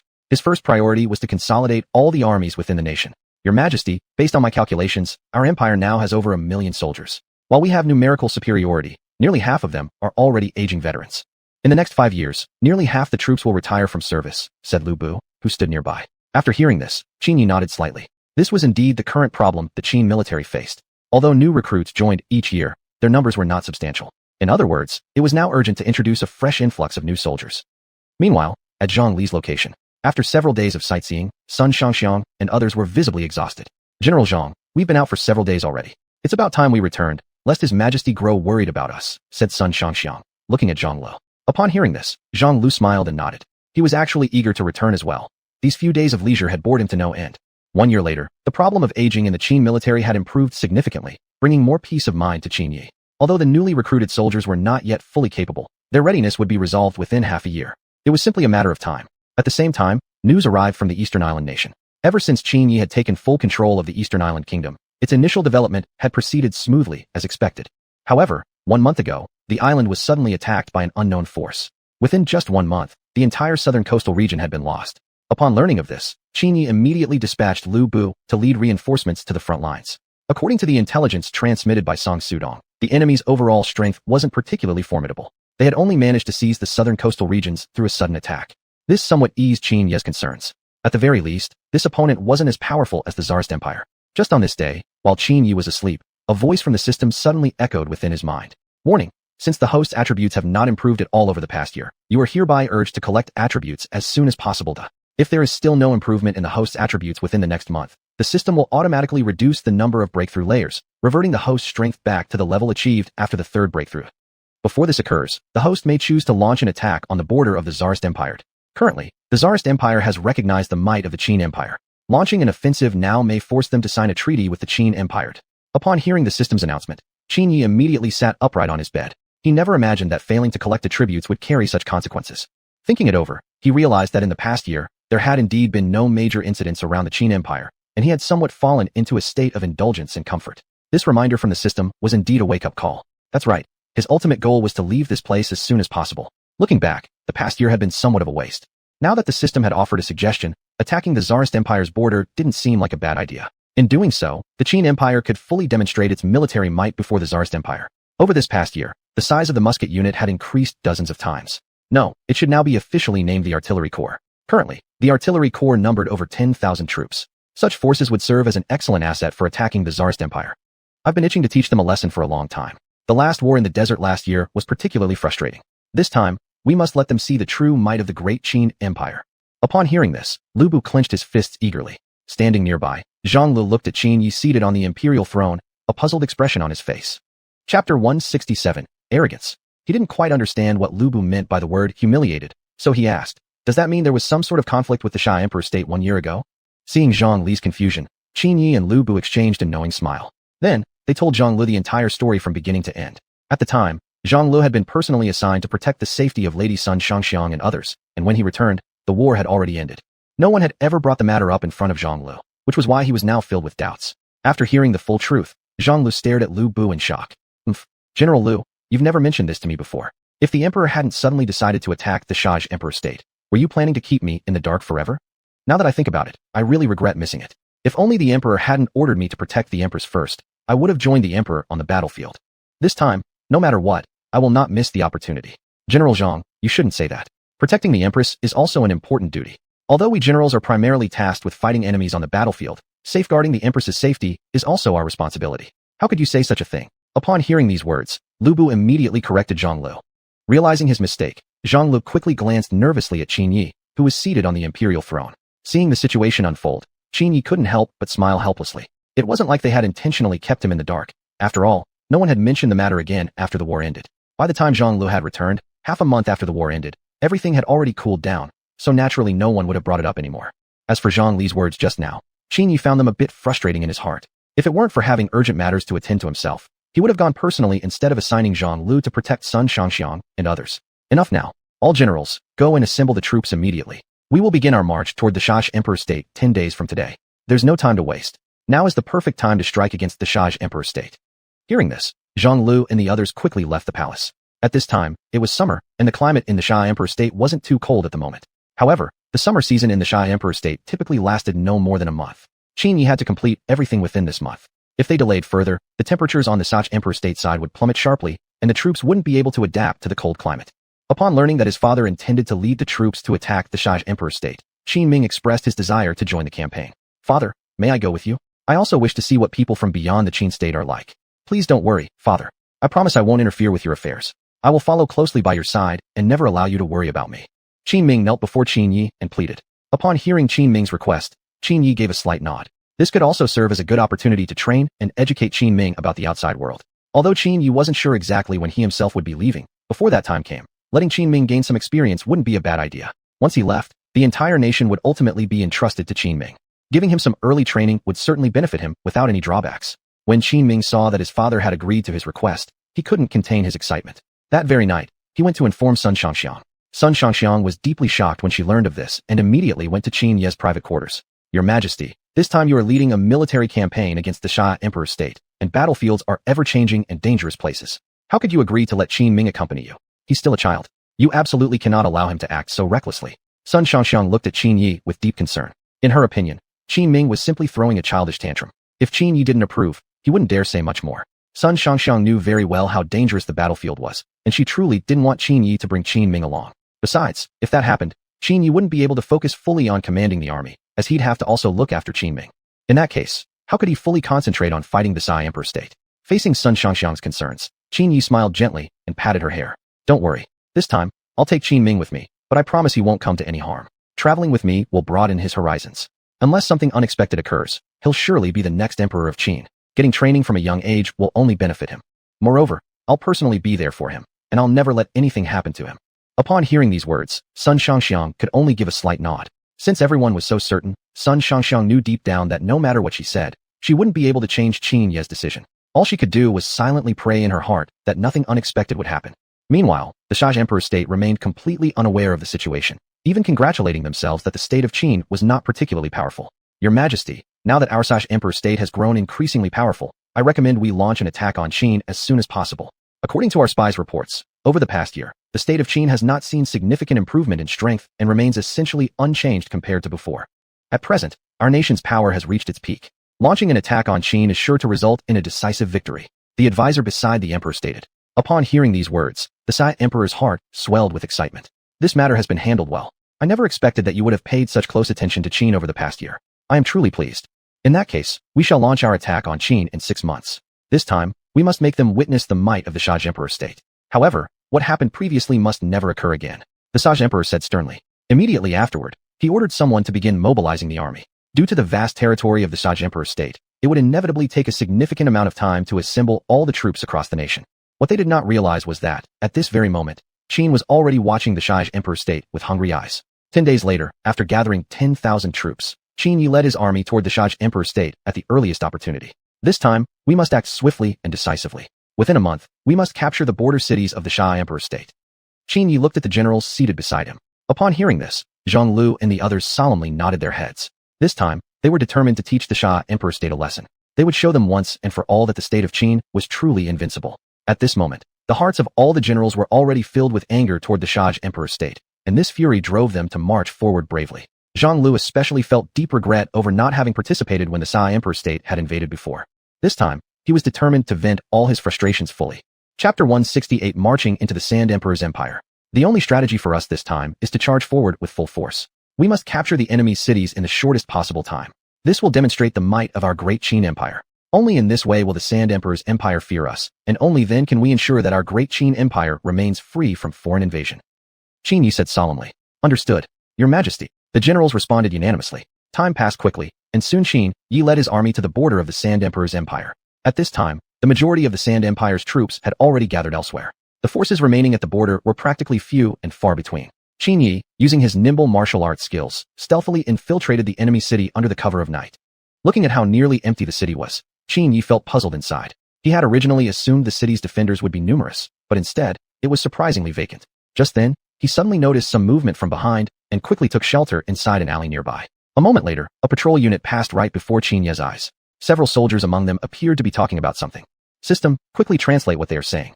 Qin Yi mentally called out. In an instant, the system interface appeared before his eyes. Translating now, please wait a moment, master.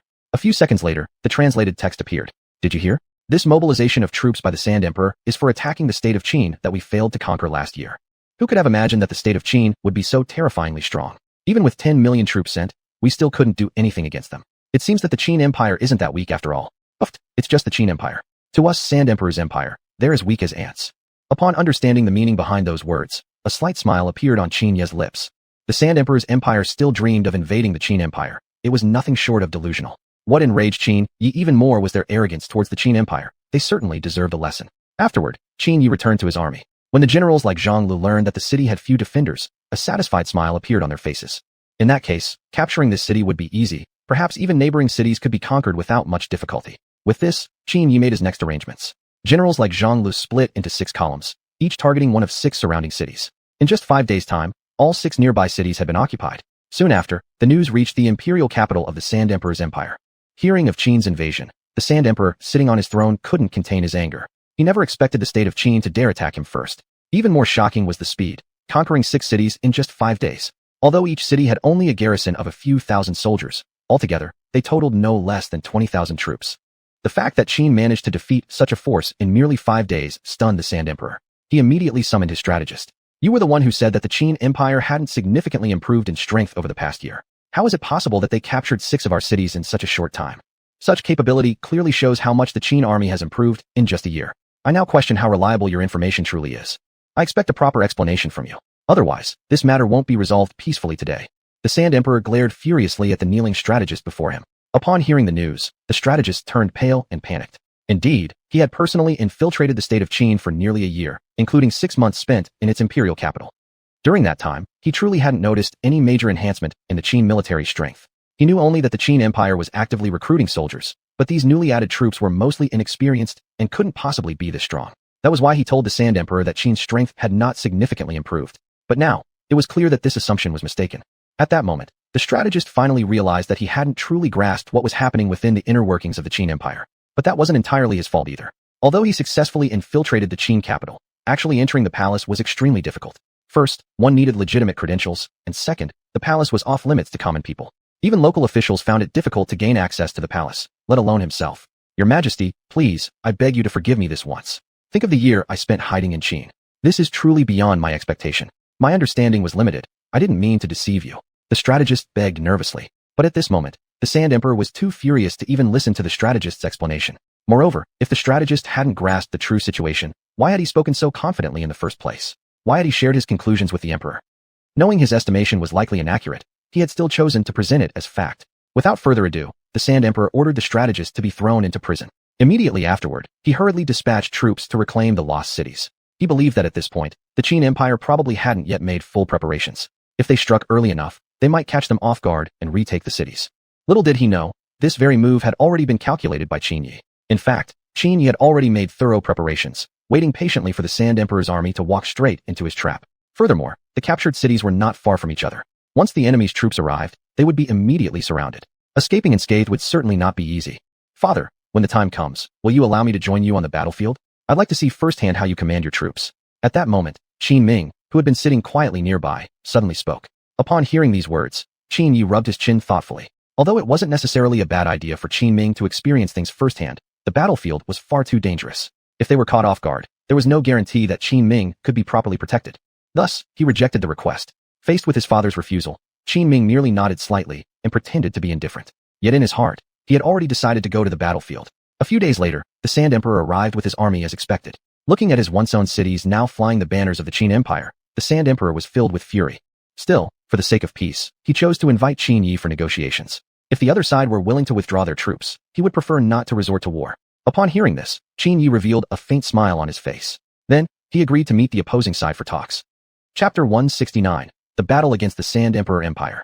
Looking at the Emperor of the Sand Emperor Empire sitting before him with a look of disdain, Qin Yi couldn't help but feel a sense of disgust.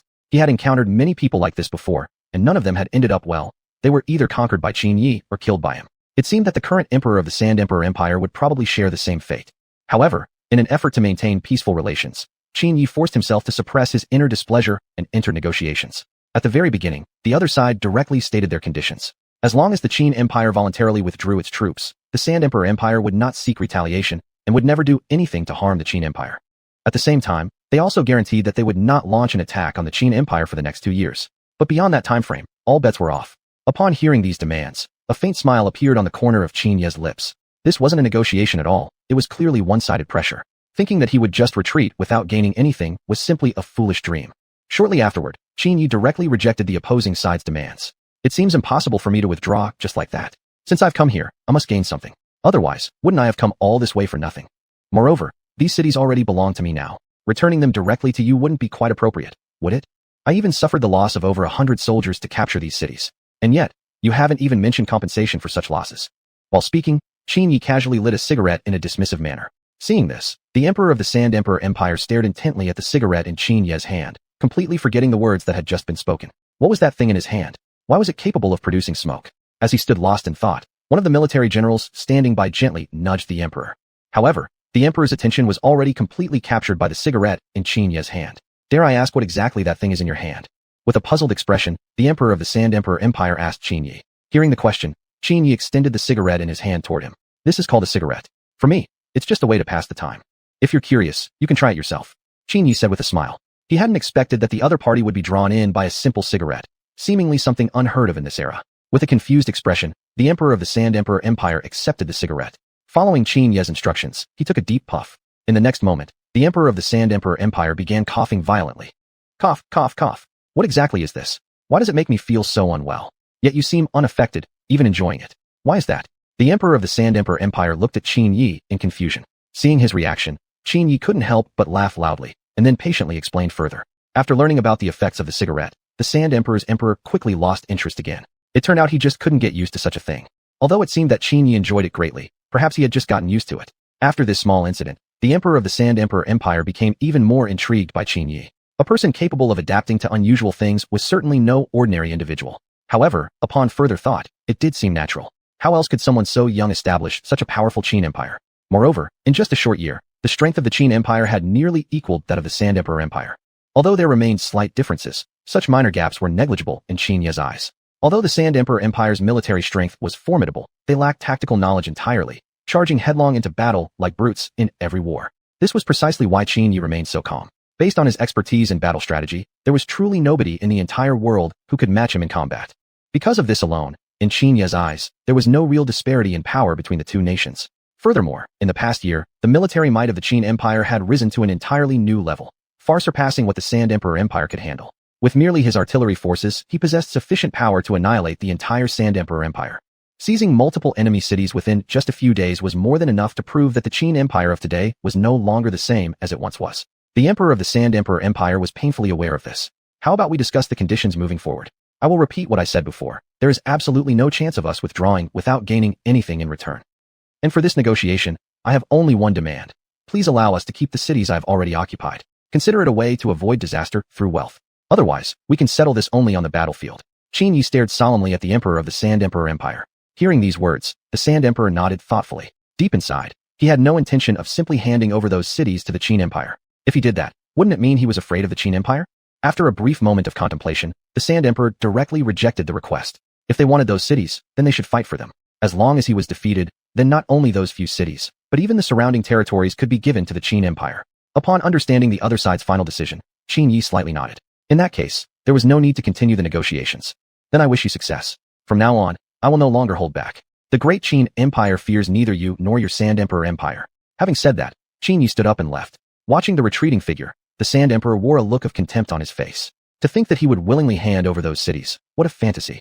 Although the Qin Empire had indeed grown stronger over the past year, in the Sand Emperor's eyes, this was merely the last desperate struggle before imminent death. Soon, he also rose and returned to his camp. This time, the Sand Emperor had brought with him 200,000 troops, and the army strength was far greater than it had been a year ago. He had practically brought every elite soldier and skilled general in the Sand Emperor Empire, determined to seize this opportunity to completely crush the Qin Empire.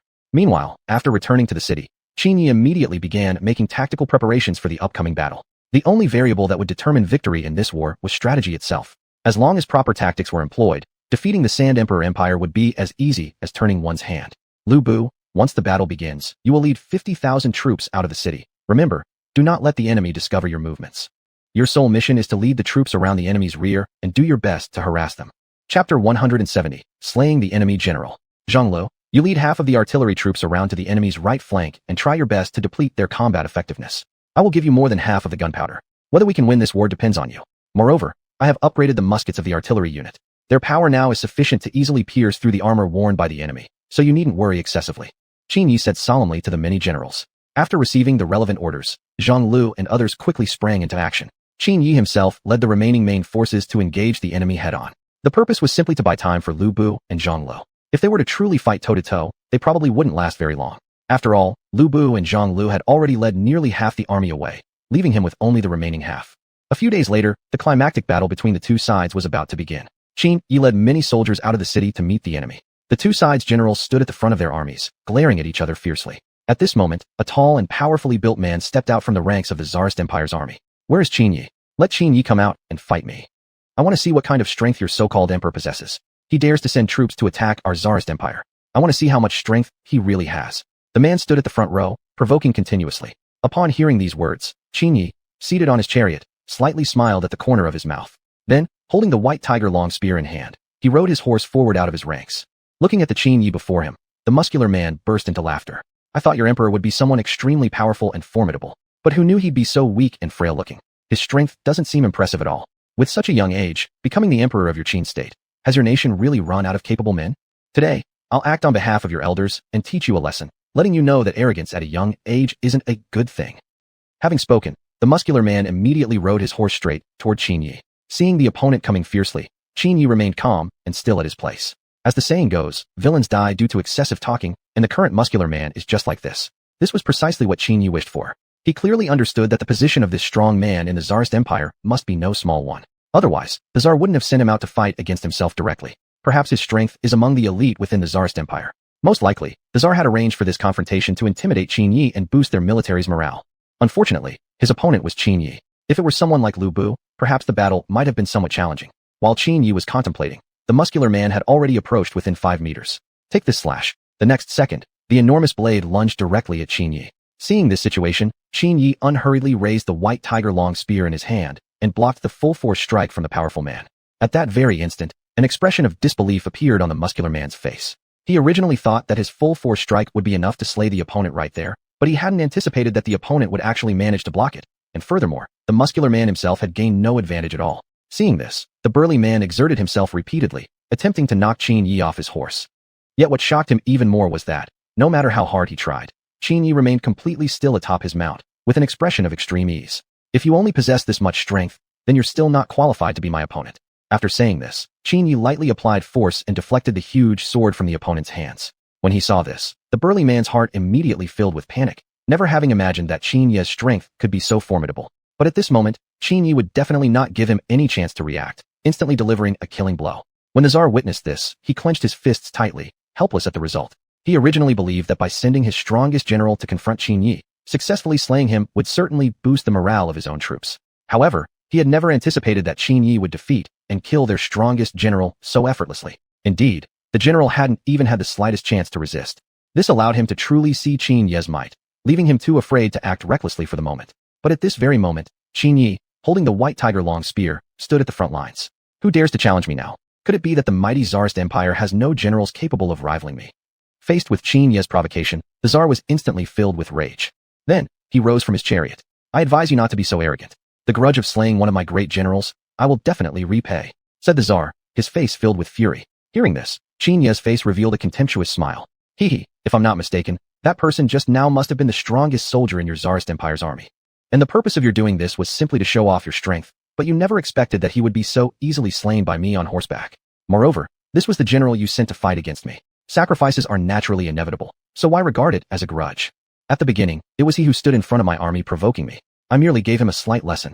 Such a soldier with such poor judgment, your Tsarist Empire keeping him around would only cause trouble. I'm actually doing you a favor, Qin Yi said contemptuously. Hearing these words, the Tsar could no longer suppress his anger.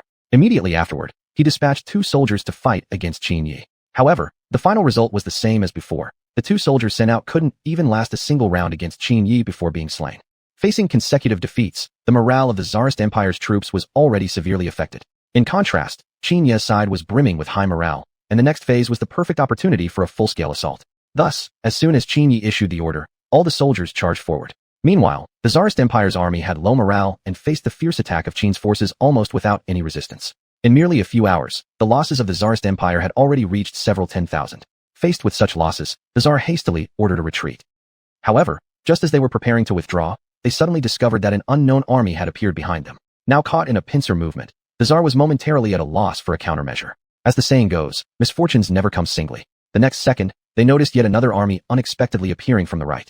Faced with the encirclement, the Tsar instantly collapsed onto his throne with his legs giving way. Finished, it's all finished. Our Tsarist Empire is truly doomed. The Tsar felt his heart sinking, instantly losing all desire to resist. Soon, the 20,000 troops he had brought were completely annihilated within a few hours. The reason was not only due to the low morale of the army, but more importantly, the Tsar, as the leader, failed to respond promptly. Most soldiers could only struggle desperately, nearly without any appropriate strategy for countering the enemy. At some point, Qin Yi had already stood before the Tsar. Now that we've come to this point, do you still have anything to say? I don't really want to completely exterminate your entire Tsarist Empire, so I can actually give you a chance.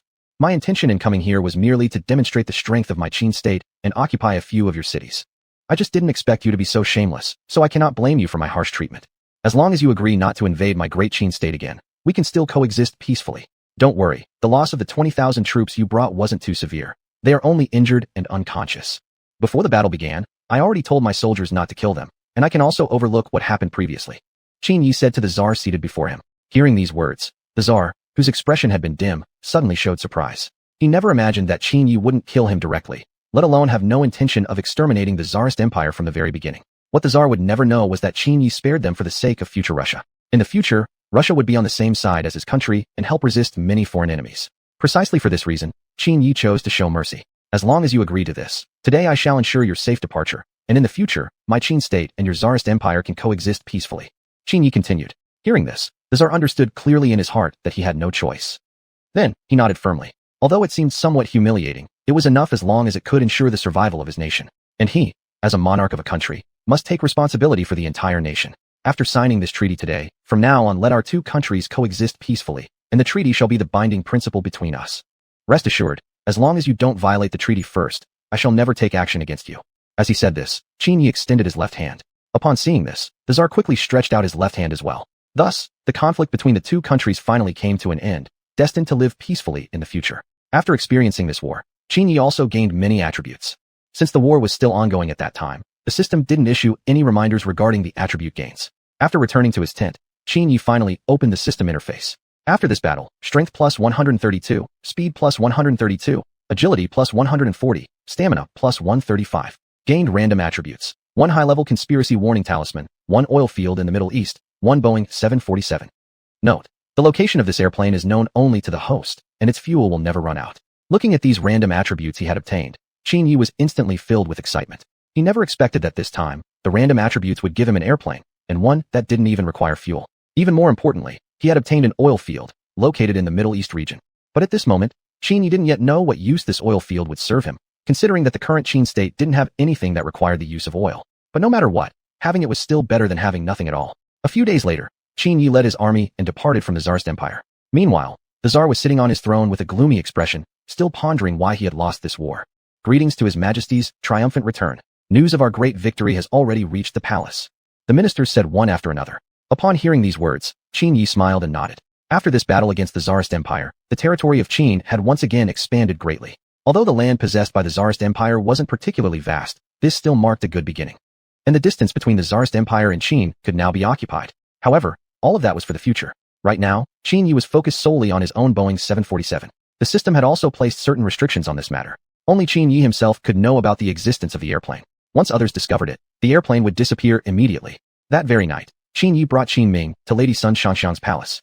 Seeing that both had returned safely, Sun Shangxiang, who had been worried for this period of time, finally felt relieved. She immediately began inspecting Qin Ming to see if he had suffered any injuries. "Don't worry. Since I promised you that I would bring Qin Ming back safely, I definitely wouldn't let him suffer any harm. This time he learned a lot by following me, especially military strategies. In the future, he will surely become an excellent monarch, just like me," Qin Yi said with a smile. Right.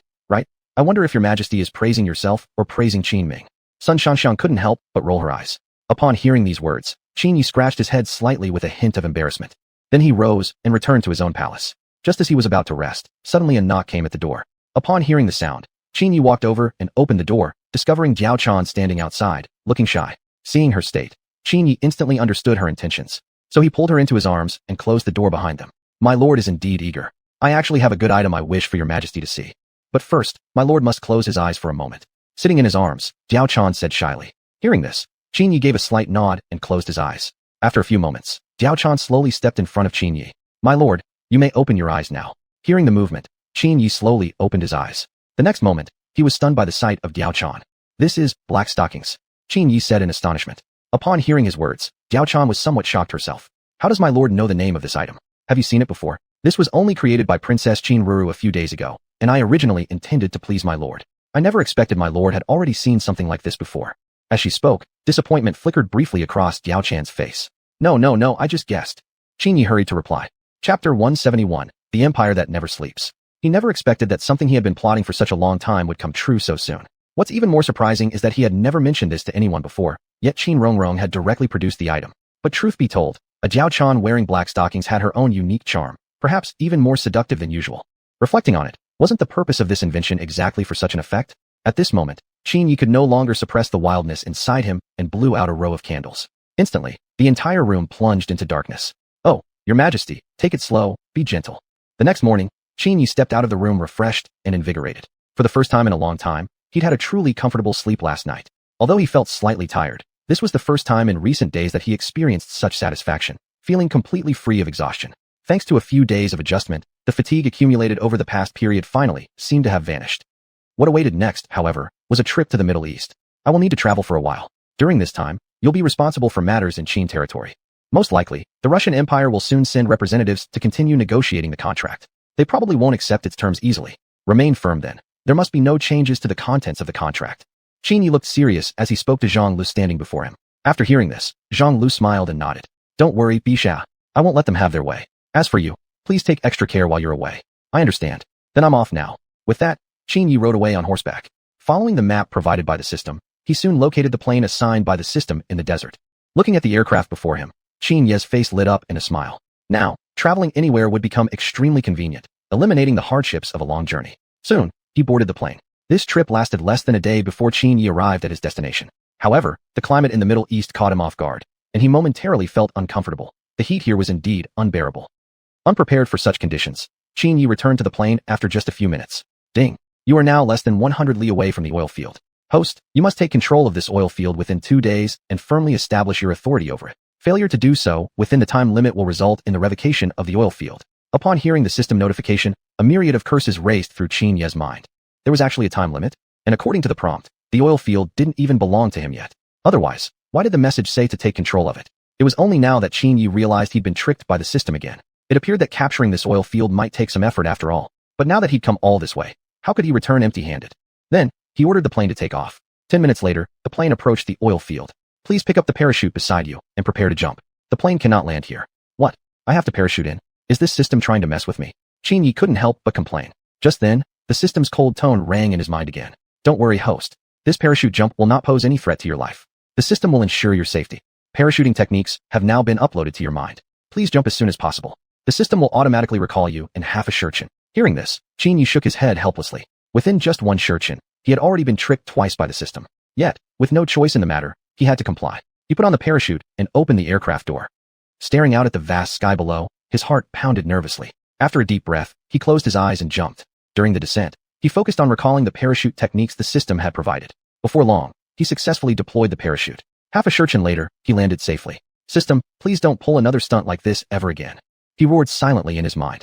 But now, no more messages came from the system. It likely preferred to avoid enduring Qin Yi's wrath. After a brief moment to compose himself, Qin Yi followed the system's guidance and headed toward the oil field. Shortly, he noticed a small cluster of structures in the distance. Though they could be called buildings, they were really nothing more than adobe huts. This must be the oil field the system mentioned. As he spoke, Qin Yi approached the oil field. Suddenly, an arrow flew straight toward him. Seeing this, Qin Yi quickly turned aside to dodge the incoming attack, then retrieved the vermilion bird crescent bow from his personal space and prepared to strike back. A few minutes later, dozens of men armed with bows and arrows emerged from the cluster of mud brick huts. They appeared to be the guards of this oil field. However, their clothing looked oddly familiar to Qin Yi, suggesting they were not native to the region.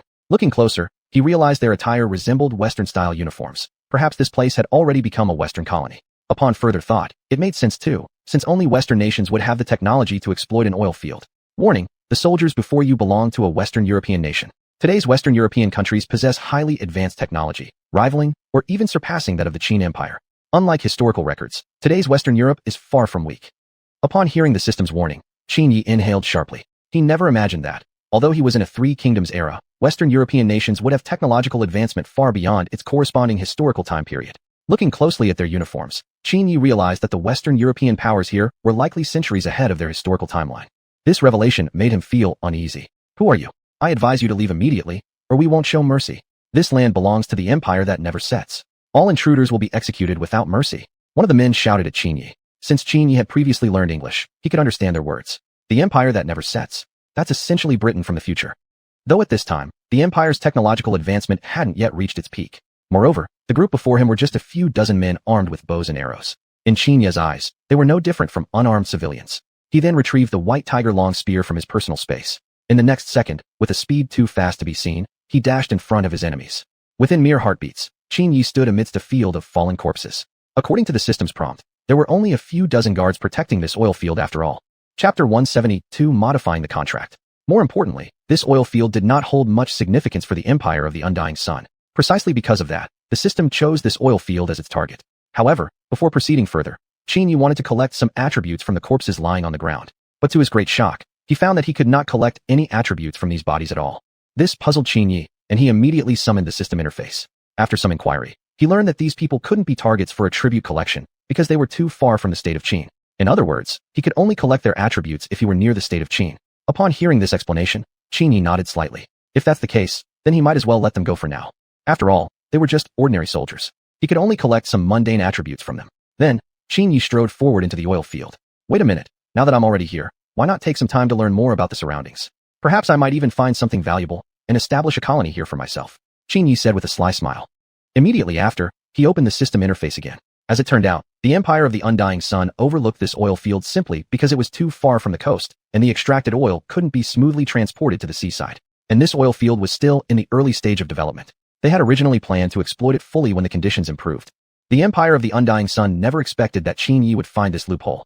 After a detailed investigation, there were no other forces within a radius of 50 kilometers, which meant that Qin Yi could establish a colony freely within this area. When Qin Yi learned of this, he slightly smiled at the corner of his mouth. Well, here we go. Meanwhile, inside the state of Qin.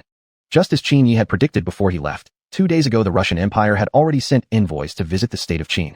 Their purpose was clear, to request changes to the existing contract terms so that they could reap more benefits for themselves. Looking at the representative of the Russian Empire sitting across the table, Zhang Lu smiled slightly. Hee, it seems you guys really couldn't wait anymore. But I'm afraid you have made this trip in vain this time. Wishing to revise the contract? That's nothing more than a foolish daydream. Zhang Lu murmured silently in his heart. Sure enough, as soon as the Russian Empire's representative opened his mouth, he brought up the subject of changing the contract. Though the original treaty had not caused the Russian Empire great losses initially, the long-term consequences were substantial. Because the state of Qin occupied the southern border of the Russian Empire, it directly severed the Russian Empire's connection with the countries to the south. Before this, those southern countries had been trading with the Russian Empire. Yet after the state of Qin seized the major thoroughfare, interactions between them decreased sharply. The Russian Empire was located in the extreme north of the continent, where the climate was extremely cold and unsuitable for crop cultivation. They only had 2 short months each year suitable for growing crops, and the varieties were extremely limited. Only corn could thrive there. Over time, the Russian Empire would run out of food. Relying merely on corn was insufficient to meet the nation's food demands. Precisely due to this, the Russian Empire wished for the state of Qin to relinquish 2 cities, so that these locations could serve as channels for communication and trade with other nations. After hearing their full reasoning behind the requested modifications to the contract, Zhang Lu thought for a moment, then nodded slightly. It's not that I'm unwilling to agree, it's simply that His Majesty is currently traveling abroad, and I am merely in charge of daily administrative affairs. I don't have the authority to make such an important decision on behalf of His Majesty.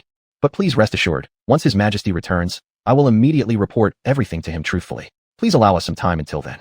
Zhang Lu replied. Upon hearing these words, the representative of the Russian Empire nodded slightly. If that's the case, then there's no point to persist further for now. And his request wasn't particularly unreasonable. After all, it was simply for the Russian Empire to secure sufficient living space. Moreover, he was also willing to compensate the state of Qin by ceding 2 cities nearby. Then, he rose and departed from the imperial capital. However, at that moment, instead of leaving Qin territory immediately, they quietly took refuge near the capital while no one was paying attention. Their goal for coming this time wasn't just to negotiate the content of the contract. Their more important purpose was to investigate what had happened in the state of Qin recently.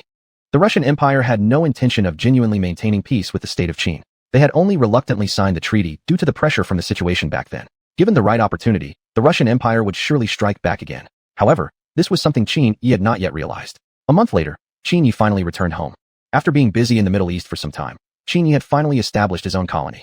Although it wasn't large in scale, there was potential for future development. Just as he returned to the palace, Zhang Lu, upon learning of Qin Yi's return, hurried to the palace as quickly as possible and informed him of what had happened. After hearing the Russian Empire's intentions, Qin Yi nodded with a smile.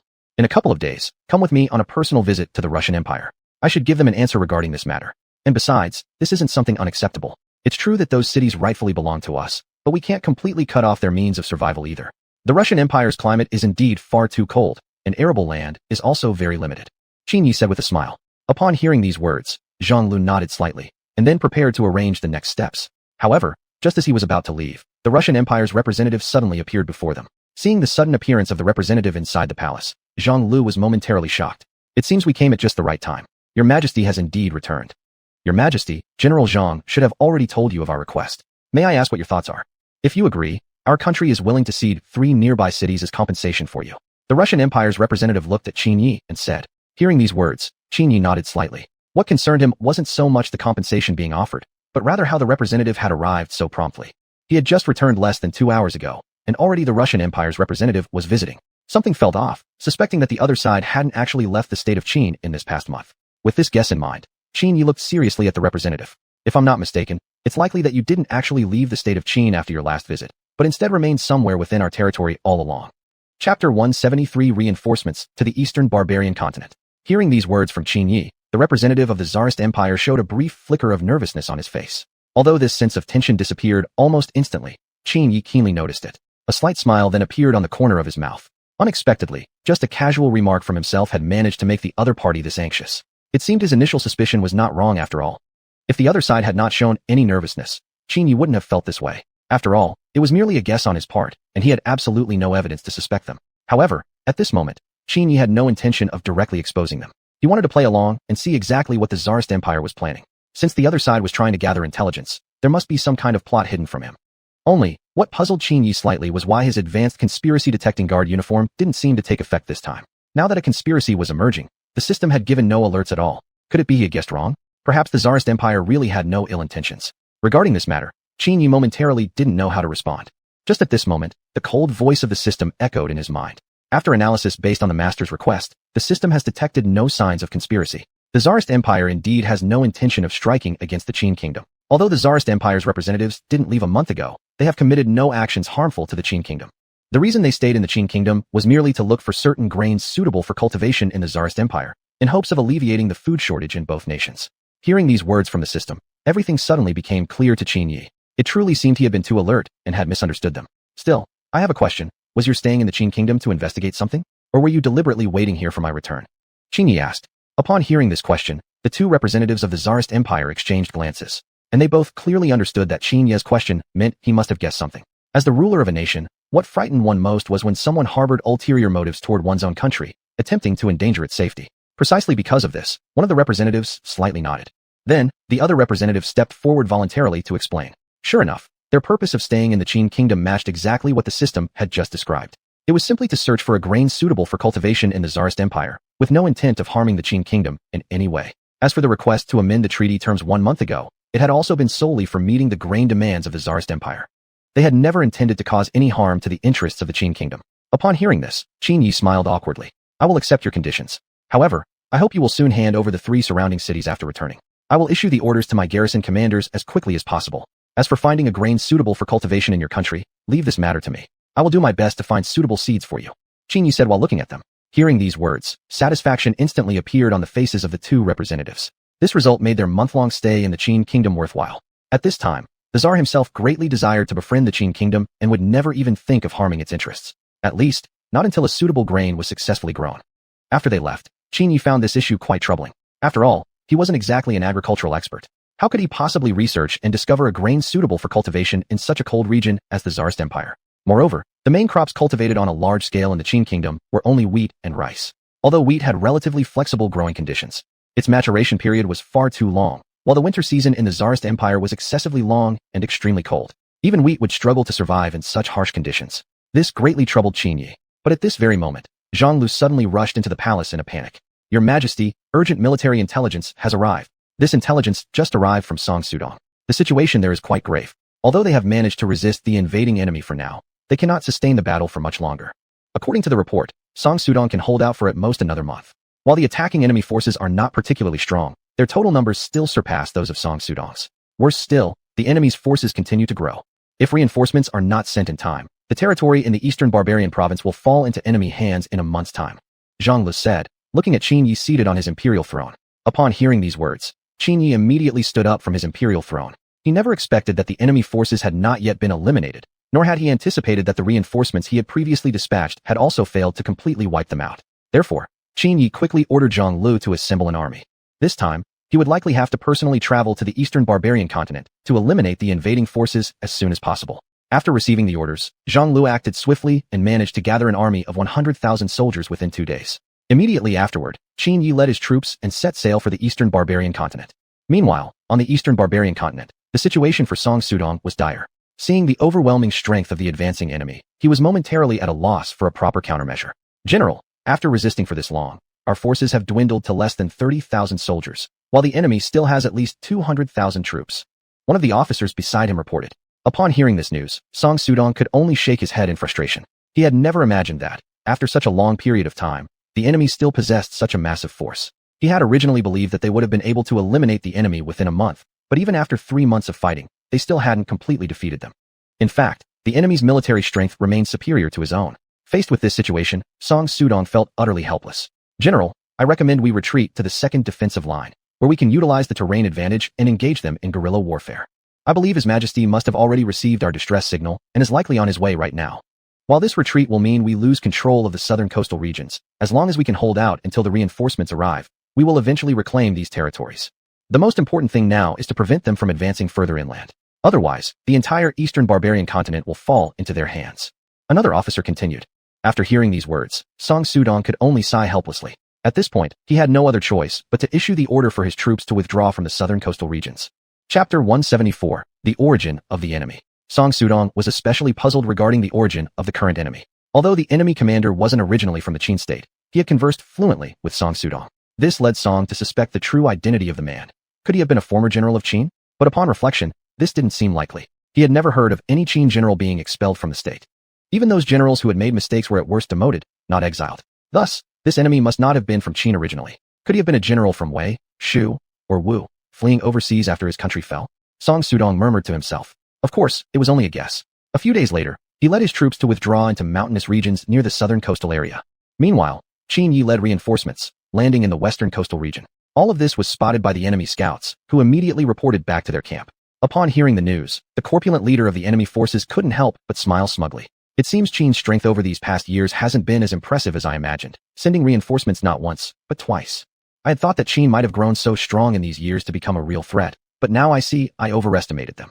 Qin Yi, now that you've come, don't even think of returning alive. I'll make sure you pay for the loss of my homeland with your life, declared the stocky man. He immediately ordered an attack on the area where Song Sudong's forces were stationed. He wanted Qin Yi to watch helplessly as his subordinates were gradually destroyed before his very eyes. Meanwhile, Song Sudong received the news from the western coast and quickly sent people to welcome the emperor. I didn't expect the enemy to be someone you know, Qin Yi said as he stood before Song Sudong. If my guess is correct, he must be one of the generals from the states of Wei, Shu, or Wu. Do you recognize who he is? Song Sudong gently shook his head. Though he was now a Qin general, he'd merely been a common soldier before Qin unified the land. As a regular soldier, he had had almost no opportunity to meet high-ranking officers, hardly knowing any of the generals from Wei, Shu, or Wu. Moreover, it had been over a decade since Qin had unified the land, and appearances could have changed greatly during that time. Identifying him now would be extremely difficult. Hearing Song's answer, Qin Yi nodded with a slight smile. Still, he never would have expected that even after the fall of Wei, Shu, and Wu, there were still surviving generals. But upon further reflection, it wasn't too unusual. After all, only a few years ago he had just encountered Xiahou Ba, a surviving general of Wei, so it was only natural that other states also had generals who had survived. However, who exactly this person was would have to be confirmed upon meeting him in person. Then, Qin Yi quickly arranged the upcoming defense plans. Since Song Sudong's forces had been reduced to a small number, the enemy must have already found out. It was likely they were preparing a final assault. They would definitely try to completely destroy Song Sudong's troops and thereby conquer the entire Dongyianzu. Just as Qin Yi finished issuing his orders, a soldier suddenly entered the tent. Your Majesty, an unknown visitor has arrived outside the camp, requesting to discuss matters of ruling Dongyianzu with Your Majesty. Did he reveal his identity? No, Your Majesty. He only mentioned that you and he are somewhat old acquaintances. The soldier replied. Hearing this, Qin Yi gave a slight nod. At this moment, he realized the enemy had already discovered his arrival, and this visit was likely a show of force. He ordered the visitor to be brought in. The moment he saw the visitor, a faint smile appeared at the corner of Qin Ye's mouth. Just as expected, the visitor was indeed a former general from the Shu kingdom. Although the years had changed his appearance slightly, Qin Yi recognized him at first glance. Wei Yan, I never would have expected you to still be alive. It truly surprises me. I certainly never imagined you'd manage to survive until now, amassing an army of 200,000 soldiers under your command.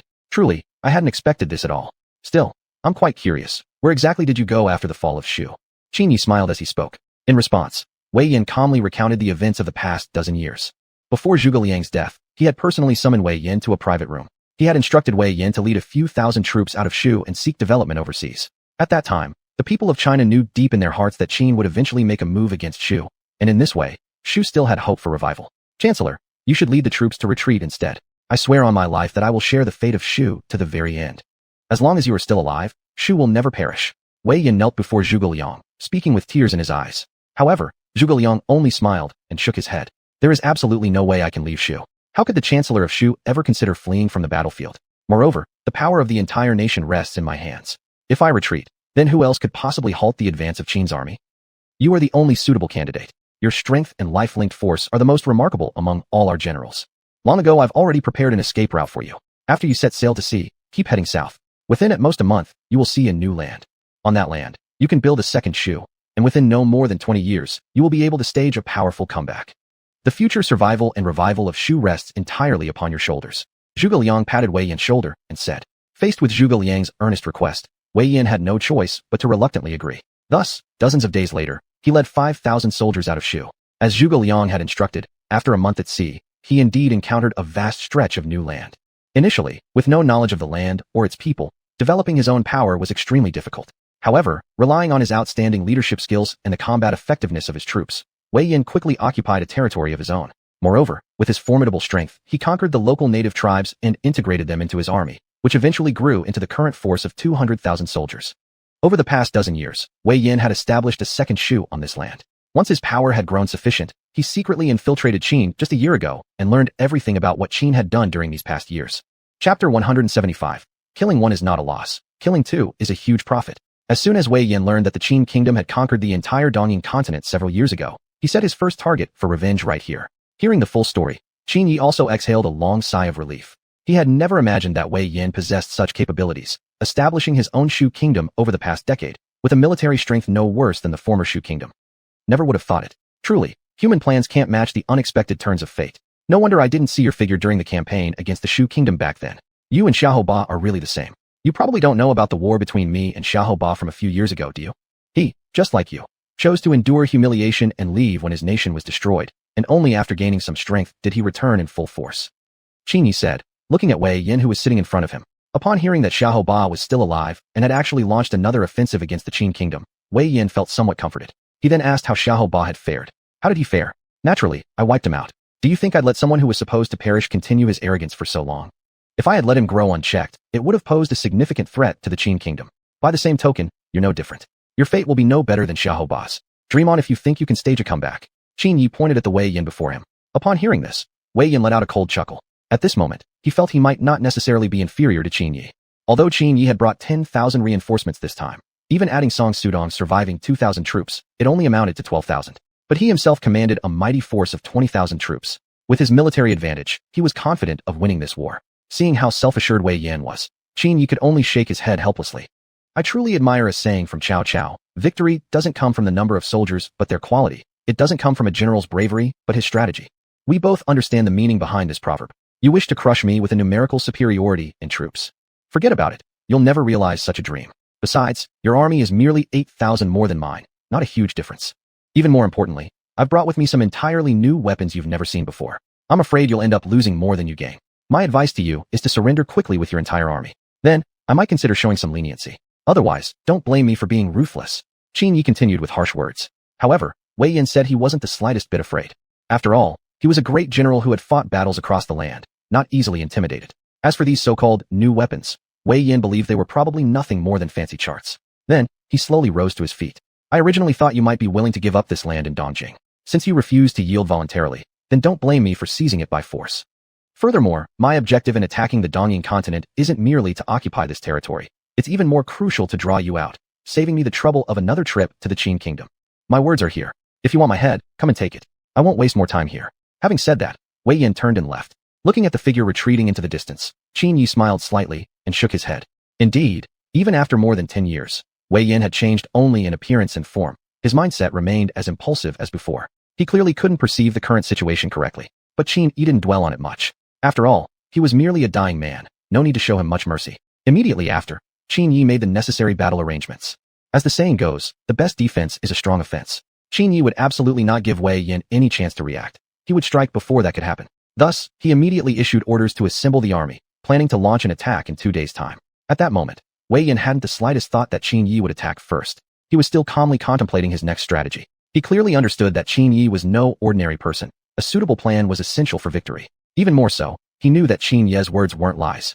But he simply couldn't imagine that, faced with numerical inferiority, Qin Yi would still choose to attack first. 2 days later, Qin Yi's army arrived at the borders. The sudden appearance of the Qin forces caused Wei Yan immediate confusion and chaos. Within less than a day, Qin Ye's army had completely encircled the entire western coastal region, already causing Wei Yan to lose nearly 10,000 troops. Faced with such a devastating loss, Wei Yan was suddenly filled with alarm. What exactly is going on? Wei Yan questioned the numerous generals standing before him, reporting, "General, we don't fully understand what happened. All we know is that a deafening noise suddenly filled our ears." The next moment, the soldiers who charged forward were lying in pools of blood. "We were all greatly shocked and suspect that Qin might truly possess a terrifying new weapon." A general stepped forward and reported. Upon hearing these words, Wei Yan's face paled with shock. He had originally thought that Qin Ye's so-called new weapon was merely a bluff, meant only to intimidate him. But now, he realized how naive he had been. In just a single day, half of his 200,000 troops had been slaughtered, while the enemy had suffered fewer than 1,000 casualties. His once prized numerical advantage was now completely gone, and Wei Yan instantly lost the will to fight. Faced with such a powerful enemy, he knew he could not possibly win. He immediately considered seeking peace in order to grasp at the faintest hope of survival. However, Qin Ye at this moment would not give him even a moment to catch his breath. He was determined to wipe him out completely and eliminate the threat forever. Delusions of grandeur. You led your troops here to invade my Dongyan continent, and now you wish to seek peace? Do you even hear yourself speaking? You are the one who came here to wage war, and now you are the one seeking peace. Do you think the Qin kingdom deserves to be bullied by you? There will be no peaceful resolution today. Wei Yan, don't even think about leaving this place alive. Qin Ye pointed at Wei Yan on the city wall and cursed furiously. He never imagined that a mighty general like him could be so utterly shameless. Everything had to go according to his wishes. Did that mean he had no regard for him at all? Was he, the emperor of Qin, truly so devoid of dignity? Hearing Qin Ye's response, Wei Yan felt a deep bitterness well up inside him.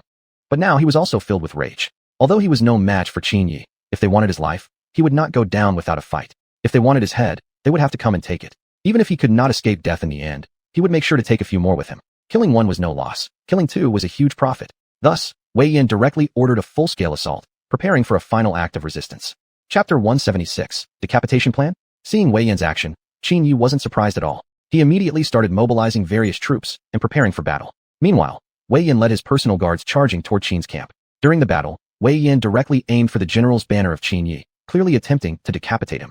Looking at the ferocious Wei Yan rushing toward him, Qin Ye snorted coldly. Do you really think you're qualified to duel with the emperor? As the words left his mouth, he directly pulled out the long sword at his waist and thrust it at Wei Yan. The two sharp blades collided instantly, shooting out dazzling sparks. A barbaric fool still dares to challenge me? All of you step aside. Today, I shall personally sever his head. Qin Ye shouted to the surrounding soldiers. Upon hearing this, the nearby soldiers didn't dare to hesitate and immediately dispersed, leaving Qin Ye alone to fight Wei Yan. Gazing at the figure before him, Wei Yan gritted his teeth. You young brat from Qin, don't get too arrogant. As soon as he spoke, Wei Yan's arm veins bulged, swinging his blade with full strength toward his opponent. Yet when Qin Ye saw this, he neither dodged nor evaded. He simply stood there watching the other, only blocking the incoming blade when it came dangerously close. In an instant, the two were locked in a stalemate. No matter how hard Wei Yan pushed, his sword could not advance even an inch. You think you can challenge me one-on-one with this ability? You're still too young. Qin Ye chuckled lightly, and then suddenly lifted his foot, kicking it fiercely into Wei Yan's chest. This single kick sent Wei Yan flying several meters. As he hit the ground, Wei Yan felt pain and numbness coursing through his entire body. He couldn't even stand up, and his hand that held the blade slightly trembled. Poochie. Bright red blood spilled from the corner of his mouth, staining the armor red. Yet at this moment, Qin Ye didn't stop. He continued advancing, raising his sword and aiming for a single strike to behead Wei Yan. Seeing this, Wei Yan quickly reached for the sword at his waist, attempting to stop the attack. Unexpectedly, just then, Qin Ye suddenly changed his attack style, bringing the long blade down from above. Bang! With a metallic clashing sound, Wei Yan felt an intense numbing pain shoot through his arm. Without hesitation, he quickly retreated. Still trying to escape? Too late. Mocking him, Qin Ye swung the blade down once again, determined to behead Wei Yan on the battlefield. Facing this fierce attack, Wei Yan couldn't dare show the slightest negligence and started evading frantically. But how could he ever be a match for Qin Ye? In a blink, the sharp sword had already reached near Wei Yan's neck. At this moment, Wei Yan finally felt fear. He sensed the thick aura of death upon him. Instinctively shouting in horror, Wei Yan desperately threw his head backward, barely evading that fatal blow. Wei Yan, do you finally understand what a vast gap means now? If you had surrendered earlier, I might have spared your life. Otherwise, I shall ensure your complete annihilation. Qin Ye said coldly. You. Wei Yan wanted to argue back, but couldn't find the right words. He had thought he could give it his all and execute a decapitation strike, inflicting a major blow on Qin Ye. After all, he was still a top-tier general. If he gave it everything he had, there might still be a chance of victory. But he hadn't expected the outcome to be so miserable. Besides anger, regret filled his heart at this moment. You either surrender now or die. I, Wei Yan, would rather die standing than live kneeling. Wei Yan stubbornly replied. He knew that Qin Ye wanted him dead. No matter what choice he made, he'd still end up the same. If that were the case, then he'd rather hold out till the end. Perhaps an unexpected chance would appear. Obstinate fool. Since that's your choice, then allow me to oblige you. After he finished speaking, his sharp blade lunged straight at Wei Yan's throat. Seeing this, Wei Yan's pupils shrank. He pulled the reins, and his warhorse neighed loudly as if trying to dodge. Unfortunately, his reaction was too slow. Before the horse could react, Qin Ye's blade already sliced into its neck. Poochie! The sound of flesh being torn rang out. Qin Ye twisted his wrist, and the horse immediately collapsed onto the ground, blood spraying into the air, completely losing all vitality. Yu, looking at his fallen mount on the ground, Wei Yan felt indescribable sorrow and fury. He had originally thought he could still fight for a while using his horse and look for a chance to retaliate. He never expected that his beloved warhorse would be the first to perish. After killing Wei Yan's mount, Qin Ye didn't pause even for a second. He knew that Wei Yan was now nothing but a dying force. If he missed this opportunity, the latter might possibly escape. Therefore, Qin Ye unhesitatingly raised his spear and thrust it at Wei Yan. Witnessing this scene, Wei Yan's eyes revealed fear. Hastily pulling his leg out from under the dead horse, he took a forward step, attempting to evade the attack. However, Qin Ye moved extremely fast. Although it was a hurried motion, he still managed to slightly deflect the strike, avoiding piercing Wei Yan's shoulder and only leaving a wound. Taking advantage of this moment, Qin Ye twisted Wei Yan's arm until it snapped, leaving him completely unable to wield any weapon. At this moment, Wei Yan was like a helpless lamb awaiting slaughter. It seems the last seed of the Wei family, passed down for 3 generations, will be strangled in the cradle today. Wei Yan, do you have any final words to say? Qin Ye asked indifferently. Wei Yan, however, let out a cold snarl. You think you can kill me? Don't make me laugh. As he spoke, Wei Yan raised his short sword forward, preparing to fight Qin Ye to the death. Yet he had forgotten his injuries. Just this brief movement caused his wounds to tear open again, instantly spilling large amounts of blood. Crack! With a crisp sound of bone breaking, Wei Yan's right arm helplessly dropped. A faint cold smile appeared on Qin Ye's face. In an instant, his sharp blade flashed through the air, aimed straight at Wei Yan's throat. Poochie! The sound of the blade piercing flesh rang out. After a stream of blood shot from Wei Yan's body, his severed head fell lifelessly to the ground. Even in death, his eyes remained wide open, filled with flames of hatred. This scene was witnessed by the Qin soldiers with their own eyes. They had never expected that such a renowned general of the northern border could die like this.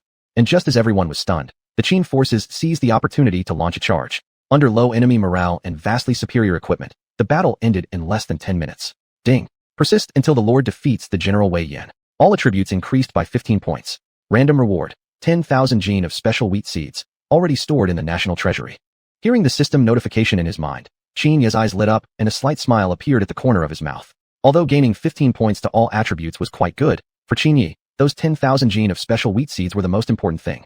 Haha soldiers, leave 10,000 troops to fully occupy Dongyansu. The rest of you, follow me home. Letting out a loud laugh, Qin Ye directly urged his warhorse beneath him and galloped back toward the state of Qin. Without rest for days and nights, Qin Ye returned to Qin in only 3 days. When he entered the national treasury and saw the golden wheat seeds, the corner of his mouth stretched into a wide grin. Go, send someone to inform the Sha Emperor Kingdom. Aren't they suffering from food shortages? We have grain here. Let's see if they're willing to trade. Chapter 177, The Lifeline of the Sha Kingdom. This is the reason why His Majesty sent me here. Inside the empire of Sha Huang, the Qin envoy spoke calmly and stood respectfully in place. What did you say? Sitting on a golden throne, the Sha Emperor looked in shock at the Qin envoy standing below the stage. Yet the man opposite seemed not to notice his expression. Slowly, he continued. Your Majesty, King Qin has sent me to deliver this message. We are willing to help your Majesty resolve the food and supplies crisis. It depends on how sincere your Majesty the Sha Emperor is willing to be. Upon hearing the envoy's words, the Sha Emperor's eyes darkened. After a moment of silence, he replied, Very well, I understand. How could he not understand what the Qin nation implied? It was obvious. The Qin wanted to exchange food for territory from the Sha Kingdom. But right now, he had no choice but to accept. After all, the food shortage had become unbearable. All right then, you may leave now. The Sha Emperor sighed and said to the envoy. Upon hearing this, the envoy slightly bowed and left the throne hall. Once the envoy had just left, the Sha Emperor impatiently turned to his ministers. My lords, what are your thoughts on this matter? Your Majesty, according to this humble servant's view, we might as well agree to Qin's terms. Our own food supply can't last much longer anyway. Rather than that, we should trade with them. The Sha Emperor nodded in agreement and said, Yes, we shall proceed as the Chancellor suggested. Issue the order. Wait, better yet, I shall personally handle this negotiation myself. Prepare some gifts and an honor guard. We will depart for the Qin nation tomorrow. In a prolonged situation of food shortage, he no longer had patience to spare. It shall be done. Knowing the current situation well, the officials voiced no objections. Instead, they all responded in unison and hurried off to prepare for the necessary arrangements. The next day, in the grand hall of the Qin palace, Qin Ye sat on the throne. Below were seated numerous court ministers. The purpose of summoning the morning court today was none other than to discuss the transaction with the Sha Kingdom. Once receiving the decree, the imperial guards patrolled throughout the palace, showing off the power of the Qin Empire. Around dawn, the head guard of the Qin royal household arrived to deliver a message. Your Majesty, an envoy from the Xia Kingdom requests an audience. Oh, he came this early already? Seems like they are truly desperate. Bring him in. Qin Yi whispered lightly with his eyes half closed. He nodded at the messenger, ordering him to bring the Xia Kingdom's envoy forward. Soon, the envoy entered the hall, following the messenger. He was thin in appearance, unremarkable in looks. Nothing about him stood out. Yet in his dark eyes occasionally glinted a flash of sharpness. Observing all this, Qin Yi guessed that this envoy must be a man of strategy. But instead of focusing on the envoy, Qin Yi turned his attention to a cloaked figure among the envoy's guards, one who had his body completely covered. His Majesty the Xia Emperor graces our court, yet hides himself among the guards? Afraid that Tun might eat you or something? At Qin Ye's words, the figure suddenly trembled, then slowly turned around. His Majesty the Qin Emperor truly has keen eyesight. You've recognized me already. Since that's the case, there's no need for concealment any further. As the man spoke, the figure removed his head covering and revealed his true identity, the Xia Emperor himself. Hee, you needn't hide in my Qin kingdom. Guards, prepare a seat for His Majesty the Xia Emperor. Thank you, Your Majesty of Qin.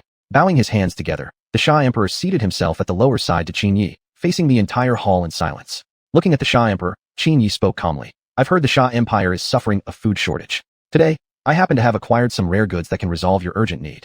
But whether or not you are ready to pay the price remains to be seen. The Xia Emperor paid no attention to Qin Yi. Instead, he turned to a black-cloaked man beside him and said, Bring it forward. As soon as Qin Yi's words ended, the black-cloaked figure retrieved a parchment from within his robes. Clearly written upon it were several lines of text, and at the very bottom, the imperial seal of the Xia Empire had already been pressed. 5 cities then. His Majesty the Xia Emperor certainly is generous, though this number seems insufficient still. After reading the parchment carefully, Qin Yi smiled and replied. He knew very well that the Xia Emperor must have another move ready. Therefore, he did not rush, but waited calmly for the other to speak. Your Majesty the Qin Emperor, what we of the Xia Kingdom have presented here is more than just 5 cities. May Your Majesty keep your objectives in mind. This I know. His Majesty the Xia Emperor needs grain to save his people, yet my grain is not something to be given freely. Qin Yi said with a smile. Unless Xia agrees to one small condition from me. Upon hearing this, the Xia Emperor's face darkened instantly. Were it not for the perilous situation of his country, with his temper, he might have risen furiously already. Barely suppressing his anger, the Xia Emperor coldly asked, What condition? Xia Emperor, what I want is not 5 cities, but 10. If possible, I can give it to you right now. Don't push too far, Qin Emperor. 10 cities in exchange. Impossible. Upon hearing Qin Yi's words, the Xia Emperor's face finally turned furious. He pointed at Qin Yi and roared. Yet Qin Yi, as if he hadn't seen it, continued slowly. Your Majesty, please calm down first. We can discuss such matters calmly. But I wonder if the people of the Xia Empire can afford to wait any longer, he added. As Qin Yi finished speaking, the Xia Emperor fell into silence. He also knew that what the Qin Emperor said was the truth. If he delayed any further, the people of Xia would surely starve to death. The Xia Emperor finally gritted his teeth and spoke after a long pause. Agree to the conditions of the Qin King. Good then, let us revise the contract. Someone, go to the treasury and bring out 1,000 jin of wheat seeds to share with the Xia Empire. Qin Yi ordered the attendant messenger beside him. Then he turned again to the Xia Emperor and said, These 1,000 jin of wheat seeds are a secret formula of my Qin Empire. You can rest assured, they will definitely resolve your country's crisis. I hope so. Otherwise, we shall have no choice but to settle this by force. Just having given up 10 cities, the Xia Emperor's expression was far from pleasant. But neither said much more. Right away, they revised the contract, affixed the imperial seals of both nations, and the alliance was sealed. Receiving the cart filled with 1,000 jin of wheat seeds from the hands of Qin's envoy, the Xia Emperor didn't linger any longer and quickly returned to the Xia Empire with his entourage. This was a lifeline he had exchanged for 10 cities. He dared not treat it lightly. Watching the retreating figures, Qin Yi revealed a faint and eerie smile on his lips. Though the Xia Emperor was cautious, trying to play mind games with him was still too inexperienced. At the very least, he didn't realize that the Qin Empire's war machine was far more terrifying than he could imagine. Chapter 178, Ungrateful. This kind of price was beyond the Tsar's expectations. If he hadn't seen it with his own eyes, he would never believe that the Emperor of Qin would dare to make such an outrageous demand. 10 cities. These were 10 entire cities. Even if he were to capture 10 cities by force, it would take considerable time and effort. Yet now, the other side had taken 10 of his cities with nothing more than a few words. The Tsar couldn't help but feel a sharp pang in his heart. The Emperor of Qin is truly too much. Weren't we originally agreed on 5 cities? Now he's increased the demand out of nowhere and is asking for 10. At this moment, the Tsar wore a face of fury, sitting in his carriage with an agitated heart that refused to calm down. Although he had obtained grain seeds from Qin, he couldn't help but feel they were somewhat unreliable.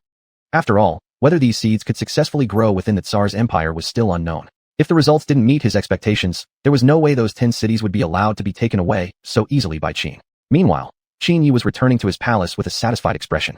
He never expected that merely offering several thousand jin of grain seeds could fetch him 10 cities in exchange. It was practically an enormous profit. Beside him, Zhao Chan wore a faint smile. She hadn't realized earlier how shrewd Qin Yi could be. Nevertheless, for the state of Qin, this was a positive outcome. With just a few thousand jin of grain seeds, the Tsar's empire had given up 10 cities. As a result, Qin's control and influence over the Tsar's empire had reached a new level. However, Qin Yi himself remained unfazed. After all, he had offered something of equal value in return. If the Tsar's empire had refused, there was no way they would have received the thousands of jin of grain seeds from him. Qin Yi clearly understood that the Tsar would never risk ignoring the people's welfare and lives within his own nation. As a sovereign, one had to take responsibility for the entire population. That was exactly what Qin Yi had exploited. Half a month later, the Tsar returned to his country and immediately distributed the grain seeds. According to Qin Yi's expectations, these thousands of jin of seeds, once matured, would produce enough grain to sustain the entire Tsar's empire for an entire year. 6 months later, good news came from the Tsar's empire. The donated grain seeds provided by the state of Qin had grown well there. Everything was developing as expected, moving in a favorable direction. Upon hearing the news, Qin Yi slightly smiled at the corner of his mouth. Had he ever lied? Moreover, these were special seeds gifted by the system, further enhanced through modification, significantly increasing their cold resistance. It wouldn't be an exaggeration to say they could grow even in polar regions, let alone the relatively cold climate of the Tsar's empire. Despite this, the Tsar still cautiously asked Qin Yi whether he could return 2 cities. Inevitably, the answer was already predictable. Qin Yi rejected the request outright. He had already obtained the items. Now they wanted him to return 2 cities? Such an idea was nothing short of wishful thinking. For the Tsar not to understand such a straightforward principle, it appeared he wasn't particularly intelligent after all. The Tsar felt indignant upon hearing the reply. He had humbled himself and approached Qin Yi to discuss the matter. If the answer was no, then that's fine, but even an insulting response. This deeply infuriated the Tsar, who was determined to make Qin Yi pay for his words and actions. Standing beside him, the military advisor urgently stepped in to intervene. Your Majesty, please calm yourself. Starting a war against Qin at this moment would greatly disadvantage our country, as we are the ones who owe them. Qin has benefited us greatly. If we send troops to attack them now, wouldn't that be an act of betrayal? Qin might even use this as an excuse to launch a massive offensive against our country. Hearing the advisor's words, the Tsar immediately dismissed them. At this point, his anger had clouded all reasoning. Betrayal? That was merely an excuse. If it came down to brute force, Qin wasn't even a match for his empire. And the Tsar's confidence naturally stemmed from his belief in the military strength of the Tsar's empire. Though they had previously suffered defeats at Qin's hands, he believed he had now learned the necessary lessons. More importantly, the previous envoy sent to Qin had stayed for over a month, not merely waiting for Qin Yi's return. Another purpose was to study Qin's military strategies in order to compensate for their own deficiencies in battle formations. Even though only a month of learning had occurred, they had essentially grasped its essence. Precisely because of this, the Tsar felt confident enough. Immediately afterwards, he dispatched troops to reclaim the 10 cities now occupied by Qin.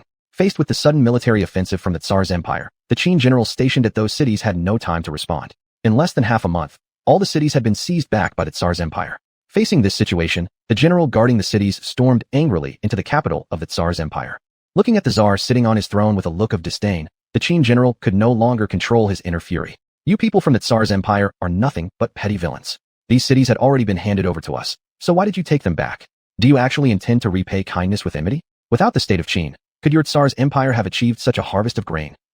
Now that the food problem has been resolved, you choose to seize these cities again. Don't you fear that once His Majesty learns of this, he will utterly destroy your Tsar's empire? Upon hearing these words, the Tsar smirked slightly and, with a look of contempt, casually dug his finger into his ear. Why are you shouting so loudly? A loud voice won't help. It was your Qin who demanded too much. Weren't we originally agreed on 5 cities in exchange? In the end, you tripled the number. I only agreed because I wanted to get the grain seeds as soon as possible. Did you actually believe that the Tsar's empire was afraid of your nation? Moreover, I have merely reclaimed these 10 cities. I haven't even touched the cities your Qin previously occupied. This is already showing great leniency toward your Qin. What? Do you expect me to reclaim even more cities? The Tsar straightened his posture and looked down arrogantly at the Qin general. His response infuriated the Qin general, leaving him utterly helpless. He knew well that alone, he could do nothing but immediately report the incident back to the country. Once His Majesty learned of this, the Tsar's empire would definitely pay the price for its actions. After that thought, he stood up in anger and left. Behind him, the Tsar laughed arrogantly, claiming that the Qin generals were nothing but a group of cowards. Chapter 179, an extra gift of 5 cities. Faced with the other side's mockery, the Qin general could do nothing but endure the humiliation and leave. Soon, the matter reached Qin Yi's ears. I knew the empire of the Tsar wouldn't stay obedient for long. Fortunately, I was well prepared. There's no need to rush. Now that winter has passed, the empire of the Tsar's grain is nearly ready for harvest. Let's just sit back and enjoy the show. Within a month, the Tsar will definitely come in person, begging us to take back those 10 cities. After speaking, a faint, almost imperceptible smile surfaced on Qin Yi's face. Hearing these words, many of the ministers were puzzled, unable to comprehend why Qin Yi was so confident. Moreover, since the empire of the Tsar's harvest was so close, how could there possibly be any problems? In the face of the ministers' confusion, Qin Yi merely hinted at a secret without revealing it outright. After all, everything was under his control. All he needed to do was sit back and enjoy the spectacle. By that time, if the empire of the Tsar wished to gain his assistance, those 10 cities would no longer be enough. Sure enough, within a month, the Tsar personally arrived at the state of Qin. This time, his demeanor was even more respectful than before, which deepened the minister's confusion. During this entire month, Qin Yi had never left the Qin kingdom. How could he have caused the Tsar's attitude to shift so drastically? If my guess is correct, the Tsar has come here about the issue of grain supply. At this time, the empire of the Tsar must be suffering from a plague of pests destroying its crops. His coming here must be to ask for a solution. Sitting atop the imperial throne, Qin Yi looked down at the Tsar with a sneer. Upon hearing these words, the Tsar was instantly taken aback. I didn't expect you to stoop so low. You actually introduced pests into our farmland. I never thought all of this was part of your scheme. The Tsar immediately pointed his finger at Qin Yi. Faced with the Tsar's accusations, Qin Yi simply smiled helplessly. He had never imagined that the Tsar would directly blame him for this issue, nor had he expected the Tsar to accuse him without first ascertaining the truth. Furthermore, the Tsar had reclaimed the original 10 cities under Qin's control without permission. He hadn't even started holding the Tsar accountable for that act yet, and now the Tsar dared to accuse him falsely. More importantly, this was inside the Qin kingdom. How audacious could one be to act this way? Thinking they could return home safely? Many of the ministers standing by also looked furious, never expecting the Tsar to be so arrogant even within the Qin imperial capital. At that moment, however, the Tsar himself was burning with rage and utterly indifferent to the consequences. In his mind, the Qin state lacked the courage to do anything drastic to him, which was why he dared to act so insolently. Seeing that Qin Yi offered no response, the Tsar grew even more arrogant, wrongly assuming that the silence was out of fear. What? Did I hit the nail on the head? So you dare not even speak? I suggest you quickly give me the method to deal with the pests, and I might consider forgiving you for this incident. But if you refuse, then don't blame me if the empire of the Tsar treats you harshly. As soon as those words left his mouth, great generals such as Lu Bu standing on the left side glared at him furiously. They were curious to see exactly how harshly this Tsar intended to act. In that moment, the Tsar also noticed the killing intent radiating from Lu Bu and others beside him. His expression immediately turned uneasy as he turned to look at Qin Yi seated on the throne. Do you mean to kill me? If you dare, then our two nations will bear a grudge forever. I had already informed my general back in the empire of the Tsar. If I do not return safely, he will lead the army here to attack the Qin state. Let me warn you, if even a single hair on my body is harmed, my empire's army will show you no mercy. The Tsar continued to speak arrogantly. Upon hearing this, Qin Yi simply looked indifferent, casually cleaning his ear with a sneer. Seeing this action, the Tsar couldn't help but feel a sense of familiarity, as though he himself had done something similar not long ago. Of course, Qin Yi's actions were meant to mock the Tsar. An eye for an eye, the phrase could not be more fitting for Qin Yi's actions at this moment. What do you think? Does this situation seem familiar? Wasn't it not long ago that you treated my Qin general the exact same way? Looking down from the throne, Qin Yi's expression mirrored precisely that of the Tsar from back then. At this point, the Tsar's expression became rather complicated. At the same time, he gradually calmed down and finally remembered the true purpose of his visit. This trip was to seek help from Qin Yi, primarily for a solution to the plague of pests. If he had truly wanted war, he wouldn't have gone through the trouble of traveling such a long distance in the first place. Thus, he immediately lowered his stance without delay. Well, what they said was indeed somewhat impulsive. I hope the king of Qin can show some leniency. And I came here merely to obtain the method for controlling the pests. I never intended to threaten the state of Qin. I hope the king of Qin doesn't misunderstand my intentions as coming to cause trouble. The Tsar said with a fake smile. Upon hearing these words, Qin Yi nodded slightly. Naturally, I can give you the method for controlling the pests, but what about the issue of the 10 cities you took from us a month ago? How should we settle that? That's easy to resolve. We'll return those 10 cities to you, and I sincerely hope the king of Qin will be magnanimous enough to forgive me this once. Just tell me the method for controlling the pests, and I promise I won't do anything that harms the interests of the Qin state. The Tsar continued. But obviously, Qin Yi wasn't satisfied with the Tsar's proposed solution. Thinking that merely returning 10 cities would resolve everything was nothing short of a fantasy. In the war when the Tsar had reclaimed those cities earlier, the Qin army had suffered tremendous losses. From beginning to end, they had lost over 10,000 soldiers. And the Tsar had not even mentioned these losses, which truly shocked Qin Yi. The Tsar simply had too thick a skin. Did he really think I would forget if he didn't bring it up himself? As the ruler of Qin Yi had to take responsibility for every soldier in the army. To think that pretending to be oblivious would make him forget such a loss was truly laughable. Oh, the Tsar didn't mention the more than 10,000 soldiers of our nation who perished. Do you really believe that simply returning 10 cities can compensate for my losses? Your Majesty's thinking is indeed somewhat foolish. However, this matter isn't completely beyond negotiation. If you are willing to give me 5 additional cities, I can let bygones be bygones. At the same time, I can also give you the method for controlling the pests. Chapter 180, A Bad Omen. Qin Yi said calmly. At this moment, all he wanted was to make the Tsar accountable for the fallen soldiers. Upon hearing this outrageous demand, the Tsar immediately refused outright. This was truly too much to ask. If he agreed, he would have given up 15 cities in total. Even more importantly, the surrounding areas of those 15 cities must also be handed over to Qin, amounting to nearly a quarter of his entire territory. In contrast, Qin Yi had merely provided some grain seeds and methods for controlling pests, without any actual losses on his side. Although the Tsar had mentally prepared himself before coming here, he still couldn't help feeling shocked after hearing Qin Yi's demands. He originally thought that giving up a couple more cities would be enough, yet he hadn't expected Qin Yi to directly demand an additional 5 cities. Seeing the Tsar's expression, a slight smile formed on the corner of Qin Yi's mouth. Then, he pretended to shake his head helplessly. Since Your Majesty the Tsar cannot satisfy this small request of mine, then please return with respect. It's just some pests anyway. At most, within a month these pests will disappear on their own, and the grain planted will only suffer half the loss. I believe that if your country practices a bit of frugality, the grain should last a year without any problem. So saying, Qin Yi signaled to Zhang Lu to escort the guest out. Upon hearing this, Zhang Lu couldn't help but laugh inwardly. He hadn't realized before that Qin Yi could be such a shrewd businessman. As for the Tsar, his face, which previously bore a slight smile, quickly turned serious. At most, half the grain would be lost. Just that? And he even suggested that they should be more restrained. Even with the utmost restraint, the remaining grain absolutely wouldn't be enough to last a year. After all, due to environmental factors, many daily necessities in the Tsar's empire had to be obtained through trade with other countries. And grain was the capital of their trade. Most of the countries trading with the Tsar's empire were also countries that couldn't grow crops due to environmental factors. Moreover, the currency circulating in the Tsar's empire wasn't gold or silver, which was completely unusable in other countries. Precisely because of this, grain had replaced the function of currency. Now, just as the grain was about to ripen, pests had suddenly appeared. If the methods for pest control couldn't be obtained, the grain would still be insufficient to meet the Tsar's empire's needs. I wonder how Your Majesty the Tsar is thinking. If you still cannot make a decision quickly, you will waste time, and I won't take responsibility for any consequences. If later on this leads to grain shortages in your country, I hope Your Majesty the Tsar won't blame me for it. I believe that Your Majesty the Tsar wouldn't place the lives of the entire nation's people in neglect. Qin Yi continued. Deep inside, the Tsar had already cursed Qin Yi countless times. But at this point, he could only helplessly accept Qin Yi's terms. Very well, here is the treaty. Please stamp it with your national seal, Your Majesty the Tsar.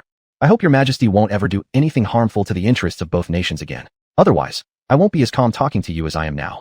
Soon, both sides pressed their national seals on the contract. Then, Qin Yi ordered Zhang Lu to bring over hundreds of pounds of pesticide from the treasury. After returning, Your Majesty can dissolve this medication in water and spray it on the crops. After you've done all this, I guarantee that no sign of pest will be found on the farmland within 10 days. Hearing this, the Tsar nodded slightly. Then, he stood up and left the state of Qin. Upon returning home, the Tsar quickly took action, distributing the obtained pesticide across the nation. Sure enough, after a month, all the pests on the crops disappeared. The Tsar felt quite satisfied with the result.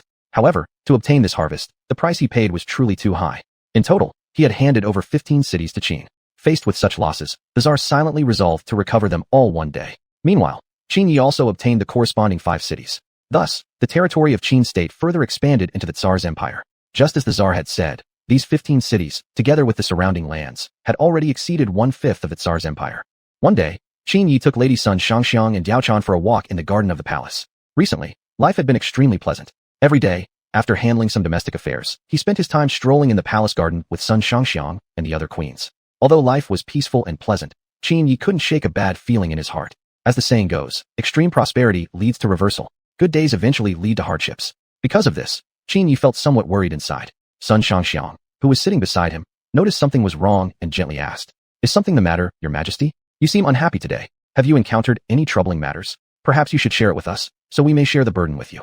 Sun Shangxiang smiled as she spoke. Hearing this, Qin Yi slightly nodded and placed the piece in his hand down. Then, he looked at Sun Shangxiang and Diaochan with a troubled expression. "I don't know why, but I always have a bad feeling inside, as though a major event is about to happen in our nation. Lately, life has felt overly pleasant, and the peace within the country feels almost unnerving. Such calmness always gives me a sense that something big is going to happen. Although there are no signs of anything happening, this ominous feeling has constantly been lingering in my heart." Upon hearing this, Sun Shangxiang and Diaochan looked at each other in surprise. Diaochan then got up and sat beside Qin Yi. "Your Majesty must be too exhausted these days, which is why you feel this way. You should rest well for a while. Seeing you so anxious worries me deeply about your health." As she spoke, Diaochan leaned against Qin Yi's shoulder. Just then, Zhang Lu suddenly appeared in the garden. "Where is the emperor? I must speak with him about an urgent matter." Zhang Lu stopped one of the maids in the garden and asked. "The emperor is currently playing chess with Empress Sun and Empress Diaochan in the pavilion, General Zhang," the maid replied. Hearing this, Zhang Lu immediately ran toward the pavilion. Soon, he arrived and saw Qin Yi sitting inside the pavilion. "Your Majesty, I have urgent news to report." Zhang Lu knelt halfway and spoke with a slightly panicked expression. Upon hearing this, Qin Yi glanced at Diaochan and Sun Shangxiang beside him. Diaochan and Sun Shangxiang immediately understood and rose to leave. Once they were far away, Qin Yi finally asked Zhang Lu what had happened. Chapter 181, An Unknown Force. Just an hour ago, Zhang Lu suddenly received a distress letter from the Jiangdong region. The letter stated that Jiangdong was currently under attack by an unknown force, and that the enemy's army outnumbered theirs by a large margin. Although Lu Hong led the resistance, they could hold out for at most another day. Upon reading this, Zhang Lu immediately dispatched troops to offer assistance. At first, he assumed it was merely a band of local bandits newly risen in Jiangdong, so he didn't pay too much attention. However, soon after, he received another distress letter from the Chuanshu region. This immediately made Zhang Lu realize something was wrong. It was common knowledge that various regions had bandit problems and that they occasionally harassed local governments. But this time, both Chuanshu and Jiangdong were attacked simultaneously by unknown forces, and both attacks were of similar military scale and strength. This made Zhang Lu realize that these were no ordinary bandit groups. Originally believing that the matter would end here, unexpectedly, he then received further distress letters from areas north of Wushan Mountain and south of the Yangtze River. This meant that all four directions, east, south, west, and north, of the Qin Empire were under attack from unidentified forces, and local governments were completely unable to mount any effective defense, as the attacking force was superior in strength to the regional authorities. Upon learning of this, Qin Yi wore a look of complete shock. It seems my guess was right. No wonder I felt uneasy these past few days. Qin Yi muttered quietly to himself. Your Majesty? What did you say? Nothing. Right now, you must immediately summon Generals Lu Bu and others. This crisis has spread nationwide. Yes, Your Majesty. After an hour, Qin Yi appeared in the imperial palace along with many officials. They had already learned the general situation from Zhang Lu, and each of their faces showed deep seriousness. They all understood the severity of the current crisis. If not dealt with promptly, the entire Qin Empire would fall into chaos. You all should already understand the general situation. In this past hour, I've already devised a plan to handle the matter. Lu Bu, Guasi, the two of you will lead 50,000 troops to reinforce Jiangdong. Jianwei, Li Chui, the two of you will lead troops to reinforce the region south of the Yangtze River. Zhang Lu, you will personally lead troops to reinforce the area north of Wushan. Qin Yi said with a solemn expression. What about Chuanshu? If we, the high-ranking generals, are all dispatched to other regions, who will protect the capital region? Lu Bu asked with confusion written across his face. But immediately after speaking, he suddenly realized something. Your Majesty, could it be that you intend to personally lead the troops into Chuanshu? The enemy there is the strongest among the four, and it would be very dangerous for you to go personally. How about this? I lead the army to reinforce Chuanshu, and Jiangdong can be left entirely to Guasi. After Lu Bu spoke, Qin Yi shook his head slightly. No, the number of enemies in Chuanshu has already reached 100,000. We must go personally. The reason I assigned each region to a pair of generals is to ensure they can support each other. I have a feeling that dealing with these rebellions with only a single general may not be enough. All shall proceed according to my arrangements. Start preparing immediately. Qin Yi looked at his generals with unwavering determination. Upon hearing this, Lu Bu could only shake his head helplessly. Then he followed Zhang Lu and the others out of the palace to the military camps to assemble their troops. A day later, each led their respective forces to the four rebellious regions. At this time, Qin Yi sat inside a horse-drawn carriage, his heart filled with anxiety. So, it has finally begun. Several days later, Qin Yi and generals like Zhang Lu arrived respectively at their designated regions. The situations in the areas led by generals like Zhang Lu were relatively under control, and with the arrival of the relief troops, the rebel forces were quickly suppressed. But the situation on Qin Yi's front was not optimistic. Although he had brought reinforcements and combined forces with local troops to reach a total of 80,000 soldiers, while the enemy had only 100,000 troops. Initially believing the enemy could be easily defeated, unexpectedly, the enemy possessed firearms of comparable power. Even more surprisingly, nearly half of their 100,000 soldiers were equipped with muskets. In contrast, Qin Yi had brought only several thousand musketeers. Faced with such a disparity, Qin Yi couldn't help but be astonished. At the same time, he became even more curious as to why this enemy force would possess such a large number of musketeers. Even the Qin Empire itself only had several tens of thousands of musketeers. Yet this sudden mysterious force possessed far more musket troops than the Qin Empire. As Qin Yi was deep in thought, a man stealthily sneaked into his tent under the cover of darkness. Faced with the figure in black slipping into the tent, Qin Yi quickly picked up the nearby white tiger spear and raised a defensive stance. Why go to such lengths, Emperor of Qin? I only came here to discuss something with you, not to fight. Besides, I know I'm no match for you, and I would never do something as foolish as throwing my life away like this. The man in black said. Upon hearing these words, Qin Yi quietly put away the white tiger spear. If I'm not mistaken, you must be the one who started this rebellion. I'm curious to know why you initiated this campaign. If your goal was to overthrow the entire Qin Empire, you wouldn't have gone through all this trouble. You could have just marched straight toward the capital. As he spoke, Qin Yi sat down on a chair. Haha, Emperor Qin truly sees through things like a hawk. That's right, my goal is not to overthrow the entire Qin Empire, but simply to get your attention. Get my attention? What? Qin Yi asked. Then, the man in black introduced himself and explained his reasoning. The man in black was the emperor of a country in Southeast Asia, a nation bordering the Qin Empire. The border, naturally, was in the Chuanshu region. He did all of this simply to warn the Qin Empire, to ensure that Qin Yi would not set his ambitions upon his country. Over the past few years, the man had been quietly observing every move the Qin Empire made, and was well aware of all the affairs between the Qin Empire and the Tsarist Empire. This had led him to develop strong hostility toward the Qin Empire, prompting him to launch this rebellion as a warning. At the same time, he wanted to display his nation's military strength to deter the Qin Empire from attacking. As long as the Qin Empire did not strike first, he would never do anything to harm its interests. Though he had initiated this invasion, he had not caused any real damage to the Qin Empire. The regional governments across the country had suffered the loss of just over 100 soldiers. After learning the truth, Qin Yi gave a slight nod. So, your country came only to give us a warning? Qin Yi's question was sharp, leaving the man in black momentarily unsure of how to respond. But indeed, that was exactly why he had done all this. He merely wanted to warn the Qin Empire. The man also clearly understood that Qin Yi was no ordinary man. If he hadn't acted now, in a few years, the Qin Empire's power would grow rapidly. By then, it might be he who would be the one attacked. That's right. Our coming here was only meant as a warning. As long as your empire doesn't do anything to harm our country's interests, our nation will not attack you.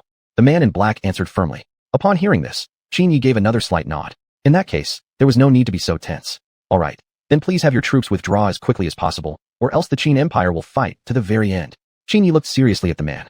In response, the man in black nodded in satisfaction. You needn't worry about that, Emperor Qin. I've already informed the armies in the other regions. As soon as your reinforcements arrive, they will withdraw immediately. I believe by now they've already left your territory and will pose no threat to your empire. Chapter 182, The Man with Suspicious Movements. The black-clothed man replied. Upon hearing the response, Qin Yi finally relaxed slightly. He hadn't expected the other party to have already made arrangements. It seemed he had worried unnecessarily. Having achieved his purpose, the black-clothed man left Qin Yi's military camp at the fastest speed possible. After the man had left, Qin Yi, who had been tense throughout, finally felt his mood ease. He could clearly sense that the other's strength was almost equal to his own. After all, being able to sneak into his tent so effortlessly was something no ordinary person could accomplish. He knew well enough that the area surrounding his tent was heavily guarded by troops. Trying to sneak in without suffering any loss was nearly impossible. Yet that black-clothed man had entered his tent unscathed, proving just how terrifying his abilities were. At the same time, a new suspicion formed in Qin Yi's mind. Could it be that this man was also someone from the future who had time-traveled here and possessed his own system? Immediately, he called up his system. Master, please don't worry. This person is not the same as you. However, he is indeed the ruler of Southeast Asia. His country will be located where modern-day India is. Also, the system has already given notice before. Other countries' development levels are not limited to this era alone. It's just like that British Empire you encountered earlier. Because of that, this nation has firearms troops that far exceed the scale of Qin in this period. After hearing this explanation from the system, Qin Yi finally breathed a sigh of relief. Good, the man wasn't a time traveler like himself, just a country whose development wasn't limited by this era. Still, this realization made Qin Yi more alert. This nation he had encountered this time, they were sure to meet again in the future. It seems after this crisis is over, we must develop our military strength as soon as possible, Qin Yi silently mused. A few days later, he returned to the imperial capital. As the black-clothed man had described, the situation in other regions remained the same. When Zhang Lu and others arrived with reinforcements, the enemy withdrew from Qin territory at the fastest speed possible, within a single day. This made Qin Yi admire their discipline. For an emperor to have such authority in a country showed just how far beyond ordinary men he must be. Then, Qin Yi reported everything he had encountered to all the ministers. As expected, when the ministers heard the news, none of them could hide their astonishment. They had never imagined there could exist a powerful country beyond Qin. Truly, there are always higher mountains and better people. This event has given Jun, this emperor, a warning. From now on, we must vigorously develop the military strength of the great Qin Empire. I have a premonition that Qin will eventually face off against this nation again, and at that time, we must have absolute military power to oppose them. Starting today, all ministers will remain in the palace. All generals will lead their units into intensive training. Qin Yi declared. Yes, your majesty. The next morning, Qin Yi visited the firearms manufacturing factory. His purpose for coming here this time was to expand the scale of firearms production. He needed to build a firearms unit of more than 10,000 men in a short amount of time. The country he had encountered this time had over 50,000 firearms troops. Considering that firearms were advanced firearms beyond this era, their power was practically world-shattering. Therefore, Qin Yi formally established a firearms unit named the Tigers. Originally, Qin Yi had thought of naming it after the dragon. However, upon reflection, dragons were typically symbolic of the emperor in this era. That's why he changed his mind. I am giving you 1 year. Within 1 year, you must produce 30,000 firearms. Any needs or requests you have are acceptable. If you run short of materials, go mine at the locations marked on this map. As he spoke, Qin Yi handed the map over to the head of the factory. Never before had Qin Yi felt such a strong sense of crisis. On the other side, the black-clothed man sat on his imperial throne. This time, our Tianju kingdom successfully intimidated the Qin state. I suppose they will not easily provoke us now. Just to be safe, I am sending you to investigate Qin. If I'm not mistaken, Qin should now be actively developing their military strength. The black-clothed man said. Upon hearing this, one of the court ministers standing before him slightly nodded. Then he set off for Qin. Since a mountain range separated Qin and Tianju, and Qin had no patrols in this area. He was able to infiltrate the Qin state very easily. Inside the Qin state, Qin Yi was lying on his bed, thinking about how to develop next. At this moment, a cold voice suddenly came from within his mind. Warning, a plot from the Tianzhu kingdom has been detected. Agents from Tianzhu have already infiltrated into the Qin state and are now approaching the imperial capital. Master, please immediately capture this person to ensure Qin's secrets do not fall into the hands of Tianzhu. Upon hearing this news, Qin Yi instantly sat upright on his bed, a faint smile forming on the corner of his lips. I was afraid you'd do nothing at all. With this, however, I can now use it as leverage against you. Saying that, Qin Yi immediately left his sleeping quarters. Following the system's guidance, he arrived outside the capital city. After some searching, he noticed a suspicious man attempting to sneak into the city by blending into the crowd. Seeing this, Qin Yi chose not to act rashly. Instead, he allowed the man to successfully enter the imperial capital. Chapter 183, Testing the man's identity. He had to find out exactly what this man was planning to do. At this moment, the man had no idea that Qin Yi was tailing him. He was still contemplating how to remain hidden within the Qin imperial capital. Unknown to him, his time was running out. Qin Yi would never let him gain even a single piece of information about the Qin kingdom. Qin Yi was also extremely glad that the system had given him a warning. Otherwise, the state secrets of Qin might already have been taken back to the Tianzhu kingdom by this stranger. Before long, the man entered an inn. After confirming the man's location, Qin Yi immediately approached the innkeeper. Here's 10 taels of silver. Please keep an eye on this man's movements for me. As he spoke, Qin Yi placed the silver in front of the innkeeper. He did not reveal his identity immediately, as doing so might draw the stranger's attention. Otherwise, it would be impossible to use him to threaten the Tianzhu kingdom. Upon hearing Qin Yi's request, the innkeeper nodded with a smile. Although 10 taels of silver wasn't much, he could tell that Qin Yi was no ordinary person. Someone who could casually offer 10 taels like that must possess extraordinary wealth. Thus, the innkeeper readily agreed to help. After returning to his room, the man did not leave immediately. It seemed like he was plotting something. Because of this, Qin Yi returned to the palace as quickly as possible. Zhang Lu, go to this inn right now and talk to the innkeeper. Tell him that you were sent by the person who gave him 10 taels earlier. Why did the emperor give so much silver? I noticed a suspicious man at the city gate. I suspect he might be a spy sent by the Tianzhu kingdom. We cannot allow him to carry any secrets of our great Qin kingdom back to Tianzhu. This matter is extremely urgent. You must go now, Qin Yi said solemnly. Upon hearing this, Zhang Li's expression immediately turned serious. He never imagined that the Tianzhu kingdom would once again make a move against the Qin kingdom, proving to be a country that doesn't honor its words. Regardless, the most important thing now was to prevent this man from discovering anything about Qin, and to stop any information from reaching the Tianzhu kingdom. Without further delay, Zhang Lu set out from the palace. An hour later, he arrived at the inn mentioned by Qin Yi. After the innkeeper learned the purpose of Zhang Li's arrival, he revealed a piece of news that shocked him. After Qin Yi had left, the man had left the inn as well. Although the innkeeper had chased after him immediately, he was unable to follow him after the man quickly disappeared into an alley. Hearing this, Zhang Lu could only shake his head helplessly. At this point, he had no choice but to search blindly. Meanwhile, the man had already arrived outside the palace. Seeing the patrolling guards near the entrance, he hesitated. Although he was a general of the Tianzhu kingdom, sneaking into the Qin palace would be a difficult task. Even more importantly, he didn't know under what identity he could enter the palace. Just then, a thought suddenly appeared in his mind. That's right. I can pretend to be an envoy from the Sha Huang Empire. I can request an audience with the Qin emperor regarding agricultural production. After all, they don't know my true identity. This excuse should easily allow me to pass through the guards and enter the palace. With this thought, a faint smile appeared on the corner of his lips. Moments later, he proudly appeared outside the palace gates. When the imperial guards saw him, they immediately blocked his path. Who are you? Dare you trespass into the imperial palace? General, greetings. I am an envoy from the Sha Huang Empire. I have come to personally inform the emperor about our agricultural output and the success in pest control. I hope you will grant me passage, the man said with a smile. Hearing this, the patrol leader smiled inwardly. This was the first time someone had called him general. He then allowed the man to proceed. The man's face displayed a subtle, barely noticeable smile as he secretly mocked how easily the Qin soldiers had been deceived. Just as he entered the palace, he encountered Zhang Lu, who had returned empty-handed. Seeing the unfamiliar man, Zhang Lu immediately intercepted him. Who are you? How did you get in here? Zhang Lu looked at the stranger warily. Faced with Zhang Lu, the man showed a trace of nervousness on his face. He could sense that Zhang Lu wouldn't be as easy to deceive. Moreover, judging by the man's clothing and his ability to freely enter the palace, he must be a high-ranking general in the Qin kingdom. However, the man didn't panic. He repeated the same story as before. Upon hearing that the man claimed to be an envoy from the Sha Huang Empire, Zhang Li's expression became slightly complex. Since the previous incident, his impression of the Sha Huang Empire wasn't very good. In fact, it could be described as terrible. How could the great Sha Huang Emperor commit such a disgraceful act? How could Zhang Lu possibly develop any favorable opinion of him? However, due to his position, he didn't say much about it. You come with me. The emperor is in the palace now. I will take you to see him. After saying that, Zhang Lu turned and walked deeper into the palace. The man nodded slightly upon hearing this and closely followed behind Zhang Lu. Soon, he finally saw the legendary Qin emperor. At first glance, a brief expression of surprise flickered across the man's face. Although he had heard that the Emperor of Qin was very young, he had never expected him to look this young. He originally assumed the Emperor would be at least in his 30s, but now he appeared to be barely over 20. Qin Yi and Zhang Lu, who stood beside him, immediately noticed the man's unusual reaction and slightly curved their lips into a faint smile. From the moment he first met the man, Zhang Lu had already felt some suspicions brewing inside him. Not long ago, the envoy from the Shahuang Empire had just visited and already reported the results regarding the pest control measures. Yet now, this man was again claiming to have come for the same purpose, which immediately triggered Zhang Li's doubts. Precisely for this reason, Zhang Li suddenly recalled what Qin Yi had told him, that spies from the Tianzhu kingdom had infiltrated the imperial capital. This further deepened his suspicions about the man's true identity. Still, to avoid alerting the suspect prematurely, he chose not to expose him immediately. Meanwhile, the man remained unaware that his identity had already raised suspicion and continued smoothly delivering his fabricated report about pest control. Very good, very good. Everything is proceeding exactly as I expected. As I said, the pesticide I provided to you will surely prove effective. Within no more than half a year, all pests will be completely eliminated. As he spoke, Qin Yi continued to gaze at the man standing before him. Upon hearing these words, the man hurriedly nodded in agreement. Chapter 184. Threatening the Kingdom of Tianzhu.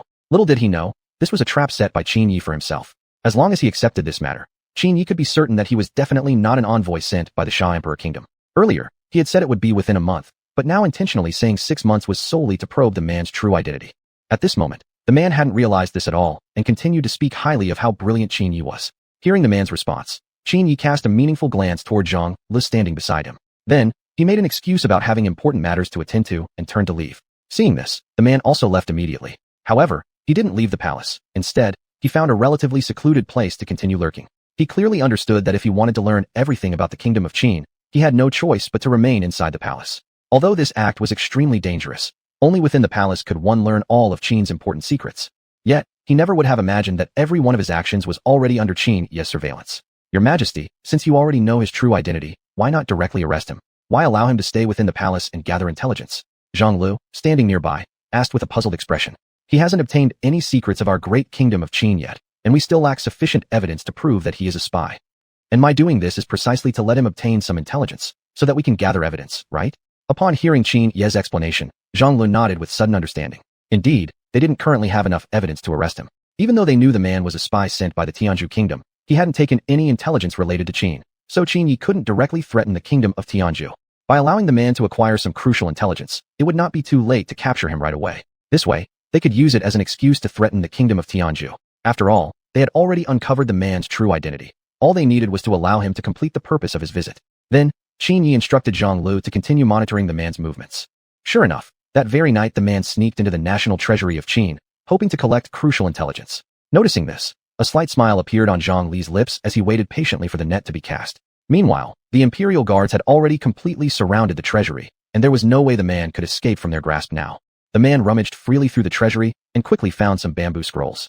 Who would have thought the mighty kingdom of Qin still records things on bamboo scrolls? It's quite backward.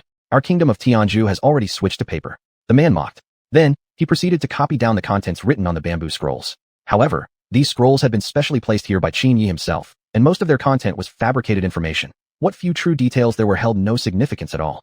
Unaware of this, the man continued copying feverishly. After several hours, the man packed the intelligence he had gathered and prepared to leave the treasury. Yet just as he stepped out the door, he was immediately startled by the sight before him. Zhang Lu stood before the entrance of the treasury with over 100 imperial guards, having already encircled him completely. Upon seeing this, the man realized he was caught. Still, he was extremely curious inside. How had they discovered him? He had been so meticulous about everything that even the emperor of his own Tianzhu kingdom couldn't have noticed anything suspicious. Why? Why were you able to find out about me? The man stared at Zhang Lu in shock. Upon hearing these words, just as Zhang Lu was about to speak, he was stopped by Qin Yi, who was standing beside him. Do you still remember when you had just entered the imperial capital 2 days ago? Back then, I happened to meet you outside the city gates and saw you lurking suspiciously among the crowd. At that time, I intentionally allowed you to enter the capital to find out exactly why you had come to the kingdom of Qin. That's also when I first grew suspicious of you. In addition, you came today posing as an envoy of the Sha Emperor Kingdom, yet not long ago, the real envoy of the Sha Emperor Kingdom had already visited once. Based on my timeline calculation, the envoy from the Sha Emperor Kingdom should have just returned and couldn't possibly come back so quickly to the kingdom of Qin again. What's more, there are specific tokens for all our communications with the Sha Emperor Kingdom. You, from the kingdom of Tianzhu, should know nothing about that, right? Qin Yi explained everything from start to finish. Upon hearing this, the man immediately stood frozen in place. He never imagined that Qin Yi had laid such an elaborate trap for him, deliberately leading him into the palace. At this moment, He also clearly understood that Qin Yi had gathered more than enough evidence. He had already obtained intelligence about the kingdom of Qin and had exposed his own identity. Therefore, he believed that the kingdom of Qin would certainly use this as an excuse to threaten his own nation. Thus, taking advantage of Qin Yi's momentary distraction, he swiftly drew the sword from his waist, intending to commit suicide. At this critical moment, Qin Yi quickly rushed forward and grabbed the hand that held the sword. Then, he wrested the blade from the man's grasp. Wishing to die? How could I possibly let you have your way so easily? You're still of use to me now. How could I allow you to get what you want? I'll make you personally witness how the kingdom of Tianzhu is threatened by me. Guards, take him away, Qin Yi said with a smile. A few days later, Qin Yi set out with a group of attendants and the captured man heading toward the kingdom of Tianzhu. This matter required an explanation from the kingdom of Tianzhu and some form of compensation as well. Since this was clearly the fault of Tianzhu in the first place, threatening them was completely justified. Half a month later, Qin Yi arrived at the border of the kingdom of Tianzhu. With the assistance of the captured man's identity, they successfully entered the country and smoothly passed through all the checkpoints along the way. Soon, they arrived at the imperial capital of the kingdom of Tianzhu. Meanwhile, the emperor of Tianzhu was plotting how to strike against the kingdom of Qin next, believing that within a few days he would receive intelligence from Qin. At that time, he would have to find a way to weaken Qin's strength and never allow it to become a powerful tiger. Little did he know that Qin Yi had already arrived in the capital. Under the guidance of the captured man, Qin Yi successfully entered the palace. At this moment, Qin Yi stood alone before the emperor of Tianzhu, wearing a subtle smile that barely showed. Looking at Qin Yi before him, the emperor of Tianzhu displayed a somewhat complex expression, an uneasy feeling brewing deep inside. We meet again, Emperor of Tianzhu. Emperor of Qin, I trust you have been well. Chapter 185, The Lion's Share. Hope you're well. What a coincidence. The reason I came here this time was precisely to cause some trouble. Since it was your Tianzhu kingdom that started this, don't blame me, Qin Yi, for not being reasonable. Tianzhu king, you're joking. I truly have something extremely important to inform you about this time. Not long ago, I just captured a pest in the state of Qin, and this pest seems to be from your Tianzhu kingdom. I wonder if your majesty knows about this. While saying this, Qin Yi looked at the emperor of Tianzhu with a smile on his face. Hearing these words, the emperor of Tianzhu laughed and shook his head. He clearly understood the implication behind Qin Yi's words, and the sentence was filled with mockery. Referring to the pest as being from Tianzhu was essentially saying that the Tianzhu kingdom was the origin of pests. Despite that, the emperor of Tianzhu did not immediately choose to get angry. He knew clearly that Qin Yi had already learned about this, and even if he denied it, the other side must have relevant evidence. However, he was not yet sure how reliable the evidence in Qin Yi's hands was. But at that moment, Qin Yi clapped his hands lightly. In the next second, Zhang Lu entered, bringing the man along with him. You must know this person, right? If I'm not mistaken, he must be one of your generals from Tianzhu. Someone with such martial prowess must certainly have your great trust. Otherwise you wouldn't have assigned such an important task to him. Unfortunately, this man was discovered by me inside the national treasury and was stealing some of our state's secrets. I believe your country's way of dealing with spies should be the same as ours. In that case, I'll hand this person over to your country for handling. And my coming here today is simply to ask your country for an explanation. Are those previous promises to be ignored? There was a trace of anger in Qin Yi's eyes. Upon hearing these words, the emperor of Tianzhu frowned slightly. He had never imagined the situation would escalate to this extent, and he also truly recognized the strength of Qin Yi himself. The man he had sent out had undergone rigorous training. A regular person would never even detect him. And yet, Qin Yi had noticed something off about him right away. That was enough to illustrate Qin Yi's extraordinary insight. Therefore, the emperor of Tianzhu awkwardly smiled. In that case, I will certainly handle this matter seriously. Now, I wonder what kind of compensation Qin Emperor would desire? I will do whatever I can without hesitation. At this point, the emperor of Tianzhu could only respond this way. Haha. Actually, the demands are very simple. First, your country needs to provide my great Qin state with 10,000 muskets. Secondly, give me 100,000 caddies each of coal, saltpeter, and sulfur, plus 200,000 caddies of iron ore. Third, within 1 year, no form of aggression whatsoever against my country. As long as your country can meet these conditions, I will certainly forget this incident and hand over this man to you. Qin Yi answered seriously. Upon hearing these demands, the emperor of Tianzhu felt a dull ache in his heart. He clearly understood why Qin Yi made these demands, precisely to allow himself enough time to develop the country's military strength. More importantly, the significance of the three materials, coal, saltpeter, and sulfur, was self-evident. But at this moment, the emperor of Tianzhu could only helplessly accept Qin Yi's demands. If he didn't agree, based on his understanding of Qin Yi, the latter would definitely not give up. Although the military strength of the Qin state was somewhat inferior to his own, that was all.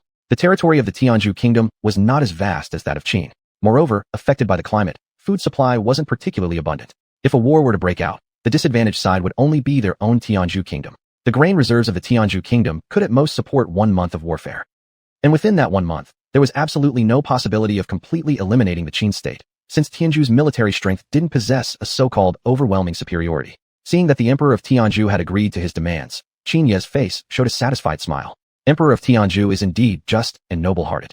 Then I will give you 1 month to deliver everything to our country. For you, it shouldn't be too difficult. This was exactly my purpose for coming today, so I won't overstay my welcome. After saying that, Qin Yi left with Zhang Lo. Looking at the retreating figures of Qin Yi and others, the Emperor of Tianzhu felt bitter and helpless. But at this moment, the man who stood aside took out a stack of paper from his robe. Your Majesty, these are all intelligence reports I obtained from the Qin state. This time, I didn't come back completely empty-handed. Did the Qin state not take back these intelligence reports? Looking at the documents in his hands, the Emperor of Tianzhu showed a puzzled expression. At this, the man slightly smiled at the corner of his mouth. From the beginning, he had made 2 copies of the intelligence, precisely to avoid obtaining nothing in case he was discovered. The one he handed over was not as accurate as the one he had secretly kept for himself. Hearing the man's explanation, the Emperor of Tianzhu slightly nodded. In this way, it had somewhat compensated for the loss. Then, he allowed the man to return. Although he had said he would deal with the man, that was merely to get through the situation. The man's importance to the Tianzhu kingdom was self-evident. The emperor would absolutely never throw him into prison. Moreover, the man hadn't returned empty-handed either, having obtained intelligence about the Qin state. On the other side, Qin Yi directly tore the obtained intelligence into pieces. Zhang Lu, who was sitting across from him, seeing this, asked why. This intelligence is only one of the 2 copies he made. It's of little significance to us. Moreover, most of the intelligence he obtained was fake, and the part that was true holds no real importance to our country. There's no need to worry about it. Qin Yi explained with a smile. Upon hearing this, Zhang Lu nodded with sudden realization. 1 month later, Qin Yi received assistance from the Tianzhu kingdom. Looking at the mountain of materials in front of him, a satisfied smile appeared on his face. With this, he would definitely be able to produce over 10,000 muskets within 1 year.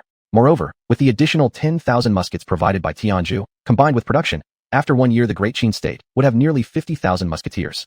Even if the Tianzhu kingdom came to attack the Qin state after 1 year, by then the Qin would have no fear at all. Relying solely on those 50,000 musketeers would be enough to make the Tianzhu kingdom taste bitterness. As for the Tianzhu kingdom, during this entire year, their military strength absolutely would not see any significant improvement. After all, the majority of materials used for gunpowder production were already in his hands. Chapter 186 Development. What followed indeed unfolded exactly as Qin Yi had anticipated. However, when it came time to manufacture bullets, an unprecedented difficulty arose. Your Majesty, look, these substances called gunpowder, we can only achieve this much. We truly cannot meet your requirements. One of the engineers under Qin Yi's command knelt on the ground, his face filled with shame. As soon as he finished speaking, the others around him began nodding in agreement. Your Majesty, we've done our best. Qin Yi furrowed his brows as well. He hadn't expected such a situation either. You may all withdraw for now. I will think of another way. Upon hearing Qin Yi's words, everyone lowered their heads and respectfully took their leave. After they had gone, Qin Yi picked up the clearly crude gunpowder in his hands, his expression deeply puzzled. The refining methods he had taught the Qin craftsmen were perfectly sound. Why then could they not produce such a useful weapon as gunpowder? He kept thinking over and over. Suddenly, as though struck by inspiration, Qin Yi's eyes lit up. He remembered, he hadn't taught the craftsmen only the method of making rifles. Thinking this, he quickly walked to the side, grabbed a clay brick from the wall, and smashed it against the rifle mold. At the moment the brick touched the mold, it exploded violently. Then a burst of mercury vapor rose, turning the mold white for a moment before returning to black. Looking at the mold in his hands, Qin Yi finally understood what the problem was. It wasn't that their refining method or the molds were faulty. The issue lay with the raw materials provided by the Tianzhu kingdom. They were inherently problematic. So this old fellow dares to give me inferior goods to cover things up? Humph, if I don't teach him a lesson, he really believes he's someone to be reckoned with. A sharp gleam flashed in Qin Yi's eyes. Since the other party had the audacity to provide substandard materials as compensation, he couldn't be blamed for showing no mercy. Gather the Divine Machine Corps. I shall lead the expedition in person to visit Tianzhu and find out exactly what they're up to. As you command. With this command, 3,000 elite soldiers immediately mobilized. Half a day later, the 3,000 troops had already arrived at the town closest to the Tianzhu kingdom. Qin Yi led the main army toward Tianzhu early the next morning. Under the leadership of such an emperor as Qin Yi, the people and soldiers of Qin were full of confidence.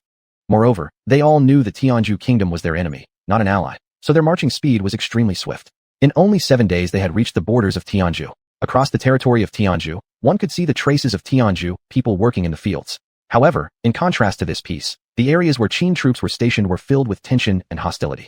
On a small hill, Qin Yi sat astride his horse.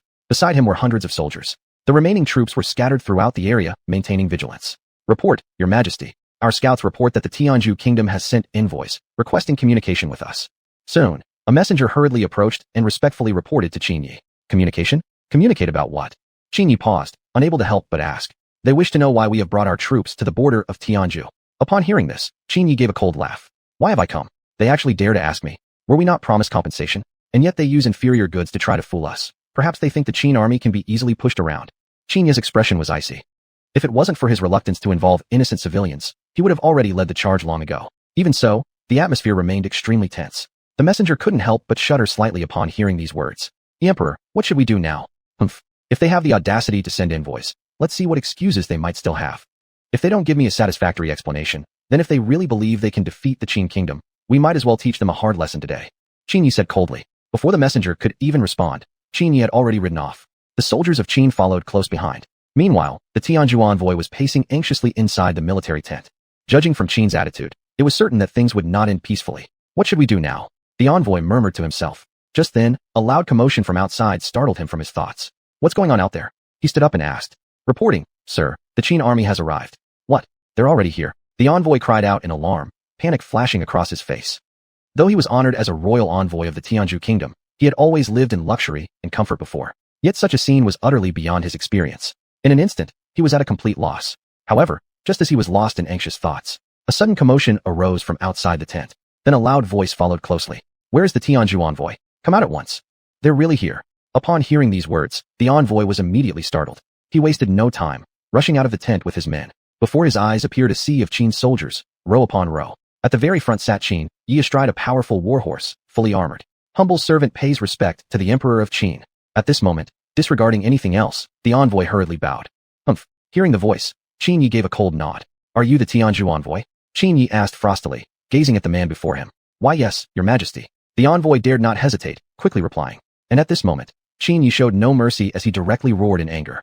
Humph. Promise compensation, yet you offer nothing but such inferior gunpowder. Do you really think you can deceive this emperor? You truly have guts. The killing intent in his voice made the envoy shudder involuntarily. Why, your majesty, spare me. There is a reason behind this. Please allow me to explain. The envoy pleaded in terror. Your majesty, our country's technology simply cannot produce beyond this level of purity. The gunpowder we delivered to Qin is already our very best. His entire body trembling, barely able to stand, the envoy continued. Upon hearing these words, Qin Yi slightly frowned.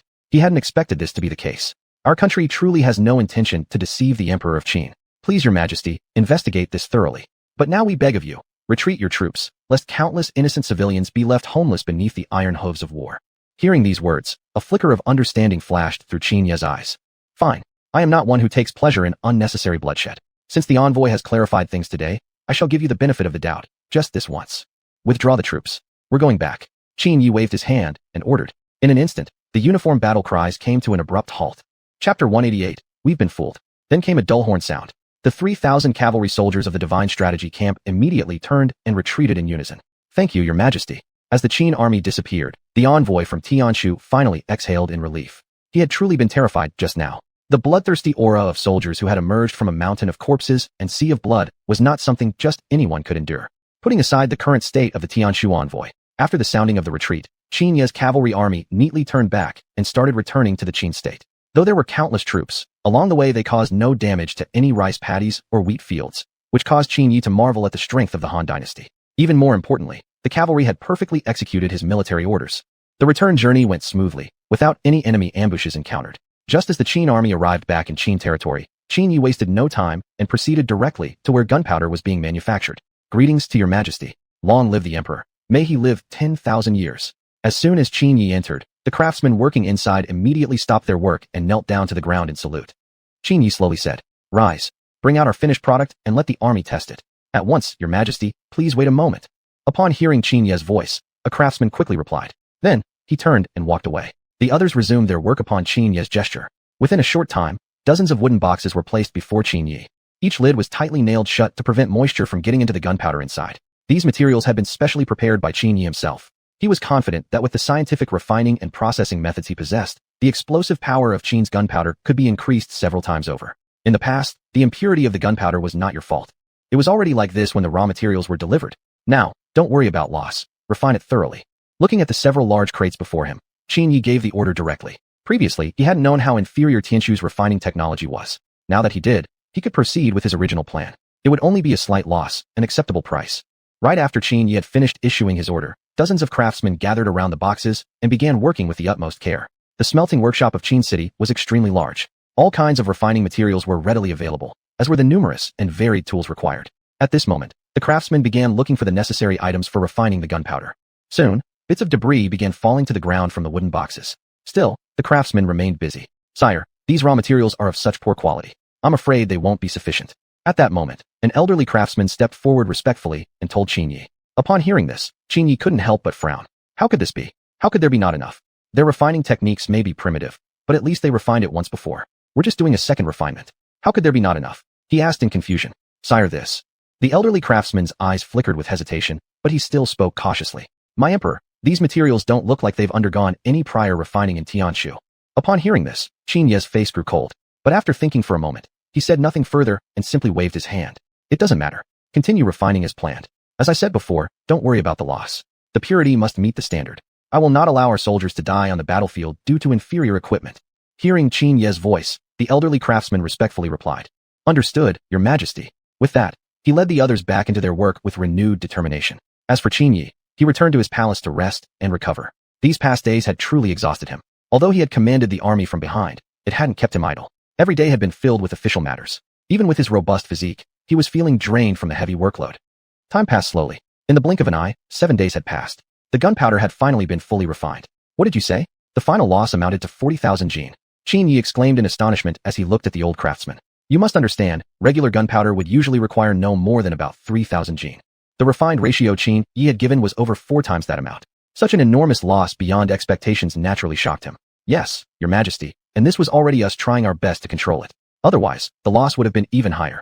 The old craftsman replied, a deep look of concern upon his face. Upon hearing the news, Qin Yi indeed fell silent, a flicker of coldness flashing in his eyes. He had finally realized the truth. In the end, he had still been tricked by the Tianshu kingdom. With a loss of as much as 40,000 jin of materials, it was obvious that this gunpowder had never been refined at all. But by now, it was already too late to dwell on this. Unlike before, it had already been in his hands for over 10 days. If he were to march his troops back there now, he would be the one in the wrong. Thinking of this, Qin Yi finally spoke. In that case, forget about them for now. Deposit all the refined gunpowder into the national treasury. Then take out 5,000 jin and forge it into bullets to distribute among the soldiers. Make sure the soldiers' training keeps pace. Qin Yi gave his orders calmly. At this point, there was no need to get angry over this matter anymore. What mattered was how to make proper use of these materials. Your command shall be obeyed. As soon as Qin Yi issued his command, the entire Qin kingdom sprang into action. Hundreds of top craftsmen worked day and night without rest. Within only 2 days, the new batch of firearms and ammunition was distributed. As for whether this batch of weapons could meet the demands of the upcoming campaign, even Qin Yi himself had no certainty. But he believed that anything personally crafted by him would definitely be flawless. Meanwhile, the Tianshu kingdom, after experiencing a brief period of chaos, gradually returned to calm. After all, Qin's army had not yet attacked. Though they knew what they had done, they no longer cared. After this much time had passed, and Qin had not launched another attack, at the very least, there would be no imminent invasion in the near future. Therefore, in the following days, merchants once again resumed trade. And this was not hidden from Qin. However, for Qin Yi, this was undoubtedly a major benefit. After all, without trade, the Qin army would require various other resources besides food and forage. Chapter 189, Signing the Treaty Out of Necessity. Thus, Qin Yi arranged for Ding Ji to head to the border, responsible for managing the trade between Qin and the Tianzhu kingdom. At the same time, he himself had to personally visit the upper Tianzhu kingdom. Since the quality of the materials provided by the Tianzhu kingdom was extremely low, the price had to be reduced. If Qin continued to purchase materials at the previous price from Tianzhu, its losses would significantly increase. After all, once materials were purchased from Tianzhu, Qin still had to invest resources into refining them, which was the main reason for the losses. Buying materials cost money, and refining them required even more manpower and resources. This was a loss that the Qin kingdom could not afford. A few days later, Qin Yi arrived at the Tianzhu kingdom. I wonder what important matter brings the Emperor of Qin here this time. Our envoys have already explained the issue regarding the materials. Has the Emperor of Qin still not been satisfied? Our refining techniques indeed fall short of Qin's, but this is something we can't help. We hope the Emperor of Qin can understand, said the Emperor of the Tianzhu kingdom while looking at Qin Yi standing before him. You misunderstand, Your Majesty. My visit this time is not regarding the previous issue, but there is a more important matter I must explain to your country. The materials your country provides are of low quality. For us to use them, we must refine them multiple times in advance, which consumes considerable manpower and resources during the refining process.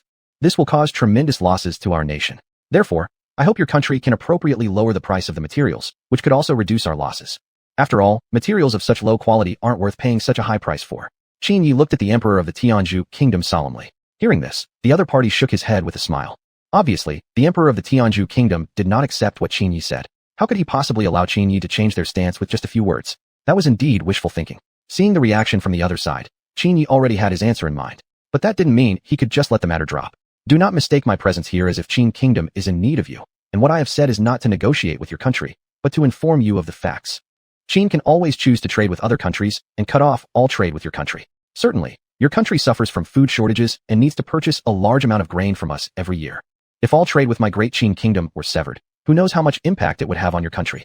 Crossing his arms in front of his chest, Qin Yi looked at the other with disdain. His words immediately left the Emperor of Tianzhu helpless, for this was indeed an undeniable fact. Once trade with Qin was cut off, Tianzhu would not be able to find a country capable of purchasing large amounts of grain in the short term.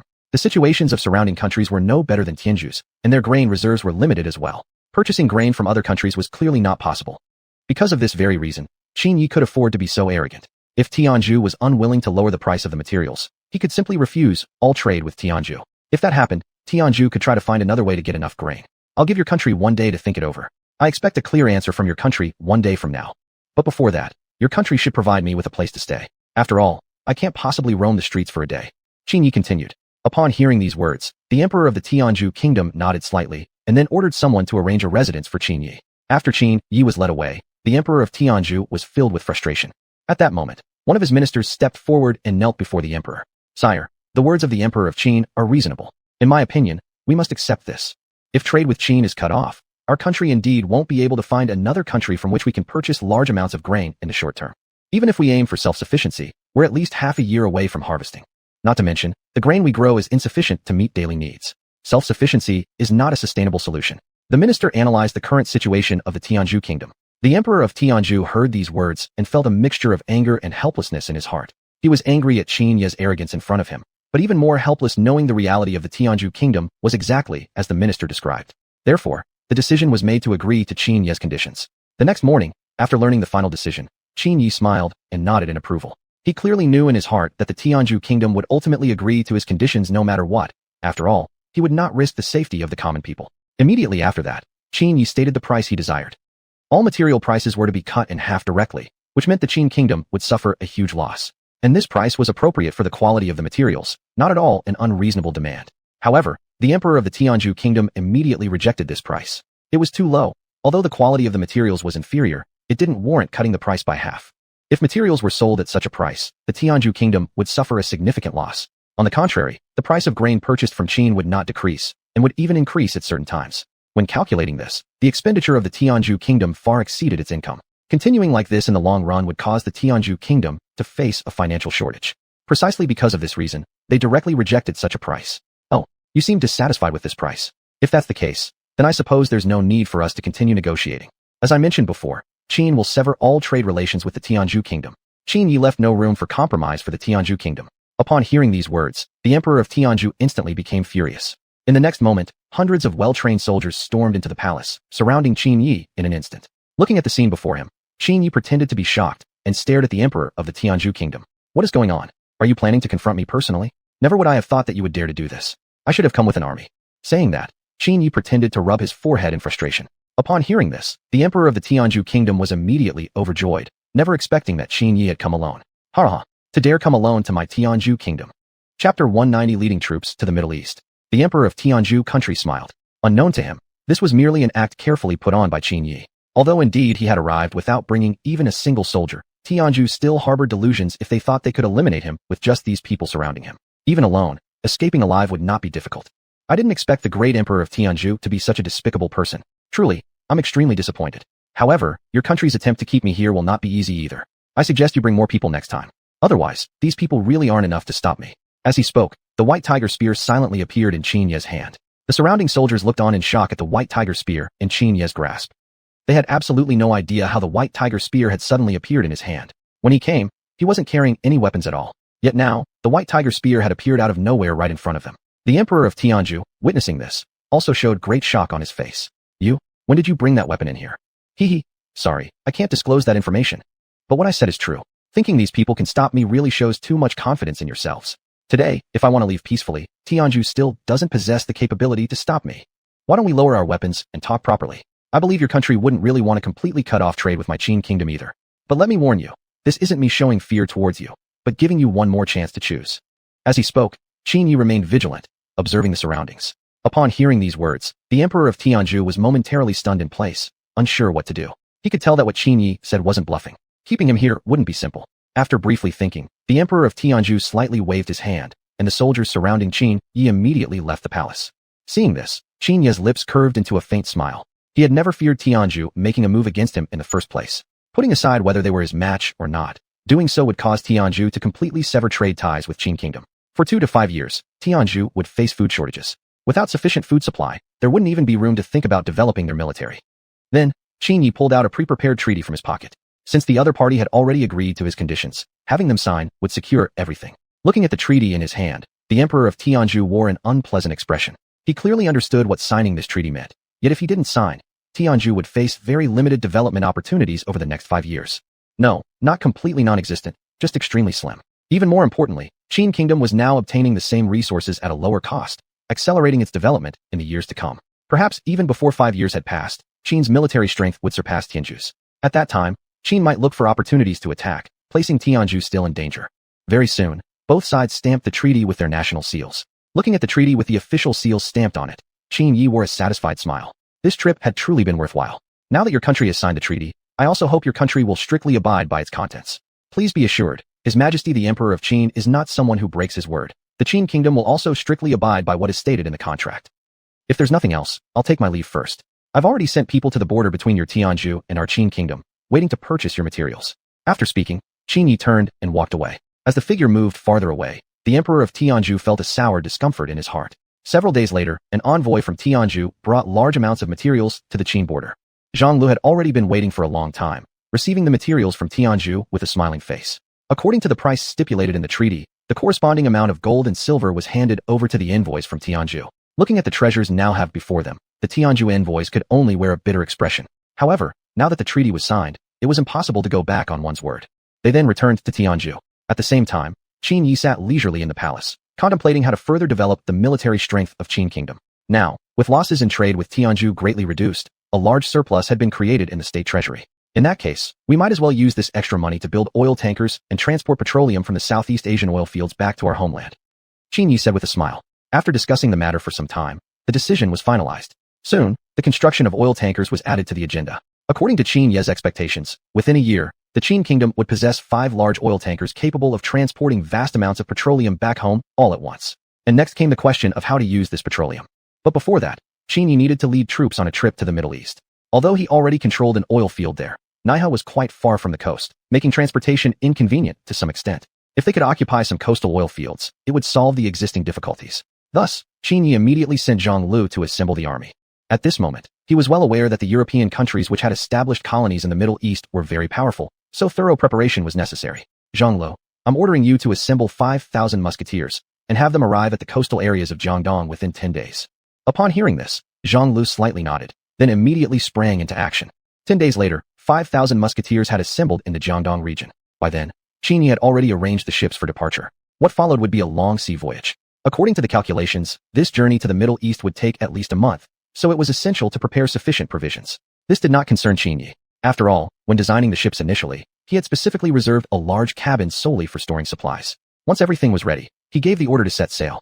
Just half a day into the voyage, Qin Yi, who was sitting quietly in his cabin with eyes closed in meditation, was suddenly interrupted by a knock on the door. Your Majesty, it's me, Zhang Lu. Upon learning it was Zhang Lu at the door, Qin Yi permitted him to enter. However, to his astonishment, 2 other individuals followed Zhang Lu inside. Chapter 191, Fishing. Looking at the 2 people before him, Qin Yi slightly furrowed his brows. How come you 2 are here? Did you sneak onto the ship? The 2 people in front of him were none other than Sun Shangxiang and Qin Ming. This caused Qin Yi great frustration, as he had never expected these 2 would secretly come aboard. Then he turned his gaze to Zhang Lu, who was standing nearby. Upon noticing Qin Yi's glance, Zhang Li's expression instantly turned flustered. Your Majesty, this has nothing to do with me. I was just checking supplies in the cabin when I suddenly heard noises, and that's when I discovered Emperor Sun and the prince. At that moment, I was also surprised, so I hurriedly came to report this to your Majesty. After hearing Zhang Li's explanation, Qin Yi gave a slight nod. He naturally didn't suspect that Zhang Lu had done this deliberately. After all, Zhang didn't have the Danlang to do something like this. Otherwise, should any accident happen along the way, he wouldn't be able to bear the responsibility. Then Qin Yi prepared to order the ship to return. Bringing Sun Shangxiang and Qin Ming along with him was simply too dangerous. After all, the enemy they were about to face was far more powerful than the state of Qin.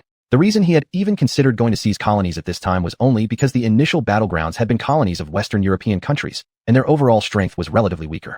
Otherwise, Qin Yi would not have chosen to compete for colonies at this moment. Hearing that Qin Yi wanted to send them back, Sun Shangxiang nervously rushed in front of him. Your Majesty, I was simply too bored staying at home. I just wanted to see what lies beyond the borders of Qin as well. Please don't worry, Your Majesty. I promise I won't cause any trouble and will properly care for the prince. I won't let your majesty be troubled. As she spoke, Sun Shangxiang raised her hand solemnly to take an oath. Seeing the earnest Sun Shangxiang before him, Qin Yi helplessly shook his head. Since things had reached this point, there wasn't much else he could say. However, Sun Shangxiang obviously misunderstood his expression and quickly nudged Qin Ming aside. Qin Ming instantly grasped the meaning and directly threw himself into Qin Ye's arms. Father, I only wish to go out with you and see the world. I promise, I will definitely not cause you any trouble. I hope you won't send me and mother back. Okay. Yes, your majesty, okay? For a moment, Sun Shangxiang also pulled on Qin Ye's arm and started acting coy. Facing these two people acting so affectionately before him, Qin Ye's face showed helplessness. Zhanglo, is there any spare room left inside the ship? Yes, your majesty, there is one vacant room right next to yours. Zhang Lu answered. Good, then have the prince stay in the room next door, and Emperor Sun can stay in my room. When we arrive at our destination, your main task will be protecting Emperor Sun and the prince's safety. The military matters will be handled by me. After hearing Qin Ye's words, Zhang Lu slightly nodded. He never imagined that he had once again become the empress's bodyguard, unable to stay by Qin Ye's side and fight in the army. Who could understand his pain? Protecting several queens in secret before was already annoying enough, but now, he would not only have to protect the empress, but also the prince. Zhang Lu mentally complained bitterly. Even so, he fully understood the importance of protecting the empress and the prince. Although a bit reluctant, he could only obey the order. Then he led Qin Ming to the room next door. Upon learning that Qin Yi had allowed her to stay, Sun Shangxiang joyfully jumped up. I knew your majesty was the kindest. Then, she rushed forward and kissed Qin Ye's face. Although Qin Yi was the monarch of a nation, in private, he treated the empresses as equals. Moreover, having lived with them for 10 years, Sun Shangxiang and others had become more open-minded and no longer overly shy about intimate gestures. Especially Sun Shangxiang, perhaps because she was younger than Diao Chan and others, her mindset had been less constrained by old thoughts. Precisely because of this, Sun Shangxiang could be more uninhibited than others like Diao Chan. This was also why Qin Yi favored Sun Shangxiang. After all, he was a man who had time-traveled from the future, long accustomed to an open society. After several days on the journey, due to Qin Ming's young age and lively, active nature, he found the ship life extremely boring. So one day, during a stop for rest, he came to Qin Ye's room. At that moment, Qin Yi was sitting inside reading a book. Father, do you have anything important to do now? Qin Ming asked cautiously. Hearing this, Qin Yi smiled and gently closed the book in his hand. Feeling bored? Huh? How did you know, father? Haha, you're my son. I surely can tell what's on your mind. If you're bored, follow me. I'll show you something fun. After speaking, Qin Yi stood up and left the room. At this moment, Qin Ming wore a puzzled expression as he followed Qin Yi onto the deck. Meanwhile, Qin Yi was discussing something with Zhang Lu, whose expression appeared slightly anxious. Your Majesty, are you sure you don't need me to accompany you? This is truly too dangerous. We know nothing about the situation at sea. If anything dangerous happens, I could at least provide help immediately. That's fine. Then you can take a few soldiers and follow us in another small boat. Qin Yi nodded as he spoke. Then, he immediately ordered people to lower 2 small boats into the water. When Qin Ming saw this, he already had a vague guess about what was happening. After everything was ready, Qin Yi boarded one of the small boats with Qin Ming and Sun Shangxiang. Let's go. I'll take you fishing at sea. It's actually a good way to pass the time. We have this brief stop for rest now, but once we resume sailing, there might be no more spare time. Upon hearing this, Qin Ming and Sun Shangxiang smiled and nodded. Soon, they arrived at a nearby area of the open sea. All right, let's stop here. We shouldn't go too far from the ship, Qin Yi said as he took out a fishing rod from his belongings. However, Qin Ming had never fished before and didn't have the slightest idea how to use the rod. Seeing this, Qin Yi taught him personally, showing him how to fish step by step. Sun Shangxiang, who was sitting beside them, wore an even brighter, happier smile. This was exactly the scene Sun Shangxiang wished to see the most, father and son getting along warmly, just like a family should be. Before long, Qin Ming had already grasped the basics of fishing. Shangxiang, take this rod. Fish with me. Upon hearing this, Sun Shangxiang stood up. In the next moment, Qin Yi hugged her from behind and handed the fishing rod into her hands. Qin Ming, upon seeing this display, rolled his eyes with obvious disapproval. Then, he turned his body to face the other way, clearly unwilling to watch his father showing affection. Chapter 192 The Man Who Once Studied in the Qin Empire. Very soon, the 3 of them each caught several sea fish. Excluding a few that were not edible, the remaining ones would be more than enough for dinner. The sea fishing had been fruitful, and it also helped pass quite a bit of time. The next day, the ships continued sailing. Half a month later, Qin Yi successfully arrived in the Middle East. Just as they were preparing to disembark, a mysterious military force suddenly rushed out from nearby and directly surrounded the fleet. Seeing this situation, Zhang Lu quickly issued orders to prepare for battle. Looking at the fully armed enemy forces before him, Qin Yi slightly smiled at the corner of his mouth. Judging from the enemy's attire, it was obvious they were local Middle Eastern natives rather than soldiers from Western European nations. Moreover, all the weapons in their hands were blades and spears. There wasn't any sign of modern firearms. You don't need to be tense. They are most likely just the local indigenous people. Everything should be fine once we communicate with them. After speaking, Qin Yi began to converse with them in fluent English. However, what greatly surprised him was that one of the men directly responded in Chinese, causing everyone present to be shocked. Why are you able to speak the language of the Great Qin Empire? Have you perhaps been taught by people from the Great Qin?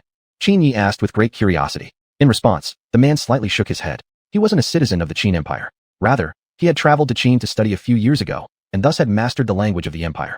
Upon hearing the man's explanation, Qin Yi smiled slightly and nodded.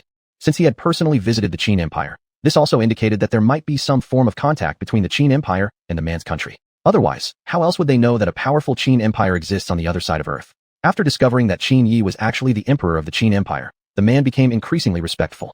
So you are Emperor Qin. Everyone, lower your weapons. They are not hostile.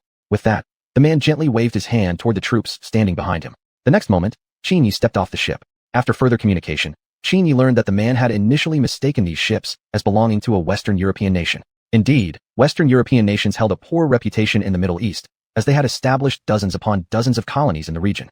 This caused the indigenous population's living space to shrink constantly, and frequent wars often broke out between tribes. Although this man's nation had not yet been colonized by Western Europeans, such a tendency was gradually emerging. If it weren't for their overall strong military power, they might have become a colony already. Upon learning all this, Qin Yi nodded slightly with a somewhat helpless expression. That meant establishing a colony here would likely prove extremely difficult. But then again, maybe there was no need to establish a colony at all. He could instead establish a trade relationship. After all, his main objective was just to obtain oil. Whether or not there was a colony wasn't particularly important. At most, he would just have to pay more money to buy it, which wouldn't be a great loss overall. Besides, setting up a colony was quite an expense on its own, and then he'd have to station troops there for protection. If he maintained a trade relationship with this country instead, there would be no need to worry about the safety of a colony. On the contrary, he could even dispatch some troops to help protect this nation, making it more willing to conduct trade with the Qin Empire. Additionally, the territory of a colony would never surpass that of a sovereign nation. Therefore, the oil he could obtain through cooperation might be several times greater. With this in mind, Qin Yi decided he wanted to meet this nation's leader. May I ask how your country's leader should be addressed? Should I refer to him as Emperor His Majesty, or Your Majesty Qin need not be so formal. The Prime Minister would also like to meet you in person. The man smiled in reply. Hearing this, Qin Yi awkwardly chuckled as well. Still, he went on to ask how the country's leader should be properly addressed. Just address him as Prime Minister, Your Excellency. Our country has adopted many aspects from Western European nations, for example, the title of Prime Minister itself. The man answered with a smile. Upon hearing this, Qin Yi nodded knowingly. Prime Minister, this sounded just like the title used in a certain shameless nation. Though even the leader of the future Sun Never Sets Empire would later be called a Prime Minister, Qin Yi couldn't help but think of that despicable country. Soon afterward, he followed the man to the capital city of this nation. The country was located along the coastal area of the Middle East, with highly convenient foreign transportation access. Even more importantly, it possessed the largest oil reserves of the entire Middle East. In fact, the combined oil reserves of several surrounding countries couldn't even match that of this single nation. This also excited Qin Yi inwardly. As long as trade relations could be established with this country, the amount of oil required by the Qin Empire would be fully satisfied. Moreover, the Qin Empire was still in its initial stage of development, and its demand for oil was not very high at the moment. Your Excellency Prime Minister, this is Emperor Qin Yi from the Qin Empire. He has come here specifically to discuss oil trade matters with our country, the man said, turning to a middle-aged man sitting at the head of the table. Upon hearing the identity of the visitor, a flash of pleasant surprise passed through the middle-aged man's eyes. Without delay, he quickly approached Qin Yi. You are the legendary Emperor Qin? The one who unified that entire land by himself. The middle-aged man spoke with obvious excitement. Looking at the visibly enthusiastic middle-aged man before him, Qin Yi awkwardly nodded slightly. This was the first time he had stood this close to another man, and it made him somewhat uncomfortable. However, the middle-aged man soon realized his behavior was somewhat impolite, and quickly stepped back a few paces. Please, Your Majesty Emperor Qin, take a seat. We would be more than delighted to establish trade with your empire. Also, I've long heard of the vast territory and abundant resources of the Qin Empire. Now that Emperor Qin wishes to obtain oil from our country, that is a small matter. We only ask for daily necessities in return. Shouldn't it be gold or silver treasures? Qin Yi was momentarily taken aback. In response, the Prime Minister gently shook his head. Gold or silver treasures. For our country, what we lack most is daily necessities. Precious metals aren't of much importance to us. Although our territory is vast, due to climatic conditions, we are unable to produce enough daily necessities. We are merely rich in oil. Just let Emperor Qin agree to this, and we will provide any amount of oil your country desires. The Prime Minister looked at Qin Yi with full anticipation. Upon hearing these words, Qin Yi was inwardly astonished and momentarily speechless. Chapter 193, Offering Assistance. However, to express his sincerity, Qin Yi still added one extra condition. He was very clear about the current situation the country was in. After all, he had already learned everything from the man's words. The country was indeed suffering from endless external threats, as Western European nations constantly desired to establish their own colonies here. Although the nation's overall strength was somewhat powerful, this situation could not last indefinitely. After all, the country did not possess its own firearms technology. Relying merely on cold weapons to resist Western European nations was simply wishful thinking. Therefore, Qin Yi wished to leave behind an army to be responsible for protecting this nation's security. Upon hearing this, the middle-aged man's expression stiffened slightly. Please rest assured, Mr. Prime Minister. I have absolutely no intention of establishing colonies in your country. I merely wish to develop trade relations with your nation. And I am doing this not only for your country's sake, but also for the development of my own Qin state. As long as we ensure your country remains protected from foreign invasions, my state will be able to continuously purchase oil from the Wei state over the long term.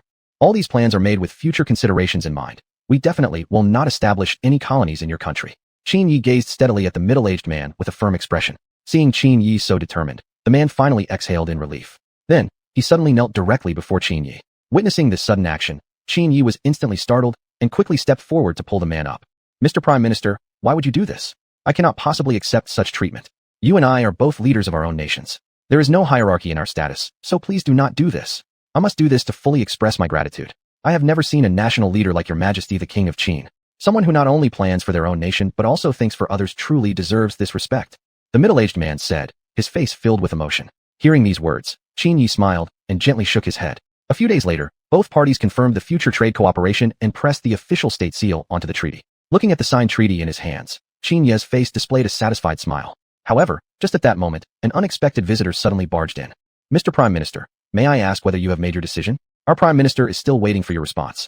A thin, small-framed man looked disdainfully at the Prime Minister before him. The sudden intrusion filled the Prime Minister's face with embarrassment. The man standing beside the Prime Minister was even more furious, as if he might kill the intruder at any moment. Seeing this scene, Qin Yi slowly stepped aside.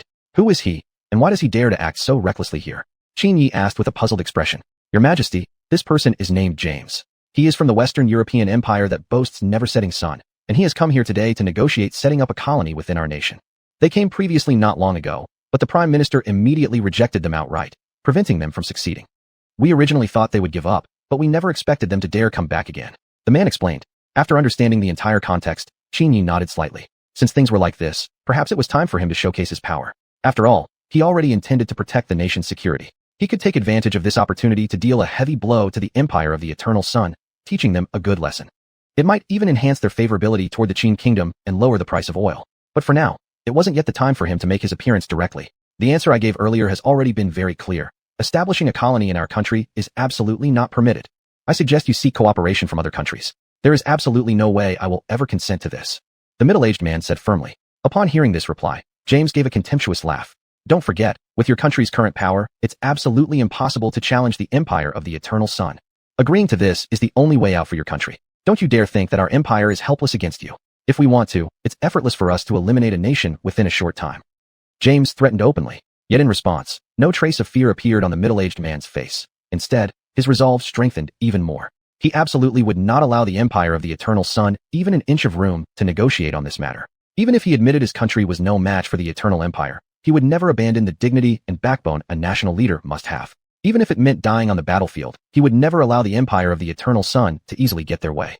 He was well aware of the Empire's nature in his heart. Don't let their seemingly noble words fool you. They were already making other plans in secret all along. If we agree to this matter, in just a few years, the entire nation will completely become a colony of the Empire of the Eternal Sun. To call it the only way out is nothing but sheer shamelessness. Seeing the middle-aged man possessed such courage, Qin Yi's face revealed an expression of satisfaction. Engaging in trade with this nation was indeed a wise choice. How could a country with such principled leadership possibly collapse easily? Very well then. It seems your country has no intention of negotiating with us. In that case, be prepared for your nation's destruction. Having said that, James turned and left. After the visitor had departed, the Prime Minister helplessly sighed. He was well aware of the Empire of the Eternal Sun's military might and believed the threats were genuine. Although his own country's military was not weak, what difference did it make? Their army still used cold weapons. How could they possibly stand against the Eternal Sun Empire, which already possessed firearms? This very issue had been weighing heavily on the Prime Minister's mind. But just at that moment, Qin Yi, who had been silently standing aside, stepped forward. Please rest assured, Mr. Prime Minister. The Qin Kingdom will certainly assist your nation in resisting the Empire of the Eternal Sun. May I ask how many troops they might send? I will immediately request reinforcements upon knowing this. Qin Yi spoke to the Prime Minister. Hearing these words, the Prime Minister showed a brief expression of excitement, but it vanished in an instant. No, please don't involve your country in this matter. This is a conflict between our nation and the Eternal Sun Empire. There is no need for your country to assist us. The Prime Minister shook his head. How can you say that? Your country has already signed a trade treaty with our Qin Kingdom. Supporting you against invaders is naturally our duty.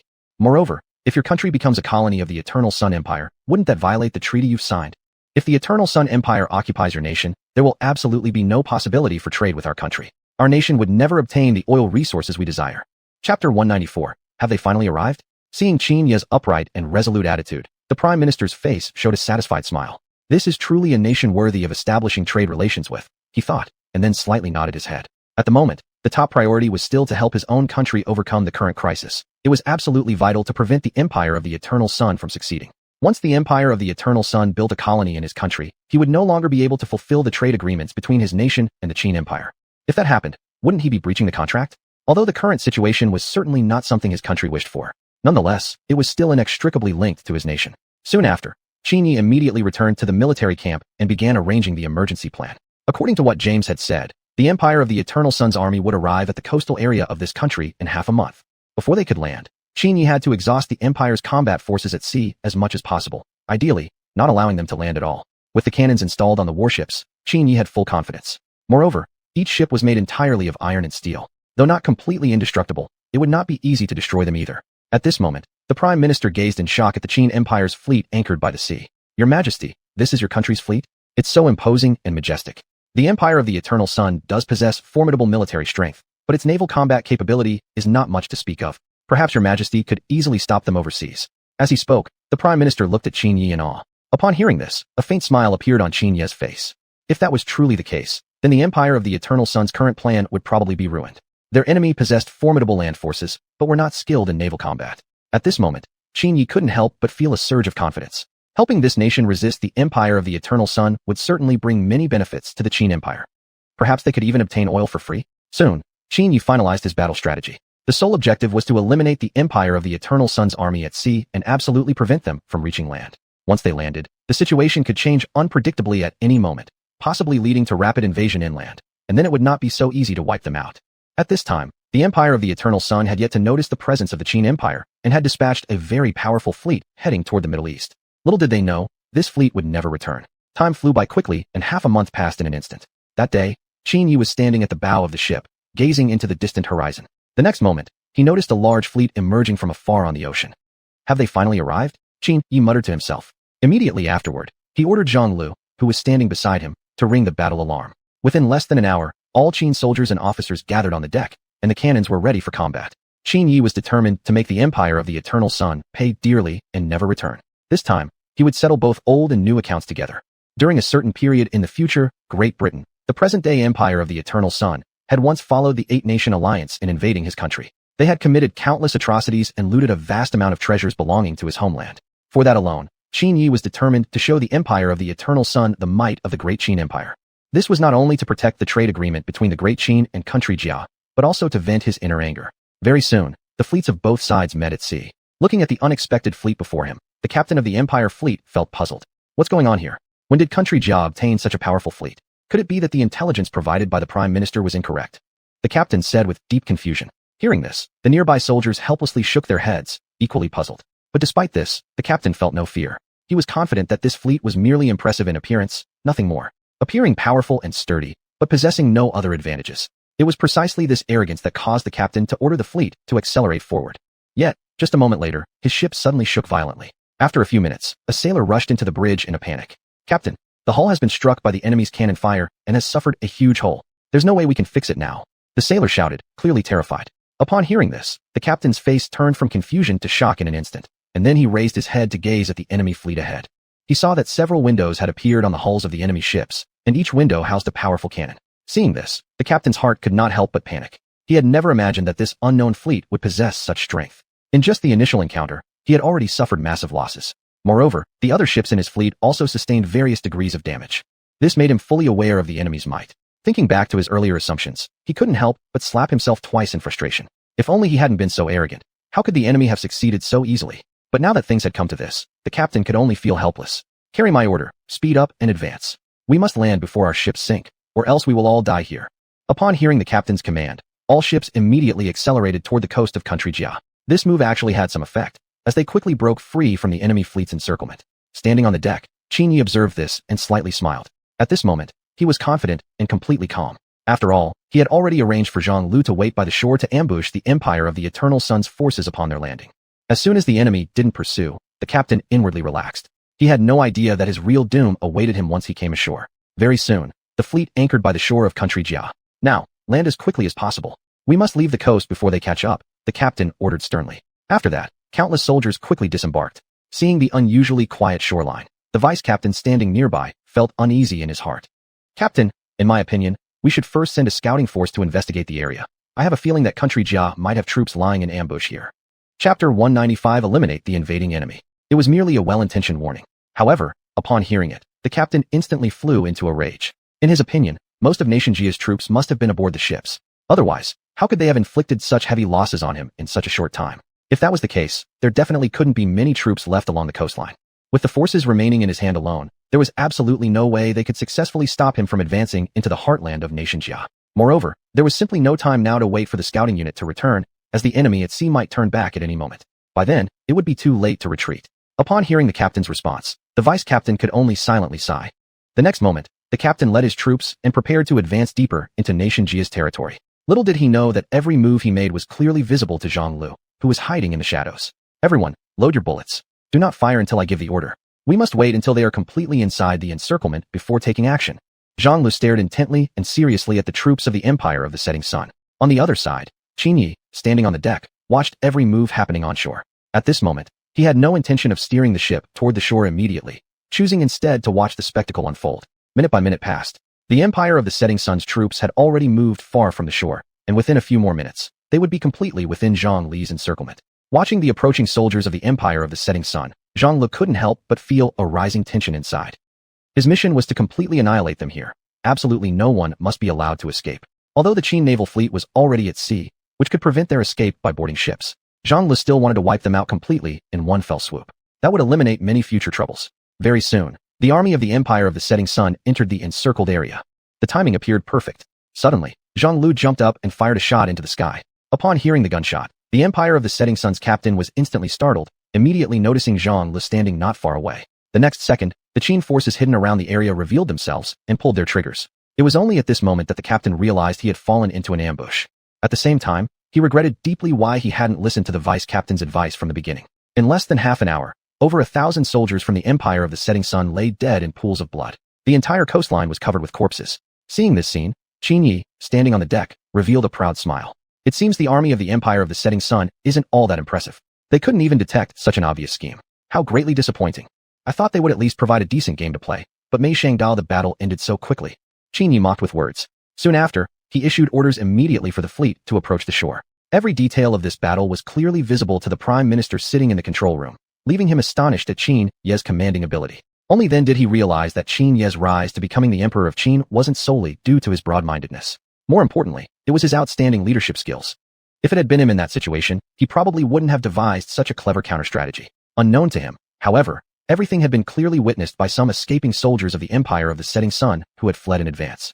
Just as the captain ordered full speed toward the shore, they had secretly launched a small boat and sent 2 soldiers back to their homeland without him noticing. Previously, the Prime Minister of the Empire of the Setting Sun had already prepared reinforcements. If the fleet sent to attack Nation Jia failed to return within a month, the reinforcements would be dispatched immediately. He was fully aware of Nation Jia's military strength. Although they mainly used outdated cold weapons, since the troops he could deploy were limited, it was absolutely impossible to destroy Nation Jia in a short period.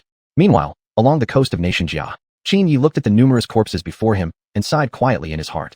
He originally thought he wouldn't be able to collect attributes from them, and therefore felt helpless. However, just at that moment, a cold voice from the system suddenly echoed in his mind.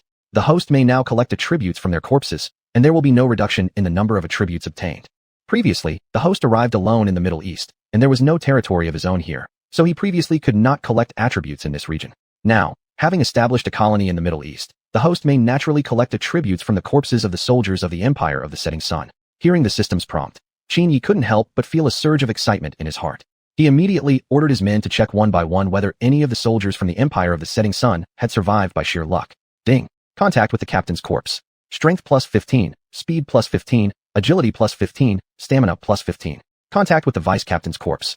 Strength plus 10, speed plus 10, agility plus 10, stamina plus 10. Contact with the soldier's corpse. Strength plus 3, stamina plus 3.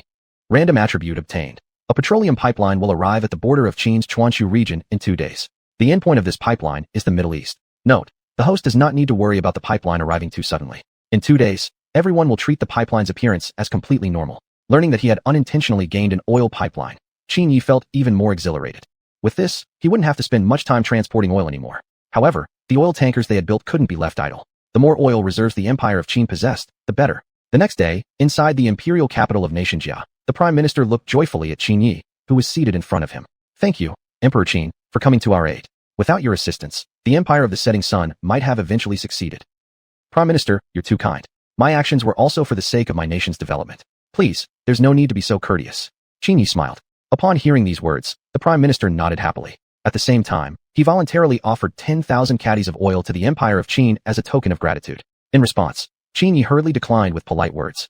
Although he was very much inclined to accept the gift, he needed to at least go through the motions of refusal. Otherwise, the other party might think that he had gone to war against the Empire of the Setting Sun purely for the sake of obtaining this oil shipment.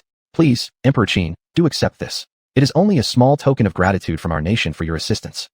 This amount of oil is merely a drop in the bucket for our nation, and what I'm about to say next will surely bring even greater joy to Emperor Qin. Chapter 196, Better Not to Invite Trouble. Upon hearing these words, Qin Yi desperately tried to suppress the excitement surging inside him, having already predicted what the other party was about to say next. Sure enough, the Prime Minister immediately announced a 20% price reduction on the oil sold to Qin State. This special price, however, applied only to Qin State. Other countries still had to buy at the original price. This clearly demonstrated the Prime Minister's heartfelt gratitude toward Qin Yi. Please, Your Majesty the Emperor of Qin, do accept this offer. Your country's assistance to ours has been truly tremendous. Compared with our country becoming a colony of the empire on which the sun never sets, this cannot even be considered as a loss. Rather, it is an honor for our nation. The Prime Minister continued. He then immediately ordered someone to bring forth the treaty that had been prepared earlier. This new treaty was almost identical to the previous one except for the adjusted price of oil. Looking at the treaty in his hand, Qin Yi revealed a faint smile on his face. If you insist, then I shall respectfully accept. Thank you, Prime Minister, for your generous favor. Before I depart this time, I will leave behind 2,000 soldiers to safeguard your country's security. I believe the empire on which the sun never sets won't just let this slide. After this battle, they have lost a powerful fleet. Undoubtedly, it won't be long before they strike our nation again. Although 2,000 musketeers aren't many, they may help relieve some pressure for your country. Upon hearing Qin Yi's words, the Prime Minister's face lit up with joy. After finalizing all arrangements, Qin Yi departed the A country along with the rest of his troops. Meanwhile, the empire on which the sun never sets had already dispatched reinforcements. While en route, these reinforcements met several soldiers who had withdrawn earlier and learned from them the outcome of the war. They were extremely surprised. Never had they imagined the A country could possess such formidable military strength. The fleet they had sent was composed of elite troops of the empire on which the sun never sets, yet they were completely annihilated in merely a few short hours. The result left the captain of the reinforcement fleet dumbfounded and prompted immediate thoughts about what action to take next. A few minutes later, he immediately ordered a return home. This matter must be reported to the Prime Minister as soon as possible, so as to deliberate on subsequent countermeasures. What? Captain Kurla is dead. At that moment, the Prime Minister of the empire on which the sun never sets shot to his feet from the throne, shock written all over his face. Yes, Prime Minister, Captain Kurla did perish. However, before his sacrifice, he specially dispatched me to bring the news back home. Based on the enemy we encountered this time, they were definitely not the army of the A country. It must be a force from some powerful nation. Although the military strength of the A country is indeed formidable, it is absolutely impossible for them to train such a powerful army within just a year. What's more, their firepower is extraordinarily strong, with a fleet and numerous musketeer units. Kneeling before him, the soldier honestly revealed everything he knew. Hearing these words, the Prime Minister of the empire on which the sun never sets slightly nodded. He never expected things to escalate to this extent, nor imagined that the A country would have managed to seek outside support. In his mind, he became increasingly certain that this newly emerged country definitely wasn't from the Middle Eastern region. After all, the Prime Minister was well aware that none of the Middle Eastern countries had a strong military. Some might even be weaker than the A country itself. James, you must go to the A country immediately and investigate the truth about this incident. I want to see exactly which country dares to oppose our empire on which the sun never sets. Yes, Prime Minister. At the same time, Qin Yi had already returned to Qin State and had located the oil pipeline that had been rewarded by the system. Moreover, the extraction of oil was already proceeding vigorously. As for how to use the oil after refinement, Qin Yi had already made adequate preparations. One day, James arrived at the A country. The A country's Prime Minister clearly understood James' intention this time and had already thought about how to respond. Even if the other party attempted to investigate the true identity of the nation that had fought against the empire on which the sun never sets in the previous war, he was absolutely determined not to disclose Qin State. Though he well understood Qin State's formidable military power, as the saying goes, better not to invite trouble. If possible, he would keep the truth of this matter hidden so as not to implicate Qin State. After all, Qin State had already done more than enough for his nation. He absolutely couldn't allow them to be dragged into further difficulties over this matter. At this very moment, however, he failed to notice that the Qin state general left behind in this country was already standing outside the palace. We hope that you can disclose the identity of this nation to us. In that case, our empire on which the sun never sets won't treat your country badly. As for establishing a colony in your country, perhaps that matter can still be negotiated. As long as your country is willing, our empire on which the sun never sets only needs a small piece of territory. We won't lay hands on other areas. James said. However, right after finishing his sentence, a barely noticeable smile appeared on his face. This statement was merely intended to make the other side lower their guard. As for what would follow, that would be dealt with later. After all, the ultimate goal of the empire on which the sun never sets was to turn a country into its complete colony. The abundant oil reserves here left them with no choice but to harbor such thoughts.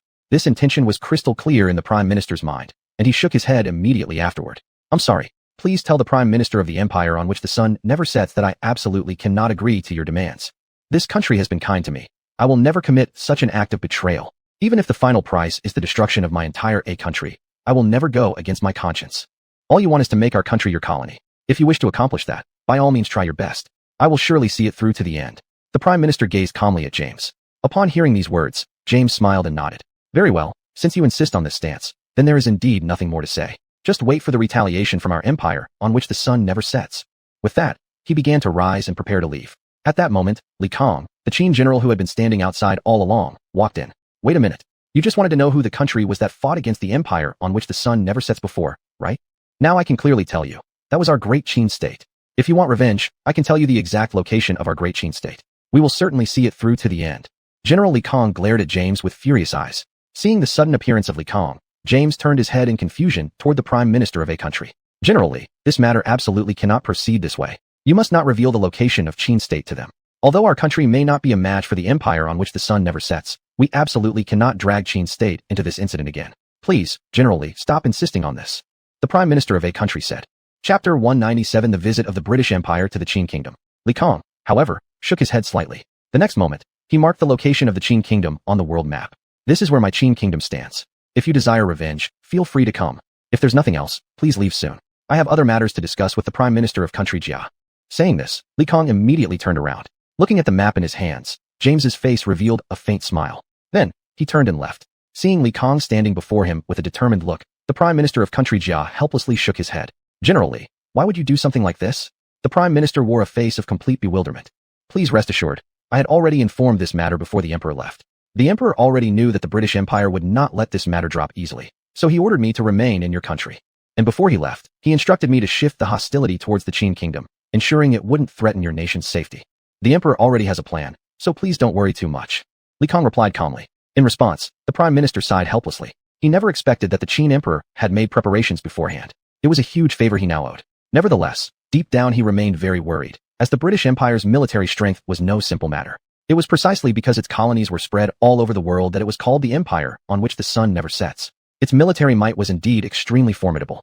Without formidable military power, it would have been impossible to possess colonies across the globe. That was precisely why the Prime Minister didn't want the British Empire to discover the Qin Kingdom. Even though the strength of the Qin Kingdom couldn't be underestimated, defeating the British Empire would still likely prove difficult. But now that things had reached this point, there was no use saying more. He could only pray silently in his heart. Half a month later, James had already informed the Prime Minister of the British Empire of the Qin Kingdom's location. Looking at the position marked on the map, the Prime Minister slightly furrowed his brow. Is this country the same one that previously conquered the Eastern continent, Qin? If it really is them, seeking revenge might be somewhat troublesome. This country's strength isn't as simple as it seems. To destroy an entire nation like Japan in such a short time, probably not even our British Empire could accomplish that, the Prime Minister said, showing evident concern. Hearing this, James nodded slightly. According to the markings on the map, it indeed was the same Qin Kingdom that had destroyed Japan. Upon hearing the final confirmation, the British Prime Minister silently sighed. He never expected that their opponent this time would turn out to be the legendary Qin Kingdom. And precisely because of the Qin Kingdom's overwhelming power, they dared not execute the revenge plan immediately. However, prior to making any decision, personally visiting the Qin Kingdom seemed necessary. No matter what, they couldn't allow the Qin Kingdom to become hostile toward them. Otherwise, the Qin Kingdom might strike unannounced. A country capable of destroying an entire nation like Japan in such a short time would also be capable of destroying the entire British Empire. James, immediately arrange a long-distance sailing ship. I will personally visit the Qin Kingdom. This country must be befriended. We cannot afford to make it an enemy. Otherwise, our British Empire will remain in danger for a long time. Having said this, he stood up and left the palace. Several days later, he departed with James bound for the Qin Kingdom on the other side of the globe. At the same time, within the imperial capital of the Qin Kingdom, Sovereign, why are you so certain that the British Empire will surely send an envoy to visit us? Standing beside, Zhang Lu wore a face of confusion while asking. In response, Qin Yi smiled confidently. Why he possessed such confidence was based only upon his own assumptions. There was no country in the world willing to become another nation's enemy, especially not a very powerful one. As long as the British Prime Minister wasn't out of his mind, he wouldn't rashly send troops to seek revenge immediately. After all, in the previous war, they had already displayed the Qin kingdom's military might. Any intelligent person wouldn't recklessly launch an invasion. Moreover, there was already a clear precedent. Given the current state of the British Empire, they certainly knew about the Qin kingdom's destruction of Japan. To destroy an entire nation within a single month, such a deterrence had already spread into the hearts of people. That was precisely why Qin Yi had ordered the annihilation of Japan within a month. The purpose was to censor other nations, preventing them from daring to attack the Qin kingdom easily. Even if they harbor resentment, they will still choose to come for negotiations at the first opportunity. But all of this was merely Qin Yi's speculation. As for what the British Empire would actually do, it all came down to fate. If their actions turned out to be different from what he had imagined, then Qin Yi had only 2 words to offer them. Shabby. Fools. If I'm not mistaken, by now the British Empire should have already figured out who was responsible for the earlier incident. At this point, they are either on their way here for negotiations, or on their way for revenge. If they dare to seek revenge, I will certainly let them know what consequences await those who provoke my Qin kingdom. Saying this, Qin Yi clenched both fists tightly. Upon hearing this explanation, Zhang Lu beside him nodded slightly. Finally, after a month, the Prime Minister of the British Empire successfully arrived in the Qin kingdom. However, he did not reveal his identity immediately upon arrival, claiming instead that he had come from across the ocean seeking to engage in trade negotiations with the Qin kingdom. Because of this stated reason, he successfully entered the imperial capital. Soon, he met the Qin emperor sitting on the throne. I've long heard of the young and capable Qin emperor, but seeing him in person now truly leaves me astonished. Truly, hearing 1,000 times cannot compare to seeing it with my own eyes. The Qin emperor seems even younger and more capable than the rumors suggest. The British Prime Minister lavishly praised Qin Yi. In response to this, Qin Yi merely smiled faintly without showing any sign of excitement. At this, the British Prime Minister's expression turned somewhat embarrassed. If I'm not mistaken, you must be the Prime Minister of the British Empire. Qin Yi looked expressionless as he stared at the visitor. Hearing this, the British Prime Minister slightly furrowed his brows. He had never expected that Qin Yi would recognize his identity immediately upon meeting. It truly surprised him. Afterward, he asked Qin Yi how he had figured it out. Hee, of course this was all deduced. After all, I am not a fool. War broke out with the British Empire just a month ago, and now a diplomatic envoy arrives precisely. Is that really hard to guess? Chapter 198, The Steam Engine. Upon hearing such a response, the Prime Minister of the British Empire gave a slight nod. This also caused a slight sense of crisis within him. To be able to determine his identity merely through conjecture, how was that possible? He could feel that Qin Yi was no ordinary person. Moreover, someone so young who had managed to establish a mighty Qin empire. How could that be the work of an average individual? The Emperor of Qin is indeed perceptive. Yes, I am from the British Empire, and I am its Prime Minister. Since the Emperor of Qin has already guessed my identity, you probably know why I have come this time, the Prime Minister of the British Empire asked. In response, Qin Yi's eyes briefly revealed a hint of hostility. Do you mean to come for revenge? That, I have anticipated. With all the damage we have caused your nation, I can understand that no country would easily swallow such an insult. But honestly, I didn't expect your country to actually have the courage to come here. It truly astonishes me. However, before that, I must still ask, does your country really wish to become an enemy of the Qin Empire? As he spoke, Qin Yi glanced at Zhang Lu who was standing nearby. Zhang Lu immediately caught on and clapped his hands once. In an instant, dozens of musketeers rushed into the palace. In a flash, they surrounded the Prime Minister of the British Empire. Seeing this situation, the Prime Minister quickly shook his head. No, Emperor of Qin, I'm afraid you've misunderstood my intentions this time. I have come here purely to establish friendly relations with your empire, not to attack it. Please, Emperor of Qin, have these soldiers withdrawn. They are making me extremely nervous. If I get too nervous and say something wrong that offends you, it would be quite disrespectful to you. After hearing these words, Qin Yi lightly waved his hand. Moments later, the dozens of musketeers left the palace. He did this only to display his authority and had no intention of harming the British Prime Minister. After all, the man had come to the capital alone, without any bodyguards at all. That alone was enough to show his sincerity. How could Qin Yi possibly attack him recklessly? Besides, he was certain that the British Empire was already prepared to retaliate. If the British Prime Minister failed to return safely, British troops would arrive at the Qin Empire within a month. At that point, the situation would escalate into an all-out war with no end in sight. And Qin Yi absolutely did not wish for that to happen. Although the British Empire's military strength was somewhat inferior to his own, once war broke out, the entire Qin Empire would suffer greatly, and internal stability would be severely affected. The damage caused by war would not heal in a short period of time. This was exactly why Qin Yi was unwilling to initiate a war. Except for the nation of Japan. Attacking Japan was motivated purely by personal grudges. We are interested in establishing good relations with your country. But what does your empire have that could benefit us? No, we don't require anything from your empire. It would be enough if the Qin Empire simply promises not to attack our nation in the future. That alone would satisfy me greatly.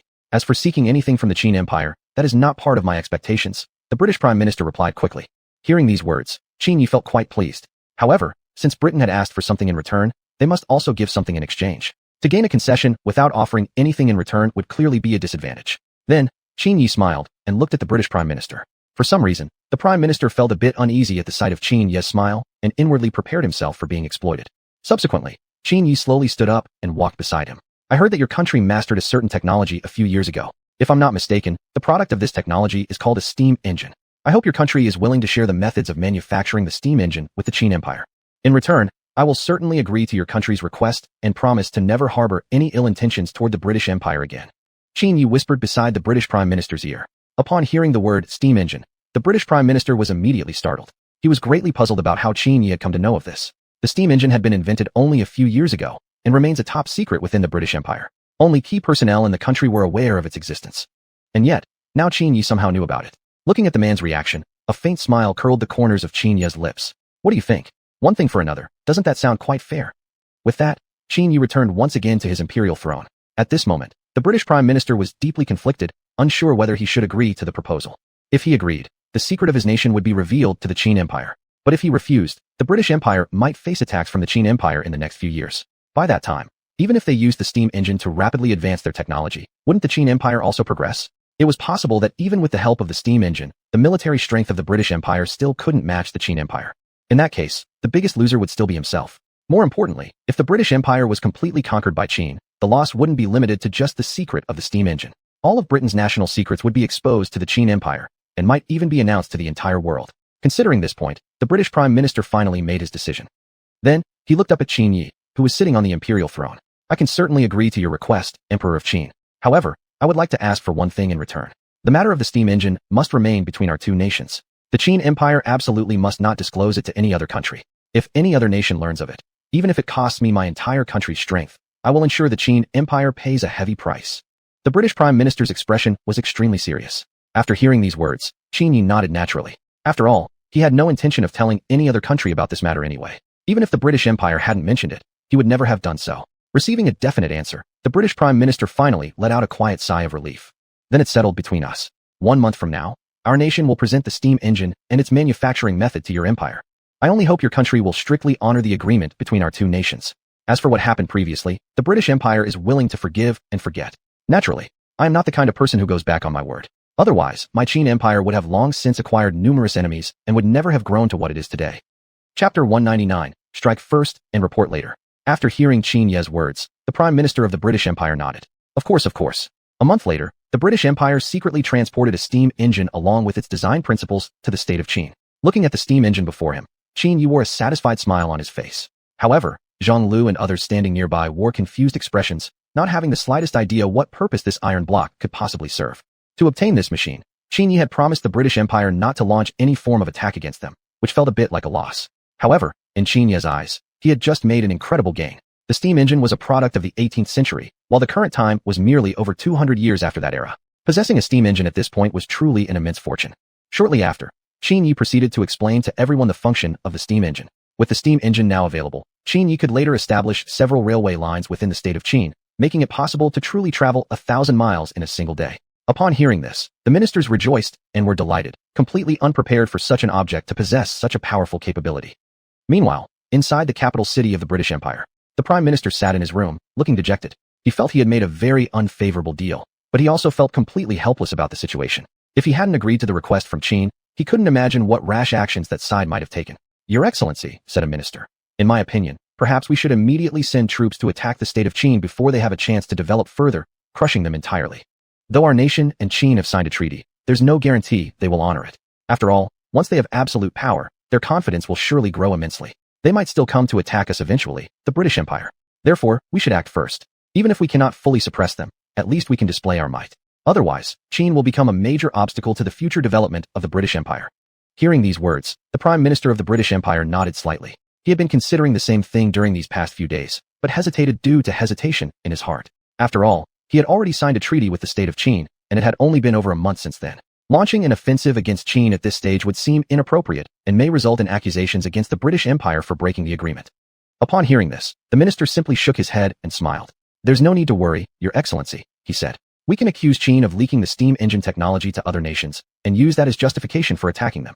Besides, other countries don't know the truth. As long as we firmly insist on this being the truth, other nations will have no room to argue. The minister continued. At this point, a spark lit up in the eyes of the Prime Minister of the British Empire. That's right. The treaty clearly stated that the state of Qin was not allowed to disclose the technology of the steam engine to any other nation. Even if Qin had not done such a thing, if the British Empire simply insisted on claiming it was true, other nations would naturally turn their suspicion toward Qin. When that time came, not only would Qin have to pay compensation according to the terms of the treaty, but also many countries would cancel their trade agreements with them. And the nations that canceled trade with Qin would then turn instead to trade with the British Empire. This would result in even greater economic development for the British Empire. After a brief consideration, the Prime Minister of the British Empire immediately issued orders to gather the army and march toward Qin. Now, there was a sufficient reason to attack Qin. Why wait any longer? As for Qin Yi, he had not yet realized that the British Empire was about to strike him. He remained fully focused on planning the construction of railway tracks, unaware that the British Empire had already set its sights on him. Before launching the invasion, the British Empire spread the word that Qin had violated the treaty. This could be described as striking first and reporting later. Completely unaware of the troubles that were about to come, Qin Yi received an extremely shocking piece of news this day. Your Majesty, came a report. 2 foreign nations have already cancelled their trade agreements with our country. Discussions about compensation are currently underway. Your Majesty, country E has also cancelled its treaty with us and will return all goods purchased from our nation 1 month from now, while demanding our country provide compensation. Your Majesty, the German Empire. Hearing these consecutive shocking messages, Qin Yi was greatly astonished. He quickly inquired about the reasons for these countries' decisions to terminate trade relations with Qin. The responses were nearly identical. Each country accused Qin of being dishonest and having violated the agreement made with the British Empire. Qin Yi nodded slightly upon hearing this and immediately felt certain in his heart. This was undoubtedly a scheme devised by the British Empire. He never would have imagined that the British Empire, the empire on which the sun never sets, would actually be the first to break the treaty and harm the interests of the state of Qin. He immediately dispatched envoys to various nations to explain the situation. However, the results obtained in the end were unsatisfactory. The nations that had cancelled trade agreements with Qin refused to accept these explanations. They now all strongly believed in the news spread by the British Empire and completely ignored Qin's side of the story. Faced with this outcome, Qin Yi was overwhelmed with a headache, while also harboring deep hatred toward the British Empire's actions. This was absolutely despicable behavior. Dealing with such a nation made Qin Yi feel utterly disgusted. Originally, it was the British Empire that had actively sought out Qin to sign this treaty. Yet now, only a month after the agreement was signed, they had already broken it. It was they who signed the treaty, and it was they who betrayed it. Did they really think Qin was an easy target? Zhang Lu, I want you to immediately assemble an army to guard the coastlines. If my guess is correct, the Sunset Empire will arrive with its troops soon enough. Since they have already broken the treaty, it's likely they no longer wish to be restrained by it, and will launch a war against our nation. If they show no mercy, we need not be fair either. If they want war, then let's see it through to the end. Upon hearing these words, Zhang Lu sprang into action, his heart filled with anger as well. Watching Zhang Li's distant figure disappear into the distance, Qin Yi clenched his fists tightly. If you want to clash directly with the state of Qin, then I will make sure you never succeed. Meanwhile, the army of the British Empire was already on its way to Qin. Within less than half a month, they would arrive near the state of Qin. This time, they had dispatched a force of 100,000 soldiers, more than half of whom were the British Empire's musket corps, clearly demonstrating their determination. If they wanted to directly confront the state of Qin, they would never allow Qin the slightest chance to resist. The Prime Minister of the British Empire fully understood the military strength of the state of Qin, and thus dared not relax, even slightly. Chapter 200, No Way Back. Within 5 days, Zhang Lu had already led his army to the coastline, waiting for the arrival of the Empire of the Never-Setting Sun. At this moment, he was filled with rage and determined to make sure the Empire of the Never-Setting Sun would never return. The army guarding the coastline numbered as many as 200,000 troops, including 30,000 musketeers and over 100 cannons. Such power could be considered top tier anywhere in the world. Even centuries later, it would still be unbeatable. This time, Qin Yi was going to let the Empire of the Never-Setting Sun see just how powerful the Qin Empire truly was. They would surely never return. Several days later, standing at the coastline, Zhang Lu noticed a dark mass of ships approaching from far out at sea. Witnessing this, his fists involuntarily clenched tightly. At last you've come. Now you won't be going back, Zhang Lu murmured under his breath. The next moment, he quickly sent word back to the nearby city. At that time, Qin Yi was sitting within the city walls. Upon receiving the news, he immediately jumped up from his chair. Good. I was afraid they wouldn't dare to come. All troops, listen well. Follow me to face the Empire of the Never-Setting Sun. This time, we'll make them see what it truly means to have no way back. Saying that, he led his army out of the city. Without delay, he led the Qin navy out to sea. According to Qin Ye's plan, the goal was to eliminate as many enemies as possible on the open sea, thus lightening the pressure on land forces. Setting aside everything else, Qin Yi was highly confident in his fleet. Even though the Empire of the Never-Setting Sun had already undergone the first industrial revolution and was the first country to possess steam engines, yet even so, its naval strength was still unremarkable. The ships were not yet powered by steam, and their firepower was insufficient. As far as naval warfare went, Qin Yi had absolute confidence. Soon, both fleets encountered each other at sea. Initially, they didn't rush into battle, but as was customary, their commanders attempted a formal negotiation. Even though they clearly knew that the empire of the never-setting sun came with the intention of fighting to the death, still, they needed to go through the motions. If possible, force them into retreat. Qin Yi truly didn't wish to start this war. Once the war began, many lives would be lost. This was precisely what he hoped to avoid. Every soldier within the army had been entrusted to him by their own parents, and no parent wishes to see their child perish. Although such a situation might be unavoidable, war must be minimized as much as possible. We've made our position clear. This incident was clearly the Qin Empire's fault. You directly leaked the matter of the steam engine to other nations. Regarding this, the Empire of the Never-Setting Sun demands justice, so that all nations across the world can see exactly what kind of nation the Qin Empire truly is. And to have the audacity to claim that Qin is a trustworthy and honest nation. If I were in your place, I'd feel deeply ashamed of what you've done. The Prime Minister of the Empire of the Never-Setting Sun sneered mockingly. Hearing these words, Qin Yi's lips curled into a faint smile. Then he began his counterattack. Never would he have imagined that the Empire of the Never-Setting Sun would turn out to be so cunning and deceitful. This greatly shocked him. Knowing that they couldn't defeat the Qin Empire in battle, they resorted to such despicable means. Yet Qin Yi believed that justice is in the hearts of people. Even though the violation of the agreement had been announced to the world, he did not panic excessively. After all, it was merely the claim of the Empire of the Never-Setting Sun alone. Moreover, besides the Empire of the Never-Setting Sun and Qin itself, no other nation in the world knew anything about the steam engine. And this matter should have been publicly known to all nations. For the sake of its own development, however, the Empire of the Never-Setting Sun had deliberately kept this secret within the nation itself. This already violated the shared international treaty. Although the Qin Empire was still in the Three Kingdoms era, the Empire of the Never-Setting Sun had signed mutual assistance agreements with other countries for the sake of its development. According to that agreement, if a country achieved greater technological advancement, it must selflessly share this technology with all other nations. However, the Empire of the Never-Setting Sun did not fulfill this duty. Instead, it pointed the finger at the Qin Empire. Wasn't the Empire of the Never-Setting Sun also at fault? Besides, the Qin Empire had not even revealed the matter of the steam engine to any other country. Upon hearing this, the Prime Minister of the Empire of the Never-Setting Sun was shocked, panic clearly evident on his face as he anxiously questioned how the Qin Empire had come to know of this. Our agreement with other nations is a top state secret among those countries. How could the Qin Empire, located on the other side of the world, possibly know about this?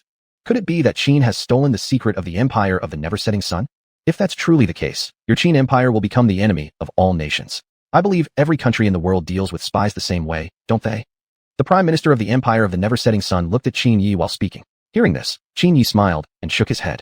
He had not stolen any secrets from the Empire of the Never-Setting Sun, nor had he sent spies there. The interactions between Qin and the Empire of the Never-Setting Sun had only lasted slightly more than a month.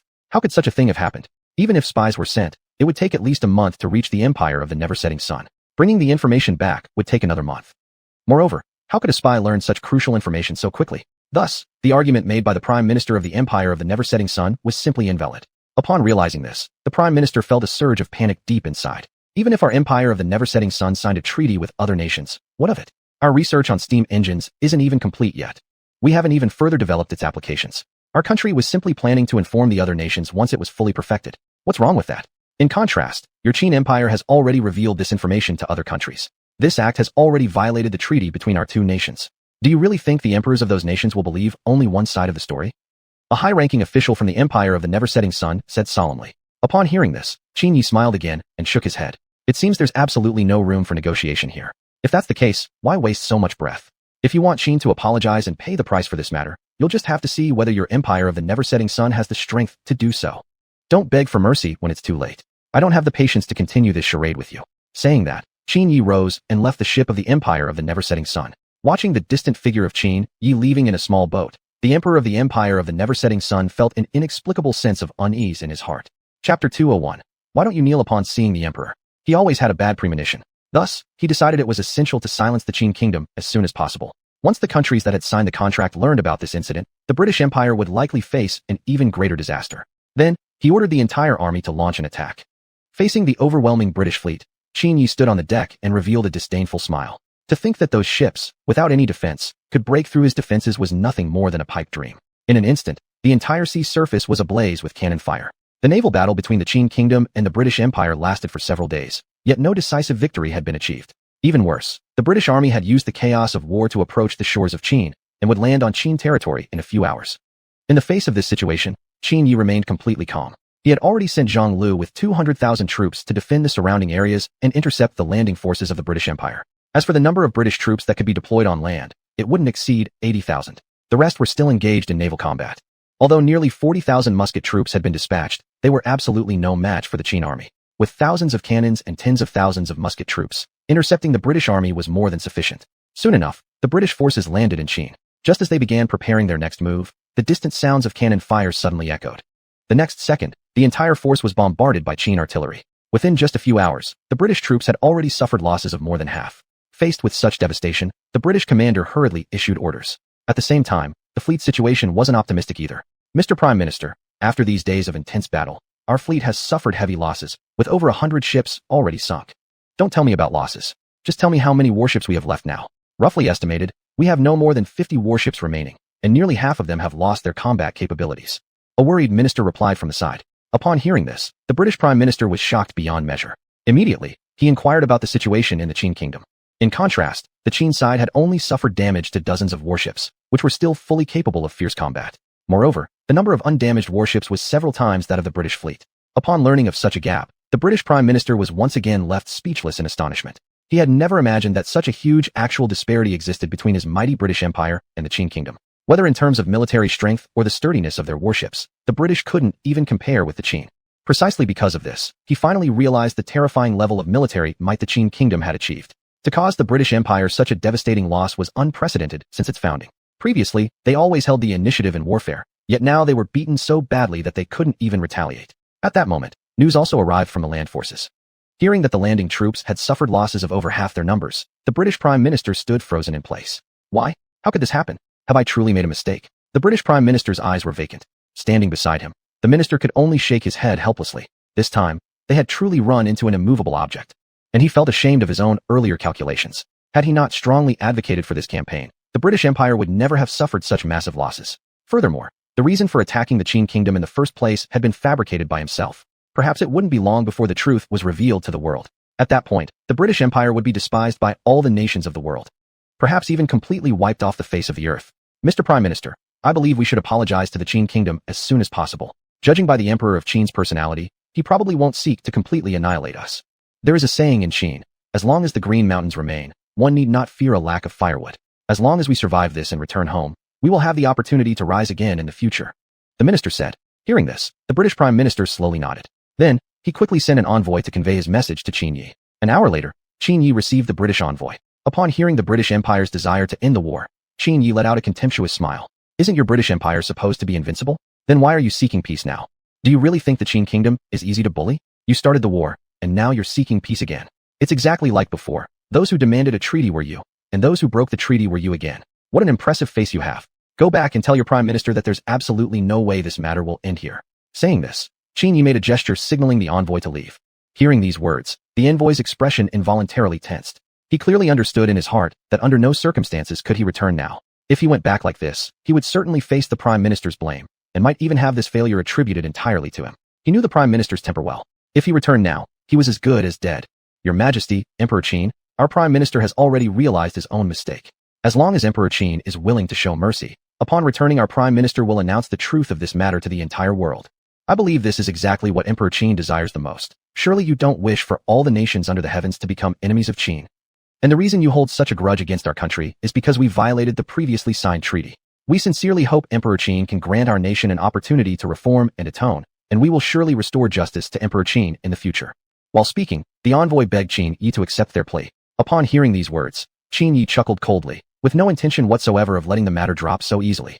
Hadn't the British Empire been so arrogant before? Then he would make them understand who ultimately had the last laugh.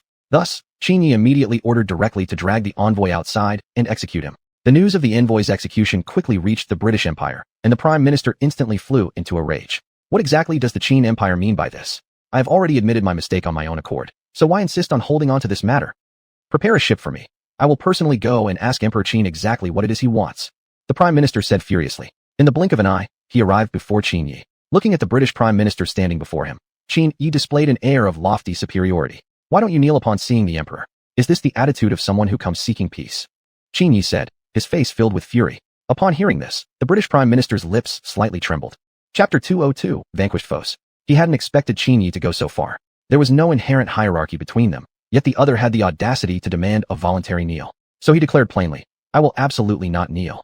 Hearing that response, Qin Yi immediately rose from his seat. "What did you say? Speak again.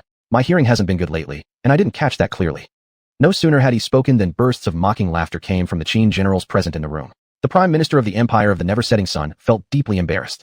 At this moment, his impression of Qin Yi soured significantly. How dare he adopt such a haughty attitude toward him? As the Prime Minister of the mighty Empire of the Never-Setting Sun, he had never knelt before any national leader. Indeed, no head of state anywhere had ever demanded such a gesture from him. But the current situation simply left no room for personal dignity. Though extremely reluctant, his legs bent obediently, lowering himself to his knees before Qin Yi. The moment this happened, the Qin generals laughed even harder. "Look at this. The great Prime Minister of the Empire of the Never-Setting Sun is kneeling before our emperor. If this news spreads, the Empire of the Never-Setting Sun will surely lose face." "Exactly. We must be sure to publicize this thoroughly. It brings such joy." The Qin soldiers chatted back and forth. Hearing these comments, the face of the Empire of the Never-Setting Sun's Prime Minister flushed slightly. He had never imagined a day would come when he would kneel before a foreign leader, and the man before him was someone he truly loathed. Since the Prime Minister has shown such sincerity, I naturally will not insist further. However, prior to that, I hope the Prime Minister can meet a few of my conditions. At this, the Prime Minister lifted his head and stuttered, "Wah? What conditions?" "Listen carefully then. First, your Empire of the Never-Setting Sun must supply 50 gene of oil to my nation within a year. For your country, this shouldn't be difficult. After all, your nation boasts colonies all over the world and owns an endless supply of oil reserves. Can you accept this first condition?" "I agree. We shall supply 500,000 gene of oil to your country within a year." The Prime Minister of the Empire of the Never-Setting Sun nodded in assent. Hearing this, Qin Yi nodded approvingly. "Second, you must clear the name of Qin within 1 month. Third, for every year that I reign, the Empire of the Never-Setting Sun shall provide tribute to the state of Qin without question. As for the amount, we can discuss that later. Fourth, you must publicly declare to the world that the Empire of the Never-Setting Sun is no match for Qin, and willingly admit itself as Qin's defeated foe. If you can agree to these few conditions, this matter can be laid to rest peacefully. What does your nation think of this?" Having spoken, Qin Yi returned to his seat, crossed his legs casually, and tilted his head, looking down his nose at the Prime Minister kneeling before him. Upon hearing these demands, the Prime Minister of the Empire of the Never-Setting Sun felt deep regret. He regretted that from the beginning, he should never have listened to misleading counsel and attacked Qin unprovoked. Otherwise, he wouldn't have come to this pass. But he certainly hadn't expected the military might of Qin to be so overwhelming that he had no ability to resist. After deep thought, the Prime Minister still didn't give an immediate response. The first few conditions were tolerable, but the last one was nearly impossible to accept. If he made such a proclamation worldwide, wouldn't the Empire of the Never-Setting Sun from then on be seen internationally as Qin's subordinate? Back when there was no Qin, the Empire of the Never-Setting Sun had been the strongest power in the world. Now, it had been trampled beneath Qin's foot. It was hard to swallow. Qin Yi watched the Prime Minister expressionlessly, hiding a faint smile at the corner of his lips. "It seems your nation is unwilling to accept these conditions. If so, further negotiation is meaningless. I suggest you prepare for annihilation. Soon, I personally will lead my armies to attack your nation. I'm sure the Empire of the Never-Setting Sun won't exist in this world for much longer. Guards, show him out." With that, Qin Yi stood, ready to leave. Seeing this, the Prime Minister of the Empire of the Never-Setting Sun looked up in panic. No, I agree to your conditions. I just beg your country to leave us a way to survive. I will make sure every one of these conditions is fulfilled." The Prime Minister hastened to plead. His heart at that moment no longer hesitated in the slightest. What could possibly be more severe than the destruction of his entire country? Upon hearing this, the corner of Qin Ye's mouth curled into a slight smile, and he helped the Prime Minister of the Empire of the Never-Setting Sun to his feet. "Since you feel that way, there's truly no need for such a grand gesture. What just happened? Why did you suddenly kneel before me? These formalities are more than I can bear," Qin Yi said. The Prime Minister of the Empire of the Never-Setting Sun also caught the mockery in those words, but he could only accept it inwardly with helplessness. After signing the new treaty, he returned to his fleet. Without delay, he departed with what remained of his forces, quickly leaving Qin territory far behind. In his heart, he silently vowed never again to provoke a nation as powerful as Qin. Dozens of days later, the Empire of the Never-Setting Sun released the truth to the world, publicly acknowledging that it was no match for the state of Qin. As soon as this news broke, the entire world was thrown into an uproar. Many nations could scarcely believe that the once mighty Empire of the Never-Setting Sun had actually fallen to Qin in battle. Thus, they finally came to fully understand the sheer strength of Qin. Even more nations, however, felt a strange sense of satisfaction. The formerly arrogant Empire of the Never-Setting Sun had finally received the punishment it deserved. Because of this, many nations dispatched envoys and ministers to Qin, hoping to establish diplomatic relations. Although most of these countries were not particularly strong themselves, Qin Yi did not look down on them. More importantly, none of these nations were as reckless as the Empire of the Never-Setting Sun. They instead displayed great respect before Qin Yi. Qin Yi clearly understood their motivations. They were naturally wary of Qin's military might. After all, If even the once greatest nation in the world, the empire of the never-setting sun, had fallen before him, how could these smaller nations not fear him? Therefore, in order to prevent misunderstandings or distance from other nations, Qin Yi quickly issued a proclamation. Any nation that establishes diplomatic relations with the state of Qin shall have no conflicts with Qin, provided they do not actively threaten Qin's national interests. Once this proclamation was issued, many other nations quickly followed suit. They also wished to use this method to secure greater benefits for their own nations in pursuit of better development. Meanwhile, the empire of the never-setting sun had already transported 500,000 jin of oil to the state of Qin. Chapter 203, The Eagle Sauce Country. Who would have thought that this matter was actually instigated by the Sunset Empire? It truly comes as a shock to us all. For a mighty empire like the land that never sets to stoop to such despicable acts, I suggest we expel the Sunset Empire from our alliance and send an invitation to Qin. Having the Sunset Empire within our alliance is absolutely disgusting. If we manage to bring Qin into our alliance, it will certainly grow stronger. Their contribution would be far greater to us than the Sunset Empire's. An elderly man with white hair spoke while sitting around a round table. President Mike makes a very valid point. Courting Qin and getting rid of the Sunset Empire will be our top priority from now on. But then again, who will approach the Emperor of Qin about this matter? Another old man with white hair added, I believe President Mike should go. The Eagle Sauce Country is the strongest nation in our alliance apart from the Sunset Empire. His going there would better demonstrate our sincerity. A younger man remarked. The moment these words were spoken, they immediately received agreement from others. Thus, President Mike slightly nodded his head. On this day, Qin Yi was sitting cross-legged on his bed when he opened the system interface. Display my attributes. Qin Yi murmured slowly. The next second, the attribute panel appeared before his eyes. Host, Qin Yi. Age, 28. Identity, Emperor of Qin. Attributes, Strength plus 468, Speed plus 470, Stamina plus 475, Agility plus 468, Intelligence plus 264. Acquired random attributes, White Tiger Long Spear, Vermilion Bird Crescent Bow, Body Protecting Soft Armor, Personal Armor, Chuji, Zhongji, Gaoji, Plot Warning Talismans, etc. Next breakthrough requirement. Each attribute increased to 500 points, excluding intelligence, and construct 3 railway tracks in Qin. Looking at the attribute panel before him, Qin Yi slightly nodded. Simultaneously, he felt helplessness deep in his heart. Never did he expect the next breakthrough condition to be like this. It would still require an immense amount of time to fulfill. Even more importantly, he had yet to acquire railway technology. He didn't know when he would finally meet this condition. Just then, a cold mechanical voice sounded in his ear. Please do not worry, host. This will be your final opportunity for progression. After a successful breakthrough, host will no longer need to collect attributes, and the system's functionalities will also expand. However, what additional features will be unlocked cannot currently be disclosed to the host. Upon hearing these words, Qin Yi couldn't help but feel a jolt of excitement in his heart. In other words, wasn't this essentially indicating that after this next breakthrough, he would reach what's called the max level? And the features that the system would unlock afterwards even more excited him. Just as he was happy about this, suddenly, a series of rapid knocking sounds came from the door. Who is it? Your Majesty, it's me, Zhonglo. I have something extremely important to report to you. Hearing these words, Qin Yi hurriedly closed the system interface. After some inquiries, he learned that a white-haired man who claimed to be the president of the Eagle Sauce Country had arrived in Qin and was now at the Imperial Palace. As for this so-called Eagle Sauce Country, Qin Yi knew it better than anyone else. Wasn't this the future global superpower, the United States? But right now he didn't yet know what the other party's true intentions were in coming here. He then made his way to the palace. Looking at the tall and proud white-haired president of the Eagle Sauce Country before him, Qin Yi naturally felt a little displeased. Although the future Eagle Sauce Country might become a world power, they also had done many things that enraged him. Let alone, this guy had the audacity to enter the palace of his Qin Empire and maintain such an arrogant attitude. Yet the next second, the president of the Eagle Sauce Country respectfully bowed deeply. I am the president of the Eagle Sauce Country, Your Majesty. You may simply call me Mike. Seeing how respectful this person was, Qin Yi softened his attitude somewhat. However, until he understood this man's true intentions, he wouldn't let his guard down. After all, as the saying goes, nothing ventured, nothing gained. And now the visitor was from a nation, Eagle Sauce, that he'd had no previous dealings with at all. He couldn't help but remain alert. Thus, he asked about the man's purpose in coming. Your Majesty Emperor Qin, I have come here entrusted by the Alliance, hoping that the nation of Qin will agree to join the alliance I belong to. The alliance I belong to consists of world powers. If you were to join, I assure it would bring countless benefits to your nation. Mike looked at Qin Yi with full expectation. Oh, is the Sunset Empire also part of this alliance? If so, then please allow me to decline. The feud between my great Qin nation and the Sunset Empire must be clear to President Mike. My Qin would certainly never engage in a dangerous partnership with wolves.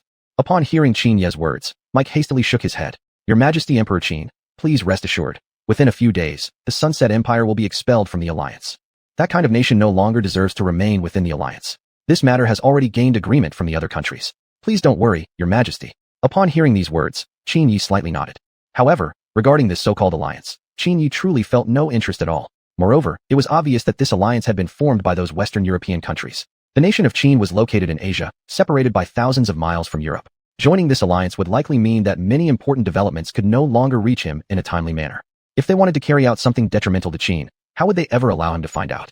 Furthermore, even if he did join, whether or not he could obtain a dominant position in the alliance remained uncertain. Thus, Qin Yi slowly stood up. It's not that I cannot agree to have Qin join this alliance, but there is one condition I'd like to propose. I wonder if you would be able to accept it. Your Majesty Emperor Qin, please speak. We will certainly agree to anything that's within our ability. I'm afraid you may not be able to agree though. If Qin joins the alliance, we require the dominant position. Will you be able to accept this? If we cannot obtain the dominant position, please understand that Qin will be unable to join. Qin Yi looked at Mike with a solemn expression. Hearing this condition, Mike's eyebrows slightly furrowed. Although after expelling the Sunset Empire, the Eagle Sauce country would become the strongest in the alliance, naturally making him the dominant power. If Qin obtained dominance, his own position would definitely change. Mike felt extremely conflicted inside. On the contrary, if Qin couldn't join, their purpose in forming the alliance would not be fulfilled. The real purpose of inviting Qin to join was ultimately to control Qin, making it unable to attack their countries due to the restrictions of the treaty. After all, Qin's strength far exceeded theirs, and they couldn't help but feel wary of Qin's power. If one day Qin decided to expand its territory, they would inevitably become the target. Chapter 204, The Double-Edged Sword. Precisely for this reason, Qin did not want to allow the West to dominate within the alliance. Qin Yi naturally understood exactly what these nations were thinking. They merely wanted to bind his actions using the terms of the alliance. Even more so, attempting to control the state of Qin itself. How could Qin Yi possibly allow these Western nations to get their wish? Wanting to control Qin was nothing short of a dreamer's fantasy. Soon after, Qin Yi slightly waved his hand. Since you all cannot agree to my demands, then I shall not agree to joining your alliance either. I have grown accustomed to freedom and do not wish to be restricted by any party. However, if you truly want Qin to join your alliance, then feel free to try. Qin Yi stared at President Mike with a determined gaze. Upon hearing these words, President Mike's lips twitched slightly. He never expected that Qin would flatly reject this matter, with the sole reason being the desire to dominate the alliance. Although Qin's power indeed ranked as the strongest in the world, if it were allowed to take a leading role, it would likely cause endless troubles for all nations in the future. Nevertheless, bringing such a powerful nation into the alliance was truly a double-edged sword, offering both advantages and disadvantages. And for Qin Yi himself, wasn't this also a double-edged sword? The benefit lay in gaining resources from other countries, which could help Qin develop its overall national strength. The downside was being restricted by the numerous rules of the alliance, which would greatly limit his freedom, forcing him to make sacrifices and contributions for the alliance's benefit. While contributing wasn't a major concern, Qin Yi primarily did not wish to be bound by the alliance. Without achieving dominance, he would constantly be shackled by the alliance's regulations, inevitably slowing the growth of Qin's development. Even worse, he would be forced to share Qin's advanced technologies. Eventually, the Western European countries within the alliance would rapidly grow and power themselves. Within just a few years, they could become another ferocious tiger. Your Majesty the Emperor of Qin, this matter can still be discussed. Joining the alliance would bring immeasurable benefits to your country. You could gain any developmental resources you require. And your nation is currently undergoing development, urgently needing resources for progress. Haha, indeed, that is a fact. However, Your Excellency has not mentioned even a word about the disadvantages of joining this alliance for our great nation of Qin. I have made myself very clear. Unless Qin can assume the dominant position in the alliance, I will never lead Qin into joining your so-called alliance. If you continue to insist on this stance, then in my view, there is no longer any need to continue this discussion. Having said this, Qin Yi sat back on his throne with his legs crossed casually. Upon hearing this response, President Mike's eyes flickered with anger. However, since he had come seeking something from Qin Yi this time, he refrained from showing his anger outright. Still, Qin Yi's attitude left Mike seething inside. If he didn't want to agree, so be it. Yet, to show such an arrogant attitude right in front of him, how could that not provoke anger? Moreover, Eagle Country's military strength wasn't weak at all. If a real confrontation occurred, the Empire of the Sun Never Sets might not even be his match. Now, here in Qin, he had been treated with such provocation. If the Emperor of Qin refuses to agree, then we shall abandon the matter. I only hope that your country will not rashly attack us Western Europeans in the future. Otherwise, we will certainly not be courteous. Having said this, Mike turned to leave. Just as he was about to step out of the palace, a faint cold laugh came from behind him. Qin Yi turned to Zhang Lu, who stood nearby. I really don't know where these countries get their confidence from. They actually think they're a big deal. If I didn't want to provoke unnecessary conflicts, would they still have a place in this world? Qin Yi said with clear disdain. These words were clearly heard by Mike, who hadn't yet exited the palace. The next moment, he turned around, glaring furiously at Qin Yi seated on his throne. Your Majesty the Emperor of Qin, I have given you respect purely out of respect for your status as Qin's sovereign. Don't mistake your victory over these empires as a sign of invincibility.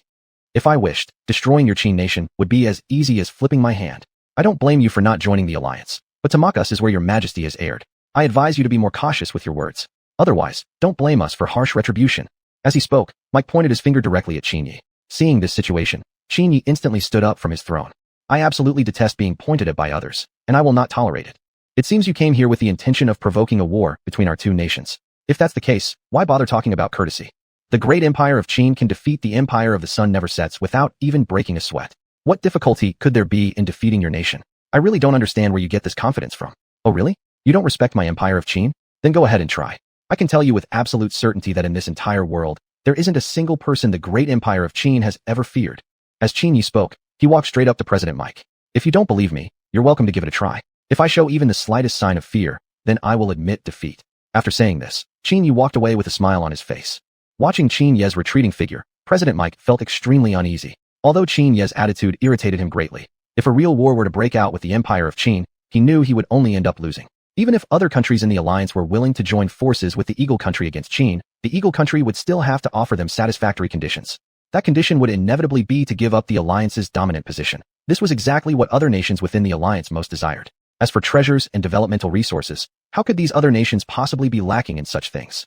Moreover, these countries still had their own colonies scattered around the world. Although their total scale could not compare to the empire of the sun never sets, the resources obtained from these colonies each year were sufficient for their development needs. Of course, no one would refuse to obtain even more developmental resources. However, compared to that, what they cared about most was their status in the world and their power within the alliance. Now that the empire of the sun never sets was about to be expelled from the alliance, the Eagle country, as the second largest nation in the alliance, would directly become the leading power. This had already become a foregone conclusion. Yet other nations had not shown particularly satisfied expressions regarding this situation.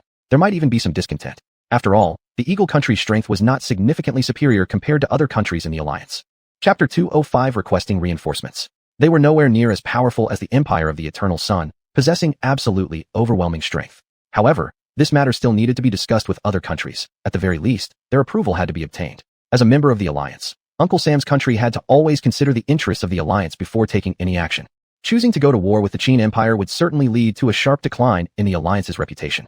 After all, initiating a war against the Qin Empire without obtaining the consent of the other member states would already violate the treaty signed upon joining the alliance. If such an action were taken, wouldn't it prove to the world that the alliance's treaty was essentially useless?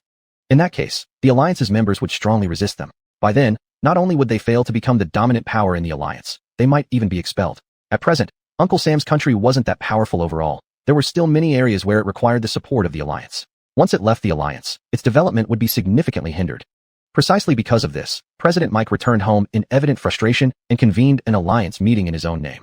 The presidents of other countries were also surprised upon learning of this matter. Never did they expect Qin Yi to be so arrogant. The president of mighty Uncle Sam's country personally went to request membership in the alliance, yet was treated this way.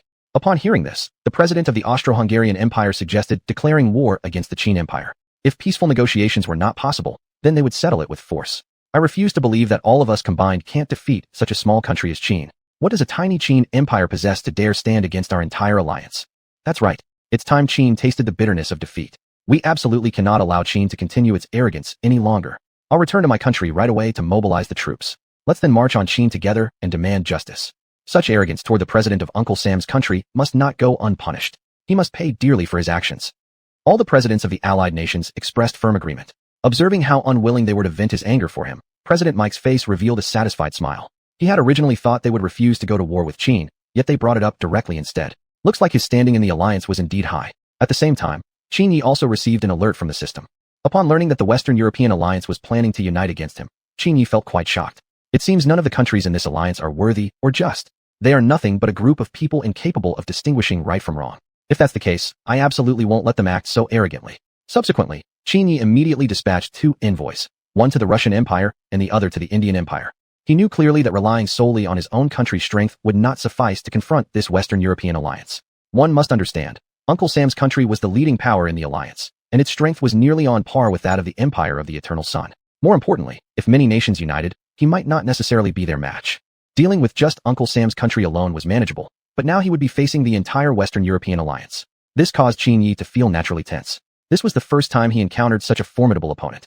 Half a month later, both the Russian Empire and the Indian Empire learned of the matter. They were not entirely unaware of the Western European alliance, and their reaction to the situation was one of extreme shock. I never expected the Western European alliance to dare strike at the Qin Empire. It seems they truly wish to die.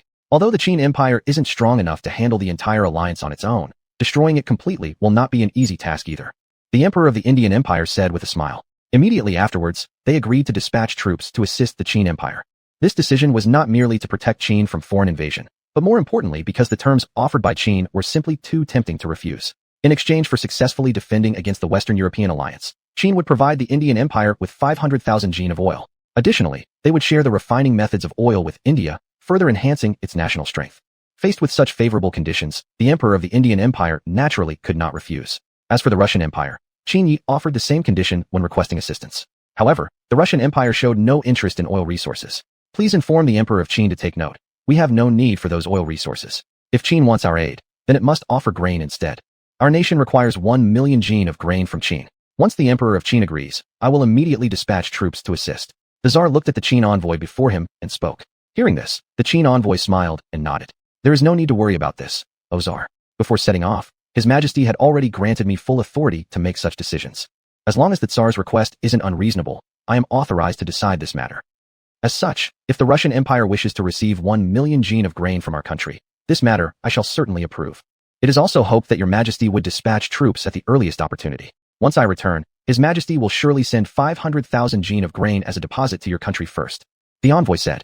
Upon hearing these words, the Tsar nodded with a satisfied expression. After this negotiation, both the Russian Empire and the Indian Empire each sent 100,000 troops to assist the Qin Empire. Faced with the reinforcements sent by the two nations, Qin Ye's face displayed a reassuring smile. After all, oil and grain were not of great importance to Qin at the moment. After all, Qin produced millions of jin of grain annually, and not long ago had received 500,000 jin of oil from country Jia. Moreover, oil resources could also be obtained from country Jia every year, so there was absolutely no need to worry about oil shortages. From this point onward, the Qin Empire had finally gained the strength to stand against the Western European alliance. I'd like to see just how powerful this so-called Western European alliance really is. They actually dared to attack my Qin Empire directly. Now that they've come all the way here, I'll make sure they witness the might of the Qin Empire. Qin Yi stared firmly into the distance. Standing beside him, many ministers nodded slightly. Long live our emperor. Long live.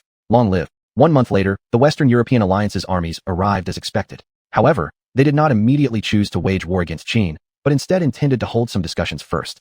If the Qin Empire was willing to join the alliance and apologize for the previous incident, they would not necessarily have to go to war. Looking at the presidents of various countries before him, Qin Yi revealed a faint, almost imperceptible smile at the corner of his lips. We have come here today to confirm whether Emperor Qin truly intends to go to war with us. If Emperor Qin is willing to apologize for what happened before then, we are willing to forget past grievances, and we will carefully discuss the conditions proposed by Emperor Qin, trying our best to give you a satisfactory response. How does Emperor Qin view this? President of Uncle Sam's country spoke up. Chapter 206, A Foolish Attempt. Upon hearing these words, Qin Yi pretended to ponder deeply and slightly nodded. The only purpose of doing so was to buy time. Before this, he had already sent Zhang Lu with an army to launch a surprise attack on the Allied fleet. This matter is negotiable, but the conditions may need some adjustments from Your Majesty's original offer. If you agree, Your Majesty will apologize for previous incidents and voluntarily join your alliance. Upon hearing this, the presidents of various nations exchanged surprised glances. Then, they inquired about the conditions Qin Yi proposed. Qin Yi's conditions were quite simple. He wanted to replace the Eagle country's position within the alliance after joining. The purpose was still to attain a dominant role in the alliance and not be bound by these other countries. The second condition was to make the other countries in the alliance submit to him, paying tributes annually, while the Qin Empire would naturally protect them from foreign invasions. In other words, it meant forcing them to become subordinate to the Qin Empire. After stating the terms, Qin Yi smirked disdainfully and crossed his legs. Sure enough, the opposing side immediately flew into a rage when they heard the conditions. They clearly understood now that Qin Yi was deliberately provoking them, trampling their national dignity without restraint, making these nations become the Qin Empire's subordinates. Wasn't that exactly what it meant? The next moment, the president of the Eagle country angrily stood up, stepping forward and pointing directly at Qin Yi seated on the throne. Emperor of Qin, we came here with sincerity, but if Emperor Qin insists on continuing this conversation with such an attitude, don't blame us for being ruthless toward the Qin Empire. President of the Eagle country, perhaps my previous words escaped your memory. When you came last time, I already told you not to point your finger at me. It's a provocation against me. I've already made my conditions very clear. Whether you accept them is your own affair, with nothing to do with me. However, even if you refuse, it's not my fault. It can only be blamed on your narrow-mindedness. Saying this, Qin Yi angrily stood up and glared at the president of the Eagle country. Inside, he was burning with rage. Primarily, it was due to the disrespect shown by the Eagle country's president, who dared to point his finger directly at him, an act considered deeply offensive. Moreover, how could Qin Yi, the emperor of the Qin Empire, allow such a grave insult?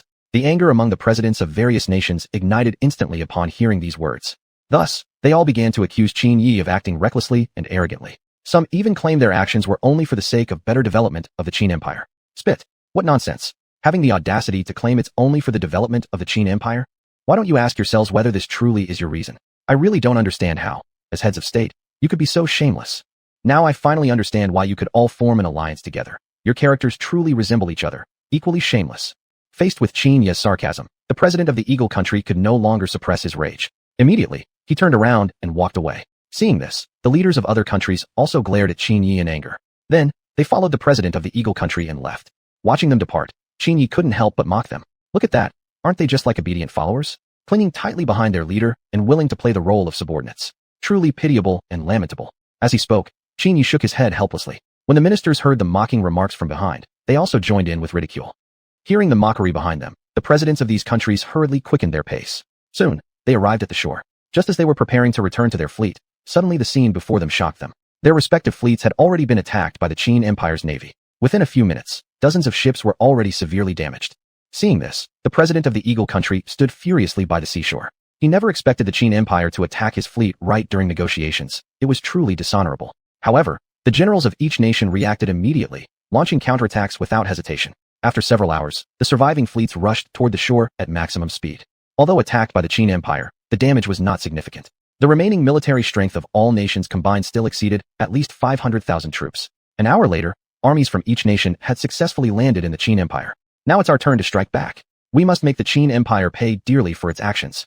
With that, the president of the Eagle country prepared to issue the order to launch an offensive against the Qin Empire. But just in the next second, a voice suddenly echoed in their ears. It was Qin Ye's. Do you think I would give you the chance to fight back? Have a look at the current situation, will you? Upon hearing these words, the president of the Eagle country and other national leaders turned around. Then, they noticed Qin Yi standing alone not far away. Do you really think you alone can stop us? Though we've heard a bit about the strength of the Qin Emperor, it's absolutely absurd to face off against 500,000 troops all by yourself. The president of the Eagle country, who had just calmed himself, now regained his composure completely. Qin Yi merely smiled faintly after hearing these words. Then he clapped his hands. In the next second, a massive army suddenly emerged from several nearby hills, each soldier holding a musket aimed directly at them. Now then, do you still think I was just daydreaming? If I didn't have complete confidence, I would never have made such a joke lightly. I don't mind telling you, the army behind me alone numbers 30,000 strong. Among them, 10,000 are musketeers. 30,000? Ha ha. You think 30,000 soldiers can stop our 500,000 troops? Even if you have 10,000 musketeers. At this point, the president of the Eagle country suddenly felt a terrible premonition. Did you say 10,000 musketeers? Inside, the president was shocked beyond measure. He fully understood what this number meant. Even if they had only 5,000 musketeers, there was no way they could easily penetrate into the heartland of the Qin Empire, let alone 10,000. Actually, they probably wouldn't even survive long enough to leave this beach. Standing beside him, the leaders of other countries were also visibly startled, fully aware of what this implied. If they were to confront the Qin Empire head-on now, it would be like throwing eggs against stones. Although they possessed 500,000 troops, their musket forces were merely around 20,000 in total. Faced with such a disparity, how could they possibly stand a chance against the Qin Empire? Chapter 207. Betrayal of the Alliance. Just at this moment, the president of Eagle Sauce country burst into loud laughter. He didn't believe a word of what Qin Yi had just said. That the state of Qin could possess more than 100,000 musket troops was simply the biggest joke he had ever heard in his life. Even the world's leading empire, the empire on which the sun never sets, had only up to 20,000 musket soldiers. And Qin Yi claimed that Qin had more than 100,000 musket troops. It was likely just a false display on paper. After listening to the analysis of the president of Eagle Sauce country, leaders of other countries nodded in agreement. They were also unwilling to believe the authenticity of Qin Yi's statement. After all, it just sounded too fake. Even though the military strength of Qin might be extraordinarily powerful, it was still impossible for it to have more than 100,000 musket troops. If that were truly the case, they would have already conquered the world, right? Thus, the president of Eagle Sauce country was the first to issue the order for a full-scale attack. Following him, leaders of other countries issued the same commands. Watching the enemy unwilling to believe his words, standing atop a small hill, Qin Yi helplessly shook his head. Since you were so determined to die, then don't blame me for being ruthless. Then, he gently waved his hand. In the next second, every hill was swarmed by rows and rows of Qin soldiers, who began to pull the triggers in their hands. Instantly, fierce gunfire thundered throughout the coastal area. Within just a short time, the Western European Alliance's 50,000 elite troops, once their pride, were almost completely annihilated. At this time, the leaders of each country were already filled with panic, hastily issuing orders to retreat. But by then, it was already too late. The number of troops retreating to the safe zone barely reached 10,000. Witnessing such a devastating loss of their nation's armies, all the national leaders' faces turned ashen. It's all your fault. If you hadn't strongly urged us to attack Qin, our country's troops wouldn't have suffered such tremendous losses. This entire catastrophe started with you. You must give us an explanation. The president of Awa Empire stared angrily at the president of Eagle Sauce Empire, sitting nearby. Caught off guard by these sudden accusations, the president of Eagle Sauce Country was completely bewildered. Wait a minute. Things weren't supposed to be like this, right? Originally, it was the president of Awa Empire who demanded action against Qin to support him. Now, facing such a catastrophic loss, they were blaming everything on him. Completely incomprehensible. Other leaders who sat nearby, witnessing the scene, also began to shift the blame toward the president of Eagle Sauce Country. Faced with accusations from every country, anger began to boil up within the president of Eagle Sauce Country. His own country had also suffered huge losses, yet others were simply pinning the blame on him. Did they really think that Eagle Sauce Country was an easy target? Moreover, it wasn't only their losses. Eagle Sauce's losses were actually the greatest. As the planner of this operation, nearly half of the entire force belonged to Eagle Sauce Country. In contrast, each of the other 5 countries had only dispatched about 5,000 troops. What exactly do you mean? Originally, it was your Awa Empire who kept shouting for justice against Qin. I've never said anything like that. Moreover, everyone in this room had agreed to attack Qin. You're blaming the results on me now. Do you all really think Eagle Sauce Country is weak and easy to bully? If you're unhappy, why don't we settle it after this war, to see who's stronger and who's weaker? Now, the most important thing is to discuss how to resolve the current crisis, not to blame each other pointlessly like this. I must have been blind to ever join an alliance with such unreasonable countries. The president of Eagle Sauce Country poured out his inner dissatisfaction. After hearing this, the leaders of other countries chose to remain silent. Each of them clearly understood the military power of Eagle Sauce Country. If they were to engage in direct conflict, they wouldn't be a match even if they combined forces. In contrast, the president of Awa Empire immediately left the camp and went straight to Qin's military headquarters. Faced with the visit from the president of Awa Empire, a barely perceptible smile surfaced on Qin Ye's face. If my guess is correct, you've come here today to seek a path to survival. Furthermore, your alliance is currently full of mutual accusations and has completely lost any plan for the future. Am I right in my guess? Qin Yi asked. Hearing this, the president of Awa Empire hurriedly nodded. Then, he told Qin Yi his most sincere intention. As long as Qin Yi would spare him this time, he promised to willingly become Qin's subordinate nation in the future. Whatever Qin Yi ordered him to do, he would carry out without question. Looking at the sincere expression on the president of Awa Empire's face, Qin Yi slightly smiled at the corner of his mouth.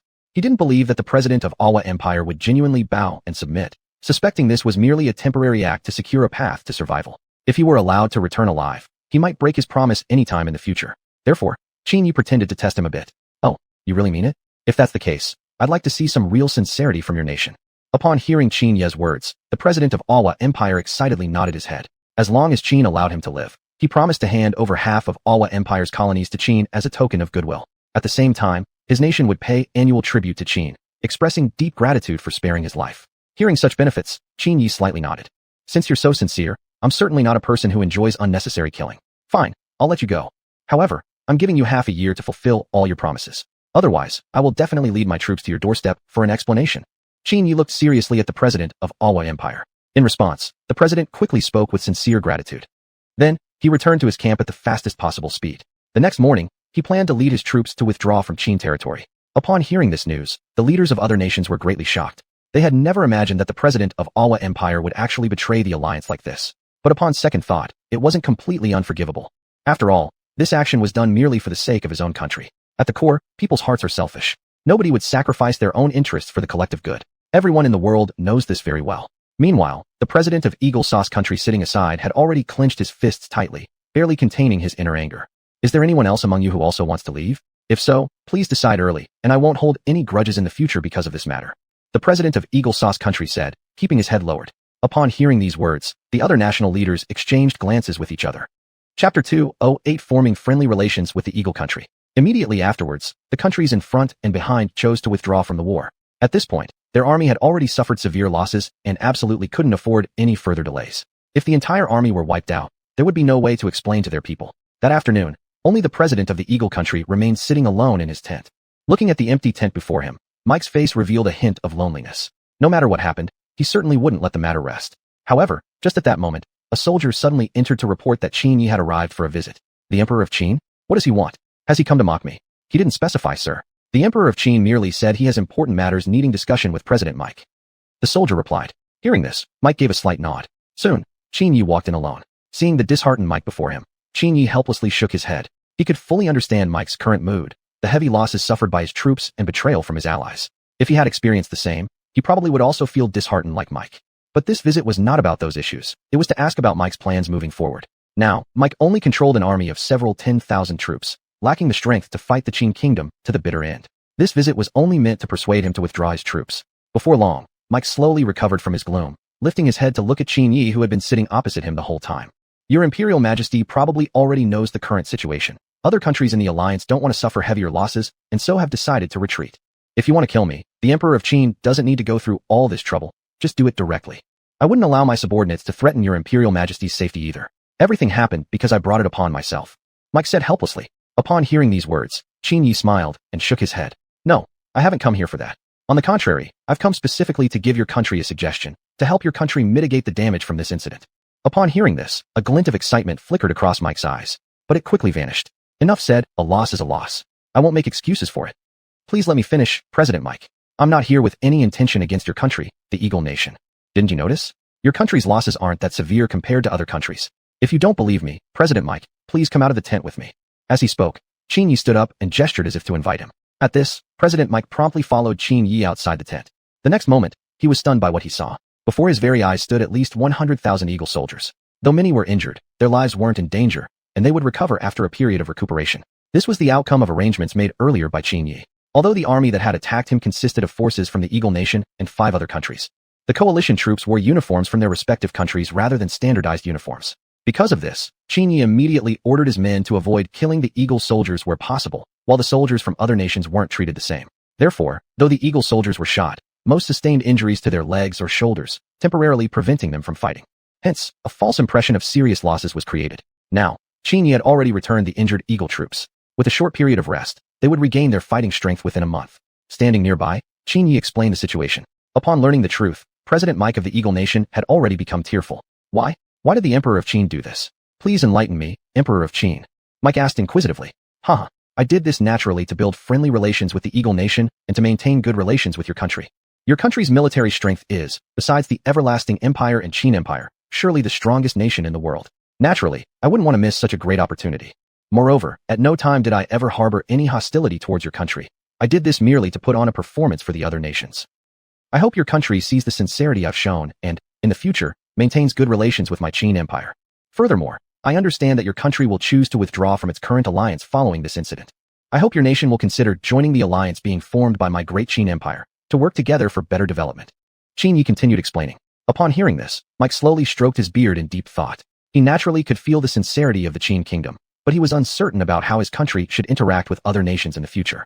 Upon learning about Mike's inner concerns, Qin Yi burst into laughter. Haha, why should President Mike bother developing relations with other countries in the future? They have already betrayed you so badly. They're not even worthy of your concern. On the contrary, it's they who should be worried. I will personally dispatch troops to attack them very soon, so they can taste the consequences of provoking my Qin kingdom, Qin Yi said calmly. Upon hearing this, Mike fell into deep thought. A few minutes later, he turned around and looked at Qin Yi with determination on his face. Mike, will never forget the great kindness your country has shown us. I also hope the Emperor of Qin will continue to support our Eagle Nation in the future. As far as I know, there are certain gaps in your technological development.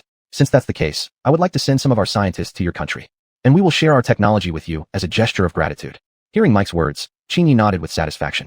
This was exactly what he had aimed for. He clearly understood that the level of Eagle Nation's technological development was higher than what was revealed. In fact, its people were intentionally hiding their true technological strength from the outside world. Their motive was similar to the everlasting empires, just to prevent other countries from acquiring their advanced technologies. Now that the Eagle Nation was voluntarily offering its technologies to the Qin kingdom, it clearly demonstrated Mike's sincerity.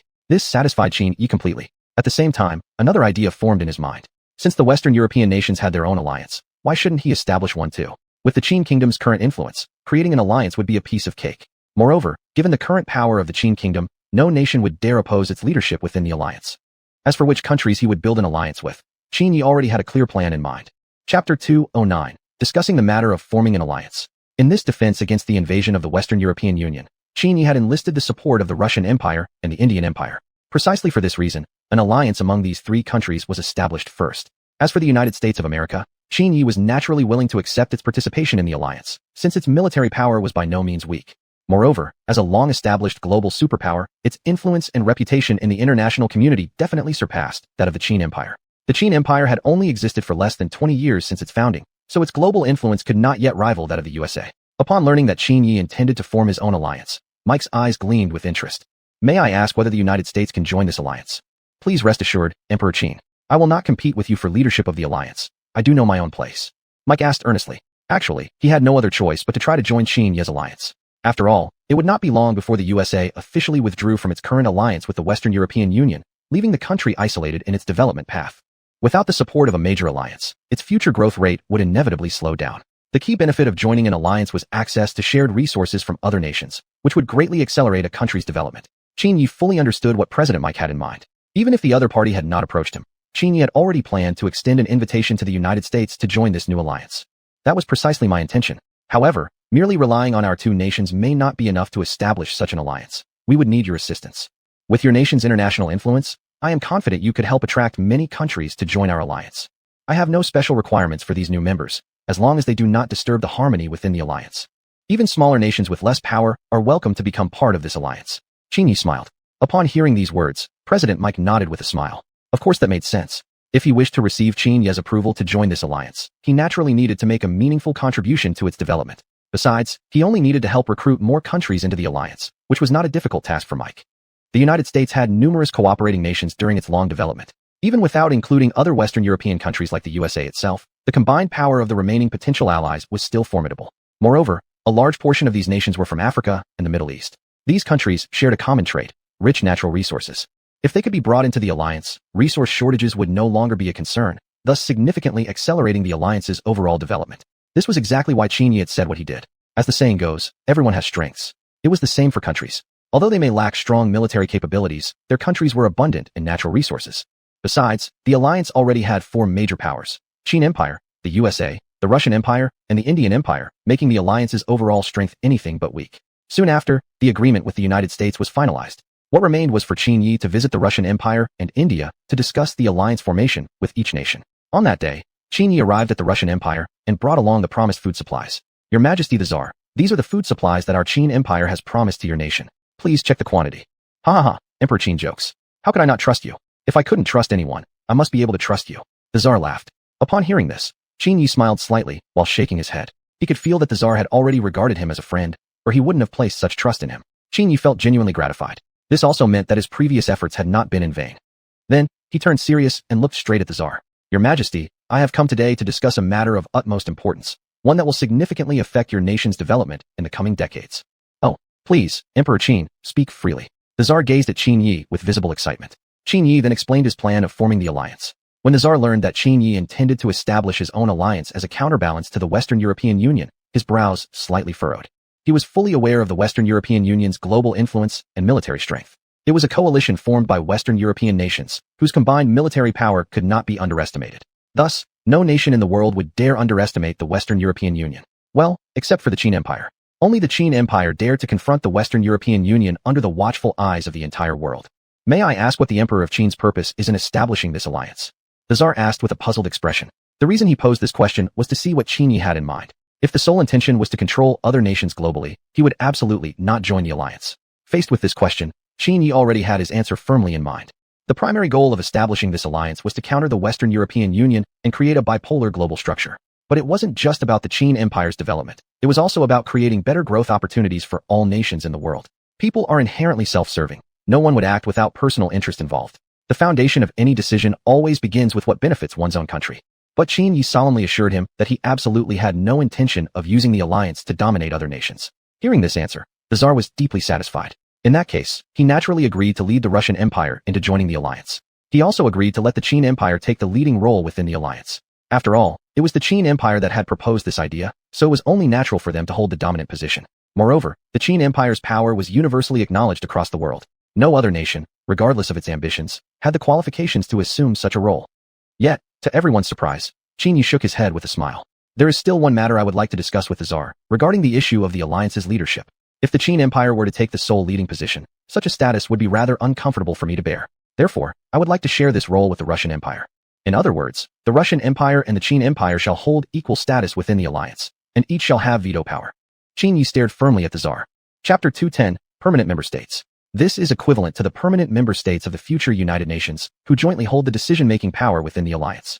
As for which countries qualify for this status, Qin Yi already had his own choices in mind. In addition to the Qin Empire and the Russian Empire, it would also include the Eagle Country, America, and the Indian Empire. The purpose of this was naturally to exercise a certain degree of control over them, and to make them feel grateful toward the Qin Empire. After all, no country in the world would willingly give up its dominant position. This was clearly demonstrated within the Western European Alliance.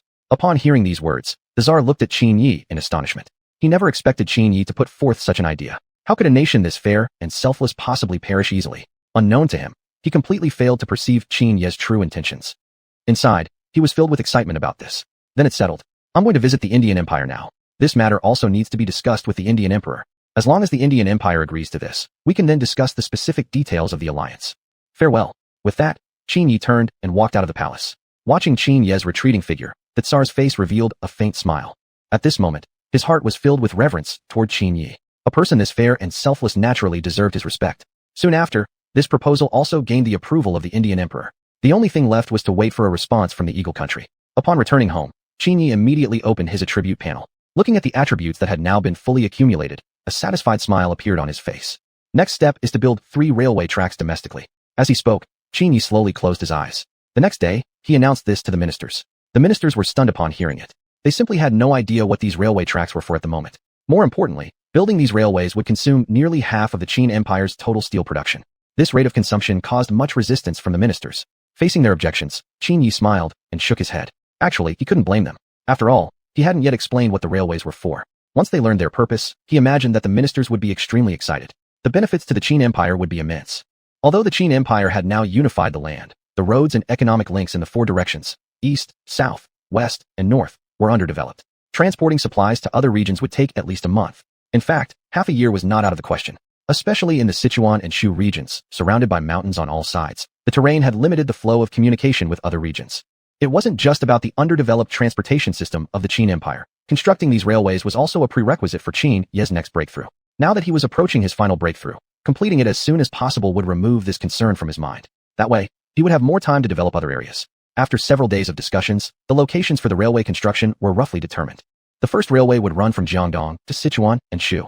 The second would connect the northern border to the southern border. Both of these lines would pass through the imperial capital of the Qin Empire. As for the third line, it would run from the imperial capital to the southwestern border. It was roughly estimated that construction of these 3 railway lines would take at least a year. In other words, during this year, Qin Yi would be unable to complete his final breakthrough. However, during this time, there would still be other things he could do. Besides, the alliance wouldn't produce a result in just a few days or weeks either. He would likely need to wait at least 6 months. After all, President Mike would next be visiting countries with which they had trade relations, which would take considerable time to complete. One day, Ding Ji suddenly returned to the palace, looking somewhat flustered. Ding Ji, why are you back so suddenly? Have you finished all the matters there? Qin Yi asked curiously. Ding Ji merely nodded slightly in response. However, the purpose of this return was not for reporting official duties, but rather to inform Qin Yi of a very serious matter. Recently, while having a meal, Ding Ji had overheard the conversation between 2 servants.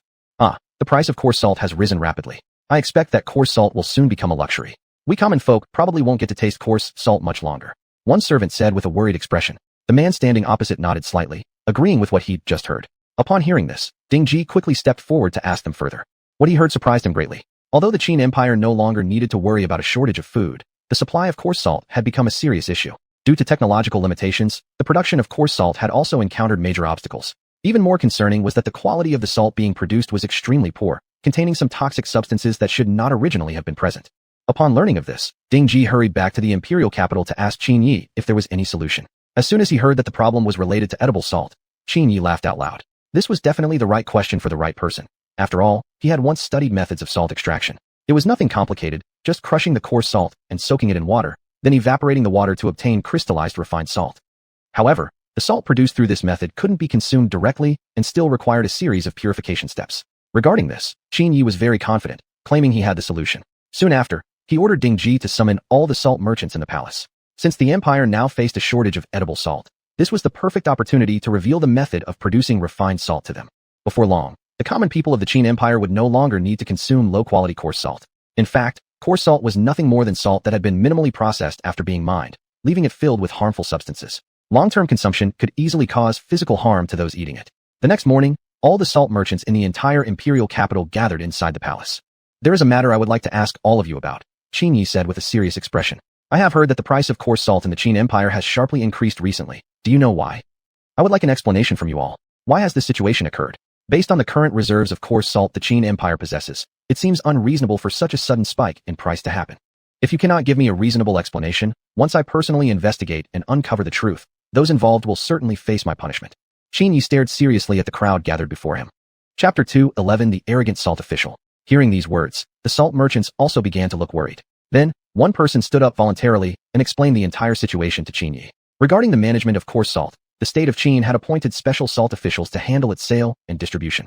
However, 6 months ago, the salt officials suddenly ordered them to raise the price of coarse salt, claiming it was a decision directly from the imperial court. Faced with this unexpected demand, the salt merchants dared not defy the salt officials' order. Precisely because of this, the price of coarse salt had rapidly risen within just a few months, leading to the current situation. Upon learning the truth, Qin Yi wore a look of confusion across his face. He had absolutely issued no such command. Coarse salt was an essential daily necessity for the common people, and Qin Yi was well aware of its importance. Even if prices had to be raised slightly due to a low stockpile of salt, such a dramatic surge in such a short amount of time was completely unjustifiable. Moreover, this wasn't the first time coarse salt prices had increased. The price of coarse salt had always fluctuated, but generally stayed within a fixed range. Now, however, the price had increased several times over, sometimes even tenfold.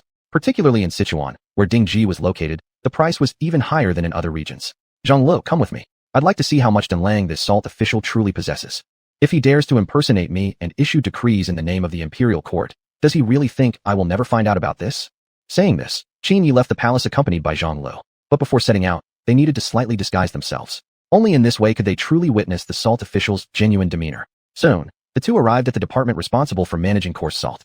As soon as they entered, they saw a man sitting in the official's seat with one leg lazily resting over the other. At this moment, Qin Yi and Zhang Lu were wearing the clothes of ordinary citizens. The man failed to recognize them and mistook them for visiting salt merchants. Then, he casually placed his leg onto the table in front of him, clearly unimpressed. There's no need to say more. The price of coarse salt was set by the emperor himself. It has nothing to do with me. If you are unhappy with this price, go directly to the emperor. If he approves lowering the price of coarse salt, I won't have any objections. But let me see if you've got the courage to do that. While speaking, the man didn't even bother looking directly at Qin Yi and Zhang Lo. Witnessing this, Qin Yi suppressed his growing anger. Mei Shangdao, this salt official, was indeed this arrogant. However, he had no intention of immediately revealing his identity and simply feigned helplessness as he stared at the man before him. Honorable salt official, the price of coarse salt is already too high. Could you perhaps petition the emperor to lower the price a little? It would at least be doing a favor for the common people. At the current rate, not too long from now, people across Qin will not even be able to afford coarse salt. Qin Yi spoke gently. However, upon hearing these words, the salt official waved his hand dismissively. Humph, don't you know the rules here? Do you not know how you should behave when meeting a government official? Judging from your attire, you don't seem like ignorant bumpkins. You shouldn't forget basic etiquette. It is a regulation of the state of Qin. Hearing these words, Qin Yi stared at him with a puzzled expression. Seeing this reaction, the salt official angrily slammed his palm down on the table in front of him. Don't you know that you must kneel when speaking before an official? Do I really have to remind you of such a simple matter? The salt official said arrogantly. Upon hearing his words, Zhang Lu clenched his fists, never imagining that the man could be this brazen. Just a low-ranking salt official, yet he had the audacity to act so disrespectfully. Even if it weren't Qin Yi and himself who had come here, even regular salt merchants would not dare speak this way. Even the emperor himself wasn't this domineering. This mere salt official truly thought highly of himself. Before taking action, however, he glanced at Qin Yi standing beside him. In response, Qin Yi gave a slight nod. With approval received, Zhang Lu strode forward and with a single kick, sent the table in front of the salt official crashing to the ground, causing the official to lose balance and fall onto the floor. Expecting the official to perhaps calm down, they were instead met with the sight of him immediately standing back up and pointing directly at Zhang Lu, shouting furiously. Who do you think you are? How dare you behave so recklessly in front of me, the official in charge? Come out, seize this unruly rascal, and throw him into jail. The next second, several soldiers rushed in from outside. Just as they were about to lay hands on Zhang Lu, they froze in terror at the sight of him. Yet, the salt official still hadn't realized the gravity of the situation. He remained furious, angrily questioning why they had not acted yet. Do you all want to quit your jobs? Seeing how arrogant the salt official was, Zhang Lu directly threw his tiger talisman, which represented his identity, toward him. The official didn't catch it immediately. Instead, he let it fall directly onto the ground. What is this? While speaking, the salt official looked down at his feet. When he saw that what had fallen to the ground was actually a tiger talisman, he was instantly terrified, his legs shaking uncontrollably. He clearly understood exactly what this tiger talisman symbolized. Furthermore, it had just been thrown by the man standing before him, indicating that this person was obviously one of Qin State's founding generals. At this moment, he finally understood why the other party dared to act so arrogantly in front of him. After learning Zhang Li's true identity, the salt official hurriedly picked up the tiger talisman and knelt on the ground, returning it to him. Your arrival, General Zhang, has been unexpected, and I failed to welcome you properly. Please forgive me this one time, General Zhang. No longer showing any arrogance, the salt official knelt before Zhang Lu respectfully. Oh, why are you kneeling then? Shouldn't I be the one kneeling before you? Never would I have imagined that a minor salt official like you could carry such an enormous ego. If the emperor finds out about this, do you know what crime you'd be guilty of? Publicly insulting a founding general of the state of Qin. If that's not a capital offense according to Qin law, then what is? Upon hearing these words, the salt official immediately panicked, frantically kowtowing to Zhang Lu. I beg you, General Zhang, spare my life. From now on, I dare not be so reckless again. Witnessing this, Zhang Lu allowed a slight smile to appear on his lips. I suppose I could forgive you this time. But before that, I have a question for you. How exactly did you manage to become this salt official? And why did you deceive the emperor by falsely issuing imperial decrees, recklessly raising the price of coarse salt? As a salt official, you should clearly understand that the price of coarse salt has already been established in Qin law. Why would you do something like this? While speaking, Zhang Lu gave a slight nod toward Qin Yi, standing quietly nearby. Chapter 212. The relatives of Ma Chao turn out to be corrupt officials. Before he could recognize Qin Ye's identity, they had to figure out the truth as soon as possible. Otherwise, once he recognized Qin Ye's identity, it would be difficult to get the real information. Upon hearing this, the salt official slightly nodded. Then, he answered Zhang Li's questions one by one. This salt official was named Ma Zhongyi, a child from a distant relative of Ma Chao's family. A few years ago, he successfully became the top scholar in the imperial examination of Qin Kingdom, and, through his own efforts, climbed to his current official position. However, at that time, Ma Zhongyi didn't know about his familial connection with Ma Chao, nor was he as arrogant as he was now. The reason for this change was because a year ago, he discovered that Ma Chao was his distant relative. Now, Ma Chao was the founding general of the Qin Kingdom. Having such a powerful relative was precisely why Ma Zhongyi's behavior had become increasingly audacious. Although Ma Chao knew that Ma Zhongyi was his distant relative, he had not indulged him excessively. Many times, Ma Chao personally spoke to Ma Zhongyi about the laws of Qin Kingdom, hoping that he would abide by them strictly and never commit any acts that violated national laws. Initially, Ma Zhongyi had no other intentions and followed the laws of Qin carefully. But gradually, he realized that Qin had very few restrictions on coarse salt trade, which led to the development of his increasingly arrogant and fearless character. Ma Chao remained unaware of this matter, for he had been stationed at the northern border of Qin Kingdom and spent very little time in the capital. The reason Ma Zhongyi acted this way was because he had realized the enormous profit in it. After obtaining the answers he wanted, Zhang Lu was deeply shocked. He never imagined that Ma Zhongyi had such a significant background. Now he understood why he was so bold. However, this wasn't entirely Ma Chao's fault. After all, right from the beginning, Ma Chao had reminded Ma Zhongyi not to break the laws of Qin, especially since he became such an important official in charge of salt trade. General Zhang, I beg you not to inform the emperor about this matter. If you agree, I can offer you unlimited treasures. Oh, really? But I'm afraid you can't meet my demands. How much money could a small salt official like you possibly have? Zhang Li said disdainfully. However, Ma Zhongyi merely smiled and shook his head. This is where General Zhang underestimates me. I may not be able to offer thousands of taels of gold, but I can certainly manage that much. As Ma Zhongyi spoke, he looked at Zhang Lu with great confidence. Thousands of taels of gold. Upon hearing the number, both Zhang Lu and Qin Yi were astonished. Within only half a year, Ma Zhongyi had embezzled such a huge amount of money. Even Zhang Lu, as the founding general of the nation, hadn't accumulated such wealth over the past decade through his salary. Yet, Ma Zhongyi had embezzled thousands of taels of gold in just 6 months. It was truly hard not to be shocked. So it turns out that as a salt official, you've embezzled quite a fortune. Even this founding general of mine must admit defeat. Who knew being a salt official could be so profitable? I should have changed careers instead of becoming a founding general. Zhang Li joked with a smile. Of course, these words were merely jokes. He had no such intentions at all. Upon hearing this, Ma Zhongyi chuckled and actually took Zhang Li's words seriously. Then, he was about to order someone to go fetch the money. Just then, Qin Yi, who had been standing silently nearby, suddenly spoke. I originally thought you couldn't have embezzled much in just half a year, but meeting you today has truly shocked this emperor. Qin Yi stared at Ma Zhongyi with a serious expression. Upon hearing these words, Ma Zhongyi's brows slightly furrowed, yet he did not recognize Qin Ye's identity from that statement. He even mistakenly believed that Qin Yi was falsely claiming his status. Who are you to speak so disrespectfully of an official? Guards, seize this rude commoner and have him punished with 50 lashes. There will be a generous reward. Ma Zhongyi grew arrogant again. How dare you show such disrespect to his majesty? Looks like you've grown a tiger's heart and a leopard's gone to act like this. Didn't expect not only your brain, but also your ears to fail you. Huh? Didn't you hear clearly what was just said? Zhang Lu, standing beside, suddenly erupted in rage. Hearing this, Ma Zhongyi slightly furrowed his brows and began recalling what this person had just said. Wait, could this person actually be the emperor of Qin? Realizing this, Ma Zhongyi's legs trembled slightly, his face filled with shock as he stared at Qin Yi standing before him. He simply could not believe that the ordinary dressed young man in front of him was actually the emperor of Qin. But at that moment, Zhang Lu knelt on one knee before Qin Yi. Your Majesty, I have already figured out the truth behind this matter. The rest is up to you to handle. Zhang Lu clasped his fists respectfully. Seeing this, the nearby soldiers quickly knelt to the ground. Long live the emperor. At this moment, Ma Zhongyi had already been so terrified that his legs gave way and he collapsed onto the floor. Ma Zhongyi, why haven't you paid your respects to this emperor? As a mere salt official, how dare you make the emperor kneel to you? Such arrogance is truly intolerable. But I must say, I'm glad I didn't reveal my identity earlier. Otherwise, I would never have known you had such a bold heart to embezzle so much wealth. Today, I shall uphold justice and deliver an explanation to the people of Qin Kingdom. Guards, drag Ma Zhongyi away and lock him in prison. Let him spend the rest of his life behind bars. Qin Yi said with extreme fury. Hearing this, Ma Zhongyi's face turned ashen. He allowed the soldiers beside him to drag him away without resistance. After returning to the palace, Qin Yi immediately sentenced Ma Zhongyi. The crimes included deceiving the emperor, recklessly inflating the price of coarse salt, nearly driving the people of Qin to desperation, and corruption. With these 3 crimes combined, Ma Zhongyi clearly deserved capital punishment. However, Qin Yi had no intention of letting him die quickly. He ordered Ma Zhongyi to be imprisoned for life, never to walk free again. This meant Ma Zhongyi would spend the next few decades of his life inside a prison cell. At the same time, Qin Yi sent someone to the northern border to inform Ma Chao about what had happened and demanded that he return to the imperial capital immediately. Immediately afterward, he issued a decree to lower the price of coarse salt in the market. Only then was this entire matter considered resolved. Half a month later, Ma Chao hurriedly returned to the imperial capital. Upon learning the news, Ma Chao was also deeply upset and filled with rage. He had never imagined that Ma Zhongyi would commit such a despicable act, especially after giving him personal reminders about Qin Kingdom's laws. He had even gone as far as helping Ma Zhongyi out of minor troubles before. Thinking back on it now, it truly felt like he had suffered a tremendous loss. Chapter 213, Steady Development. Looking at Ma Chao kneeling before him, Qin Yi smiled and helped him up. This matter isn't your fault, General Ma.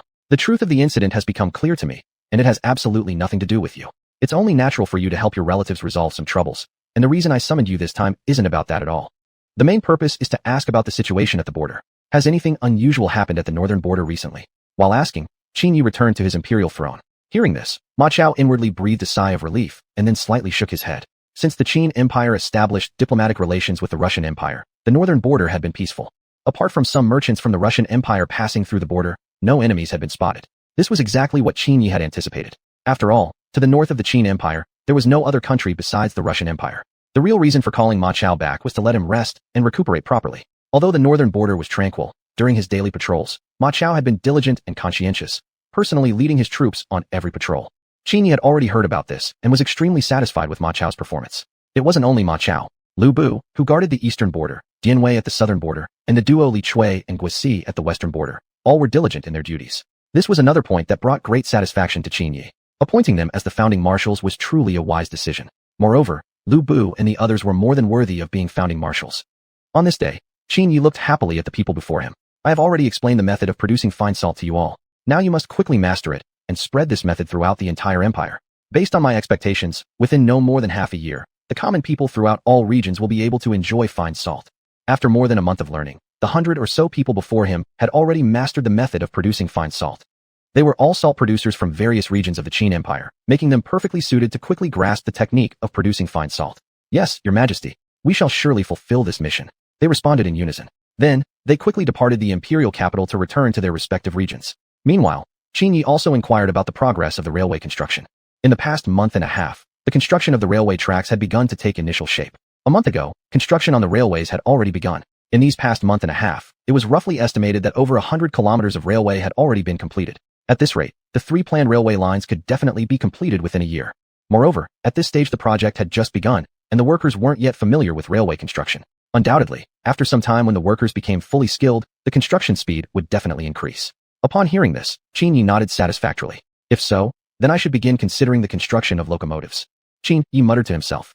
Currently, the Qin Empire had already mastered the invention of steam engines and had already manufactured 2 of them. Using steam engines could provide continuous power for trains. Although the speed might be somewhat lacking, there was no doubt that improvements would come in the future. Using the knowledge he possessed, Qin Yi began designing the model for the train. Now that the issue of power had been resolved, the remaining challenges were not too difficult for Qin Yi. They were merely the design of wheels and carriages. For the design of the wheels, Qin Yi had received blueprints from the system, and he had made several modifications based on knowledge acquired from his past life. Time flew, and in the blink of an eye, 6 months had passed. By now, news had also arrived from Eagle Country. After 6 months of efforts, President Mike had gained recognition from over a dozen countries, greatly strengthening the alliance. Most of these dozen countries were located in the Middle East and Africa, regions extremely rich in natural resources. President Mike had been strictly adhering to this strategy. This development was learned by the Western European Union, which quickly held an emergency meeting. What should we do now? The Qin Empire and Eagle Country have already allied, planning to establish their own alliance. Their goal is surely to confront us, the Western European Union. If we allow them to develop further, it's likely that in a few years the Western European Union will be crushed beneath their feet. I propose that before the Qin Empire's alliance becomes too powerful, we attempt to win over the countries in the Middle East and Africa. Whatever conditions they can offer, we can absolutely offer them as well. The president of the Owa Empire spoke. As soon as these words were spoken, they immediately received the agreement of the leaders of other countries. Now that the Empire of the Rising Sun and Eagle Country had successively withdrawn from the Western European Union, its strength had sharply declined. These two countries had originally been the strongest trump cards of the Western European Union. Their withdrawal was truly a catastrophic disaster for the Western European Union. After reaching a solution, various countries immediately dispatched envoys to the Middle East and Africa. However, imagination was beautiful, but reality was harsh. The benefits offered by Eagle Country and the Qin Empire were simply impossible to match. Let alone the provision of weapons and equipment alone had already somewhat embarrassed the countries of the Western European Union. Not to mention that once these countries joined the alliance of the Qin Empire would even proactively send troops to protect their security. With just these 2 points, the Western European Union couldn't possibly match them. Precisely because of this, after visiting several countries in succession, they were all turned away. Faced with such a blow, the leaders of all the countries in the Western European Union had already lost all hope. Just as everyone felt despair, a familiar voice suddenly came from the meeting room. "Oh, it looks like you've suffered quite a blow. I really don't know why you're doing this for nothing." Upon hearing these words, everyone turned their gaze to the door of the meeting room. There stood the Prime Minister of the Empire of the Rising Sun with a smile on his face, a smile that was filled with a touch of sarcasm. Seeing the sudden appearance of the Prime Minister of the Empire of the Rising Sun, everyone's eyes revealed a trace of confusion. But soon, that confusion turned into anger. "Don't look at me like that, okay? It kinda scares me." The Prime Minister of the Empire of the Rising Sun continued. Do you still dare to appear here? If you hadn't offended the Qin Empire before, how could the Western European Union face its current situation now?" The president of the Owa Empire stood up first, pointing his finger at the Prime Minister of the Empire of the Rising Sun with a furious expression. Chapter 214, Rejoining the Western European Alliance. The Prime Minister of the Empire on which the sun never sets had come to the Western European Alliance mainly with the intention of rejoining the alliance. Now that Qin Yi was establishing his own alliance, if the empire on which the sun never sets did not rejoin the Western European Alliance, its future development would be greatly hindered. More importantly, it would be impossible for the empire alone to survive the upcoming world order. Upon learning the visitor's intention, the president of the Owa Empire was the first to voice his objection. "This is absolutely absurd. The Western European Alliance isn't some place you can just enter and exit at will whenever you feel like it. I don't care what others think, but I will definitely never agree to this. If the empire on which the sun never sets rejoins the Western European Alliance, I'll resign from it immediately." Having said that, the president of the Owa Empire angrily sat back into his seat. Instantly, the entire conference room was filled with tension. Meanwhile, the British Prime Minister stood on the spot, feeling extremely embarrassed, yet slightly smiling. After all, it was the empire on which the sun never sets that had originally provoked the anger of the Qin Empire, which led the Western European Alliance to its current situation. In the face of the president's words, the other national leaders could only helplessly look at each other. Deep down, he had already expected this opposition from the president of the Owa Empire, who had always been the strongest voice of resistance. Besides, the president had always had such a temper. Otherwise, for the sake of the empire's future development, he wouldn't have come here requesting to rejoin the alliance. Moreover, without the empire's participation, how could these nations possibly counter the Qin Empire in the future? The alliance created by the Qin Empire included several global powers. Forget the Qin Empire itself, even dealing with the Eagle Country wasn't going to be easy.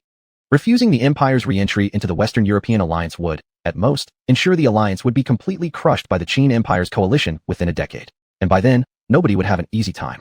Eventually, after intense persuasion by the British Prime Minister, the empire was barely allowed to rejoin the Western European Alliance. Do you really think the current Western European Alliance has the capability to confront the Qin Empire? Or maybe your Owa Empire does.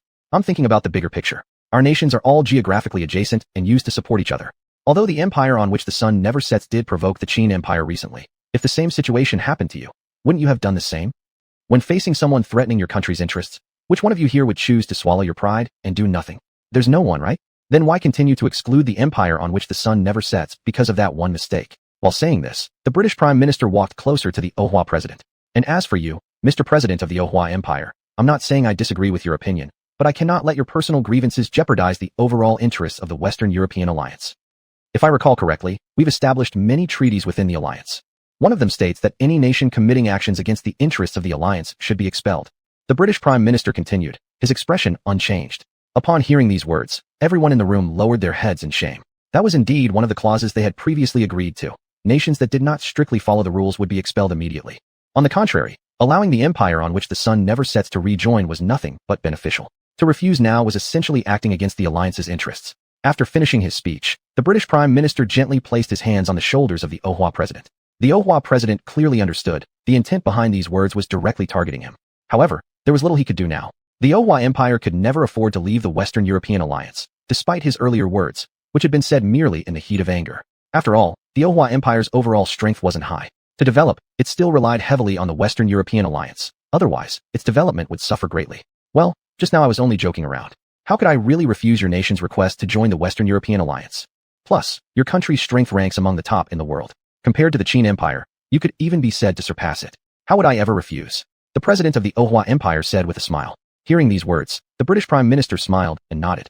The others couldn't help but look at the Ohua president in shock, completely stunned by how he could possibly say such things with a straight face. Not long ago, he was so strongly against this move. But now, having heard that countries violating the alliance's treaties would be expelled, his stance flipped immediately. It was truly outrageous. But everyone else could only remain silent. After all, at the current moment, the Western European alliance absolutely could not afford to lose even a single nation, not even the Ohua Empire.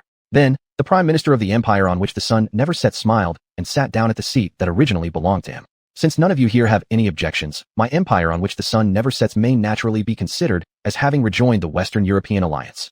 Now that this is settled, we should discuss the responsibilities of each nation present. The Prime Minister of the empire on which the sun never sets said, while looking at everyone. Upon hearing these words, the others slightly nodded. At the current international situation, they could no longer afford to waste any time. They had to quickly attract more nations to join them. Only in this way could they possess the strength to oppose the Qin Empire. However, everyone helplessly shook their heads. They naturally had also recognized the current international situation and had reached out to various countries in the world as soon as possible. But eventually, the result was obvious. Absolutely no country was willing to join their Western European alliance. After all, the conditions offered by the Qin Empire were too tempting. Even if they were in their place, they would definitely choose to join the Qin Empire's alliance. Unfortunately, having already joined the Western European alliance, if they withdrew now, they'd face a series of punishments, and might even be hunted down collectively by other countries in the alliance. Traitors to the alliance would be executed without mercy. Precisely because of this, not a single one of them dared to entertain any thoughts of betrayal. You don't have to worry about this matter. Within this year, our country has already successfully recruited several nations, and they will soon join the Western European alliance as well.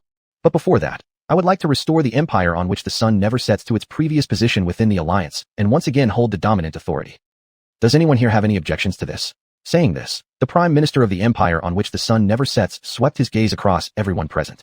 It seems you're still somewhat unwilling. Since that's the case, forget it. I'll just take these nations and establish a completely new alliance. Chapter 2:15, Achieving the Final Breakthrough. With that, the Prime Minister of the United Kingdom stood up and prepared to leave. Seeing this, the President of the Ohua Empire instantly rose from his chair. No, that's not what we meant. The United Kingdom can still be the leading nation within the Western European alliance. We won't object to anything. We only hope your country can lead us toward prosperity in the future. As long as your nation can fulfill this promise, we are willing to hand over this position to you. The President of the Ohua Empire continued. His words echoed the inner thoughts of the other leaders present. Allowing the United Kingdom to take the dominant position was acceptable under one condition. They must lead their rapid development. Considering the current international situation, it was vital to ensure the United Kingdom had the ability to do just that.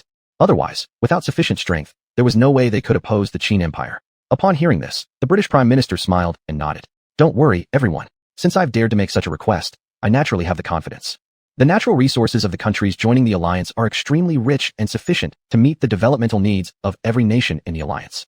Isn't that enough?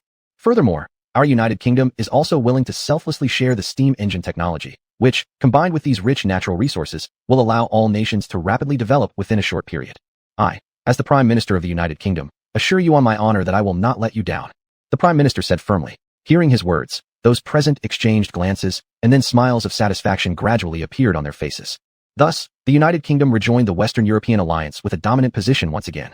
Half a year later, the Qin Empire's railway tracks were quietly completed, and naturally, all conditions for Qin Ye's next breakthrough had been fulfilled. With the completion of the railway tracks, Qin Ye's heart was filled with excitement. During these 6 months, the construction of the locomotive had also been completed, its performance even meeting Qin Ye's expectations. According to current conditions, travel from Jiangdong region to Chuanshu region would take at most 2 days, maybe even faster. Faced with such speed, all the ministers were shocked.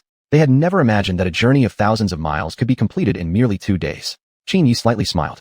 If it weren't for his arrival from another world, perhaps they would never have seen a train in their entire lives. Let alone the many innovations of the future they had yet to witness. At this moment, Qin Yi felt eager deep inside, wondering what kind of reward the system would grant after his final breakthrough. And precisely because of this excitement, he returned to the palace immediately after the railway officially began operation. Although his heart was filled with anticipation, he still had a feeling the reward wouldn't be anything great. After all, the system was rather tricky. Countless times before, Qin Yi had been deceived by it. Congratulations, Lord. You have completed all tasks prior to breakthrough. Please choose whether or not to break through. Yes, no? Looking at the 2 choices displayed on the system interface before him, Qin Yi clicked on yes, without hesitation. In the next second, A powerful surge of energy rushed into Qin Ye's body, making him feel slightly overwhelmed. But what surprised Qin Ye greatly was that during this final breakthrough, he did not faint as before, instead remaining unusually clear-headed. He could only feel the sensation of a mighty force pouring into his body, but otherwise, there was no discomfort. Could it be because this is the final breakthrough? Is the system trying to let me witness the outcome with my own eyes? Qin Ye muttered silently within his heart. Ding. Please focus, Lord. Distractions could cause the breakthrough to fail.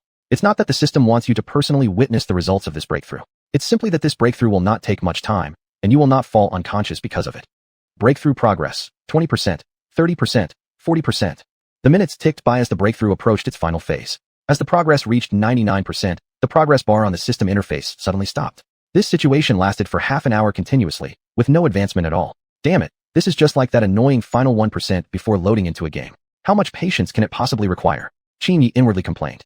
Please be patient, Lord. The system is unlocking permissions. Upon hearing that, Qin Ye restrained his complaints. Unlocking permissions? What permissions? Did it mean the system functions he had developed were still incomplete? This thought immediately thrilled Qin Ye's heart. The next second, he closed his eyes and waited patiently for the final 1%. Who knows how much time had passed? A system voice once again echoed in his mind. Ding. Breakthrough successful. All system functions and permissions have now been unlocked. Your body has undergone the final enhancement, and you now have one opportunity to choose a system function. This function is a gift from the system, unrelated to the previously unlocked features. As soon as these words were spoken, a system interface appeared before Qin Ye. Future technology system, omnipotent medicine backpack, containing infinite medicines, and so on. Although there were several choices available to Qin Ye, in his eyes there was practically only one. Although the future technology system was highly tempting, it wasn't exactly what Qin Ye desired most. Even with that system, granting him access to all future scientific knowledge, implementing it would be extremely difficult. After all, in this current era, besides some common natural resources, most materials required for advanced technology were practically non-existent. Precisely because of this, Qin Ye chose the omnipotent medicine backpack without any hesitation. The next second, the system interface displayed several types of medicine. Besides the functions available for selection, there were also several additional features the system had unlocked. For instance, a world map function, a conspiracy detection system, and more.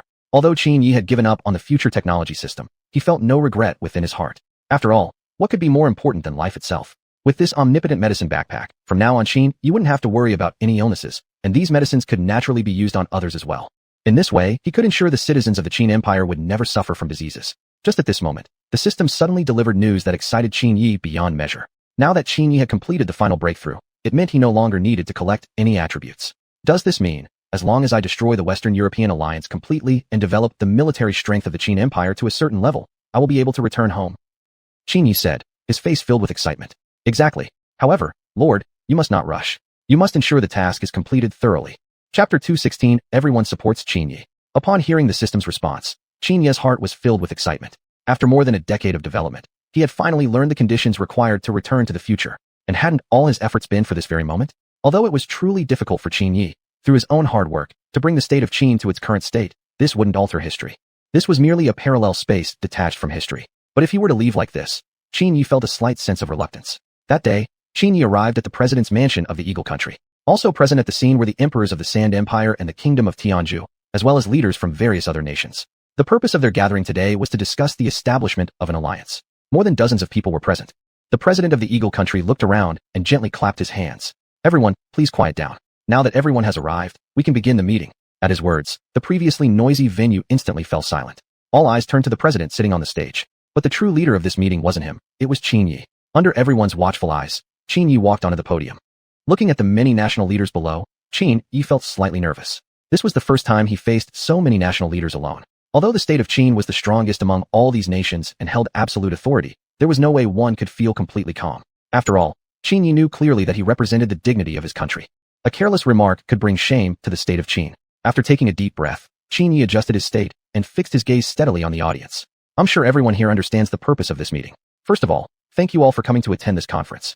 Secondly, on behalf of the state of Qin, I'd like to express my gratitude to each of you for joining this alliance. I, Qin Ye, personally thank each and every one of you.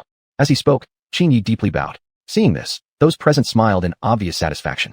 They had long heard of Qin Ye's humility. Although still young, he had built a mighty state of Qin, yet he remained modest and approachable. Unlike certain national leaders who became conceited after achieving slight success, such arrogance disgraced the image of a national leader.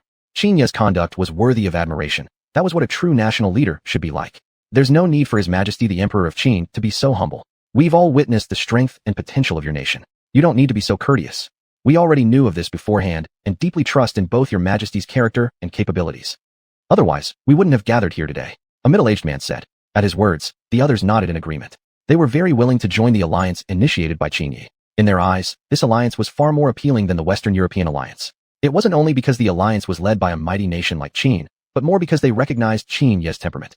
The Western European alliance also consisted of countries with considerable strength, but the alliance was full of problems, and the cooperation between member nations was far from sincere. Precisely because of this, since its formation, the Western European alliance had gained very few member states. Even some nations had gone so far as to accept punishment just to withdraw from the alliance. The Western European alliance had a poor reputation around the world. Many countries longed to build their own alliances, but due to lack of strength, they had been unable to realize their dreams. Now that such a golden opportunity had appeared, naturally no one wanted to let it slip away. Once they learned that Qin was going to establish an alliance, many countries rushed to apply for membership. Within a little over a year, the number of voluntarily joined nations had reached more than 50, most of which were from the Middle East and African regions. They all clearly understood their main role after joining the alliance. It was simply to provide natural resources to powerful nations like Qin. For them, offering such resources was reasonable. After all, these countries lacked the capability to develop and utilize them on their own.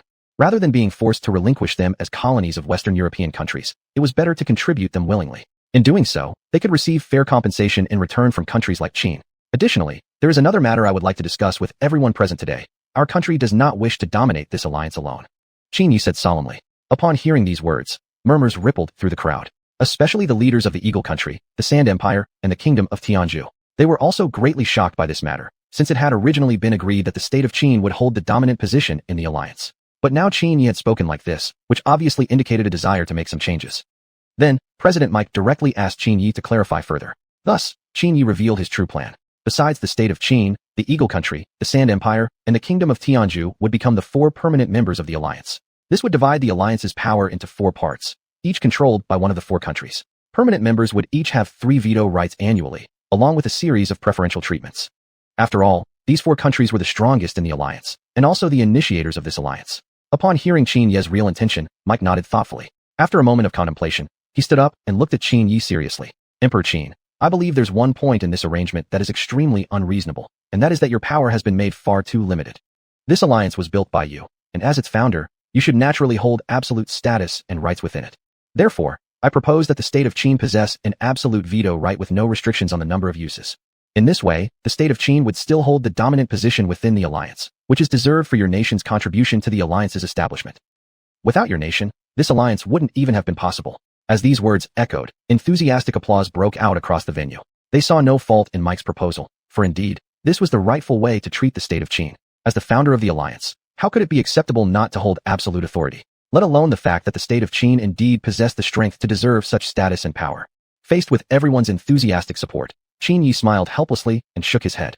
I truly appreciate all of your kindness. I, Qin Yi, will definitely not betray your trust, and I will surely lead this alliance to develop as planned. Chapter 217. Qin Yi's most sincere thoughts. We will also contribute to the development of the alliance, and from now on, Qin State will be the leading nation within the alliance. President Mike said with a smile. Then, everyone began discussing the name of the alliance. Qin Yi already had his own idea about this. From the beginning, he intended to name it the United Nations. Although not all countries in the world had joined this alliance, and Western European nations had their own alliance, Qin Yi did not care much about that. After all, this alliance was established by himself, and had nothing to do with the Western European countries. He might as well pretend those Western European nations didn't even exist. Anyway, in the future, Western European countries would one by one join his alliance. This wasn't only a task arranged by the system, but also the ultimate goal Qin Yi himself wished to achieve for peace. As the emperor of the Qin state, after prolonged warfare, he had long become accustomed to witnessing human suffering. Every war cost countless soldiers their lives. Even though every soldier joining the military was ready to make the ultimate sacrifice, each life lost still filled Qin Yi's heart with sorrow. Everyone was raised by their parents since birth. One person's sacrifice would surely bring infinite grief to their family. Such feelings were not only deeply felt by Qin Yi in this era, but were also vividly present in his previous life. War had always existed in every historical phase, whether in the present or in the future. And who wouldn't desire genuine peace? Let's name this alliance the United Nations, Qin Yi said, looking at everyone present. Hearing this, everyone exchanged glances, and then each person's face displayed satisfied smiles. Especially President Mike, who was especially pleased with the name. Next, Qin Yi discussed the future alliance treaty with the various heads of state. Actually, Qin Yi didn't really want to establish such a treaty, because in doing so it would restrict the actions of many nations. But if no treaties were signed, some nations might harbor rebellious intentions. Qin Yi understood very clearly that some of the leaders present weren't sincerely eager to join. They only wanted to gain benefits from the alliance. They were merely forced to make some contributions. Once these countries obtained what they needed, they would certainly leave the United Nations at the earliest opportunity. Even though the United Nations could bring countless benefits to many nations, not everyone thought the same way. Some relatively underdeveloped countries could not gain enough benefits to outweigh the contributions they had to make, and would certainly feel resentment. Precisely due to this, the treaty contained special clauses targeting this very issue. Qin Yi divided all the countries into two categories: developed countries and developing countries. The developed countries needed no further explanation. They were the Qin State, the Eagle Country, USA, the Heavenly Bamboo Country, India, and the Sand Emperor Country, Russia. All others were considered developing nations. And the assistance Qin Yi provided to these developing countries was immense. He even proactively offered them military equipment and relevant development technologies. The purpose was simply to make them feel secure and stable within the United Nations, never entertaining thoughts of withdrawal. Upon hearing about this provision of the treaty, the leaders of the developing nations displayed expressions of great joy, completely unanticipated that Qin Yi would actually care so much about their development. They originally thought Qin Yi had recruited them merely to gain access to abundant natural resources. They never expected there would be such tremendous benefits for themselves. If they truly could obtain developmental resources and advanced weaponry from the Qin State, they would surely be able to easily withstand any aggression from Western European nations. Most of these countries were located in the Middle East and Africa. These regions had long been turned into colonies by Western European powers, and the development of these nations had been extremely slow. In fact, over the years, there had been practically no development at all, perhaps even regression. I am fully aware that among those present, some do not genuinely wish to join this alliance and believe that this alliance brings virtually no benefit to certain people. Qin Yi said. Upon hearing this, President Mike sitting beside him gently patted Qin Yi on the shoulder. Saying something like this was somewhat inappropriate. After all, speaking so bluntly at the very formation of the alliance might offend people and harm the harmonious atmosphere. Moreover, Mike himself clearly understood this point but hesitated to voice it outright. At the same time, he deeply admired Qin Yi's boldness and decisiveness. Perhaps only Qin Yi dared to say such things at the very outset of the alliance's formation. If this were any other head of state, they would probably pretend not to see it at all. The reason I'm saying this is to put everyone present at ease. As long as you are a member of the United Nations, we won't let you contribute in vain. Every nation will receive corresponding benefits. After all, the very purpose of establishing the United Nations is exactly this. If the Qin State were only thinking about its own development, we wouldn't have gone through the trouble of creating this United Nations at all. We could simply invade you directly. I believe everyone present here understands this logic very clearly. Qin Yi continued speaking. Hearing these words, numerous heads of state in attendance nodded their heads one after another. They were all willing to believe in the truth of Qin Yi's words. After all, the Qin State's strength and reputation already spoke for themselves. If the Qin State didn't possess a good reputation worldwide, it probably wouldn't have developed to its current state. Although not long ago a conflict had occurred between the Qin State and the Empire of the Rising Sun, with accusations that the Qin State had violated the agreement between the two countries. When they first learned about this incident, many heads of state didn't believe it was true. But in the end, the result was obvious. This was merely a unilateral claim by the Empire of the Rising Sun. Precisely because of this, they were even more willing to join the United Nations established by the Qin State. This conference lasted for 5 whole days before finally establishing the United Nations and its related treaties. Each member state stamped their respective national seals onto the contract, symbolizing their acknowledgement and acceptance of the agreement. Looking at the flourishing scene before him, Qin Yi couldn't help but recall the conversation he had with President Mike not long ago. On the very first day of the conference, President Mike had personally visited Qin Yi's room. President Mike, why are you still not resting at such a late hour? Qin Yi smiled as he looked at the incoming President Mike. In response, President Mike merely gave a slight nod, not immediately revealing the purpose of his visit. Chapter 218. The Successful Establishment of the United Nations. It's just a little insomnia. These days, because of the alliance establishment, I've barely been able to sleep. Every day, I'm worried about one thing or another. There's also something I need to clarify with Emperor Qin. President Mike looked at Qin Yi with an expression of utmost seriousness. Seeing this, Qin Yi's heart couldn't help but tense up. From the other man's expression, this matter was clearly not simple. Then, President Mike revealed a truth that shocked Qin Yi greatly. Although he had managed to attract more than 30 countries to join the alliance, nearly half of them weren't genuinely willing to do so. After all, in their opinion, the alliance established by Qin was merely a pretense. Its true purpose, they believed, was simply to obtain the natural resources Qin needed to fuel its development. As for these countries themselves, they had little to worry about. Because of this, some countries had already started to voice opposition. This frustrated President Mike greatly. At the beginning when he was recruiting them, he had clearly stated that the alliance was built for mutual support. At the same time, he had also introduced to these leaders the benefits of joining the alliance. However, since he didn't know Qin Yi's true thoughts, the benefits he could express were insufficient to meet their demands. I do have a solution in mind for this issue. Emperor Qin, perhaps you could demonstrate Qin's military might to pressure them slightly. These countries aren't in great shape. Most of them are agricultural nations, and naturally fear countries stronger than themselves. If Emperor Qin can make good use of this, you'll surely keep them stably within the alliance. President Mike looked at Qin Yi. Unexpectedly, upon hearing this, Qin Yi gently shook his head. He had no intention of forcing them into the alliance by military force. Doing so would only cause them to resist the alliance even more. Eventually, this would cause the alliance to disintegrate like the European Union, with absolutely no trust between the members. That would violate the original intention of Qin Yi in establishing this alliance. The purpose of creating this alliance was to connect many nations together, to assist each other and develop together. This was the trend for the future, not to constantly suspect each other and eventually spark large-scale wars. Even if war were to break out, Qin wouldn't suffer greatly. It ranked first globally in military power, after all. However, once war started, the underdeveloped agricultural nations would suffer terribly. These nations not only lacked strong military power, but their economies weren't in good shape either. Once war breaks out, it is essentially pushing them to the brink of death. Without sufficient economic resources, these countries wouldn't be able to support prolonged warfare. After all, war is not just a battle of numbers and equipment. More importantly, it's the reserves of the national treasury. Having enough food and money is the very foundation that allows a country to endure a long-term conflict. The countries of the Middle East and Africa have extremely scarce food supplies. Moreover, having been under Western European influence for a long time, certain regions in their countries remain as Western colonies. They have even less capability to wage war. No, I will not force them into the alliance using military strength. That would have already violated the original intention behind forming this alliance. If it were only about getting them to join, I could directly send troops to force their entry. I wouldn't even need to ask you to negotiate. And I have already figured out how to resolve this issue. I will simply reveal the truth of the matter to them directly. Additionally, I will truthfully explain the alliance's treaty. Whether they wish to join or not, that is their choice. Even if they wish to leave the alliance later, I won't retaliate against them in any way. It's a voluntary participation to begin with, so why impose coercion? Qin Yi stared seriously at President Mike before him. Hearing these words, a faint smile surfaced on President Mike's face, barely perceptible.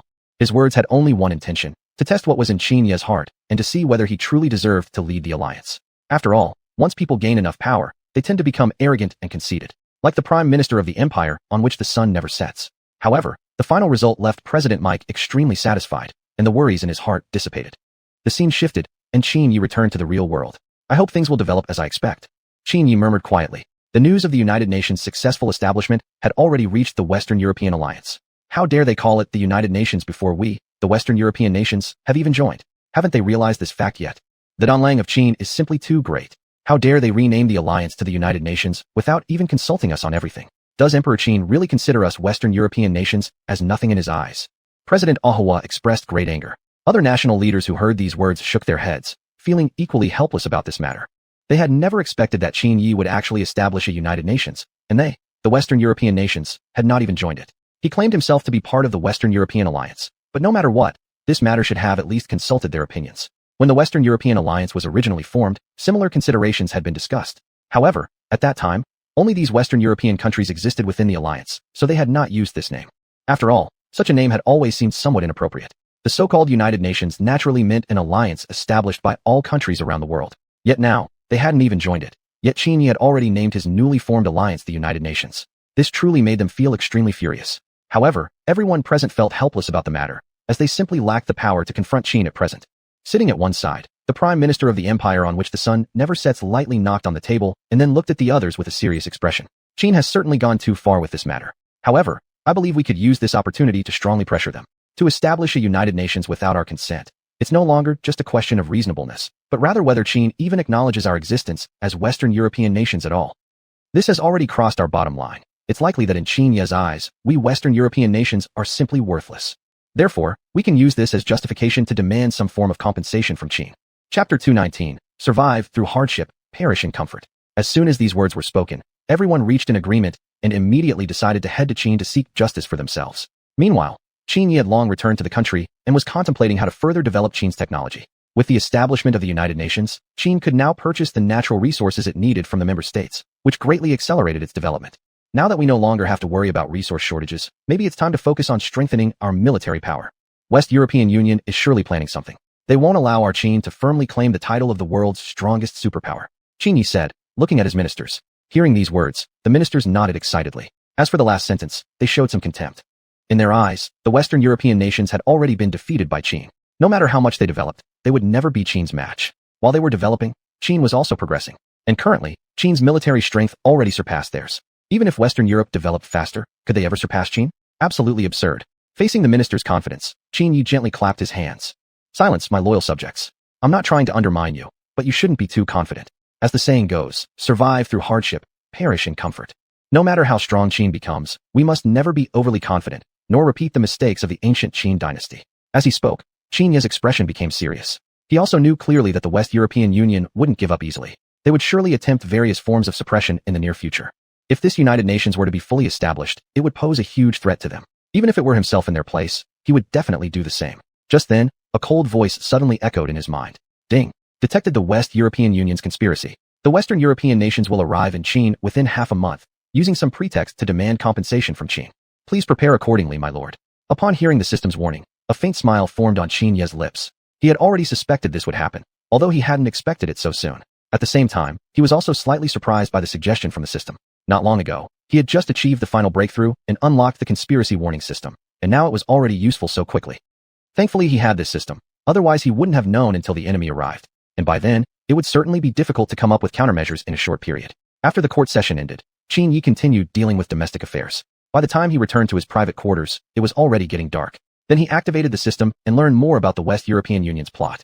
After learning the conditions they demanded, Qin Yi crossed his arms across his chest and wore an expression of disdain. You think you can threaten my Qin with such an excuse? Isn't that a bit too naive? Although what you said isn't entirely wrong, in my eyes, you're barely significant enough to matter. Just as he finished speaking, there came a knock on the door. Hearing that, Qin Yi stood up and opened the door. The next moment, Sun Shangxiang walked in, holding Qin Ming's hand. Looking at the energetic Qin Ming before him, Qin Ye's face broke into a smile. Father, can I sleep with you tonight? Standing in front of Qin Yi, Qin Ming blinked his eyes ceaselessly. In response, Qin Yi slightly shook his head. How old are you now? Why do you still want to sleep with your father? Why can't I? Mother is even older than me, and she still sometimes sleeps with you. You're playing favorites. You sleep with mother, but not with me. Well then, I won't disturb you and mother when you're trying to have another baby. Hearing this, Qin Yi looked utterly shocked and glanced at Sun Shangxiang standing aside. At that moment, Sun Shangxiang's face was already flushed red, deeply embarrassed. Neither of them had expected Qin Ming to actually say such a thing. At his age, shouldn't he be unaware of such matters? Just as Qin Yi was about to ask, Qin Ming turned and left his father's private quarters. Looking at Qin Ming's retreating figure, Qin Yi helplessly shook his head. This matter needed further investigation. Who exactly had told Qin Ming about such things?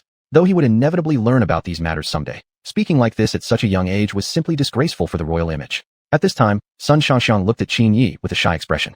Naturally, it wasn't her who told Qin Ming. Looking at the flustered face of Sun Shangxiang in front of him, Qin Ye's inner beast suddenly awakened. The next moment, he lifted her up in his arms and threw her onto the bed. Then, he gently blew out the candle in the room. The next morning, Qin Yi arrived at the palace refreshed and in high spirits. Since he had to get to the bottom of what had happened the previous day, he summoned Qin Ming. Qin Ming, who taught you to speak those words yesterday? At your age, you shouldn't have figured it out on your own. Can you tell your father? Qin Yi looked at Qin Ming sternly, but Qin Ming merely shook his head slightly. Your Majesty, I cannot reveal this person's identity. If you knew who he was, wouldn't you want to kill him? If your Majesty intends to punish someone, then punish me. It was I who asked first. This person has nothing to do with it. As he spoke, Qin Ming suddenly knelt down on both knees before Qin Yi. Witnessing this, Qin Yi's slightly furrowed brow instantly softened. He hadn't intended to punish the person at all. He never expected that Qin Ming would possess such character. Willing to shoulder the blame himself to protect that individual from punishment. This was exactly the kind of dignity a future monarch should have. Then, Qin Yi quickly helped Qin Ming to his feet. In that case, I won't ask anymore. But remember this, you must never mention such things in front of others. As my son, if such a matter were brought up before others, it would disgrace our royal family and bring shame upon me. Your Majesty, I understand. I will never mention this again in front of strangers, please rest assured. I didn't mean to bring it up last night either. It was just a fleeting impulse at the time. Qin Ming replied, his expression resolute. Hearing this, Qin Yi nodded with satisfaction. Still, he remained curious about why Qin Ming had chosen to do this. But my son, I'm just curious. Why would you willingly accept punishment for this person? Don't you fear that I might really punish you? Faced with the emperor's question, Qin Ming's eyes became even more determined. Chapter 220, The Stalker. The reason he did this was precisely because the entire matter originated from himself. If it hadn't been for his own curiosity and questioning back then, naturally, he wouldn't have known about this matter at all. Initially, the other party had also been unwilling to directly reveal this to Qin Ming. After all, Qin Ming was still very young and shouldn't have known such things. But unfortunately, he couldn't resist Qin Ming's constant pestering, and eventually revealed the matter. Therefore, Qin Ming clearly knew that this was not someone else's fault, but entirely his own for being too curious and inquiring about it. Furthermore, it was merely a careless word from his mouth last night that caused this to be discovered by the emperor. In that case, Qin Ming was indeed the one to blame. As for the other party, he had no fault, having been forced into revealing it. After learning the reason behind what Qin Ming had done, Qin Yi couldn't help but feel excited internally. Who would have thought that Qin Ming could have such insight? Truly, he had inherited his excellent genes. After this incident, Qin Ming didn't say anything else. This day, the leaders of various Western European nations arrived as scheduled, each looking at Qin Yi seated on the throne with fury. Emperor Qin, We hope you can give us all here an explanation for using the name United Nations. Why would you choose such a name? Said the Prime Minister of the empire where the sun never sets. Hearing this, Qin Yi expressionlessly dug into his ear. Give you an explanation? Then let me ask, what explanation do I have to give you? This name has been agreed upon by many nations. Don't tell me, I now need your approval to name something. Besides, if I recall correctly, your Western European nations haven't even joined this alliance. Why should I need your permission then? I just don't quite understand your meaning. Are you Western Europeans always this domineering? Qin Yi said this while looking at them with an expression of contempt. Upon hearing this response, the Prime Minister's fists had already tightened. He had never imagined that Qin Yi would speak like this, and from the looks of it, he clearly held no regard for these Western European nations at all. Though his own empire was indeed a defeated enemy of Qin, he still needed to act cautiously in front of Qin Yi. But countries like the Ohua Empire weren't the same. Qin Yi actually dared to speak this way in front of them. Did he really think their Western European alliance was easy to bully? Though the Western European alliance's power couldn't rival the alliance established by Qin's state, they were still more than capable of handling just one Qin alone. Even so, Qin Yi remained arrogantly defiant. Beside him, the president of the Ohua Empire could no longer contain his anger and pulled out a small pistol from his waist. But in the next second, Lu Bu and the other generals raised their weapons, pointing the barrels at the Western nations' leaders. The atmosphere inside the palace immediately became highly tense, as though the next second, a bloodbath would erupt within the imperial hall. Looking at the scene before him, Qin Yi sitting on the throne shook his head with a faint smile. Then, he slowly rose to his feet. Do you really think killing me can change the current situation? I won't hesitate to tell you. If I die, my country's army will arrive at your borders in 15 days. Sacrificing just one of me for the entire Western European continent doesn't seem like a bad deal. Moreover, right now I am the leading force of the United Nations. If I truly die by your hands, I don't think I need to tell you what other countries would do. Now here's your choice. Will you lay down your weapons and talk, or risk your entire nation just to take my life? As he spoke, Qin Yi slowly walked toward them. Hearing this, the president of the Ohua Empire's lips slightly twitched. He simply didn't have the guts for it. To truly exchange his own nation for the life of Qin Yi was in itself an unprofitable trade. It would even provoke the entire Western European alliance, for such an action had already threatened the interests of the entire alliance. Seeing the president of the Ohua Empire, the prime minister of the empire where the sun never sets helplessly shook his head. Put that gun down. We came here for negotiations originally. Don't turn the atmosphere into something so awkward. Do you really think that if Emperor Qin sustains even the slightest injury, we'd all make it back alive? After all, we haven't brought any troops with us. There's absolutely no way for us to leave Qin's territory alive. I suggest you calm down. The prime minister stared at the president of the Ohua Empire with a serious expression. Hearing this, the president of the Ohua Empire tightly clenched his fists, then threw down the weapon in his hand. Seeing this, Qin Yi's lips curled into a slight smile.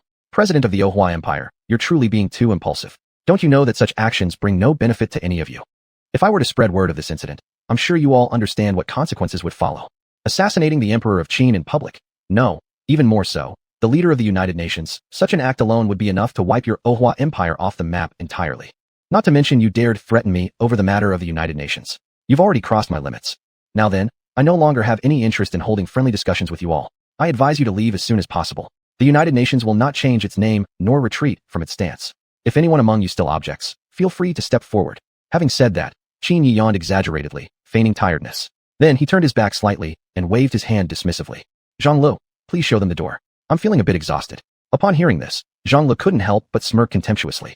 He then made a polite gesture toward the group, signaling their departure. Looking at Qin Yi's arrogant demeanor, the prime minister of the empire where the sun never sets barely restrained his inner fury. If not for the fact that they hadn't brought considerable troops on this visit, he certainly wouldn't tolerate Qin Yi's audacity before his very eyes. Especially not with all the Western European alliance leaders present. We shall see how this plays out. With those words, the prime minister of the empire where the sun never sets turned and left. Seeing that their leader had already departed, the others quietly followed suit, leaving the palace of Qin in humiliation. They really live up to being lapdogs, actually willing to obediently follow behind the empire where the sun never sets like loyal puppies. Truly pathetic and pitiable. Qin Yi sneered mockingly. These words were particularly familiar to the Western European leaders. It seemed as though the last time they had visited, Qin Yi had spoken these very words. Now, after so much time had passed, they were still trailing behind the empire where the sun never sets like obedient followers. Chapter 221. Mike is actually a spy. After the other party completely left the Qin palace, Zhang Lu hurriedly returned to the palace in a panic. Your Majesty, what should we do next? We can't just swallow this insult, can we? Facing Zhang Li's inquiry, Qin Yi smiled and nodded. Naturally, I won't let them get off so easily. Since they dared to provoke me openly, they clearly haven't placed me in their eyes at all. You must immediately send people to the United Eagle State and other countries, and say that the president of the Austro-Hua Empire from the Western European Union attempted to assassinate me. Although they failed, they still inflicted some harm upon me. Daring to act so recklessly on the territory of my nation, they must be made to understand the meaning of reaping what they sow. Qin Yi's eyes brimmed with anger. Upon hearing this, Zhang Lu immediately got to work. Naturally, Qin Ye's intention was to use the United Eagle State and other nations to create public pressure against the Western European Union. To publicly assassinate the leader of the United Nations was an extremely serious offense. Soon, the matter reached the ears of the United Eagle State and other countries. President Mike immediately rushed to Qin upon hearing the news, wanting to confirm the severity of Qin Ye's injuries. As the leader of the United Nations, it was critical that Qin Ye remained unharmed. Looking at the worried Mike before him, Qin Ye, seated upon the imperial throne, burst into laughter. "Why is Emperor Qin laughing?" Mike asked, puzzled and full of concern. Haha, President Mike, there's no need to worry. If they had actually succeeded in assassinating me, do you think I would still be sitting here whole and unharmed? Don't worry, what I spread earlier was merely false information. I did it solely to create public pressure against the Western European Union. They dared to provoke me face to face. They must receive some sort of punishment. Qin Ye said with a smile. After hearing these words, President Mike nodded as realization dawned. In any case, as long as Qin Ye was safe, everything was fine. As for creating pressure on the Western European Union, he could take care of that part. With the United Eagle State's many colonies across the world, the information could be spread to every corner of the globe within half a month. Qin Ye nodded in satisfaction. He felt genuinely moved by President Mike's concern. Knowing that Mike rushed to Qin immediately after hearing about the incident, Qin Ye was determined to do something for the United Eagle State in return. However, just as these thoughts entered Qin Ye's mind, a voice from the system echoed in his mind. Warning, the President of the United Eagle State is planning a conspiracy. This system is unable to detect the specifics. Please, Master, prepare accordingly. Do you know exactly what the United Eagle State plans to do? Scanning. Scan completed. The President of the United Eagle State has no intention of truly joining the United Nations. His purpose is merely to use the United Nations to further his own country's development. All previous displays of loyalty are fake. His identity is that of a spy from the Western European Union. After hearing the system's results, Qin Ye couldn't help but draw in a cold breath. Thankfully, the system issued a timely warning. Otherwise, he could have truly been deceived by the President of the United Eagle State. Internally, Qin Ye was shocked. He never expected that the President of the United Eagle State could be hiding so deep. All these years passed, and he had felt nothing, had even believed the other to be sincerely friendly toward the Qin Empire. Even more alarming, the man had managed to deceive not only Qin Ye, but even the system itself. That in itself was impressive. Only someone truly extraordinary could have tricked the system. Moreover, during these years, pretending to be someone who served him loyally, the President had shown extreme cunning beyond normal comprehension. Yet, after his initial shock, Qin Ye felt a sense of deep relief. Luckily, I have such a miraculous system. Otherwise, I might have eventually fallen into the hands of the United Eagle State without even knowing it. Qin Ye murmured silently. At this time, President Mike still hadn't realized that Qin Ye had already discovered his identity and was still pretending to express concern. However, Qin Ye was no longer excited as he was at the beginning. His expression was now calm. Noticing the change in Qin Ye's expression, President Mike slightly furrowed his brow. Is Emperor Qin not feeling well again? You should rest well from now on. This incident must have affected you greatly. Taking a few days off will be good for your health. In that case, I won't disturb you further. So saying, President Mike turned and walked toward the palace exit. Looking at Mike's retreating back, pretending to be innocent, Qin Ye slightly motioned toward Zhang Lu, who stood beside him. You are to follow him immediately. Make sure he leaves the Qin Empire. Upon hearing this, Zhang Lu nodded slightly and then exited the palace. When he stepped outside, however, he could not find any sign of President Mike's whereabouts. Seeing this, Zhang Lu hurriedly turned and ran toward the inner palace, a sense of unease brewing in his heart that something ominous was about to happen. Unknown to him, Mike was hiding behind a corner, watching Zhang Lu enter the palace with a sly and sinister expression. As expected, Qin Ye must have already discovered my identity. But it's already too late. The fall of your Qin Empire only needs this final decisive blow. Saying this, Mike quietly left the Qin Empire. Upon learning of Mike's disappearance, Qin Ye was instantly shocked and immediately prepared to issue orders to search the entire imperial city. Just then, the system's voice echoed in his mind once again. Warning, there is no need for concern, Master. Mike has already left the Qin Empire. Please prepare accordingly, Master. The Qin Empire is about to face the greatest crisis in its history. Hearing the system's warning, Qin Ye silently exhaled in relief.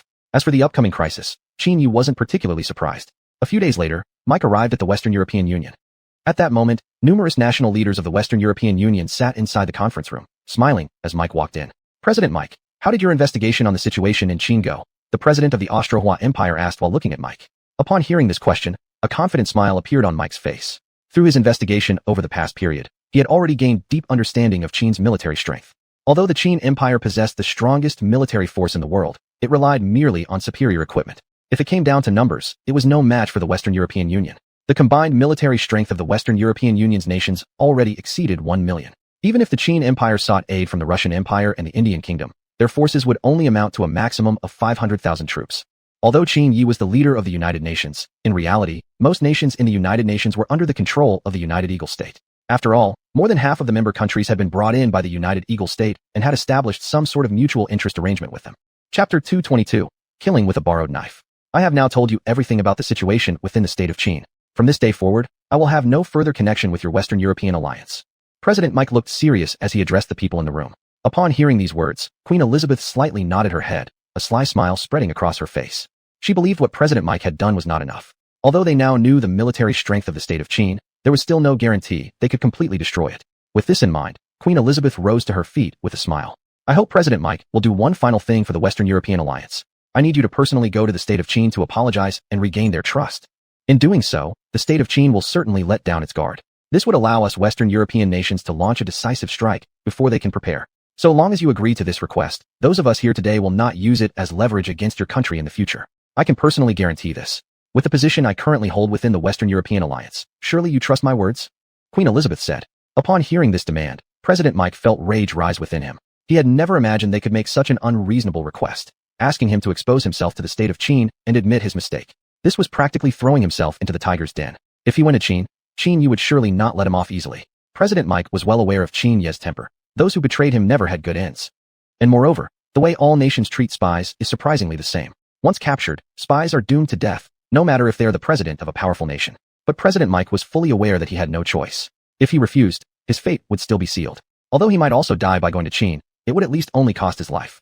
But if he refused, before long, the Western European nations would surely send troops to attack Eagle Soup country. At that time, it wouldn't just be his own life on the line. The military and civilians of his entire country might die with him. Faced with this choice, President Mike nodded slightly. At this moment, he deeply regretted ever agreeing to the conditions of the Western European alliance. At that time, he had never anticipated that they would ask something so unreasonable. First, he was to gain Qin Yi's trust, leak the state of Qin's secrets to the Western European alliance, and then go to admit fault. He clearly understood what the Western European nations were trying to do. They were attempting to kill with a borrowed knife, using the anger of Qin to destroy his own eagle country. But now he had no choice but to be manipulated by the Western European nations. Meanwhile, Qin Yi was sitting on the bed, full of fury, completely unable to understand why President Mike had chosen to betray the United Nations. Does he really believe that the future of the Western European alliance is brighter than that of the United Nations? Or does he believe the United Nations is completely unnecessary? He has disappointed me beyond measure. Qin Yi muttered silently. Ding. Please, Master, receive President Mike at the palace tomorrow morning. The reason he did what he did was out of desperation. The Western European nations threatened Eagle Soup country's security, forcing Mike to betray the United Nations. This is not truly his own will. This time, he has come to admit his mistakes. Master may choose to forgive him, as his heart does not truly wish for this betrayal. Upon hearing this explanation from the system, Qin Yi finally nodded in sudden understanding. Actually, he was also quite aware that Mike must have had his reasons. His initial fury was simply because he couldn't immediately accept the betrayal. After all, he had trusted Mike so much before. Anyone in his position would be furious over such a betrayal. I can only hope that is true. If we can win him over, it might help us recover some of our losses.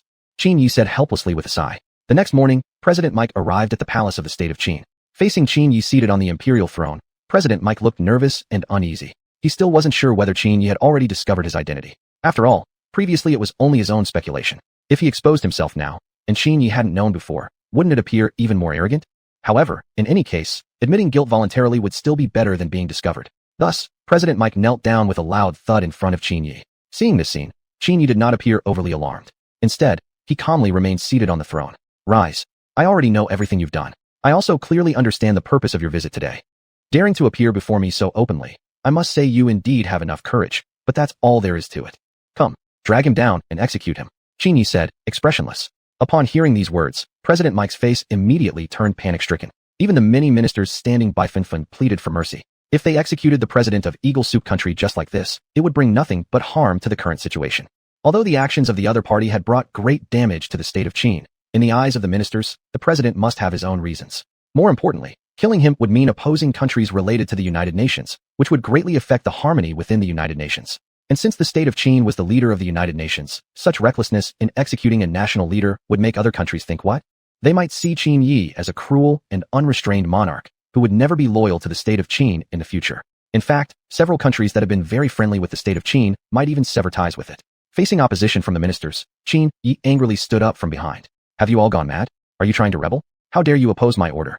This person is a spy sent by the Western European Alliance, who has already told many things about our great state of Qin to the Western European Alliance. How could I possibly let him go? And you, instead of feeling hatred toward this person, actually support him like this? Have you all been turned against me? Qin Yi roared, glaring at the ministers. Hearing these words, even Zhang Lu standing by immediately fell silent. However, all of this was just an act put on by Qin Yi. purely to see how President Mike would explain the current situation. If Mike refused to reveal the truth, Qin Yi certainly wouldn't have him executed here. At worst, he'd advise him to withdraw from the United Nations and sever ties with the state of Qin. Chapter 223, Setting the Trap. Witnessing the tense atmosphere in the palace, President Mike felt deeply helpless inside. Please calm your majesty's anger. What I did was indeed out of necessity. If Western European Union were to threaten the security of my country this way, I had no choice but to act. At that time, I was also forced into it. Otherwise, even if someone had lent me 100 US, I wouldn't dare to do something like that. Furthermore, I didn't tell them the actual truth about Qin. What they know is merely modified information provided by me. As for the true military strength and technological development of Qin, the nations within the Western European Union remain completely unaware. Ever since I returned from your country last time, I've been plagued with deep guilt, thus prompting me to make this decision.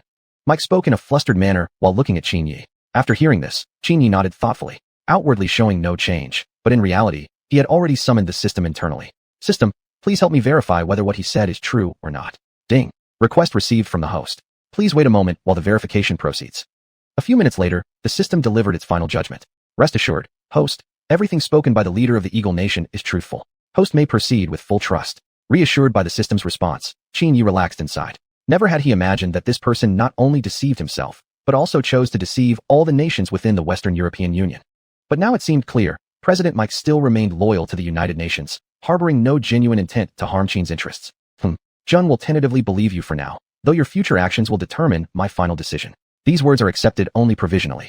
I will make further judgments based on your future conduct. Qin Yi replied with an expressionless face. Upon hearing this, President Mike silently exhaled in relief. Then, Qin Yi proceeded to ask about the current situation regarding the Western European Union. The Juro of the Western European Union was still the everlasting empire, and recently had begun to strengthen the alliance's strength. The established nations within the Western European Union were actively mobilizing troops. It wouldn't be long before war would erupt with Qin. Qin Yi had already guessed this. Since they were so desperate to learn about his country's secrets, it meant they had already decided to wage war against Qin. After all, Qin was the Guo of the United Nations. To destroy the United Nations, they must attack first. As the saying goes, capture the bandit king first.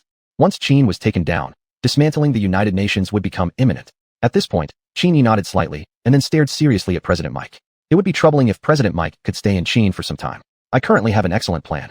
Since they want to use another's blade to kill, why don't we simply turn the trap against them? Next, I'll arrange for false news to be spread that you have been killed by Qin, and especially ensure that the Western European nations hear of it first. Undoubtedly, upon learning this news, they'll immediately rush to the United Nations to rally other countries against our Qin Empire.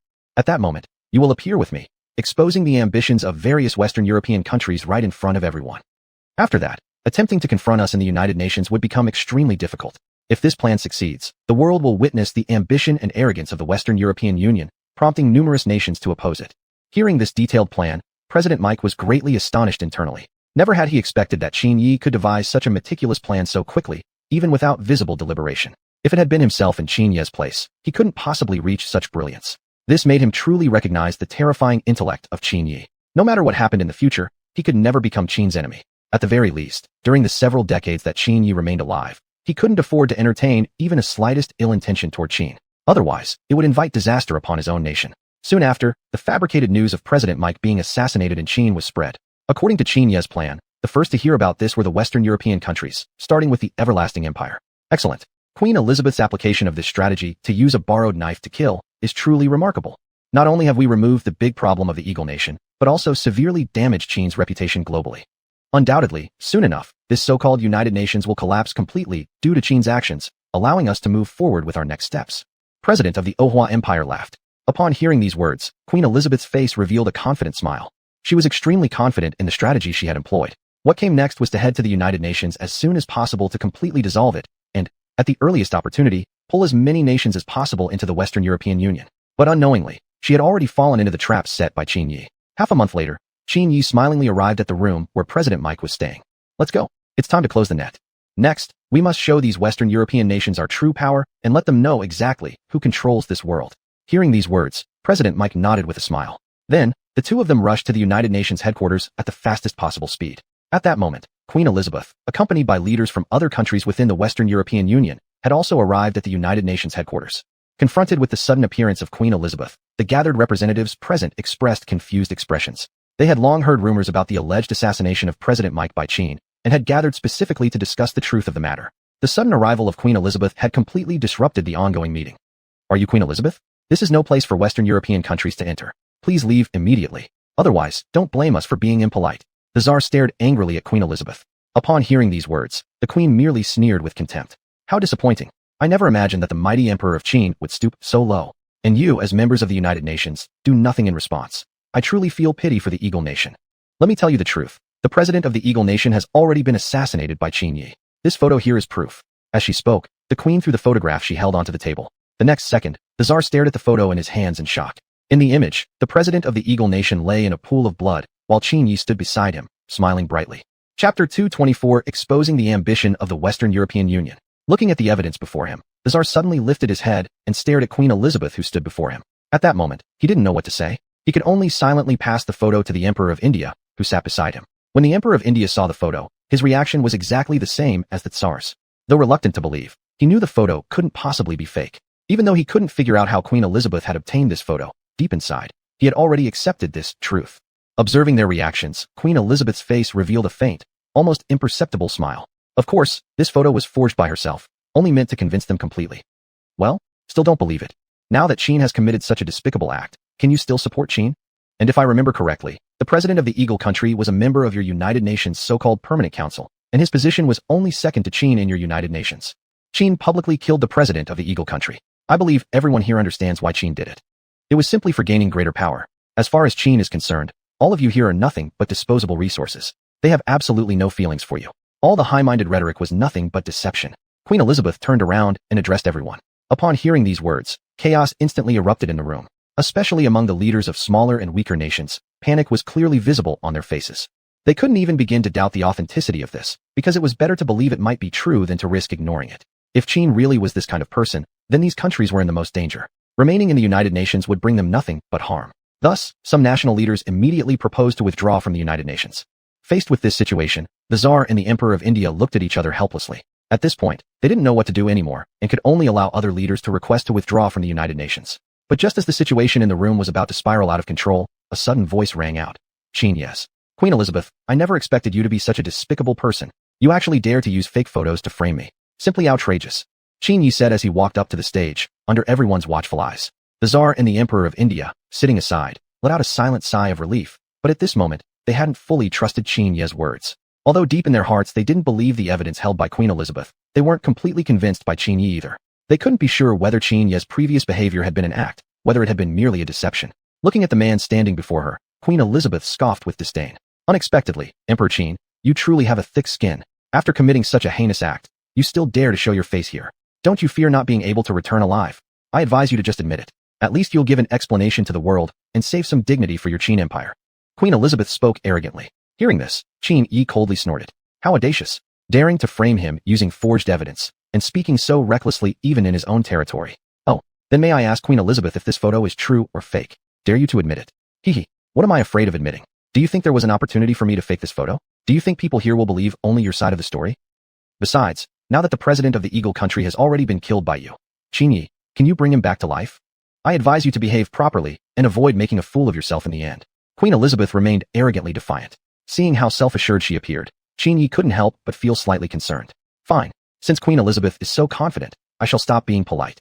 President Mike, please step out. As soon as these words were spoken, the venue fell into instant silence. Every national leader looked at Qin Yi in shock. The next moment, President Mike appeared behind everyone. Facing the entrance, the Tsar and the Emperor of India pointed at the door in astonishment. Then, everyone turned their heads to look behind them. When they saw that President Mike stood there in one piece, expressions of shock spread across their faces. In an instant, the previously silent room erupted into chaos. They never expected that Qin Yi had not actually killed President Mike. At that moment, the Tsar and the Emperor of India slightly nodded their heads, already guessing Qin Yi's intentions. It was obvious now that the earlier news of Mike's death had been a fabricated rumor, aimed solely at exposing the Western European Union's ambition to the entire world. At the same time, they silently exhaled in relief. Thankfully, they hadn't chosen to believe Queen Elizabeth's evidence back then. Otherwise, it would have been trouble for themselves. As permanent members of the United Nations, they had not firmly believed Qin in the face of the Western European Union's attempt at sowing discord. If Qin had become angry over this matter, it would have been a trivial affair escalated unnecessarily. At that moment, Queen Elizabeth stood there, wide-eyed with shock, staring at Mike standing at the doorway, momentarily unable to say a word. At the same time, she realized she had been tricked by Qin Yi. I suppose everyone present has already figured out what really happened. I only did this to let you all see the true face and ambitions of the Western European Union. There's something else you should know as well. The Western European Union previously threatened President Mike, forcing him to carry out a series of actions detrimental to the United Nations. Now, they are attempting to provoke conflict again. Does anyone here have anything to say about this? While speaking, Qin Yi disdainfully sat down, crossed his legs, and propped one foot over the other. Upon hearing these words, everyone turned their gaze toward Queen Elizabeth standing at the center of the hall, their faces filled with anger. What else is there to say? The Western European Union must pay for their actions. Doing such things, even executing her 100 times wouldn't be enough.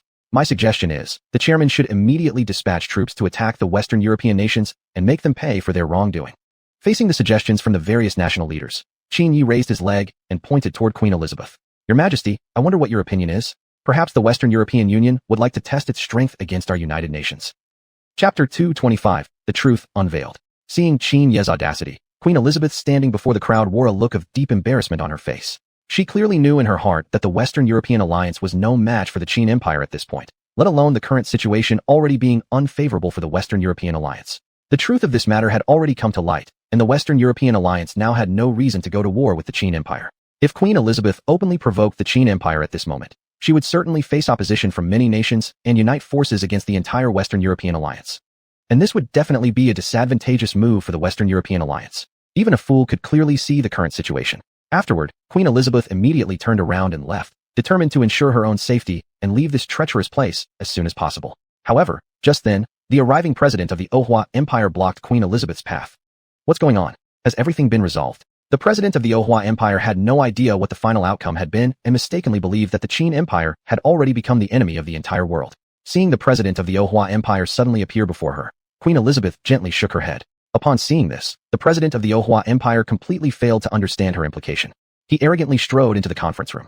Looking at the president of the Ohwa Empire entering the room, Qin Yi revealed a disdainful smile on his face. He hadn't expected that besides the empire of the rising sun, the Ohwa Empire was also shameless. Now that the truth had been completely exposed, this person dared to enter his own territory with such arrogance. Obviously, he did not have Qin Yi in high regard at all. As Qin Yi was about to speak, the other party directly pointed his finger at Qin Yi and shouted, "A great emperor of the Qin Empire actually dared to commit such a despicable act, killing the president of the Eagle Kingdom simply for the sake of power. This is truly infuriating. Even daring to sit here so boldly. Why don't you quickly kneel down and give an explanation to all the nations present here today? Don't you United Nations have your own rules and regulations?"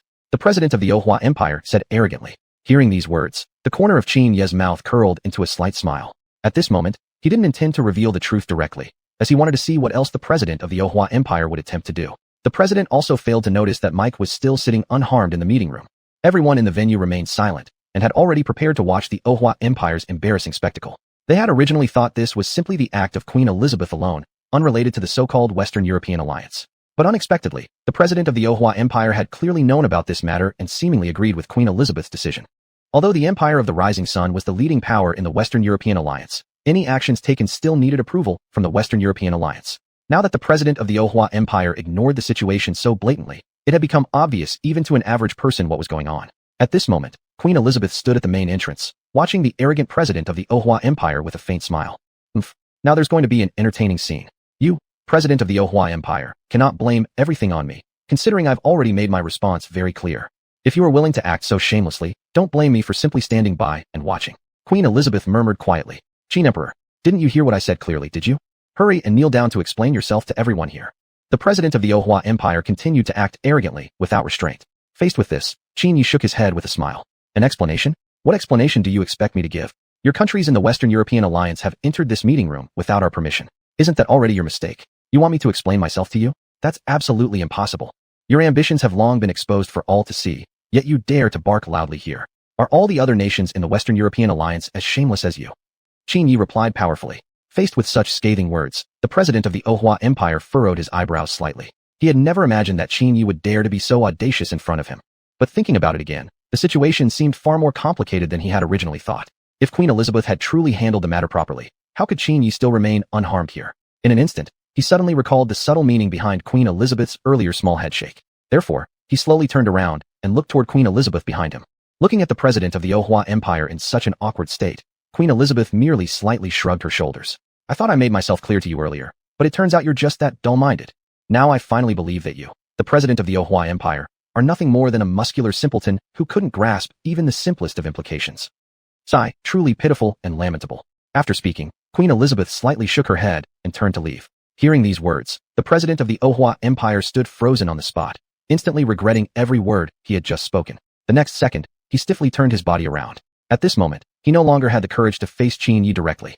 Looking at the president of the Ohwa Empire before him, Qin Yi revealed a faint smile. Then, he patted Mike, the president seated beside him. Please have a look. Who is this?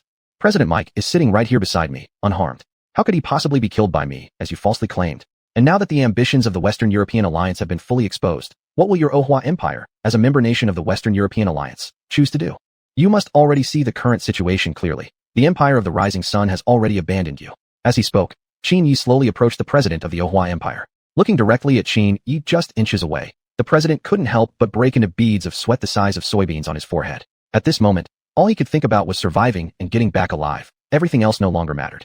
In an instant, right in front of numerous national leaders, he dropped to his knees before Qin Yi. He no longer cared about preserving dignity at this point. His priority was saving his own life. Seeing the president of the Ohwa Empire so shamelessly bowing before him, Qin Yi looked down on him with deep contempt. As a national leader, choosing to kneel before a foreign head of state in public, such an act disgraced not only himself but the dignity of his entire nation.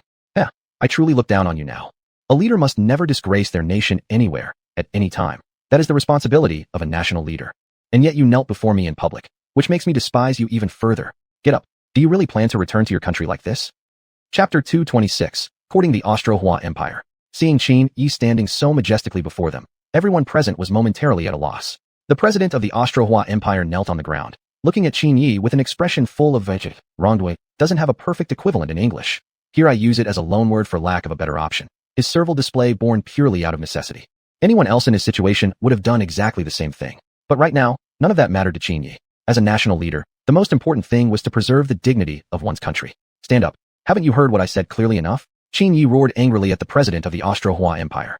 Upon seeing this, the president forced his trembling, weak legs to obey and slowly stood up. Only then did some of the anger on Qin Yi's face begin to subside. Although the Austro-Hua Empire was his enemy, Qin Yi could never allow any loss of dignity for a head of state's nation, especially when that head of state held such a position. Noticing the change in Qin Yi's expression, the president of the Austro-Hua Empire silently breathed a sigh of relief in his heart. Then, Qin Yi turned and walked back to his seat. He wanted to court the Austro-Hua Empire, to secure some compensation from them. Hearing Qin Yi's demands, the president's face turned anxious in an instant. He understood clearly in his heart that he absolutely could not accept Qin Yi's conditions. Agreeing would mean declaring himself an enemy of the entire Western European Union. Then he would face punishment from the Western European Union. Judging by the current capabilities of the Austro-Hua Empire, there was no way they could endure such punishment. But he also clearly understood in his heart that if he refused, the kingdom of Qin would definitely not let the matter drop, and he would still suffer the punishment of the Qin. Qin Yi, too, understood the other party's concerns and gave a faint smile. As for the Western European Union, I'll handle them. The Austro-Hua Empire won't be punished by the Western European Union. If I'm not mistaken, all this chaos probably originated from the British Empire anyway. They're just looking for a scapegoat. Your position in the Western European Union is far from ideal right now. To them, it makes no difference whether you're in or not. Rather than this, why not accept my conditions and join the United Nations? Then the kingdom of Qin will be able to offer you the Austro-Hua Empire sufficient protection. Just think it over carefully. Saying that, Qin Yi subtly nodded toward President Mike beside him. At once, President Mike caught the unspoken message. Then, with a smile, he walked over to the president of the Austro-Hua Empire. Come with me. After that, he headed for the door. Confused, the president of the Austro-Hua Empire followed him out of the conference room. Less than half an hour later, the president of the Austro-Hua Empire returned to the meeting room with a noticeable smile on his face. Clearly, he had agreed to the terms proposed by Qin Yi. This instantly sparked immense curiosity among the others present. What exactly had President Mike said to him? If even Qin Yi had been unable to persuade him, yet Mike had succeeded in convincing the Austro-Hua Empire to join the United Nations in just half an hour. Speculation among the other world leaders ran rampant. But this was merely speculation. They simply couldn't guess what President Mike had said. I don't know your personal name yet. I only know that you're the president of the Austro-Hua Empire. Now that you've joined the United Nations, I can't keep calling you president of the Austro-Hua Empire forever. You may call me David, your majesty. The president of the Austro-Hua Empire respectfully replied. David, that sounds like a fine name. Qin Yi said this while subtly allowing the hint of a smile to show on his face. Just a few days earlier, he personally approached President Mike to discuss this matter. And Qin Yi had no real intention of having the Austro-Hua Empire join the United Nations. His real goal was simply to use the Austro-Hua Empire to fulfill his future ambitions. Once the Austro-Hua Empire was of no further use, he would expel them from the United Nations. A country like that simply had no qualifications to belong to the United Nations anyway, especially considering it had once been a fairly authoritative state within the Western European Union. Upon hearing this, Mike also gave a faint nod. As for how to convince the president of the Austro-Hua Empire to join the United Nations, Qin Yi already had a plan. He He told Mike about certain incriminating evidence he held. That's why Qin Yi specially entrusted President Mike with this mission. As for what exactly it was, well, even Qin Yi himself didn't know the full details. Anyway, as long as his goal was achieved, the rest didn't really matter. As long as the Austro-Hua Empire could be used, it didn't matter what President Mike told him. Judging from the expression on Mike's face right now, he must be holding some damaging evidence against the Austro-Hua Empire. At this moment, David felt a deep sense of helplessness inside, as he recalled the conversation he had just had with President Mike. If I'm not mistaken, 2 years ago you sent a spy to the Empire of the Rising Sun and stole many of their state secrets. And among those secrets, the most important one must have been the report on the steam engine. Even now, 2 years later, the Austro-Hua Empire should have already deciphered that report thoroughly. It won't be long before you possess your own steam engine. You must also clearly understand my purpose in saying this. If you refuse to join the United Nations, I will definitely inform the Empire of the Rising Sun about this matter. At that time, you can imagine the kind of disaster the Austro-Hua Empire will face. There's no need for me to elaborate further, Mike said with a smile. Upon hearing this, David's heart filled with panic, and he looked at Mike in shock. Though he didn't know how Mike had learned of this matter, he clearly understood the catastrophic consequences if the Empire of the Rising Sun found out. At present, the Austro-Hua Empire was far weaker in strength compared to the Empire of the Rising Sun. If they sent their troops to attack his nation, the Austro-Hua Empire wouldn't have the slightest ability to resist. Within half a year, his country would face national destruction. The reason Mike knew this matter was naturally because Qin Yi had told him. The reason Qin Yi had told Mike about this matter was precisely to allow Mike to hold a compromising piece of evidence against the Austro-Hua Empire. With such incriminating evidence in hand, the Austro-Hua Empire would never dare act recklessly. Moreover, Qin Yi's sole purpose in allowing the Austro-Hua Empire to join the United Nations was merely to use them. Eventually, the Austro-Hua Empire would learn the truth about this matter. At that time, furious, they would definitely launch a military attack against a certain country. Out of fear of the kingdom of Qin's military power, they wouldn't dare to strike directly at Qin. Therefore, to vent their anger, they would surely shift their target to the Eagle Sauce Nation. In that case, the Eagle Sauce Nation would also face danger. Chapter 227, The Scapegoat. This was why Qin Yi told this matter to President Mike. After recalling his conversation with President Mike, David silently sighed. He had no other choice at the moment. As long as this matter remained unknown to the Empire of the Never-Setting Sun, the Austro-Hua Empire would be able to develop its own steam engine within a short period of time. With the steam engine, the Austro-Hua Empire's development would advance even further. According to David's speculation, within at most 3 years, the Austro-Hua Empire's military strength would improve significantly. At that point, it would have sufficient strength to challenge other nations. However, the exception was Qin's state. If they disagreed to this, the Empire of the Never-Setting Sun would learn that they had stolen state secrets. At that time, they would have no development opportunities at all. Even worse, they wouldn't even have the chance to survive. Since President David agrees to join the United Nations, you must understand the rules within the United Nations. Saying that, Qin Yi took out a very thick book. This book contains all the rules and detailed regulations of the United Nations. After you understand it, you must return it to me. As for your country's responsibilities, I won't impose too many demands. I just hope your country won't do anything to harm the interests of the United Nations. Qin Yi looked at David solemnly. Hearing this, David firmly nodded. After this incident, the Austro-Hua Empire officially joined the United Nations. On the other side, when Queen Elizabeth learned of this, her face filled with fury, and she headed directly to the Hua Empire. She wanted to see exactly what the Austro-Hua Empire was planning to do. Without her consent, they had withdrawn from the Western European alliance and joined Qin Yi's United Nations. Wasn't this a blatant betrayal? Queen Elizabeth could never have imagined that at that very moment, Qin Yi was already sitting in the president's office of the Austro-Hua Empire. However, at this point, Queen Elizabeth did not know this yet. She kicked the door of the Austro-Hua president's office open directly. In the next moment, she saw him sitting in the room, instantly freezing in shock. Emperor Qin, how come you are here? Queen Elizabeth asked in confusion. Oh, speak of the devil. Just now I was discussing paying a visit to your country with President David. Since the Austro-Hua Empire joining the United Nations hadn't obtained your consent, at the very least you should be informed about it. But judging from the situation now, you should already be aware of this matter. If so, there's no need for me to make a special trip anymore, Qin Yi said with a smile. Hearing these words, Queen Elizabeth became instantly enraged. This was exactly the reason she had come for. She had coincidentally met Qin Yi right here. Since the three major parties were already present on the scene, they might as well directly settle this issue once and for all, avoiding any unnecessary future complications. Then, Queen Elizabeth pretended to calm down and sat aside. At the moment, the most nervous person in the room was President David. He could feel the strong tension in the air. The tension clearly came from Qin Yi and Queen Elizabeth. From the moment they met, their eyes were filled with hostility, seemingly wanting to kill each other outright. However, Queen Elizabeth's anger was more apparent. After all, Qin Yi had successfully turned the Austro-Hua Empire against her, which already infuriated her greatly.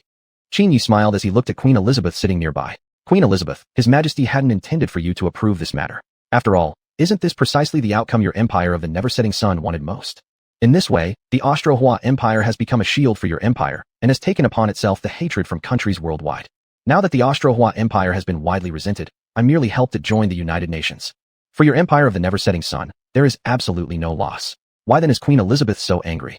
Since someone is willing to be a scapegoat, shouldn't Queen Elizabeth be happy? Qin Yi continued.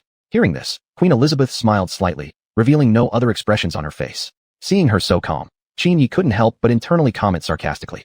He hadn't expected Queen Elizabeth to be so strong-minded, remaining so composed even when faced with veiled provocation like this. If this had been the leader of any other country, they would have already panicked. But what Qin Yi had said was indeed true, and this was a fact that Queen Elizabeth could not deny. At the time, she indeed wanted to find a scapegoat, and coincidentally, the president of the Austro-Hua Empire happened to be present. And Queen Elizabeth used David's impulsive nature to make the Austro-Hua Empire become the scapegoat for the empire of the never-setting sun. More importantly, she also wanted to take this opportunity to extort the Austro-Hua Empire. However, before her scheme could fully succeed, Qin State had already taken the initiative to bring them into the United Nations. With the protection of Qin State, the empire of the never-setting sun could not easily make a move against the Austro-Hua Empire. Although the Austro-Hua Empire's military strength couldn't match that of the empire of the never-setting sun, and its economic development and technological capabilities also lagged behind. The Austro-Hua Empire, as a continental nation, possessed one of the most scarce resources for the empire of the never-setting sun. That was land. Among all the Western European nations, the Austro-Hua Empire had the largest territory, and its abundant land resources naturally drew the attention of the empire of the never-setting sun. In fact, it wasn't only the empire of the never-setting sun. Other nations within the Western European alliance had long coveted the Austro-Hua Empire's land. However, the military strength of those other nations was nearly equal to that of the Austro-Hua Empire, so they dared not make a reckless move. Precisely because of this, the Austro-Hua Empire had been able to survive intact for such a long time. David was extremely clear about this point, which was why he always appeared so irritable in public. It was an act designed to give others the impression that he was not an easy target. Only this way could other countries abandon their thoughts of attacking the Austro-Hua Empire. In reality, President David was extremely timid and cowardly at heart. As for this aspect of President David's personality, Qin Yi had already learned about it through his system long ago. Precisely by taking advantage of his cowardly disposition, Qin Yi managed to bring him into the United Nations and make him into one of his pawns. Understanding others' personalities was also a system function that Qin Yi unlocked after his last breakthrough. As long as Qin Yi wished it, the system could thoroughly analyze any individual's personality, temper, and even family background. In other words, anyone in the world would be as transparent as glass before Qin Yi, completely exposed to his insight. So, may I ask, does Queen Elizabeth agree to the Austro-Hua Empire joining the United Nations? Chapter 228, The Railway Explosions. Qin Yi wore a serious expression as he looked across the table at Queen Elizabeth. Faced with Qin Yi's inquiry, Queen Elizabeth had no choice but to give up. After all, the main objective had already been achieved, so for now, the matter of annexing Ohua Empire's territory could be postponed. One day in the future, the Ohua Empire would surely become her colony. After that, Queen Elizabeth stood up and left. Once she was gone, David quietly exhaled in relief. At this moment, he felt deeply grateful toward Qin Yi. Without him, he really wouldn't have known how to deal with Queen Elizabeth. And David clearly understood, Queen Elizabeth was no ordinary person. For a woman to become the monarch of a nation was already enough proof of her extraordinary nature, her character surpassing even that of national leaders like himself. After all, in this era where men were considered superior, for a woman like Elizabeth to rise as sovereign of a nation was more than enough proof of her outstanding qualities. And for a woman to reach such a position, she must have put in far more effort than a man, perhaps even sacrificed certain things. As to what those sacrifices were, well, those who understood, understood. In the end, Qin Yi had helped the Ohua Empire deal with the remaining trouble. His purpose in doing so was to ensure David would serve him sincerely and diligently, making it easier for Qin Yi to achieve his ultimate goal. One day, Qin Yi was walking aimlessly through the garden behind the palace, feeling somewhat bored. Just then, Zhang Lu approached Qin Yi with a panicked look on his face and dropped to one knee before him. Your Majesty, terrible news. The railway tracks near the capital have been destroyed by an unknown force. It has already seriously affected railway operations. Upon hearing this, Qin Yi slightly furrowed his brows and immediately asked Zhang Lu to lead him there in person. The railway tracks near the capital were among the most important sections of the entire railway network. After all 3 railway lines passed through the capital. If this area was damaged, all 3 railway lines would simultaneously be paralyzed. This alone showed how serious the situation was. Soon, Qin Yi arrived at the site of the incident. Looking at the tracks that had been blown apart, Qin Yi was greatly shocked. He hadn't expected the damage to be this severe. Quickly begin repairs on these destroyed tracks. We must restore their operation as soon as possible. Even a single day's delay would significantly impact our state of Qin Yi said solemnly. Just then, a team of railway engineers arrived at the scene. After several hours of repair work, the destroyed railway tracks were finally fixed. However, Qin Yi remained vigilant. He knew very well that the enemy wouldn't give up easily. Therefore, he ordered Zhang Lu to station a group of soldiers here for protection. That evening, Zhang Lu led the troops to patrol the area. Originally, they thought the enemy wouldn't act so soon, but things turned out to be different than expected. In the middle of the night, Zhang Lu suddenly heard a violent explosion nearby. Immediately, he rushed toward the scene with his soldiers. But by the time they arrived, it was already too late. The railway tracks before them were once again destroyed. Start a search around the area right now. The person who destroyed the tracks shouldn't be far. Even if you have to dig 3 feet into the ground, find them, Zhang Lu ordered. The search continued until the next morning, and Zhang Lu looked helplessly at the destroyed railway tracks. At the same time, having heard the news, Qin Yi also hurried to the location.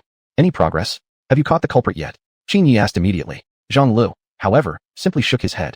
Although he had immediately dispatched soldiers to search the area, nothing was found after hours of investigation. It seemed the attackers had left the area at full speed after the explosion and found a place to hide. Qin Yi nodded slightly upon hearing this, and his heart burned with anger. He had never imagined someone would dare attack the railways near the capital, and that too on the very night after the tracks had just been repaired. This was nothing short of a direct provocation toward Qin Yi. Just then, a group of soldiers searching nearby returned, bringing with them a middle-aged man. Your Majesty, this is the criminal who destroyed the tracks. We found him in a small forest about 10 miles away, said a soldier. We found his movements suspicious, and upon further investigation, we discovered gunpowder hidden in the woods. As he spoke, the soldier placed a sack containing over 100 pounds of gunpowder in front of Qin Yi. Looking at the middle-aged man standing before him, Qin Yi was filled with rage. However, logic told Qin Yi that this middle-aged man could not possibly have acted alone in destroying the railway tracks. Judging from the extent of the damage, at least over 100 pounds of gunpowder had been used.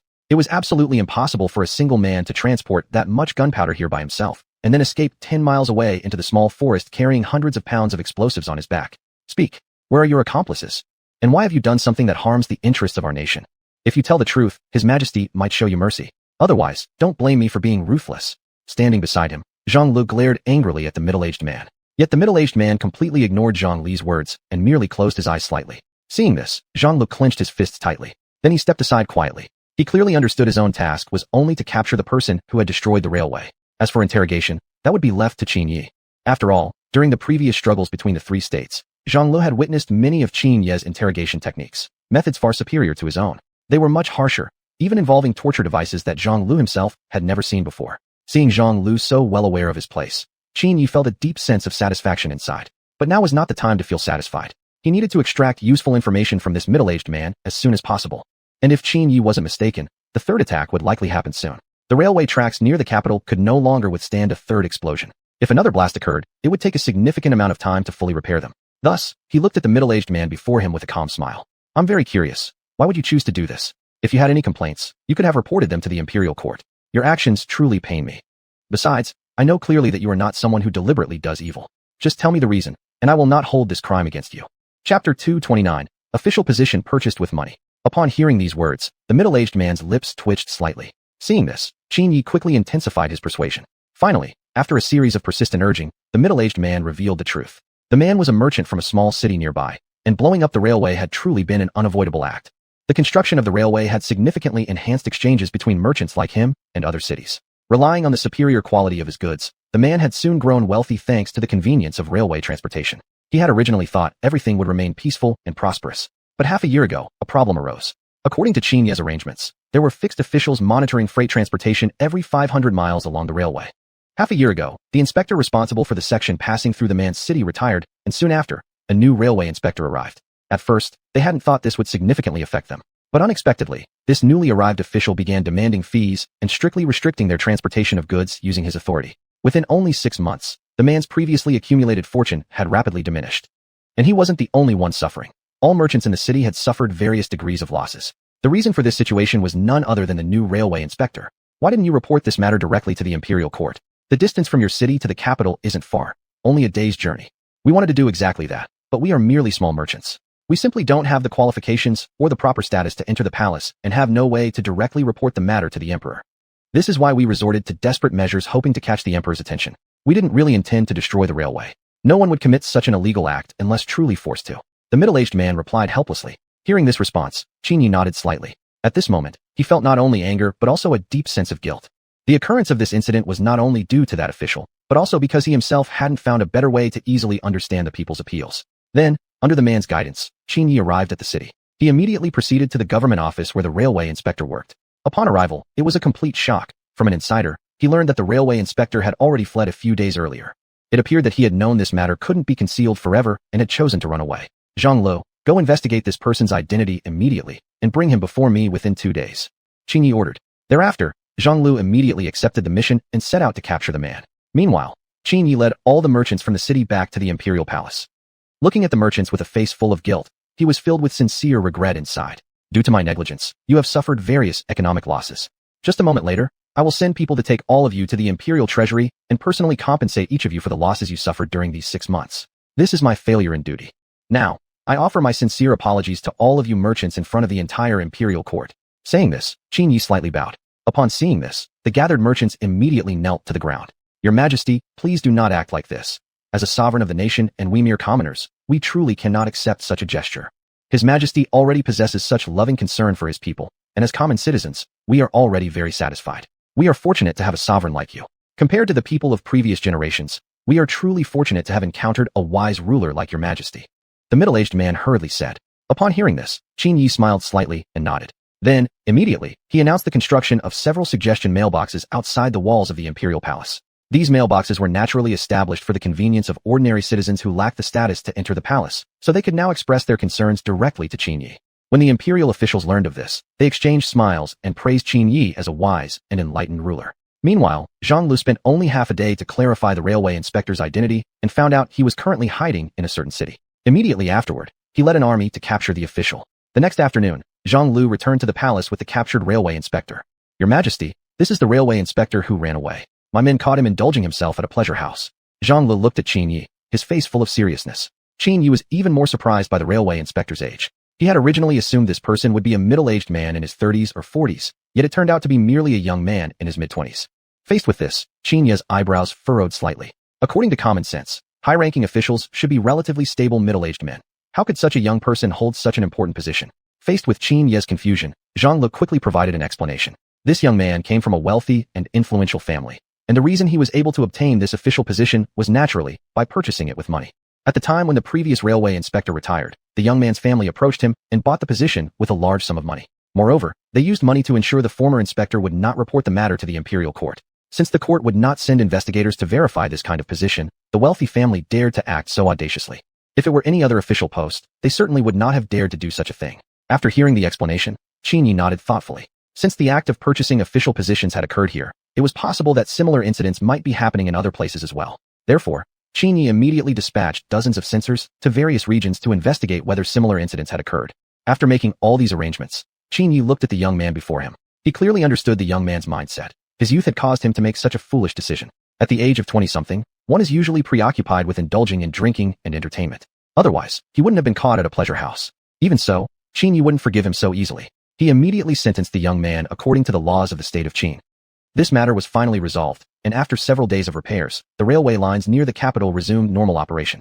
Meanwhile, Qin Yi arranged for someone to collect letters from the suggestion mailboxes daily to understand the needs and opinions of the common people. The atmosphere throughout the capital was extremely harmonious, which brought great satisfaction to Qin Yi's heart. He was also getting closer and closer to his ultimate goal. If things continue like this, in a few years I will complete all the tasks required by the system, and then I can finally leave this place forever. Chapter 230. Infiltrating the Empire of the Setting Sun. That day, Qin Yi arrived at the base of the Special Forces Unit, here to assign them an extremely important mission. Recently, the Empire of the Setting Sun had been far too arrogant. Although Qin Yi hadn't made many public statements about it, he was inwardly quite dissatisfied. Such a small nation like the Empire of the Setting Sun daring to act so recklessly in front of him deserved to pay the appropriate price. Moreover, the Empire of the Setting Sun possessed intelligence that Qin Yi needed. The initial objective was simply to obtain this intelligence. As the leading country of the Western European Union, the Empire of the Setting Sun oversaw all intelligence reports within the alliance. This information had naturally been provided by President David to Qin Yi. After all, the O Empire had previously been a member state of the Western European Union and had been within the alliance for quite some time. Because of this, the O Empire understood most of the Western European Union's internal affairs in great detail. Qin Yi stared solemnly at Zhang Lu and the 10 special force members behind him. Our goal this time regarding the Empire of the Setting Sun is solely to obtain the intelligence we need. We must do everything possible not to be discovered. Once the intelligence is obtained, everyone must leave immediately without any delay. If we are discovered, the Empire of the Setting Sun will certainly find out, and the consequences, I'm sure you all understand. Upon hearing Qin Yi's words, everyone looked at each other silently. They all clearly understood what Qin Yi meant by consequences. This time, their identity was that of spies infiltrating the Empire of the Setting Sun, and every nation in the world shared a consistent punishment for spies. More importantly, if other nations discovered that the Qin Empire had sent spies into the Empire of the Setting Sun, it would significantly damage the Qin Empire's international reputation. Precisely because of this, they had to be extremely cautious during the operation and absolutely must not allow the Empire of the Setting Sun to discover their existence. After explaining all requirements, Qin Yi departed the Qin Empire with the Special Force Unit by ship. Once they successfully retrieved the necessary intelligence from the Empire of the Setting Sun, it would make it much easier to dismantle the entire Western European Union. Zhang Lu and the others also understood the importance of this mission and memorized Qin Ye's instructions before their departure. Dozens of days later, following the navigation system's guidance, the ship halted 10 nautical miles away from the Empire of the Setting Sun. This location was relatively hidden and not usually patrolled by the Empire of the Setting Sun's fleet. However, this wasn't a certainty, as it was only the usual pattern. No one could predict whether the Empire might coincidentally deploy a fleet to patrol these waters. Upon receiving the system's warning, Qin Yi slightly nodded. Thus, the time left for him would not be much. Every 7 days, the Empire dispatched a naval fleet to patrol the surrounding waters. Since the last patrol had already passed 2 days ago, Qin Yi only had 5 days remaining. No matter what, he must evacuate from the Empire of the Setting Sun within 5 days. Without delay, Qin Yi immediately ordered the deployment of small boats, and they headed toward the Empire's coastline. Fortunately, the capital of the Empire of the Setting Sun wasn't in the central region, but along the southeastern coast, enabling Qin Yi to infiltrate into the heart of the capital as quickly as possible. That night, Qin Yi's team landed along the southwestern coast of the Empire of the Setting Sun under the cover of darkness. We'll now split into 2 groups. Zhang Lu, you'll take 5 people and head to the Empire's military base to gather intelligence on their current preparations. As for me, I'll take the others into the Prime Minister's residence to search for intelligence regarding the Western European Union. We each have only 4 days. Regardless of the outcome, you must return here in 4 days. The only condition is that you must come back alive. The intelligence isn't that important, as long as you survive, instructed Qin Yi. Hearing these words, Zhang Lu and others nodded seriously. This particular arrangement was primarily based on safety considerations. He clearly knew that the security at the Prime Minister's residence would definitely be more complicated. If he sent Zhang Lu there could be a high chance that they might accidentally be discovered. Only he himself could go to the Prime Minister's residence. After receiving the orders, the group divided into 2 and left the coastline. The next day, Qin Yi and the others successfully infiltrated into the capital city of the Empire of the Setting Sun without issue. The smooth progress of the infiltration somewhat astonished Qin Yi inside. He originally thought entering the capital would involve various identity verifications, but surprisingly, no explanation of identity was required at all. This was also a decree issued long ago by Queen Elizabeth, aimed at strengthening her nation's ties with other countries. Imposing too many restrictions might affect the frequency of mutual interactions. Hearing the system's explanation, Qin Yi, who was walking on the road, nodded slightly. If that was the case, there was no need for excessive concern. System, show me the information about Zhang Li's group. Qin Yi silently requested in his mind. Receive the host's request, scanning now. Ding. Zhang Lu and his team have successfully infiltrated the military camp of the Empire of the Setting Sun and are currently in a secure location, waiting for nightfall. Hearing the system's response, Qin Yi silently exhaled in relief. It seemed Zhang Li's group was also progressing smoothly. There was no need to worry excessively. Then, Qin Yi immediately quickened his pace. Since Zhang Li's team had already started waiting for the right moment to act, he must reach his position at the earliest opportunity. After all, time was limited, and he couldn't afford to waste any of it. Meanwhile, Queen Elizabeth was comfortably sitting in her private office, sipping coffee. What she didn't know was that her country's state secrets were about to be stolen by Qin Yi. How is that matter progressing? We don't have much time left. We must accelerate the process. Queen Elizabeth gazed at the middle-aged man in front of her. Don't worry, I will supervise this personally. We will complete the task in the shortest possible time. The middle-aged man answered firmly. Hearing this, Queen Elizabeth nodded satisfactorily. Once this matter was completed successfully, the Empire of the Setting Sun's military power would be greatly enhanced. By that time, it would be difficult to find a rival in the entire world. As for the Qin Empire, it would be nothing but trash in front of such a weapon. Gradually, darkness fell, and Zhang Lu began his operation, infiltrating into the inner part of the Empire of the Setting Sun's military base at the fastest speed. Chapter 231, The Ultimate Weapon. Meanwhile, Qin Yi was still thinking of ways to infiltrate the Prime Minister's residence of the Empire of the Setting Sun. Zhang Lu and others were searching throughout the camp for valuable intelligence, but eventually all returned empty-handed. Just then, Zhang Lu suddenly noticed that a light was still on in a building deep within the camp, and sounds of clinking and banging could be heard from time to time. Seeing this, they quickly moved toward it under the cover of darkness. Soon, the group arrived near the building. Looking through the window, Zhang Lu discovered that inside was a vast space where a group of people seemed to be busily working on something. Unable to understand their conversation, he had no idea what was going on inside. However, based on Zhang Li's guess, whatever was inside must be of great importance to the Empire of the Setting Sun. Otherwise, they wouldn't have chosen such a hidden location. Moreover, this place was deep within the military camp of the Empire itself. There wasn't anywhere more secure than this. Half an hour later, the lights inside suddenly went out. Could we have been discovered?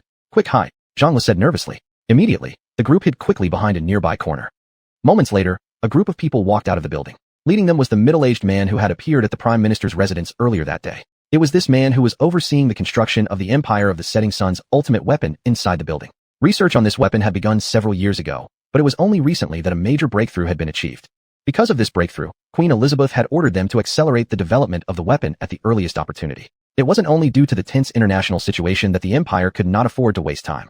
The main reason was the extreme importance of the weapon to the Empire itself. Taking advantage of their departure, Zhang Lu quickly led the team to quietly remove a window. Then, they entered the building as quickly as possible. Beforehand, they had confirmed that everyone inside had left. They turned on their flashlights and began searching the entire building for any useful clues. However, despite thoroughly searching the place, they couldn't find anything valuable. It seems like they've hidden all the important things. But they must still be here. When those people left, they didn't carry anything with them. Zhang Lu pondered for a moment and said to everyone. Just then, a soldier hurried over anxiously. General Zhang, they really have hidden things here. I found a locked basement. If I'm not mistaken, what we're looking for must be inside. The soldier said, looking at Zhang Lu. Hearing this, a satisfied smile instantly appeared on Zhang Li's face. Without hesitation, he followed the soldier toward the so-called basement. However, as the soldier had described, a massive steel door stood before them, and there was no way for Zhang Li's team to enter. Besides, they hadn't brought any explosives with them. Even if they did carry explosives, the noise from the explosion would definitely draw the attention of everyone nearby. At this moment, Zhang Lu helplessly leaned against the wall with a helpless expression. Just then, rapid footsteps suddenly approached from a distance. Someone's coming, quickly hide. Saying so, he immediately led the soldiers to hide around the corner. The next moment, the middle-aged man appeared again.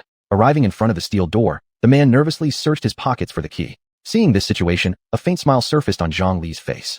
This was truly like wearing iron shoes to search in vain, only for the solution to appear without effort.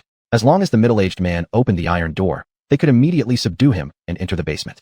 Hun Quath, Bon Suija Ka Cha Yi Sheng, Di Shashuda Damun, Chaoran Dakai. Hun Quath, Bon Suija Ka Cha Yi Sheng, Di Shashuda Damun, Chaoran Dakai. Song. Woman de Ji Hui Lai Lut. Bon Suija Zhangler de Yi Shengling Sha, Langming Shibing Li Ke, Chong Sang Chanshir, Jing Zhongnan Nanza, Ongzala Changsang. Su Shi Bei An Zai Changsang de Zhongnan Nanzu Yilan Wang Zhang. Yo Yu Pa Zai Changsang Yangu Ta Gun Bunjabu Dridal, Jang Thuj, Ungde Zhirli de Rendao Di Shui. Dan Zhangler Yabu Hui Gui Ta, Yo Run He Fan Kang de Ji Hui. Zhijie Chaoja Ho Jing Chu, Pai Li Yisha. Sui Ji, Nanzu Ban Guandala Guochir. Zhang Le Ji Run Da Yao Daba de Zhou Jing Le Di Sha Shizhong, Li Ke Shinjiao Zhe Run He, Yo Jia Zhi de Dongshi. Hun Quat. Zhang Le Ban Fa Shan Yo Yi Duri Wen Jian, Zheng Wan Wan Zheng Zheng de Bai Fang Zai Zhuo Sang. Yu Chu Tong Shi, Chi Ta Run, Ye Fun Bia Zhao Da Le Yi Xie, Yo Yong de Shan So. Kanja Wen Jian Sang de Neurong. Zhang Le, Mei To, Wei Wei Jin Joke. Shangman de Neurong, Ta Shi Yiger Zu, Do Kan Bu Dong. Zheneng Kan Dong Wen Jian Sang de Yi Xie Tu Pan. Goth. Ni Kan Zherga Tuan, Shang Bu Shang Shi Yi Ke Zidan. Zhibugoa Zherga Zidan de Chirchun, Yishur, Tai Dalaba. If we were to use a bullet like this, what kind of gun would we need to fire it? Zhang Le said with a confused expression. A soldier standing nearby chuckled and shook his head. Who cares what it is? Let's just take all these documents back. The emperor will understand what they are. Hearing the soldier's response, Zhang Le nodded slightly. Then he gave the order to pack all the documents into a plastic bag. In his heart, he knew these documents must be extremely important to the empire of the setting sun. Otherwise, they wouldn't have been stored in such a heavily secured basement. Soon after, the group quietly left the building. Meanwhile, Qin Yi had successfully infiltrated the prime minister's residence. Following the system's prompt, he quickly located Queen Elizabeth's office. Looking at the lock on the door, a contemptuous smile appeared on Qin Yi's face. Hee, do they really think such an insignificant lock could stop me? That's quite a wild imagination. Saying so, he took out 2 pieces of wire from his pocket. Although he wasn't particularly skilled at lockpicking, he had seen some online tutorials about it before. Besides, compared to the locks in the future, the locks of this era were extremely vulnerable. Within just a few minutes, he successfully picked the lock. Thus, Qin Yi carefully stepped inside. After searching the room, he discovered a highly secure safe tucked away in a corner. Seeing it, Qin Yi couldn't help but shake his head helplessly. Picking a regular lock wasn't too difficult for him, but cracking a safe was truly beyond his capabilities. Just as Qin Yi was at a loss, a voice suddenly echoed in his mind. Leave this to the system. Unlocking in progress. Several seconds later, with a quiet click, the safe slowly opened. Whoa, amazing. You opened the safe so fast. I'm starting to suspect if you used to do this professionally before. Qin Yi muttered in his mind. Chapter 232, Waiting to see the show. Soon afterward, all the documents inside the safe were taken out. Using the flashlight, each document was examined carefully. Luckily, there weren't too many documents stored inside the safe, so it didn't take long to go through all of them. Half an hour later, Qin Yi sucked in a cold breath, his eyes fixed intently on one particular document in his hand. The document clearly stated that the Empire of the Eternal Sun was currently developing a bacterial weapon. The purpose of creating this bacterial weapon was none other than to target the kingdom of Qin. The research on the weapon had already reached its final stage. If they succeeded in developing the bacterial weapon, the kingdom of Qin would likely face an unprecedented catastrophe. Qin Yi had never imagined that the Empire of the Eternal Sun harbored such a terrifying plot. His original mission had only been to obtain some intelligence regarding the Western European alliance, yet he stumbled upon such an astonishing secret. To achieve its goal, the Empire of the Eternal Sun was truly willing to pay any price. Fortunately, he discovered this information early. Otherwise, he would have been unprepared to face the Empire's new military weapon. Then, he immediately placed all the documents back into the safe and left the Prime Minister's residence at the fastest speed. The next morning, the group met at the designated location and quickly left the Empire of the Eternal Sun. Meanwhile, the middle-aged man lying at the front gate slowly opened his eyes. Recalling what had happened the previous night, he hurriedly rushed to the Prime Minister's residence. He quickly informed Queen Elizabeth about his attack the previous night. What? Are you saying the information about the bacterial weapon has already been discovered by someone else? Do you know the identity of the intruder? Queen Elizabeth stared at the middle-aged man with shock written all over her face. The man shook his head. He had been knocked unconscious immediately, and by the time he woke up, the intruder was already gone.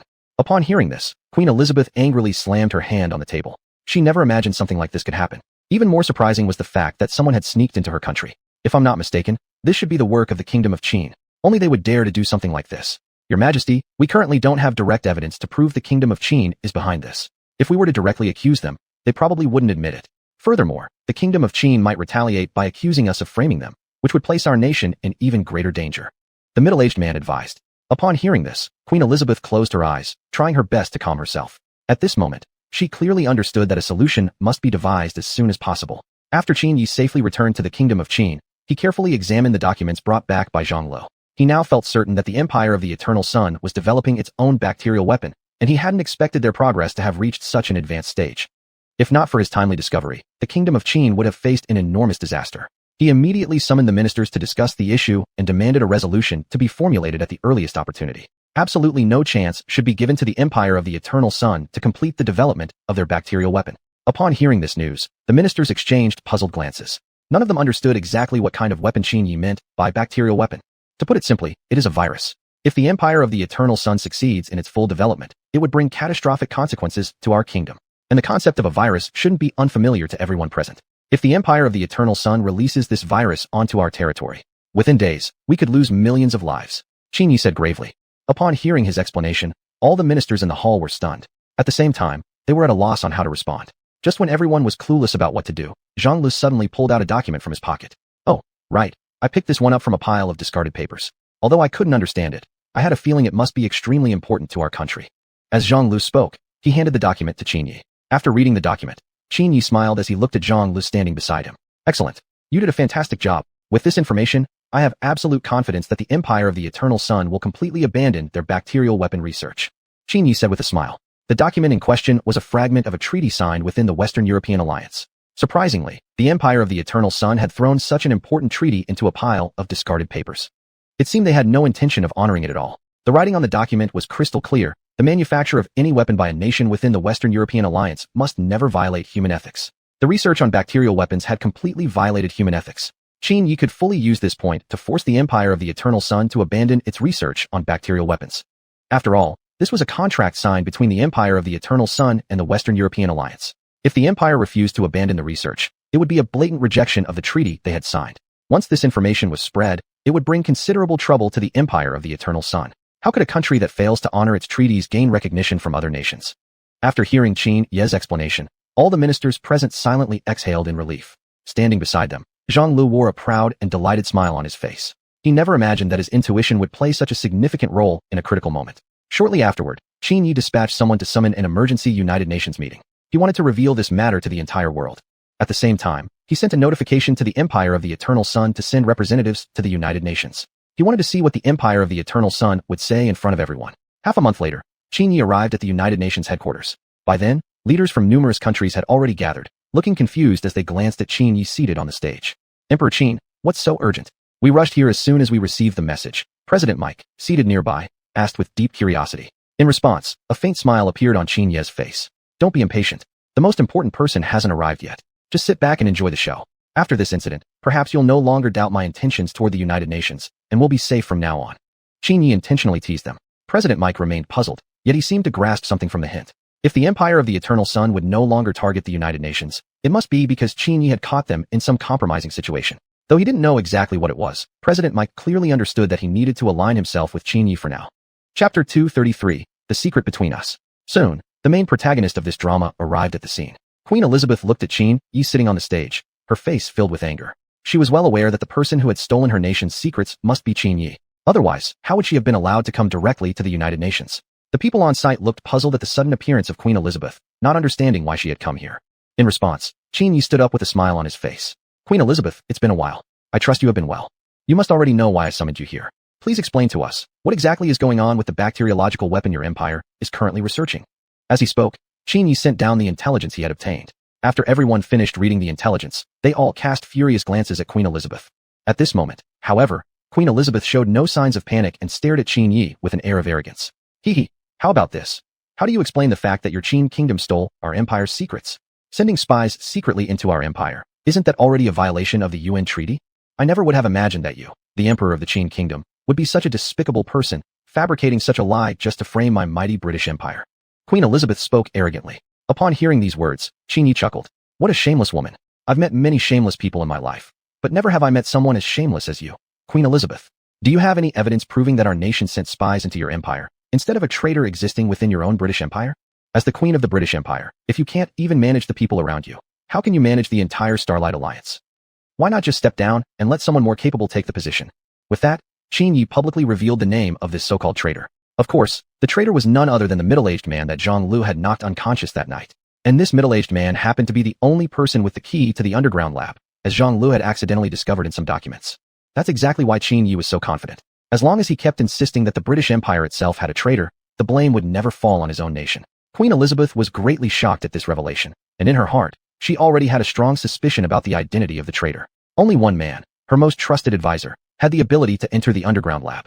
Besides, she really didn't have enough evidence to prove that Qin Yi had infiltrated the British Empire. How could she fully trust only the word of this single man? She never imagined that the man she trusted most, who had always followed her closely, would turn out to be a traitor. And worse, revealing the secret of the bacteriological weapon to the Qin Empire. Even worse, that very man had boldly claimed at the time that it was the Qin kingdom who had sent someone to attack him, thus discovering the existence of the bacteriological weapon. Thinking back on it now, Queen Elizabeth felt an overwhelming sense of regret. I also know the contents of the treaty signed between your British Empire and the Western European Alliance. One particular clause clearly states that countries in the Western European Alliance must not conduct any research on weapons that violate human ethics. Researching bacteriological weapons has clearly violated human ethics, something that the British Empire should fully understand. You signed a treaty, yet you secretly research bacteriological weapons behind everyone's backs. What audacity the British Empire dares to show. Qin Yi pointed his finger straight at Queen Elizabeth's nose, cursing her furiously. Right after those words, a wave of gasps and murmurs spread through the venue. At this moment, Queen Elizabeth stood frozen like a statue at the scene, speechless and unsure of what to say. She indeed had signed that treaty with the Western European Alliance, but she had discarded it long ago. How had Qin Yi managed to find it? And the place where that treaty had been found was exactly the underground lab where the bacteriological weapon was being developed. Now Queen Elizabeth finally believed that the middle-aged man was indeed the British Empire's traitor. Otherwise, how could that treaty have been discovered in that place? Now that the leaders of many nations within the United Nations had seen the true face of the British Empire, they naturally would not allow it to continue researching bacteriological weapons. Everyone clearly understood the dangers posed by bacteriological weapons, otherwise they wouldn't have been classified as unethical to humanity. Smiling confidently, Qin Yi walked right up to Queen Elizabeth. What do you have to say for yourself now, Queen Elizabeth? If you can publicly declare the abandonment of bacteriological weapon research and promise never to do anything like this again, I might consider forgiving you. Otherwise, I won't even need to take action. Those present here today will make sure your empire regrets ever doing this. Qin Yi said Bachiduk. Upon hearing these words, Queen Elizabeth nodded subtly. At this moment, she had no choice but to accept Qin Yi's conditions. Now that this matter had become known worldwide, even if she refused, there was nothing she could do. As long as the research on bacteriological weapons could be abandoned in time, perhaps the Daoshru could still salvage the current situation of the mighty British Empire. Otherwise, the consequences would be unimaginable. I, Queen Elizabeth, hereby declare that from now on, our empire will never conduct research on any weapon that violates human ethics. As for the documents related to the bacteriological weapon research, I will burn them all immediately upon returning home, and do so in front of the leaders of all nations. Queen Elizabeth replied. Hearing this, Qin Yi nodded with satisfaction. He then allowed Queen Elizabeth to leave. Just as she returned to her seat, President Mike cast a look of disdain at Qin Yi, intentionally lowering his voice. You know, that middle-aged man wasn't really a traitor of the British Empire, was he? All the intelligence you obtained, you found it yourself. Upon hearing Mike's words, Qin Yi felt slightly shocked in his heart. He hadn't expected President Mike to see through the truth of the matter so directly. The reason he had known about this was because he had accidentally learned not long ago that a ship from the Qin Empire was sailing toward the British Empire. Although it was only a piece of information he had obtained by accident, he had no intention of revealing it to the public. After all, he knew clearly in his heart how great the impact of this matter would be on the Qin Empire. Even though the Qin Empire might have acted in the best interest of the United Nations, ultimately, it still violated the UN treaty. Relax. This will remain a secret between us two countries. I won't use this matter to threaten the Qin Empire. After all, this way, my Eagle Nation is now safe. It's also beneficial to my Eagle Nation. President Mike continued. Chapter 234. Qin War Chariot. Upon hearing this, Qin Yi smiled and nodded slightly. In his heart, he also knew very well that President Mike wouldn't reveal this matter to anyone. A few days later, Queen Elizabeth also fulfilled her promise by burning all the documents in front of many world leaders. Seeing the results of her painstaking research going up in flames, she felt a bit upset inside. After the world leaders had left, she immediately ordered that the middle-aged man be brought before her. Blake, I never would have imagined that you would turn out to be such a traitor. You were actually a spy from the Qin Empire. I should have figured it out earlier, or else the British Empire wouldn't have ended up in this situation. Queen Elizabeth looked at Blake with a face full of anger. Upon hearing these words, Blake knelt before Queen Elizabeth with a face full of panic. Your Majesty, I'm not a Qin spy. Back then, I was really knocked unconscious, and I was also greatly shocked when I woke up. If your Majesty doesn't believe me, you can ask the other people who worked on researching the biological weapons. That night, because I left an important document in the basement, I went back there, never expecting that I would be attacked by people from the Qin Empire. And those who left with me can testify for me. Oh, right, I discovered 2 days ago that a window outside the laboratory had been broken into. Blake explained with a panicked expression. After hearing these words, Queen Elizabeth slightly frowned. Soon after, she followed Blake to the broken window. According to the damage and traces, professionals determined that the window was indeed broken into that night. Upon learning the truth, Queen Elizabeth suddenly felt dizzy and staggered, unable to stand steadily for a moment. Beside her, Blake quickly reached out and steadied her. Your Majesty, not a word I said was false. If I had said a single lie, I'm willing to accept any punishment. Blake looked at Queen Elizabeth with firm determination. Seeing this, Queen Elizabeth slightly shook her head. At this moment, regret filled her heart. Why hadn't she directly refused to go to the United Nations at that time? If so, the one suffering losses wouldn't only be her British Empire. Even though all the researched biological weapons ultimately had to be burned, the Qin Empire would still pay a heavy price for this incident. As a national leader, personally infiltrating another country to steal classified information had already severely damaged the Qin Empire's reputation. The price they would pay wouldn't be lighter than hers. But by now, it was already too late. Even if she revealed all the evidence to the public, she estimated that no one would be willing to believe it. After all, the world had already firmly believed the version of the Qin Empire. Presenting evidence to accuse Qin Yi would only make other nations think she was framing him. Inside the imperial palace of the Qin Empire, Qin Yi was sitting leisurely in the garden of the imperial harem with one leg crossed over the other. After this incident, the British Empire would definitely keep quiet for a while. During this time, he could take the opportunity to develop the military power of the Qin Empire. Now, Qin Yi couldn't wait to return to the future, for he was now very close to achieving his ultimate goal. That day, Qin Yi placed a set of blueprints in front of his officials. These blueprints were the result of my work for several months. If we can successfully construct this new weapon, it will be a tremendous enhancement to the military strength of our Qin Empire. You here can rest assured, I won't produce weapons that violate human morality like the British Empire did. I have also given this weapon a grand name, the Qin War Chariot. Qin Yi said to the officials gathered before him. This so-called Qin War Chariot was different from ordinary chariots. The entire body was made entirely of steel and was powered by a steam engine. Of course, the original steam engines did not possess such powerful output. Qin Yi had improved the design based on the original blueprints. Now, one steam engine alone was sufficient to power a single Qin War Chariot. Meanwhile, the steam engines used on trains would also be replaced accordingly. Zhanglo, you must immediately issue an announcement ordering each region to select dozens, even hundreds, of skilled craftsmen to come to the capital. The production of the Qin War Chariot will require an immense amount of manpower, and the craftsmen within the palace are simply unable to accomplish such a huge task. Qin Yi looked at Zhanglo and said. Upon hearing this, Zhanglo hurriedly left to draft the announcement. Looking at the blueprints in his hand, Qin Yi's mind was already envisioning the scene of the future. As long as the Qin War Chariots were successfully manufactured, no nation in the world would be able to rival him. Even if the British Empire had developed bacterial weapons, they could never be compared to the Qin War Chariot. Moreover, the British Empire had already abandoned its research on bacterial weapons. After everything was properly arranged, Qin Yi finally felt at ease. Qinming, would you like to come with your father on a tour of the regions? You haven't seen the scenery of Chuanshu yet, right? I happen to be heading to the Chuanshu region. How about you come along? Upon hearing these words, Qinming quickly nodded enthusiastically. He couldn't have been more willing. Qinming had already visited Qin Empire's coastal areas, the northern border, and even the southern border. Yet he had never actually visited the Chuanshu region. More importantly, the Chuanshu region shared a border with the kingdom of Tianzhu. This trip might provide an opportunity to experience the culture and people of Tianzhu. A few days later, Qin Yi set off with Qinming toward the Chuanshu region. Unknown to them, the Chuanshu region was currently under bandit raids. Just as they entered the Chuanshu region, a group of ragged villagers were running in the opposite direction of Qin Yi, clearly filled with panic. Witnessing this scene, Qin Yi quickly stopped one of the commoners. Old man, why are you in such a hurry? Qin Yi asked with a puzzled expression. The old man examined Qin Yi carefully from head to toe. After determining there was no threat, he helplessly shook his head. Young man, I advise you not to go any further. Just 100 li ahead is a nest of bandits who have been terrorizing the Chuanshu region for quite some time.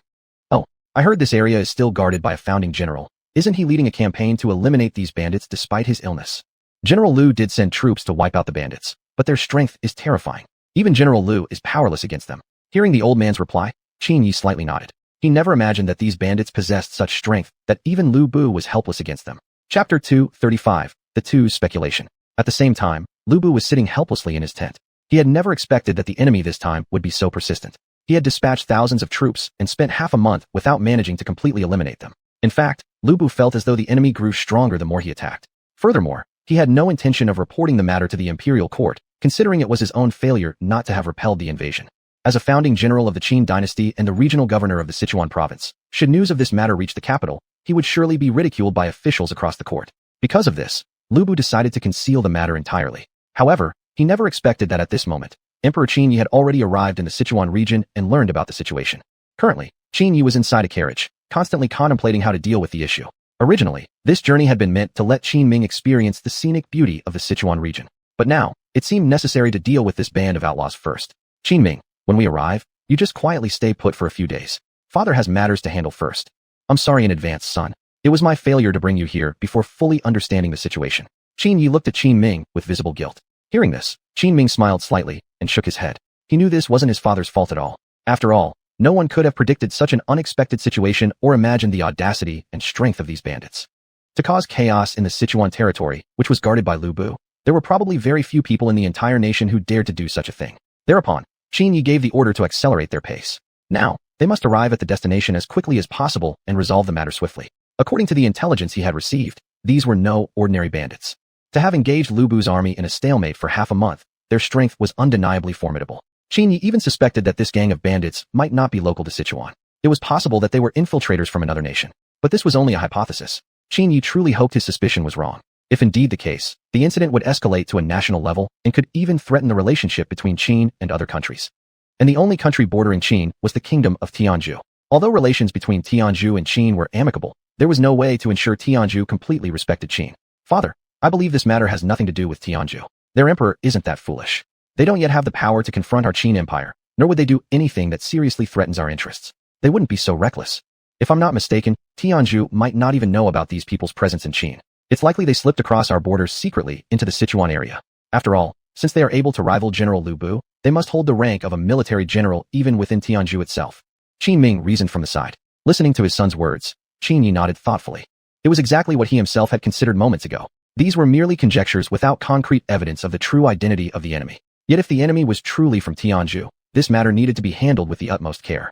Qin Yi also had no desire to destroy the diplomatic ties between the two countries over this issue. Maintaining such peaceful relations between nations was rare and valuable. The next day, Qin Yi finally arrived at the local government office in the Sichuan region. Meanwhile, Lu Bu was still in his military camp pondering a strategy, completely unaware of Qin Yi's arrival. Greetings to the emperor. Ministers from the local administration knelt before Qin Yi. Rise, said the emperor. On my journey here, I heard a shocking piece of news. Has there indeed appeared a gang of particularly audacious bandits in this area? He looked at the officials before him with a serious expression. Upon hearing these words, the governor's face turned immediately anxious. He immediately dropped to his knees. Your Majesty, please forgive me. This was my failure, and I did not act swiftly to eliminate the bandits at the first opportunity. Shaking his head slightly, Qin Yi responded. This matter cannot entirely be blamed on you. From what I have learned from fleeing civilians, these enemies are extremely powerful, ones that even Lu Bu cannot easily deal with. But I'm curious, Qin Yi continued. Why was the imperial court not immediately informed of these events? Because of this delay, these outlaws have grown bolder. If I hadn't come here personally, would you have waited until Sichuan was completely overrun before finally reporting it to the imperial court? Qin Yi's expression remained serious. In response, the provincial governor helplessly shook his head. When facing the invading enemy, the governor's first reaction had been to immediately report the matter to the imperial court. However, his plan was directly rejected by Lu Bu, who claimed he would completely wipe out the invading forces in a short time. As a founding general of the Qin dynasty, Lu Bu's status and standing within the empire were far above that of the governor. Although the governor held the highest administrative rank in the region, how could that rank possibly surpass that of a founding general? Because of this, he accepted Lu Bu's suggestion. Moreover, as a founding general whose capabilities were already deeply respected, Lu Bu's strength was unquestioned. It could even be said that within the entire Qin empire, aside from Qin Yi and Zhang Lu, Lu Bu was the strongest. Thus, the governor had believed Lu Bu could easily eliminate this gang of bandits in a short time. Yet the end result was shocking. They had fought continuously for half a month without managing to completely annihilate the enemy. He had assumed that after this, Lu Bu would allow him to report the matter to the imperial court, but instead, Lu Bu refused even more firmly. In Lu Bu's view, what had happened was simply too shameful. The governor understood Lu Bu's thoughts and did not insist further. However, The current situation left everyone helpless. No one had imagined the enemy could resist Lu Bu for so long, and not show even the slightest sign of defeat. Where is Lu Bu now? Your Majesty, General Lu Bu should currently be in the military camp. He has been thinking about strategies for several days, and I have barely seen him, the governor replied. Upon hearing this, Qin Yi nodded slightly, then followed the governor toward the military camp. Soon, they arrived at Lu Bu's camp. As a founding general, Lu Bu had been stationed in the military camp since arriving in the Sichuan region. Chapter 236, Must Stay Calm. Although the governor had prepared a luxurious room for him, Lu Bu showed absolutely no interest. He clearly knew why he had come to this region. Staying in the military camp felt like returning home, familiar and comforting. Since becoming the founding general of the Qin dynasty, he had spent far more time in the palace than in the army. But having been a military officer for decades, he longed deeply for the life of a camp. Upon arriving in Shu, he immediately ordered a tent to be set up for him in the camp, eating and drinking there every day. Qin Ye's face was heavy with concern as he arrived outside Lu Bu's tent, then looked at the governor standing by his side. The governor immediately understood, turned, and walked inside. The next moment, Lu Bu's angry voice came from inside the tent. Didn't I say not to disturb me unless it was important? Now that we face such a powerful enemy, I need sufficient time to devise a countermeasure. Governor, please leave. I need a quiet environment. As soon as he finished speaking, the governor walked out of the tent. He knew clearly that Qin Yi had heard every word, and helplessly shook his head. Seeing this, Qin Yi's face turned serious, and he lifted the tent flap. At that moment, Lu Bu was deep in thought, not looking up to see who had entered, assuming it was still the governor. Must I repeat myself again? Even though you are the governor, I am the founding general of Qin. No one is to enter without my orders. His tone remained extremely angry. Hearing this, Qin Yi smiled slightly, and shook his head. Lu Bu, why don't you look to see who stands before you? Qin Yi spoke. Upon hearing that familiar voice, Lu Bu suddenly lifted his head, stunned, staring at Qin Yi in front of him. He couldn't believe that Qin Yi had actually come to Shu, and that he had just spoken so furiously to him. Meanwhile, in his heart, he suspected that Qin Yi must already know what had happened recently. Otherwise, he wouldn't have come here at such a critical moment. The next second, Lu Bu immediately knelt before Qin Yi. Please punish me, Your Majesty. Lu Bu's heart was filled with remorse. In response, Qin Yi smiled, and helped Lu Bu rise to his feet. Overall, this was not really Lu Bu's fault. After all, he hadn't known who had just entered was indeed the emperor. After all, the governor had just come in minutes earlier, and naturally couldn't have left the camp so quickly. Although the camp here was smaller compared to the palace, it would still take at least a dozen minutes to leave the central area. Moreover, these past few days Lu Bu had barely slept due to the enemy threat, thinking constantly of countermeasures. His mood was naturally affected, so it was only natural he wouldn't greet visitors with friendliness. So naturally, Qin Yi held no blame against Lu Bu. Then, he calmly sat down beside him. Lu Bu, have you forgotten what I taught you before? At any time, you must remain calm. Only then can you think of the proper strategy. Right now, with your emotions in this state, it will not be easy to come up with the right plan. I'll give you some time to calm yourself. Since I already know of this matter, rest assured, I will think of a solution. There is no need for you to worry. And I learned of this incident purely by chance. I also understand clearly the responsibility you bear and hold you blameless. After hearing these words from Qin Yi, Lu Bu nodded slightly. Only now did he realize that he must remain calm. Though he had learned much under Qin Yi before, this was his first encounter with such a formidable enemy, so it was natural he felt some anxiety. More importantly, after several failed attacks, his mood was already in poor condition. Qin Yi naturally understood all of this. And he also clearly knew Lu Bu's temperament, certainly not someone naturally inclined to calmly analyze situations. Yet the most important thing now was to understand exactly the enemy's strength, something only Lu Bu truly knew. In response to Qin Yi's inquiry, Lu Bu revealed everything he knew. He was certain the enemy's leader was not of Qin, and that they were a disciplined, well-trained army.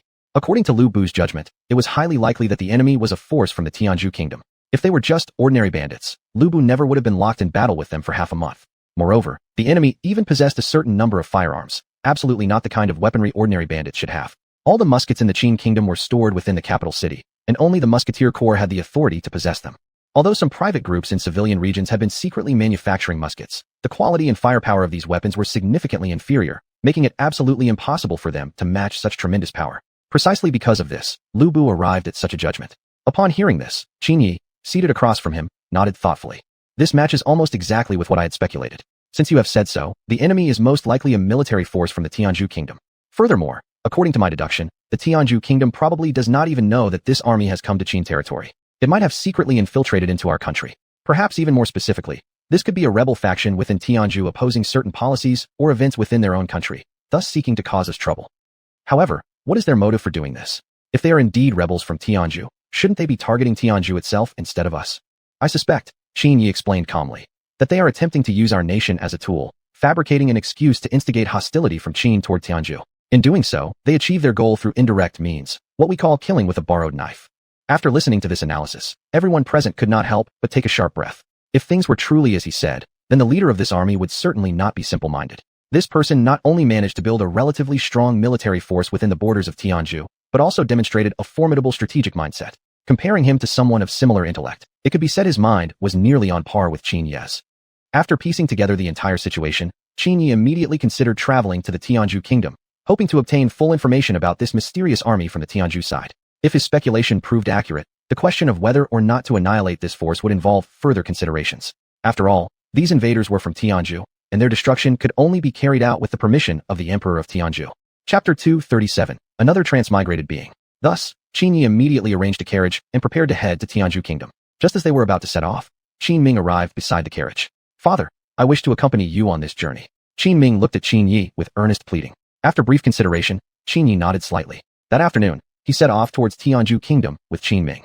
Before leaving, he specially sent Lu Bu to monitor the enemy's movements and avoid direct confrontation as much as possible. Until this matter was fully clarified, he must not engage in any conflict with them again. Right now, Qin Yi must consider the greater good and could not simply annihilate them completely due to their offense against the nation. After all, this matter was also connected with the Tianzhu kingdom. If the Emperor of Tianzhu knew nothing about this, then annihilating them would not concern him at all. Several days later, Qin Yi smoothly arrived at the capital city of Tianzhu kingdom. Faced with Qin Yi's unexpected arrival, the Emperor of Tianzhu looked at him with confusion. Though unsure of his purpose this time, the Emperor could tell from Qin Yi's expression that something significant must have occurred. "Your Majesty Emperor Qin, it is truly my loss of courtesy that I did not welcome you properly from afar. Please forgive my discourtesy." The Tianzhu Emperor smiled and said. Upon hearing these words, Qin Yi smiled and nodded. Naturally, he wouldn't be upset about such a trivial matter. Subsequently, led by the Tianzhu Emperor, Qin Yi entered a rather secluded room. "This place is quiet and no one will ever know what we discuss here. Please rest assured, Emperor Qin." Hearing the Tianzhu Emperor's words, Qin Yi nodded in satisfaction. Then, he proceeded to tell the Emperor about the events that had occurred in Qin Kingdom recently. Sure enough, after hearing this, the Tianzhu Emperor expressed great surprise, as if he truly had no prior knowledge of the matter. More importantly, his expression became somewhat stiff, and deep down, he understood exactly who the person mentioned by Qin Yi was. The forces causing trouble in Qin Kingdom were not the Tianzhu Kingdom's official army, but rather a rebel faction within Tianzhu. A few years ago, the Tianzhu Emperor had indeed dispatched large numbers of troops to eliminate this rebel force, but ultimately all expeditions ended in failure. The strength of this rebel force exceeded the Tianzhu Emperor's expectations. In fact, they were nearly on par with the Qin Kingdom's forces. Under equal conditions of troop numbers, their combat effectiveness was certainly no less than Qin's. Therefore, the Tianzhu Emperor could do nothing but allow this force to remain within his kingdom, as he truly lacked the strength to wipe them out completely. They hadn't attempted to seize the throne or overthrow the government. They had merely established their own territory within the kingdom. To put it simply, it was like a colony. Though that region was still officially part of Tianzhu's territory, the Tianzhu kingdom held only ownership rights, but no actual governing authority. Even more shocking to the Tianzhu Emperor was the leader of this rebel faction. He seemed almost like someone sent from heaven, as he managed to grow the rebel forces into their current scale in just a few short years. His speed of development rivaled even that of Qin Yi during the early days of the Qin kingdom. This man calls himself the Qin Emperor, claiming he wants to establish a Qin dynasty here. It is simply too arrogant. Wishing to create another nation within the territory of my Tianzhu kingdom, it infuriates me beyond measure. If it weren't for the fact that my Tianzhu kingdom currently lacks sufficient strength, I would never allow such arrogance to flourish. The Tianzhu Emperor said, his face filled with rage. Upon hearing these words, Qin Yi was deeply shocked inside, and even felt a sense of foreboding. He then called forth the system in his mind. Unexpectedly, the next moment, the system issued a direct warning. Warning, detecting another transmigrator, the very person mentioned by the Tianzhu Emperor. Please defeat him within a short period of time. Otherwise, it will affect the completion of your mission and even your return to the future. This person must not exist in this time period. Please understand the significance of this matter. After hearing this warning from the system, Qin Yi couldn't help but draw in a cold breath. He had originally thought the man was merely a rebel dissatisfied with the Tianzhu Emperor's rule, who had thus raised a rebel army. Yet now, it turned out he was another person like himself, transmigrated from the future. Although Qin Yi hadn't encountered any transmigrators in the past few decades, he still felt tremendous surprise upon learning this. However, since the other party's existence would affect his return to the future, he naturally would not allow this person to exist. After all, human nature was selfish. And does this person possess their own system? The answer was affirmative, although his system was not yet fully functional since he had just transmigrated. He doesn't yet know the host's true identity, only that the host is the Emperor of Qin Kingdom. After learning the answer, Qin Yi silently exhaled in relief. In this case, it somewhat reduced the sense of crisis. At this moment, Qin Yi was well aware that the most important thing now was to eliminate the other transmigrator as soon as possible. He needed to destroy him before he himself could obtain more attributes from his system, before his strength reached an overwhelming level. Therefore, Qin Yi immediately asked the Tianzhu Emperor for his opinion. Naturally, I have absolutely no objection. If Emperor Qin can help eliminate this rebel force, Tianzhu would be grateful beyond words. Emperor Qin may proceed with the elimination. Tianzhu will certainly not blame Qin Kingdom for this action. After all, their existence also poses a great threat to us, and I have long wished to wipe them out completely. The Tianzhu Emperor answered solemnly, looking directly at Qin Yi. Hearing this, Qin Yi gave a slight nod. Now that he had obtained the Tianzhu Emperor's approval, it was time to return home. Since the enemy was also a transmigrator like himself, he couldn't be dealt with as he would deal with ordinary enemies. Back in the carriage, Qin Yi immediately instructed the driver to return to Qin Kingdom at the fastest speed possible. Qin Ming, sitting beside him, remained silent, clearly somewhat unwilling inside. Qin Yi saw through his thoughts and lovingly patted Qin Ming's head. After this matter is resolved, Father will personally bring you to tour Tianzhu again. You've always been interested in Tianzhu's elephants. Next time, Father will try my best to request one from the Tianzhu Emperor for you. Upon hearing this, Qin Ming's eyes lit up with excitement. Okay, Father must keep your promise. At this moment, Qin Ming's mood greatly improved, no longer showing the earlier disappointment. Seeing this, Qin Yi smiled helplessly and shook his head. Chapter 238, The Young Bull Fears No Tiger. A few days later, Qinggong returned to the Qin Kingdom. As soon as he arrived, Qin Yi headed straight to the military camp and informed Lu Bu of the final outcome. Upon learning the news, Lu Bu rolled up his sleeves with excitement. He now had few concerns left. Since the kingdom of Tianzhu had already agreed to the alliance, it was time for him to demonstrate his abilities. During those days, Lu Bu had also been closely monitoring the enemy's movements and learned some astonishing information. Although he didn't know the enemy was also a transmigrant, he was amazed that the man spoke the same language as him. Your Majesty, I believe this person must have secretly fled from our Qin Kingdom to Tianzhu. Otherwise, how could he possibly speak the language of our great Qin Kingdom? Lu Bu said with a surprised expression. Hearing this, Qin Ye's lips curled into a subtle smile that was almost imperceptible. Meanwhile, Lu Bu also learned that the enemy intended to conquer the entire Chuanshu region within a month and establish his own dominion there. After subduing the Chuanshu area, the next target would be the capital of the Qin Kingdom. He even boldly claimed he would seize the entire Qin Kingdom within a year. Upon hearing this, Lu Bu inwardly felt nothing but contempt for such ridiculous ambition. In terms of power, the Qin Kingdom ranked second in the world. No one dared to claim the top spot. Moreover, this was merely an emerging nation that had yet to fully establish itself, yet it dared to eliminate the Qin Kingdom, the reigning #1 superpower. It was simply absurd. Qin Yi, upon learning of the enemy's ambition, gave a mocking smile. Leaving aside how ridiculous the claim was, the very act of speaking such words was tantamount to seeking death. Although the enemy was also a transmigrant like himself, he had not yet fully activated his system, nor had he gathered sufficient attributes. With the power he currently possessed, attempting to destroy the Qin Kingdom within a year was sheer suicide. At that moment, Qin Yi altered his original decision. I was originally planning to give them a little breathing room, but now it seems we cannot afford to waste any time. He wants to destroy my entire Qin Kingdom within a year? Let him see what true national strength really looks like.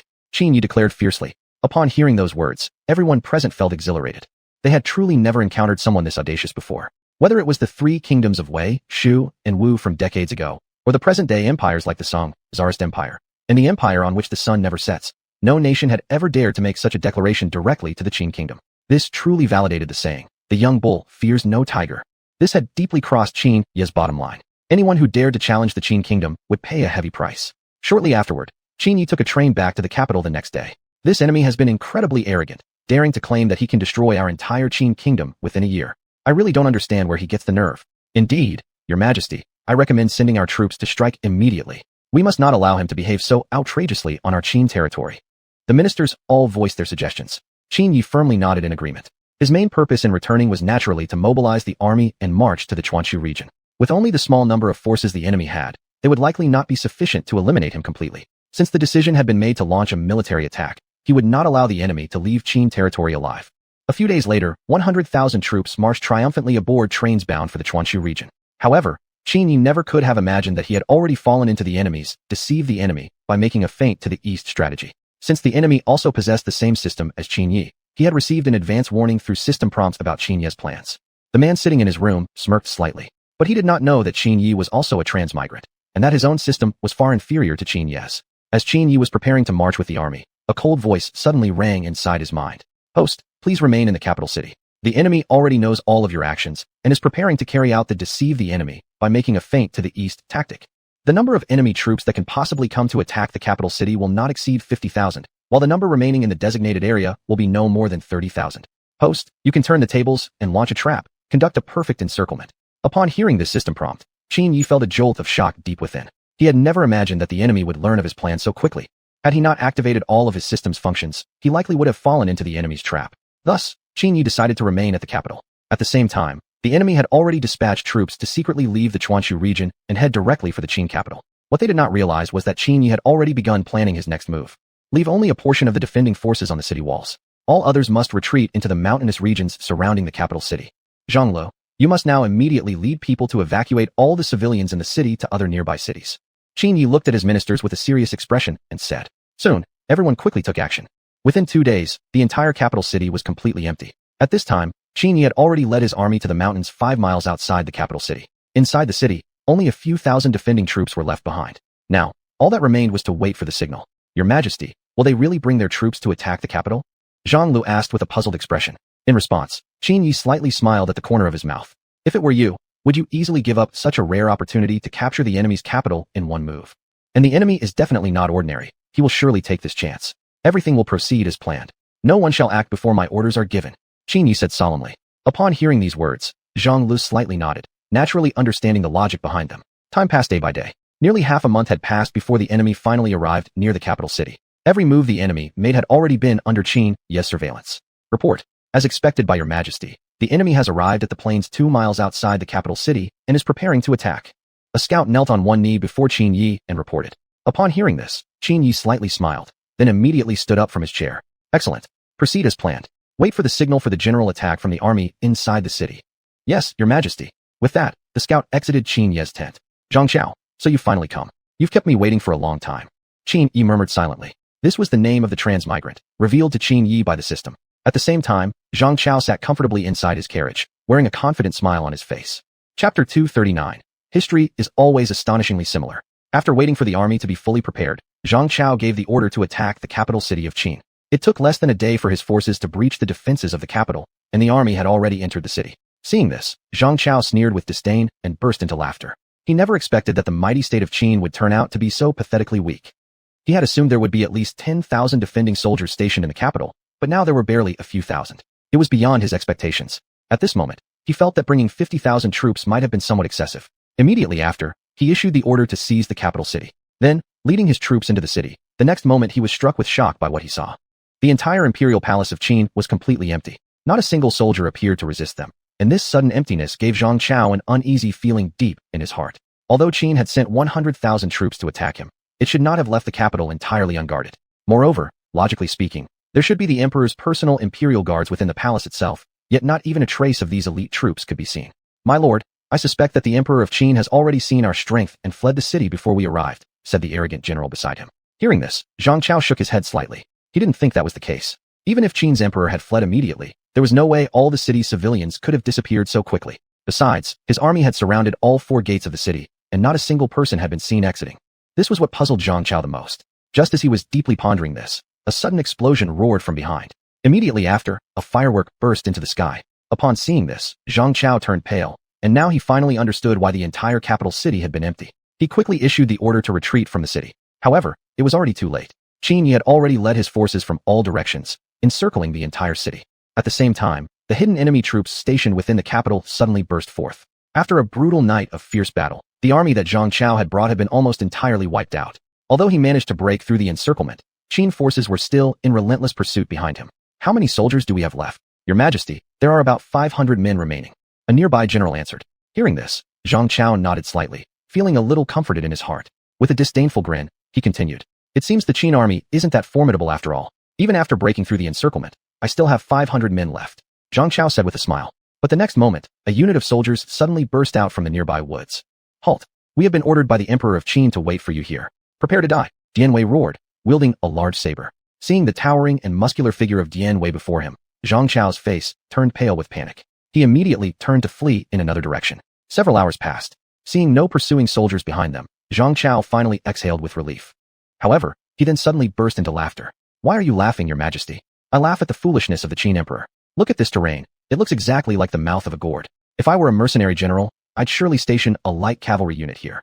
No more than 200 riders would be needed. Zhang Qiao said mockingly. Just then, a sudden shout rang out from behind. We are here on the Emperor's orders, waiting for you. Fugitive, don't think you can escape. Ma Chao charged forth on horseback from the distance, followed by a troop of light cavalry. Faced with this, Zhang Qiao immediately ordered a retreat once again. He had a strong sense of déjà vu. It felt like he had seen this exact scene somewhere before. It was just like in that Three Kingdoms TV drama he had watched. Every time Cao Cao laughed, ambush troops would appear. Damn it. I never thought this kind of historical fate would actually happen to me. It feels almost mocking. The next day, Zhang Chao finally managed to completely shake off the Qin pursuers with only dozens of survivors left. Now that he had confirmed there were no enemies behind him, he quietly exhaled a breath of relief. Yet Zhang Chao dared not celebrate too soon. He couldn't be certain whether there were more ambushes lying ahead. Rest here for a short while? We must leave quickly once we're done. Saying this, Zhang Chao dismounted and leaned against a tree. After resting for barely half an hour, he stood up and prepared to set off again. However, just as they were about to depart, Qin Yi appeared on horseback, accompanied by a group of soldiers, right before their eyes. As Qin Yi suddenly appeared before his eyes, Zhang Chao's mind was flooded with a flurry of curses. History is always astonishingly similar, yet he never expected such a fate to befall himself. At this moment, Qin Yi knew very clearly that Zhang Chao would absolutely not leave this place alive. Thus, he sneered disdainfully. Don't you find this moment in history strikingly familiar? It seems like Cao Cao of the Wei dynasty once experienced something just like this. Every time he laughed, Shu's forces would come chasing after him. Upon hearing these words from Qin Yi, Zhang Chao felt shocked.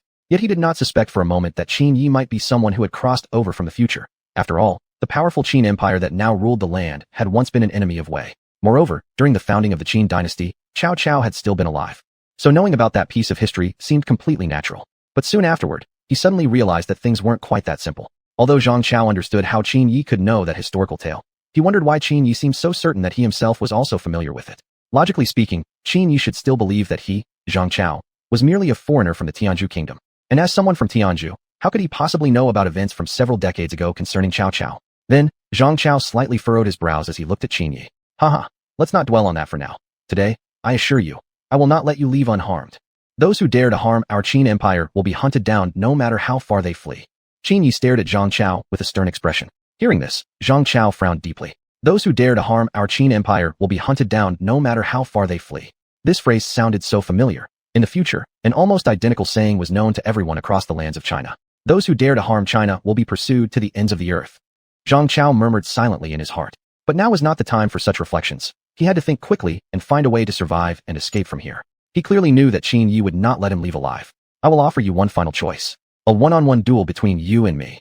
If you win, the soldiers behind me will not lay a hand on you, and I will personally guarantee your safe departure. But if I win, well, there's no need to say more about that outcome. Chapter 240, Dead Without a Grave. Upon hearing these words, Zhang Chao couldn't help but smile slightly at the corner of his mouth. He never expected that Qin Yi would actually choose to challenge him one-on-one. Although he hadn't been in this world for very long since his transmigration, and the attributes he had gathered were limited, having not even completed his first breakthrough yet, nonetheless, his strength was not something that ordinary people could match. Therefore, Zhang Chao immediately accepted Qin Yi's challenge and agreed to fight him to the death. He was confident that he could definitely walk away safely. In his eyes, after all, Qin Yi was nothing more than an average person. Granted, Qin Yi had established such a powerful Qin state on his own, but how could an ordinary man possibly compete against someone like himself who possessed a system? At this moment, Qin Yi clearly sensed the thoughts in Zhang Chao's mind and inwardly scoffed. You dare act so arrogant in front of me, a person who hasn't even completed his first breakthrough, yet I've already completed my final one. You should know that in this world, you're not the only one who has transmigrated, and the one I call sister-in-law has been here much longer than you have. Qin Yi silently thought to himself. Zhang Chao never would have imagined that in the end, he would die without a place to be buried. Even though he shared the same system as Qin Yi, he would be utterly defeated without the slightest chance of resistance. I'll give you half Akura, to be noted, traditional Chinese time unit, to prepare yourself. Don't blame me then for showing no mercy. Saying that, Qin Yi leisurely began wiping his white tiger spear with a calm expression. Meanwhile, Zhang Chao slightly smiled at the corner of his mouth, completely surprised that Qin Yi would actually look down on him like this. Though thinking about it, it made sense. After all, the other didn't know that he was also a transmigrator from the future, let alone that he was an invader against the Qin state. Of course, Qin Yi wouldn't show him any mercy. As Qin Yi wiped his spear, he squinted toward Zhang Chao across from him. At this moment, Zhang Chao pulled out his weapon from behind his back, shocking everyone, including Zhang Lu, for the time being. What was in Zhang Chao's hand was also a spear, and its appearance was almost identical to the one in Qin Yi's grasp. Its shaft bore a lifelike sculpture of a white tiger. Seeing this, Qin Yi himself was somewhat surprised. Never did he imagine the other would possess the same weapon as himself. But so what? Zhang Chao's strength was nowhere near his own. Even wielding the white tiger spear, he still would not be his match. Where did you get that weapon of yours? How come it's exactly the same as His Majesty's? I never imagined you would be someone who stole military secrets from other states. Zhang Li shouted angrily, glaring at Zhang Chao. In response, Zhang Chao sneered disdainfully. He clearly knew the origin of the white tiger spear in his hands. It was simply a reward from the system. Still, he found it quite curious that Qin Yi also held the exact same white tiger spear. This started to raise his suspicions about Qin Yi's identity. It's probably just a coincidence. After all, the white tiger is a symbol of power.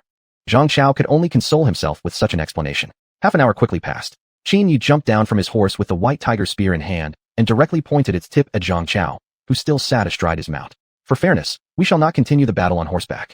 After all, my steed is the legendary Chido horse, which surpasses your common horse in every ability.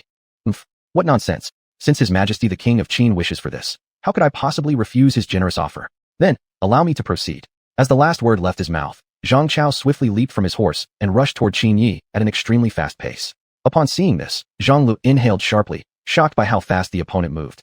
Apparently, they had underestimated him in the beginning. Unbeknownst to him, to Qin Yi's eyes, Zhang Chao's speed was unbearably slow, like watching slow-motion playback. Just when the white tiger spear in Zhang Chao's hand was only an inch away from Qin Yi, in the next second, Qin Yi lightly waved his hand and easily intercepted Zhang Chao's attack. At the same time, the white tiger spear in his hand thrust toward Zhang Chao in a flash faster than thunder.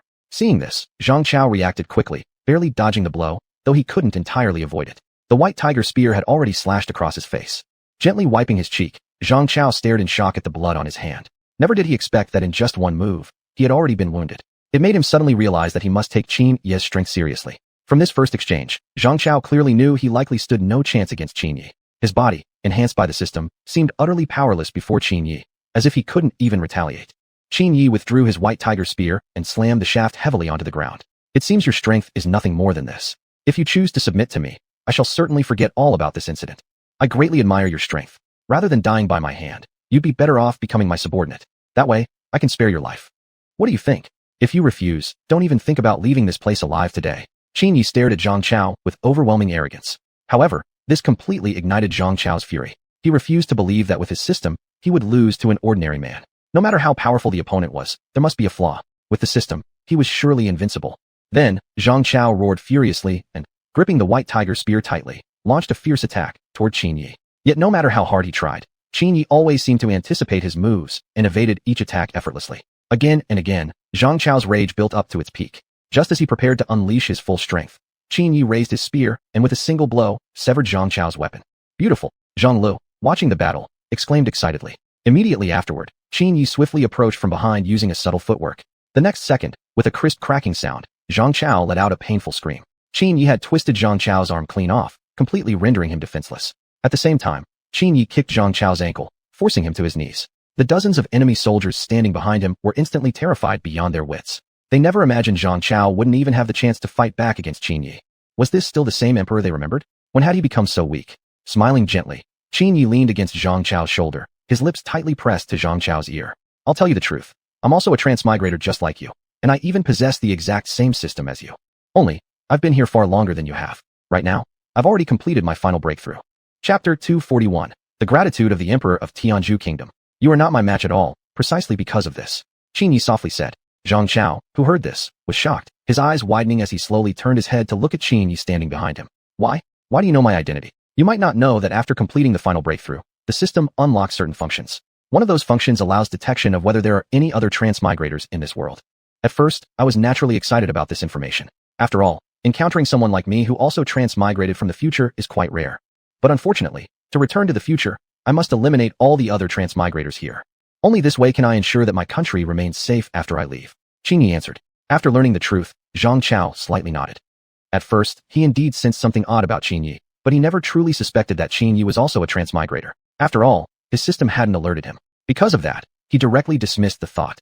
But now he realized he hadn't unlocked all of the functions of his own system. Therefore, there was no alert from the system. At this moment, Zhang Chao felt helpless inside, even sighing over why he didn't transmigrate earlier. That way, he would have had enough time to complete the final breakthrough that Qin Yi spoke of. At that time, he might not necessarily lose. After revealing all the secrets, Qin Yi slowly closed his eyes. The next second, gripping the white tiger spear in his hand, he pierced through Zhang Chao's chest. The moment Zhang Chao died, a voice rang in Qin Yi's mind. Congratulations, Master, for slaying a transmigrator. Now rewarding you with the blueprints for the internal combustion engine.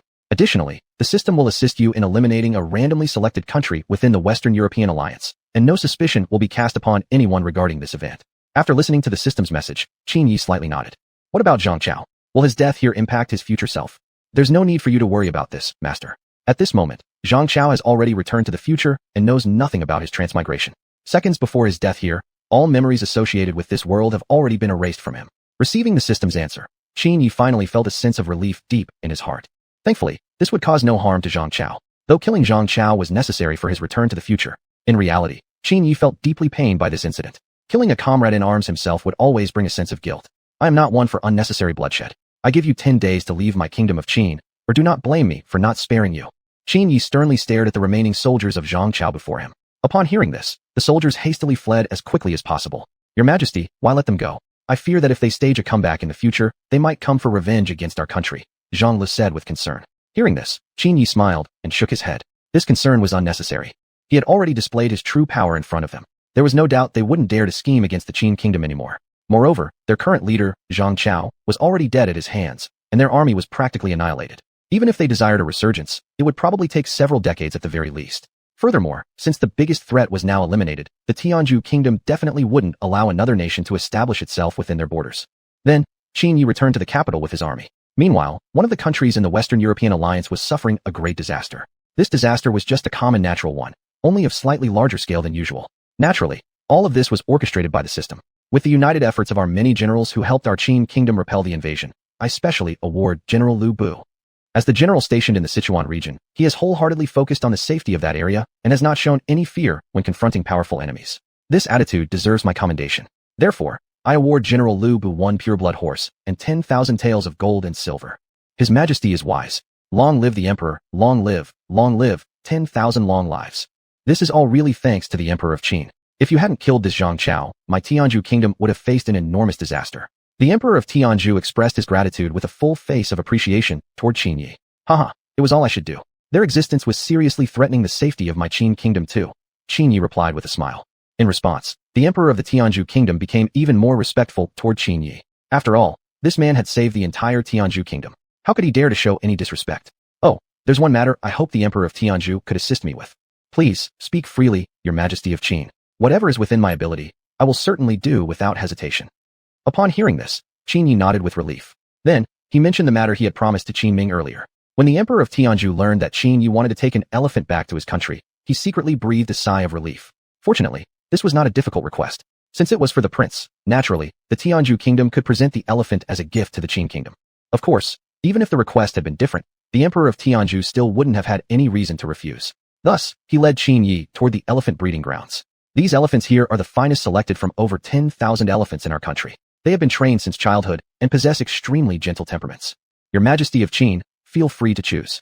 Whichever you are satisfied with, you may simply take with you.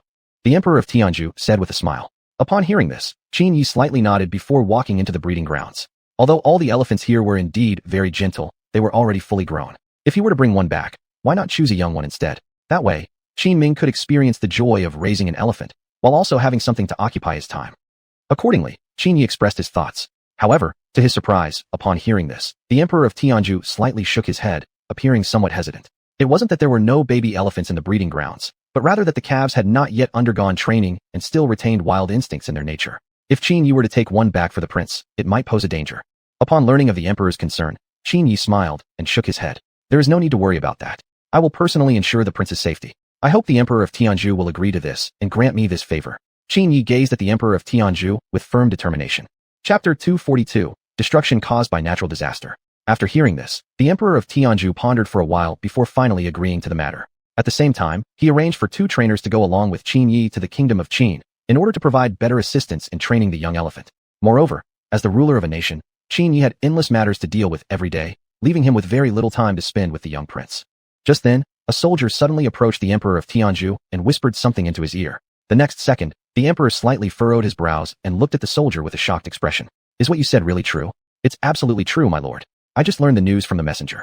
The soldier replied firmly. Qin Yi, witnessing this scene, looked at the Emperor of Tianzhu with confusion, not yet knowing what had happened. And the Emperor of Tianzhu, with a rather grim expression, glanced at Qin Yi. I've just learned some shocking news. One of the countries in the Western European alliance has suffered a very serious natural disaster, and it's already been destroyed. This is indeed a piece of news for us, although it came too suddenly. Even though this country was our enemy, the fact that it was wiped out by a natural disaster is truly heart-wrenching. After all, the civilians who perished in this disaster were completely innocent, said the Emperor of Tianzhu. Hearing these words, Qin Yi was greatly shocked. Deep in his heart, he clearly understood why this country had suffered such a severe natural disaster. It was naturally the doing of the system. At this moment, Qin Yi felt heavy-hearted and silently mourned those lives lost. Simultaneously, he became even more determined to achieve world peace, so that no innocent lives would perish needlessly. Meanwhile, in the Western European alliance, Other countries were also extremely shocked by this news, having never expected that a nation could be completely destroyed by a natural disaster. Inside the meeting room, Queen Elizabeth's expression did not show much grief. Rather, she was secretly excited. The destruction of a country meant that this was the perfect opportunity for her to expand the territories of the empire on which the sun never sets and strengthen its power. Then, unable to contain her inner excitement, Queen Elizabeth stood up directly. Now the question arises, who should take control of this destroyed nation's territory? After hearing this remark from Queen Elizabeth, everyone else in the room wore expressions of shock and even felt inner anger.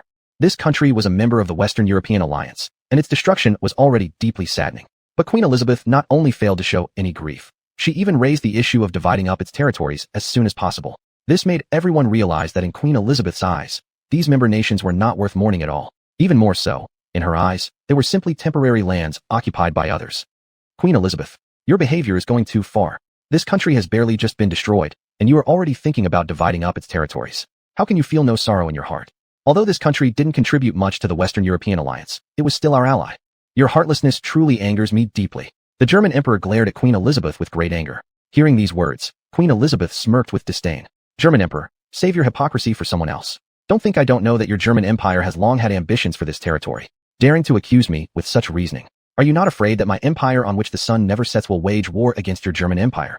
Queen Elizabeth said with contempt. As these words were spoken, the anger of the other national leaders finally boiled over. They had never imagined that Queen Elizabeth could be such a ruthless person. Although the German Empire may indeed have coveted the territories of this country, they had still expressed great sorrow upon learning of its destruction. Even if there had been some pretense, at least they had attempted to fake some grief. But Queen Elizabeth didn't even pretend. She directly proposed that the issue of dividing up the country's land should be addressed immediately. At this moment, Queen Elizabeth was not even aware of her own mistake. Instead, she thought such behavior was completely normal. In fact, some other countries in the Western European Alliance often suffered from natural disasters as well. Natural disasters were, after all, an act of God. No one could stop them from happening.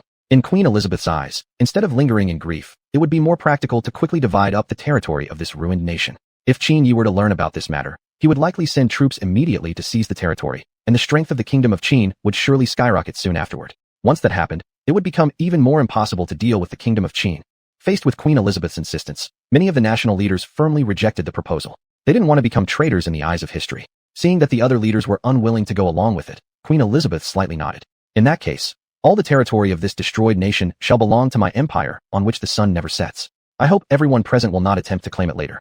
I've already asked you all in advance. It's simply that you refuse to act accordingly. This has nothing to do with me. After saying this, Queen Elizabeth turned and left.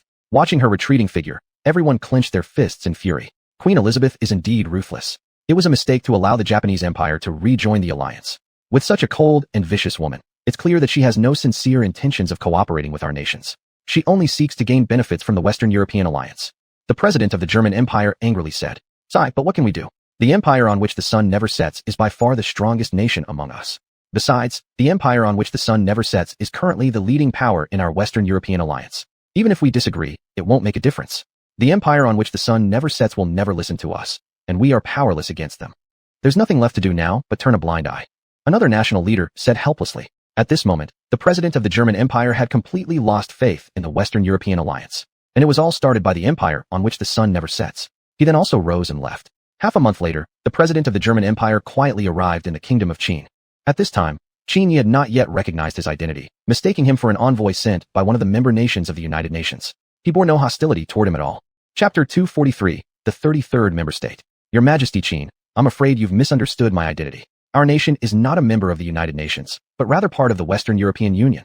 As soon as these words were spoken, Lu Bu and many other generals looked at him with hostility, clenching their fists slightly. At this moment, Qin Yi merely showed slight surprise and did not display any hostility. He believed the other party's original intention probably wasn't to provoke a war. More likely, he had different intentions. Otherwise, why would he come all the way to the Qin kingdom in such a respectful manner? State your purpose directly. I dislike beating around the bush, Qin Yi said expressionlessly. Upon hearing this, the German emperor slightly nodded his head and then requested to join the United Nations. After learning the purpose of this visit, Qin Yi slightly furrowed his brow. Oh, why is that? Why should I agree to your request? Moreover, your country was originally a member of the Western European Union. I have no reason to trust you. In my view, you might be a spy sent by the Western European Union. Am I right? Qin Yi continued. In response, the German emperor hurriedly shook his head, claiming he genuinely wanted to join the United Nations. At the same time, he recounted the events that had happened recently, as well as Queen Elizabeth's coldness. More importantly, faced with Queen Elizabeth's indifference, the other member states directly chose to turn a blind eye. which completely shattered his inner resolve. Precisely because of this, he had completely lost hope in the Western European Union. If he continued to stay within it and encountered the same circumstances as that country, its final fate would surely be his as well. To him, the Western European Union was completely useless now. Rather than continue such an alliance, it was better to seek a new path.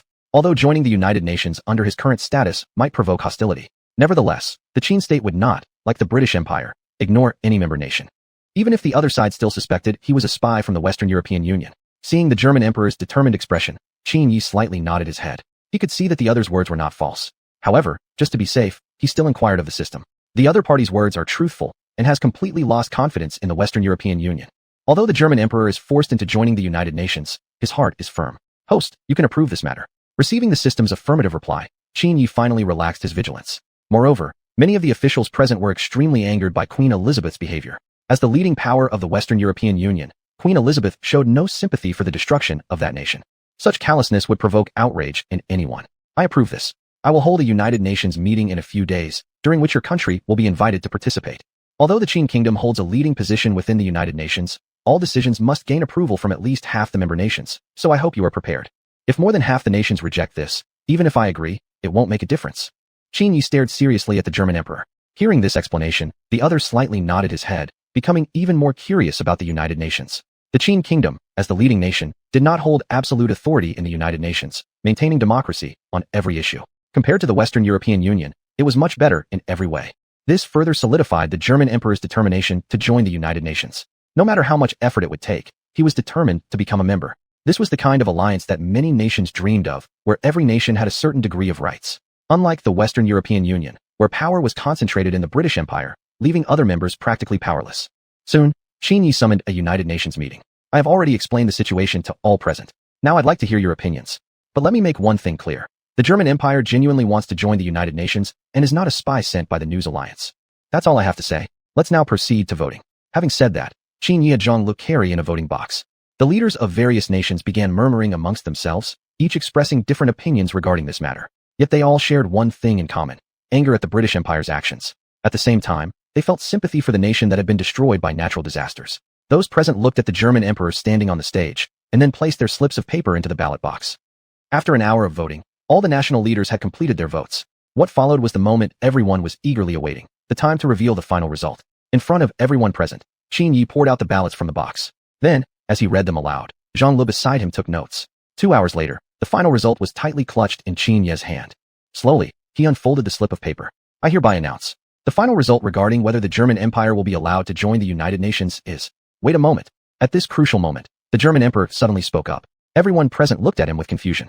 Although the final result is of utmost importance to the German Empire, before you announce it, I only wish to say one thing. No matter whether the German Empire is allowed to join the United Nations or not, I sincerely want to thank each and every one of you who cast your votes today. I thank those who voted in favor, and I also thank those who voted against. A vote in favor means recognition of our nation, while a vote against is also accepted with open arms. It means the German Empire still has room for improvement in the eyes of some leaders. If we are not admitted into the United Nations this time, no matter how long it takes or how much effort it requires, the German Empire will strive to meet your expectations. My words are finished. Now, please, Your Majesty Qin, announce the final result. Having said that, the German emperor slowly closed his eyes. No one spoke in response.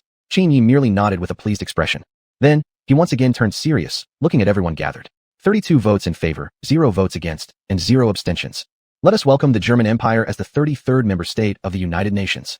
Chapter 244, Make it a United Nations Infiltrator. As soon as this result was announced, the previously silent crowd immediately erupted into an uproar. At this moment, the president of the German Empire stared at Qin Yi in shock. Qin Yi responded with a slight nod and a gentle smile. He could fully understand the German president's feelings at this moment. Such a scene felt familiar. In the future, when the Han nation successfully joined the United Nations, there was also such a reaction. It was enough to excite everyone present. Then, with a pleased expression, Qin Yi walked up to the president of the German Empire and lightly patted his shoulder. Well done. I hope the German Empire will play its proper role within the United Nations. After speaking, Qin Yi returned to his seat, and the room instantly fell silent. Immediately afterward, Qin Yi urged everyone not to spread this matter, asking them to keep it as confidential as possible. The purpose of doing so was to allow the German Empire to continue infiltrating the Western European alliance and monitor its every move. Regarding Qin Yi's arrangements, the president of the German Empire nodded firmly with a determined expression. He understood clearly that this was something he had to do, considering he had not completely exited the Western European alliance yet. In other words, he would become an undercover agent inside the Western European alliance.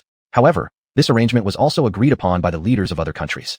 After all, to dismantle the entire Western European alliance, someone had to play the role of an undercover agent. Moreover, the German Empire was the only country suitable for this mission. I have only one request. I only hope you can ensure your own safety. As for the intelligence you gather, just do your best. As a member state of the United Nations, none of US wish for you to pay with your life over this matter. If Queen Elizabeth were to find out about this, you know better than any of us what fate awaits you. Qin Yi said solemnly while staring at the German president. Upon hearing this, the German president nodded firmly. A few days later, the president of the German Empire returned home. Just as he was thinking about how to relay intelligence next, he suddenly received a report from his subordinate. Queen Elizabeth was coming for a visit. The German president was instantly thrown into panic upon hearing the news. He never expected Queen Elizabeth to arrive at such a moment. It felt suspicious and odd. However, to avoid raising suspicion, he quickly ordered his men to usher Queen Elizabeth into Indiana. Yet, Queen Elizabeth was uncharacteristically smiling as she looked at the president of the German Empire. President Sievers, I must admit that I acted wrongly before. I hope you will not take it to heart. I came here today to discuss one matter with President Sievers, the division of a certain country's territory. This country lies along the coast, just across the sea from my mighty empire, and borders the German Empire. After careful consideration, I believe it shouldn't entirely belong to my empire alone. How about we split it equally between our two nations? Queen Elizabeth said with a smile. Upon hearing this, Sievers frowned slightly, sensing that Queen Elizabeth might have ulterior motives. He then replied that he needed some time to think it over. Rather than instantly showing anger as she normally would, Queen Elizabeth calmly and peacefully looked at Sievers. That's fine. I'll wait for President Sievers' reply then. Let's leave it at that for now. I won't trouble you any further. After finishing her words, Queen Elizabeth stood up and departed. After her departure, President Sievers traveled once again to the Qin Empire a few days later and informed Qin Yi of this situation. Upon hearing the details, Qin Yi burst into laughter, leaving Sievers puzzled. Your Majesty Qin, why are you laughing so heartily? Could it be because this is beneficial to our nation? Qin Yi immediately stopped laughing and shook his head seriously. No.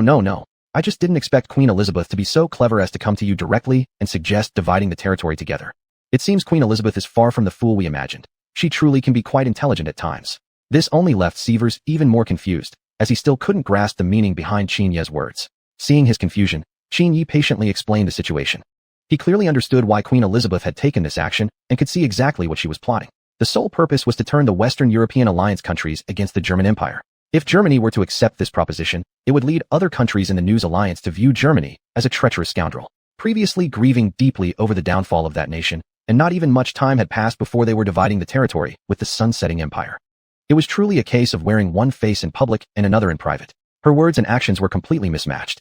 In this way, the Western European nations would immediately redirect their anger inward, no longer harboring resentment toward the British Empire because of this matter. Compared to the cold indifference of the British Empire, the actions of the German Empire would provoke far more anger from other nations. By doing so, the British Empire would get exactly what it desired, the territories it wanted. After listening to Qin Yi's explanation, President Sievers suddenly understood and nodded his head in realization. At the same time, he sucked in a sharp breath of cold air. Thankfully, he had immediately reported this matter to Qin Yi and discovered the true intentions of the British Empire. Otherwise, he might have unknowingly walked straight into the trap set by the British Empire. I will return myself and tell the British Empire that I disagree with this proposal. No, you must not only agree, but also show a very proud and confident attitude. Why? Please enlighten me, Your Majesty Qin. The British Empire only wants to shift the hatred of other nations elsewhere, so let them have their wish. In that case, you can directly go to the British Empire and tell them you did this intentionally. Wouldn't Queen Elizabeth then be grateful to you? Although the British Queen is ruthless and cruel, she is not someone who fails to repay kindness. Therefore, you can take this opportunity to request certain privileges from the Empire. As long as they're not excessive, Queen Elizabeth will surely agree. What remains to be done afterward? I suppose I don't need to explain further.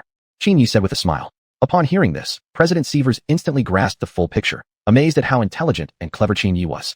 He immediately replied and returned to inform Queen Elizabeth of the outcome at the earliest opportunity. Chapter 245 Mutual Benefit. Upon hearing the news, Queen Elizabeth's face was filled with excitement. She never expected President Shi to agree so quickly. Because she was in such a rush to find someone to divert hostility, Queen Elizabeth didn't suspect anything and immediately headed to the German Empire. Looking at Shi sitting before her, Queen Elizabeth wore a smile across her face. This is wonderful. This way, our two countries will definitely become the strongest nations within the Western European Union. Queen Elizabeth said with a smile. Upon hearing this, Shi slightly nodded, then looked at her with a serious expression. Seeing this, Queen Elizabeth's brows slightly furrowed, sensing an uneasy premonition. Immediately after, Shi admitted that he had done this deliberately, solely to divert hatred away from the British Empire. At this moment, Queen Elizabeth was deeply shocked and never imagined that Shi could see through her intentions so easily. But to test Shi, she pretended to be completely ignorant and looked at him with an innocent gaze. She absolutely couldn't reveal her true intentions at the first moment. Right now, Queen Elizabeth wasn't entirely certain that Shi Wei had completely seen through her. If he had indeed been testing her, and she had revealed her true intentions right away, then the troubles facing the British Empire would be even greater. To achieve her own goal, she was willing to let the German Empire bear the hatred from other nations. Although Queen Elizabeth was ruthless, she clearly understood the consequences of doing so. It would not only fail to divert attention from other countries, but might even plunge the British Empire into further trouble. Seeing her reaction, President Shi Wei revealed a barely noticeable smile on his face. Never would he have thought that the ruthless Queen Elizabeth could now be so cautious. Judging from her current demeanor, she didn't seem like someone who would stop at nothing to achieve her goals. Nevertheless, his hatred toward Queen Elizabeth hadn't weakened in the slightest. Now, the German Empire had completely joined the United Nations, and he clearly understood his mission. To better integrate into the United Nations, he had to properly play the role of a mole. Therefore, President Shi Wei pretended to be serious while looking at Queen Elizabeth. Your Majesty needn't worry. Although I understand the British Empire's true intentions clearly, I can assure you that I will never disclose this matter to anyone else. Treat this as a secret between our two nations. What is the condition then? What do you want in return? At this moment, Queen Elizabeth knew clearly in her heart that Germany's cooperation must have some motive. Perhaps, there must be some conditions to be met. Hearing Queen Elizabeth's words, President Shi Wei smiled and nodded. In that case, I'll speak plainly. I merely hope that after this matter concludes, the German Empire will have a certain degree of influence within the Western European Union. But rest assured, Your Majesty, it's only some influence, not enough to affect the British Empire's dominant position within the Western European Union. President Shi Wei continued. After hearing this, Queen Elizabeth nodded thoughtfully. Actually, this condition wasn't too harsh for her. After all, it was just a dispersion of power within the United Nations. Moreover, the influence the other party desired wasn't significant. It was merely a matter of having a voice. It wouldn't affect the British Empire's dominance in the Western European Union in the least. All things considered, the British Empire stood to gain significantly from this. Subsequently, the British Empire and the German Empire secretly signed a treaty. As long as Germany kept this secret, the British Empire would guarantee its position and rights within the United Nations. Several days later, the British Empire announced the matter to the entire Western European Union. As expected, upon hearing this, leaders from other nations immediately shifted their anger toward the German Empire. In their eyes, the German Empire appeared even more despicable than the British Empire. Just recalling Shi Wei's initial conduct made everyone present feel disgusted. We should have suspected it from the start. From the very beginning, the German Empire feigned sympathy. They felt no true compassion for this matter whatsoever. They simply wanted to let all of us lower our guard, so they could easily obtain what they wanted. Immediately, voices erupted in debate. At this moment, President Shi Wei pretended to have an indifferent expression. He directed all the hostility toward himself as much as possible, thereby achieving his true objective. Standing nearby, Queen Elizabeth slightly smiled, casting a satisfied glance at Shi Wei. Strangely, she now always felt that Shi Wei was incredibly handsome. For a moment, she even had the urge to marry him. But that was just a fleeting impulse, not something she would actually consider doing. As a national leader, how could she marry someone from another country? Wouldn't that make it seem as if she had completely colluded with Shi Wei? She had just managed to reduce the hatred from many nations within the Western European Union. If she really chose this path, all of her previous efforts would be meaningless. Soon after, Shi Wei and Queen Elizabeth divided the territories between them. At this point, Queen Elizabeth had achieved her goal, and Shi Wei had also gotten exactly what he wanted. This could be considered a win-win situation. Moving forward, our two countries should minimize contact. We absolutely cannot allow the British Empire to discover any connection between your German Empire and my Qin Empire. If the British Empire detects this, our plan will be ruined. Qin Yi looked very serious as he spoke to President Shi Wei. Hearing this, President Shi Wei nodded in agreement. He naturally understood the reasoning behind it, and this discussion was merely to agree on future actions. Since reducing contact between their two nations was necessary, communication and updates would no longer be easy between them. This naturally brought about some level of concern for President Shi Wei. Although he was the president of the German Empire, he wasn't as clever or quick-witted as Qin Yi, and sometimes found himself at a loss when dealing with certain matters. As for the plan moving forward, Qin Yi had already documented everything in detail and handed it to Shi Wei. President Shi Wei can simply follow the steps outlined in the document after returning. This will help your nation avoid many unnecessary troubles. When the British Empire is completely defeated, I will personally explain everything on behalf of your nation before the entire world. Chapter 246 Qin Empire's War Chariots, said Qin Yi. Looking at the documents in his hands, Swell finally felt a sense of relief. He hadn't expected that Qin Yi had already made arrangements for the next operation. It was truly shocking. After the other party left, Qin Yi also began preparing for the next move. At this point, the construction of the war chariots of the Qin Empire was nearly completed, so it was urgent to head to the site and finalize the matter of the war chariots. Once the construction of the Qin war chariots was successfully completed, the Qin Empire would possess more than 100 such chariots within half a year at most. By then, the Qin Empire would be able to openly challenge the British Empire. Although the Qin Empire was currently stronger than the British Empire, its leading advantage was not very significant. To defeat the British Empire more easily, Qin Yi had to accelerate the production of these war chariots. In this way, the army's losses could be significantly reduced. The chariots were forged entirely from steel and were practically indestructible. As long as enough chariots could be built as planned, forming a chariot front line would further reduce the army's casualties. How is the construction of the chariots going? According to my plan, it should have already reached the final stage by now, Qin Yi asked Zhang Lu, who was standing beside him. Since the construction of the chariot started, Zhang Lu had been responsible for overseeing the project on site. Throughout this period, no unusual circumstances had occurred. The engineers constructing the chariots were extremely astonished, each praising how detailed Qin Yi's blueprints were. Even a craftsman with several decades of experience planning such a precise blueprint wouldn't be an easy task. Furthermore, the design of these chariots had been completed by Qin Yi in merely a few days. That was the technical skill every craftsman longed for. But naturally, this wasn't a difficult task for Qin Yi, as he did have a system comparable to an external assist. Moreover, the blueprints for the war chariots were naturally not created by Qin Yi himself. They had been a gift from the system. Your Majesty, the construction of the chariots has reached the final stage. Right now, they're conducting power testing. Upon hearing Zhang Li's reply, Qin Yi nodded with satisfaction. Then, he ordered the test to begin. 25 men, divided into 5 teams of 5 each, entered the 5 chariots lined before them. Each chariot was equipped with a cannon, operated by 2 soldiers, while the remaining 3 soldiers were responsible for observation and driving the chariot. Although their power could not compare to future tanks, they were already considered a mighty weapon in this era. Looking at the 5 chariots simultaneously heading toward the target area, everyone present felt a silent sense of pressure.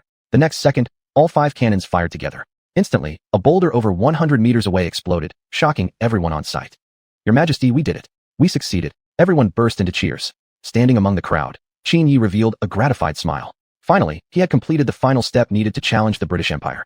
With the existence of these war chariots, the Qin Empire's army would surely be unstoppable on the battlefield.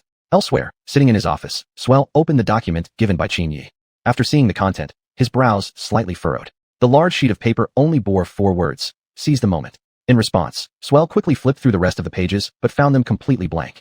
In other words, the entire document only contained those 4 words. Witnessing this, Swell inhaled coldly, now realizing his previous thinking had been somewhat ridiculous.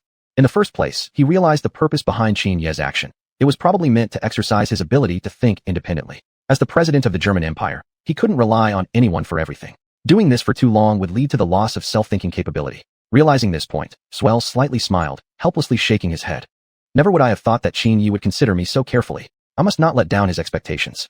Saying so, Swell immediately summoned a cabinet meeting.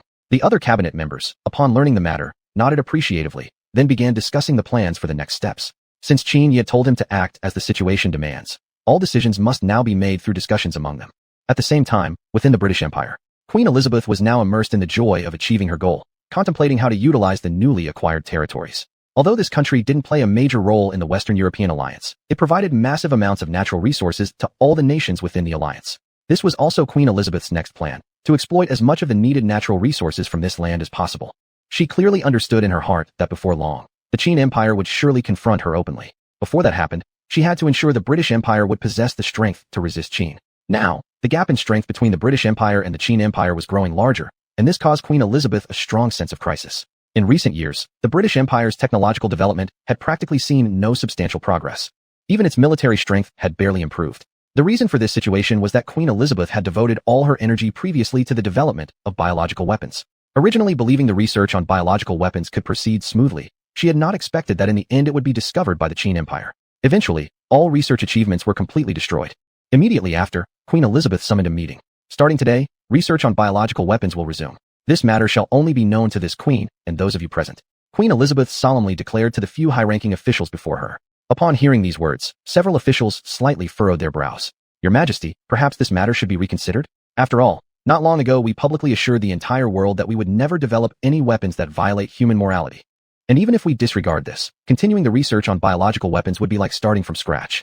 All the previous research achievements on biological weapons have already been burned to ashes, one high-ranking official said. But in response, Queen Elizabeth merely smiled faintly. Who said all the research achievements were burned? Could it be that? Everyone immediately understood. Smiling broadly, Queen Elizabeth nodded. That's right. Naturally, not all the achievements of the biological weapons research had been destroyed. What was burned before were merely failed research materials. The true research results had already been hidden away by Queen Elizabeth long ago. Chapter 247. Qin Ming falls into a coma. Therefore, this matter must be handled in secret and absolutely cannot be discovered by other countries, especially Qin. Queen Elizabeth clearly understood that at this moment, Qin Yi was definitely secretly paying close attention to the empire of the never-setting sun, monitoring its movements and enhancing the military strength of his own nation.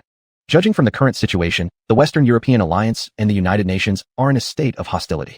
Qin Yi would not allow this situation to persist for too long. Over time, it would have a significant negative impact on the United Nations. Like her, He also desired to unify the world completely. However, compared to Queen Elizabeth, Qin Yi possessed an additional layer of rationality. He only wished for global peace, never entertaining the idea of ruling over other countries.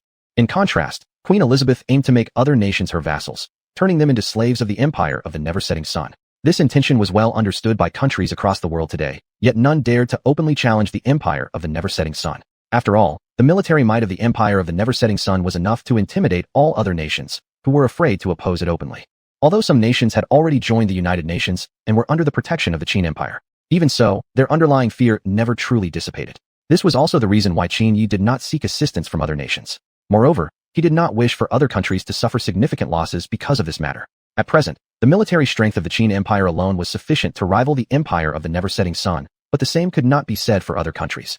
If those nations incurred the hostility of the empire of the never-setting sun because of this matter, even if the empire of the never-setting sun was eventually defeated, the smaller, weaker nations would bear the greatest losses. Your Majesty, who shall be entrusted with handling this matter? To continue the research on biological weapons, we certainly need a person to take charge of this. An old man with a white beard asked. Regarding this, Queen Elizabeth already had someone in mind. Naturally, it was Black, who previously had overseen the biological weapons research. Although Qin Yi had accused Black of being a spy, after further investigation, his identity had been confirmed. He was not a spy as Qin Yi had claimed. It was merely an unsubstantiated allegation. Moreover, during the first phase of biological weapons research, Black had already served as the leader. No one possessed deeper knowledge or more experience in biological weaponry within the empire of the never-setting sun than him. No one was better suited for this role. This subordinate will surely fulfill this important task. Black looked at Queen Elizabeth with a determined expression. Meanwhile, Qin Yi sat inside his palace, contemplating how best to confront the empire of the never-setting sun next. Now, the empire of the never-setting sun was deeply hated by every nation on earth, and people desired nothing more than to eradicate it completely. This was also the final task issued to Qin Yi by the system. Once the empire of the never-setting sun was thoroughly eliminated and world peace achieved, Qin Yi could then return to the future with peace of mind. Although this world would cease to exist once he left, no matter what, he must first achieve the goal of world peace. In the era from which he came, achieving world peace seemed practically impossible. Zhang Lu, how is that matter progressing? Qin Yi summoned Zhang Lu, asking seriously. Upon hearing this, Zhang Lu nodded slightly. Reporting to your Majesty, everything you asked me to handle is nearly completed. Leaders of other nations, including the Tsar, have already been informed. Hearing this reply, Qin Yi nodded in satisfaction. Just at that moment, a man hurriedly rushed in. Your Majesty, something terrible has happened. The crown prince has been injured. Upon hearing this, Qin Yi stood up in shock and immediately followed the man out of the palace. On the way, he learned the actual details of what had happened. The little elephant brought from the Tianzhu kingdom had suddenly gone on a rampage during training and was completely uncontrollable. Prince Qin Ming had been struck by the rampaging elephant. Immediately after the incident occurred, his attendants had summoned Hua Tuo, who was now treating Qin Ming's injuries.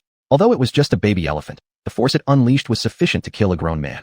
Fortunately, Qin Ming had reacted quickly at the time, so he was not seriously injured, only rendered temporarily unconscious.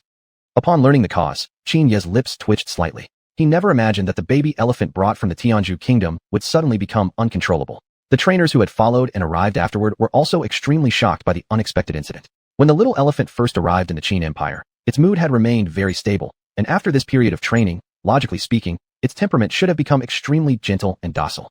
Yet now, an unexpected accident had occurred, injuring the crown prince, which left the two trainers deeply anxious and filled with regret. They even secretly wished it were themselves who lay unconscious instead. Deep in their hearts, they knew they could not escape responsibility for this incident, as it had ultimately been their mistake that caused the accident. Still, they felt deeply helpless about the situation. At the time, they had advised Prince Qin Ming not to get too close to the baby elephant and had tried their best to stop him. However, Qin Ming had ignored their warnings and entered the training grounds. But what could they do? He was the crown prince, and they dared not stop him forcefully. And so, the accident happened. Very soon, Qin Yi arrived at Qin Ming's room. Looking at Qin Ming lying in bed, still unconscious, Qin Yi clenched his fists tightly. Then, he turned to face the two trainers standing behind. At the moment of the accident, what exactly were you two doing? How could the crown prince have been injured like this? Didn't the emperor of Tianzhu kingdom claim you were the most professional trainers? Then why has this happened now? Now I have every reason to believe that this matter was deliberately plotted by the emperor of Tianzhu kingdom, with the intention of harming the crown prince. At this moment, Qin Yi was filled with rage. Although he knew he must always remain calm, how could he stay calm in a situation like this? His own son had suffered such a serious injury. Even if one wanted to remain calm, he must still take into account the nature of the event.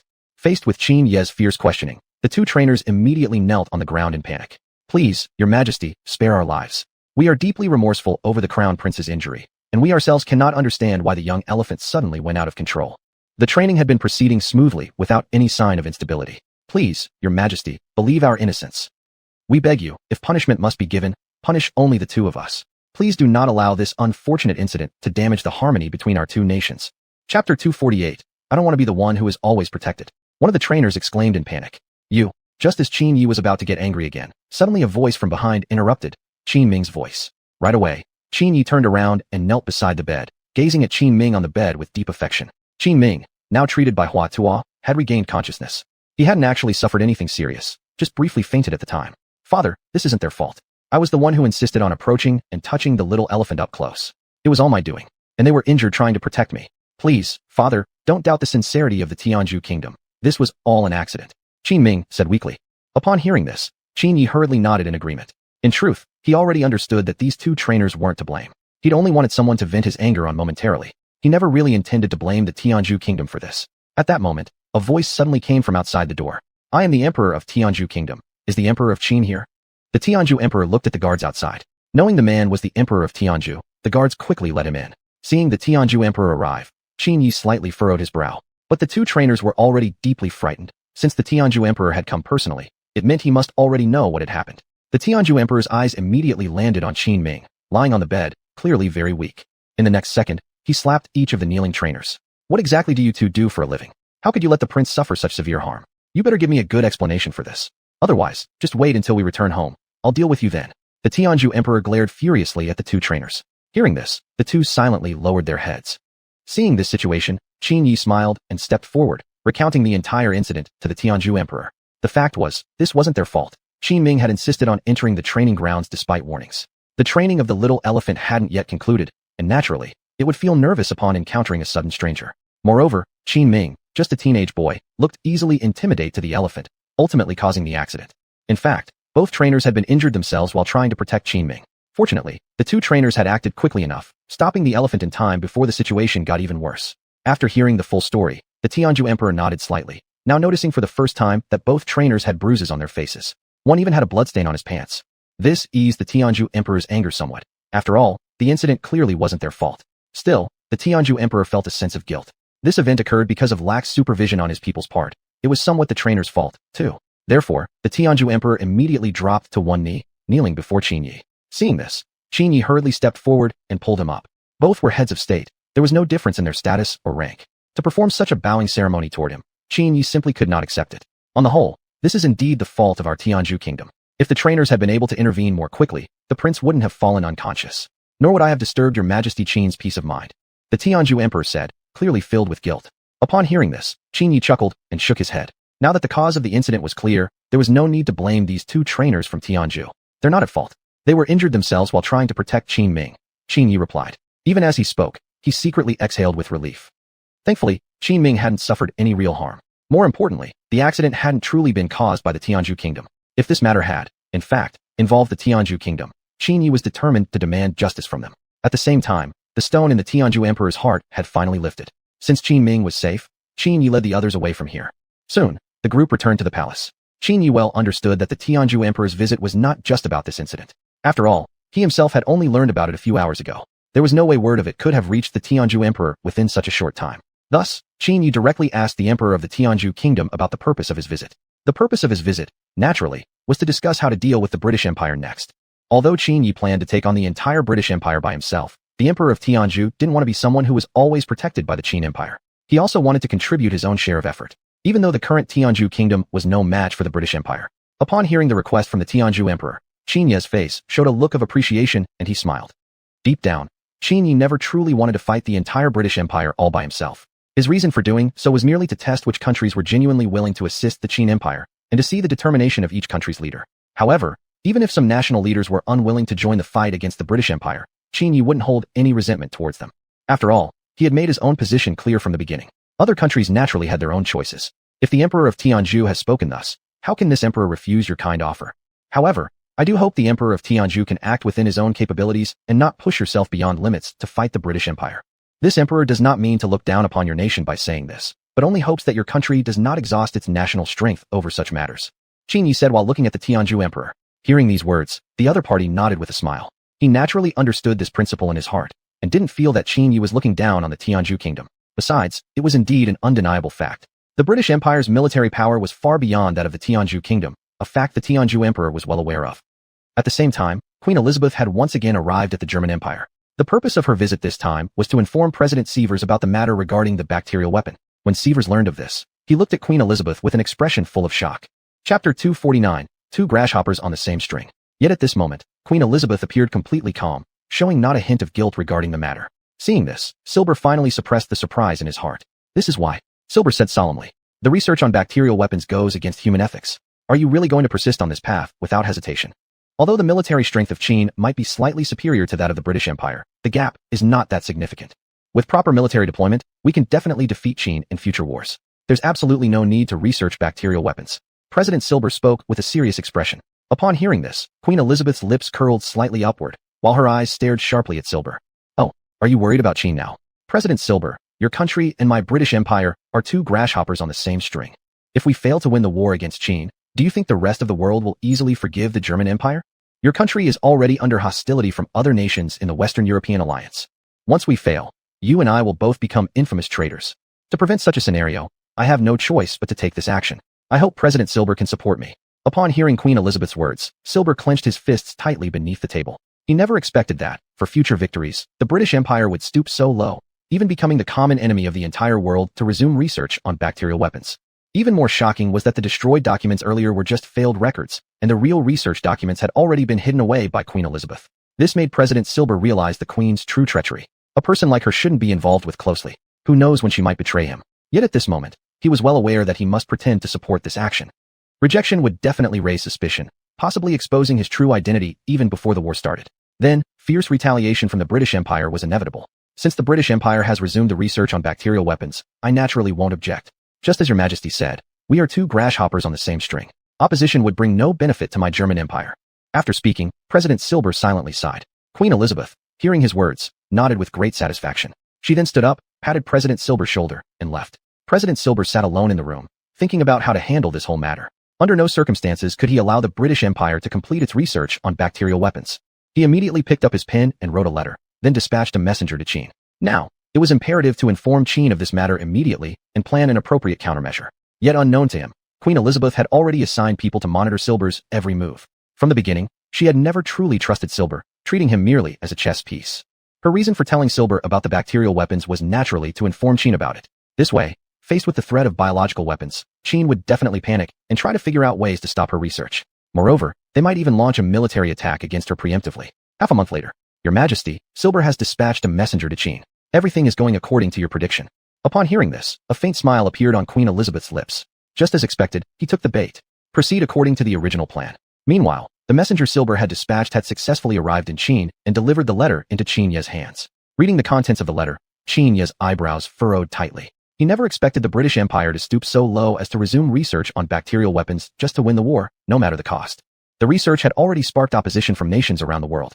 Yet the British Empire still acted recklessly, disregarding the feelings of other countries. However, for some reason, another thought constantly surfaced in Qin Ye's mind. Something about this matter felt a bit off. After all, the British Empire had not only resumed bacterial weapons research but also clearly understood that it went against human ethics. In theory, they should have been conducting this research secretly. Yet now, they had informed Silber without any regard for the consequences. Could it be that they were not afraid of Silber exposing everything to the world? Or perhaps, the British Empire had deliberately informed Silber about this matter? If that were truly the case, Qin Ye would have no choice but to prepare a proper countermeasure. After all, a certain part of Qin Ye's mind kept hinting that something about this situation was slightly suspicious. The British Empire had not only resumed research on bacterial weapons, but they were also fully aware that such research violated human ethics. In theory, they should have kept this matter under strict secrecy. Yet now, they had revealed it to Silber without any hesitation. Go back and tell President Silber to be extremely cautious of the British Empire. If my guess is correct, Queen Elizabeth must have intentionally let President Silber know this information. She has never fully trusted him. Qin Ye said seriously, staring at the messenger before him. Upon hearing these words, the messenger gave a slight nod.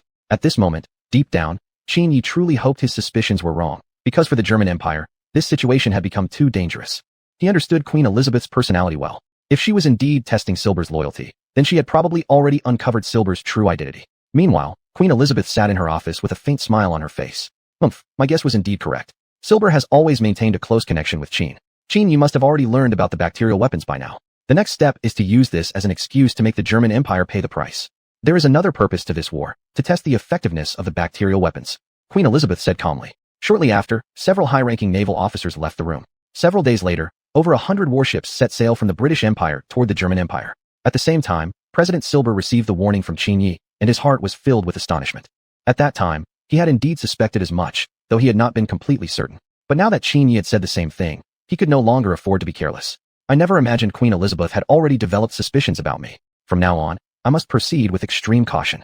President Silber murmured to himself. Unbeknownst to him, the British Empire had already taken action. Chapter 250, A Great Calamity Approaches. At this moment, President Zawier was still unaware of the impending disaster.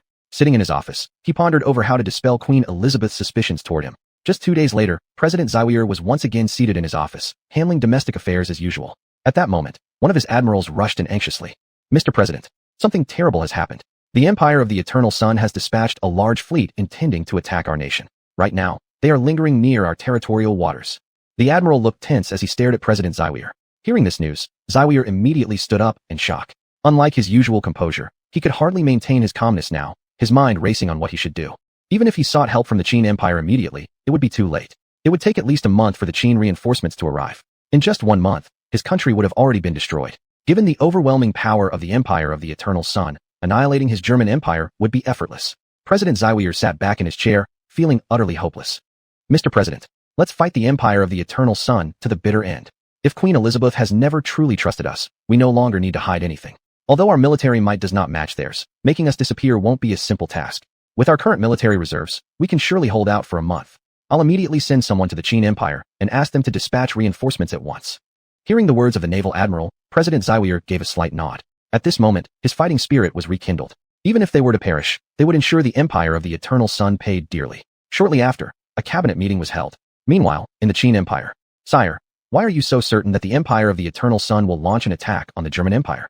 Although Queen Elizabeth suspects President Zawier, it's unlikely she would act so soon. After all, it's only suspicion, and there is no direct evidence proving President Zawier is a spy. Standing beside him, Zhang Li looked at Qin Yi with deep confusion. Upon hearing this, Qin Yi shook his head. He knew Queen Elizabeth's style very well. Once she suspected someone of plotting against her, she would make sure to wipe them out entirely. Even now, it was only suspicion. Standing on the deck, after the German envoy departed, Qin Yi had already set off with his troops toward the German Empire just in case. As the saying goes, better to be safe than sorry. Given Queen Elizabeth's usual decisiveness, she would never let the German Empire go so easily. Moreover, the German Empire had long been opposing the Empire of the Eternal Sun within the Western European alliance. Over time, resentment had grown in Queen Elizabeth's heart. Now that suspicions about President Zawier had surfaced, she definitely wouldn't let go so easily. Just wait and see, Qin Yi replied. If I'm right, the Empire of the Eternal Sun has already begun its attack on the German Empire. After saying this, Qin Yi fixed his gaze ahead. His confidence came naturally from the information provided by the system. Although he had some suspicions himself, he wouldn't have dared to be so certain without the system's confirmation. Had he not received the system's alert just recently, he would not have been rushing toward the German Empire at this very moment. Meanwhile, Queen Elizabeth was sitting comfortably aboard a warship, gazing at the distant German Empire. She did not intend to attack right away. Letting the fleet hover near German territorial waters was meant to give them a chance to see if they were willing to submit willingly. As long as the German Empire chose to kneel before her, Queen Elizabeth would not go so far as to destroy it. She was fully aware of the horrifying power of biological weapons. If such weapons were truly deployed, everything would spiral out of control. Numerous countries might surrender just to stop her from using biological warfare. She also understood her own stubborn nature. She would never agree to give up the biological weapons. That would throw the entire world into chaos. This was a situation Queen Elizabeth deeply dreaded. It was simply too cruel. Being a woman at heart, she wasn't truly ruthless by nature.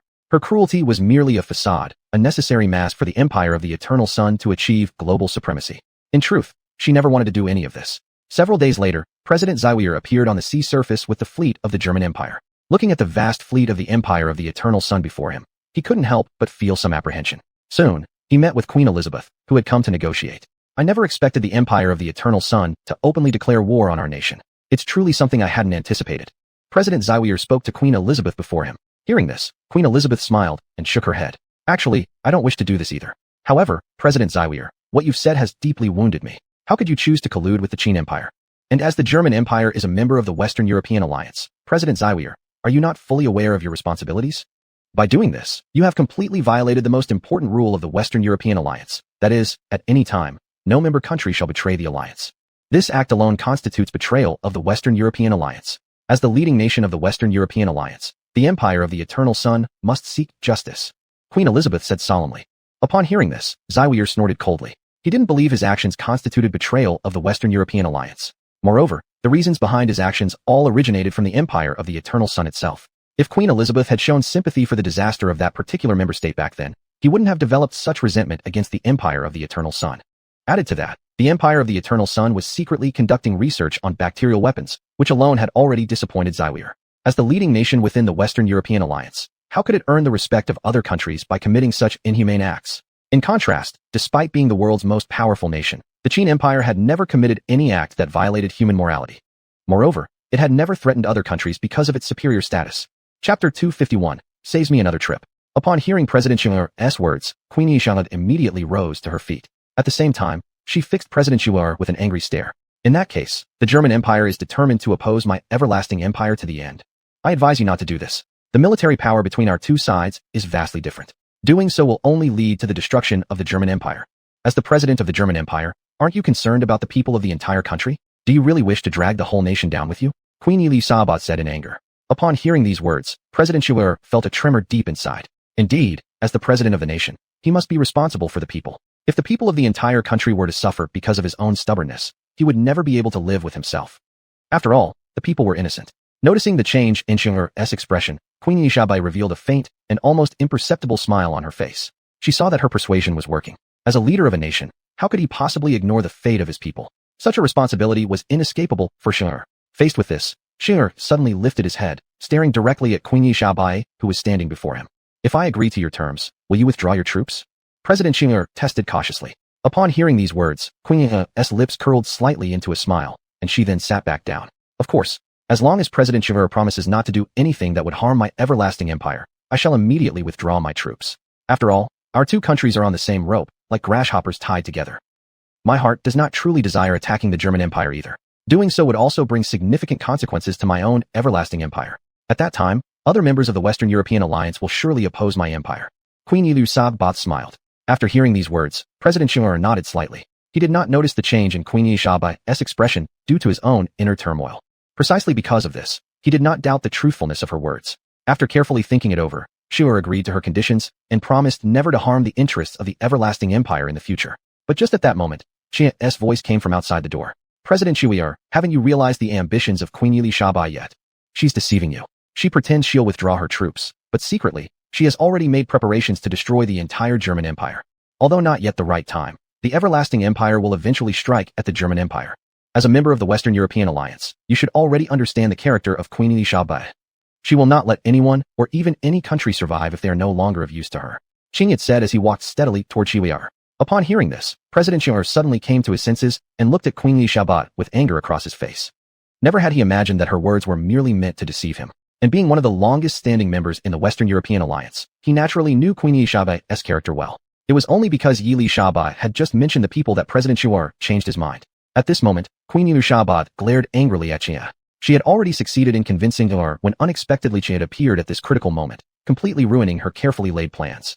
Standing at the side, Qing had stared intently at Queen Elisabeth. Queen Elisabeth, perhaps you were not yet aware that the German Empire has already joined the United Nations.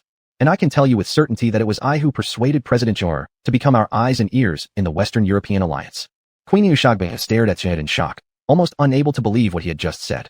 Xiu'er also knew that the queen would not believe his words easily, so he asked Dara, who was standing nearby, to take out a file and slam it onto the table. Take a look. This document contains a long list of atrocities committed by the everlasting empire. You hid these crimes in the basement of the headquarters of the Western European alliance so that no one would discover them. And in the entire Western European alliance, only you possess the key to that basement. That means only you, Queen Elisabeth, can access that room. What's more, the headquarters of the Western European alliance is protected by nations around the world. It is practically impossible for any ordinary person to infiltrate, extremely secure. As Qin Yi spoke, he sat down on the chair and disdainfully crossed his legs. Queen Elizabeth stared at the file lying on the table, then frantically flipped through its pages. The moment she finished reading, Queen Elizabeth's face turned deathly pale, and she slumped lifelessly into her chair. This was the very same file she had stored in the basement of the United Nations headquarters. She never could have imagined that Qin Yi had actually obtained the key to that basement. She immediately turned to glare angrily at President Zyweir sitting across from her. However, at this moment, Qin Yi spoke again. This matter has nothing to do with President Zyweir. There was absolutely no way he could have taken the key to the basement of the Western European Alliance headquarters from you. As for where this key came from, Queen Elizabeth should already be able to guess, right? Upon hearing these words, Queen Elizabeth slightly pondered, then looked at Qin Yi with stunned disbelief. It was obvious now. This key must have been taken the last time Qin Yi infiltrated the empire. Upon this realization, a slight smile curved at the corner of Qin Ye's lips. Making copies of keys was simply child's play for him. As long as he saw the outline of a key once, the system could immediately record its details. When Qin Yi needed it, the system could produce an exact duplicate within a minute. President Zywal had used this key to sneak into the basement of the Western European Alliance headquarters. Originally, this was done simply to gather intelligence on the Alliance, never expecting there would be such an unexpected surprise. This was also why Qin Yi dared to sit so brazenly before Queen Elizabeth. Seeing that everything had already been exposed, a slight smile appeared at the corner of Queen Elizabeth's lips. What are you smiling at? Do you actually think there's still a chance to make a comeback? Qin Yi asked, puzzled. Ha, you guessed right. Now that both of you are already here, I won't need to make another trip to the Qin Empire anyway. Chapter 252, Manipulation. The two of them couldn't help but slightly frown upon hearing those words, not quite understanding what Queen Elizabeth meant. In response, Queen Elizabeth offered no further explanation. She simply said 4 words with a calm expression, biological weapons. Those 4 words struck everyone present like a bolt of lightning, especially President Ziver, who stared at Queen Elizabeth in shock. He couldn't believe that the Empire of the Everlasting Sun would actually use biological weapons just to deal with him. Conquering the German Empire was as easy as an elder brother beating a younger one for the Empire of the Everlasting Sun. Yet, despite that, they still planned to use biological weapons. Facing the astonishment of everyone present, Queen Elizabeth gave a slight smile. This action, naturally, was not meant to target the German Empire. After all, the German Empire wasn't strong enough to warrant her use of biological weapons. The true reason for bringing biological weapons to the battlefield was to deal with the Qin Empire. Queen Elizabeth knew full well that the Qin Empire wouldn't sit idle and would definitely send troops to assist the German Empire. If she didn't prepare in advance, she wouldn't be able to accomplish her ambitions. Although the use of such new weapons was a complete violation of human morality, if this opportunity could be used to kill Qin Yi on the soil of the German Empire, it would undoubtedly be a tremendous blessing. In that case, the Empire of the Everlasting Sun would eliminate the biggest obstacle standing in the way of its progress. Never would I have thought that your Empire of the Everlasting Sun could be so devious and treacherous. Truly, this angers me greatly. Could it be that you, Queen Elizabeth, naively believe that I have come unprepared? If you truly are that naive, then perhaps I have overestimated you. The time should be about right now. If the Empire persists in its foolish ways, don't blame me for being ruthless, Qin Yi said with great disdain while sitting on his chair. Upon hearing these words, Queen Elizabeth slightly furrowed her brows, silently contemplating their meaning. The next second, she stood up in great shock. What have you done? What else could I have done? I've simply dispatched an army of 200,000 troops heading toward the Empire of the Everlasting Sun. They should already be near your territorial waters by now. As he spoke, Qin Yi glanced at his wristwatch. Witnessing this, Queen Elizabeth instantly became frantic, clearly understanding the seriousness of the situation. Moreover, there was no reason to doubt the truth of Qin Ye's words. Based on her understanding of Qin Yi, he would never take such reckless action without certainty. No wonder he dared to show up in front of her so boldly. He must have already arranged everything that would follow. If she decided to strike the Qin Empire, their army would land on the shores of the Empire of the Everlasting Sun in the shortest possible time. Worse still, since most of her naval forces had already been deployed, the remaining fleet wouldn't stand a chance against the Qin forces. According to Queen Elizabeth's estimation, at most, they had only 1 day left. In 1 day, the Empire's naval defenses would be completely shattered, and the land forces would certainly be incapable of resisting the mighty Qin army. Realizing the severity of the situation, Queen Elizabeth felt her heart sink. She had never expected Qin Yi to accurately predict her moves. More importantly, he had even anticipated that she would resort to biological weapons in pursuit of victory in this war. The time remaining for the Queen is not much, Your Majesty. I wonder what your decision shall be. If you truly insist on attacking, then at worst, we both perish together. I have already made complete arrangements for after my departure this time. Should I die here today, the rest of the world will unite to attack the Empire of the Everlasting Sun. Even if your empire possesses biological weapons, how could you possibly withstand the combined forces of the entire world?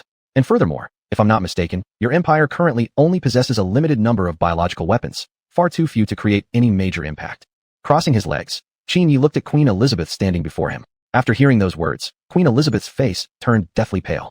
At this moment, she clearly knew what choice she must make, but doing so would once again place the Empire of the Everlasting Sun in a passive position. Even if they managed to survive this time, what about the future? Although the research on biological weapons had succeeded, it would take at least 3 or 5 years before a significant number could be produced. And during those 3 to 5 years, Queen Elizabeth couldn't guarantee that no unexpected changes would occur. Once such changes happened, biological weapons might be completely erased from the Empire of the Everlasting Sun's history forever. Qin Yi harbored no mercy towards the Empire of the Everlasting Sun for its actions. Once the world's strongest nation, the Empire had now committed such immoral deeds, practically disgracing the reputation of a global power. A country like this should not even exist in the world. Looking at Queen Elizabeth in front of him, Qin Yi's expression instantly turned impatient. What's going on? Jun doesn't have much time for you to waste. Hurry and give me an answer. Do you want to fight, or not? You neither fight nor retreat. What are you hesitating for? Are you always this indecisive as the Queen of the Everlasting Sun? When developing biological weapons, Jun didn't see you act this way. Qin Yi said impatiently. Upon hearing these words, Queen Elizabeth silently sighed in her heart. Then, she slightly nodded and claimed she would withdraw her troops one day later. Now, for the Empire of the Everlasting Sun, engaging in a direct war with the Qin Empire would simply be an unwise move. Although she possessed biological weapons capable of killing Qin Yi right here, Queen Elizabeth dared not think further about what would happen afterward. In these past few years, she had absolutely no idea how much the Qin military had progressed. While the Empire had developed biological weapons, it was likely the Qin Empire had also significantly enhanced its military strength. Unfortunately, the Qin borders were too heavily guarded. The spies the Empire of the Everlasting Sun had sent faced extreme difficulties trying to cross the Qin borders. Even if someone Dao Xing managed to cross the border and reach the Qin capital successfully, all of the top secrets were stored in the palace by Qin Yi. For outsiders, successfully infiltrating the palace was nearly impossible. Unless one possessed a proper identity and reason, strangers were strictly forbidden from entering the palace. Precisely because of this, the Empire of the Everlasting Sun dared not easily attack the Qin Empire. Chapter 253. Opposition is directed at the entire Western European Union. On the contrary, our own country's bacterial weapons have already been discovered by Qin, yet we do not have detailed knowledge about Qin's military strength. Just in terms of understanding the opponent, the Empire of the Rising Sun lags far behind Qin. If that is the case, then please let Queen Elizabeth withdraw her troops as soon as possible. We are giving you only one day. After one day, if the Empire of the Rising Sun's army has not yet evacuated from the territorial waters of the German Empire, then we shall not show any mercy. Queen Elizabeth slightly nodded her head upon hearing these words, then turned around and left the scene. Watching the retreating figure, President Qin, sitting beside, silently exhaled in relief. He clearly understood that if Qin hadn't arrived in time, he himself would already be leading his army into war against the Empire of the Rising Sun. However, he was quite curious at this moment as to why Qin was able to find out about this incident so promptly. Regarding this, Qin merely said that all of it was just his speculation. After all, this was the Empire of the Rising Sun's usual style. Any side that proves disadvantageous to them must be completely eliminated at the first opportunity. Though such actions are carried out to eliminate potential future troubles, they still draw strong opposition from many nations. One must understand that the Empire of the Rising Sun's way of eliminating future threats is to utterly destroy the entire nation, instead of negotiating with it. This has clearly violated the Treaty of Friendly Mutual Assistance within the Western European Union. Nowadays, the Empire of the Rising Sun is no longer willing to be bound by the treaties of the Western European Union and is gradually becoming more and more self-willed. Facing such a self-willed Empire of the Rising Sun, Qin must remain vigilant at all times. This is also the reason why he had Qin act as his spy, to keep timely track of the Empire of the Rising Sun's every move. President Qin slightly nodded his head, his face filled with light admiration after receiving the reply, and he was deeply astonished by his precise guesswork. More importantly, after guessing something, Qin takes immediate action at the first available opportunity. Such a character is indeed decisive. Though Queen Elizabeth's personality is also quite decisive, this kind of decisiveness is completely different. One kind of decisiveness can choose to decisively assist others, while another kind decisively chooses to annihilate an entire nation. Compared to each other, any national leader would obviously prefer to become friends with Qin's state. This is not the time to talk about this matter. President Qin should think about how to develop your country's military strength. Moreover, another purpose of my visit today is to assist the German Empire in developing its military capability. This time I have brought the blueprints for the steam engine that the Empire of the Rising Sun previously provided to us, and some weapons that we have researched earlier. These can provide significant help in enhancing the military strength of the German Empire. And I haven't deployed troops to the Empire of the Rising Sun either. It was only to force them to retreat. I never thought that the Empire of the Setting Sun would choose to use bacterial weapons in this war. To avoid unnecessary losses, I had to say what I said. Qin looked at President Qin with a serious expression. Hearing these words, President Qin showed a surprised expression, but what prevailed was gratitude towards Qin. A selfless individual like this will certainly be respected and beloved by the entire world. Yet, Qin fully understood that once Queen Elizabeth returned home, discovered she'd been deceived, she would become furious. Although she wouldn't resume attacking the German Empire immediately, things may change later. Queen Elizabeth is someone who always avenges any grievances. It is not that vengeance is not taken, but rather the timing has not arrived yet. After all, Qin's army remains stationed within the German Empire. Even if Queen Elizabeth were incredibly foolish, she would not dare to launch an attack on Germany at this moment. The purpose of Qin's action was essentially self-serving. Guji Yongbulag Dojo, Qingguo Huifert Rubulo Diguo, Zai Zhengmen Sang Jiaoba, Dao Naga Shrikhope, Yoyu Rubulo Diguo, Rujin Zhangwola Shi Jing Wuchit, Gong Zhi Vinshu, Ji Jing Rong Qi, Hoteng Wubi, Zhiju Gungbu Yong So, Pai Bing Chanshi Yanju, Qi Ta Guojia, Rubu Lo Diguo, Ye Bingbu Hui Dan Dan, Zhigongda Qingguo, Yiger Guojia, Ye Ding Hui Pai Bing Gongdar, Lenga Guozhong de Qi Ta Guojia, Su Hua So, So Ren Yu, Bu Yu, So Ren Yui. 我所有的话是等等一定要牢记，日后有如果帝国开战，我定无暇顾及你们的安全。今日10年速的抗战是为而总统，对此，是为而总统也是心知肚明。在座各位意见如何？如今日不落帝国与秦国之间的矛盾已经彻底激化。I'm sure it won't be long before Qin stands openly and declares war against my empire of the setting sun. When that happens, the impact of this war will extend far beyond just my empire of the setting sun. And what Qin opposes isn't just my empire of the setting sun. It is the entire Western European Union. All of you present are members of the Western European Union, so you should clearly understand the seriousness of this matter. Queen Elizabeth stared seriously at the several national leaders before her. Upon hearing these words, they exchanged uneasy glances with furrowed brows. They naturally understood the severity of the situation, but deep down, they truly did not wish to engage in any direct conflict with Qin. Their respective nations did not possess formidable military strength, and becoming involved in such a war might even risk total annihilation. Each of them now clearly understood Qin's military might, and deeply feared it. Seeing the hesitation on the faces of these national leaders, Queen Elizabeth let out a faint, disdainful smile. Do you really think Qin will spare all of you if you simply choose not to resist? Don't forget, we're all on the same rope, like grasshoppers tied together. You did not choose to withdraw from the Western European Union. Do you think Qin wouldn't see your true intentions clearly? He will think you've already decided to fight Qin to the very end by not leaving the Western European Union. Moreover, don't forget what I just said. Qin's opposition isn't merely against my empire of the setting sun. It's against our entire Western European Union. You are all long-standing members of the Western European Union. Can you truly allow this so-called United Nations to trample our Western European Union underfoot? Queen Elizabeth continued. Hearing these words, their inner anger was finally completely stirred up. The Western European Union was the oldest and longest-standing international alliance in the world. How could they simply stand by and allow this newly established United Nations to crush them underfoot?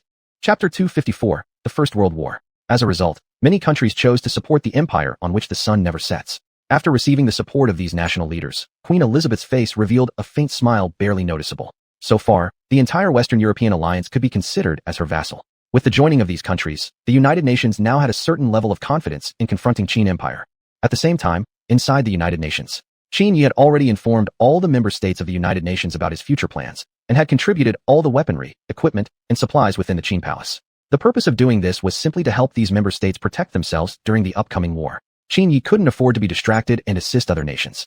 Upon hearing of Qin Ye's decision, the other member states readily agreed. They had long been enraged by the empire on which the sun never sets reckless actions, waiting for exactly such a decision from Qin Yi.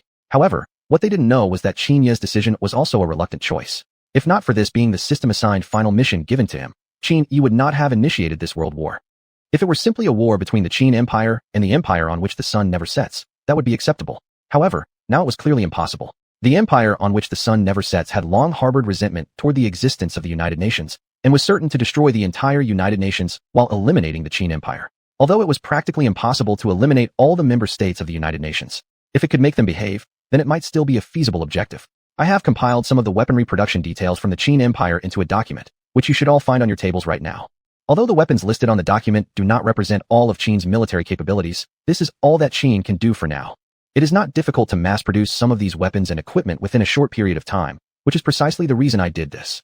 On the other hand, some weapons are extremely difficult to produce, and large-scale production is simply not possible within a short time frame, which would lead to resource dispersion. I hope each of you can understand the reason behind my actions. Qin Yi looked seriously at everyone present as he spoke. After hearing his words, the crowd nodded slightly. They fully understood Qin Yi's approach, and not a single person thought that Qin Yi was acting selfishly. After all, just sharing these weapons with them was already tremendous assistance. Regarding the weapons mentioned by Qin Yi that were extremely difficult to manufacture, they didn't even request the Qin Empire to contribute them. Every country had its own national secrets, let alone such a powerful country like the Qin Empire. Sitting aside, President Mike lightly tapped the table. Then he turned to look at Qin Yi beside him. No matter the final outcome, I believe none of us here would blame the Qin Empire for this. As for those extremely difficult to manufacture weapons mentioned by the Emperor Qin, please keep them for your own use. Every nation has its own secrets, especially regarding those extremely powerful weapons. After hearing President Mike's words, everyone present nodded in agreement. Regardless of the war's outcome, they wouldn't take any retaliatory actions against the Qin Empire, nor would they express any complaints. After all, even without initiating this war, eventually the empire on which the sun never sets would not have spared these countries. Rather than waiting passively for destruction, better to take the initiative. That way, at least there would be a glimmer of hope. The empire on which the sun never sets had long been resented by them, and naturally, they wouldn't choose passive acceptance. More importantly, as member states of the United Nations, they had already prepared themselves to face life and death together. This day had long been anticipated. Seeing that everyone present trusted him so much, a pleased smile emerged on Qin Yi's face. Don't worry, under any circumstances, I will not let your efforts go in vain. Qin Yi secretly vowed in his heart. After several days of meetings, all the details regarding this war had been finalized. The Qin Empire would directly confront the empire on which the sun never sets, while the other countries merely needed to do their best to ensure their own safety. Whenever opportunities arose, they would also attack the empire on which the sun never sets. The other member states within the Western European alliance also possessed formidable military capabilities, making them a union of powerful forces along with the empire on which the sun never sets. In contrast, most member states of the United Nations were economically underdeveloped nations. Only the Qin Empire, the Eagle Country, USA, the German Empire, the Russian Empire, and the Indian Empire were notable exceptions. These four nations possessed the strongest military power within the United Nations and would serve as the leading forces in the upcoming war. After returning to the Qin Empire, Qin Yi immediately summoned numerous ministers. The ministers also felt quite helpless regarding this matter. After all, they were all under pressure from the empire on which the sun never sets. If not for the empire's actions that violated human morality, there wouldn't have been opposition from so many countries around the world. Perhaps, a world war wouldn't even occur soon. The First World War. Never thought I would actually experience it myself. Qin Yi murmured silently in his heart. Previously, he had only read about the First World War in books. Back then, the actual First World War was led and triggered by the empire on which the sun never sets. However, at that time, the empire was on the righteous side, and the empire became one of the victorious parties. Yet now, the situation had completely reversed. The empire on which the sun never sets had become the side opposed by numerous countries. In Qin Ye's eyes, the empire's ultimate fate was naturally defeat. That night, Qin Yi lay in bed staring blankly at the ceiling. He felt extremely troubled about the upcoming world war and couldn't even fall asleep. At the same time, Qin Yi couldn't help but feel a sense of emotion. As long as he achieved ultimate victory, he would successfully leave this place and return to his original life. Because of that, Qin Yi felt somewhat reluctant inside. System, tell me, when the time comes, should I choose to leave or not leave? It all depends on how the host chooses. The system cannot provide an absolute answer. However, the host need not worry. Once the host leaves, this space will be completely shut down, meaning it will no longer continue to exist within this independent time frame. Hearing the system's response, Qin Yi slightly nodded. Just at this moment, he suddenly heard some noise coming from outside the door. Upon noticing this, Qin Yi immediately opened the door as quickly as possible. Chapter 255, Revealing the Truth. At this moment, Sun Shangxiang was standing nervously outside the door, clearly having overheard what Qin Yi had just said. She also regretted why she hadn't left right away in the first place. Otherwise, this awkward situation wouldn't have happened. Looking at Sun Shangxiang from the past, Qin Yi shook his head helplessly. You also couldn't sleep? Then come with Jane to stroll around the imperial garden. Saying this, Qin Yi passed by Sun Shangxiang and walked toward the back palace garden. Sun Shangxiang, still standing in place, silently sighed, then tightly followed behind Qin Yi. They walked around the imperial garden for circle after circle, neither speaking a word for nearly 2 hours. Qin Yi himself didn't know how to start talking about it. It was truly a difficult thing to say. Just at this moment, Sun Shangxiang, who had been walking beside him, stopped. Your Majesty, I'm sorry. I didn't intentionally mean to eavesdrop. I accidentally overheard everything. As she spoke, Sun Shangxiang bowed her head full of guilt. Seeing this, Qin Yi smiled slightly. Actually, he had also been looking for an opportunity to tell someone about this, since after completely defeating the British Empire, he would leave this place forever.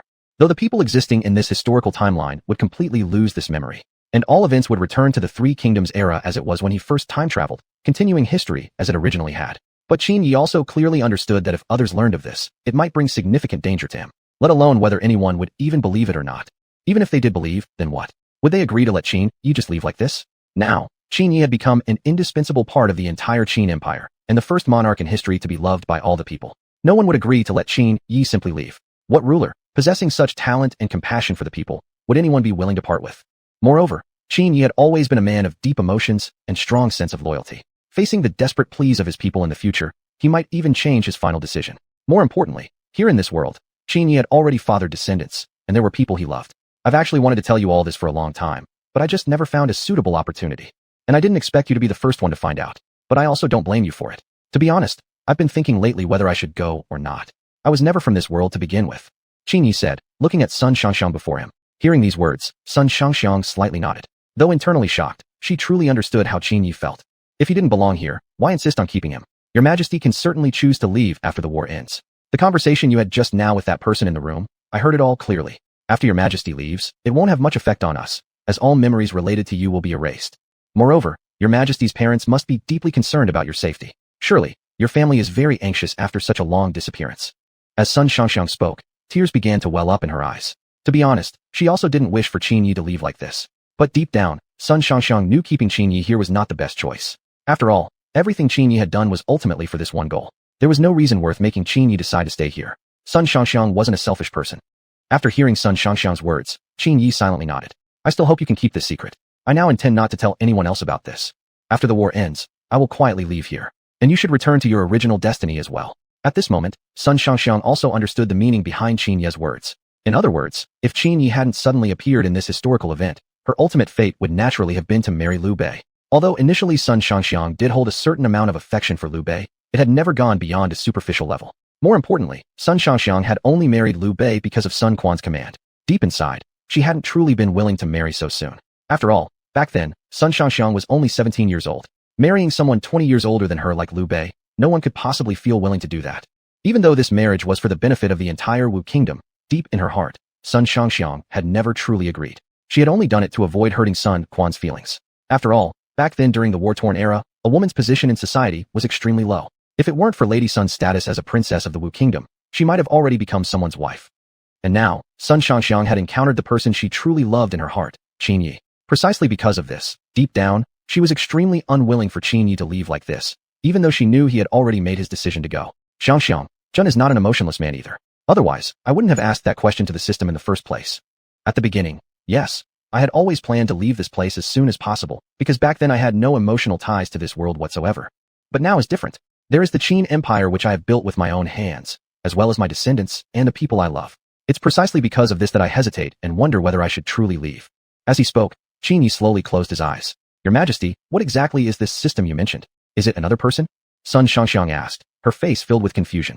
Though the key point in Qin Yi's words wasn't actually the system, she had chosen to focus on this detail instead, as a way to shift her attention away from the unbearable sorrow rising within her. Facing her question, Qin Yi gently shook his head. Then, he proceeded to reveal everything about the system. Upon learning that all of Qin Yi's power and strength had been granted by this system, Sun Shangxiang's eyes widened in shock. Up to now, she had believed that all of Qin Yi's abilities were earned through his own efforts. She never expected that his extraordinary strength actually came from touching corpses. Even more so, the fact that Qin Yi could often make accurate guesses about certain events was completely due to warnings from the system. Such a revelation left Sun Shangxiang momentarily unable to recover her composure, standing there, stunned. I've now told you the entire truth. I only hope that before I leave, you won't reveal this to anyone else. Chapter 256 Weakening the Strength of Other Nations. Although this will be painful for you, and you must keep the secret buried inside your heart. However, it is I who begs you now. This matter must not be revealed to anyone else. I don't wish for others to feel sorrow again because of this. Qin Yi stared blankly at Sun Shangxiang. Sun Shangxiang nodded slightly, fully aware of how serious this matter was. Rather than letting many people feel the grief, she would rather bear all the sorrow alone. I thank you. After saying that, Qin Yi turned and left. Sun Shangxiang stood there motionless, watching the figure of Qin Yi as tears uncontrollably slid down her cheeks. Your Majesty. The next morning, as usual, Qin Yi arrived at the palace to continue overseeing the manufacturing of Qin's war chariots. The war chariots of Qin were their final trump card. The success or failure of the upcoming war depended entirely on them. Zhang Lu, standing beside him, excitedly introduced the achievements of this period to Qin Yi. Thanks to the manufacturing and training done over this time, the number of war chariots had already exceeded 100. Moreover, the soldiers in charge of driving and operating the weapons had also undergone strict training and were now completely familiar with handling the Qin war chariots. Hearing this, Qin Yi gave a satisfied nod. This was much faster than he had expected. It seemed as if heaven itself wanted him to leave this place as soon as possible. Just then, the system's cold voice suddenly rang in his mind. Ding! Detecting the plot of the empire on which the sun never sets. They plan to launch an attack against Eagle Country in half a month. Upon hearing this, Qin Yi frowned slightly. He hadn't expected the empire on which the sun never sets to act so soon. It had only been a little over a month since the last incident, and they were already preparing to move against Eagle Country. Through the system's prompt, Qin Yi learned the reason behind the empire on which the sun never sets actions. The goal was to weaken the enemy's strength before the war officially begins. The empire had also targeted its operation toward the other 3 permanent members of the Security Council. Queen Elizabeth clearly knew that, aside from the state of Qin, the other 3 permanent members were her biggest rivals. Although she wasn't ready yet to confront the Qin state directly, weakening the strength of other nations would be quite simple. After understanding the empire's intention, Qin Yi's face showed reluctant helplessness. At this point, all he could do was deploy some forces immediately to support Eagle Country. And the reasoning behind this action was also decided, to prevent the empire on which the sun never sets from striking unexpectedly and protect Eagle Country's safety. Subsequently, Qin Yi dispatched a fleet to each of the 3 countries, Eagle Country and the others. Eagle Country was located extremely far from Qin, so the fleets needed to set out as soon as possible. In contrast, for the empire on which the sun never sets, it would take at most only a few days to reach Eagle Country. Qin Yi must ensure the reinforcements could arrive in time, absolutely not allowing the empire on which the sun never sets to cause significant damage to Eagle Country. Meanwhile, President Mike was fully focused on supervising the manufacturing of weapons and equipment, remaining completely unaware of the impending threat from the empire on which the sun never sets. As for the Qin state, although the fleets dispatched were not large in number, they could at least help the countries better handle the empire's attack. Your Majesty, doing so would significantly disperse our nation's military forces. It could very likely bring disadvantages to us in the future. Yes, Your Majesty. I believe the empire on which the sun never sets won't deploy a large force. Their biggest enemy is us, not the other nations. The ministers all voiced their concerns. I am taking this action for extra precautions. Though we currently cannot confirm whether the empire will strike earlier, it's still beneficial to be prepared in advance. Furthermore, I understand Queen Elizabeth's personality. She definitely won't patiently wait for the war to start. If I were Queen Elizabeth, I would definitely take action early to weaken the military strength of other nations first to ensure the final outcome. Qin Yi spoke with a serious expression. As the saying goes, forewarned is forearmed. If the empire on which the sun never sets truly moved earlier against countries like Eagle Country, waiting until then to send reinforcements would likely be too late. The military forces would have already been significantly weakened before the actual war even began. This was definitely not good news for countries like Eagle Country. After listening to Qin Ye's explanation, the ministers gave subtle nods. Indeed, at this point, any loss must not be allowed. Eagle Country and others were key players in the upcoming war. Meanwhile, the empire on which the sun never sets had already completed all the preparations for departure. What surprised Qin Yi was that Queen Elizabeth had launched her actions ahead of schedule. This time, our goal is to exhaust their strength as much as possible. We must absolutely avoid engaging in direct and prolonged combat. Under the premise of preserving our own strength, we must eliminate as many enemy troops as we can. Queen Elizabeth looked solemnly at the naval commander before her. Upon hearing these words, the naval commander slightly nodded. Your Majesty, there is something I wish to say, but I'm not sure whether it's appropriate. Speak freely. My suggestion is to send several fleets simultaneously to the Tianzhu Kingdom and the Tsarist Empire. The incident of harassing the Eagle Country will surely be discovered by the Qin state soon. When that happens, they will likely send troops to assist the other nations to prevent similar attacks. In that case, we will no longer have the opportunity to weaken the strength of these other nations. The naval commander explained. Upon hearing this, Queen Elizabeth fell into deep thought. After a moment, she suddenly clapped her hands in realization. Excellent. You've reminded me of something very important. In that case, I shall follow your suggestion. Immediately, Queen Elizabeth summoned several other naval commanders and ordered them to lead their respective fleets toward the Tsarist Empire and the Tianzhu Kingdom. Since the goal this time was merely to weaken the military strength of other nations, why not take this opportunity to accomplish the mission completely and thoroughly? As the naval commander had said, it was essential to complete this mission before the Qin state could react. Weakening only the Eagle Country would hardly make any significant impact. Therefore, under Queen Elizabeth's orders, 3 naval fleets set out toward the other 3 permanent members of the United Nations Security Council. Unknown to them, Qin Yi had already dispatched reinforcements several days prior. Within less than 10 days, 2 of the fleets had already successfully arrived in the Tianzhu Kingdom and the Tsarist Empire. This left the Emperor of Tianzhu and the Tsar greatly puzzled. However, after reading the letters they had received, they finally understood everything. Chapter 257, Preparing in Advance. He had long suspected something like this, because in his eyes, the empire of the sun that never sets would definitely not be so obedient.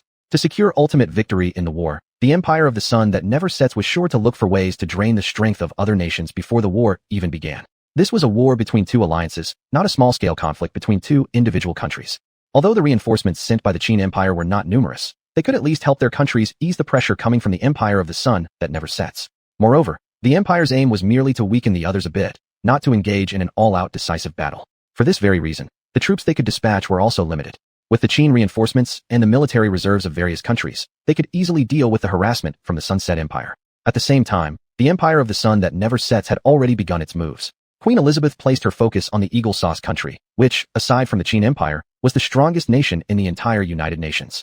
Remember, all of you generals, the goal this time is simply to weaken the enemy as much as possible. There's no need for a final decisive battle. Queen Elizabeth said solemnly to the 3 admirals before her. If things start to feel off, retreat immediately. The war hasn't officially begun yet, and our empire of the sun that never sets cannot afford any losses at this stage. Hearing these words, the 3 admirals nodded slightly. Then they each led their forces to their target nations. Meanwhile, Qin Yi was sitting comfortably in the palace, feeling extremely confident about his own arrangements. Ding! The empire of the sun that never sets has already begun its action. Everything is proceeding according to plan. There is no need for the master to worry excessively. Upon hearing the system's notification, Qin Yi gave a slight nod. He naturally wasn't overly concerned about this situation, since every move made by the empire of the sun that never sets was under the system's surveillance. Still, Qin Yi didn't intend to simply let them off. Since they had made the first move, he couldn't be blamed for responding without courtesy. Therefore, he planned to use this opportunity to negotiate with the empire of the sun that never sets. It would also allow him to push them towards seeking peace talks. Deep down, Qin Yi had no intention of starting this world war. Such a conflict would plunge most countries in the world into chaos and cause the people in those countries to suffer from war. Every war would bring such consequences.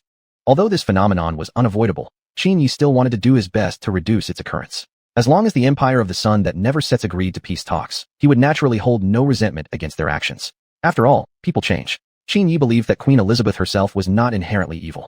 The reason she did these things was simply to protect her country's national security. Being a national leader, the top responsibility was to protect national security. Deep down, Qin Yi fully understood Queen Elizabeth's position. For a woman to become the queen of an empire that the sun never sets upon, the pressure she bore must be far greater than what he himself had endured.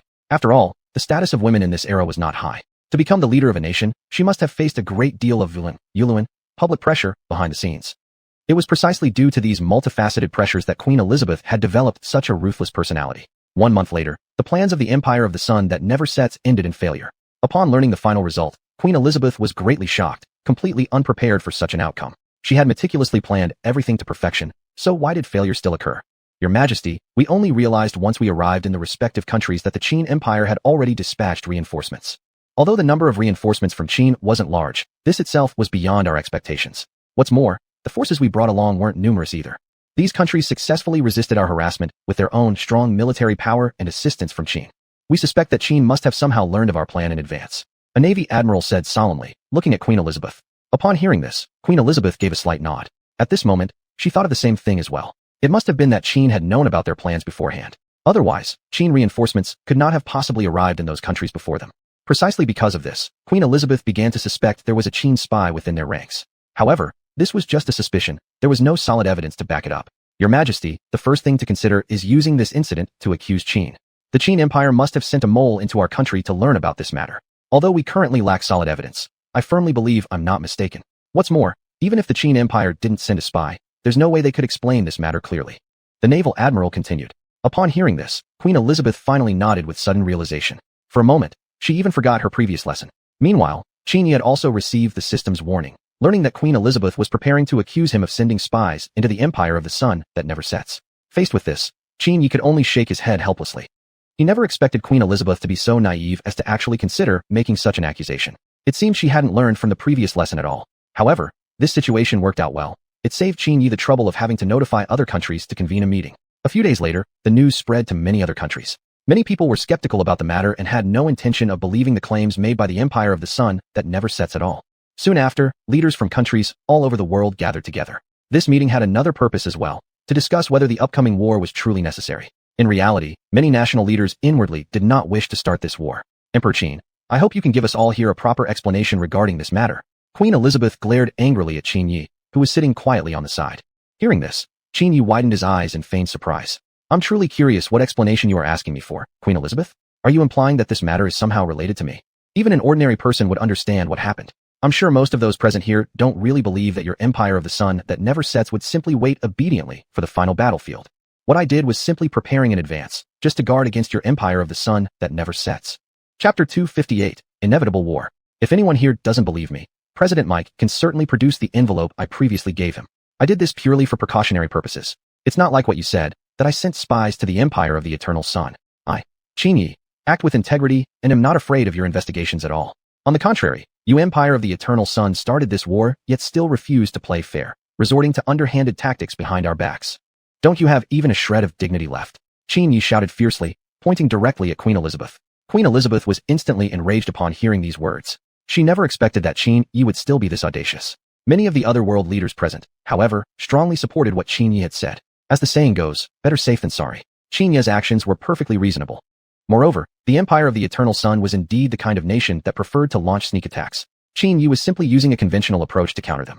Faced with the collective support for Qin Yi from other world leaders, Queen Elizabeth was momentarily at a loss for words. Even the dimmest person could see the situation now. The other leaders of the Western European Union felt helpless as well. Some even thought that Queen Elizabeth's stubbornness was only pushing them into a corner. At the same time, Qin Yi stared intently at Queen Elizabeth, his expression grave. Given the current circumstances, will your Sunset Empire still persist in its error? The international situation today is extremely unfavorable for your Empire of the Eternal Sun. Putting the final result aside, do you truly believe that you can change the current circumstances? Qin Yi continued. But surprisingly, Queen Elizabeth immediately straightened her back upon hearing these words.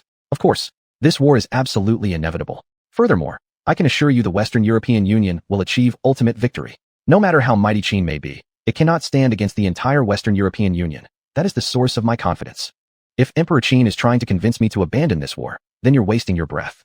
With that, Queen Elizabeth stood up and walked away. The other leaders of the Western European Union exchanged helpless glances, but not one of them followed Queen Elizabeth out.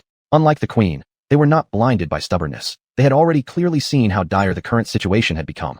After Queen Elizabeth had completely exited, One of the leaders immediately walked straight toward Qin Yi. Looking at the man approaching, a faint, barely noticeable smile appeared on Qin Yi's face. Sure enough, the man directly asked Qin Yi if he could join the United Nations, indicating that he no longer wished to remain with the empire of the Eternal Sun in its blindness. With this man leading the way, the other leaders also started raising the same question one after another. Facing their request to join the United Nations, Qin Yi nodded slightly. I can't make the final decision on this matter alone. We will need to discuss it first before giving a response. Please wait outside while we deliberate, and you will be informed as soon as we reach a decision. Qin Yi replied. Upon hearing this, the man who first made the request looked puzzled. Emperor Qin, aren't you the leader of the United Nations? As long as you agree, others would not object to this matter. You must have misunderstood, Qin Yi replied. Although the Qin state leads the United Nations, we do not hold absolute authority in the alliance. Even decisions far less significant than this one must be collectively discussed. That is the founding principle of the United Nations. The very purpose of this structure is to ensure democracy. Every member state has equal standing within the United Nations. There is no concept of superior or inferior nations. The group exchanged astonished glances after hearing this. They had never imagined that even as the dominant power of the United Nations, the Qin state did not hold ultimate authority. This was completely different from the Western European Union, where the Empire of the Eternal Sun held absolute power. In the Western European Union, any decision approved by the Empire of the Eternal Sun left other member states with no voice, only passive acceptance. Precisely because of this, discontent among the other member states gradually grew. But given the overwhelming power of the Empire of the Eternal Sun and the binding rules of the Western European Union, the other member states dared not casually break away from the alliance. But watching the reactions of others now, it proved that Qin Yi was indeed speaking truthfully. This only deepened their determination to join the United Nations. This was truly the alliance they desired to be part of. With that, the group left the conference room and waited in the adjacent room for the final decision. Qin Yi gave a slight nod toward President Mike and the others nearby. Emperor Qin, as long as you agree to this matter, none of us present will have any objections. Do we not trust Emperor Qin? All the decisions you've made before have brought continuous improvement to the United Nations. We're willing to trust you on this matter as well, said the many national leaders. In response, a gratified smile appeared on Qin Yi's face. Being respected and beloved by so many people was sufficient proof of how much Qin Yi had contributed to the United Nations. Half an hour later, someone was sent to bring the leaders of other countries from the adjacent room into the conference room. Qin Yi looked at them with a serious expression. Seeing Qin Yi's solemn face, a bad premonition immediately arose in the hearts of several leaders. Noticing their expressions of hesitation, Qin Yi burst into laughter. After consulting with many member nations, we have finally decided to agree to your request to join the United Nations. But before that, you must first demonstrate your determination and sincerity in wanting to join the United Nations, said Qin Yi. Upon hearing this, the disappointed looks on their faces instantly vanished. They clearly understood the meaning behind Qin Yi's words. It simply meant they had to withdraw from the Western European Union at the earliest opportunity.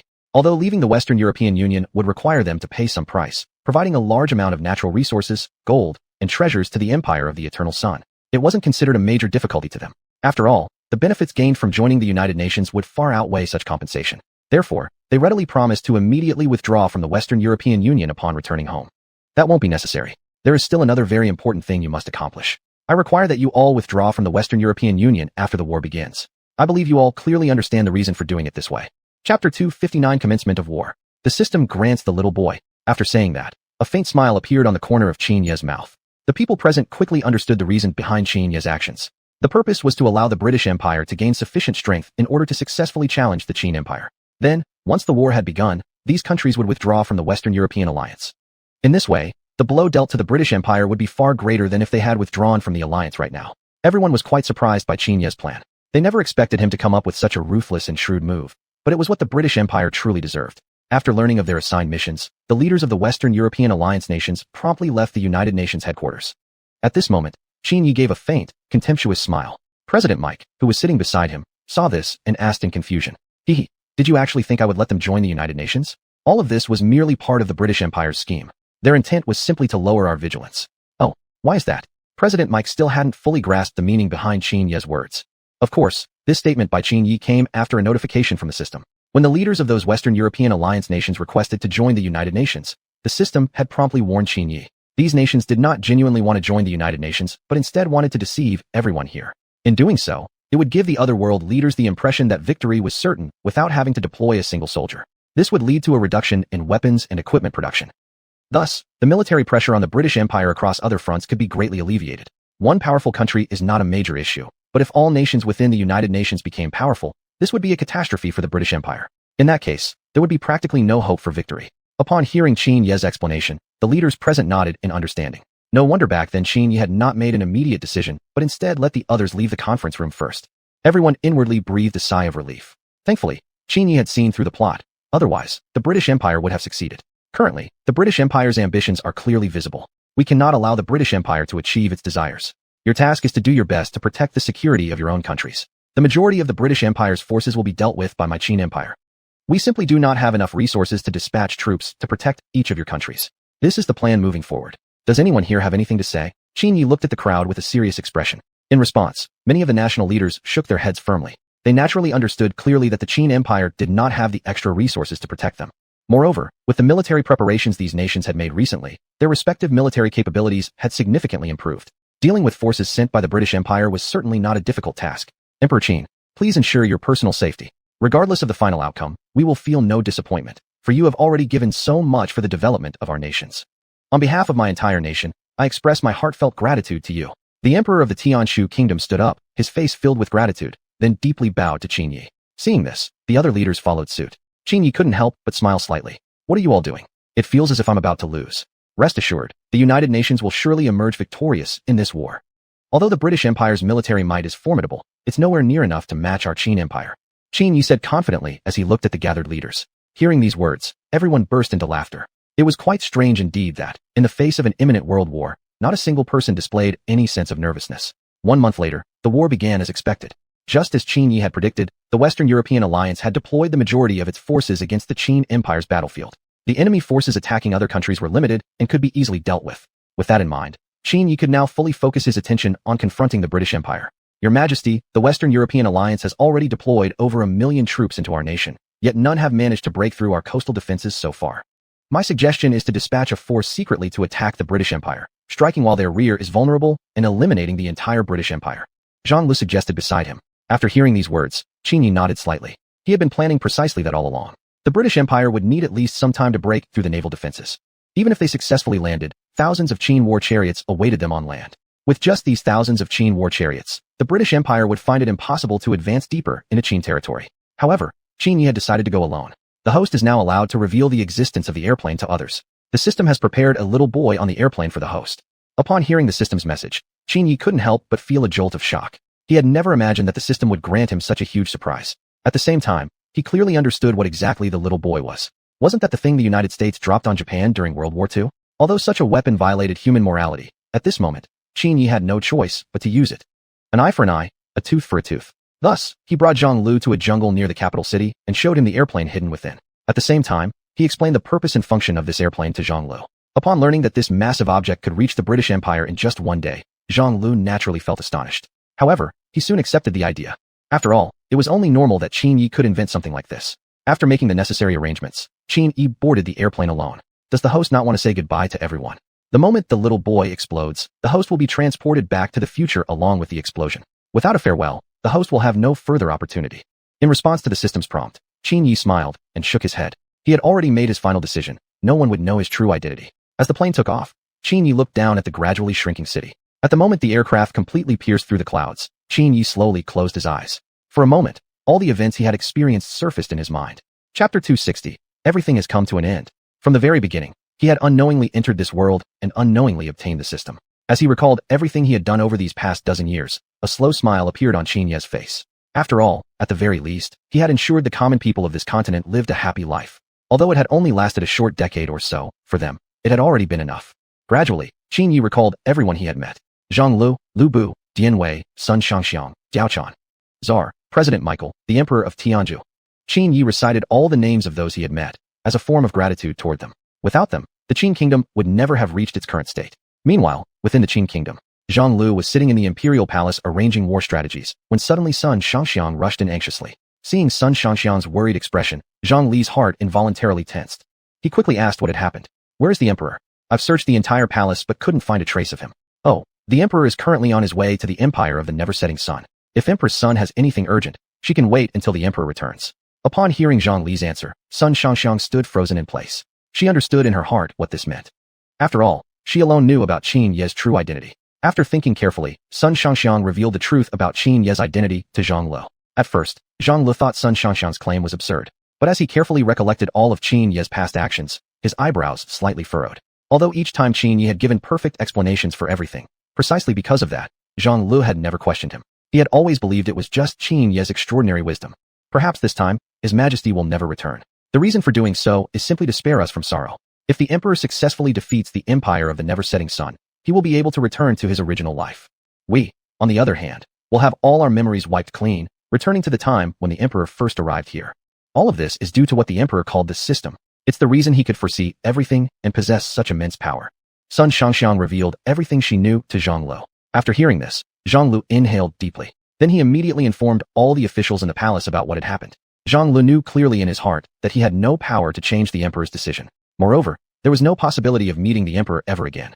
The only thing they could do was gather all the court officials to bid the Emperor a final farewell.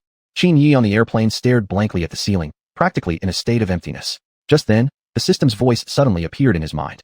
Sun Shangxiang has revealed everything about the master to everyone, and all the officials in the palace have been gathered by Zhang Lu. They are planning to bid the master a final farewell. Would the master like to see them one last time? The system can provide the master with remote video. This is the final thing I can do for the master. Upon hearing the system's voice, Qin Yi thought briefly, then nodded gently. In the next moment, the image of the palace appeared before Qin Yi's eyes. Inside the palace, all the officials knelt facing east, the direction from which Qin Yi had departed. Gradually, Qin Yi's face appeared before everyone. Upon seeing this scene, the officials were momentarily frightened beyond words. There is no need for all my esteemed officials to panic. I suppose Emperor Sun has already revealed everything about me to you. This is merely the system I used to appear before you one last time to bid you all farewell.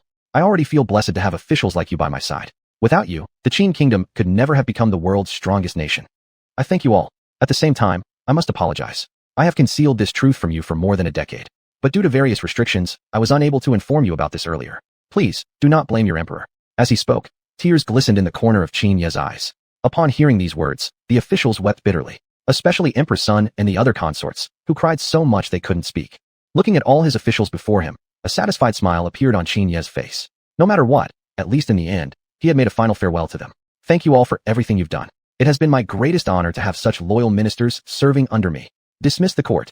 Qin Yi almost cried out these last two words. Upon hearing them, the officials all kowtowed solemnly. Long live the emperor. Long live. Long live. This time, their voices were more heartfelt and powerful than ever before. It was their final farewell to Qin Yi. Shortly after, Qin Yi ordered the system to shut down the screen. At this moment, his heart no longer felt so sorrowful. At the very least, he had already said his final goodbye to everyone. As the system reminded him, the airplane had now arrived above the Empire of the Never-Setting Sun. Their destination was naturally the capital of the empire, London. The airplane slowly hovered above London, and Qin Yi immediately stood up, staring at the little boy bomb placed inside the cabin. Master, please issue your final order. Upon hearing the system's voice, Qin Yi took a deep breath. Drop it. In the next second, the bomb bay doors beneath the aircraft slowly opened, and the little boy inside instantly vanished from Qin Yi's sight. Immediately after, he heard the system's countdown in his ears. 10-9. Qin Yi slowly closed his eyes, waiting for that moment when the bomb would explode. Although only 10 seconds, to him it felt like an eternity. Within these mere 10 seconds, everything he had ever experienced flashed through his mind in an instant. From the very beginning, accidentally killing Dong Zhuo's right general, to uniting the three kingdoms and establishing a unified Qin kingdom, and finally, boarding this airplane to leave the Qin kingdom behind. 3, 2, 1. As the countdown ended, a thunderous explosion roared through his ears. After passing through an extremely blurred tunnel of consciousness, Qin Yi suddenly opened his eyes and sat up straight on his bed. Looking around at the modern-looking room before him, he silently exhaled in relief. But in the next instant, all of his memories of the Three Kingdoms era vanished from his mind. At this moment, Qin Yi had completely returned to his original era. Everything had come to an end. The end.